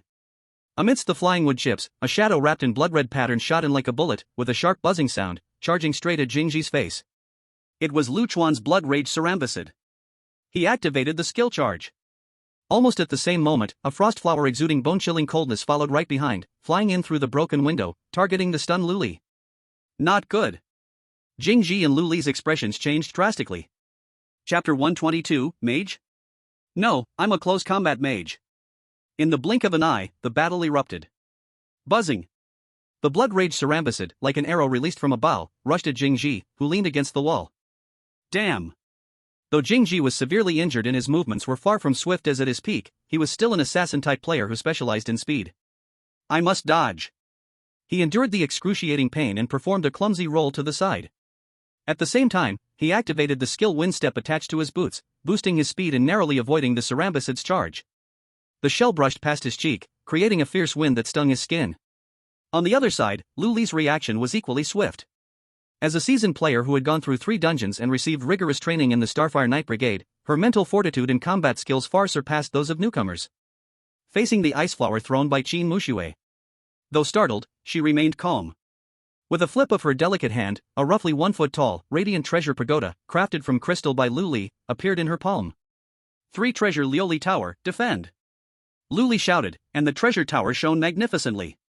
A nearly invisible, rainbow-hued transparent wall instantly unfolded in front of her. The ice flower from Qin Muxue crashed perfectly against the colorful wall. With a muffled thud, the extreme cold burst forth, freezing the entire colorful wall into a thick icy barrier. But the next second, the ice wall and the rainbow glow behind it vanished like a mirage, with frost clattering to the ground. This back and forth completely neutralized the ice flower. Lu Li coldly snorted inwardly, but beads of sweet sweat surfaced on her charming face. This 3-treasure Lioli Tower was her lifeline item, deeply connected to her existence. As long as she was alive, the tower remained; if she died, so did the tower. With immense power and comprehensive functions, it integrated defense, assistance, and even offense. However, each use drained a significant amount of mental energy. This tower started as a C-grade item, and if it could be upgraded to 5 treasures, 7 treasures, or even the legendary 9 treasures, its grade would sorta be A, or even S. Of course, for her, that seemed far out of reach. It was because of this tower that she changed her code name to Lioli. If Lin Lei was the shield of the Ningyu A team, then she, Lu Li, was the last line of defense for the Xiao team. Buzzing. Seeing the blood rage Cerambicid miss its target, hovering in midair before locking onto Jingji again, Lu Li knew things were bad and urgently said. Jingji, we can't fight them inside the house. The space is too small, we'll be cornered. We must break out and find a way to contact Xiao. Jingji gritted his teeth and nodded, gripping Lu Li's arm. At the same time, his other hand quickly pulled out a few black spherical balls the size of quail eggs from his waist. Slammed hard to the ground. Boom! Boom! Boom! The round ball exploded, instantly releasing dense, choking gray smoke that could interfere with mental perception, skill illusion bullet. Sure enough. Under the dual effects of smoke and mental disturbance, the blood rage beetle puppet seemed to lose its target, becoming dizzy and could only buzz aimlessly around the room. Taking this opportunity, Thorn pulled Lioli, and they awkwardly crashed through the door, rushing into the alley outside. However, just as they burst out of the smoke and hadn't caught their breath, a cold figure blocked their path. Qin Muxue stood like an ice mountain snow lotus, her hands each gathering a swirling ice flower, standing tall and proud there. Her long legs were together, her gaze icy as frost, blocking their way. Lioli and Thorn's heart sank, and they instinctively wanted to retreat, but as they turned, they saw Lu Chuan leaning against the earth wall at the alley entrance, arms crossed. Buzz! That troublesome blood rage beetle puppet obediently landed on his shoulder, its compound eyes flashing with fierce light, warning others to stay away. Lu Chuan looked at the two who were trapped, like turtles in a jar, the corners of his mouth curled into a cold smile. It seems I have good luck today, catching two big fish right as I stepped out. Where are the two of you in such a hurry to go? Are you rushing to the ancestral hall to inform your captain? As soon as these words came out, Lioli's face turned pale. How do you know about Xia in the ancestral hall? Lu Chuan didn't answer but gave a meaningful glance at Thorn, whose face was ashen and eyes evasive. Lioli immediately understood, her anger rising. Suddenly, she lifted her long leg and stomped hard on Thorn's instep. Ah! Thorn grimaced in pain but could only hold back, unable to voice his suffering. Thorn, you useless piece of garbage who always messes things up. We'll settle the score later. Lioli gritted her teeth and cursed quietly, then took a deep breath, forcibly suppressing her anger, while a charming smile reappeared on her face as she looked at Lu Chuan. Oh, so this is the famous little brother of the Six Paths? TSK Tisk, it's really better to see you in person, you are quite handsome indeed. So young, and your mind works so well, I can't imagine how many young girls you'll charm in the future. Why do you have to stick to me, sister? Qin Muxue, seeing Lioli's affected manner, furrowed her brows tightly, her eyes flickering with undisguised disgust. Born into a noble family, she was used to seeing women around her father who would cling and flatter for personal gain, and she found Lioli's behavior extremely repulsive. But Lu Chuan remained unmoved, his tone calm. Miss Lioli, you've got the cause and effect mixed up. It's your Spark Knight Brigade that traveled thousands of miles to this side story to kill me, and I'm the victim. What, you're allowed to hold a knife to me, but I'm not allowed to fight back and hold the knife to your neck? Lioli's smile froze instantly, she didn't expect Lu Chuan to be so hard to deal with, and his words were so sharp. But she could thrive in a place like Spark, with remarkable skin and cunning. Naturally, she was far from ordinary. She quickly adjusted her expression, feigning helplessness by spreading her hands. Alas, little brother, I am also powerless. Who let you accidentally offend Dragon Brother? Besides, no matter how much you try to show off, in the end, you're just a rookie who has completed one side story. If it weren't for our Captain Xia being unable to make it for other matters, we could have captured you on the very first day. Most importantly. Before she finished her sentence, a sharp glint suddenly flashed in her eyes. With just the two of you, do you really think you can keep me here? Then wouldn't my 3 side stories have been for nothing? Feigning east to attack west. Lioli spoke dismissively, but her actions were decisive and cunning. She seemed to mock Lu Chuan, but secretly exchanged a glance with Thorn. The next second, she tossed the 3 treasure Lioli tower in front of her, and the tower grew with the wind, transforming into a colorful beam of light, daringly crashing towards the obstructing Qin Muxue. And she, following closely behind the treasure tower, chose to break through from the direction of Qin Muxue. Don't be fooled by her disdain for Lu Chuan, deep down, she was extremely wary. If Lu Chuan could injure the seasoned Thorn like that, he was definitely not someone to underestimate. Just now, her 3 treasures, the glazed tower, successfully blocked one of Qin Muxue's attacks, but in comparison, that fierce scavenger beetle posed a greater threat. Therefore, she decisively chose the seemingly weak Qin Muxue as her breakthrough point. The Thorn had partnered with her for a long time, and they were in perfect harmony. Almost at the same time Lioli moved, he drew a deep breath, and with a wave of his hands, he sent out a dozen gleaming flying daggers. Like a violent storm, they shot towards Lu Chuan at the alley entrance, attempting to hinder his movement. His skill, mastery of hidden weapons, allowed any thrown weapon to gain incredible power. If these daggers hit an ordinary person, they would instantly turn into a porcupine. However, the enraged blood beetle on Lu Chuan's shoulder let out an angry buzz, and without needing Lu Chuan's command, it charged into the air. Clang clang. With its incredibly hard shell, it fiercely knocked away most of the daggers, blocking this wave of attack for Chuan. On the other side, seeing that Lioli was controlling the growing glazed tower to crash in aggressively, Qin Mushui not only did not retreat, but her beautiful face showed a smile. Lioli had miscalculated a bit. Qin Mushui's strongest skill was never just her ice abilities. Having practiced martial arts since childhood, her footwork was exceptionally solid, every part of her body was a weapon.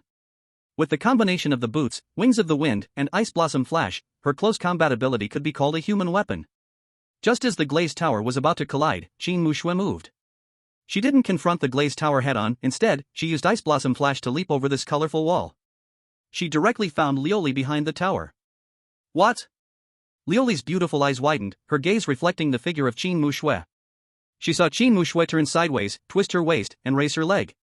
The movements were fluid, swift as lightning. The long right leg, carrying a sound like a breaking wind, struck fiercely at Lioli's abdomen like a steel whip. Boom! Qin Mushui delivered a kick that contained all her strength. It actually sent the speeding Lioli's waist trembling, her body slanting as she crashed into the nearby earthen wall with a loud thud. Damn it! Beside her, Thorn's pupils shrank suddenly, his face a picture of disbelief. He never expected this seemingly cold and weak woman to possess such terrifying physical strength. Qin Mushui retracted her leg, standing tall with a disdainful gaze, as if to say, I am a mage, but I am a melee mage. Chapter 123, Blood Curse Kunai, Shadow Dance. Is this really a human? Thorn watched, stunned, as Qin Mushui used her long legs like chopsticks to kick the escaping Lioli fiercely away. The whole person crashed against the nearby earthen wall, stirring up a cloud of dust. He was so shocked his jaw nearly dropped to the ground, his mind blank. What kind of little white rabbit is this? This is clearly a 100-ton truck. He had seen many mages, but he had never seen a fierce and violent mage like Qin Mushui. This fighting style instantly reminded him of another terrifying knight from the Starfire Knights. Cold Wu Yen. Both had the appearance of vases, but when they actually fought, they could take lives. The only difference was that Qin Mushui carried a youthful sharpness. Cold Wu Yen, on the other hand, was truly ruthless, vanishing you from existence at the slightest disagreement. Just as Thorn was lost in thought, an accident suddenly occurred. The three treasures, the glazed tower, which had been kicked away by Qin Mushui and should have fallen, unexpectedly moved as if it had a life of its own, drawing a strange arc in the air. Silently flying back, the tower's tip aimed straight at Qin Mushui's delicate back. Qin Mushui's delicate brows furrowed slightly, and with a nimble slide, she narrowly avoided this treacherous attack. She noticed that the glazed tower did not continue to pursue her. Instead, it transformed into a streak of flowing light, swiftly vanishing into the dirt wall where a disheveled figure was. It was as if she were cloaked in a layer of shifting rainbow light. Cough cough, spit. Lioli trembled as she struggled to stand up from the rubble. At this moment, she looked quite tragic. Her originally charming face was covered in dirt and blood, her body bruised with many marks, and her splendid clothing was torn in several places, revealing patches of white. But surprisingly, she seemed not to have sustained any fatal injuries. Moreover, the aura of the Lioli tower enveloping her body was emitting a soft glow, constantly healing her wounds. This was the second form of the Sanbao Lioli tower, besides defense. Healing. This tower integrated offense, defense, and support into one, known as Sanbao. If it could advance to Wubao, it would unlock 2 more powerful skills, and so on. Its potential was endless. My face, my face. Lioli's first reaction upon stabilizing was not to retaliate in anger, but rather to frantically pull out a small mirror to check her appearance. Huff, thankfully. Once she confirmed that her delicate face hadn't been disfigured, only her hair was messy and her makeup ruined, she let out a long sigh of relief. But soon after, when she saw her hairstyle worth 1,000 mysterious coins completely in shambles, her anger instantly overwhelmed her rationality. Looking for death. I spent a huge amount of money on my beauty treatments. I haven't even enjoyed it for a few days, and it's been ruined by you, you little brat. I'm going to get you. Lioli trembled with rage, shouting sharply. Thorn, seeing that Lioli was unharmed, finally breathed a sigh of relief, but then felt a chill at the back of his neck. He instinctively dodged to the side. Swish! A cold light slashed past his shoulder, spraying a trail of blood. A small dark figure flashed beside him, then merged back into the shadows. It was Su Xiaoyu, who had stealthily approached. What? There's an ambush? Thorn clutched his painfully burning shoulder, both surprised and angry. He suddenly recalled the intel provided by the informant. There was indeed a woman in the 6-man squad who was skilled in stealth and assassination, also a killer like himself. He originally thought that only Chuan and Qin Mushui had come to encircle them, but he didn't expect the enemy to have set up such a trap. Could it be even that big idiot Wang Dong is hiding nearby? The strong sense of crisis made Thorn realize that he could no longer delay. Otherwise, he and Lioli might really meet their end here today. He must break out at all costs. Damn it. He gritted his teeth, a look of madness and determination flashing in his eyes, and even turned the peculiar dagger against his own left chest. Seeing this sudden act of self-harm, Chuan's pupils shrank. What is he doing? Is he trying to commit seppuku because he can't win? No, wait, this looks like he's about to initiate some kind of blood sacrifice. Indeed, even Lioli beside him showed a look of shock. Thorn! Do you want to use that skill? This is too reckless. Blood trickled from the corner of Thorn's mouth, his face pale as paper, hoarsely he said. I have no choice. I tried to contact Xiao through the team channel earlier, but there was no response. He must be performing the spirit binding ceremony, unable to tend to us, nor can he remotely release the rescue rope. Now, we can only rely on ourselves to fight for a chance. Hearing this, Lioli's expression changed, ultimately becoming a resigned sigh. Well, it truly is a last resort. I didn't expect a few rookies could push us old-timers to this extent. This time, I really underestimated them. Chuan sensed a dangerous and ominous atmosphere spreading in the air, immediately shouting. Xiaoyu, Mu Shui, retreat. Qin Mushui and Su Xiaoyu did not hesitate at all to Chuan's order, swiftly retreating. Just as they dodged, an unexpected change occurred. Whoosh! Whoosh! Centered around Thorn, dozens of various shurikens, hidden weapons, and darts floated around him. These hidden weapons seemed to be drawn by invisible strings. Slowly rotating. Among them, the most important one. An ancient-style kunai, its blade covered in blood-red runes, was constantly absorbing the blood gushing from Thorn's chest wound, emitting an eerie red glow. Thorn coughed blood and looked at Chuan with a fierce expression, laughing maniacally. 6 paths. Get ready to receive the big gift I'm giving you. Today, only one of us can leave here alive. Chuan furrowed his brow, instantly understanding. Thorn was pushed to the limit, willing to consume his life force to activate a forbidden technique that would take them both down. Looking back, he had first humiliated and severely wounded Thorn as a newcomer. Then he forced him to reveal key intelligence about the villain, leaving him with nowhere to turn. Now, he was relentlessly pursuing Thorn to kill him. Under such pressure, Thorn's mentality completely broke. Choosing the most extreme way to drag himself down made sense given his radical personality. In the next moment, Thorn suddenly raised his hand, pointing at Chuan. The dark weapons, stained with his blood, surged forward like an enraged swarm of bees, screaming through the air as they shot towards Chuan. Swish!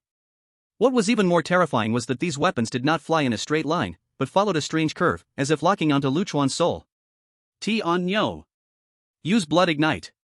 Block them. Chuan ordered decisively. The blood fury Ti-on Nyo-gu let out a high-pitched buzz, and the blood patterns on its shell instantly lit up, entering blood ignite state. Transforming into a bolt of blood-colored lightning, it charged towards the swarm of hidden weapons. Bang! Bang! Bang! The Ti-on Nyo-gu relied on its shell and the impact to indeed knock many darts away. However, the knocked-away weapons spun in the air a few times and surprisingly adjusted their course again, like a malignant curse, continuing to shoot towards Chuan. Especially that core blood-red kunai. It skillfully maneuvered around the Ti-on Nyo-gu's interception, its speed suddenly increasing. Thorn laughed maniacally. Useless. This blood curse kunai shadow dance, B-level, is a consumable I risked my life to obtain in the ineffective city dungeon. It has drunk my heart's blood and established an unbreakable blood curse with you. Unless you die, or I die, it will chase you to the ends of the earth. Chuan suddenly felt a deathly aura locking onto him, like a great enemy. But he also sensed a crucial point. To activate such a terrifying forbidden technique, Thorn must be extremely weak right now, making it the best time to kill him. Indeed, without Chuan's command, Qin Mushui and Su Xiaoyu had already understood. The two dashed in from left and right, like two gusts of wind, targeting the withering Thorn. Seeing the darts relentlessly pursuing Chuan, especially hearing the words unbreakable blood curse, Su Xiaoyu's beautiful eyes instantly filled with blood-red veins. A twisted obsession and murderous intent erupted from her as she shouted. Unbreakable blood curse? Then you go die first. I won't allow anyone to harm him. However, before her dagger could reach Thorn, the Three Treasures glass tower glimmered brightly again, crashing down. Boom!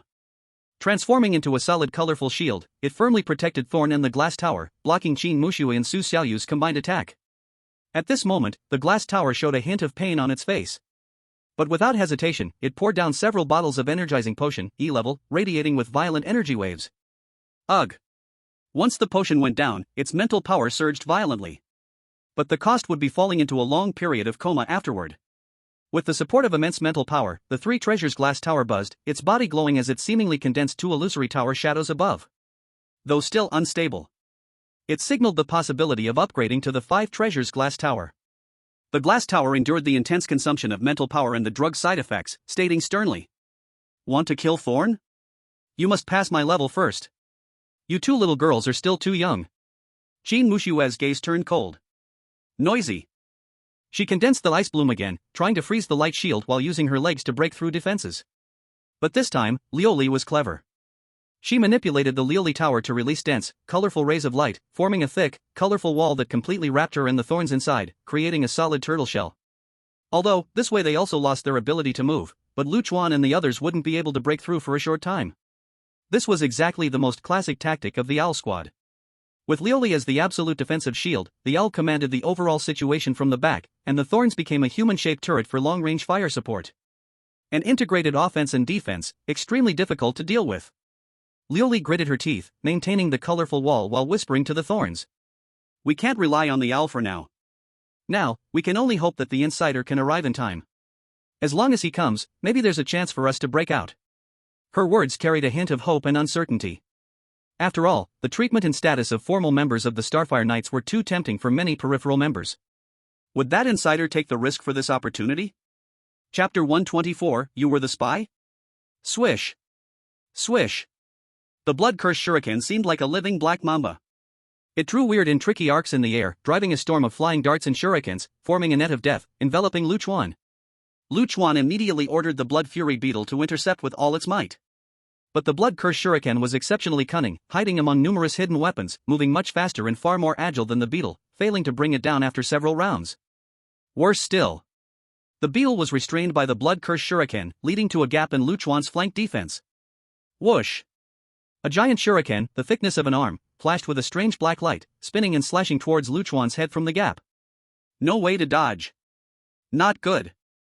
Chuan's pupils shrank. Without a moment to think, the guardian ring on his right middle finger instantly shone with bright light. Clang!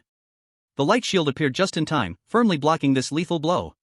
But Chuan could clearly feel the durability of the light shield decreasing. 2 more times. He knew full well that such passive defense was not a long-term solution. The blood-cursed shuriken's relentless pursuit would not cease. The only way to break through was to quickly take down the thorns or destroy that strange shuriken. On the other side, Jean Mushue lifted her long leg, performing a series of flying kicks. Each kick struck the colorful shield created by the Lioli tower, making loud thumping sounds. But the shield only vibrated violently and did not shatter. Lioli hid behind the tower, and although her face was pale from mental power exhaustion, she wore a sarcastic smile. Useless. My 3 treasures Lioli tower is a solid C-grade item. Now that I've taken a stimulant, my mental power has soared. It's about to upgrade to a 5-treasure Lioli tower, temporarily reaching B-grade quality. No matter how strong your fists and feet are, can you really fight a B-grade item with your flesh? Jean Mushue frowned slightly but seized the key point in her words. About to change? Does that mean it's not yet? Then let's tear it down before it fully forms. Jean Mushue shouted coldly, her internal power erupting again. Her long legs were like 2 battle axes, carrying a fiercer momentum, delivering a sidekick at the same spot on the shield again. Crack! A faint yet clear cracking sound pierced the air. On the colorful shield, a web-like crack indeed appeared. What? Lioli was shocked, exclaiming. What kind of monstrous strength does this dead girl have? Could her strength attribute have reached the 2nd transfer level? Lioli guessed, getting closer to the truth. Players reach 50 total attribute points to participate in the 2nd transfer trial. Currently, Chuan's total attributes were as high as 43 points, with an astonishing mental power of 21 points. And Jean Mushue, as the 2nd strongest in the team, had also reached a total of 40 points, with various equipment bonuses. Her strength attribute temporarily surged to over 10 points. Although it is not as exaggerated as Chuan's mental power. But relying on exquisite martial arts and equipment enhancement, it is not completely impossible to burst out destructive power close to the threshold of the 2nd transition in a short time, to strike a still not fully promoted, essentially still a C-level, Sanbao Lioli tower. Bang! Crack! Another heavy kick. Cracks quickly spread. Puff! And this time, the Lioli inside the protective shield seemed to be brutally hit, spitting out a mouthful of blood, her face as pale as paper. Previously, when she was kicked into the wall by Jean Mushue and buried under the collapsed soil and stones, it was just superficial injuries, her hairstyle was messed up. But now, The tower body shows cracks, and she feels as if her heart has been stabbed hard, suffering from serious internal injuries. Xin Mushue's eyes flashed with realization, her pretty face broke into a smile, and she made a light "oh." Oh? So that's it. This tower is your true body? Or should I say, your life and this tower are connected? Liuli's eyes instantly filled with panic. Not good, this damn girl has seen through me. Why is this group of newcomers all so perverted? When I experienced my second instance, I was still picking up others' leftovers. That 6 paths and this damn girl are too quick-witted. Really? Heroes in the world are like fish crossing a river, I underestimated them too much before. Hearing Liuli's self-talk filled with frustration, Tiangong beside her immediately felt an unbearable humiliation and anger.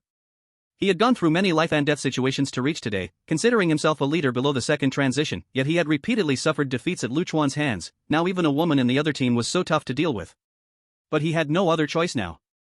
He could only place all hope on the blood-cursed kunai, praying it would quickly deal with Chuan. On the other side, Su Xiaoyu seemed possessed by a night demon, constantly flickering. She abandoned the attack on the thorn and turned back, using her dagger to block the hidden weapons attacking Chuan, sharing a significant amount of pressure for him. Huff. Thanks, Xiaoyu. Chuan finally got a breath of relief, but the threat of the blood-cursed kunai still loomed above him. Without dealing with Tiangong, the crisis could not be resolved. Seeing the Sanbao Liuli tower teetering on the brink of collapse, cracks spread all over. Liuli's face was as gold paper, spitting out blood continuously. Just as Qin Muxue raised her beautiful leg, ready to launch the final attack to get rid of both Tiangong and Liuli at once. Boom! A huge stone the size of a fist roared from afar. It landed in the space between Qin Muxue and the Liuli tower, stirring up dust everywhere. Who? Qin Muxue was forced to step back to avoid it. Chuan and Su Xiaoyu were also stunned. Chuan's first reaction was that Xiao had finally arrived. But as the dust settled, a face he did not expect appeared. The newcomer was tall, shaking the ground when he landed, silently blocking in front of the crumbling Liuli tower. When Qin Muxue saw the person, she exclaimed in surprise. Lin Lei? The newcomer was none other than the shield guardian of the Ningyue team, Lin Lei. In an instant, Qin Muxue thought of a possibility, her beautiful eyes widening. Could it be, you are Xiao? Hiding really deep. But Chuan shook his head, calmly interrupting her. No, he is not Xiao. However, he should be the insider Starfire has planted beside us. No wonder I always felt like I was being secretly watched. Xiao was far at the ancestral hall, yet knew our every move. Turns out the mole has always been beside us. Chuan stared directly at Lin Lei, his tone questioning. Lin Lei, have you thought about what would happen when Ningyu finds out about this? Or have you already decided to be our enemy? Lin Lei's brows were tightly knit, with a complex expression flashing on his face, but soon replaced by determination, and he spoke in a deep voice. What I did is not called betrayal. I did not harm Ningyu and Zhao Liang. I just recognize the times and act accordingly.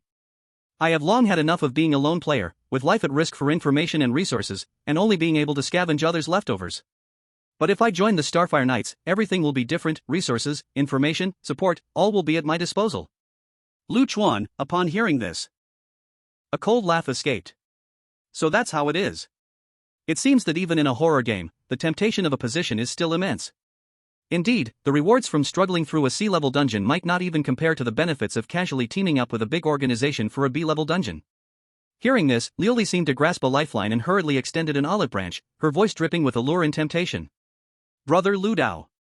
As long as you are willing to cooperate with us and hand over what Brother Long wants, I can guarantee your safety and let you join Xingho directly. What do you say? The treatment is 1,000 times better than what you have now. Upon hearing this, Lin Lei's expression turned grim. He knew the truth all too well. If Chuan truly defected, given the potential and value he had shown, his status and resources in Xingho would definitely far exceed those of him, a traitor. However, facing this sudden invitation, Su Xiaoyu and Qin Muxue didn't even frown. In fact, they almost wanted to laugh. They understood Chuan too well, having already guessed his answer. Sure enough, a hint of mockery appeared on Chuan's face as he spoke leisurely. I once watched an old movie where there was a line that said, the more beautiful the woman, the better she is at deception. Upon hearing this, Liuli forced herself to display a flirtatious smile. She tried her best to showcase her curvy figure, magnificent and captivating. Oh? You mean I'm beautiful, so I'm deceiving you? Chuan shook his head, his tone filled with undisguised disdain. No. What I mean is, your promises are ridiculously fake, even your lies are so poorly told. Simply put, just like you. Ugly, absolutely. Put. Weakened, Lioli was so furious that she spat out a mouthful of blood, trembling as she pointed at Lu Chuan, her eyes rolling back, almost fainting. Lioli. Chapter 125, Xingho does things this way. Seeing Lioli spit blood from a single word by Lu Chuan, teetering on the brink of collapse, Lin Lei immediately panicked. The reason he took the risk to appear was that Lioli was his introducer. It turned out that just the day after entering the dungeon, when Lin Lei ventured out alone to explore, he accidentally encountered Lioli disguised as a villager. Lioli revealed her identity and struck up a conversation with him. At first, Lin Lei wanted to report to Ningyu immediately, but Lioli threw him an irresistible temptation. Hello there, newbie. Let me introduce myself, I am Lioli, a formal knight of the Xingho Knights. As long as you do me a small favor and keep an eye on the man named Lu Dao, I will introduce you to join Xingho. Just like me, you'll get the formal status, how about it? At first, Lin Lei didn't believe it. Who didn't know that the threshold to join Xingho was extremely high, with countless people trying desperately to get in? But then, Lioli revealed the Xingho badge, leaving him no choice but to believe. What surprised Lin Lei even more was how simple Lioli's request was, merely monitoring and passing on information. Faced with the enormous benefits and the long-standing hardships of being a casual player, Lin Lei wavered. In the following days, he became an informant. He discreetly placed information about Lu Chuan at an agreed location for Lioli to pick up. Today, noticing Lu Chuan and the others had yet to appear on the front line, he felt doubt and sneaked over to check. Sure enough, he saved Lioli in the nick of time. If Lioli died here, all his dreams would be dashed. Hey, big guy, you're Lin Lei, right? Jingji held back the blood loss and weakness, urging sharply. Don't space out. Use whatever abilities you have. You are already on our ship, and there is no turning back. Do you think if you go back now, your original team will accept a traitor? Lin Lei's face darkened. He knew Jingji was speaking the truth. Even if Ningyu forgave him, Zhao Liang's foul temper would never let him go. He gritted his teeth and took out a cherished item he had kept for a long time. A huge black shield, never shown in front of others. Buzz. This shield is dark all over, with mysterious runes carved on its surface, larger than a door, emitting a heavy aura. It is unexpectedly a C-class defensive equipment. Boom. Qin Mushui tentatively threw out an ice flower, which crashed into the giant shield, exploding into ice fragments. Shockingly, the shield only trembled slightly, leaving not even a trace, let alone frost. Qin Mushui's beautiful eyes widened, a hint of surprise flashing by. Such strong magic resistance. Lin Lei breathed a sigh of relief, feeling much more secure. This rune giant shield mountain is a treasure he had spent 8,000 strange coins on, not only having high physical defense but also providing strong magic damage reduction. Originally, he planned to wait until the current shield was worn out before changing it. Unexpectedly, he was forced to reveal it today. Damn it, are you taking advantage of the fewer against the many? Lu Dao, I'll come to help you. At this moment, a loud shout came. Wang Dong rushed in like a wild bull from the alley, and behind him, Ningyu and the pale-faced Zhao Liang hurriedly followed. Zhao Liang glanced at Lin Lei holding the giant shield, and at the thorn-covered and dying Luli behind Lin Lei, and was instantly dumbfounded. Lin Lei? What are you doing here? Aren't you supposed to defend against the insect tide with us? Who are those two people? Lin Lei's face flushed, not daring to meet Ningyu in Zhao Liang's eyes, and gritted his teeth to say. Zhao Liang, this is my choice, you don't need to worry about it. Zhao Liang was both anxious and angry. Choice? What nonsense choice? Aren't we teammates? Ningyu sighed softly, her tone carrying a hint of understanding and disappointment. Zhao Liang, don't ask anymore. Since he is standing there, he has already made his choice. Actually, I had noticed long ago that he has been restless these days, acting suspiciously, and had given him the opportunity to explain. Now it seems, he already has a deal with others. Ningyu did not know the specific identities of Thorn and Luli, only that a third party was after Lu Chuan. Zhao Liang stared at Lin Lei in disbelief. What the hell, Lin Lei? What benefits did they give you? To make you give up the rewards from the insect tide and come here to be a traitor? Ningyu also looked at Lin Lei, though she no longer tried to persuade him, there was still a hint of curiosity in her eyes. Lin Lei fell into silence, struggling within himself. Thorn took this opportunity and shouted loudly. It's fine to tell you. We are from the Spark Knight Order. Lu Dao is a wanted criminal we are after, and we are executing our duty, so those who are sensible should quickly roll away. Otherwise, if you offend the Spark, don't even think about mixing in the gray area in the future. Spark Knight Order? Zhao Liang was struck by lightning at these words, and he went dumbfounded. That giant force that ranks among the best in the gray area? Lu Dao, what kind of person is he? Worthy of Spark making such a big fuss? A look of realization flashed across Ningyu's face, then turned into helplessness as she looked at Lin Lei. I see. Lin Lei, you helped them, just to join Spark, right? Lin Lei awkwardly nodded, whispering. I'm sorry, Ningyu, thank you for taking care of me during this time. Ningyu shook her head, her tone calm but carrying a sense of alienation. Horrific games are indeed a survival of the fittest, each fighting for themselves. You and I teamed up, nearly warming together. Now that you have found a better path, then, take care of yourself. Then, she turned to Lu Chuan, apologetically saying. Mr. Lu Dao, sorry, our small team is insignificant and cannot afford to offend a giant like Spark.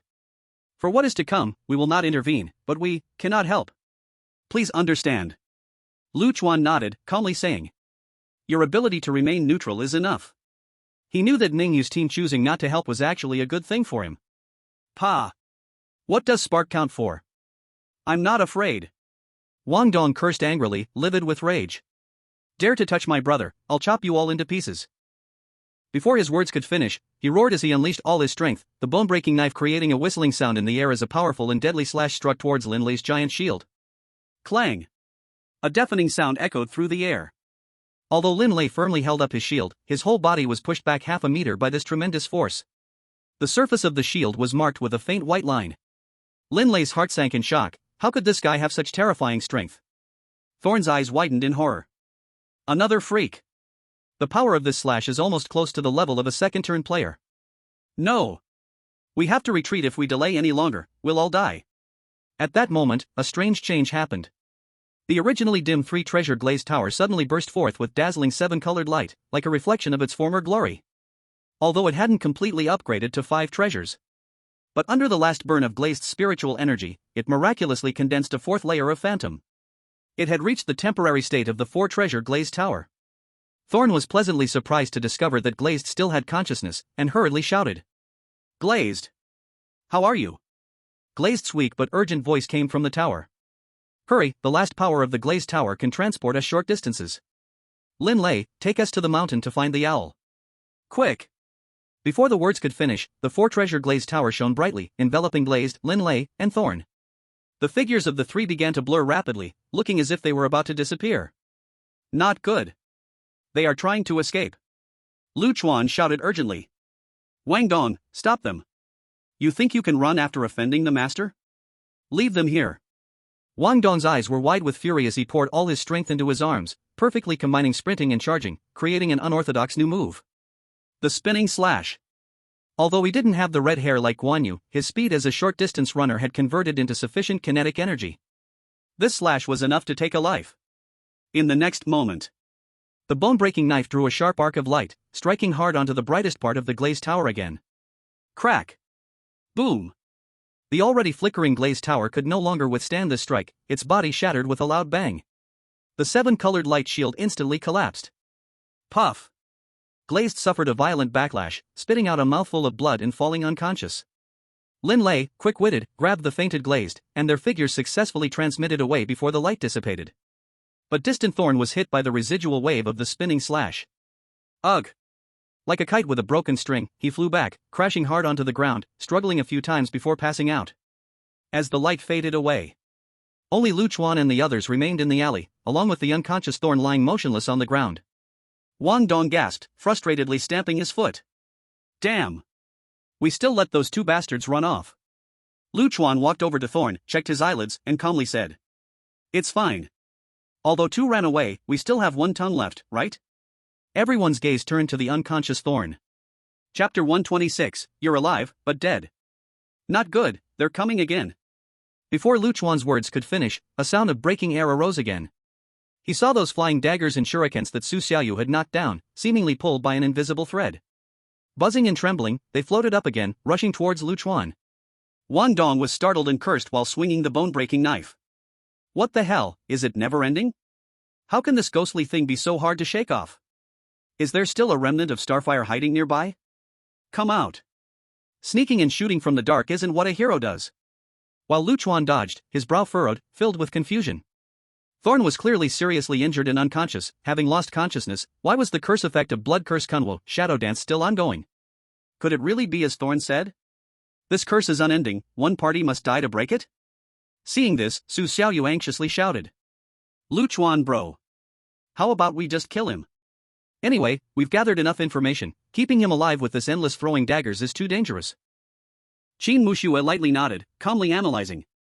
Lu Chuan, this blood-cursed kunai is ultimately a B-level consumable, its power is great and likely hard to break. Eradicating the roots is currently the most reliable choice. Lu Chuan struggled internally. Killing Thorn would indeed be the end of it, but he always felt it was somewhat wasteful. Moreover, he caught a possible logical loophole. Let's give it a try. Lu Chuan took out the telekinetic spoon, a glimmer of insight flashing in his eyes as he muttered to himself. Thorn is commanded by the blood-cursed kunai that one of us must die. So, what if we let him believe he's dead? Would the curse also take effect if we reached the condition of death from a subjective awareness level? This thought was bold, even a bit fantastical. Everyone was confused, not understanding what Lu Chuan was trying to do. Wake him up! Lu Chuan commanded. Su Xiaoyu acted without hesitation, her poisoned dagger flashing coldly as it pierced a non-fatal spot on Thorn's thigh. Ah! The excruciating pain instantly revived the unconscious Thorn. He opened his eyes and saw Lu Chuan, filled with resentment and fear, gritting his teeth. Lu Dao! You won't die a good death. The owl will definitely avenge me. Lu Chuan chuckled coldly. Avenge? You should take care of yourself first. Before his voice faded, a strange glow flickered in his eyes, and the skill mental shackles activated. At the same time, the telekinetic spoon in his hand trembled slightly, an invisible mental wave sweeping over Thorn. Mental shackles judgment underway. Target's mental power is lower than the caster's, judgment successful. Target falls into a stiff state, duration 10 seconds. It worked, this control lasts quite a while. Lu Chuan felt a rush of joy, quickly activating the second effect of the telekinetic spoon, hypnosis. He leaned close to the dazed Thorn's ear, speaking in a seductive voice, rapidly repeating a few phrases. You are dead, your heart will slowly stop beating. Your blood no longer flows, your consciousness is fading. You are a cold corpse, you have died. Under the dual effect of mental shackles and the telekinetic spoon, Thorn's brain was forced to accept this intense psychological suggestion. His pupils began to drift, the last remnants of fear and anger on his face gradually replaced by a dead silence. The whole person, like a puppet, stared blankly ahead, completely still. Wang Dong watched in horror, swallowing hard. Damn! Old Lu, what did you say to him? You scared him into this ghostly state? He looks like a zombie. Su Xiaoyu inspected closely and exclaimed, surprised. He's still alive, but it seems his consciousness has completely vanished? Lu Chuan calmly put away the spoon, explaining. Nothing much, just using hypnosis to force him to believe he's dead. In a sense, he is now in a state of a living corpse or a vegetative state. Wang Dong shivered. Damn! This is even harsher than killing him outright. Your method, it's too sinister. Lu Chuan shook his head. Killing him directly is too wasteful. His brain-dead yet functioning body state is still very useful to me. Su Xiaoyu felt pleased, coldly snorting. Deserved, those who want to harm brother Lu Chuan have what's coming to them. Just then, a miracle happened. The blood-cursed kunai, which had always hung in the air emitting an ominous red light, suddenly trembled as it was about to strike Lu Chuan. As if it lost its drive and target, the red light quickly dimmed. With a puff, it transformed into a mass of blood mist, dissipating in the air. The darts and projectiles it had controlled also clattered to the ground. Just as I thought. Lu Chuan let out a long breath, knowing he had bet right. The judgment mechanism of the blood curse relied on the caster's subjective awareness. When Thorn's subconscious firmly believed he was dead, the trigger conditions of the curse were objectively satisfied. But he also understood that this state was unstable. Thorn currently believed he was dead, but his body's survival instincts and basic physiological reflexes were still intact. Once time drags on, the brain, deprived of oxygen or losing vitality for a long time, leads to real brain death, and then it will truly be hopeless for Thorn. We must seize these final hours of lingering life.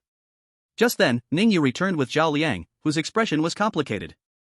Ningyu looked at Thorn, whose eyes were blank on the ground, then at the dissipating blood-cursed kunai, her eyes filled with deep unease.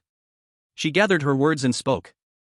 Mr. Lu Dao, I didn't know you had provoked such a giant as the Starfire Knights. If I had known earlier, I might have reconsidered our collaboration. Lu Chuan smiled lightly. Miss Ning, don't worry. This trouble is mine alone and will never involve your team. Ningyu shook her head. I'm not afraid of getting involved, I just want to remind you that the Starfire faction is huge, with dozens of second transformation players, and even over 10 third transformation strongmen stationed, making them one of the true overlords of the Grey Zone. Being enemies with them is not a wise move. Lu Chuan's smile grew even brighter, exuding an undeniable confidence. What's the point of saying this now? The trouble is already stirred up. Do you think if I ran to apologize, they would forgive me with a smile and let me go? As for their great power, in the gray zone, they are restricted by rules and cannot directly act against me. Once we enter the dungeon, it's a matter of skill. I'm confident, if one comes, I'll kill one, if two come, I'll kill two.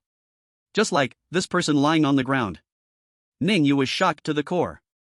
Zhao Liang turned pale with fear, muttering. Crazy, they must be crazy. Who do you think you are? Wang Dong shouted impatiently. If you're afraid of dying, just get the hell out. We're already in this damn place, do you still want to be a timid turtle, swallowing your anger? My motto in life is to fight if I'm not convinced, just fight. Why so much nonsense? Ning Yu gave a bitter smile. Mr. Lu Dao, your friend is really as reckless as you. Forget it, to each their own. Today, at least we didn't come in vain, we've at least seen a person's true colors. She glanced at Thorn, hinting at something, then turned to Zhao Liang. Zhao Liang, let's go. Zhao Liang glared at Thorn with anger, spitting. That traitor Lin Lei. If I catch him again, I'll definitely. Ning Yu interrupted him lightly. Really? By the next meeting, he might already be an official Knight of Starfire. Zhao Liang immediately looked like a chicken with its neck squeezed, sheepishly shutting his mouth and mumbling. Then, let's just forget it. Just as the two were about to leave, Lu Chuan suddenly called out to them. Miss Ning, please wait. Ning Yu turned around, casting a questioning glance, as Lu Chuan spoke earnestly. The information you provided earlier has been a great help to me. I, Lu Dao, don't like to owe favors to others, so I'll tell you something in return. If my judgment is correct, this dungeon will end early today. If you still want to farm monsters for rewards, this afternoon will be your last chance. What? As soon as this was said, not only did Ning Yu and Zhao Liang's eyes widen in shock, but even Wang Dong, Qin Mushui, and Su Xiaoyu showed expressions of disbelief. Wang Dong anxiously said. Captain, are you joking? It's only the 4th day. The system task clearly states there are still 2 days until the festival. Lu Chuan smiled bitterly, glancing at the misty Yinla mountain in the distance. System tasks are deathly rigid, but people are alive. The longer we give the owl time to develop, the stronger the power it can absorb from the holy insect, and the more terrifying the boss will ultimately face. We must act before it's fully prepared. And now is the best time. Liuli is gravely injured and unconscious, and Lin Lei, despite having betrayed us, only knows that the owl is on Enlo Mountain but doesn't know its exact location. Once Liuli wakes up and leads Lin Lei to the owl, successfully joining forces, it will be difficult to kill it. At that point, it will truly be the end. Qin Mushui understood Lu Chuan's decision and pressed for more information. Lu Chuan, so you plan to head up the mountain now and actively seek out Shout of Battle? Exactly, taking advantage of his illness to take his life. Lu Chuan said decisively, his eyes shining with cold light. But before that, we need to make some crucial preparations. His gaze once more fell on the thorny figure, looking like a lamb waiting for slaughter. A deep, chilling smile crept onto his lips. For example, let's make good use of the deceased Mr. Thorn. Give me a suitable identity. Chapter 127, Ascending the Mountain. Xiaoyu, lock the door. Don't let anyone in. Light streamed through the cracks of the stone house, illuminating Su Xiaoyu's tense little face. She no longer felt the thrill of battle, only concentration and anxiety remained. Inside the room, the atmosphere was heavy. Half-dead Thorn lay flat on a broken wooden table, Wang Dong and Qin Mushui pressing down on his legs, one on each side. The two looked alert, as if guarding against Thorn rising from the dead. Lu Chuan took a deep breath, seeming to have made a determination, and pulled out a wriggling object that emitted an oh-what sound. Ooh. Trash. As soon as the thing appeared, Wang Dong and Qin Mushui gasped in shock. It was a live E-class anomaly, a human-faced goo. It resembled the face-hugging creature from Alien, small in size but with a fierce mouth and multiple waving tentacles, radiating an eerie aura. This goo itself was extremely weak in combat. Its only characteristic was to parasitize the faces of other living beings, draining their life and thus acquiring their shape and abilities. What Lu Chuan was about to do was to utilize the skin mask blueprint obtained from a child goo and this live human-faced goo to create that very prop on site. A human skin mask. This is a last resort. Lu Chuan's voice held a dryness to it, almost as if he was explaining to his companions, yet more like convincing himself. If we approach the shrine recklessly, Shao could notice us in advance and set a trap. Only by disguising ourselves using this method can we add a layer of insurance and catch him off guard. Though he was a schemer by profession, up till now, most of the killing he had done belonged to life-and-death confrontations or self-defense. Like now. To treat a helpless person with such near-torturous methods, using a living goo to deal with someone unable to resist, was a first for him. A wave of physical and psychological discomfort surged up within him. But Lu Chuan pinched his palm, his gaze becoming cold and determined again. Being merciful to the enemy was cruelty to himself and his teammates. Hesitation would only lead to everyone's doom. In the next second, he no longer hesitated, pressing the struggling human-faced goo onto Thorn's bloody face. Screech! As soon as the human-faced goo made contact with its host, it seemed to become excited like a hungry wolf meeting blood. It let out a shrill cry, multiple tentacles stabbing into Thorn's facial muscles, starting to greedily suck his blood. At first, Thorn's body nearly convulsed. But soon, as blood and life were brutally drained away, his body instinctively began to struggle and resist. Woo-woo, woo-woo. His limbs trembled, and a painful scream erupted from his throat. Wang Dong and Qin Muxue gritted their teeth, using all their strength to hold him down. Even more chillingly, the human-faced goo was visibly swelling, its shell becoming glossy and full. While Thorn's face rapidly shrank, losing its color, resembling dried orange peels. Ugh! Wang Dong felt his stomach churning violently, almost throwing up on the spot. Qin Mushua's face was pale, forcing back her nausea, desperately pressing down on Thorn's legs. Gradually, Thorn's struggles became weaker and weaker, eventually stopping, with only the faint rise and fall of his chest remaining. And the human-faced goo seemed to have had its fill, slowing down, appearing lazy and tired, lying on Thorn's face. The patterns on its shell began to shift to resemble the contours of Thorn's features. It's now! Lu Chuan glanced at Su Xiaoyu. Su Xiaoyu understood, and her poisoned dagger flashed out like lightning. Swish! In a flash of cold light, all the tentacles and bug legs of the human-faced worm were severed at the root. The plump worm body fell with a thud onto the table. Lu Chuan immediately stepped forward and sprinkled sleeping powder on the worm's body. The human-faced worm struggled a few times and then fell into a deep sleep.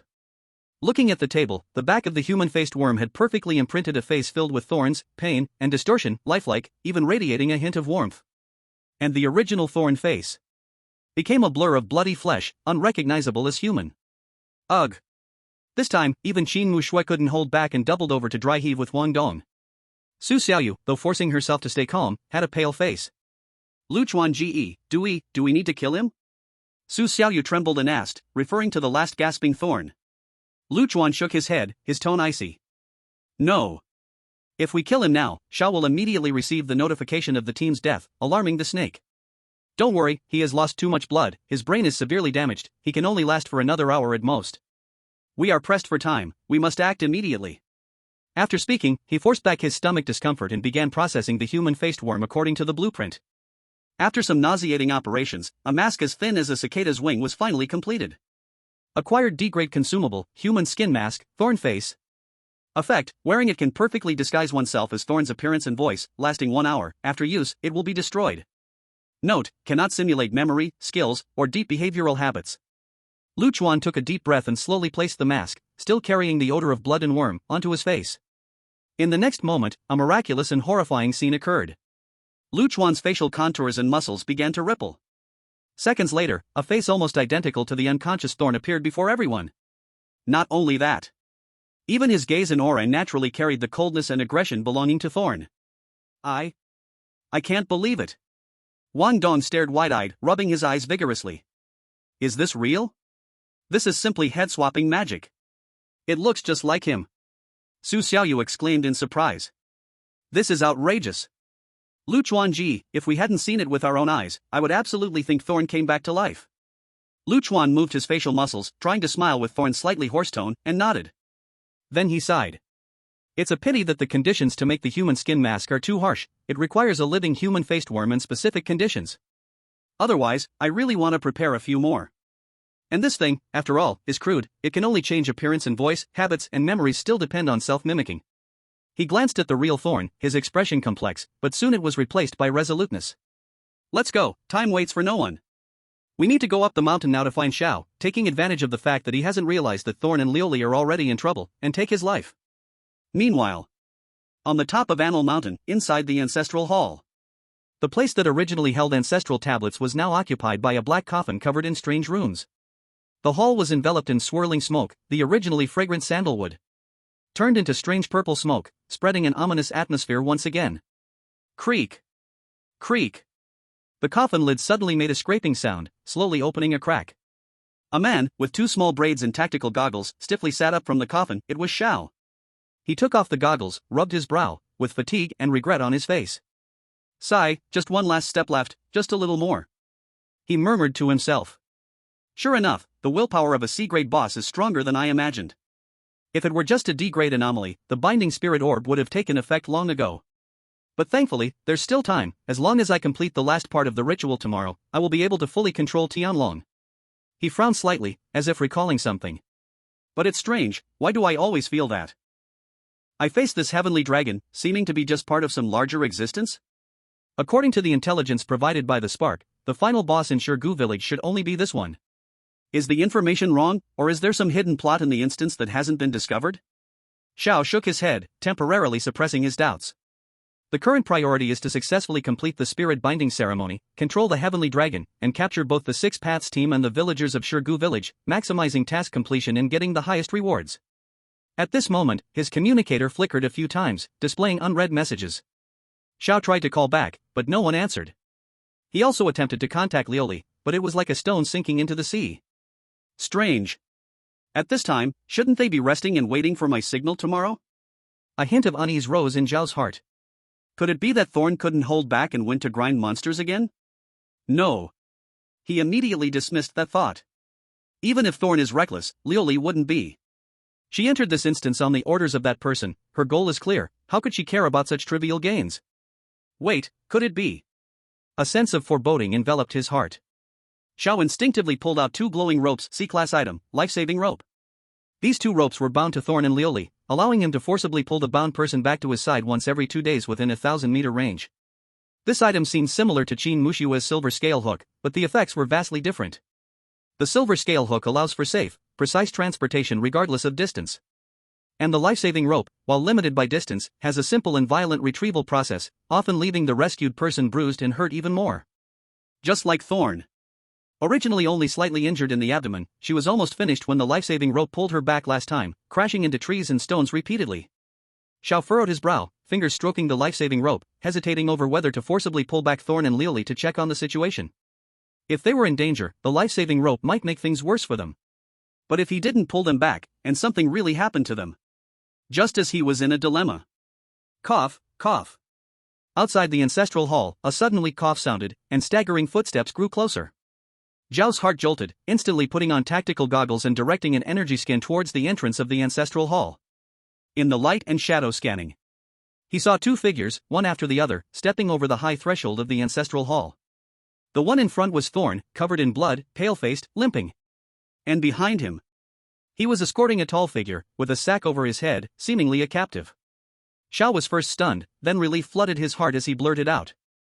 Thorn? Where's Lioli? And, who is he? Chapter 128, Curiosity Killed Xiao. Seeing Thorn return in disarray, escorting a captive.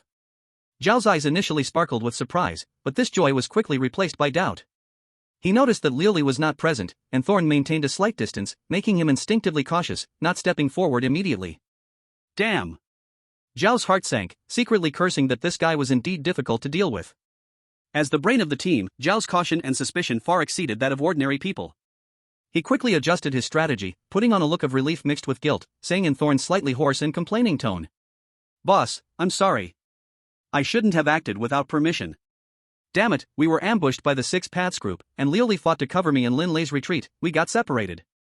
Thanks to Lioli taking a bunch of stimulants, her tower temporarily upgraded, giving her an extra teleport function, which helped me slip out of the encirclement. Otherwise, I would have definitely been finished there.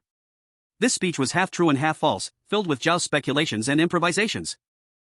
He didn't know at all that the tower made of glazed tiles was called the Three Treasures Glazed Tower, let alone whether the teleportation function belonged to the tower's abilities. But he was betting on one thing. If the glazed tower really had stable teleportation abilities, it would never be used at the last moment, and after so much buildup, it was likely related to the tower's temporary enhancement. Sure enough, after listening to this statement, the doubts in Zhao's mind faded more than half. Because the secrets of the Three Treasures Glazed Tower and Lin Lei being an insider were definitely not things an outsider could know. Phew, you've worked hard. He breathed a sigh of relief. It turned out that Xiao wasn't doubting the identity of the person in front of him, but rather worried that Thorn might lose his mind because of a failed mission and even betray them. Now seeing Thorn actively admit his mistake and bring back important spoils, Zhao's vigilance naturally relaxed. He nodded and spoke in a softer tone. You can rest assured. The glazed tower has Lin Lei looking after it, it should be fine, this one is. Xiao looked at the tall figure wearing a hood. Lu Chuan's face showed a proud sneer, brimming with the excitement of claiming credit. Boss, this is the 6 pads that Dragon Brother specifically wanted. I captured him alive. What? You captured 6 pads? Zhao's eyes sparkled with wild joy upon hearing this. He rubbed his hands excitedly. Great, Thorn, you've made a huge contribution this time. As long as 6 paths is gone, tomorrow I will complete the final ritual, and then I can unleash my hands and feet, killing all the villagers in Stone Drum Village along with 6 paths companions, leaving not one behind. You've saved me a lot of trouble. Upon hearing this, Lu Chuan's eyes flickered with understanding. Just as he had guessed. Their team's main task was to protect the villagers, so as the opposing faction, Zhao's team likely had the mission of exterminating the villagers. He immediately played along with Zhao's words, pretending to be nervous and exaggerating. What the boss said is right, you must take revenge for me. You don't know how twisted 6 paths and their gang are. I feel like at least 2 of them are close to reaching the second transfer threshold. If it weren't for me risking my life, using my ultimate treasure, the blood curse kunai, I wouldn't have escaped at all. Damn it, it hurts my heart. Xiao nodded in deep agreement. He naturally knew that the B-grade consumable was a treasure Thorn had obtained at the cost of his life in the Fei Ming Ghost City dungeon, so using it must have pained him greatly. He smiled and patted Lu Chuan's shoulder, comforting him. Don't worry, you captured 6 paths, your achievements outweigh your mistakes. I won't pursue the matter of your prior reckless actions. I didn't expect you to be quite useful at a critical moment. Lu Chuan laughed and scratched his head. Thanks, boss. You should interrogate this guy now. I'm also holding a belly full of anger. I really want to hear what kind of shocking secrets he knows that are worth Dragon Brother going all out to hunt him down. Zhao's eyes flickered with a hint of interest but soon showed some hesitation. Logically, interrogating 6 paths should be the responsibility of the Glazed Tower, as this was a task directly assigned by Zhou Qianlong to the Glazed Tower. Their relationship was special. Taking over seemed somewhat inappropriate. Lu Chuan caught his hesitation and immediately feigned casualness to hint. Alas, but I heard Glazed Tower mention that this may be related to some Blood Red Feast dungeon. Blood Red Feast? These 4 words sounded like thunder, causing Zhao's pupils to shrink suddenly, his body tensed, and he exclaimed. Indeed it's this. No wonder Zhou Qianlong is so determined. Blood Red Feast, that's a lost dungeon that the vice-captain has been investigating for many years. If the clue is really on 6 paths, its value absolutely far exceeds a B-grade item. Glazed Tower, you actually kept such important information from me. Lu Chuan smiled coldly in his heart but pretended to be indignant on the surface. Speechless, Glazed Tower is our teammate after all, why is she elbowing outwards? How can she not share such important intelligence? Xiao snorted coldly, his tone filled with sourness and understanding. Compared to Dragon Brother, what do we count as insiders? She is originally Dragon Brother's person. Inside Lu Chuan's heart, a shock went through him, and he suddenly understood. It turned out that Liuli was Zhou Qianlong's mistress. No wonder her strength and equipment were clearly a tier above Jingji's, with such abundant resources. He seized the opportunity and urged. Boss, don't hesitate, hurry up and ask. After all, in the end, the great contributions will still belong to Liuli. Can't we satisfy our curiosity first? I really want to know what this 6 Realms knows, and if he has that legendary item on him. Xiao was itching with curiosity from the words Blood Feast. After weighing things over and over, greed and curiosity ultimately gained the upper hand. He gritted his teeth. Fine, since the credit and rewards will still go to Liuli in the end, I guess I can interrogate him. To be honest, I'm also quite curious. He had no idea that he was stepping into the psychological trap that Lu Chuan had carefully woven. First, he piqued Zhao's curiosity with the captive wearing a hood. Then, with the keyword Blood Feast, which held great allure for all the Starfire Knight members, he magnified greed. Finally, with the word secret, Xiao lost all vigilance. With a whoosh. In the next moment, Xiao no longer hesitated, he suddenly reached out and ripped off the sack from the captive's head. What was revealed under the sack was a face covered in blood and dirt, looking quite disheveled. It was Wang Dong. Xiao only had a blurry photo taken by Lu Chuan at the Starfire camp entrance and didn't recognize Lu Chuan's appearance at all. With the face covered in blood, it was even harder to identify. When Xiao saw Wang Dong's appearance, he was first stunned, then a sneer of disdain curved his lips. Oomph, I thought he was some powerful character, but it turns out he's just this kind of person? It seems the rumors from outside were greatly exaggerated. 6 Realms, tell me, what secret do you know? What did you find in that dungeon? At this moment, Wang Dong, following the plan, pretended to be breathless, his lips moved, making indistinct murmurs. Zhao's brows furrowed as he leaned in to listen closely but could hear nothing clearly. He couldn't help but look at Lu Chuan with dissatisfaction. What's wrong with him? He can't even speak clearly. Lu Chuan hurriedly explained awkwardly. Boss, it's my fault, the situation was urgent, and I didn't hold back, I almost killed him. But if I didn't go hard, I wouldn't have been able to snatch him away from his gang. Xiao gave him a speechless glance, disdaining his rough handling. But driven by curiosity, he still couldn't help but step closer, bent down, and pressed his ear to Wang Dong's mouth, wanting to hear what he was murmuring about. Just at that moment when Zhao's full attention was on him, in the most defenseless state, Wang Dong's originally listless gaze suddenly sharpened, shooting out a bright light. He smiled and spat out 2 words. Fool. At the same time, Wang Dong's hands, which had been tied behind his back, had somehow already broken free. Swish. A streak of black light shot out like a venomous snake emerging from its hole, piercing into Zhao's unguarded abdomen. It was the shadow dagger that Lu Chuan had seized from Jingji. The skill Shadow Strike effect triggered. Ugh. Xiao let out a muffled grunt. He felt a wave of shadow energy spreading from the wound, like an invisible shackle. It held him tightly in place, unable to move. Although the stiffness only lasted a brief second. But for Lu Chuan and Wang Dong, that was enough. Mu Shui, Xiao Yu. Go! Zhao's pupils shook. His eyes filled with unbelievable shock and rage, staring at the transformed Jingji and the captive before him. He knew he had fallen into a trap. Chapter 129, The Underground Palace. Puchi. Xiao looked at Wang Dong, who pierced him with the dagger. And the Jingji beside him showing a sinister smile, disbelief surged within him. Jingji, you son of a turtle. Dare to backstab me? He. Lu Chuan let out a cold laugh, completely devoid of guilt. Because he was not Jingji at all. Lu Chuan chose to let Wang Dong use the shadow dagger. It is not out of his own mental shackles, but for the sake of the most cautious consideration. The success rate of the mental shackles depends on the mental strength judgment of both sides. If Xiao had used some kind of temporary mental strength enhancement item or potion for the spirit binding ritual, which caused the judgment to fail, then this rare opportunity would be wasted in vain. And the forced paralysis effect of the Shadow Strike dagger has a very high priority. As long as it hits, it will definitely take effect. Sure enough, this crucial strike created the perfect condition for the subsequent killing blow. Just as Xiao was firmly held in place by the shadow energy, his pupils filled with a moment of horror. Bastard! Die! Wang Dong roared like thunder, and the Shadow Strike dagger disappeared. Instead, a cold wind surged from a decapitation sword appeared in his hands. The Bonebreaker blade, carrying the strength to tear the air apart, slashed down like a black lightning bolt towards Zhao's neck. This strike contained all his strength, vowing to behead this mastermind on the spot. At the same time, Qin Mushua's figure flew into the ancestral hall.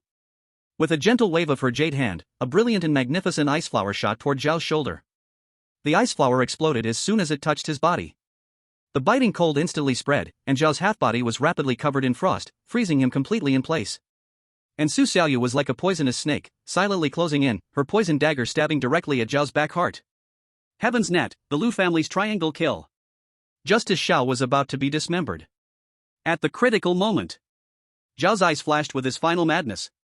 His right hand index finger, with the last bit of strength, pressed the hidden miniature button in his palm. Click. Whoosh. The next second, a nearly transparent silk thread shot out from the shadow of the ancestral hall, with a sharp hook grabbing Zhao's belt. Immediately, the silk thread retracted violently, generating a tremendous pulling force. Zhao's whole body was dragged backwards, narrowly avoiding Wang Dong's deadly decapitation strike. Bang! The Bonebreaker blade struck heavily against the ancestral altar, smashing the ancestral tablets and offerings into pieces, with wood chips and porcelain shards scattering everywhere. What the hell? Wang Dong missed the strike and stared dumbfounded at Xiao, who had suddenly flown away. Lu Chuan also narrowed his eyes, immediately understanding. The lifeline just like the one used with the thorny vines in the poisonous miasma forest.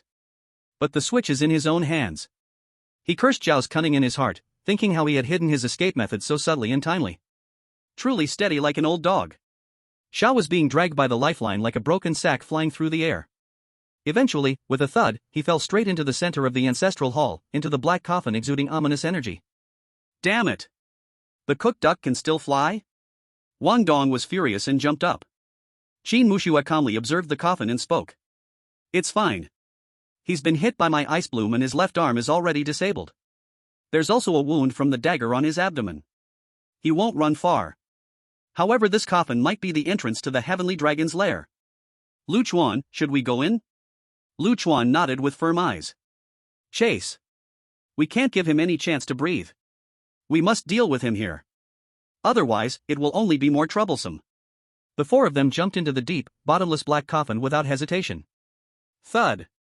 Thud. The falling process was much longer than expected, as if falling into a vertical abyss. A few seconds later, the four of them landed one by one on a soft and damp ground. Wang Dong had just stabilized himself when he heard a crunching sound under his feet, as if stepping on something. Damn! There's a monster! He was startled and quickly shone his flashlight, only to discover it was a withered human-faced bug. Wang Dong instinctively swung his knife, and the bug's shell shattered instantly. But there was no system notification, and only then did he realize the human-faced bug was already dead. Something's wrong. Chuan raised a high-powered flashlight, and the beam swept around, revealing a scene that made their scalps tingle. This is a huge underground cave. The ground, walls, and even the stalactites overhead are densely piled with countless desiccated corpses and empty shells of goo insects. Blood corpses, human-faced goo, shadow snake goo, silk goo. Almost all the types of goo insects they had seen in Shergo village can be found here, in the form of skeletons. These insect corpses are no exception. All of them appear to have been drained of all bodily fluids by some power, leaving only fragile empty shells that emit a nauseating stench. Wang Dong shivered, feeling a wave of fear wash over him. Oh my gosh, this is a graveyard for countless insects. Fortunately, these things are all dead. If they were alive, we wouldn't even be enough to fill their teeth. Chuan's expression grew serious, as he said in a low voice. Wang Dong, think about it, what kind of thing requires the life force of thousands of goo insects to sustain it? How terrifying must that existence be? Wang Dong's moment of relief instantly froze. He swallowed hard and bravely stated. No matter what kind of demon it is. We've come this far, can we really just turn back? Let's do it. Chuan nodded in agreement. That's right, there's no retreat. However, just as they were preparing to delve deeper. Hiss! A strange rustling sound was heard, and a massive black shadow burst out from the insect corpses. Under the flashlight, it turned out to be a giant scorpion the size of a small car. Its body was pitch black, the shell glimmering, and its toxic stinger arched high, creating a vivid and threatening image. Encountered D-class abnormality, black evil scorpion goo. Traits: hard shell, deadly stinger, can shoot poison needles at range, scorpion tail has immense sweeping power. Please be extremely careful. At the same time, rustling sounds came from the shadows around them, as dozens of shadow snake goo, resembling poisonous snakes, slithered out from the pile of insect corpses. They raised their heads, exposing their venomous fangs, surrounding Chuan and the others tightly. Damn, it's not enough to deal with the king of hell, now there are blocking little demons. Wang Dong cursed, but he did not take a step back. Just right, I can practice my sword skills on you. Good dogs don't block the way, and you're not even good dogs, so you definitely shouldn't be blocking my path. Chuan slightly nodded and calmly issued commands. First, clear out these minor enemies. Mu Shui, control the scene, cooperate with Xiaoyu, prioritize taking out the shadow snake goo. Wang Dong, that big scorpion is up to you. Tian Niu, it's time to feast. Buzz. The blood-raged Tian Niu goo sensed its master's battle enthusiasm and emitted an excited buzzing sound. It seemed particularly eager for the shadow snake goo, like a primary school kid seeing spicy strips, morphing into a streak of bloodlight, pouncing toward a shadow snake goo. Creak, creak. In the next moment, Tian Niu instantly crushed it with its mouthparts, swallowing it down in just a few bites. The blood patterns on its shell seemed even more vibrant. Chapter 130, The Dragon Emerges. This guy is so tough. Wang Dong struck the black evil scorpion goo with his knife, causing pain in his grip. On the other hand, the black evil scorpion goo was unscathed and was ready to whip its scorpion tail again, eager for action. Although this black evil scorpion goo cannot launch mental attacks like the childish goo, it has lived in this underground palace for years, surviving by devouring other goo insects, and its internal toxins are extremely terrifying. Moreover, its massive size, covered in hard shell. In this pitch-black environment, it is a natural hunter. Rather than being a goo insect, it is more like a pure monster. Soon, Wang Dong swung down another charged cut, only to hear a clanging sound. Sparks flew. However, it only left a few cracks on the scorpion goo's back shell, unable to break through its defense at all. The defense of D-class abnormalities is indeed far beyond that of E-class abnormalities. Did you max out your defense attribute? You can withstand even a turtle shell. Wang Dong cursed in his heart, wanting to raise his knife for another strike, but felt a gust of wind stirring above him. He saw a scorpion tail darting down like a venomous dragon emerging from a cave, aiming swiftly for his back. Wang Dong, watch out behind you. Chuan, with quick reflexes, shouted loudly and threw out a swirling gooey egg. Bang! The goo exploded. Although it did not completely block the scorpion tail, it slowed its speed. Qin Mushue reacted extremely quickly. Almost as soon as Chuan opened his mouth, an ice flower burst forth from her hand. Crash! Cold air spread, and the scorpion tail's movement froze once more. Wang Dong seized the opportunity, rolling away like a clumsy donkey, narrowly avoiding this life-threatening strike, breaking out in a cold sweat and gasping for breath. Damn. I almost bit the dust. This thing is too sinister. Chuan said in a deep voice. Don't be reckless. The owl is right ahead, it can't run far. We are a team, don't forget the effect of the undead contract, we can unleash maximum power only when we are together. Going after it alone is equivalent to seeking death. Wang Dong was stunned by these words and remembered the contract's team enhancement effect, quickly nodding. Almost forgot about that, you're right, we need to fight together. On the other side, Su Xiaoyu and Blood Rage Beetle were working together seamlessly. One person and one bug swiftly cleared the endless stream of snake bugs. The beetle seemed to have fallen in love with the taste of the snake bugs, devouring them effortlessly, its size and fierce aura rapidly growing. If it were a Pokemon, gaining experience points, then it was not far from evolving again. But the number of snake bugs seemed endless, crawling out from piles of bug corpses, gradually forming two walls sandwiched around cheese. Chuan furrowed his brow, knowing they must quickly eliminate the black scorpion bug. Otherwise, they would be worn down to death here. Wait, that is... Suddenly, Chuan caught a glimpse of a light point flickering under a pile of bug corpses not far away. There's hope. Beetle. Cover me. With a thought, the Blood Rage Beetle immediately abandoned the snake bugs, buzzing protectively in front of Chuan. Chuan rolled over quickly and touched that light point. Memories began to replay. In an instant, a scene that did not belong to him flooded into his mind. Another group of players stumbled in, just like them, entering the underground palace. However, these players seemed to possess some information, knowing that the heavenly dragon was here, attempting to kill it before it fully awakened. As expected, they also encountered the black scorpion bug and snake bugs. Damn, this guy is too tough. Old Wang, be careful, its tail is poisonous. You don't need to tell me, I already got stung in the ass, can't you see I'm bleeding? Are you sure that isn't a hemorrhoid burst? You jerk. Several of them struggled but suffered heavy losses. At a critical moment, a player discovered that the black scorpion bug would become momentarily paralyzed when exposed to strong light. They exploited this weakness, hard controlling the scorpion bug. They planted explosives beneath its abdomen, ultimately succeeding in killing it. But one team member was unfortunately taken away by the poisonous needle of the scorpion's counterattack, leaving this memory light point behind. So that's it. Chuan understood immediately and quickly formed a plan. Wang Dong. Let it over here. Wang Dong, currently being harassed by the scorpion bug, was overjoyed upon hearing. Old Lu. Do you have a plan? Hurry. This pesky tail is too annoying. While nodding, Chuan swiftly crouched down as if arranging something among the pile of bug corpses. Though Wang Dong felt anxious, he trusted Chuan's judgment completely and immediately pretended to expose a weakness, fighting while retreating. He led the raging scorpion bug toward the direction Chuan indicated. Just as the scorpion bug swung its giant pincers, its poisonous tail charging up, about to strike Wang Dong, Chuan suddenly stood up and cranked the flashlight to maximum power. A blazing beam of light shot like a sword directly at the black scorpion bug. Screech! The scorpion bug emitted a shrill cry, its body stiffening suddenly. Scorpions, living in dark environments for long, are incredibly sensitive to strong light. The sudden stimulus had paralyzed it. Even the black scorpion bug was no exception. Wang Dong. Get out of the way. Though Wang Dong didn't understand why Chuan didn't want him to deal the final blow, he still followed orders and moved far away. The next second. Boom! A deafening explosion erupted from beneath the scorpion bug's abdomen. Flames shot into the sky, and the shockwave sent the scorpion bug flying. I make you fly. Chuan took a deep breath, knowing the plan was successful.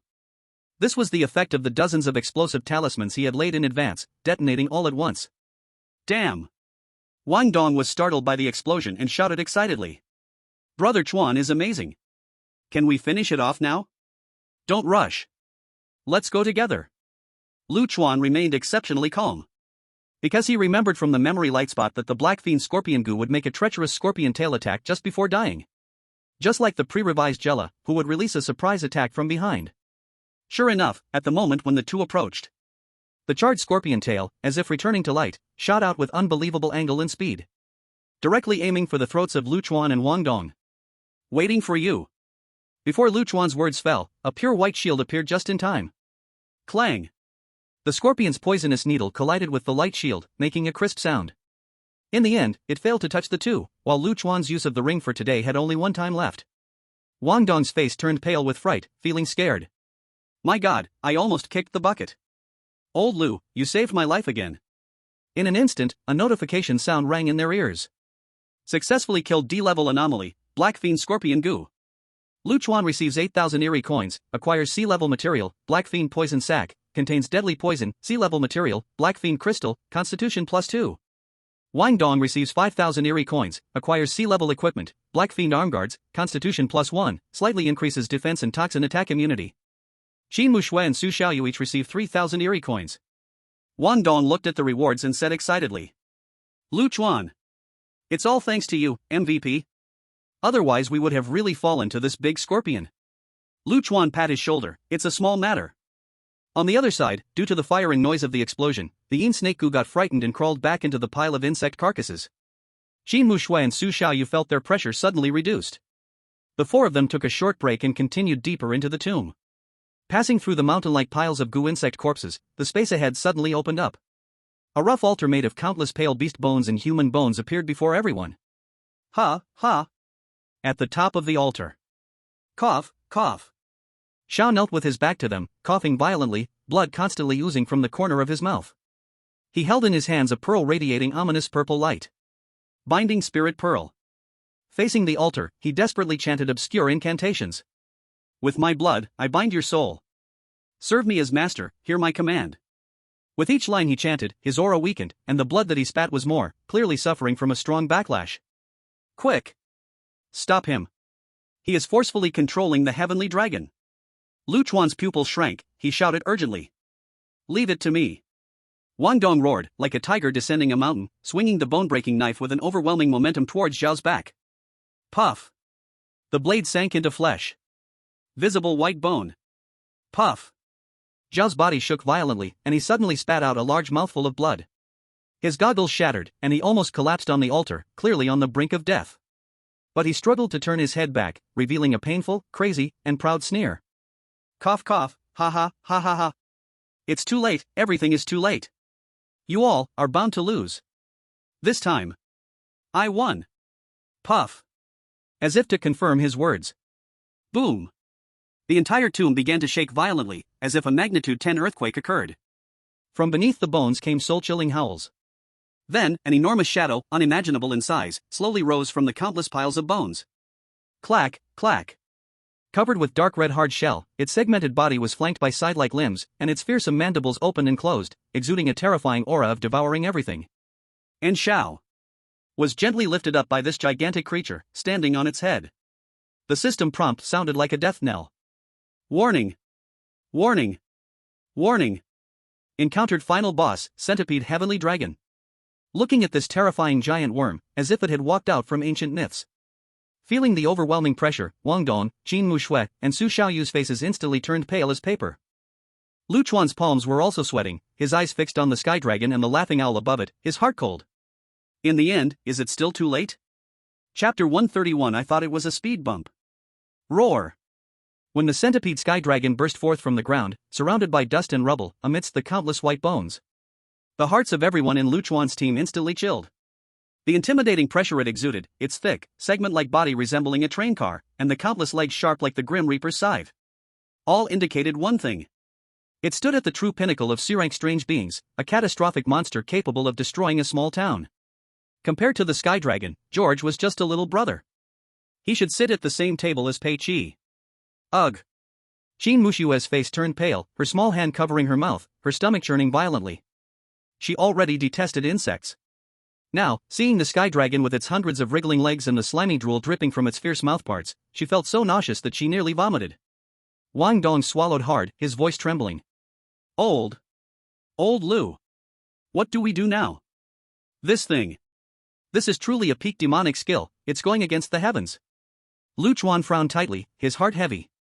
His greatest fear had come true, the owl had successfully started the spirit-binding ritual and controlled the sky dragon. But in that moment of despair, Chuan noticed something unusual. In the last memory shard, he had seen the terrifying centipede that swallowed two players whole from the Goatbeard player. Its head was as big as a shrine, and its body like a mountain.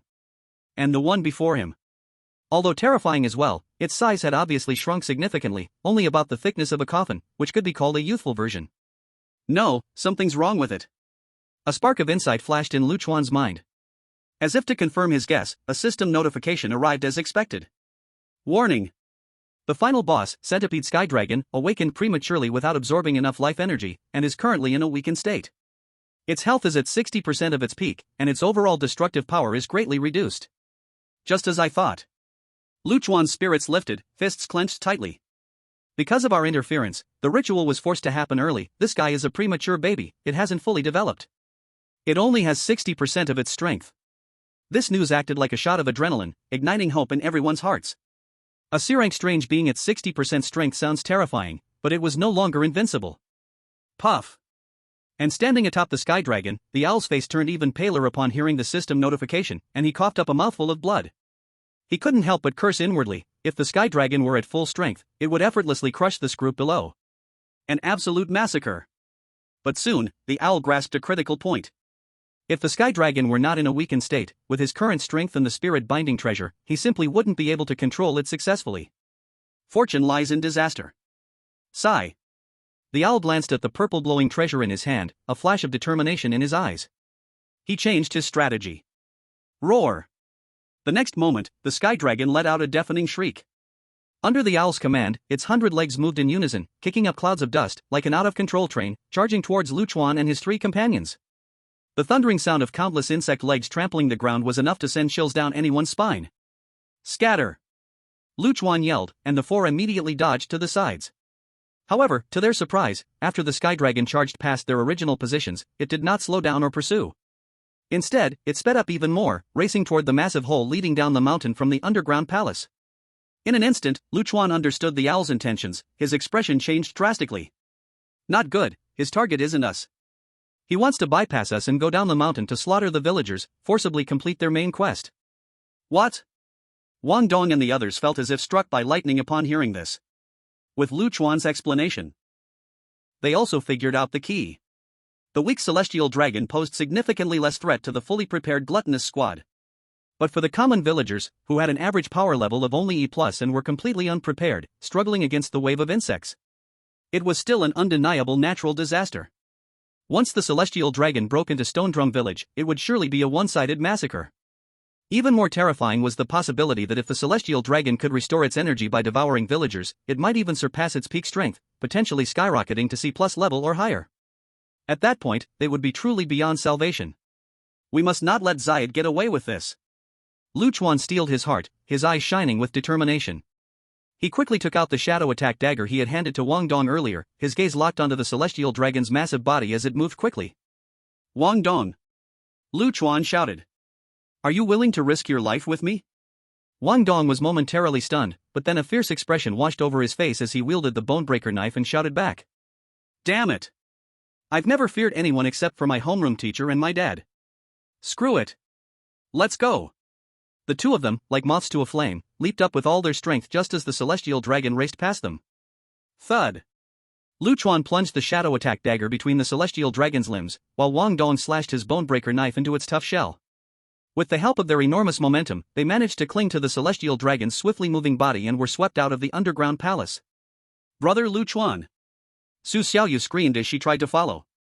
But the sharp tip of the celestial dragon's tail flashed right in front of her eyes, disappearing without a trace. Just as Su Xiaoyu tightened her fists, her face pale with fear. The blood-red gluttonous dragon pattern on the back of her right hand suddenly transmitted Chuan's urgent voice. Mu Shui, Xiaoyu. It's too dangerous for you to stay put, get out of the underground palace immediately. We'll rendezvous at the foot of the mountain, and make sure to stay safe. Mu Mushui reacted quickly, pulling Su Xiaoyu, who still wanted to chase after them. Don't be impulsive, Xiaoyu. Listen to Chuan. Staying here won't help at all, let's go. And I have a bad feeling about this. Su Xiaoyu bit her lip, her eyes filled with worry, but she nodded obediently. Okay. Meanwhile, halfway up Anil Mountain, Lin Lei was trudging towards the shrine at the top of the mountain, carrying the pale-faced Liuli on his back. Liuli lay on his back, feigning weakness while speaking in a weak yet tempting voice. Lin Lei. I owe you one this time. Don't worry, as long as we return safely, I will definitely help you get a formal position in Starfire. Lin Lei remained silent, his mood complicated. He betrayed the Ningyue squad. In a sense, it was also out of helplessness. Things shouldn't have gotten to this point. His original plan was to leave the instance first and then officially say goodbye. Now, the mask was completely torn off. Seeing his hesitation, Liuli decided to reveal her true card, providing him with some reassurance. Cough, let me tell you the truth. Zhou Qianlong is my man. He is the Knight Commander of Starfire and holds considerable power. Promoting you, a free player, would just take a word from him. Zhou Qianlong? Lin Lei's heart skipped a beat upon hearing this. He had heard that name, although not a top-tier second-turn player. His skill with the explosive Fire Fist was remarkable, making him a big name in the gray zone. If what Liu Li said was true, it would surely be a chance to soar to great heights. He quickly weighed his options in his heart.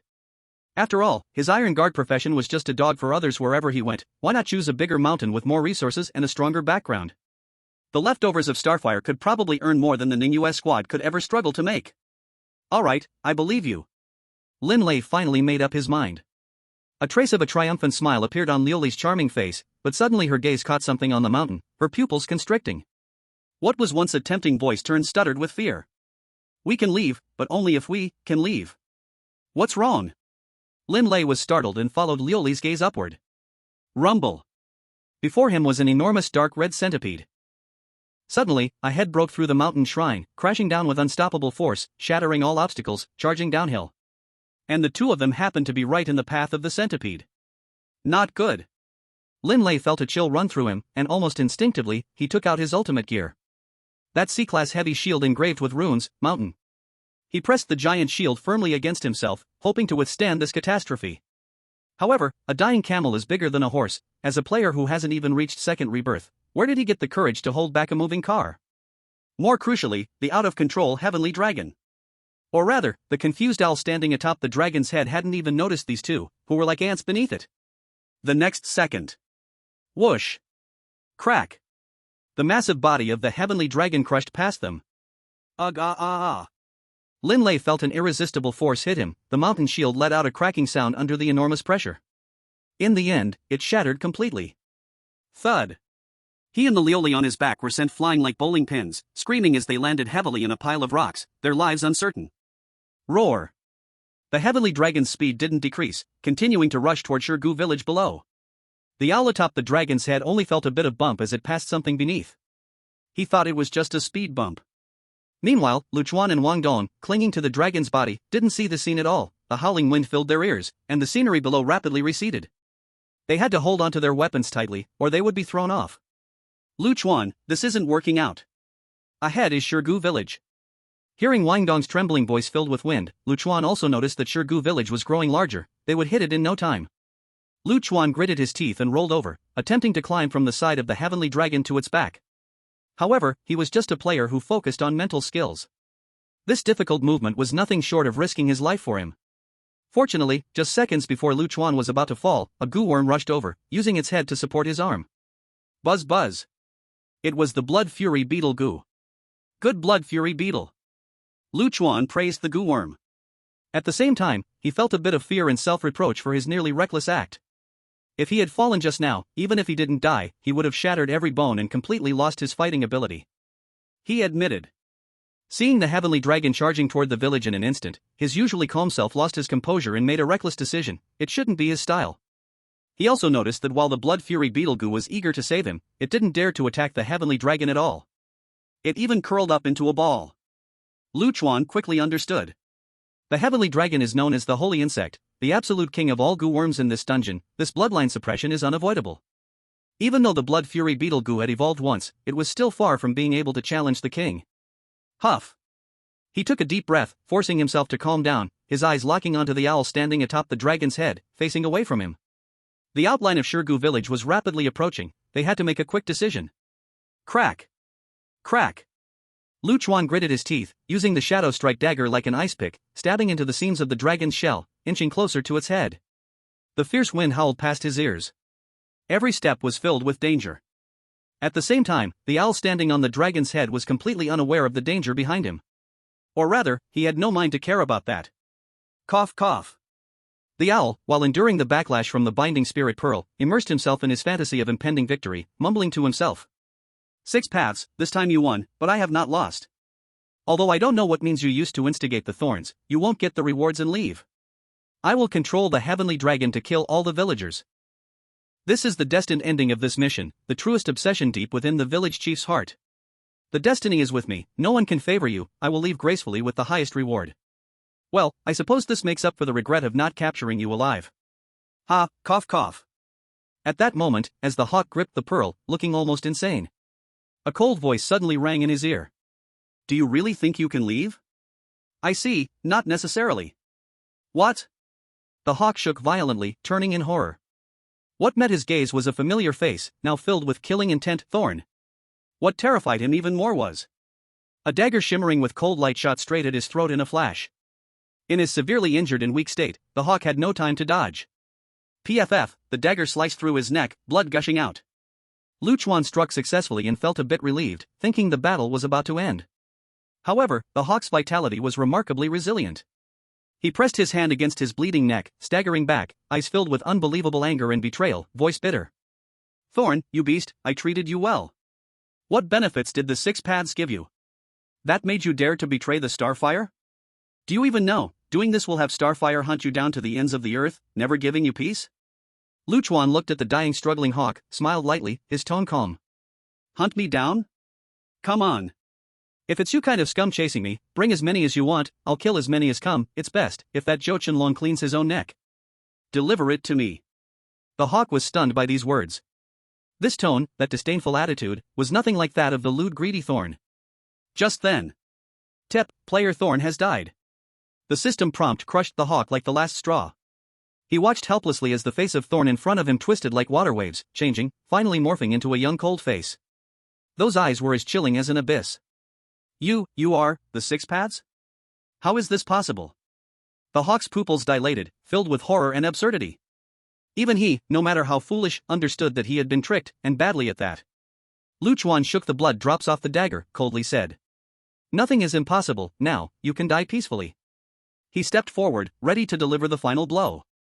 Knowing he would undoubtedly die, the hawk instead showed a crazy smile of mutual destruction, hoarsely speaking. 6 paths, even if you kill me, you've already lost. The heavenly dragon will soon flatten Shirgu village, all the villagers will die, your advancement mission will utterly fail. You'll only get the lowest survival reward and roll away. Ha, and even if you survive, you will face endless pursuit from Starfire. Chuan's knife stopped in midair, a meaningful curve appeared at the corner of his mouth. Whether I live or die doesn't matter, but you are definitely dead.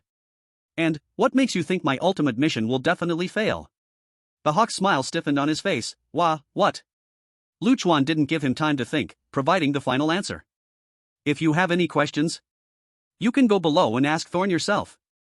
Before the words fell, the blade flashed. Successfully killed player Hawk. Gained 18,000 ghost coins. Successfully killed player Thorn. Gained 13,000 ghost coins. Chuan quickly checked the items dropped by Thorn and Hawk, shaking his head. Aside from the relatively considerable ghost coins, the items were truly meager. From Thorn, there were several shuriken sharp, degrade, and kunai poisoned, degrade, which he couldn't use, but could give to Su Xiaoyu. 3 vials of excitement potion, E-grade, boosting some mental strength. From Hawk, tactical goggles, C-grade, and lifeline, C-grade, were already ruined, needing repair to be used.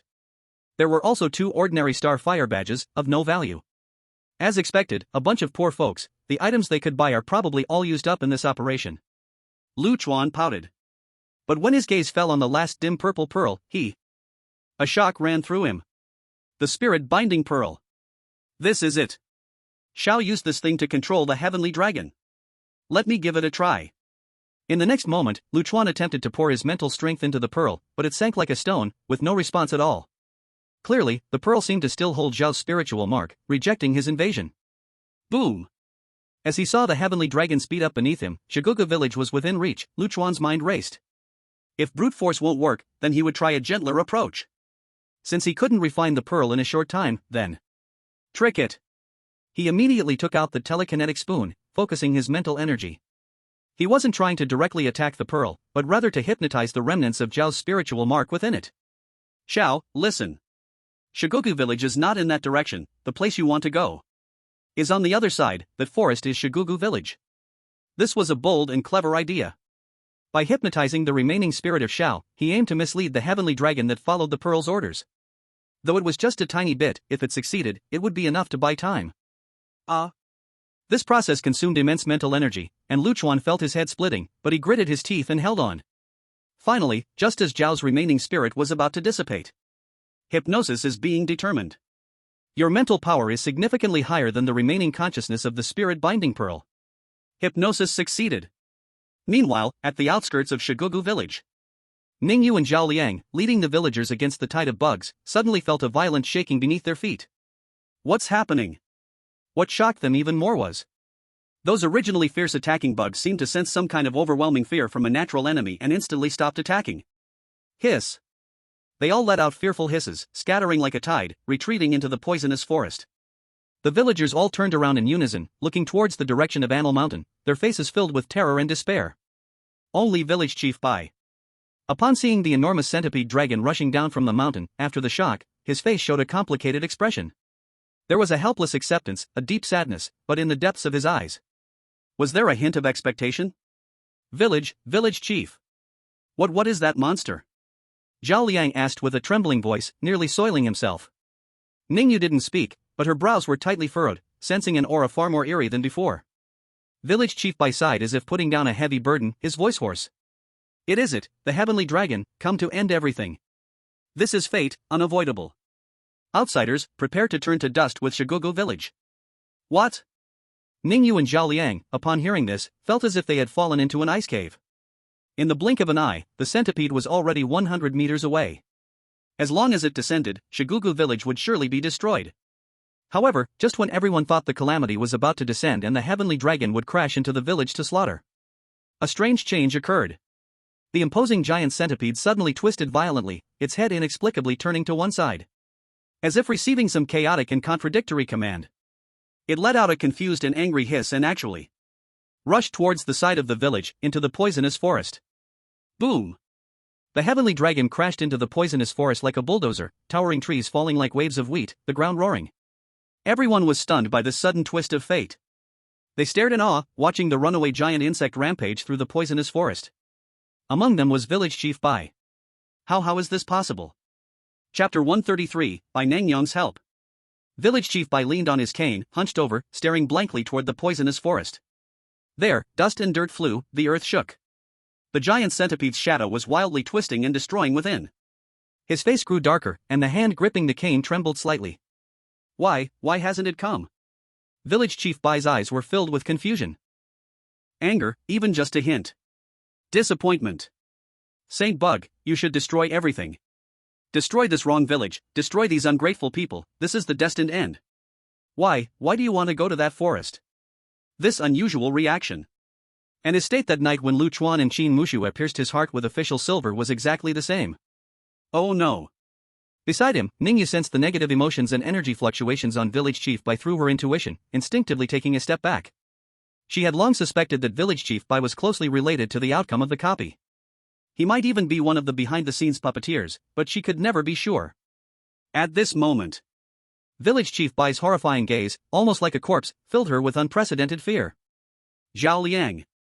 She was about to reach out to pull the still-dazed Zhao Liang back.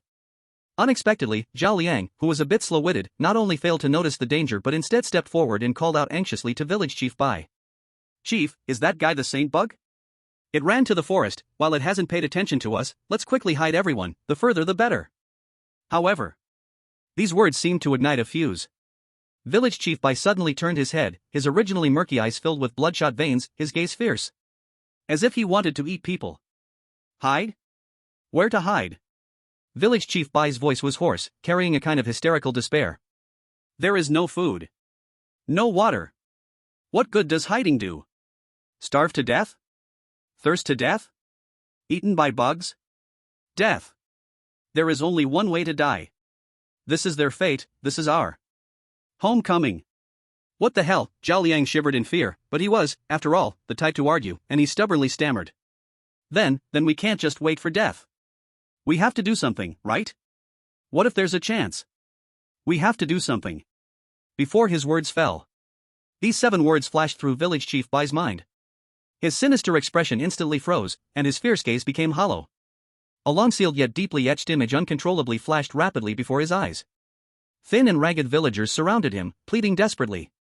Chief, our family hasn't had food for several days, the child is crying from hunger, please think of a way. Yes, Chief. We will do whatever you say. Adults dying is fine, but the children must survive. Chief, we can't just watch ourselves starve to death. We must do something. Finally, A small child rushed over and hugged his leg, lifting up a dusty little face, eyes full of tears. Grandpa, I'm hungry. In the image. The young village chief Bai looked at those eyes full of hope and instinctively mumbled the same words as Zhao Liang. Yes, we must do something. Memories surged away. His vision returned to reality. The chilling aura around village chief Bai, like a popped balloon, quickly dissipated. He transformed back into that old, weary man, holding a hint of compassion. He looked at the confused Zhao Liang, his gaze complex, and surprisingly reached out to gently pat his shoulder, letting out a sigh. What does this old man mean? Zhao Liang was dumbfounded, not understanding why the chief suddenly seemed like a different person. Ningyu was even more shocked beyond measure. She never expected that Zhao Liang's careless words would mistakenly pull village chief Bai back from the edge of darkness. Alas! Village chief Bai took a deep breath, his tone returning to calm. De who, who? Quickly organize everyone to retreat to the cellar, close the doors tightly. No matter what sound is heard, no one is allowed to come out. De who and who numbly nodded, starting to evacuate the villagers. On the other side, the battle in the toxic forest had entered a fever pitch. The centipede dragon, whose orders had been forcefully altered by Lu Chuan's hypnosis, fell into chaos and madness. Roar! The remaining command from Xiao clashed with Lu Chuan's hints, causing the dragon to rush around like a headless fly, crashing through large trees. The ground was plowed into deep furrows. Standing at the dragon's head, Lu Chuan frowned tightly. He sensed that the aura of the heavenly dragon suddenly surged at a certain moment, as if it was about to break through some kind of limit. But then, it seemed to have been forcefully suppressed by an invisible power, quickly weakening. Strange, it's like something is affecting it. He felt puzzled, but had no time to investigate further right now. He led the heavenly dragon to the poison mist forest, which was a gamble. The gamble was that Abai would not just stand by and watch. In the next moment, Lu Chuan took a deep breath and shouted loudly towards the deepest part of the poison mist forest. Abai, are you just going to watch? Are you going to let this bug stir your forest upside down? Destroying your and the villagers' lives? The forest was silent, only the roar of destruction from the heavenly dragon responded to him. Lu Chuan was not discouraged and continued to attack psychologically. Right now, it's still in the forest. Once it bursts out and reaches Shirgu village, everything will be over. The villagers you protect, not a single one will survive. Do you really want to see the tragedy repeat? As his words fell, a strange sound finally came from the depths of the forest. It was no longer the rustling of the wind, but a more rhythmic sound of friction, as if some huge creature was awakening and moving. At that moment, roar! Due to the death of the owl, the control of the spirit-binding treasure completely dissipated. The heavenly dragon was entirely free from the disturbance of all commands, returning to its most primitive, pure instinct. Destruction and devouring. It let out a deafening roar, locking onto the direction of Shirgu village and accelerating towards it. The immense inertia sent Lu Chuan flying out. Old Lu, Wang Dong, watching from a distance, was horrified. At that critical moment, a streak of bloodlight surged in. Tian Nyogu caught the falling Lu Chuan, preventing him from getting hurt. Just as the heavenly dragon was about to burst out of the poison mist forest, disaster was about to strike. Boom! Crack! In an instant, a large number of trees in front of the heavenly dragon seemed to come alive, their trunks twisting wildly and interweaving, instantly forming an incredibly thick barrier. The heavenly dragon crashed into it. Crash! Wood chips flew, and the tree barrier collapsed more than half, but still slowed its momentum. The heavenly dragon was furious, shaking its head and preparing to charge again. Whoosh! Whoosh! Whoosh! Countless remarkably tough white silk threads shot out like a heavenly net, crisscrossing and firmly binding the heavenly dragon's head, body, and feet. This time, the silk threads were not easily broken. Instead, they dug deep into the dragon's shell, actually trapping this giant creature temporarily in place. It worked! Lu Chuan's eyes lit up, shouting excitedly. Abai, is it you? As if responding to his call. At the source of countless white silk threads, in the shadows of the poison mist forest, an enormous figure slowly emerged. It was a giant white spider, its entire body snowy white, with 8 compound eyes flickering with an eerie red light. Its size was not as great as the heavenly dragon, but it was enough to instill fear in anyone. However, the system did not prompt an encounter with a new strange boss. What was more surprising was, this giant white spider could actually speak human language, its voice ethereal and sorrowful, yet filled with certainty. They cannot die, none of them can die. Abai doesn't want the tragedy to happen again. It turned out that the white lady was actually a spider. The white lady kept spitting out silk, reinforcing her binding of the heavenly dragon. The heavenly dragon struggled frantically, and the silk net kept breaking apart, but new threads quickly filled in, causing both sides to fall into a brief stalemate. At this moment, Wang Dong also rushed over to Lu Chuan's side, panting heavily. He looked at the giant white spider, dumbfounded, and involuntarily blurted out. "Wow, Brother Chuan. Is this the white lady you mentioned? You're quite something. First, you had Xian with the day snake, then Zai Chun with ghosts, and now you don't even let insects go by." Lu Chuan's mouth twitched, not having the time to deal with his nonsense. "Stop joking. Although Abai has trapped the heavenly dragon, you can see clearly that she can only restrict the heavenly dragon's movements and cannot cause any damage. After all, this sea-level boss relies on us." Sure enough, the system prompt sounded the next second. Triggering hidden storyline quest, help from Lady Bai. The final boss, the centipede dragon, has been temporarily restrained by Lady Bai, its health slowly decreasing as it struggles. The durability of the spider web is limited. Once it breaks free, the dragon will regain its freedom. Wang Dong heard this, and not only was he not scared, but he also raised his bone-shattering knife, grinning with a fierce smile. "So what are we waiting for? It's time for a grand extermination plan. Oh right, I mean to eliminate the bad bugs. Good bugs excluded." Chapter 134, The Final Moment. The battle erupted. Wang Dong was in the lead, once again unleashing his ultimate skill. A charge combined with a power strike, the dragging blade. He didn't forget to shout some trash talk. "What the hell is a heavenly dragon? Your grandpa is a ground tiger. Ground tiger armor fusion." Bang! The bone-shattering knife, with tremendous force, hacked at the joints of the dragon's tail. Sparks flew as a crack appeared on its hard shell. Immediately after, the passive shock effect of the bone-shattering knife triggered, sending a dark force into the dragon's body, causing its massive form to tremble. But it was just a slight tremor. The dragon didn't even let out a cry of pain, it just struggled even more violently. Wang Dong was dumbfounded, his hand holding the knife feeling a bit numb. What the hell? What kind of super defense is this? Last time I fought George, even if I couldn't hurt the main body, I could at least peel its tentacles. This thing doesn't break defense at all. How do we fight it? Lu Chuan's heart sank. This is bad. Even your bone-shattering knife can only cause this level of damage. Regular methods may be ineffective.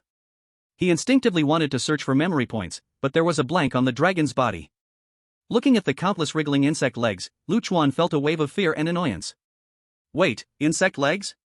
A flash of inspiration struck Lu Chuan, grasping the key. Right, its body shell is hard, but what about those legs? Just like last time dealing with George, if we cut off its tentacles, we can cripple most of its battle strength. If we chop off all its legs, it will lose its ability to move and support itself. No matter how hard its shell is, it's just a living target. Wang Dong's eyes lit up. Good idea.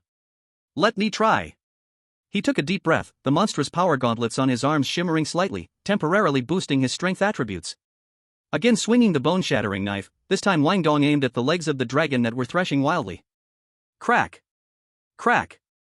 A series of breaking sounds rang out. Wang Dong's blow, surprisingly, cut through 5 or 6 of the dragon's legs as if slicing through vegetables. Green, viscous blood immediately splattered out. Roar! This time, the dragon let out a truly painful howl. At the same time, everyone heard the pleasant system prompt sound in their ears. Dragon's health has fallen to 60%, 58%, 55%. It worked. Lu Chuan's spirits lifted, but he quickly frowned again. But this is still too slow. The centipede is called the 100-footed insect. Although not 100 legs, there are definitely dozens. Chopping them one by one, by the time the web is broken, we won't finish cutting. He muttered to himself, suddenly frozen. 100-legged worm, village head by clan insects. Centipede, no public. Wait, could there be a connection? Just then, hurried footsteps approached. Lu Chuan Gu. It was Su Xiaoyu and Qin Mushui arriving.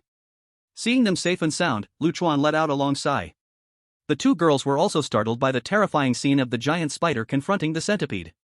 Qin Mushui spoke up. What is happening now? That big spider is? Lu Chuan let out a bitter laugh. That is Lady Bai, also known as Abai.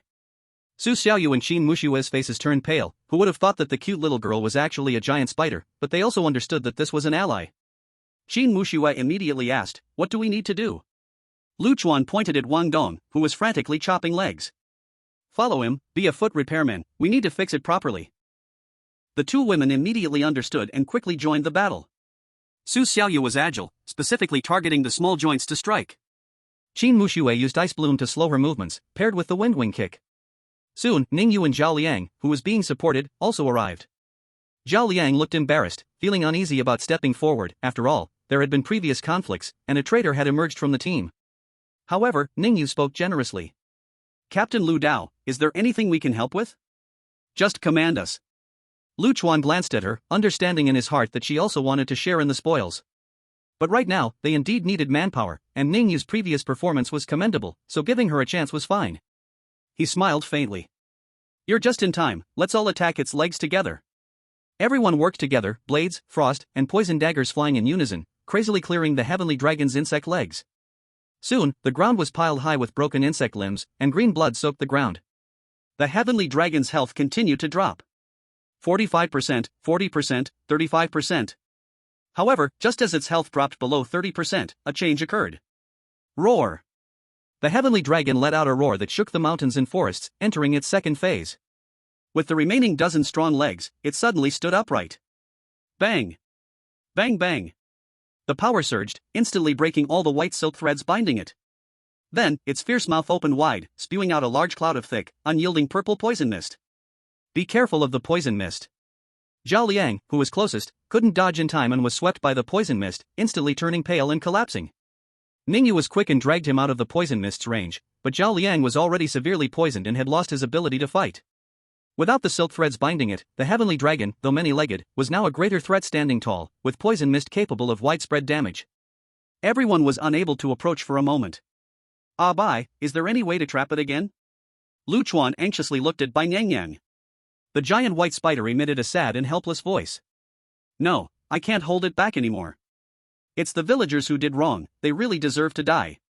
I can't stop this either, it's all fate. These words were like cold water poured over their heads, leaving everyone dumbfounded. Without Bai Yanyan's spider web to restrict it, they simply could not fight against the rampaging heavenly dragon that could still spew poison mist. Just at this moment of despair, Lu Chuan took a bold decision. He no longer looked at Bai Yang, but tilted his head to face the heavenly dragon, shouting with all his might. Village Chief Bai, how much longer do you want to perform this one-man show? If you truly want to kill all the villagers to take revenge on them, why do you keep rebuilding Shirgu village for them to live again? You've wandered for hundreds of years, torturing yourself, torturing them, aren't you just waiting for an answer? An answer that can set you free. Everyone was stunned, looking at Lu Chuan in disbelief, then at the fierce centipede monster. Qin Muxue and Ningyu seemed to realize something, their brows furrowed tightly. An astonishing scene unfolded. The heavenly dragon actually stopped its attack, speaking human words. The voice was that of village chief Bai, old, pained, and filled with hatred. It was them who first betrayed me. It was clearly not my fault. Even if I hadn't robbed the officers, everyone would still starve. It was someone who did something shady, secretly spending the official silver. I clearly said that it was an ominous thing, absolutely cannot be spent. Lu Chuan's heart trembled. He had only boldly speculated based on clues, not expecting to actually guess right. This heavenly dragon was, in fact, the embodiment of village chief Bai's inner evil thoughts and resentments. The voice of the heavenly dragon carried endless sorrow and anger. It's not that I can't let them go, it's that they won't let me go. Those officers thought I was just a crazy old man. They didn't kill me, letting me live on, watching everyone die one by one in front of me. Every time I close my eyes, it's their bloody bodies, their restless souls haunt me day and night. Question me, why are you still alive? Lu Chuan sighed, his tone carrying a hint of pity. So you created this infinite loop of the moon reading world? Let these villagers, born from your obsession, experience slaughter again and again? Punishing them in this way, also punishing yourself? You know all of this is fake, right? Shut up. The heavenly dragon was thoroughly enraged, toxic mist swirling around him, ready to attack again. Ningyu's face turned pale as she urgently said. 6 paths, why did you anger him? But Lu Chuan was betting. He noticed that beside him, Bai Yang was trembling slightly upon hearing they could not be saved. And when the village chief accused. In its huge red multifaceted eyes, a deep sorrow was revealed. Just as the heavenly dragon was about to explode, Bai Yang finally spoke. Her voice was ethereal and firm, carrying the tone of the village chief but filled with completely different emotions. No, you are wrong. I do not want to take revenge on them, I just want them to live on. Lu Chuan seized the chance and immediately shouted at Bai Yang. So, you must do something. Instead of watching this monster, born from your malice, destroy the paradise you wanted to protect. If those who have died had spirits in heaven, they would never want to see you wandering around with such pain and resentment forever. You should live well for them. Because they are already dead, and you are still alive. These words were like a wake-up call. Bai Nyang Nyang's huge body shook, the red light in her multifaceted eyes flickering violently, caught in great struggle and realization. At the same time, in the direction of Shirgu village, a change was unfolding. The old stone houses seemed to shed their disguise, transforming into jars exuding a decaying aura. And the surviving villagers, one by one, became transparent. Eventually turning into various kinds of insects, shimmering with light, as if summoned, they flew out from the village. Like moths to a flame, they flew towards Bai Nyang Nyang in the toxic forest without hesitation. Bai Nyang Nyang looked at the villagers soaring in the sky, her voice trembling, filled with both tears and relief. You are right, I am punishing myself. If everyone could see, they would definitely not want me to be like this. In the next moment, the countless insects swarmed like rivers returning to the sea, merging into Bai Nyang Nyang's massive body. Bai Nyang Nyang's aura surged, her white form radiating brilliant light. She let out an earth-shattering roar, lunging at the centipede heavenly dragon formed from the village chief's malice.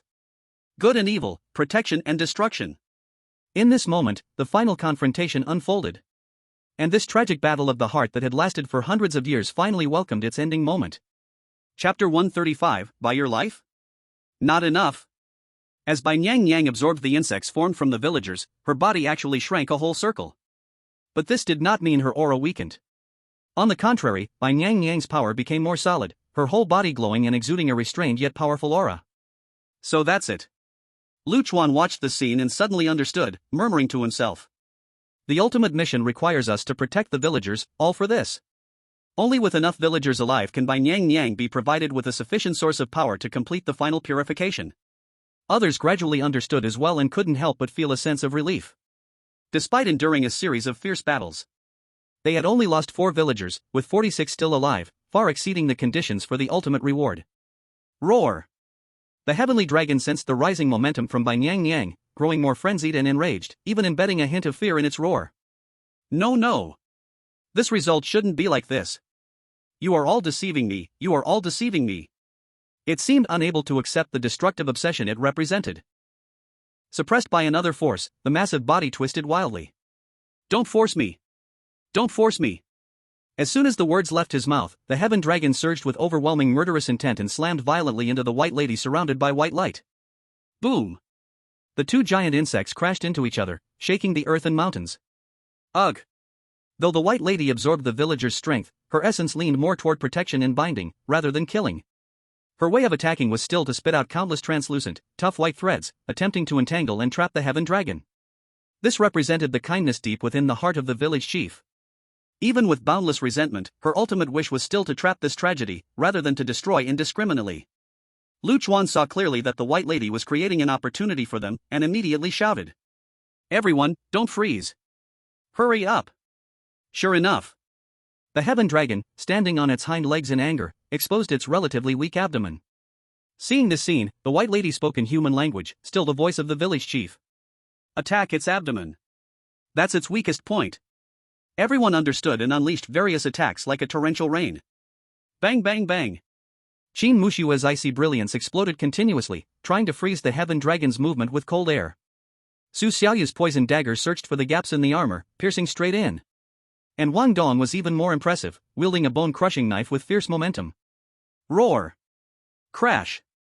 The heaven dragon struggled madly, the remaining dozen insect legs constantly flailing, kicking up clouds of dust, refusing to submit. In the fierce clash, Wang Dong seized the fleeting opportunity. Damn it, I won't let you move. Die for me. He shouted loudly, channeling all his strength into his arms, the bone-crushing knife soaring with unstoppable momentum, executing a powerful slash. This slash became the last straw that broke the camel's back.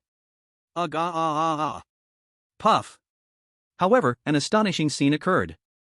At the moment the heaven dragon's abdomen was pierced open, what poured out was not the foul, sticky green blood or disgusting entrails that everyone imagined, but a large amount of dry, blackened straw and sand. There were even some undigested tree bark. What? Everyone was stunned.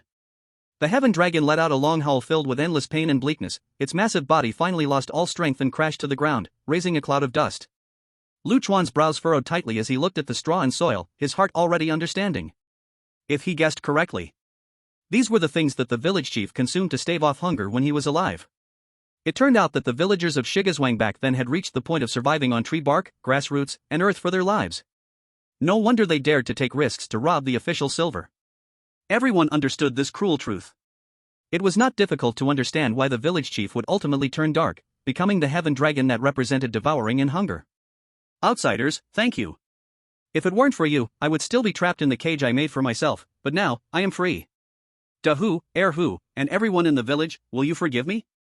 With the demise of the heaven dragon, the white lady's figure also began to grow transparent, transforming into a soft light, slowly dissipating in the air. At the same time, in the distance, the scene of Shigazwang began to twist and change. The once ruined village houses gradually faded away, eventually revealing their true form. It was shockingly a desolate cemetery. In front of each mound stood simple tombstones, engraved with names: Baiyingzi, Bai Dejuan, Lu Xiaochao, Niudawa, Dahu, Erhu. At the very front of this cemetery, there was a newly appearing small mound, empty in front. Lu Chuan knew what to do, slowly bending down and whispering to Wang Dong. Old Wang, help me cut a flat stone slab. Okay. Wang Dong complied and sliced out a flat stone slab with his knife. Lu Chuan took it and, using the tip of the Shadow Strike dagger, solemnly carved a few words. Grave of the village chief Bai of Shigazwang. Then, he placed the simple tombstone in front of that small mound. Others silently watched the scene, a sense of indescribable melancholy rising in their hearts. They were the witnesses of it all, from the strange village to the cruel truth, to this final resting place. The whole process was full of sorrow. Right or wrong? It was hard to evaluate. At this moment, Qin Mushua's voice broke the silence. Lu Dao, we found something that you might be interested in. Lu Chuan turned around and saw Qin Mushue and Su Xiaoyu dragging a severely injured figure over, the pale and disheveled appearance. It was actually Liuli. And not far behind her, lay Lin Lei's lifeless body. Seeing Lin Lei's body, Ningyu and Zhao Liang did not show much surprise, only complex expressions. Ningyu sighed, her tone carrying a hint of regret and relief.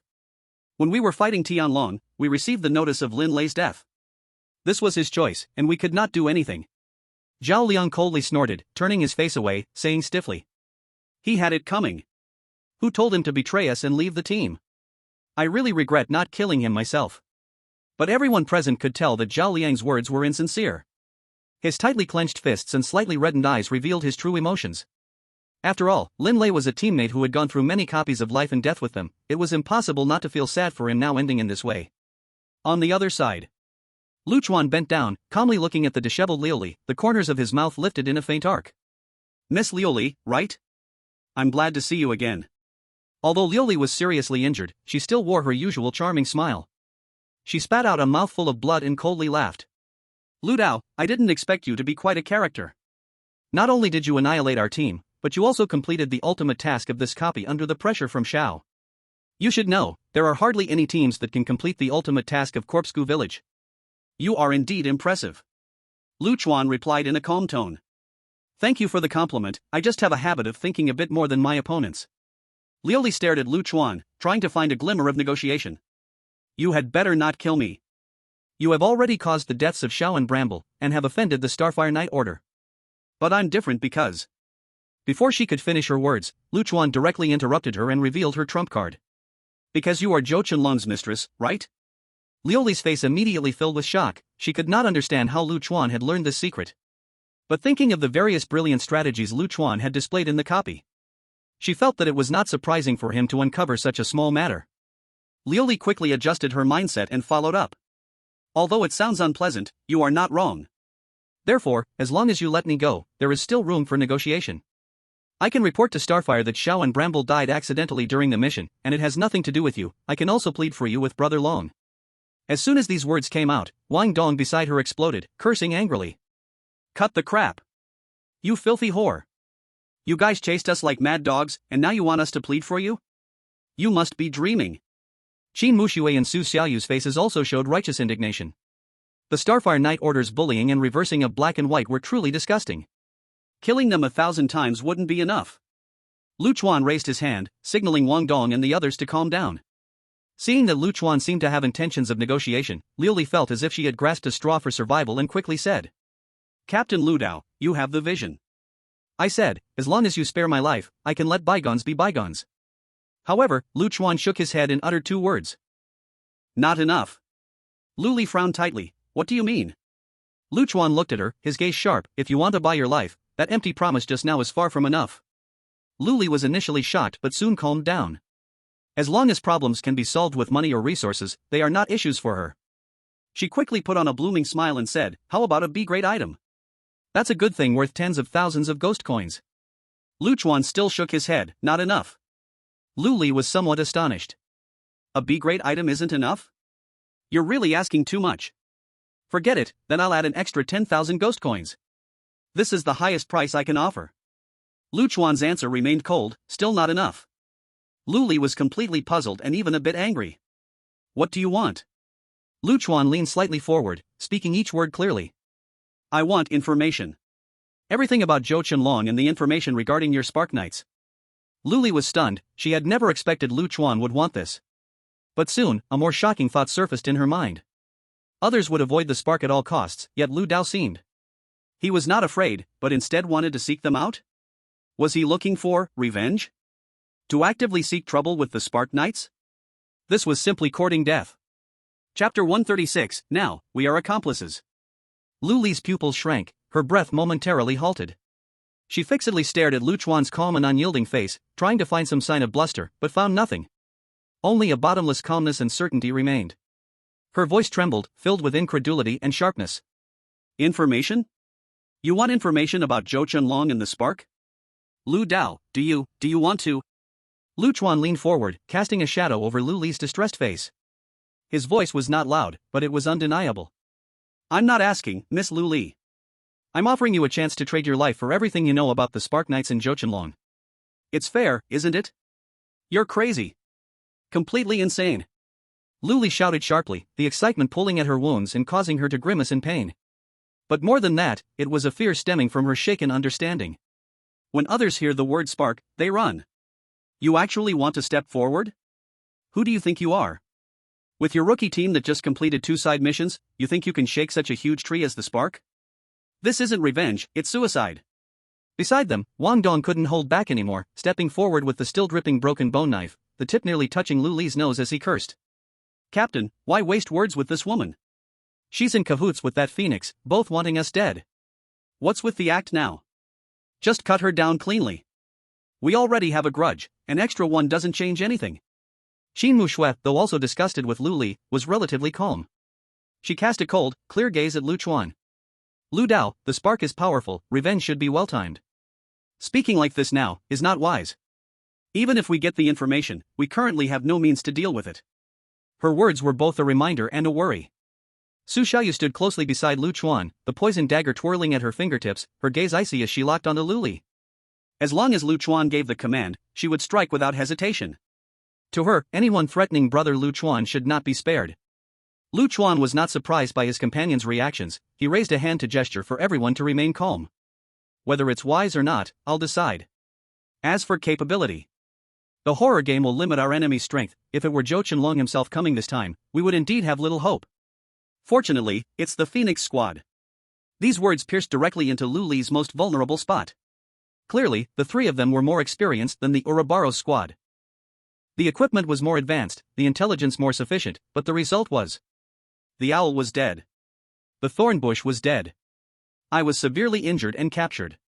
What was supposed to be a certain hunting operation turned into a complete failure, which itself was the most brutal proof of the strength of the Taotai squad. The background of the spark I relied on had lost all its deterrent power at this moment, in this place. The instinct for survival began to overwhelm the fear of the organization. Liu Li's eyes flickered, struggling violently within. To reveal the spark's intelligence meant complete betrayal. Once Zhou Qianlong found out, the outcome would be worse than death. But if I don't say it, I will die immediately.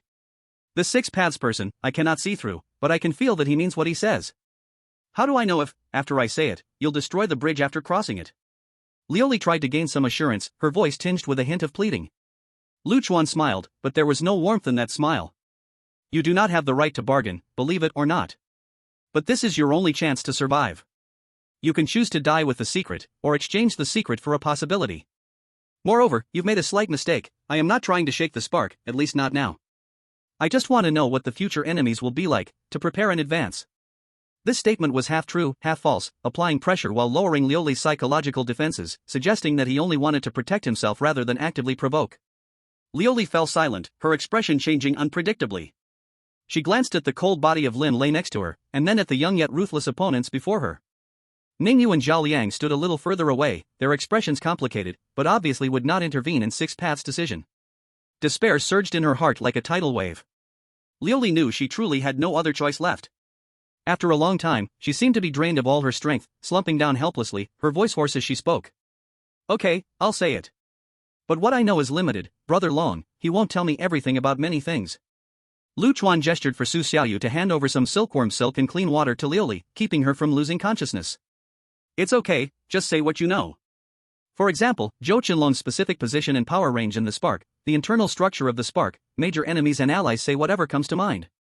Liuli took a sip of water, gasping as she began to tell her story piece by piece. She first confirmed that Zhou Qinlong was a knight commander of the Spark Knight group. Under him, there were multiple teams like the Owl, mainly responsible for cleaning the gray areas and collecting special items. The position of Knight Commander was neither big nor small in the Spark. But it was considered a position of certain power among the higher players. Below it were formal knights, above it were commanders, and above that were the group leader and deputy leader. Brother Long attaches great importance to this task, offering a reward for capturing you with a B-grade item, dead or alive, but emphasizing that something must be found on you. What exactly it is, I really don't know. As soon as these words were spoken, Lu Chuan understood in his heart. It seemed that what Zhou Qinlong wanted was that emblem of the Spark Knight group from Zhanghao. Liuli watched Lu Chuan's expression cautiously. The Spark is not a united front, there are also open and secret struggles between several knight commanders. I believe you have seen it, that second-tier player named Leng Wuyan, she is the close guard of the deputy leader, and her relationship with Brother Long is very tense. If you really want to deal with Brother Long, you can consider this angle. Her words carried a hint of testing and deflecting blame. Lu Chuan listened quietly, his mind racing as he connected these fragmented pieces of information with his previous experiences. Qin Muxue was seriously recording on the side. Wang Dong occasionally interrupted to ask about some details, such as the types of dungeons the Spark often operates in, their means of communication, and so on. As Liuli continued her narrative, a large, mysterious, and dangerous organization began to take shape gradually. Although the information obtained was still rough, it was a world apart from the previous complete ignorance. Lu Chuan knew that this intelligence would be the cornerstone for them to deal with the Starfire's pursuit in the future, and even possibly set up a counterattack. When Liuli mentioned feeling dry and unable to squeeze out anything new, Lu Chuan finally nodded. Very good, I will not lay a hand on you. Liuli let out a long breath, feeling almost exhausted. Lu Chuan slowly stood up, his gaze shifting to the two people beside him. Captain Ning, I leave her to you. What? As soon as these words were spoken, Lu Li, Ningyu, and Zhao Liang were all shocked. Especially Lu Li, who instinctively felt great danger approaching, and stared fixedly at Ningyu and Zhao Liang who were so close. Lu Dao, what do you mean? Did we not agree that you would spare me? Are you going back on your word? Lu Chuan smiled faintly, helplessly spreading his hands.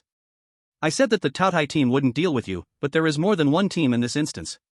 Sure enough, Ningyu and Zhao Liang were very interested in Lu Li. After all, the reason Lin Lei left the team, and ultimately died. It was all because of this troublesome woman's influence. No, you can't kill me, and you dare not kill me. I am a Knight of Starfire, about to be promoted to the second transition. Longo won't let you go if he finds out. Lu Li struggled to get up, but what greeted her was a pair of hollow and deep eyes. Ningyu, who had remained silent for a long time, rarely did not retreat, but instead proactively opened her eyes. Buzz. In an instant, Lu Li's gaze froze, her eyes bulging. Looking again at her 7 orifices, blood and brain matter had already flowed out. Ha! After doing all this, Ningyu's face was pale, but for the first time, she showed a sincere smile and transferred all the things obtained from killing Lu Li to Lu Chuan. Kill player Lu Li. Earn 21,000 crafty coins. Obtain C-grade item, 3 treasures Liuli Tower, damaged. Obtain several E-grade items, stimulation potion. Lu Chuan was stunned, not expecting Ningyu to be so understanding, but after some time together, he also understood that this was the woman's style. The next second, Ningyu said with a faint smile. Captain Lu Dao, it seems now, we are accomplices. Lu Chuan nodded, it is my honor. Just as their words fell. Boom. The entire space began to shake violently, and the distant grave scene became blurry, with the system prompt ringing in everyone's minds. Detected that the final boss, Centipede Heavenly Dragon, has been completely purified, and Village Chief Bai can finally rest in peace. Hidden ultimate task, Lullaby completed. The curse of Shirgu Village has been broken. C-grade instance Corpsegu Village is about to end early, calculating rewards. Chapter 137, Excess Reward. A-grade item. Hearing the system's reward settlement prompt, everyone's spirits lifted, and their taut nerves completely relaxed. This meant they had fully cleared the C-grade instance Corpsegu Village, eliminating all dangers and enemies. Ningyu's team was the first to say goodbye. Ningyu walked towards Lu Chuan, slightly bowing, her expression complex yet sincere. Captain Lu Dao, thank you so much this time. If we meet again, I hope our cooperation will be even more pleasant next time. Even Zhao Liang, who usually showed some discontent towards Lu Chuan and carried fear, unusually cast a grateful look. After all, Lu Chuan handing over the seriously injured Lu Li to them was equivalent to indirectly avenging Lin Lei. And they all knew. If it weren't for the amazing strength and planning of the Tao Dai team, with their own level, completing even the lowest level survival task would be considered good. They couldn't even imagine being able to participate in and complete the ultimate hidden task, receiving such a rich reward. Therefore, Ningyu decisively attacked Lu Li at the last moment, not only to eliminate future troubles but also to show her stance to Lu Chuan. In response to Ningyu's gratitude, Lu Chuan simply nodded calmly. Certainly. As soon as these words fell, both teams' members illuminated with white light. The next moment, they were all transported to the familiar settlement space. Lu Chuan's heart was filled with anticipation. Last time, when they cleared the sea-level dungeon Crimson Feast, the final reward was an increase of 10 points for all attributes, valued at about an item of B-level equipment, worth around 30 to 40,000 ghost coins. And this time, the completion and difficulty of Corpscu Village was clearly far superior, so the rewards would surely be even more astonishing. Buzz. Just when he was lost in thought, the system prompt sound rang in his ear. Sea-level dungeon Corpscu Village settlement begins. Detected that the Team Tyoshan has completed all main, side, and hidden tasks. Detected final surviving villagers in Shirgu Village, 46/50ths, far exceeding the excellent evaluation standard. Final task completion rate confirmed, 200%. All basic rewards will be doubled according to this coefficient. Now starting personal reward settlement. It's coming, it's coming. The first to receive the settlement was Su Xiaoyu.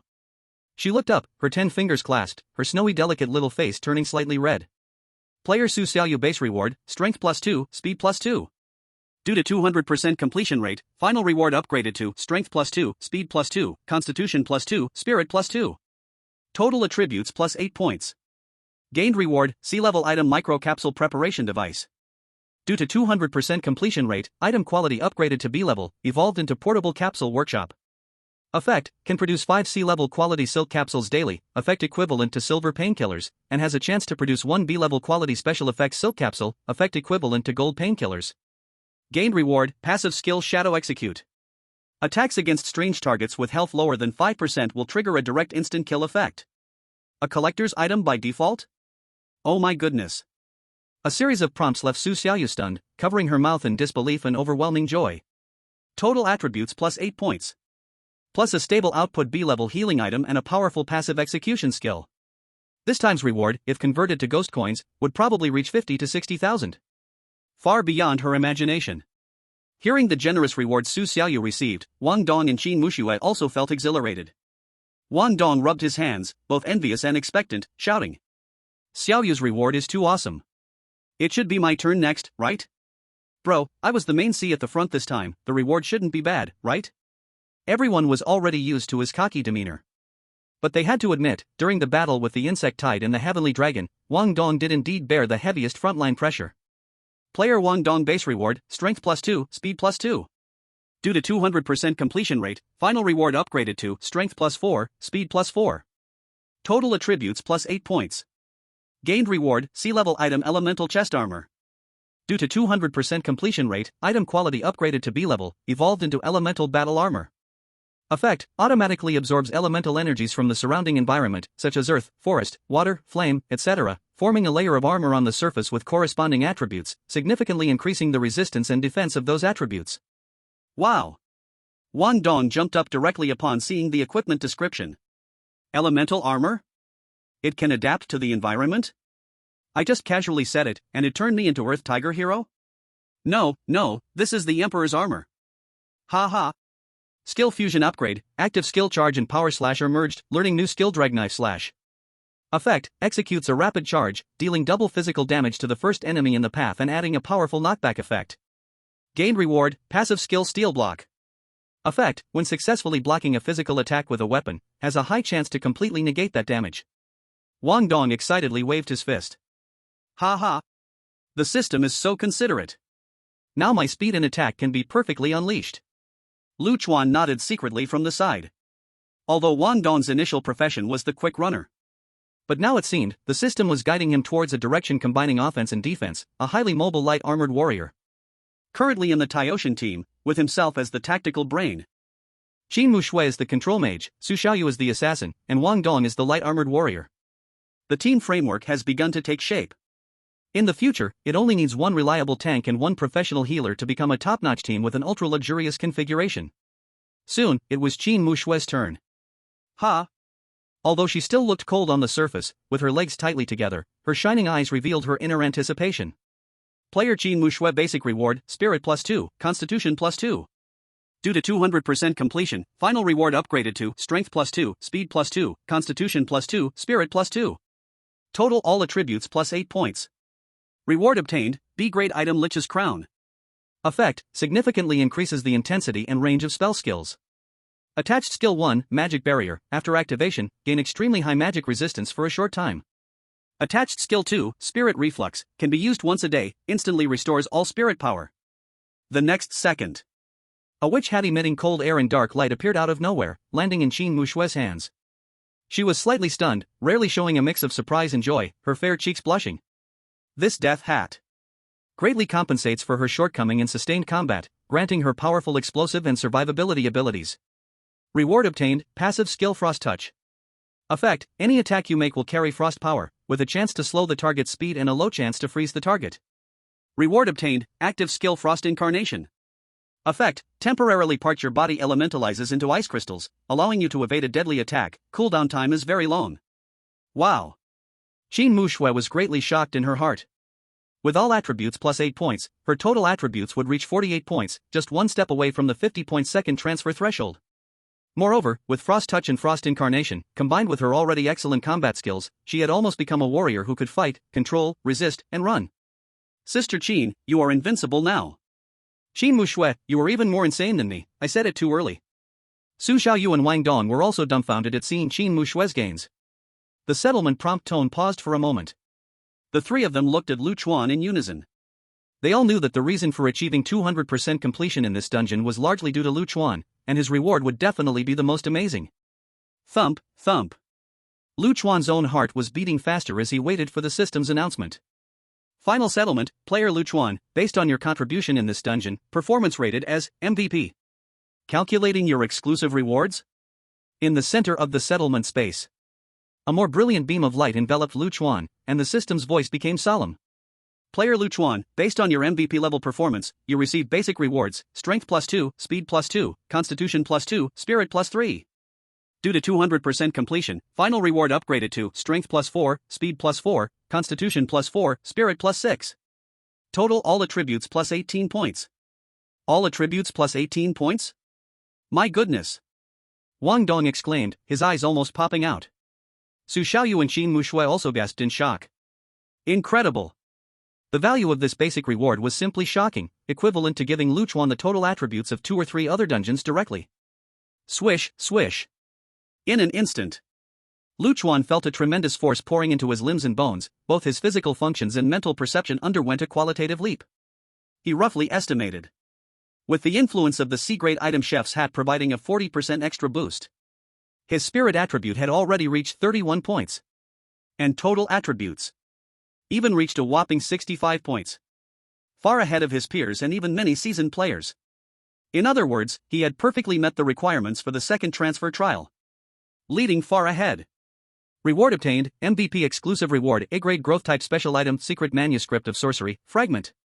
As the words fell, a deep green book made of special materials, exuding an ancient and mysterious aura, appeared before Chuan. The pages are not made of ordinary paper. The tentacles were warm, as if made of some kind of leather, adorned with dark red paint depicting strange patterns of cursed insects and obscure runes. Effect, allows the holder to deeply study knowledge related to cursed insects, can record and analyze all kinds of cursed insects you come into contact with, and has a certain chance to comprehend corresponding techniques or crafting methods.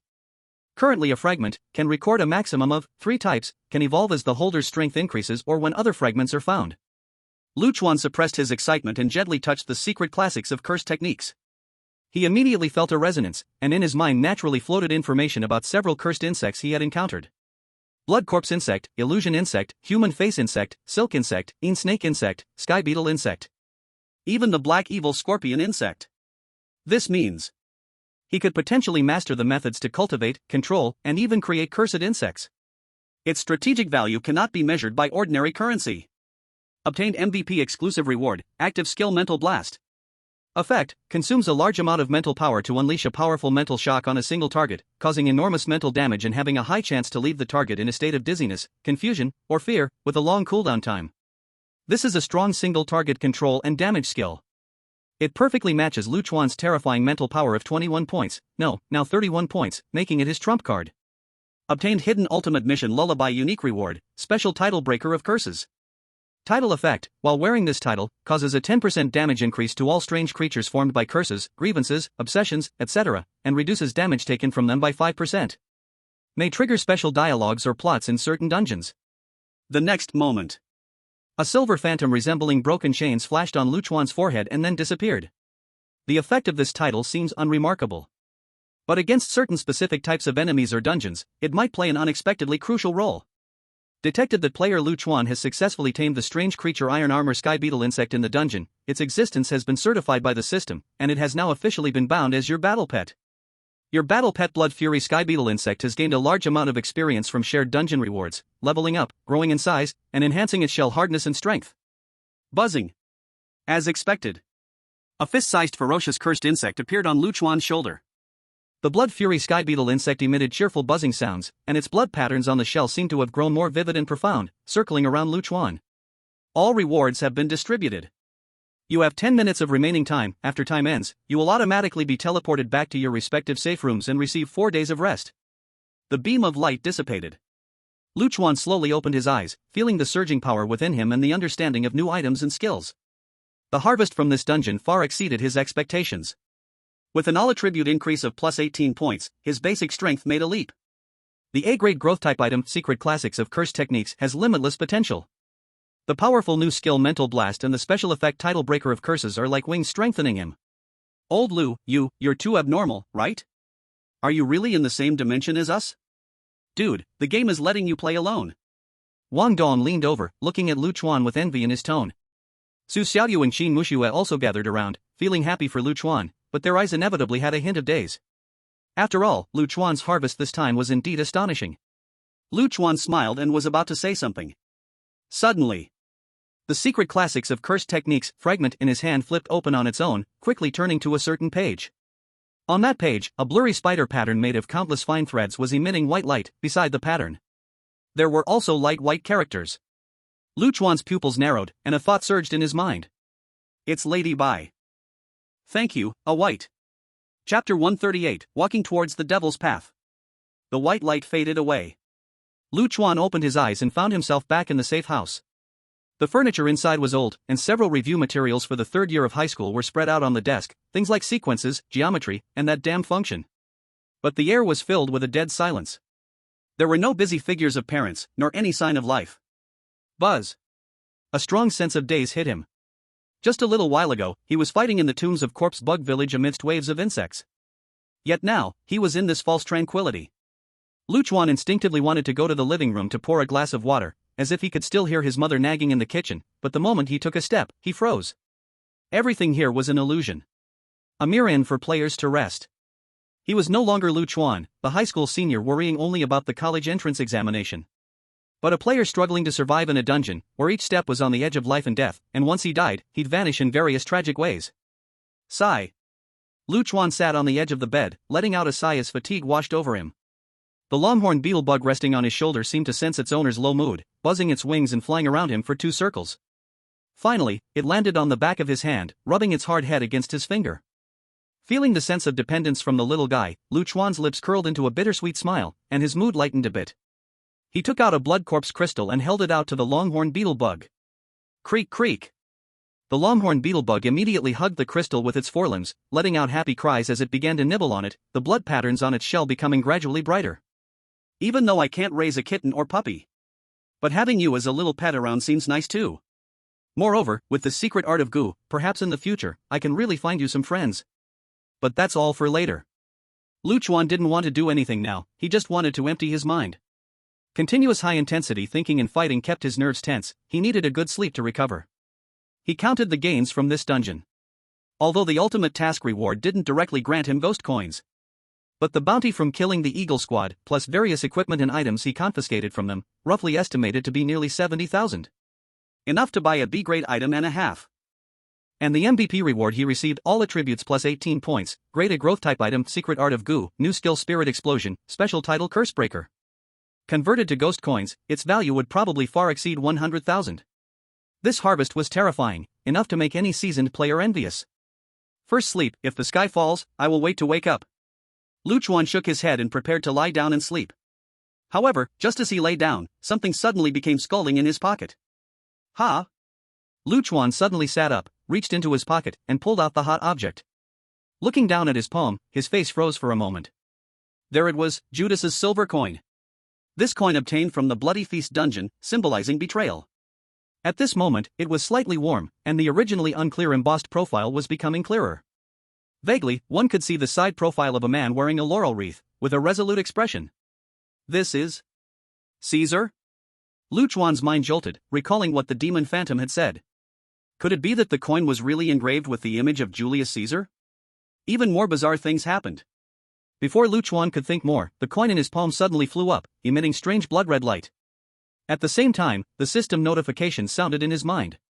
Detected that your total attributes have met the conditions for second job transfer. The next dungeon task will automatically change to a profession promotion trial. Trial rules, conducted solo, team formation is not allowed, dungeon world is random, cannot interfere with choices. Time remaining until forced entry into the trial, 4 days. The next dungeon is the second job trial? Is it still a forced solo random dungeon? Chuan's gaze sharpened, a chill running through his heart. This meant he couldn't rely on teammates and had to face the unknown dangers alone. However, Chuan had already anticipated this. The treasure mouse, Sun Lao San, had revealed some hints to him before. Just as Chuan thought the system prompt had ended, Judas's silver coin suddenly glowed with a fierce blood-red light, and the system prompt sounded as if it were being interfered with, becoming intermittent. It even mixed with distorted noise. Warning! Interfered by an unknown higher-level power. Trial dungeon difficulty calibration in progress. Calibration failed. Forced upgrade. Trial dungeon level +1. Final assessment, secondary job transfer trial dungeon difficulty B level. What? Chuan's pupils contracted sharply, he blurted out. B level? What kind of joke is this? The dungeons that normal secondary transfer players challenge are only B level. My trial starting point is B level? Just as Chuan was in shock. A familiar, sinister, and enticing voice echoed directly in the depths of his soul, replacing the system's prompt. Little guy, don't let me down, I'm counting on you. The voice carried a mocking undertone. As for why your trial difficulty is raised so high? Don't try to reason with a devil, unless you also become an existence like me. The voice paused, the amusement deepening. No, look at what I'm saying. Right now, you playing with hearts, seducing souls, isn't that already a bit like us demons? Ha ha ha. This voice. It was the sinister entity from hell he encountered at the end of the Blood Feast dungeon. As this delightfully malicious laughter gradually faded away, Judas's silver coin lost all its light, clinking as it fell into Chuan's palm, reverting to coldness and silence. Chuan held the now cold silver coin, feeling a heavy and complicated mood. He understood. His secondary job transfer trial was destined to be different from the ordinary. Others' trials involved ordinary profession upgrades and enhancements. But his trial might lead to a more bizarre and dangerous path of demons. In this entire chilling game, players holding this honor were likely few, not exceeding 30. But danger coexisted with opportunity. The more difficult the trial, the stronger the power attained upon success. There's no turning back. Chuan tightened his grip on the silver coin, his gaze regaining its determination. I must pass. Only by becoming stronger can I survive and respond to the Starfire Knight's retaliation. He thought of Zhou Qianlong, thought of that huge organization. He took a deep breath, pulled out a few items, and laid them on the table. A special material badge with flame patterns, exuding an ancient aura, came from Zhang Hao. And 3 identical badges, clearly mass-produced ordinary Starfire badges, came from Xiao, Thorn, and Liuli. Zhang Hao's badge was obviously different, seemingly hiding a deeper secret. The vice captain of Starfire is so eager to find this special badge, while the Knight Commander Zhou Qianlong is also hunting me for this. This badge is definitely more than just a symbol of identity, it likely relates to some secret of the Starfire Knights, perhaps the key to unlock a crucial location or gain a certain power. Chuan pondered. At the moment, there seemed to be 2 ways to resolve the Starfire trouble. The first way is to find the vice captain directly, return the badge, and use it as a bargaining chip to negotiate a solution to the deadly feud with Zhou Qianlong, ideally to eliminate him once and for all.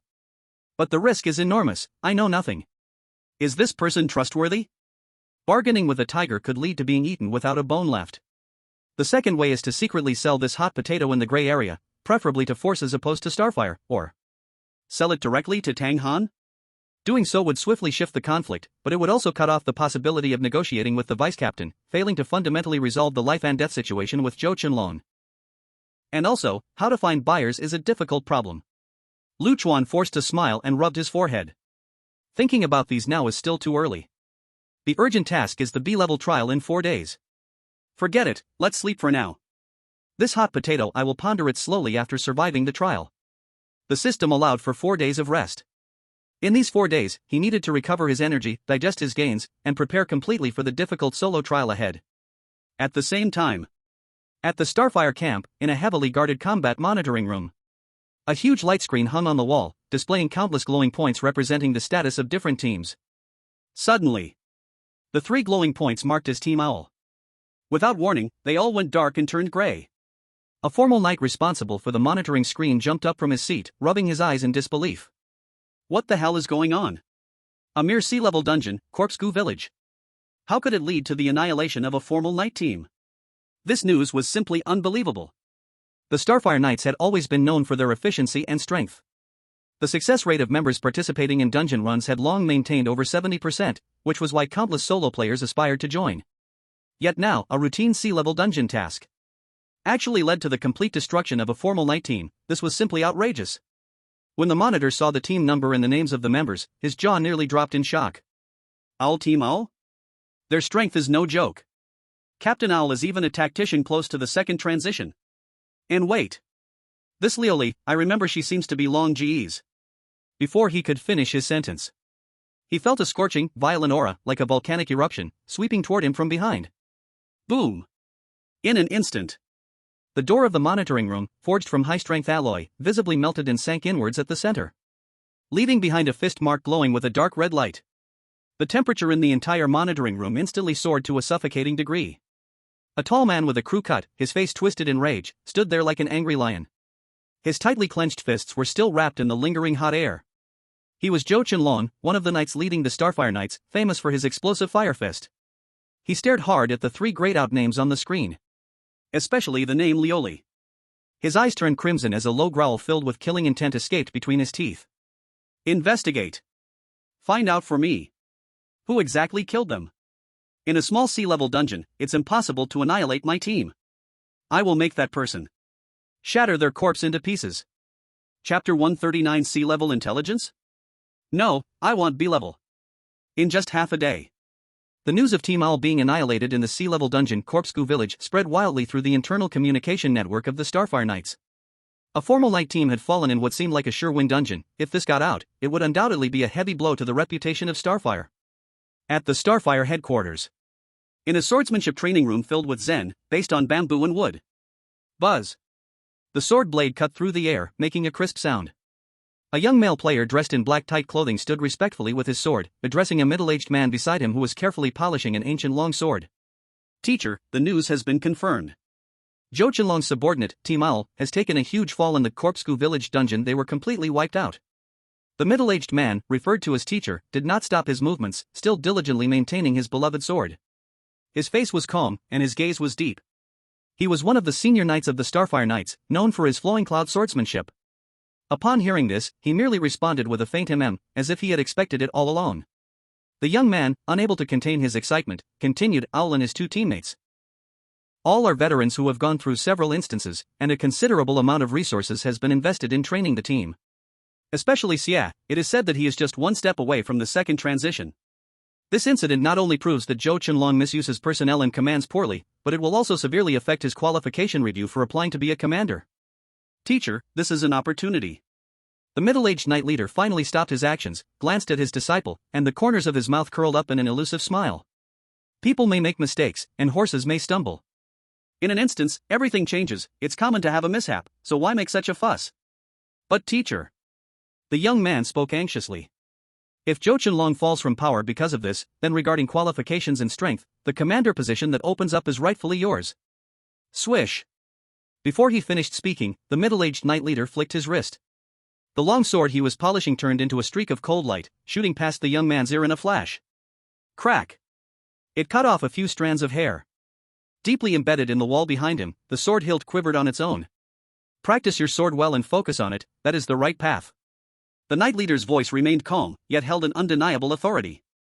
Always thinking of shortcuts and relying on others' failures to elevate yourself, with such a restless mind, when will your swordsmanship reach perfection?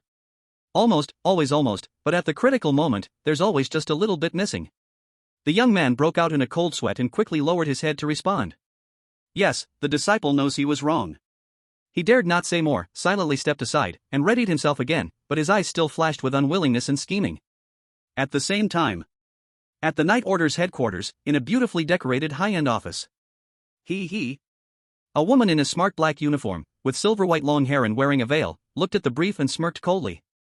She was the knight leader who had always been at odds with Zhou Qianlong, Long Wuyan. She casually tossed the brief onto the desk, her tone dripping with undisguised sarcasm.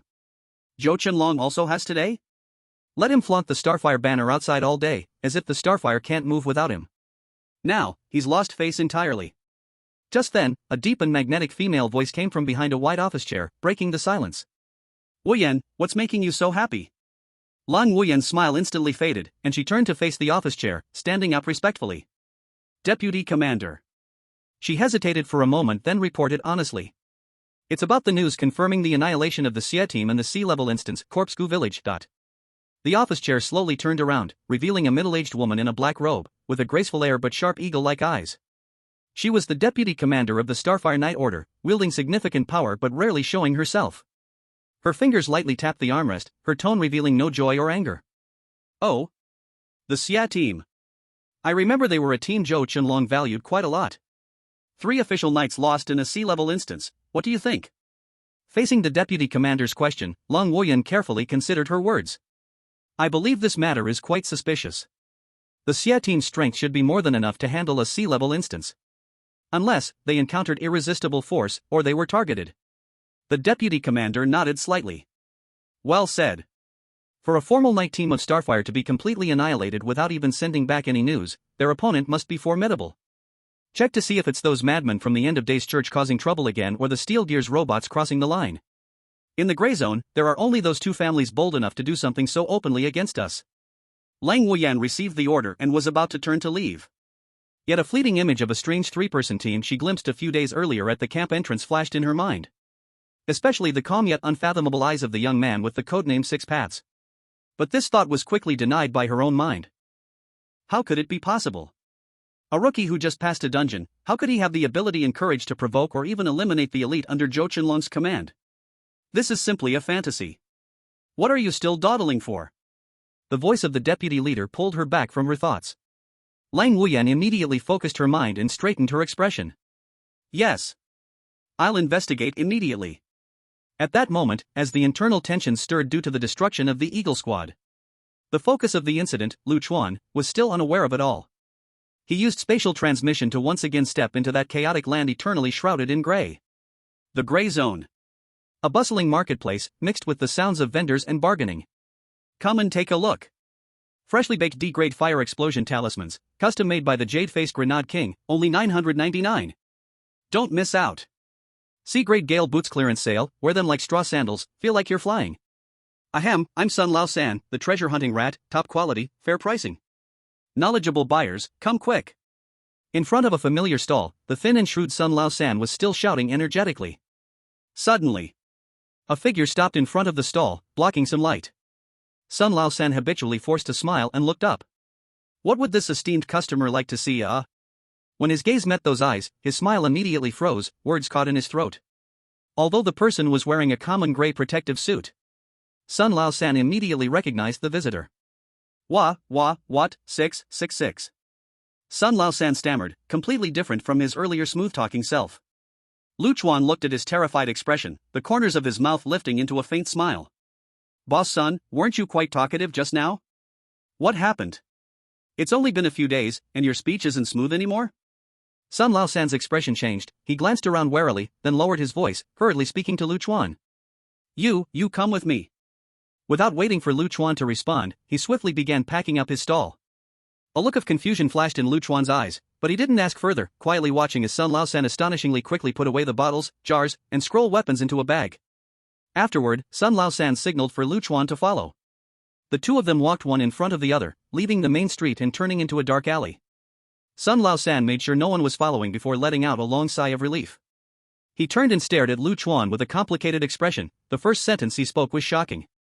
Brother Lu Dao, since you're still standing here whole and intact, it means either you evaded Zhou Qianlong's pursuers, or you've already dealt with them?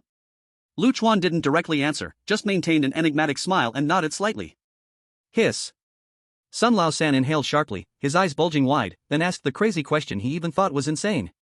So, those 3 from the Eagle Squad, you really killed them? Chuan's gaze flickered, a hint of surprise passing by. He hadn't expected the news to spread so quickly. But thinking it over, a large organization like Starfire must have a life monitoring system for its members. It made sense that the higher-ups would know of a member's death right away. He had no intention of hiding anything, and calmly admitted. That's right, they wanted to kill me first, I was just defending myself and fought back. Really? When did this happen? Sun Laosan's voice changed pitch, as if his throat was being squeezed. Are you crazy? Being a trainee knight is one thing, no one cares about them. But you killed an official knight of the Starfire Knight Group. Do you realize what this means?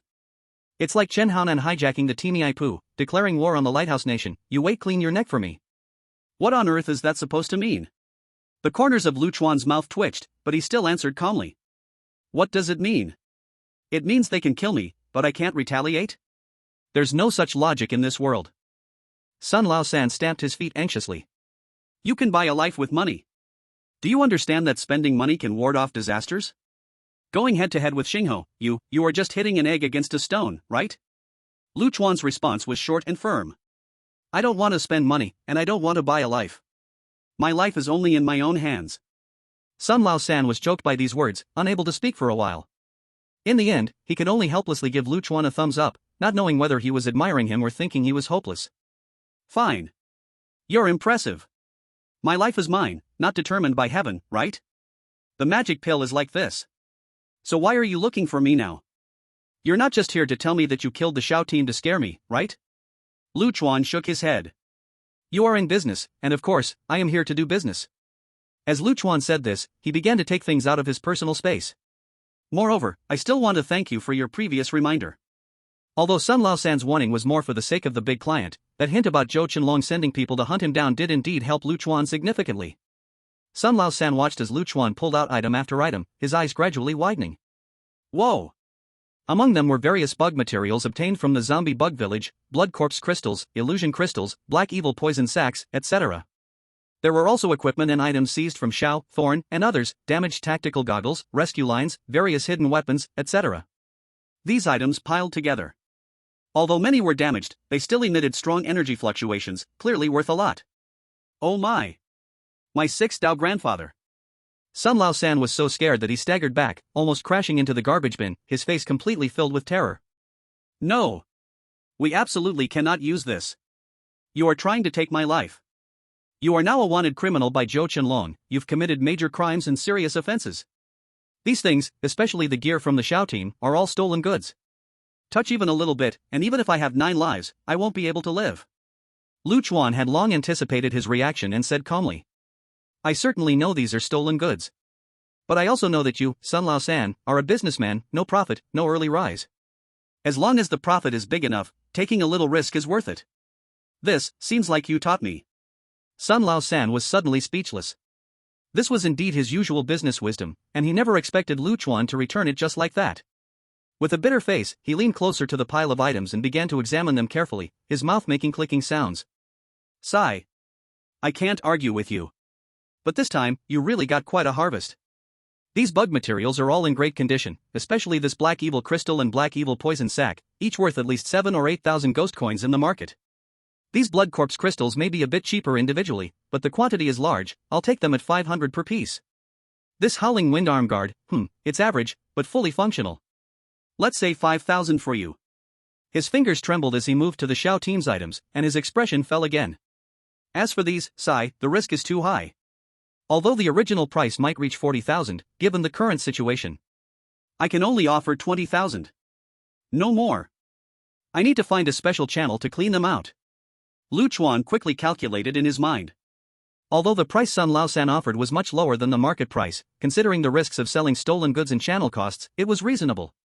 These things he wouldn't use could quickly be turned into around 50,000 ghost coins, which was crucial for his upcoming plans. Moreover, it also served as a way to repay a favor. Chuan nodded and agreed, okay, let's do it your way. Seeing Chuan's straightforwardness, Sun Lao-san also breathed a sigh of relief, counting the goods while mumbling. At least you still have a bit of conscience, not making me work for nothing. However, Chuan's next words left him once again frozen in place. By the way, Brother Sunday. Chuan seemed to bring it up casually. I am about to enter the trial dungeon for my second job transfer and need some intelligence. Sun Lao-san's hand shook, almost dropping a crystal on the ground. He suddenly looked up, shocked as he stared at Chuan. What the hell? What did you say? Trial dungeon? How many dungeons have you cleared? An ordinary person must clear at least 4 or 5 dungeons to dare to try for a second-class transfer. Those with better talent need at least 3 as a foundation. You, kid.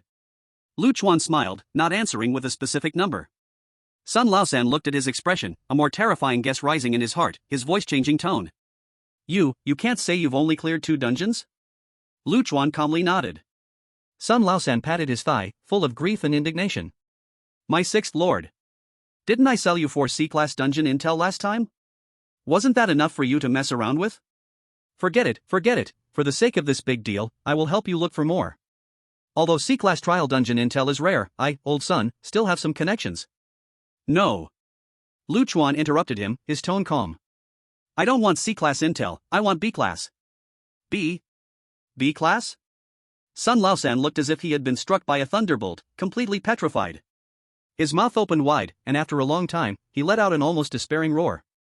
Holy sh*t. You really want to become a god? Chapter 140, Climbing the Starfire Kill List. Sun Lao-san's shock was not without reason. He had crawled and fought in the gray area for many years, priding himself on seeing all kinds of geniuses before such people. He, Sun Lao-san, could only be considered a stepping stone trampled by others. He recalled those who had once been brilliant and dazzling. For example, the vice-captain of the Starfire Night Corps. That person also took steady steps, accumulating through 3 dungeons to stack their total attributes to the baseline of 50 points before daring to attempt a second-class trial. Those who could achieve this accomplishment in 2 dungeons were truly rare. Rumors had it that only the god-level beings standing at the peak of hundreds of millions of players might display such terrifying growth speed. He stared hard at Chuan, his heart stirred by waves of shock. Could it be, this kid has the potential to become a god? But as soon as that thought emerged, he forcibly suppressed it. No, it's impossible. Absolutely impossible. Sun Lao-san instinctively tightened his grip on the invigorating medicine he had just acquired from Chuan, as if it were a lifeline. He was certain. Chuan must have relied on some temporary attribute-boosting medicine, or, more likely, this kid stumbled upon some unbelievable luck. He obtained a top-notch item in Corpscu Village that could directly enhance basic attributes. Otherwise, based solely on his own growth, it would be impossible to reach the second transfer standard in such a short time. It must be this way. Ha. Sun Lao-san fed himself a calming pill, his rapid heartbeat gradually settling, and the shock on his face diminished significantly. What he never expected. Chuan not only truly increased his total attributes to 50 points with no fluff but also reached a shocking 65 points. If Sun Lao-san knew this truth, he would probably kneel on the spot and treat Chuan like a god descended to the mortal world. Ahem. Sun Lao-san chuckled awkwardly, trying to regain his composure, putting on the air of an experienced person. Brother Lu Dao, don't blame me for speaking harshly, let me throw a bucket of cold water on you. This second transfer trial, it really isn't as easy as you think. Back in the day, I was just like you, clueless and full of ambition, gathering enough 50 points of attributes, relying on 2 borrowed B-class items. I went rushing to challenge. What happened then? I almost lost my life in there. He showed a look of lingering fear, lowering his voice. The system marked it as C-class difficulty, but that was just a facade. The actual difficulty was definitely C+. The key is that hellish place is enforced single-player mode. This means that aside from yourself, every living thing in the dungeon, whether NPCs or monsters, even the other unlucky souls dragged in, are all your enemies. They will use their utmost effort to target you, to siege you. If it weren't for my cleverness back in the day, The person pretending to be a steelgear has probably already bitten down on tens of thousands of deceiving coins, and is afraid that there is nothing left of their bones. He heavily patted Lu Chuan's shoulder, speaking earnestly. So, brother, listen to me, if you rashly participate in the trial without preparation, there is a high chance you will die in a terrible way. Very terrible. Lu Chuan only smiled bitterly upon hearing this. He realized the underlying message in Sun Lao San's words. The other party believed he had built up his attributes through external forces, that his foundation was unstable. He didn't point it out but just nodded along with what the other person said, his tone calm. I have never been afraid of cold water being splashed. Brother Sun's words, I take note of them. I will be cautious. Seeing that Lu Chuan was not frightened away, but instead looked determined, Sun Lao San could only let out a helpless sigh. Alas, it seems you are like a turtle eating mung beans, turning green with jealousy. Fine, a stubborn person is hard to persuade. I do have ways to gather information on B-level dungeons, but the stock is extremely low, and the price is. He rubbed his two fingers together, showing a knowing expression. Very beautiful. C-level information is 3,000 per item, and for B-level, the starting price is this number. He opened his palm and gestured with one finger. 10,000 deceiving coins each. Lu Chuan responded calmly. This price did not exceed his expectations. Recalling the last time he bought C-level dungeon information, he had spent 12,000, but those key pieces of information, such as the cocoon-breaking mechanism, the number of surviving villagers related to rewards, etc., had allowed them to avoid countless traps, making their return far greater than their investment. 10,000 deceiving coins was just the equivalent of selling 2 C-level items, compared to the profits that could be gained from 1 B-level trial. What a trivial amount. And more importantly, compared to his own life, money meant even less. Lu Chuan deeply realized the Matthew effect of the strong becoming stronger in the horror game. High risks often come with high returns. Those who dare to invest and are skilled at utilizing information can roll up a snowball, leaving others far behind. At this moment, he even felt a slight understanding for those in reality who were addicted to gambling. The thrill and temptation of putting down chips, hoping for huge returns, it truly is intoxicating. All right, that's all for now. Sun Lao San waved his hand, his expression becoming serious. In the next 2 days, let's not contact each other for now.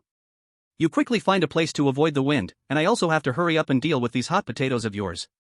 If the people from Xingho catch a scent, following the clues to check, we'll both be finished. Lu Chuan nodded seriously. He knew the rules of the gray zone well. Here, although killing was not allowed, a large organization like Xingho had many ways to make life worse than death. The most direct way was like Zhou Qianlong. Offering a sky-high bounty naturally causes desperate people to target you for B-level items in the dungeon. Even more disgusting was a soft ban. Using influence to make all merchants refuse to trade with you, cutting off your channels for equipment upgrades and power enhancement. Dungeons have increasingly difficult levels, and without continuous resource input, the next task would be a matter of life or death. Especially for intermediaries like Sun Lao San, who had weak combat strength and relied on information and channels for survival, once they offended Xingho, it would basically be a death sentence. Brother Sun, take care. Lu Chuan said solemnly. Upon hearing this, Sun Lao San was momentarily stunned, seeming not to expect Lu Chuan to address him this way, then a complex smile appeared on his face as he vigorously nodded. Don't worry, I treasure my life more than you do. After parting ways with Sun Lao San, Lu Chuan quietly returned to the safe house. As soon as he pushed open the door, 2 figures immediately stood up from the sofa. It was Wang Dong and Su Xiaoyu, who had been waiting here for a long time. Old Lu. You finally came back. Wang Dong's voice was loud and filled with urgency. You've been gone so long, we thought something happened to you. Su Xiaoyu quickened her steps, her pretty face filled with worry. Brother Lu Chuan. Are you okay? The outside situation is very tense now.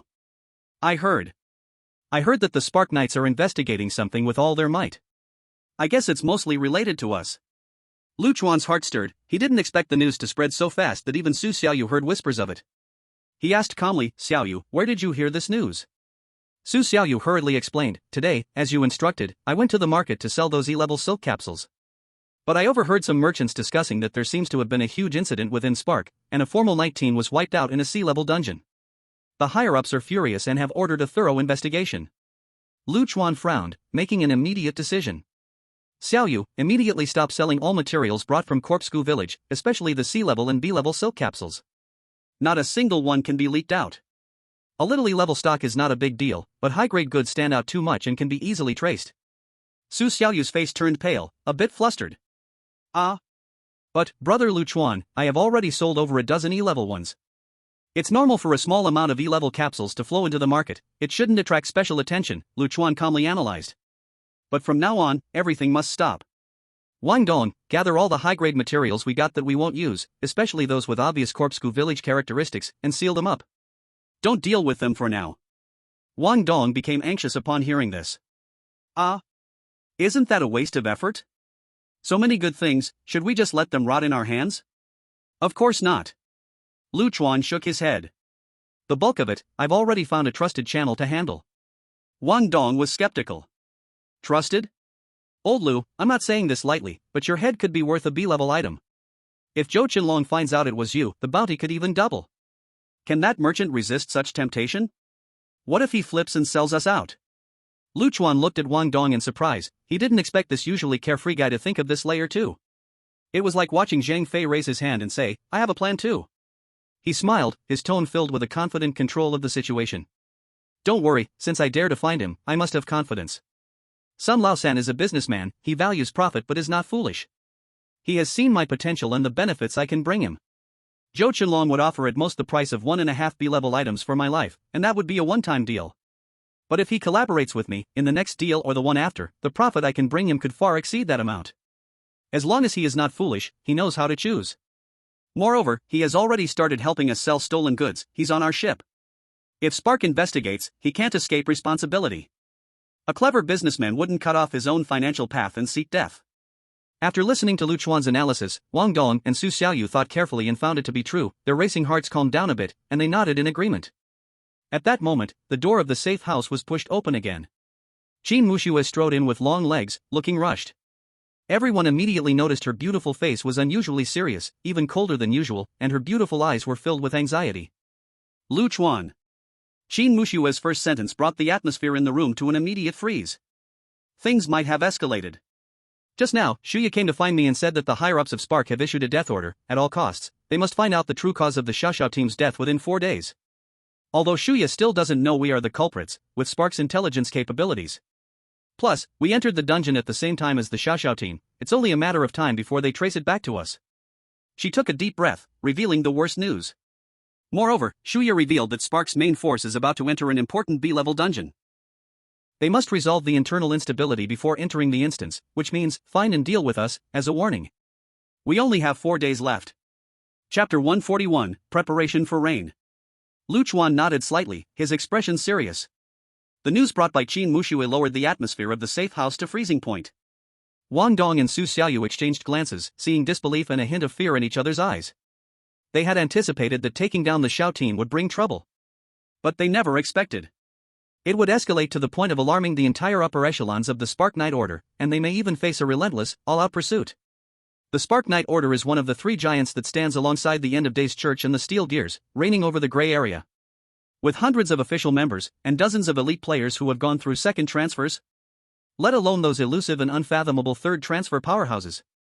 Such a behemoth could crush their newly formed small team as easily as squashing an ant. Although reason told them that Spark was unlikely to send strategic-level power against them for the destruction of a small team. But even being targeted by dozens of second transfer knights, that all-encompassing threat, like a thorn in the back, was enough to make one restless. It was like being followed by a group of venomous snakes. You would never know when or where the deadly strike would come from. Damn, are we on Spark's hit list now? I don't want to be a dish. Indeed.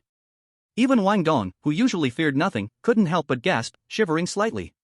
Faced with visible monsters, he could fight with the knife in his hand. But this kind of invisible pressure from a giant organization left people powerless and filled with unknown fear. As the saying goes, fear not the thief stealing, but fear the thief eyeing you. Su Xiaoyu's small face turned pale, her brows tightly knit. But her gaze still firmly landed on Chuan, softly saying, Brother Chuan, you decide, we will follow you. After experiencing so much, she had developed an almost blind trust and dependence on Chuan. Though Qin Muxue didn't speak, her cold eyes were also looking at Chuan.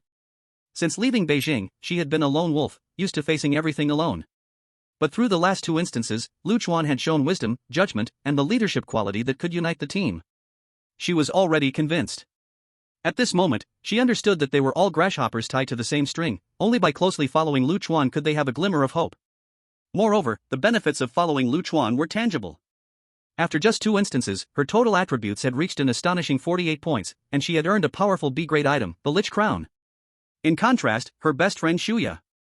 Also, having been through 2 instances, her total attributes were barely half of Qin Mushue's, and her best items were just 2 C-grade items. Qin Mushue was confident. Now, she could easily handle 5 players like Shuya. All of this was a remarkable change brought by following Lu Chuan. Lu Chuan felt the trust from his teammates and made a firm decision swiftly. He first looked at Qin Mushue, his tone serious. Mushue, from now on, temporarily cut off all contact with Shuya. Qin Mushue was slightly taken aback. Lu Chuan immediately explained. The more you talk to her, the more information you reveal. With Spark's intelligence capabilities, she might deduce from the clues that we are the glutton. People's hearts are deep, in front of huge interests, no one can guarantee that Shuya won't choose to betray us. This may not be pleasant, but I hope you understand the stakes. Qin Mushue was silent for a moment, then nodded seriously. I understand. She knows Shuya, who is a very realistic woman. If forced to choose between the bounty from Starfire and their past friendship, it's clear which side Shuya would choose. As for her, Qin Mushue, there was no need for a choice at all. She had already stood by Lu Chuan's side. After arranging the intelligence blockade, Lu Chuan began to deploy resources. He looked around at the 3 and said, I roughly calculated that for this Corpscu village dungeon, each of you has earned an average of 30,000 ghost coins, and I have 90,000 on hand. In total, our tasting squad has a circulating fund of 180,000 ghost coins. 180,000? This number left Wang Dong and the others stunned, with gasps of shock rising one after another. They still remembered that in the last dungeon blood feast, they had fought tooth and nail for a total yield of just over 30,000 ghost coins. After just one dungeon, the yield had directly multiplied 6 times. And this doesn't even count their individual gains of B-grade items, skill enhancements, and attribute points, which were enormous rewards not measured in ghost coins. It can be said. Although they now faced a crisis, they also had unprecedented wealth. Lu Chuan nodded affirmatively. That's right, it's 180,000. My plan is to set aside 50,000 ghost coins for emergencies. The remaining 130,000 must all be spent immediately to convert into instant combat power. Su Xiaoyu, who was used to living a hard life, showed clear reluctance on her face and quietly murmured. Lu Chuan Gu, spend all 13,000? Isn't that too wasteful? Can't we save a little? Lu Chuan understood her feelings and gently explained. Xiaoyu, you must understand a principle, the most painful thing in life is not living without money, but having money and no life to spend it. Think about Jingji, Luli, and Xiao, each one of them has hoarded over 10,000 ghost coins, right? But once a person dies, don't those coins just fall into our hands?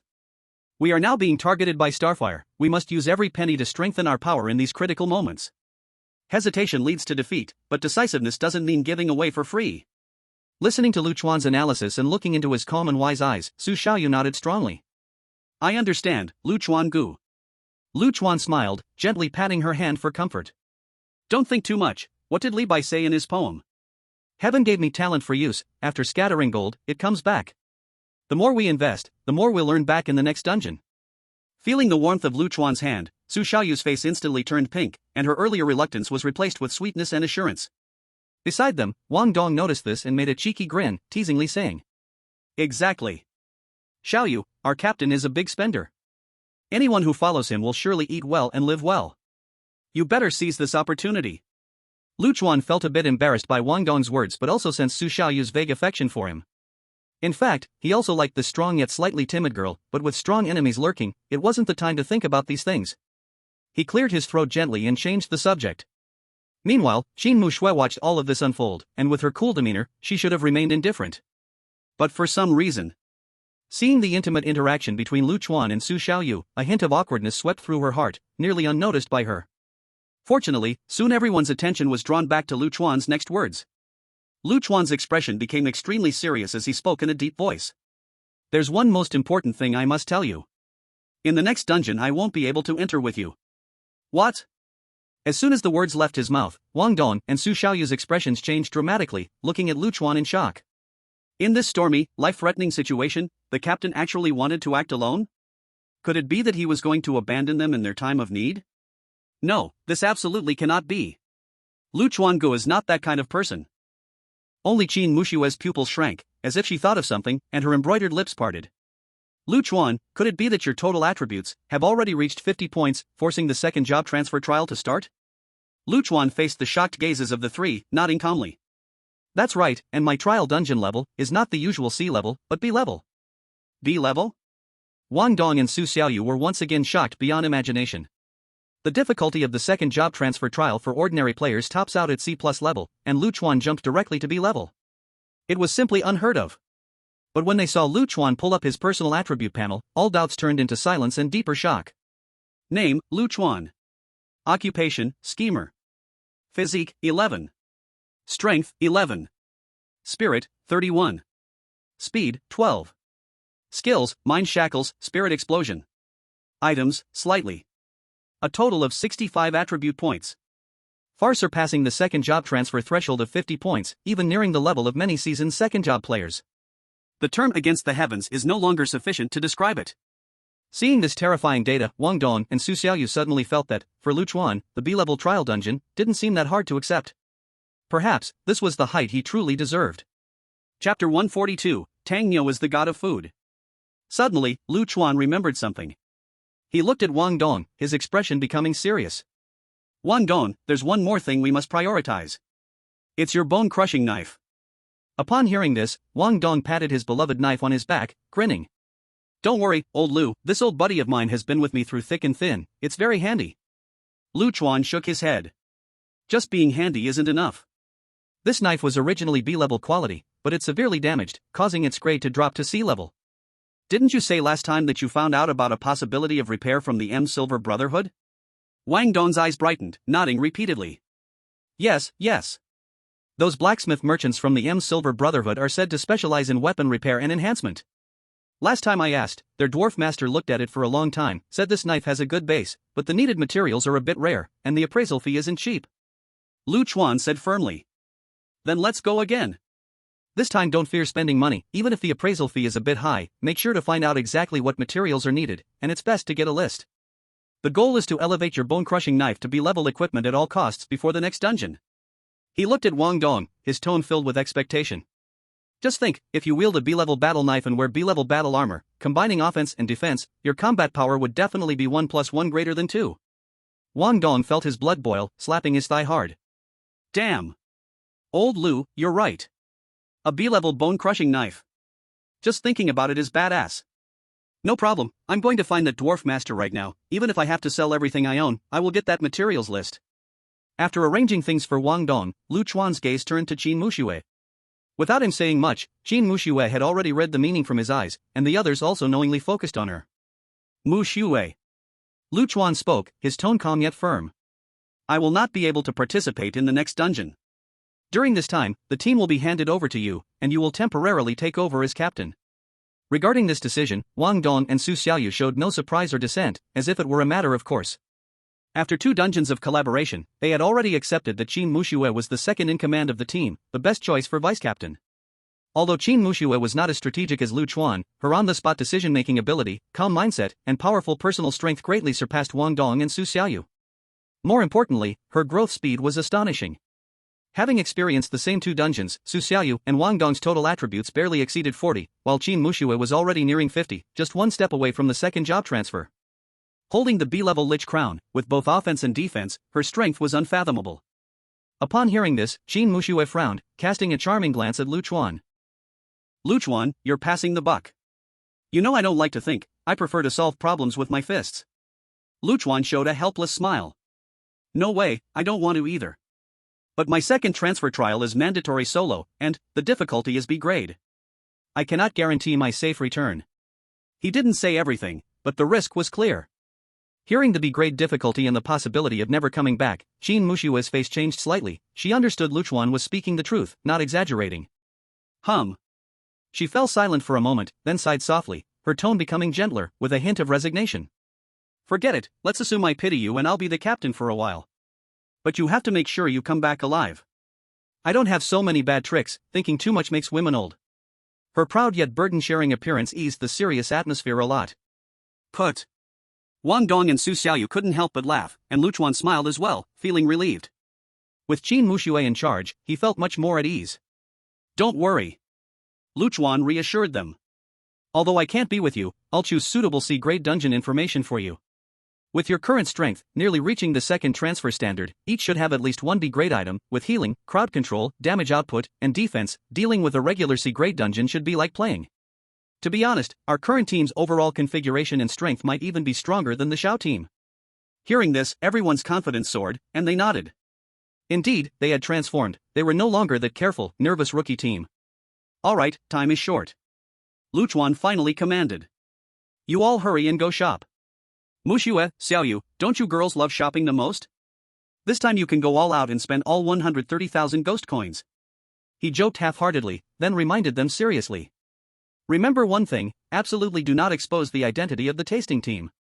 It's best to disguise yourselves as unrelated wandering players and act separately. Everyone understood and responded seriously. Soon, the four left the safe house, acting separately. Wang Dong headed straight to the Silver Brotherhood, seeking a chance to repair the Bonebreaker sword.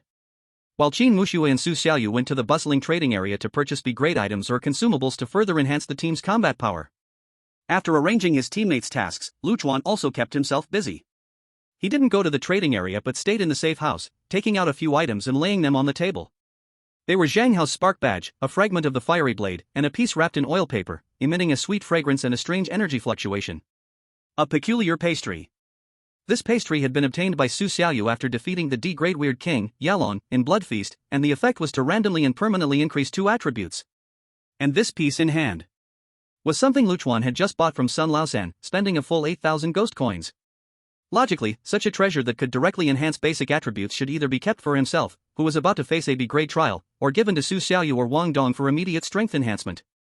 But Chuan didn't do that. He had a longer-term plan and needed this piece as a stepping stone. The next moment, Chuan walked to the corner of the safe house. There stood an old-fashioned telephone with a rotary dial. He extended his finger and slowly turned the rotary dial. Click, click. Beep, beep. After the phone rang 7 or 8 times, it was finally answered. A rough voice on the other end, slightly puzzled but soon filled with excitement, came through, sounding somewhat cunning. Yo! This number is from the Six Paths' little brother? The sun's come out from the west today. What made you think of contacting this old chef? This voice belonged to the seemingly simple yet astute head chef of the Starfire Knights Logistics Department, Tang Han. Chuan spoke into the microphone, his tone light and playful. Chef Tang, long time no see. I'm looking for you, of course it's for something good. Tang Han let out a hearty laugh, his voice loud and clear. Haha, something good? Did you find some strange kitchen gadget again and want to trade it with old Tang for a bit of pocket money? Let me tell you, that clean chef's hand from last time is spot on. Chuan shook his head, this time it's not about kitchen tools. Tang Han's voice hesitated for a moment, filled with a hint of curiosity. Oh? Then, did you hear that Zhou Qianlong is looking to capture you, and came to plead with me? He quickly shifted his tone, sounding a bit gleeful. But you know, I've heard that Zhou Qianlong is really in a mess right now. Another incident happened under him, a formal night squad was wiped out in a dungeon. The higher-ups are furious, the consequences are severe. He probably can't spare the energy to deal with you, a little shrimp. Hearing this, Chuan's lips curled up into a smile. He really wanted to tell Tang Han that the two troubles Zhou Qianlong faced were actually the same, and the culprit was right there on the phone with him. But now wasn't the time to lay all cards on the table. He followed Tang Han's words and said, Brother Tang, you're half right. I contacted you, indeed related to Zhou Qianlong, but it's not for pleading. Not for pleading? Tang Han seemed puzzled, then what do you want? Chuan's tone was steady as he revealed his true purpose. I want to join another camp, seeking protection. But, I need you, Chef Tang, the food god, to help me make the connection. Make the connection? Tang Han's voice shot up an octave, filled with a sense of disbelief. Me? I'm just a chef. I'm not a matchmaker, how can I help you connect? Chuan laughed, his tone filled with just the right amount of flattery. Brother Tang is too modest. Everyone in the Starfire knows that Tang Han is the food god. The beef hot pot made by you, brother, is even praised by the vice captain. Your connections and reputation in logistics are unmatched. He gave a thumbs up, even though Tang Han on the other end couldn't see it. Tang Han basked in the compliments, joyously laughing on the phone. Ha ha. You little rascal, know how to flatter. That's right, I may not brag about other things, but when it comes to food, I'm definitely an expert. So tell me, who do you want me to find? Chuan no longer beat around the bush and directly stated his target. Lang Wuyan, Knight Commander Lang. I had a brief encounter with her at the camp entrance last time, but didn't get her contact information. I think, Brother Tang should have a way to find her, right? Upon hearing this, Tang Han's voice showed a hint of understanding and cunning. Heh, Lang Wuyan? You have a sharp eye.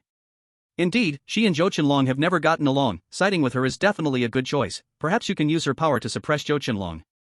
But he dragged out the word. Old Tang, can't work for free, can I? If I help you connect for nothing, what's in it for me? Lu Chuan had anticipated this and promptly replied. Don't worry, Brother Tang, I would never let you help for free. I just got a little something, can I trouble you to take a look at it? As he spoke, Lu Chuan sent over the strange pastry worth 8,000 ghost coins. There was silence on the other end for a few seconds. Then Tang Han's voice burst out, surprised and even a little excited. Is it an attribute consumable? What a good thing. Good friends need to seek each other out. You really know me, little brother Lu Dao. No need to say more, I'll handle this for you. Tang Han's tone turned incredibly warm and confident. Just set the time and place, and I'll go find Long Wuyan immediately. Although I'm not familiar with her, she comes to our logistics department every day to eat. She's taken a lot of devil muscle rice. And she also has always looked down on Zhou Qinlong. Whether for public or private reasons, I don't think anyone would refuse to meet you. Then I'll leave everything to you, Master Tang. Lu Chuan smiled faintly, feeling a bit more settled in his heart. The first step of the plan had been successfully taken. To resolve the bounty on his head from the Starfire Knights, the best method was to start from within and incite infighting. And to draw attention from higher-ups. That Starfire badge from Zhang Hao in his hand was his real trump card and negotiation confidence. Chapter 143, Six-Eared Tea House. Lu Chuan was just about to hang up the phone. Then he thought of a detail and awkwardly asked. Brother Tang, there's one more thing I'd like to ask. If you wanted to arrange a more private meeting, where would you generally choose? On the other end of the line, Tang Han was clearly taken aback, followed by an exasperated grunt. He was always straightforward. Most of the time, he was in the kitchen of the logistics department, either researching new dishes or tinkering with foods that could enhance attributes, so he wasn't really keen on this underground meeting method. But he was an experienced second-turn player, so he knew all about the gray areas and hidden corners with various functions. He sighed, his tone carrying a hint of I really have no way to deal with you. Sigh, forget it, who asked you to be so much to my liking? Consider this an old brother giving you a tip. In the gray area, there's a place called Six-Eared Tea House where significant figures go to discuss matters. Lu Chuan's eyes narrowed as he listened intently. Tang Han continued to explain. The greatest advantage of that tea house is that it can block all eavesdropping methods to the maximum extent.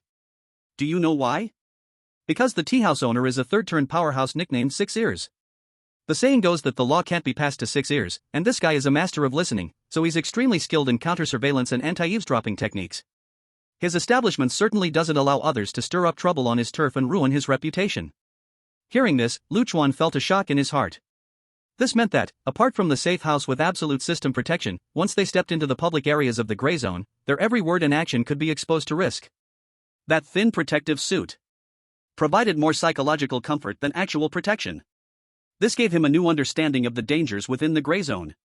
However, Tang Han shifted the tone, teasing a bit. The cost at that place isn't cheap. Just opening the most ordinary conference room starts at 1,000 ghost coins an hour. The tea and snacks inside are even more expensive, just ordering a few items can cost several thousand ghost coins. The rooms are divided into 3 levels, heaven, earth, and people. The higher the level, the better the privacy and service, and the crazier the price. Upon hearing this, Lu Chuan couldn't help but smile wryly and replied, with such an atmosphere, can you also play a couple of rounds of mahjong and some pai gao? Ha ha. You really guessed it right. Tang Han laughed. This six-ear not only has sharp ears, but he's also a notorious gambler. But I heard he was caught cheating years ago, nearly losing his life, and later vowed to quit gambling. But the addiction is hard to bear, so to satisfy his urge, he opened gambling tables in the tea house and claimed absolute fairness, insisting the tea house itself would never cheat. Tang Han chuckled. But do you believe that? Playing cards in the territory of Six-Ear, a master of tricks? If he really wants to cheat, who can spot it? You can only call yourself unlucky. Lu Chuan nodded in understanding. Got it, thank you, Brother Tang, for your guidance. Once I resolve this troublesome matter, I will definitely drop by to try your signature beef hot pot. No problem, no problem. Tang Han replied cheerfully. Don't worry, that guy Zhou Qinlong just talks big. He wouldn't dare to take real action in the gray area. Killing here? That's going to invite heavenly retribution. If a lightning strike comes down, it doesn't matter how many turns you are, your attributes will be directly halved. It's no different than being dead. Lu Chuan had heard of this from Sun Lao San as well. The absolute safety rule in the gray zone is enforced by the system with the harshest punishment, permanent having of attributes, to maintain it. No wonder no one dares to really make a move. Ha! After hanging up the phone, Chuan let out a long breath, and the tension and fatigue of the past few days seemed to have found a release. He set the meeting place with Lang Woyan at the Lu Er tea house. Feeling a bit more at ease in his heart, he could finally put down his worries and sleep deeply. The next morning, Chuan left the safe house early, following Tang Han's guidance, and wandered through the gray zone. To his surprise, the Lu Er tea house was not located in a market or public square, but in a buffer zone at the intersection of several well-known teams' territories. A solitary, elegant pavilion stood there, standing out as if it were beyond this world. This alone silently proclaimed the strength and status of its owner, Lu Er. No need to rely on any force. He himself was a formidable brand that could not be underestimated. Chuan understood that Tang Han only said Lu Er was a master of listening and trickery, but if he didn't possess formidable practical abilities, it would be impossible to run such a place so steadily among various forces. Squeak squeak. Just as he stepped over the tea house threshold, the scene before him suddenly changed, plunging him into darkness, with sounds akin to monkey calls echoing in his ears.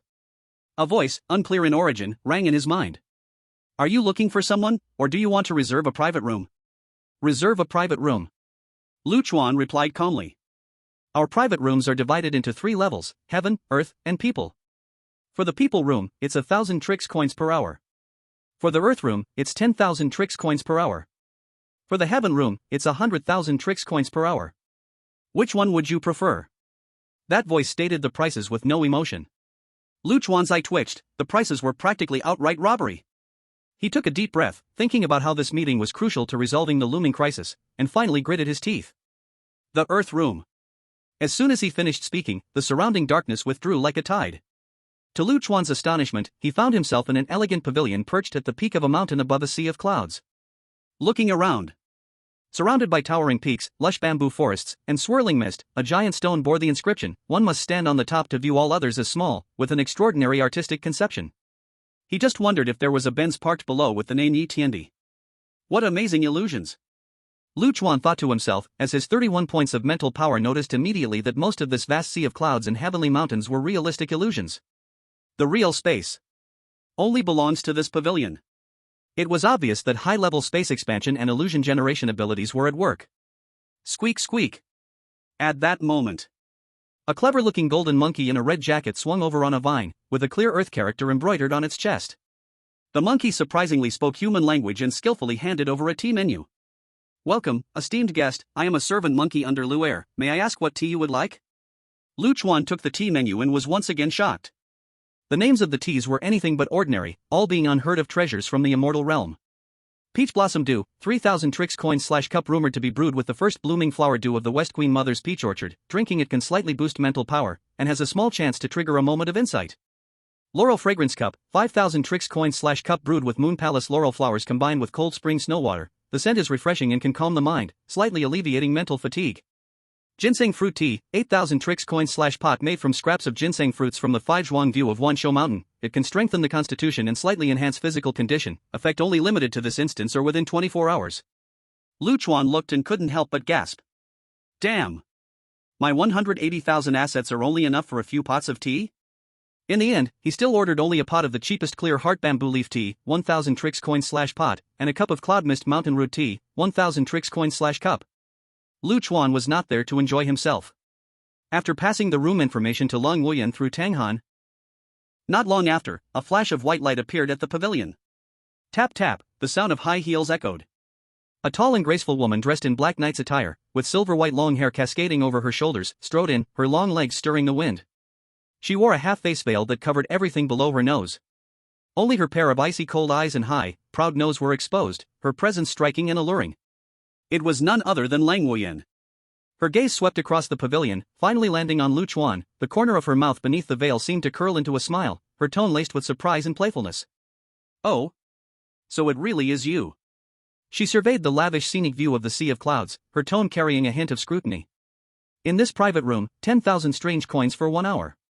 Lu Dao, to seek my protection, you are quite willing to spend money, it seems. You have great sincerity? Chuan was speechless inside. He opened this room mainly for secrecy, but since Tang Han used seeking refuge as an excuse, he could not explain and simply stood to greet her. Little did he know, Lang Wuyan's next words were like a splash of cold water. then you might be disappointed. I have no interest in sheltering fugitives, and I certainly will not waste the precious slots of my team on someone. I don't need. In her eyes. This Lu Dao might have a bit of cunning, but his strength was weak and he had barely passed 2 side stories. He wasn't worth her personally getting involved to protect just to annoy Zhou Qianlong. After speaking, she truly turned to leave. Just as Lang Wuyan was about to walk away, Lu Chuan, however, calmly picked up that cup of Yunwu mountain root, gently sipped, and looked at her with a meaningful smile on his lips. Cold Knight Commander, aren't you curious? How did I, a newcomer who just experienced 2 side stories, come to have so many strange coins? Able to afford this private room and even offer something that would tempt Chef Tang? Lang Wuyan paused in her steps. This question did pique her curiosity. Then she heard Lu Chuan continue casually, as if chatting. Speaking of which, I should thank your Starfire Knight Brigade. The benefits for your official members are exceptionally generous. Everyone has quite a bulging wallet. Any random person could carry over 10,000 strange coins on them. 3 people together is 30 or 40,000 strange coins? TSK. What? Lang Wuyan suddenly turned around. Her cold eyes instantly sharpened like a knife, locking onto Lu Chuan, disbelief and shock visible on her face for the first time. She instantly understood the implications of Lu Chuan's words. The 3 members of the Xiao squad each had over 10,000 strange coins saved up, totaling 30 or 40,000. Could it be the culprit behind the annihilation of the Xiao squad, causing Zhou Qianlong immense trouble and angering the higher-ups of Starfire? Was this newcomer standing before her, whom she had just looked down on, who had only experienced 2 side stories? Clarify your words. Chapter 144, Lang Wuyan softening. As expected, Lang Wuyan became anxious all at once. Her previously restrained aura trembled uncontrollably, causing the surrounding illusion of the sea of clouds to shudder. She was desperate to know the truth. The news of the Xiao squad being wiped out in the C-grade side story caused a huge sensation within Starfire. The higher-ups ordered a thorough investigation. No matter what, she could not believe, or rather, could not accept. The culprit behind this incident was actually this newcomer she had underestimated from the very beginning. However, faced with her questioning and anger, Lu Chuan appeared unfazed. Calmly picking up that priceless cup of Yunwu mountain root tea, sipping it leisurely, and deliberately letting out a satisfied sigh. Cold Knight Commander, don't you really intend to give it a try? If this tea cools down, the flavor will greatly diminish. TSK, you get what you pay for. This 1,000-a-cup tea is truly a pleasure to drink. The calmness and teasing in his words made Lang Wuyan's expression very grim. She realized that the situation had reversed without her realizing it. She originally thought that Lu Dao was left with no options, racking his brains to seek her protection, and that she held absolute initiative. But in the blink of an eye, a few light words from the other side turned her into a restless and anxious person, putting her in a passive position. Proud and high-minded Lang Wuyan, how could she ever endure such humiliation? In the entire Starfire, besides that vice captain she revered like a god, had she ever lowered her head to anyone else? Oof. At this moment, being controlled by a newcomer, her heart was filled with rage, wishing she could immediately turn and leave. But the truth about the downfall of the Xiong team. Like an invisible hand, it firmly pressed her back into her seat. Lu Dao, are you just bluffing? Are you deliberately using ambiguous words to spark my curiosity? I really can't believe that you, a newcomer who just cleared 2 dungeons, have the guts and ability to kill Xiong. Even if Xiong is weak, they are a formal knight team that has gone through multiple dungeon trials. Xiong's own strength is already close to the milestone of second transition.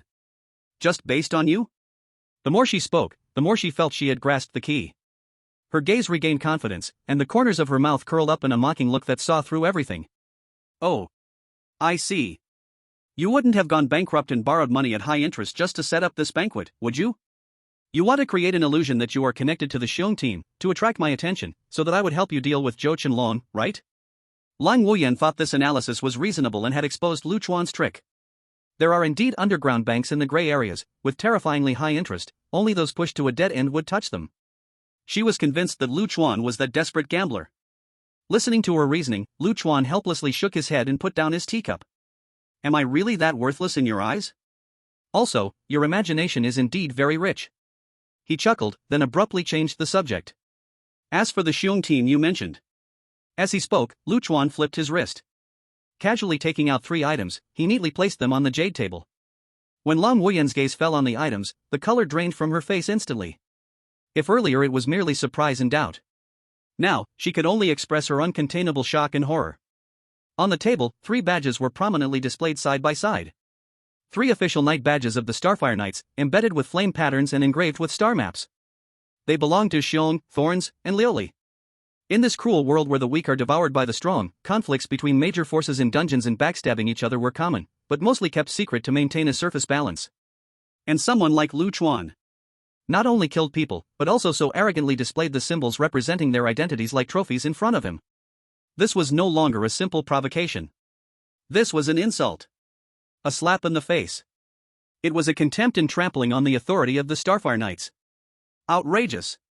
Lang Wuyan snapped back from her shock, replaced by an overwhelming fury. She slammed her palm down on the jade table with a bang, shaking the entire table violently, causing the teacups to almost tip over.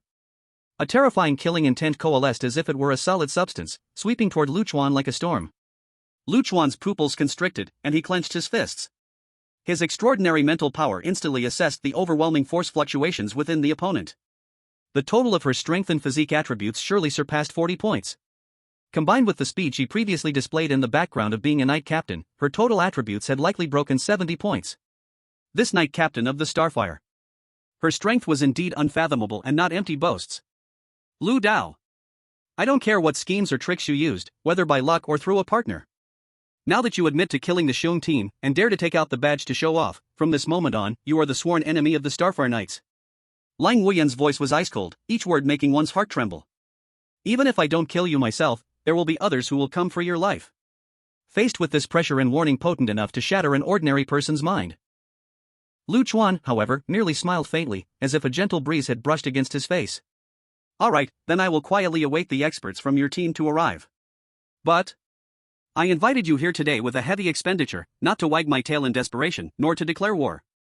Lang Wuyan was taken aback, slightly confused by Lu Chuan's calmness. She realized she was becoming increasingly unable to see through this young man. Although the opponent's energy level was not top tier, that aura, as if everything was under control, brought her a sense of oppression. Then what do you want? Suppressing her anger, Lang Wuyan asked coldly. Lu Chuan leaned forward, speaking each word clearly. I'm not actually here to find you today. Rather, I want to meet the one behind you through you. The one behind me? Lang Wuyan was first stunned, then quickly reacted, blurting out. You mean, the vice leader? Shut up, is the vice leader someone you can casually discuss, someone you can just meet? Lu Chuan tilted his head, his face showing a somewhat playful expression. Oh? Why can't we talk about it? Is your vice leader some kind of indescribable, undefined Cthulhu evil god? Or perhaps she is some sort of spiritual support for you, an idol you worship, or even a fantasy object on your bed at midnight? You? What nonsense are you talking about? Lang Wuyan looked as if her tail had been stepped on, her pretty face flushed red, even her ears turned pink. Her reaction. It was less about anger and more like being embarrassed and flustered by a thought that had been poked through. Lu Chuan's mouth twitched slightly, silently exclaiming, wow. Seeing this reaction, he thought he might have accidentally struck a nerve, and really hit the jackpot. Is it possible that Lang Wuyan truly has some special feelings for the vice leader that surpasses their superior-subordinate relationship? But then again, considering how this woman typically has a cold face towards everyone, but only shows a kind of special demeanor when it comes to addressing the vice leader, it seems it's not impossible at all? Ahem. Lu Chuan saw a good opportunity and quickly pulled the topic back on track. Alright, let's consider that a joke, let's return to the main topic. Lang Wuyan's chest heaved a few times as she glared at Lu Chuan fiercely, but she finally didn't let anger cloud her mind. She realized, if Lu Dao dared to confess the destruction of the Grim Reaper squad in showing his badge, something equivalent to suicide, he must have some confidence. Or rather, he must have bigger chips to act so recklessly. Sure enough, Lu Chuan no longer wasted words. He took out another item and gently pushed it in front of Lang Wuyan. Buzz. It was an irregularly shaped, dark red metal fragment, radiating an ancient and fiery aura. Please, Knight Lang, pass this item to your vice leader. Lu Chuan's tone became serious. She will naturally understand what it means after seeing it. At that time, she will contact me on her own. Lang Wuyan was filled with confusion, feeling even more ridiculous. What kind of status does the vice leader have? She is a third-turn powerhouse who has personally experienced the great disaster and survived. One of the towering white pillars of the Starfire Knights. Although she treats her team members quite kindly, how could she possibly regard you, a newcomer, highly? And expect her to contact you herself? Who do you think you are? However, Lang Wuyan kept these words to herself, afraid that Lu Chuan's mouth would again burst forth with something even more irritating. She suppressed the urge to retort and lowered her head to examine the fragment closely. Item, fragment of the demon flame blade. Quality? Damaged. Description: remains left by a weapon that contains flame power after shattering. The material is special, and it contains pure source of magical fire within, which can be used as high-grade forging material. Aside from its somewhat unique quality, this was ultimately just a piece of scrap metal. If thrown to the Silver Brothers Guild, it could at most fetch about 8 or 9,000 Eerie coins. This amount of money is nothing significant for the wealthy Lang Wuyan. You just give me such a broken thing? Lang Wuyan raised her head, her eyes cold with the anger of being mocked. Are you sure you are not kidding me? Lu Chuan met her gaze and said calmly. I have shown my sincerity, even revealing evidence that could bury me alive. Do you think I would joke about my own life with such nonsense? Lang Wuyan stared hard into Lu Chuan's eyes, trying to find a trace of guilt or deception, but all she saw was an unfathomable calm. Like an abyss. After a moment of silence, she snorted coldly. She grabbed the fragment of the demon flame blade and stuffed it into her storage space. All right, I've accepted the item. If there is a chance, I will pass it on to the vice captain. But I hope before that, you don't end up dead at the hands of other teams sent by Zhou Qianlong. He is like a mad dog now, spreading his net everywhere to find your trace. Hearing this, Lu Chuan instead laughed, a smile full of certainty that made Lang Wuyan very unhappy. I believe that Knight Lang would never reveal any information about me to Zhou Qianlong, right? Lang Wuyan's face darkened, as if someone had grabbed her throat. She indeed had no plans to tell Zhou Qianlong. She wished to see Zhou Qianlong fail miserably. But having her thoughts so bluntly exposed by Lu Chuan made her feel like a clown who had been seen through. Fuming with anger, she turned and walked away without saying a word. However, just as she was about to step out of the pavilion, she paused for a moment and suddenly turned back. Gulp gulp gulp. In the somewhat startled gaze of Lu Chuan, she grabbed the untouched cup of bamboo leaf tea from the table, raised her snow-white neck, and drank it all in one go. Bang! Then heavily placed the empty cup on the table before stepping into the white light, disappearing without a trace. Lu Chuan stared at the empty teacup on the table, stunned for a while, before breaking into a silent laugh. He knew that Lang Wuyan's seemingly childish action was actually a kind of covert statement and compromise. His risky move had at least succeeded halfway. Next.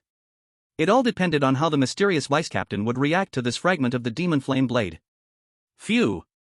Until Lang Wuyan's figure completely disappeared, Lu Chuan finally breathed a sigh of relief, realizing his back was unknowingly soaked in cold sweat. Don't be fooled by how calm he seemed just now, he was actually dancing on the edge of a cliff.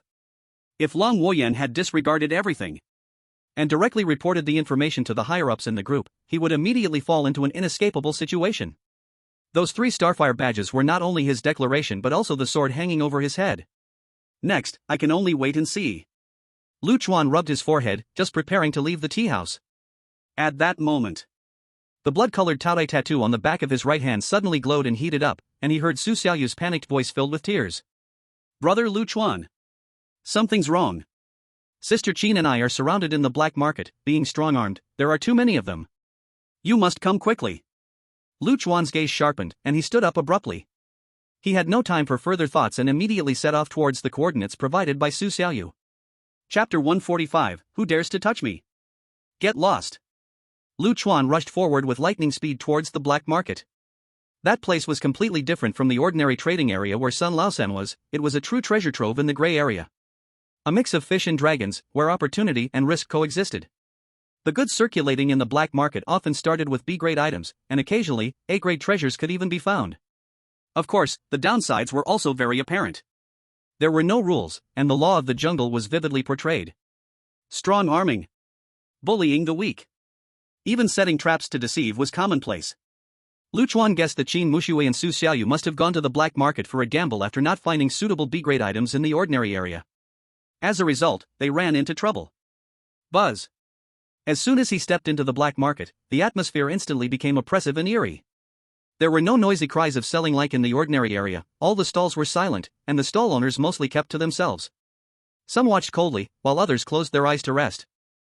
Items radiating powerful energy waves were casually displayed at the stalls, as if silently declaring, "The goods are here, savvy ones, come take a look. If you don't recognize the goods, then scram." It carried an arrogance that the fragrance of wine isn't afraid of deep alleys. Lu Chuan swept over several stalls, and couldn't help but be surprised. I must say, there are indeed many good things here. He saw a silver painkiller, grade B, that could instantly restore a large amount of life points and eliminate most negative states. There was also a sun charm, grade B, that could significantly enhance fire resistance and come with a powerful fire impact. Even in an inconspicuous corner. He caught a glimpse of a rare gem, enveloped in a faint purple aura, capable of influencing strange minds. Yes, it was the spirit binding pearl once used by the owl. But this one was grade B, and the price reached 80,000. At that moment, a quarrel broke into his ears. What do you want? I already said I'm not interested, yet you still want to shove it at me? Get lost quickly and don't block the way. It was Qin Mu Shui's impatient voice. Chuan immediately looked in the direction of the voice, and saw beside a stall packed with various gears, bearings, hydraulic rods, and other mechanical parts.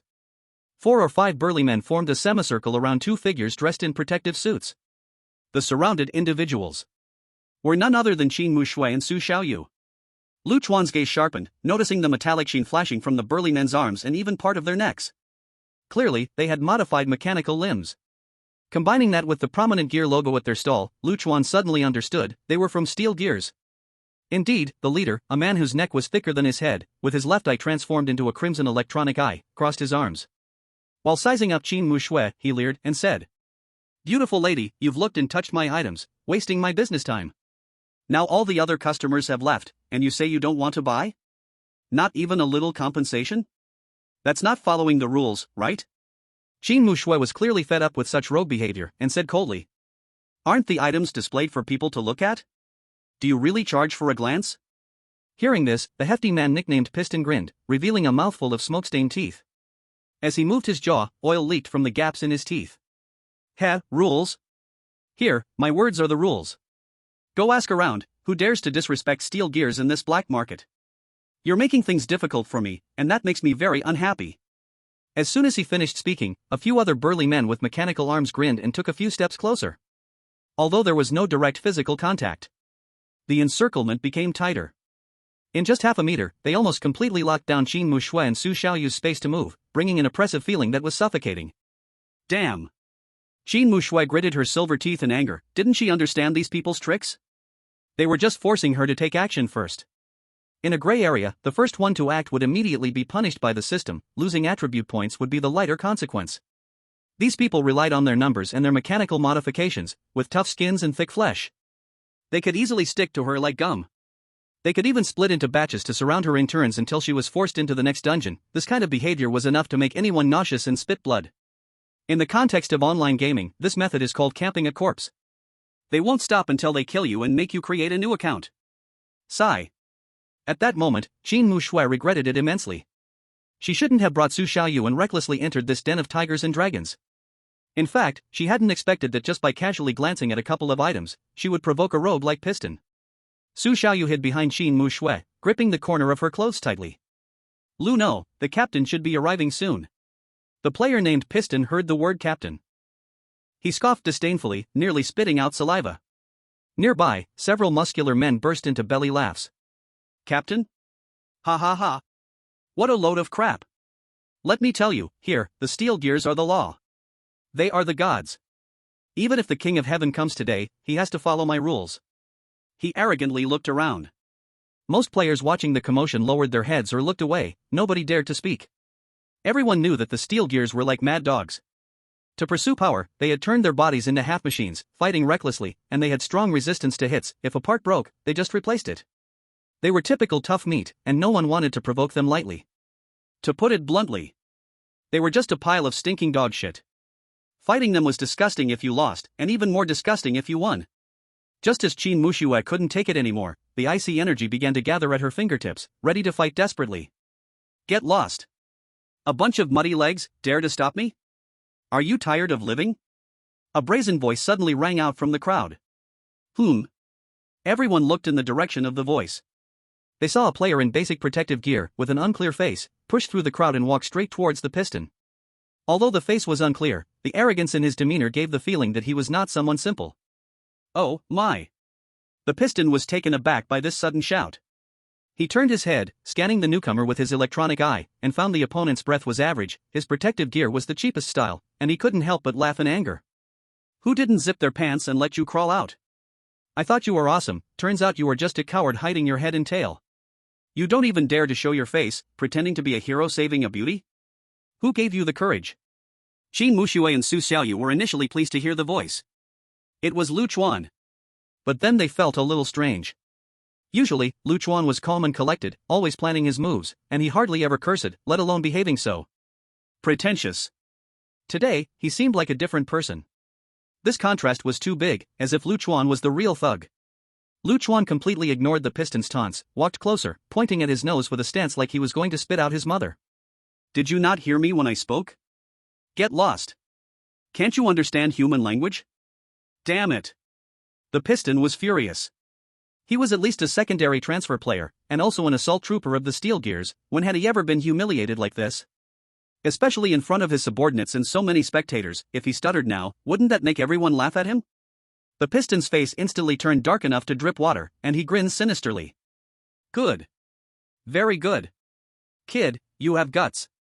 Brothers, stop just surrounding the beauties, let's tighten the skin on this ignorant thing first. Let him know who is the boss in the black market. Several muscular men immediately turned around, wearing malicious smiles, and closed in on Chuan. Evidently, they wanted to trap Chuan just like they did with Qin Muxue and the others.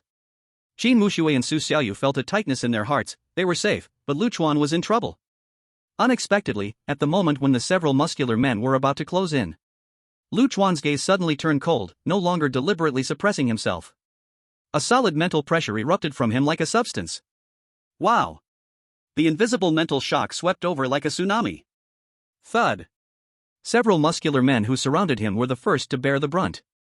Thud. Thud. Thud. They felt like they were swept up by a fierce wind, with a blackout in front of their eyes, a buzzing in their ears, and their heavy mechanical bodies were uncontrollably forced back several steps. The metal joints on them creaked under the overwhelming burden. Among them, two of the weaker ones even went weak in the knees and collapsed to the ground. What? The leading piston, although relatively strong, barely stayed standing. But his face was pale, and his red electronic eyes were flashing wildly, his fingers were trembling. He pointed at Chuan in disbelief. The voice was slightly off-pitch. This mental strength. You are a second transfer? Aren't you just a nobody? The players who were originally just watching were suddenly in uproar. They looked at Chuan with eyes full of shock and fear.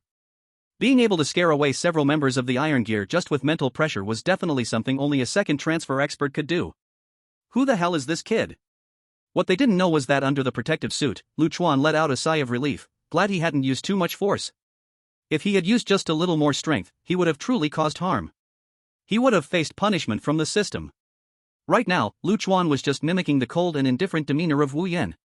He was skirting the line, pushing the system's limits. I didn't touch you, you fell by yourself. Don't go around blaming me. Chapter 146, if you're unhappy, go find Zhou Long. Brother Long spoils you. He. Seeing the terrified expression on Piston's face and hearing him utter the words second transfer, Chuan couldn't help but smile slightly. What he wanted was for Avatar to be acknowledged. Although he had not yet completed the second transfer, with 31 points of mental strength, just in terms of mental pressure, it was enough to crush most players. Not to mention, this Piston was a half-machine who relied on mechanical brains and parts for thinking. Absolutely a cyber Arnold. Chuan had absolute confidence that he could disguise himself as a second transfer expert with mental strength and teach these guys a lesson. Sure enough, Piston's face turned ashen, as if he had swallowed a fly. The mechanical giants behind him involuntarily took half a step back, their eyes filled with suspicion and fear. Although they were members of the Iron Gear, which sounded impressive. But truth be told, they were just lowly minions. The real elites had gone to B-level dungeons to farm gear, unlike them, who spent all day lurking in the black market, pretending to be powerful, eyeing those small profits. Simply put, this Piston was just a black market version of Sun Laosan. But because he had the Iron Gear protecting him, he acted even more arrogantly than Sun Laosan. This guy is actually a second transfer, I didn't see that coming. Then why is he still wearing protective gear? Is he pretending to be a weakling to surprise us? Your top priority is to uninstall the tomato novel. Surrounding players began to whisper among themselves, their eyes filled with curiosity as they looked at Chuan. Since when did a powerful figure with strong mental strength appear in the gray area? Click, click. Piston felt the change in the surrounding gazes, and his face turned hot. He understood that today he had kicked a hard rock, and he might be viewed by the other side as a stepping stone to establish authority. If this continued, all the little prestige he had built up in the black market would vanish. How would he get by in the future? How could he still act like the big shot in the black market? Moreover, even if the other party was indeed a second transfer, so what? He was an expert too, even if it might be a bit exaggerated. And he had the entire iron gear backing him, unlike this guy who kept his head down and wore protective gear. Thinking this, Piston sneered, trying to regain control of the situation. I just didn't see it clearly before. I didn't expect you to be a hidden master. But... He changed his tone, pointing at Qin Muxue and Su Xiaoyu. Even if you are a second transfer, you can't just get away with this today. These two little brothers of yours have been lingering in front of my stall for so long, looking everywhere, scaring away my customers. This loss, I can't just bear it alone, can I? Qin Muxue was furious, her brows raised. You're talking nonsense. I only looked for a short while. But Lu Chuan raised his hand to signal Qin Muxue to calm down, a mocking smile on his face. He stared at Piston and said slowly. Oh? By your logic. I've also been watching you for quite a while, doesn't that mean you're also mine? Come on, kneel down and call me Dad, let me hear it.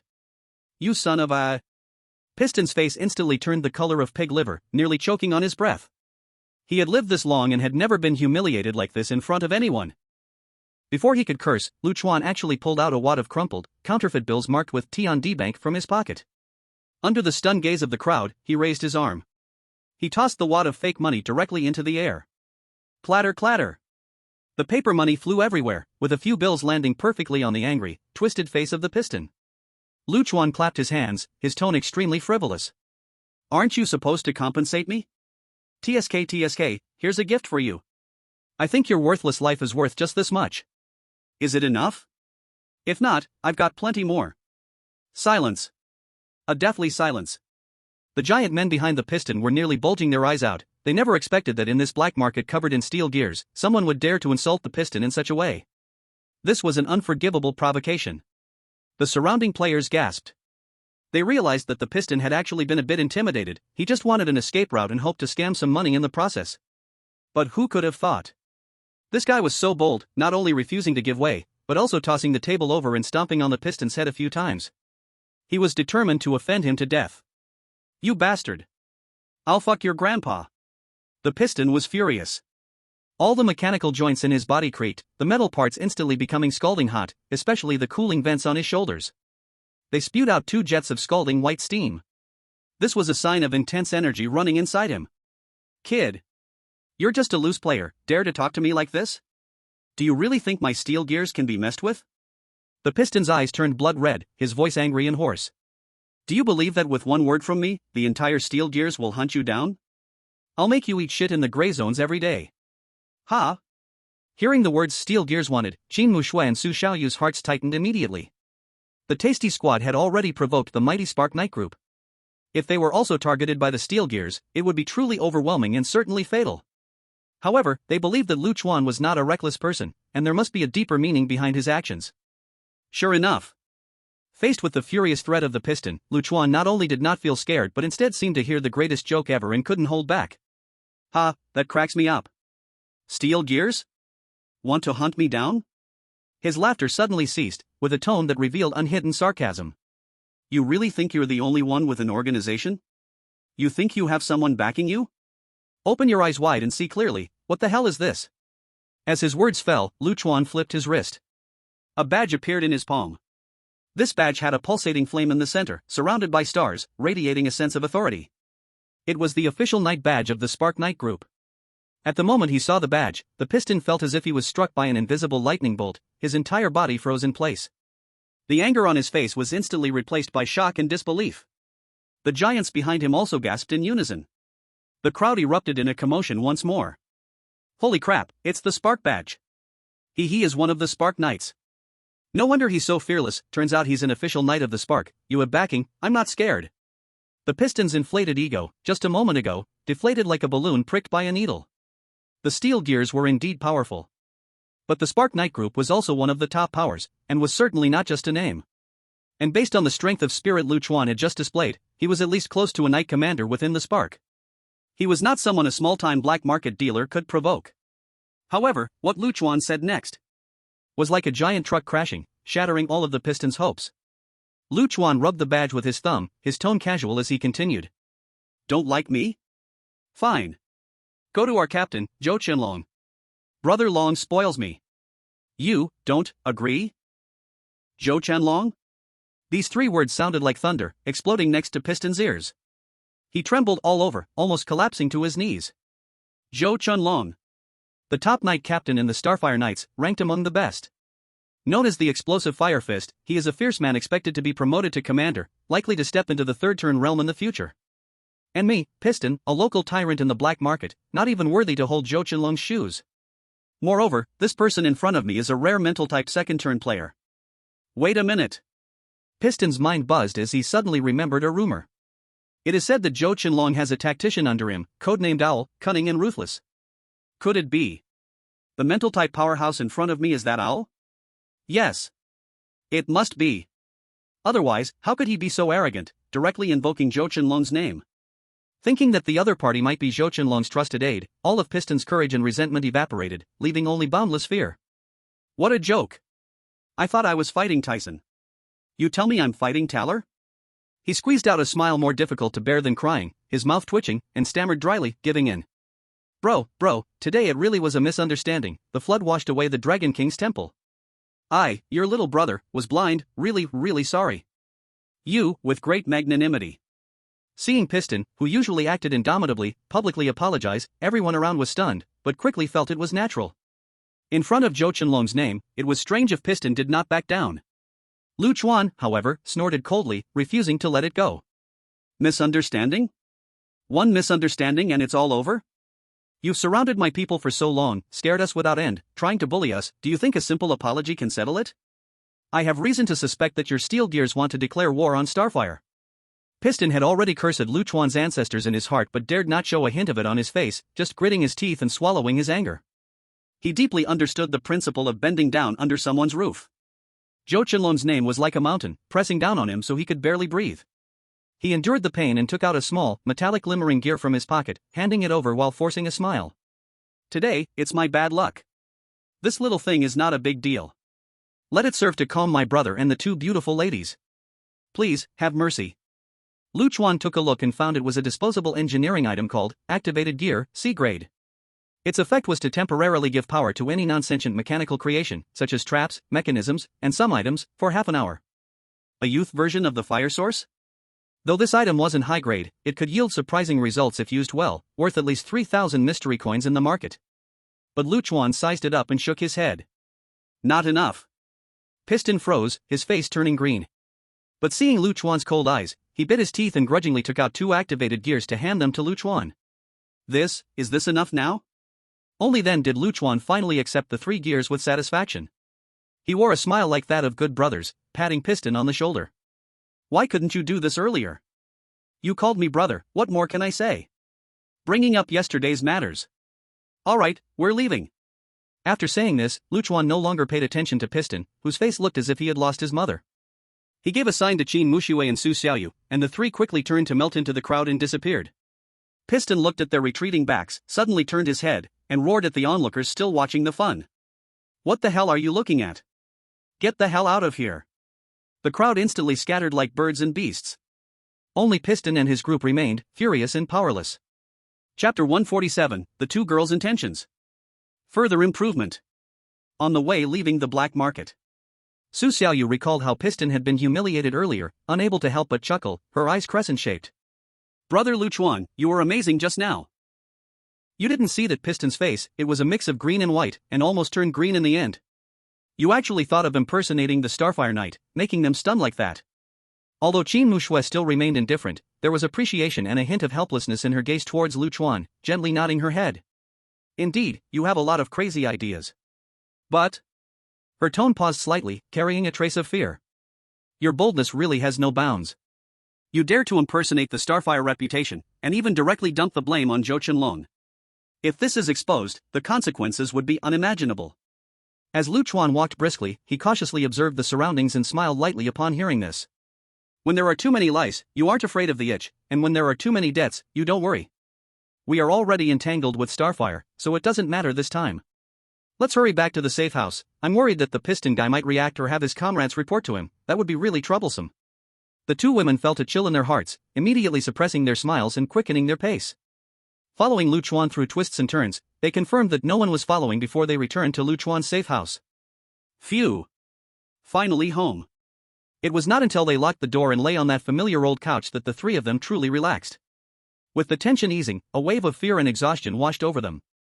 Qin Mushui furrowed her delicate brows, unable to hold back her worries. Lu Chuan, I still think this is too risky. Starfire is currently out there searching for the team that was wiped out, and suddenly having a non-Starfire member flaunting a Starfire badge to deceive people, isn't that clearly telling them that the team was done by us? Hearing this, Su Xiaoyu also realized, her small face instantly turning pale. Right. The piston was scared, but aren't we just walking into a trap? Lu Chuan let out a bitter laugh, rubbing his brow. In that situation, if I didn't do it this way, how would I save you from that piston's gang? Should I really just comply and hand them money? You think that kind of local tyrant would just take the money and let it go? Qin Mushui immediately shook her head, her tone firm. Absolutely not. People like that will only take more and more, seeing you as a soft persimmon. If they want 10,000 this time, next time they will dare to ask for 100,000, until they squeeze you dry. Lu Chuan nodded in agreement. Mushui, you're right. So, rather than letting them slaughter us, it's better to use our power to pressure them, borrowing strength to intimidate. Although the risk is great, at least it can resolve the problem immediately and deter the other side. He paused, looking at the two women with a serious tone. As for the exposure issue you're worried about, actually, this is also within my expectations. You need to understand, Starfire is after all one of the three major organizations. Their intelligence capabilities are no joke. Even if we stayed in the safe house peacefully, with their means, at most in 2 days, they'll definitely find us through various clues. Upon hearing this, Qin Mushui and Su Xiaoyu's hearts tightened, their faces filled with worry. In the face of such a monstrous pursuit, they really couldn't see much hope. Lu Chuan noticed their fear and changed his tone, showing determination. However, there's always a way when the car reaches the mountain. Since I dare to do this, of course I have my plans.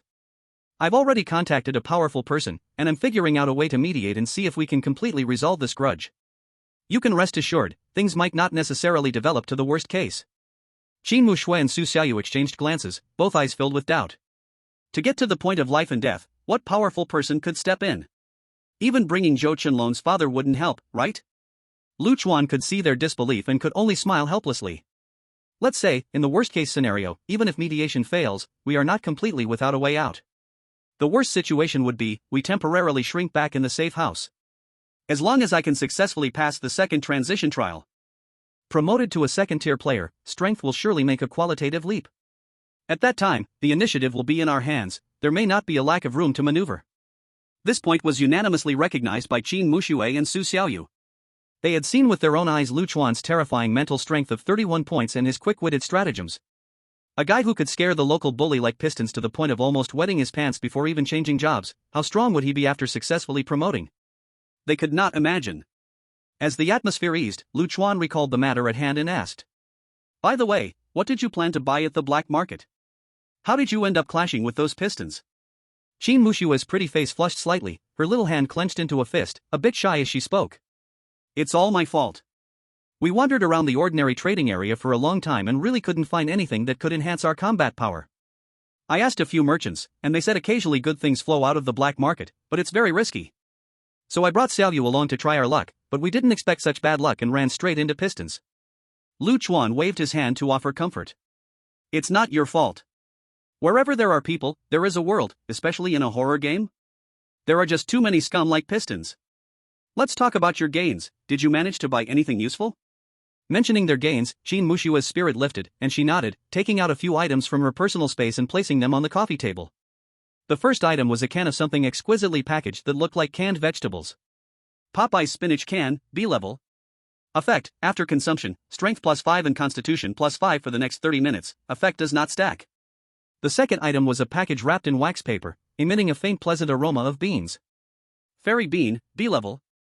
Effect, consuming it can instantly restore a large amount of satiety and recover 30% of mental strength, limited to 1 use per person per day. When Lu Chuan saw these two items, his eyes lit up instantly.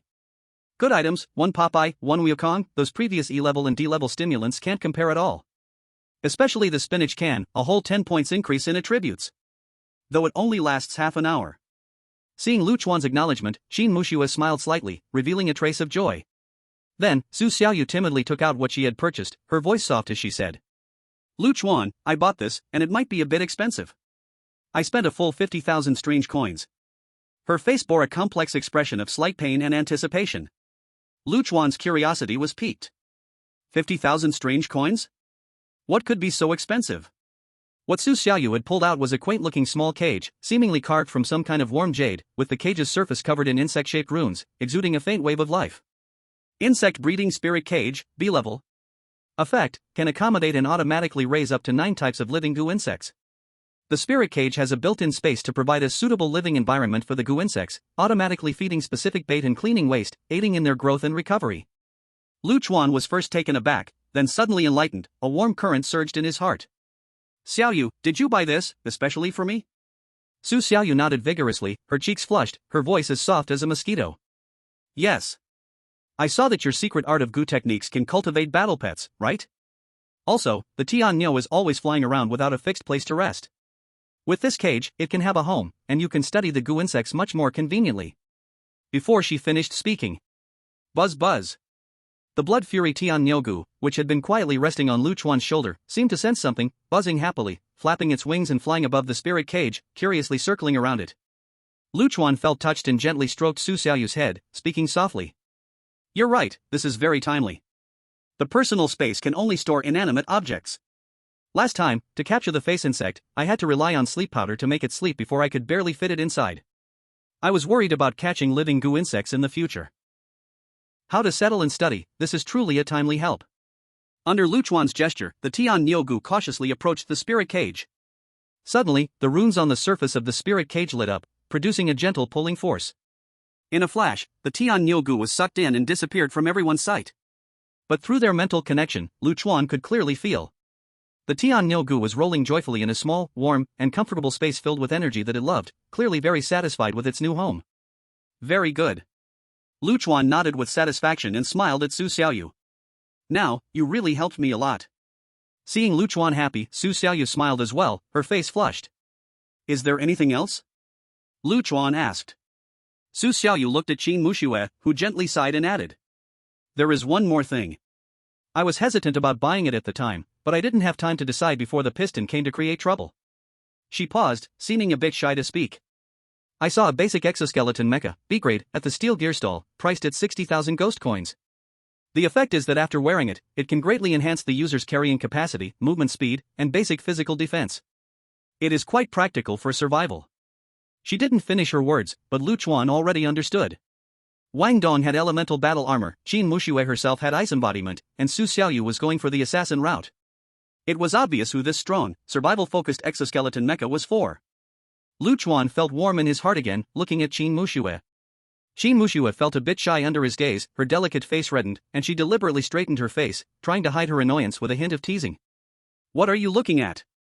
Who told you to participate in some B-grade trial? With your small body, what if you die in there?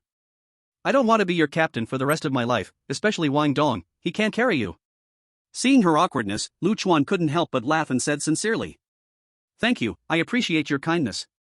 But it's okay, I know what I'm doing. Qin Muxue huffed and turned her face away, changing the subject. Alright, enough of that. This time we brought a total of 130,000 ghost coins, bought canned spinach, fairy beans, and breeding bug spirit cages, spending about 90,000, leaving us with 40,000. How do you want to arrange this 40,000? Lu Chuan was about to speak when he received a system prompt, an encrypted message from Sun Laosan. He immediately opened it to check, and the content made his spirits lift. Brother Lu, I have news on the B-grade dungeon information you wanted. I used all my connections and currently filtered out 4 pieces of information that meet your requirements, each priced at 10,000 ghost coins, same old rule. I'll send the content to your email, you choose which one, clear exchange. A flash of light gleamed in Lu Chuan's eyes, and he said to Qin Muxue and Su Xiaoyu. Sun Laosan has news, the B-grade information has been found, with 4 options in total. The remaining 40,000 ghost coins are just enough for it. Chapter 148 B-grade dungeon information.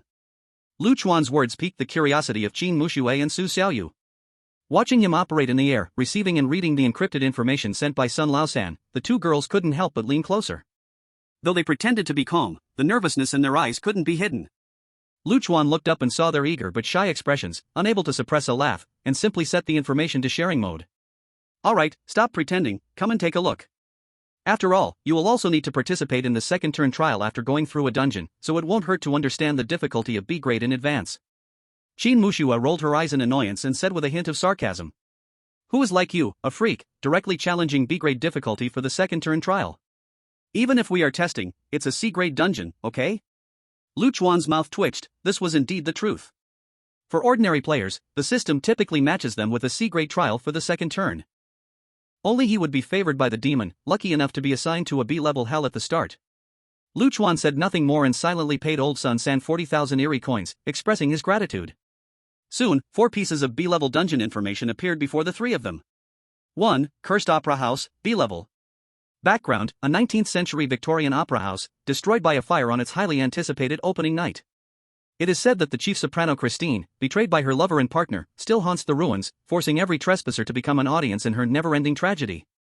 Danger: players who enter will be forcibly bound to their seats in the audience. During the performance, any attempt to leave the seat or look away for too long will trigger the soprano's instant death effect aria. The true path to survival is hidden in the backstage dressing room, guarded by substitute actors who harbor a morbid jealousy of Christine. Rewards: Christine's Cursed Veil, Advanced Skill Book, Cursed Sheet Music, can summon vengeful musicians to fight together. 2. Ghost Ship of the Abyss, B-level. Background: a ghost ship sailing on the border between life and death, shrouded in eternal fog. The ship itself has a hazy consciousness and appetite, living by devouring the souls of the drowned. The legendary cursed captain has merged with the helm, becoming the guide of this terrifying giant vessel. Danger: the thick fog on the ship continuously erodes players' Asayan values and disorients their sense of direction. The crew members are in ghost form, highly resistant to ordinary physical attacks. The goal of the dungeon is not to defeat the nearly invincible captain, but to find the heart of the ship located at the bottom of the cabin while being relentlessly pursued by the captain, and either seal or destroy it. Rewards: Cursed Captain's Compass, Advanced Skill Book, Wraith's Curved Dagger. 3. Echoing Asylum, B-level. Background: an abandoned mental asylum. This asylum once conducted an experiment called Echo, trying to erase patients' traumatic memories using sound waves. The experiment ultimately went out of control, releasing all patients' traumatic memories and merging with the asylum itself, causing parts of the area to fall into a chaotic time loop. Danger: a bizarre phenomenon called trauma echo will lock onto players, forcibly instilling the painful memories of the original owner at the moment of death. The asylum's malfunctioning sound wave devices will periodically activate, causing localized time resets. Players may find themselves trapped in the same corridor, repeatedly encountering the same echo. They must find and shut down the control room's devices to stabilize the dungeon. Rewards: Echo Suppressor, Advanced Skill Book, a report documenting failed experiment data, may contain formulas for mental potions or clues for special career paths. Hiss. After reading the first 3 pieces of information, Qin Mushuet and Su Xiaoyu simultaneously gasped. Although they were mentally prepared, the dangers of the B-level dungeons exceeded their imaginations. Cursed Opera House has extremely low freedom, testing composure, and decision-making. Ghost Ship of the Abyss has a harsh environment, continuous Saiyan loss, ghostly enemies that are physically immune, and an invincible boss, testing survival and exploration. And Echoing Asylum is even more bizarre and terrifying, forcibly instilling negative memories and even involving time loops. It's as if there is another infinite mental dungeon within the dungeon, enough to trap a person in fearful memories. My God! Su Xiaoyu instinctively hugged herself, shivering, her pale face conveying her fear. This is definitely not a dungeon for people to survive, right? If I had to go in, I probably wouldn't last even 10 minutes. Lu Chuan's expression was equally serious. He felt that the threat in C-level dungeons came more from tangible monsters, like George and Tianlong. Though powerful, at least they were visible and tangible. But B-level dungeons focus more on testing players' overall qualities, especially willpower, sanity, and mental resistance. No matter how high the attributes, no matter how good the equipment. If the will is not strong enough, in the face of these unexpected mental pollution and lethal situations, one might not even know how they died. However, fortune lies within calamity, and calamity lies within calamity. With the challenge being so absurdly difficult, the rewards are naturally extremely generous. Not to mention anything else, just the guaranteed advanced skill book alone is enough to drive countless players crazy. In horror games, the difficulty of acquiring skills is extremely high, and cannot be compared to attribute points or ordinary items. Take their feast team, for example. After going through 2 dungeons, even with a completion of 200% huge rewards, each person averaged only 3 or 4 skills. The importance of skill books goes without saying. Even if sold, they can fetch hundreds of thousands. Just as Lu Chuan was analyzing the pros and cons of these 3 dungeons. Suddenly, Qin Mushue exclaimed, her gaze fixed on the last piece of information. This is Blood Sephora Town?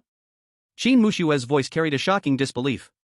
The B-level dungeon that the Starfire Knights are preparing to attack next is named this. What? Lu Chuan's eyes narrowed, and he immediately looked over. For Blood Sephora Town, B-level. Background: an ancient town isolated from the world.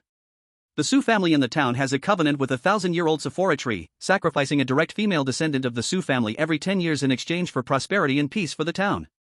The bride Su Xior, who was supposed to be the sacrifice, learns the truth on the eve of her wedding and, filled with resentment, transforms into a vengeful ghost, swearing to take revenge on all traitors.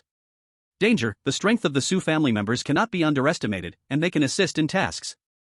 However, being in league with the Su family will lead to the relentless pursuit of the bride. The bride's power peaks at night and in the vicinity of the ancestral hall and ancient Sephora tree. Rewards: ghostly wedding soul core, Su Xior's vengeful wedding dress, advanced skill book. Mushue, are you sure? Is Starfire's next target this? Lu Chuan asked in a low voice, his eyes sharpening. Qin Mushue nodded firmly, her tone carrying a hint of complexity. Shuya told me a few days ago that Starfire used a precious strategic item to forcibly open a B-level dungeon instead of waiting for the cooldown time. She mentioned that the dungeon had a character Sephora in it because the name sounded very eerie, but I didn't pay much attention. She is just a trainee knight, so she doesn't access key information. Looking at the description now, it's most likely this Blood Sephora town. Lu Chuan seemed to be in deep thought. I see. There isn't just one way to enter the dungeon. Using special items can also actively open specific dungeons, but the cost is very high. Lu Chuan stroked his chin, scanning through the information on Blood Sephora town again, especially pausing on the terms Su Xior and Su family. Starfire must have been preparing for a long time. It seems they want to do something big in this dungeon. Lu Chuan muttered softly, then shook his head. But this doesn't concern us much. No one knows if this information we bought is useful. If we hit a dead end, we can only wait for the future. Yet, for some reason, a feeling that is hard to describe swirled in Lu Chuan's heart. Is it an illusion? Chapter 149, Starfire Pre-Battle Coordination Meeting. I'm back. Just when Lu Chuan and the two others were tense due to the dangers of the B-level dungeon information, a loud and carefree voice came from the door. Wang Dong burst in energetically, heading straight for the fridge, taking out a bottle of chilled iced tea and gulping it down with satisfaction. Ha! This thing is the best. Room temperature is just like horse piss, but cold is like a national treasure. Refreshing. He wiped his mouth and tilted his head, finally noticing that the faces of the three were not quite right, and he couldn't help but ask curiously. What's wrong with you three? All of you look like wilted eggplants. If there's something unhappy, share it with me to lighten up. Lu Chuan looked at his carefree appearance, and, with a helpless sigh, sometimes I really envy you, kid. Your mind is simple, like a little blanket under a bridge, and whatever you say is always right. Wang Dong didn't care, instead lifting his chin proudly. So what? Dude, I've been practicing sports, so if I don't think while doing it, isn't that a waste? Besides, he leaned closer to Lu Chuan, grinning broadly. There's you. All right, old Lu, I've got extremely good news for you. He lowered his voice mysteriously, his face full of excitement. I found out what materials are needed to repair the bone-breaking blade. I have leads. Lu Chuan's eyes lit up upon hearing this. This is indeed great news. If Wang Dong's bone-breaking blade could be successfully repaired to B-level, paired with a B-level elemental battle armor, their combat power would leap to a new level, critically important for the entire squad's strength enhancement. Hurry up and tell me. What materials do we need? Wang Dong pulled out a crumpled list and slapped it on the table. Here, just these 3 items. Lu Chuan, Qin Mushue, and Su Xiaoyu immediately crowded over to take a look. On the list, it said 1. Refined iron, B-level, 1 piece. 2. Blood-crying crystal, B-level, 3 pieces. 3. Dragon pattern steel, B-level, 5 units. After reading, Lu Chuan couldn't help twitching his mouth. Good heavens! Besides the first item, the refined iron, he seemed to have seen something like that in the black market. As for the other 2, he had never even heard of them, and they were both B-level. This repair requirement is simply outrageously harsh. Wang Dong, do you know how hard it is to find these things? Lu Chuan rubbed his temples and asked. Of course. Wang Dong confidently replied, even a bit proud. The harder they are to find, the more impressive my blade will be. And you don't know, the dwarf elder from the Silver Secret Brotherhood also said, as long as I can gather the materials, he will not only help me repair it for free, but also offer an additional weapon enchantment. Haha, how about that? Isn't my charm appealing everywhere? On the side, Qin Mushue could no longer hold back, her mouth twitching as she retorted. Appealing? I think that Master probably sees you as an idiot grandchild and is just looking after you out of pity. Wang Dong's proud smile froze instantly, darkening his face. He recalled that the dwarf elder indeed patted his shoulder and head while looking at him with a kind gaze. He even asked him if he wanted some sweet water. Get out, get out. What do you know? Lu Chuan ignored the two bickering and pondered for a moment before speaking to Wang Dong. Old Wang, you might be disappointed. In the next few days, we'd better stay in the safe house and avoid going out as much as possible. Ah? What happened again? Wang Dong was taken aback. Lu Chuan briefly explained his encounter with the black market dealer, Piston. Upon hearing this, Wang Dong immediately exploded with rage, punching the armrest of the sofa. Damn it! Why do I keep running into garbage like this everywhere? I better not run into that bastard named Piston in the dungeon. Otherwise, I don't care if he's a cyborg, I'll dismantle him piece by piece and teach him how to be human again. No, he won't be able to be human. His fierce words instantly eased the previously tense atmosphere, making Qin Mushui and Su Xiaoyu laugh. Lu Chuan also chuckled, patting his shoulder. Alright, just vent it out. He's at least a two-turn, if we really run into him, we wouldn't even know what to do. Today is the second day of our rest period, tomorrow will be the third day. We should rest well in our safe houses, regain our strength. On the fourth day, gather at my place, and we'll head out fully prepared. Everyone nodded, and then turned into white light, returning to their individual safe houses. In the empty room, only Lu Chuan remained. He looked at the small, exquisite insect nurturing cage, thinking about the exoskeleton armor Qin Mushui mentioned, and a faint smile unconsciously appeared on his lips as he softly murmured. Well thought out. At the same time, at the headquarters of the Starfire Knights, in the war room. Bang! Zhou Qinlong's face was ashen as he slammed his palm against the metal wall, creating a dull thud. His eyes burned with repressed rage as he roared. It's been fucking 2 days already. Can't find a single clue? Which bastard wiped out the Eagle Squad? Have they really vanished into thin air? A trembling subordinate responsible for intelligence gathering reported. Brother Long. We have used all our channels, but those people seem to have disappeared, not even a hair in sight. This is too strange. Even Steel Gears or the N Church couldn't clean up so thoroughly. Zhou Qinlong irritably raked his red short hair. I don't care. Keep investigating for me. Dig up the ground 3 feet to catch that scum. I want to tear him into pieces. Burn him to ashes. Below the war room, dozens of Starfire members were sitting neatly, preparing to participate in a B-level dungeon. Among them, 3 young people in the corner were whispering through a team-encrypted channel. A cute girl with twin ponytails sent a message. Brother Long looks so scary when he's angry. Is this the pressure that comes from a second-turn player? And who has the guts to deal a lethal blow to the Eagle Squad? Next to the girl, a tall, muscular man immediately replied, his tone flattering. Shuya, don't be afraid, I'm here, I will definitely protect you. Even if I die, I want to die in front of you. Shuya rolled her eyes. Phooey. Don't jinx it, you crow's mouth. You're the one who's going to die. Tian Yu, what do you think?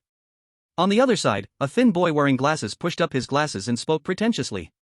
When the sandpiper and the clam fight, it is the fisherman who benefits. In my opinion, this matter may not necessarily be the doing of the 2 major organizations. The 3 major organizations maintain a balance among themselves, even if there are conflicts, they are mostly in the shadows and wouldn't be so brazen as to expose themselves.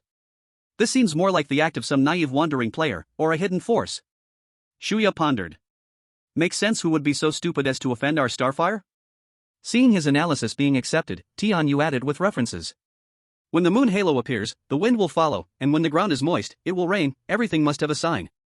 The Eagle Squad's members are all experienced players, and the captain, Xiao, is close to the second-turn threshold. Whoever wiped them out must be remarkable, and they themselves must have reached the peak of the first turn and are about to face the second-turn trial. Thus, we can search among players who have recently been acquiring B-level items in the gray area, spending lavishly and not bargaining. This person is eager to strengthen their power for the trial and must reveal some clues. Shuya's eyes brightened, and she slapped her thigh. Yes. Tian Yu, your brain really works well. Niu Ben huffed unpleased. Humph, what's the use of a good brain? At crucial moments, isn't it still my fists that protect you? Tian Yu replied calmly. The best defense is to outsmart, next is to build alliances, lastly, to use troops, and the lowest is to attack cities. A wise person can win without fighting. Creak. Just then, the door of the war room was pushed open. A steady presence, strong as a mountain, surged in. A middle-aged man, about 40, with a stern face and tall stature like a pine tree walked in. He wore an ancient long sword at his waist, and his eyes shone like eagles. The whole person seemed like a drawn sword. It was the deeply qualified knight in the Starfire Knights, known for his cloud sword technique, revered as one of the top 3 swordsmen in the group. Wei Yu. Behind Wei Yu followed a young man with a proud expression, carrying dual swords on his back. He was his chief disciple, Xiao Rui. When Zhou Qinlong saw Wei Yu, his brow instinctively furrowed, a flash of displeasure and wariness crossed his face. Wei Yu, whether in qualifications, strength, or prestige, was above him. He was a strong competitor for the next commander. Although Zhou Qinlong was dissatisfied in his heart, he still suppressed his discomfort, stepped aside from the main seat, and greeted. Brother Wei. Wei Yu nodded lightly, his gaze sweeping across the room, exuding a powerful presence without anger. Xiao Rui proudly lifted his chin, glancing over Zhou Qinlong and his subordinates with unabashed contempt. Below, Shuya and others looked at Wei Yu, revealing expressions of awe, whispering to each other. That is Knight Wei Yu. I heard his swordsmanship is among the top 10 in the entire Grey Zone. Such strong aura. Wei Yu calmly walked to the main seat and sat down, his voice peaceful yet resonating with a powerful authority. Is everyone here? Who's missing? As soon as he finished speaking, a tall and cool figure walked in through the doorway, her beautiful legs capturing the wind. Silver-white long hair, black uniform, a veil covering her face, it was Lang Wuyan. After she entered, her gaze briefly met Wei Yu's, and with a slight nod, she walked straight to the front position and sat down, her expression as cold as ever. Seeing everyone was present, Wei Yu no longer said much and directly jumped into the main topic. His deep voice clearly resonated throughout the war readiness room. All right, since everyone is here. Now, let the strategic coordination meeting for the next B-level dungeon Blood Huaitown begin. Chapter 150, The Killer, 6 Paths 2. As soon as Wei Yu's voice fell, the war readiness room fell silent. Shuya, Tianyu, Niuban, and other trainee knights immediately stopped their small actions, straightened their backs, and focused all their attention on the 3 knight captains. To qualify for this B-level dungeon, they had nearly emptied their pockets, spending tens of thousands of weird coins to build connections. To barely squeeze into this list. It's important to know. In a large organization like Spark, even being cannon fodder requires thresholds and qualifications, it's not something anyone can just wish for. Moreover, high risks also mean high rewards. As long as they can survive this B-level dungeon, they can leap from a trainee knight to an official knight, enjoying preferential treatment and fixed allowances within the organization, and their future will be bright. Ha! In Shuya's mind, she could not help but recall encountering Qin Mushui a few days ago.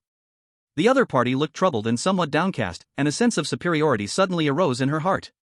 Mushui, oh Mushui, I gave you a chance. If you had teamed up with me back then, you would be sitting here now. Wouldn't it be nice for us sisters to become Spark Knights together? But you insisted on sticking with that Lu Chuan. He's a person who can't even get a fart out with 3 sticks, what future can he have? Following him, you will only be dragged down to your death. He. Shuya snickered to herself, with a hint of pity and schadenfreude. Just wait, Mu Shui. Sooner or later, there will be a day you regret and come to beg me. I bet Lu Chuan won't even make it to the next dungeon. Ahem. At this moment, Wei Yu's voice rang out again, pulling everyone's thoughts back to reality. Everyone present, there are second-turn players like me, Knight Zhou Qinlong, and Knight Lang Wuyan, as well as experienced formal knights. Of course, there are also several promising trainee knights. His gaze swept over the back row. The trainee knights, including Shuya, could not help but straighten their chests, their faces flushing as if receiving great honor. However, Knight Zhou Qinlong sitting in the front row saw the scene, a smile of derision curling at the corners of his mouth, cursing in his heart. A bunch of naive fools. Do they really think the B-level dungeon is child's play? Even I wouldn't dare say it's a sure win, let alone you rookies. Cannon fodder is still cannon fodder, they really think they are something. Wei Yu continued, his tone serious. Since everyone is sitting here today, we are comrades in the same trench. I hope everyone can unite against the common enemy, trust each other, and make clearing the dungeon the highest goal. This B-level dungeon Blood Huaitown was forcibly opened with a precious strategic grade item that the group spent a lot of resources on. The opportunity is rare, and we cannot afford to lose it. Therefore, I, Knight Zhou, and Knight Lang will jointly lead the team, aiming for a one-time clearance and striving for a perfect rating. Wow! These words were like a calming pill for everyone present. The 3 knight captains with attributes exceeding 70 or 80 points joining forces to lead the team. This lineup is truly luxurious. With a team like this, there is so much security. Both the apprentice knights and the official knights showed expressions of relief and excitement. Only the meticulous Tianyu sent a message in the 3-person team's channel. 3 tigers competing for food, one must be injured. It requires the 3 knights to work together to cope. This quest is likely hiding dangers, far from being a simple B-level. Wei Yu's next words immediately confirmed Tianyu's suspicion. We don't have much information about Blood Sycophant Town.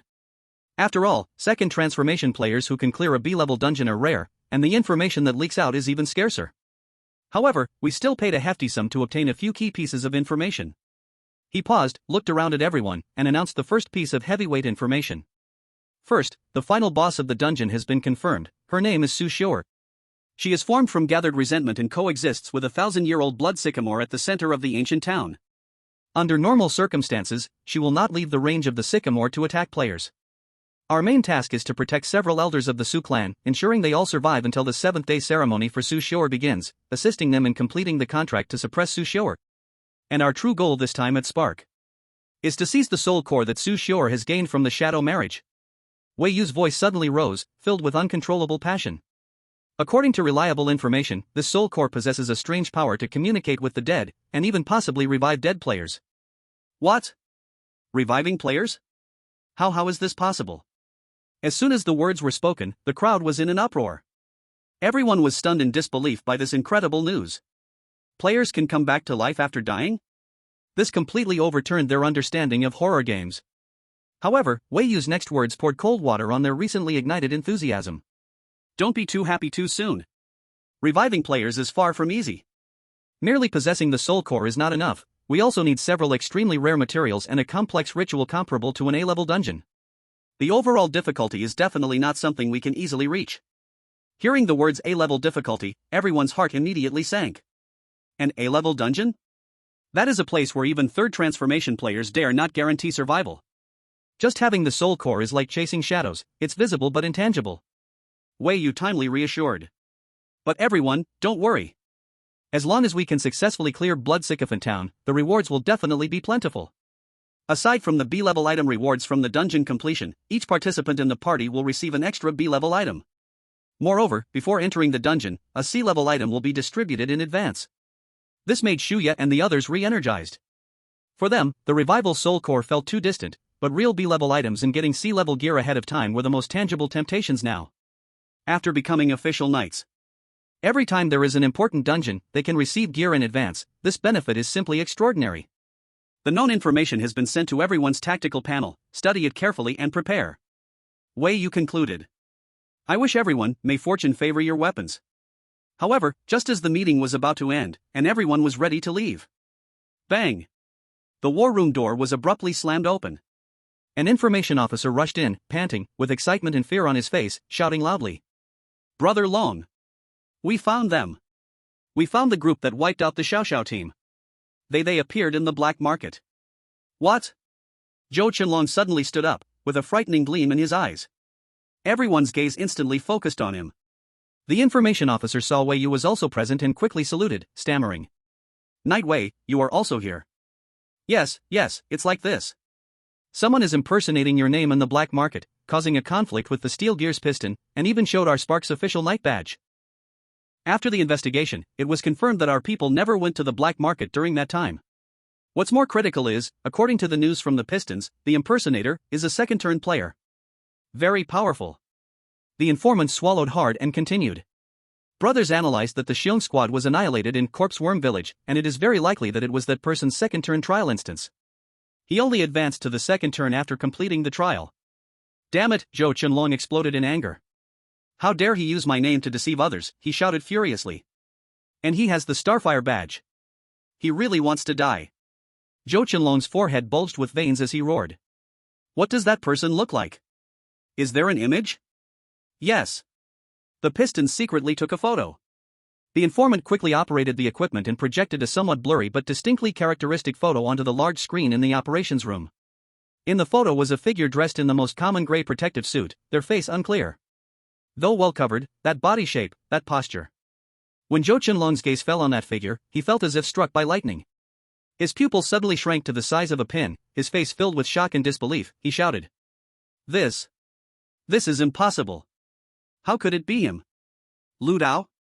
Lu Dao, the other knights and most members looked confused, clearly not having heard this name before. Only Lang Wuyan, sitting aside, felt a storm rising in her heart. Lu Dao, I just saw him a few days ago, and his aura absolutely hadn't reached the second turn. Why is this guy doing such things in the black market? Isn't that seeking death? Damn it, Zhou Qinlong snapped back to reality from his shock, replaced by an overwhelming killing intent. Old grudges and new hatred surged in his heart. He smashed his fist hard on the control panel, shattering the screen displaying the photo, and roared. It's him! It must be him who wiped out the Xiong squad. Kill. Issue the highest wanted order. All members of Starfire are to kill on sight. I want to tear his bones apart, piece by piece. Wei Yu frowned deeply and said solemnly. Zhou Chunlong. Calm down. Now is a critical time with Blood Huaitown as the top priority. Zhou Chunlong suddenly turned his head, his red eyes fixated on Wei Yu, his voice hoarse but decisive. Wei Yu. He killed my people. He even dares to impersonate my name. Zhou Chunlong, cannot have any face left in Starfire if this revenge is not taken. This matter is non-negotiable. Starfire must issue a wanted order for Lu Dao. Do you understand? Wei Yu and Zhou Chunlong looked at each other for a moment, seeing the determination in each other's eyes, and finally, Wei Yu slowly closed his eyes, as if giving silent approval.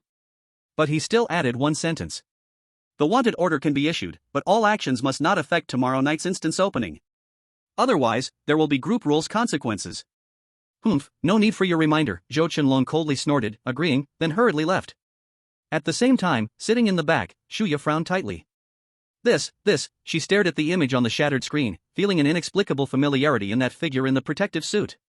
Suddenly, an absurd thought flashed through her mind, making her tremble all over, almost letting it slip out. Lu Chuan? But in the next second, Shuya shook her head, dismissing this ridiculous thought. Impossible. Absolutely impossible. That waste Lu Chuan only passed the first instance by clinging to Qin Mushua's thigh. How could he possibly reach the second turn in such a short time? And he could wipe out the Xion squad and force back the second turn player, Iron Gears? That's simply a fantasy. It must be that I'm too nervous and misread it. Shuya took a deep breath, pushing this doubt back to the bottom of her heart. She wouldn't believe it no matter what. Chapter 151 The Secret of the Primitive Badge. Tap tap, leaving the operations room, Zhou Chunlong's face was dark as he strode down the corridor. Behind him, two figures, one fat and one thin, followed him. On the left was one person, with a sharp mouth and monkey-like face, slim in figure, with eyes darting around, codename Mehua. He looked just like a human fire monkey. The person on the right was completely opposite. The man was fat and strong, with big arms and a wide waist, walking with a swaying belly, codenamed Barbarian. When these two were put together, their appearance was comical. But inside Xingho, no one dared to underestimate them. They were not only genuine second-turn players, but also the most trusted left and right hands of Zhou Chunlong. Awo leaned close to Zhou Chunlong, lowered his voice, and asked in confusion. Brother Long, back in the war room just now. I felt something was wrong. That Lu Dao, he's only passed 2 dungeons at most, right? How could he suddenly become a second-turn player? If he really has that kind of rocket speed growth, wouldn't he be an 8 god by now? Barbarian also grunted in agreement. Yeah, Brother Long, last time at the campgate, that kid was still a rookie being protected by that cold and indifferent woman. How long has it been? No matter how fast his growth, there should be a limit, right? He. Zhou Chunlong smirked coldly without stopping his steps, letting out a disdainful snort. Humph, if I didn't firmly believe he's a second-turn player. That old fox Wei Yu, how could he easily agree to mobilize all of Xingho's power to hunt down an unknown rookie? Awo was stunned for a moment before suddenly realizing. Brother Long, you mean? You already knew Lu Dao is not a second turn. Zhou Chunlong's eyes flickered with a sharp glint. Of course, Lu Dao cannot be a second turn. But behind him, there must be something fishy. Either he's found some big shot to support him, or someone's using him to create a smokescreen for us. Otherwise, how could a lone wolf like him have the guts to impersonate one of my people, walking around with the Xingho emblem and fooling others? He paused and continued his analysis. However, this kid's mental power is indeed a bit strange. Last time at the campgate, he took my mental shock head-on and didn't fall. This time, I heard from Piston that he was forced back by his mental power. Even though Piston is a second turn, this shows that Liu Dao's mental attribute must be quite high, at least above 20. He must be holding on to some kind of item or chance that boosts his mental power. Zhou Chunlong lowered his voice, his tone turning cold. Right now, Wei Yu and the others don't know the most crucial point. Lu Dao may very well be holding on to something like the item brought out from Bloody Feast. Once the people of Xingho find Lu Dao, with the so-called deadly feud between him and me, Wei Yu will have no choice but to prioritize handing him over to me. By then, I will be able to pry the secret of Bloody Feast from Liu Dao's mouth, with complete legitimacy. Awo was still a bit confused. Brother Long, how can you be so sure that Lu Dao definitely has the thing the deputy captain has been looking for? Zhou Chunlong sneered. Do you think I'm as foolish as Xiao and Liuli? I've already planted spies in the logistics department. When Tang Han and Lu Dao were talking, my people overheard everything clearly. Tang Han deliberately tested him, mentioning Bloody Feast. Although Lu Dao pretended to be clueless, the brief pause in his reaction didn't escape my eyes. And in the end, he told Tang Han that he would contact him again when he had news. What does that imply? Awo's eyes lit up, continuing the conversation. It means he really has the goods. He's just waiting to find the right buyer. Exactly. Zhou Qianlong nodded with satisfaction. As long as he has that original Xingho emblem, everything we've done so far, including the destruction of Zhao's team, will not be a loss. Xiao. GG? Lioli? Humph, they were just pawns to test the waters, they can die. Everything must revolve around that emblem. Zhou Qianlong hesitated for a moment, and to make Awo and Barbarian more loyal, he revealed some secrets. You might not know. That original Xingho emblem was a key discovered by several of the founding elders of the Xingho Knight Group during an early sea-level dungeon exploration. It is said that this key, it can open an A-level treasure dungeon. Unfortunately, the 5 old stars were weak back then, so they split the key into 5 parts, merging them into 5 original badges. However, one of them was lost when the elder Zhang Hao died in bloody feast, causing the other 4 elders, even after their 3rd transformation, to be unable to enter the treasure dungeon. This is also the reason the vice commander has been secretly investigating for many years. Ahua exclaimed. Wow! Brother Long, you really are far-sighted. Where did you hear about these secrets? Zhou Qianlong's face flashed with a hint of pride, and a gear-shaped mark briefly flickered in his eyes. But he didn't reveal the source of the information, only vaguely said. The water in Xingho is deep. You really think I'm just a reckless brute who can only fight and kill, willingly being their pawn? You two don't ask too much, just follow me and work hard. Once we get that original badge, I will have leverage to negotiate with the higher-ups. Getting promoted to commander and participating in decision-making is set in stone. That stubborn old fool Wei Yu, how can he compete with me? Ahua immediately put on a big smile and gave a thumbs up. Awesome. Brother Long is truly awesome. So we just wait for news next? Zhou Qianlong's gaze turned cold as he looked out at the gray sky. Yes, mobilize all our spies, dig 3 feet into the ground. We need to find that kid Lu Dao. As Wei Yu spoke, the entire Xingho Knights regiment, this massive machine, began to operate. A top wanted order targeting player Lu Dao quickly spread throughout the gray zone. The wanted order clearly stated. Anyone providing Lu Dao's whereabouts or hiding place would be rewarded with an B-level item and the friendship of the Xingho Knights, or even given a job in Xingho. Once this order came out, the whole gray zone shook. An B-level item, worth tens of thousands of treachery coins.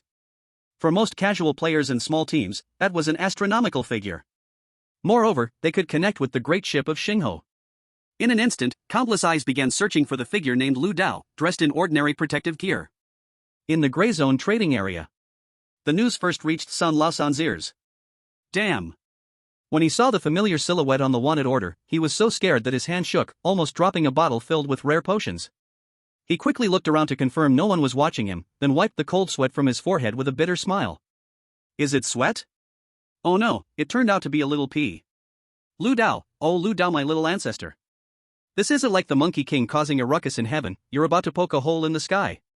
You dare to offend even Xingho to this extent. Forget it, I can't afford to keep such a big Buddha in my small temple, better pack up and avoid the wind.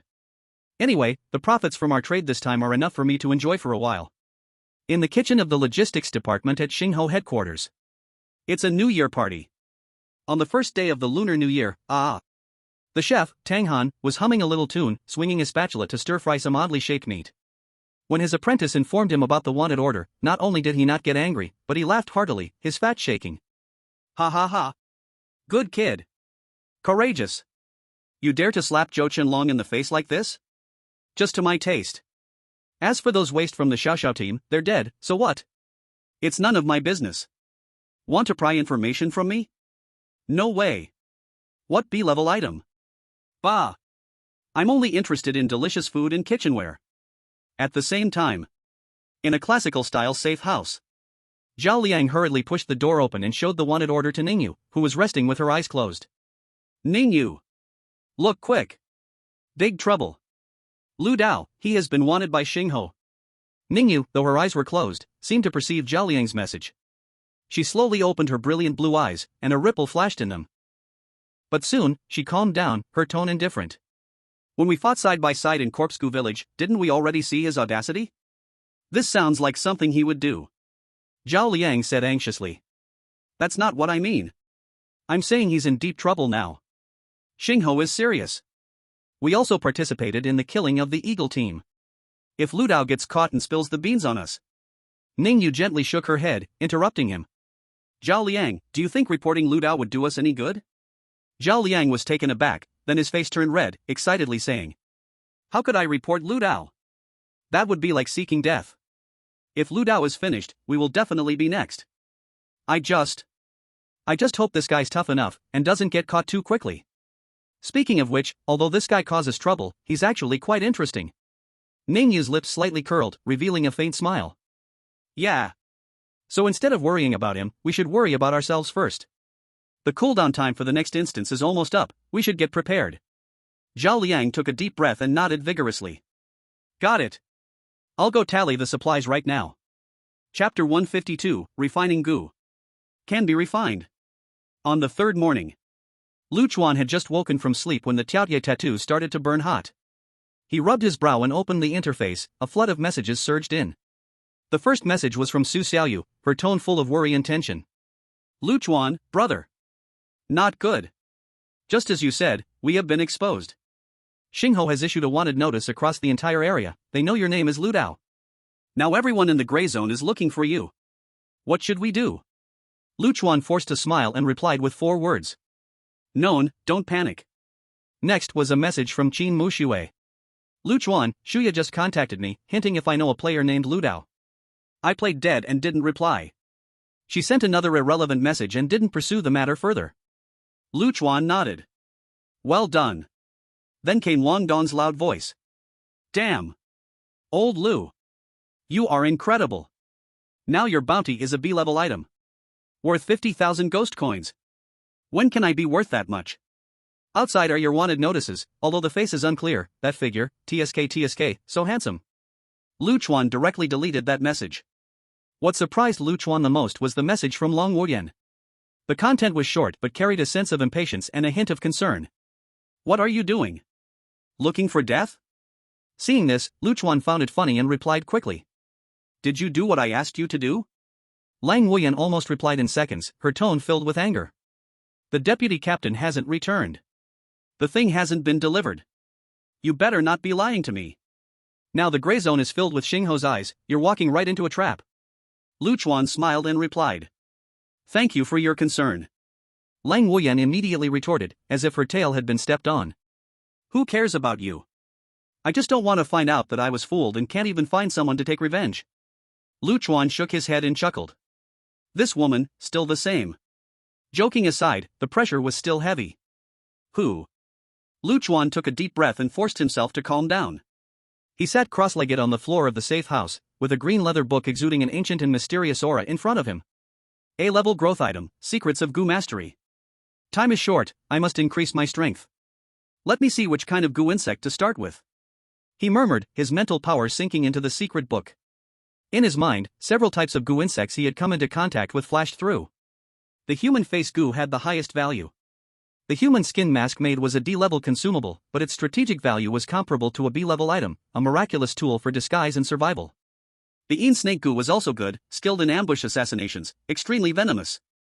But the mental power needed to refine these 2 types of goo insects was tremendous. In his current condition, making one would lead to mental exhaustion. For the upcoming B-level trial, it's like pouring water into a bucket with a hole. Lu Chuan finally looked at the other 2 types of goo worms he had seen in Corpse Goo Village. Blood Corpse Goo and Illusion Goo. The refining conditions are as follows. Blood Corpse Goo needs fresh blood and rotten flesh as the culture medium. Illusion Goo requires a strange fungus called Dreamy Mushroom that can cause hallucinations. TSK, the conditions for Blood Corpse Goo sound eerie. It's like some evil ritual. Lu Chuan clicked his tongue.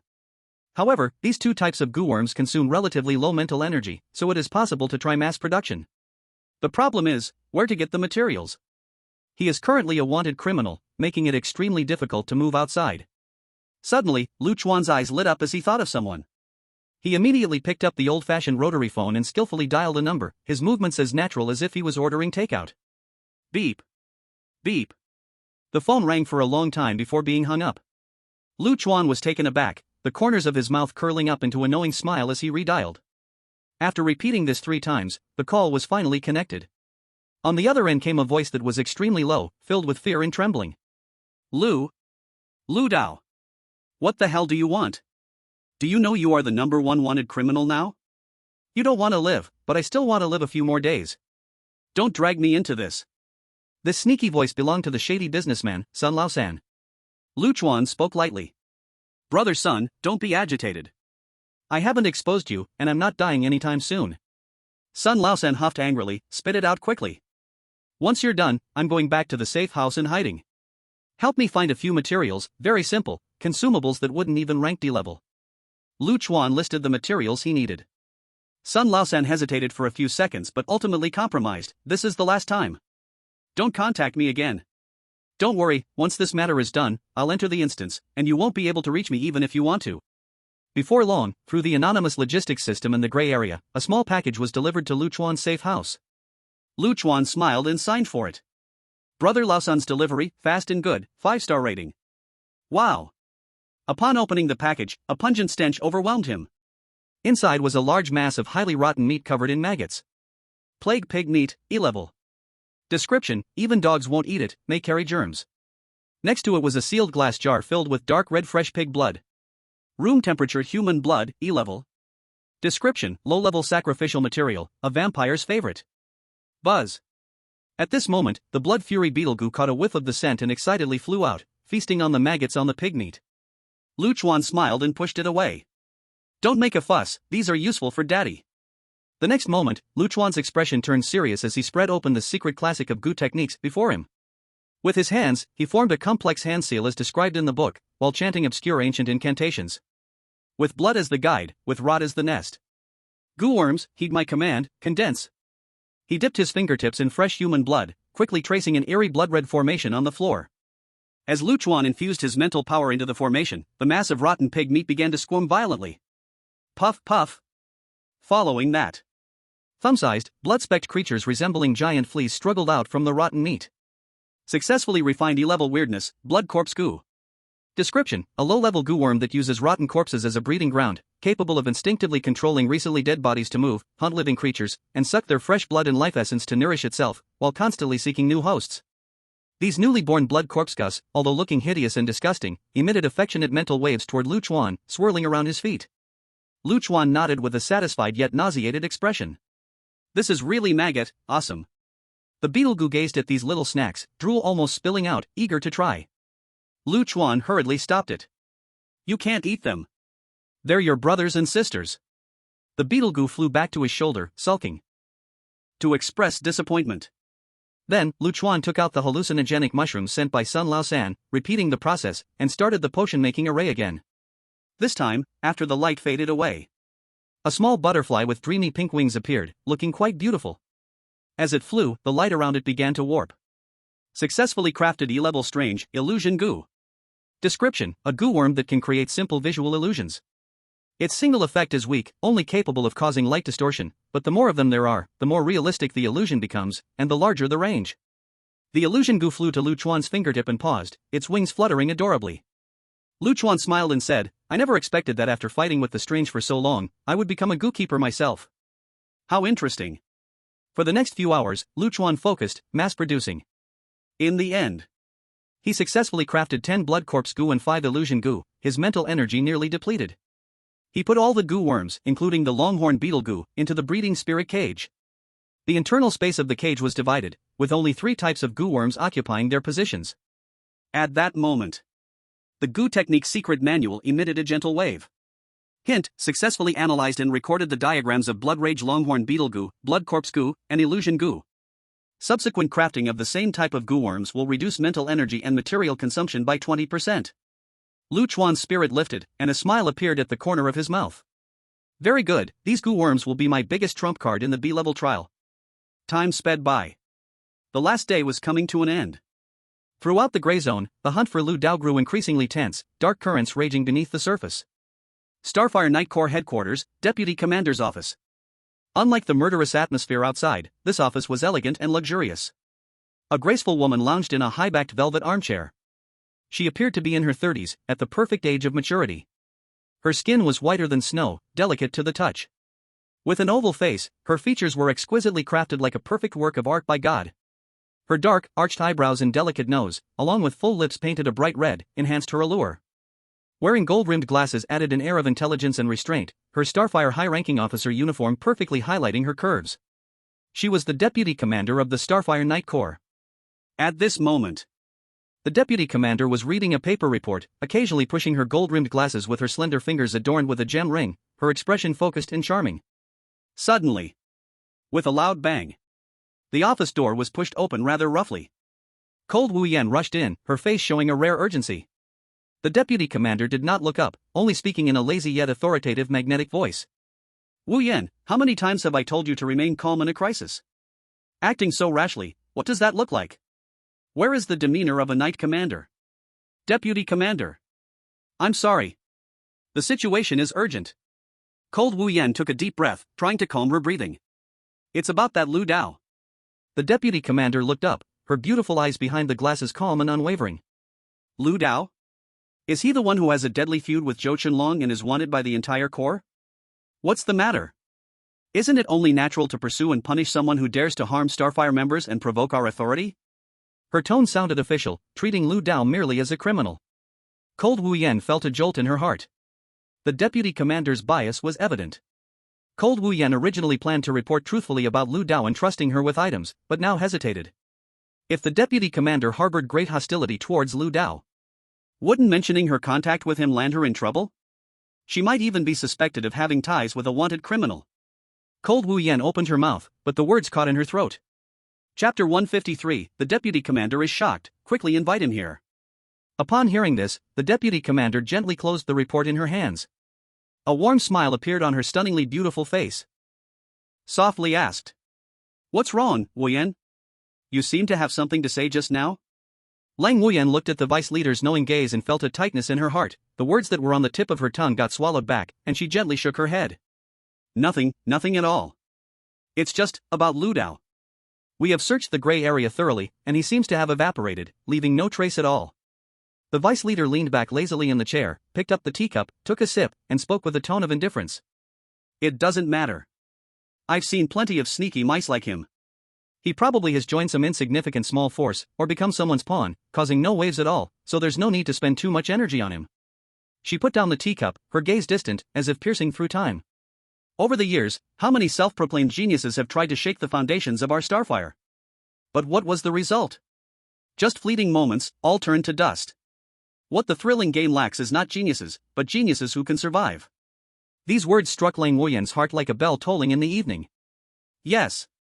The vice leader is a legendary figure who has stood tall since the Great Catastrophe, witnessing countless talented individuals rise and fall over the years. That Lu Dao. Even if he is somewhat clever, in the end, he is still a newcomer who hasn't even undergone the second transfer.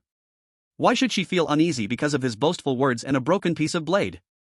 She even almost lost her composure in front of the vice leader? Lang Wuyan thought about her earlier self and truly believed Liu Dao's nonsense, her cheeks slightly flushed. A hint of regret surged within her, feeling that she had really lost her mind.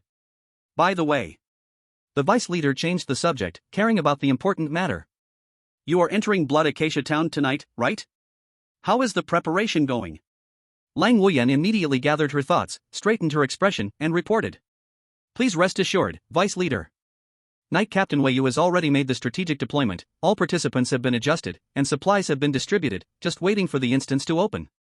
The Vice Leader nodded in satisfaction. Very good. With the three of you knights personally overseeing, plus several experienced second transfer team members, as long as there are no major mistakes, passing this B-level instance should not be a problem. She paused, her tone flat yet containing a hint of coldness. If necessary, to ensure the mission is accomplished, some sacrifices can be made. Lang Wuyan felt a chill in her heart, understanding that the vice leader meant they could abandon the apprentice knights or even formal members if needed. She replied solemnly. Yes, I understand. After the report was completed, Lang Wuyan was about to turn and leave. The vice leader seemed to suddenly remember something and casually asked, her tone containing routine indifference. Oh, right, any new developments regarding Blood Feast recently? She didn't hold much hope when asking this. After all these years, investing a lot of manpower and resources yet achieving nothing, it had almost become an obsession for her. Sure enough, Lang Wuyan shook her head, her tone filled with apology.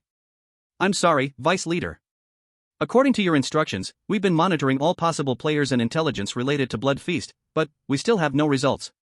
A hint of disappointment flashed in the vice leader's eyes, she gently waved her hand, her tone still gentle. It's okay, go ahead and get busy. Be careful when entering the instance tonight. Remember, you not only need to guard against strange things, but also, keep an eye on the people around you. The last sentence was significant. Lang Wuyan paused slightly, instantly grasping the vice leader's hint. Yes, I will remember. Just as Lang Wuyan was about to step out of the office door, the vice leader seemed to murmur to herself softly. I should also go have a meal later. I wonder what Chef Tang has prepared today. The name Tang Han was like a spark, illuminating the corner of Lang Wuyan's mind that had been ignored. She halted, her beautiful brows furrowed. She remembered. Lu Dao was able to connect with Starfire from the start. Just through Tang Han.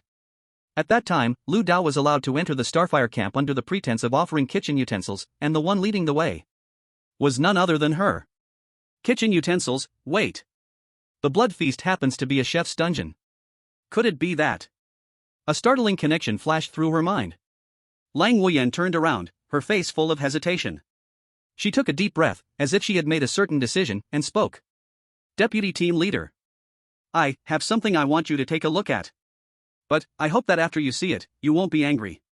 The deputy team leader was amused at her return and her fearless demeanor, teasing her. Wuyan, what's wrong with you today? You're acting so strange. Is there anything we can't say directly between us? Whatever it is, just take it out. With the approval given, Lang Wuyan no longer hesitated. She took out the piece of the demon flame blade as if it were a hot potato and placed it gently on the desk. The deputy team leader frowned slightly, looking at the broken piece on the desk with puzzlement, then glancing at the tense Lang Wuyan. Not understanding why she was so serious about presenting a piece of scrap metal. But the deputy team leader knew Lang Wuyan would not make a fuss for no reason. So, she reached out with her delicate hand adorned with a gemstone ring, casually picked up the shard, and prepared to examine it. However, at the moment her fingertip made contact with the fragment.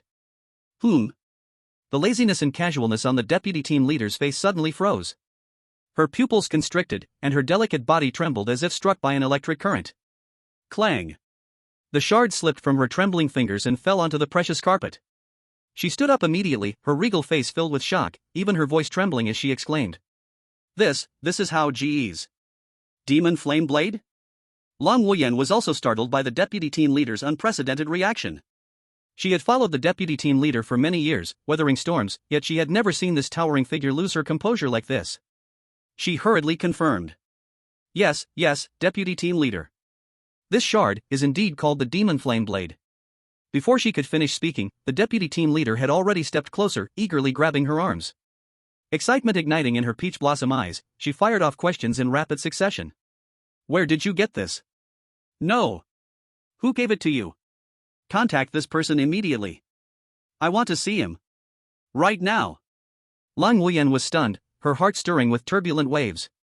She had only brought out the fragment with a mindset of trying, possibly even being scolded.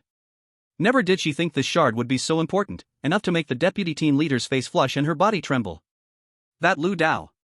He really held a secret that could shock even the deputy team leader. She swallowed hard, struggling to speak, her voice a bit dry. The one who gave me this shard. Is that wanted man? Lu Dao. Lu Dao? The deputy team leader was momentarily taken aback, this answer caught her off guard. But just a split second of shock later, all that remained in her eyes was desire. The wanted notice was long forgotten. For her, the significance behind this fragment mattered a million times more than the destruction of 10 outlaw teams or the personal grievances of Zhou Qianlong. She immediately commanded. Find Lu Dao at once. No. Invite him. Invite him here in the highest capacity, secretly. I want to meet him in person. Yes. I will handle it right away.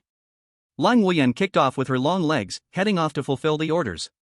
Chapter 154, 300,000 strange coins? Not enough. At the same time, in Lu Chuan's safe house, the entire Taotai team was gathered, the atmosphere tense. Qin Wuxue, Su Xiaoyu, and Wang Dong felt uneasy. This was their first time entering the dungeon without Lu Chuan. And Lu Chuan's tension stemmed from the impending B-level job transfer trial he was about to face alone. Who? Lu Chuan took a deep breath, suppressing his turmoil, striving to make his smile appear relaxed. Look at all of you. Don't worry, maybe I'll swim fast and come back before you. Qin Wuxue and the other two smiled bitterly, knowing that Lu Chuan was trying to comfort them.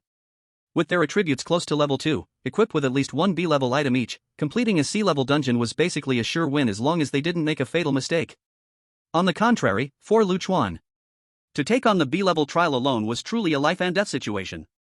Su Xiaoyu's eyes turned red as she grasped Lu Chuan's shirt corner, reluctant to let go. Lu Chuan bro, you must be careful. We will wait for you to come back here. Wang Dong patted Lu Chuan's shoulder, wanting to say some comforting words, but found his throat dry, finally managing to squeeze out just one sentence. Chuan, stay spirited. Don't let outsiders see us as a joke. Qin Mu Shui didn't speak. She just looked deeply at Lu Chuan with her eyes. Lu Chuan nodded heavily, just about to say something more. Ding-a-ling-a-ling. That old-fashioned phone suddenly rang. Everyone was stunned. At this time, who would be calling? Could it be the pursuers from Starfire have tracked them down? Only Lu Chuan's eyes flashed with a knowing light, and he smiled calmly as he picked up the receiver. It seems that Big Shot has received my sincerity. Sure enough, a hurried voice came through the receiver, cold and without warmth. Lu Dao. The vice captain wants to speak with you personally. You, mind your attitude. Lu Chuan smiled indifferently, okay. Then, a mature voice, slightly lazy yet containing authority, came from the other end, with a smile on her red lips. So you are the one, recently making our Starfire restless, Mr. Lu Dao? Lu Chuan laughed outright and got straight to the point. Vice Captain, time is precious, let's not beat around the bush. If you have any instructions, please speak directly. Upon hearing this, Qin Mu Shui, Su Xiaoyu, and Wang Dong all widened their eyes in shock. The vice captain of the Starfire Knights? Lu Chuan was actually speaking directly to such a high-ranking figure? Furthermore, his tone was so impolite. Cold Wu Yan on the other end of the line also heard Lu Chuan's words and clenched her fists in anger. This guy was simply over the top with arrogance. The vice captain was taken aback for a moment, then let out a series of silver bell-like laughter, yet it was impossible to discern her emotions from the laughter. Hee, today's young people are truly interesting. Alright, let's be straightforward, you have 1 yen pass on the demon flame blade to me, I assume you have been through the Bloody Feast dungeon. Then, Zhang Hao's item should also be in your possession, right? Lu Chuan's heart steadied, knowing he had gambled correctly. What the vice captain truly valued was never the fragments of the demon flame blade, but that original badge. He purposely offered the fragments first to test and seize the initiative in negotiations. If he had revealed the badge right away, he might not have even had the qualification to talk to the vice captain and would have benefited Starfire for nothing. Taking a deep breath, Lu Chuan said solemnly. You are right, Vice Captain, the badge is indeed in my possession.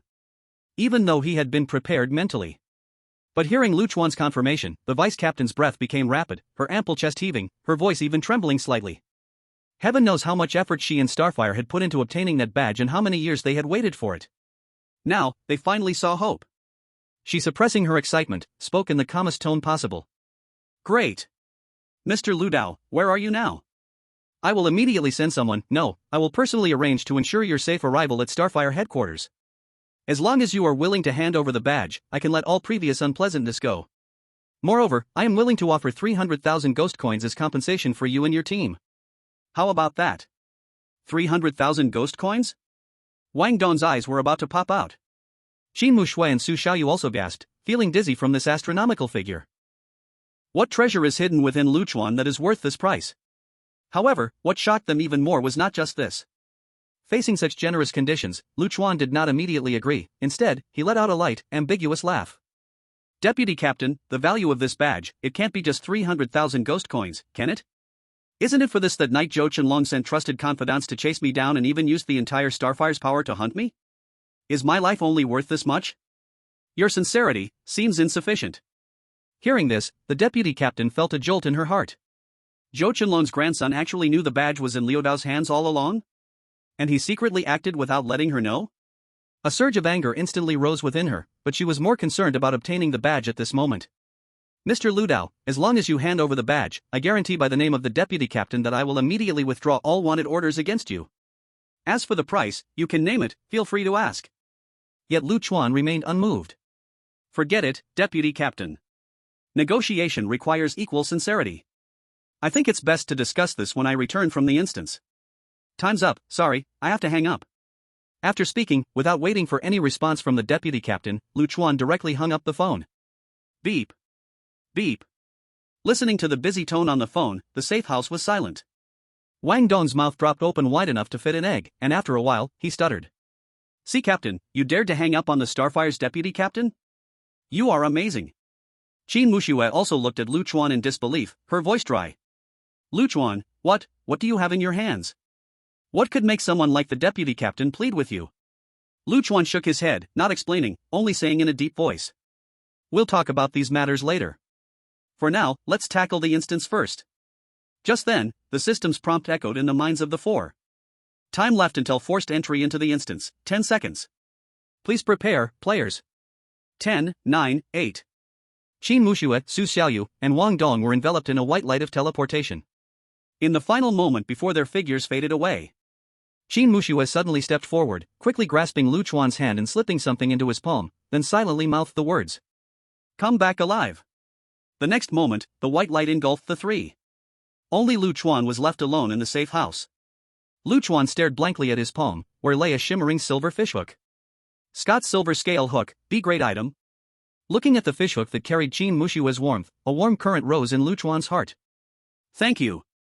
I will definitely come back. Chapter 155, Mission, Make Enemies with the Whole World. Woo. Caw caw. The cold wind whistled through the dead branches, making a sobbing strange sound. A few crows perched on the tree branches, their black eyes flickering with ghostly light. A gray mist enveloped the surroundings, vaguely revealing a few dilapidated houses. Cold Wuyan leaned against an old, dead locust tree and opened her eyes. She looked around, the air was filled with a decaying scent, and the visibility was low. This is Blood Locust Town? Cold Wuyan muttered softly, her voice somewhat muffled under her veil. Confirming she was temporarily safe, a surge of nameless anger instantly welled up. The arrogant figure of that guy called Ludao seemed to appear before her again. She gritted her silver teeth and clenched her delicate fists. Damn Ludao! How dare he speak to the deputy captain in that manner? Once this instance ends, I will definitely make him pay. But alongside her anger, an uncontainable curiosity also surfaced. What kind of person is the deputy captain? Having weathered storms, she had long been calm and collected. Yet upon seeing that fragment of the magical flame blade, she actually lost control to such an extent. What earth-shattering secret does Ludao hold in his hands? Captain Cold. Is that Captain Cold? A female voice filled with surprise and trepidation came from not far away. Cold Wuyan gathered her thoughts and looked in the direction of the voice, and through the gray mist, she saw three figures emerge. At the forefront is a girl with dual ponytails and a beautiful appearance, named Xu Yan. Behind her is a tall, strong man and a thin boy wearing glasses. Lang Wuyan nods lightly, her gaze sweeping over the three. You are Xu Yan. Yes, it's me. Sir Knight Lang, do you still remember me? Xu Yan is pleasantly surprised, her cheeks turning slightly red with excitement. Being remembered by a powerful knight commander is a great honor. I have looked over the list. Lang Wuyan speaks briefly, her tone returning to its usual coldness. For this instance, we have invested a lot of resources from Starfire. Including myself, Knight Zhou Qinlong, and Knight Wei Yu, a total of 8 second-tier players will lead the team, and the other 4 are also experienced formal knights.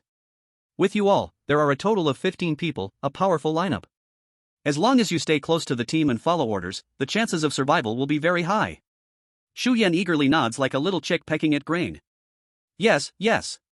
We will definitely follow Captain Lung's steps closely. Lang Wuyan looks up toward the depths of the gray mist. The priority is to quickly meet up with the other teammates, especially to contact Commander Wei Yu.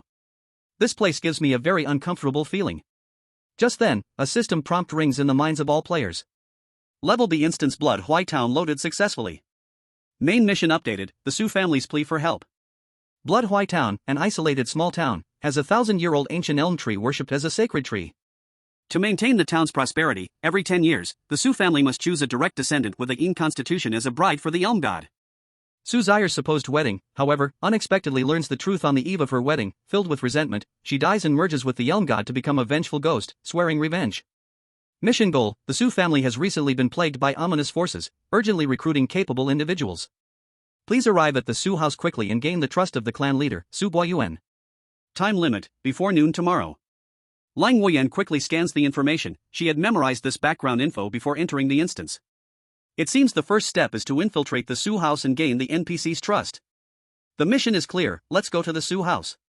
Lang Wuyan does not delay any longer, choosing a direction and leading the way. Xu Yan, Niu Ben, and Tianyu dare not lag behind and quickly follow closely. Although this knight commander, known for her cold pride, is not as steady and reliable as Knight Wei Yu, nor as strong as Knight Zhou Qinlong. But to rely on a knight commander is an immense fortune for these apprentice knights. Meanwhile, at another end of Blood Hui Town, in a gloomy yet luxurious courtyard, in the far northwest corner, there is a broken shed piled high with clutter, covered in cobwebs, the air filled with a musty smell and the faint scent of rotting flesh. In the corner of the shed, there are 2 bodies in gray coarse short jackets carelessly thrown atop a pile of hay. One body is already in a state of decay, covered in maggots. The other body is somewhat fresher, pale-faced, with a little warmth still remaining. Suddenly, the fingers of the fresh corpse twitch slightly. Then, the corpse abruptly sits up. He opens his eyes, looking somewhat confused, but quickly regains clarity and indifference. This face is unmistakably Lu Chuan. Is this the B-level instance? Lu Chuan mutters to himself, quickly checking his body. He finds himself dressed in patchy, sweat-stinking coarse clothes, clearly no longer an outworld demon. He glances sideways at the highly decayed corpse and frowns slightly. So my identity this time is an original NPC within the instance? And I've just died recently? The system prompt timely sounds, confirming his suspicion. B-level instance Blood White Town loaded successfully. Background, consistent with what Lung Wuyan received, slight differences. Detected that this instance is your second-class transfer trial mission. Your identity has been replaced with Su Family Night Watchman, Su Xiaolu. Main task, Blood for Blood. Task goal, assist the Huai Tree Bride, Su Xiu'er, in her revenge. Before the god worship ceremony in 7 days, kill all 5 Su clan elders who participated in her live sacrifice ceremony 10 years ago, as well as the current clan leader, Su Boyuan. Task description: this is a competitive task with extremely high difficulty. For each elder killed, the completion reward increases by 15%. Killing the clan leader, Su Boyuan, increases the completion reward by 25%. Successfully disrupting the god worship ceremony will complete the basic trial, and eliminating all revenge targets will achieve a perfect evaluation. Hint: other players' tasks are completely opposing yours.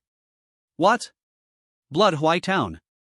Isn't that the B-level dungeon the Starfire Knights are aiming to conquer? Lu Chuan forced a bitter smile. He didn't expect such a coincidence. Truly, enemies are bound to meet. Fortunately, he had read the intel provided by Sun Lao San in advance, so he wasn't completely blind. However, what left Lu Chuan helpless was that from this task description, the system was clearly telling him. One person against the whole world. Is this the true trial of the demon ascension path? However, the system's hint was not over. The silver coin of Judas in his arm suddenly flew out, hovering before him, radiating a strange blood-red glow. Then, with a pop, it transformed into tiny specks of light and gradually vanished. A voice full of temptation and madness echoed deep within his soul. Detected special job transfer item: Judas silver coin has been consumed. Hidden job transfer route: demon ascension path officially opened. Detected host's initial profession as conspirator, compatibility assessment. Extremely high. Based on your profession characteristics, an additional secondary transfer task must be achieved: blood sacrifice mission. Evil deed: 6 paths of sacrifice. Task requirements: in this dungeon, you must use conspiracy or brute force to personally end the lives of over 10 players. This must include at least 6 secondary transfer players. Each of the 6 secondary transfer players must be killed in a different manner, corresponding to each of the 6 paths. Heaven path: must die from a grand scheme, fate, or arrogance. Human path: must die from betrayal, suspicion, or emotion. Azura path: must die from combat, anger, or jealousy. Beast path: must die from instinct, foolishness, or desire. Hungry ghost path: must die from greed, thirst, or illusion. Hell path: must die from torment, despair, or cursing. Successfully completing evil deed, 6 paths of sacrifice, and achieving the main task of blood for blood, will allow you to complete the job transfer and advance to the hidden unique profession. 6 paths of destiny. Even Lu Chuan, with a strong will, couldn't help but gasp, his pupils constricting. 6 paths of destiny: kill 10 players. 6 secondary transfers, and I have to use 6 different methods of sacrifice. These conditions are not just harsh, they are downright insane. This demon ascension path is indeed paved with countless bones. For one to rise, thousands must fall. But at the same time, an uncontrollable excitement surged up Lu Chuan's spine, enveloping his whole body in an instant. His once clear eyes sparkled with an eerie red. A strange 6-pointed star spun within his pupils. I like this task.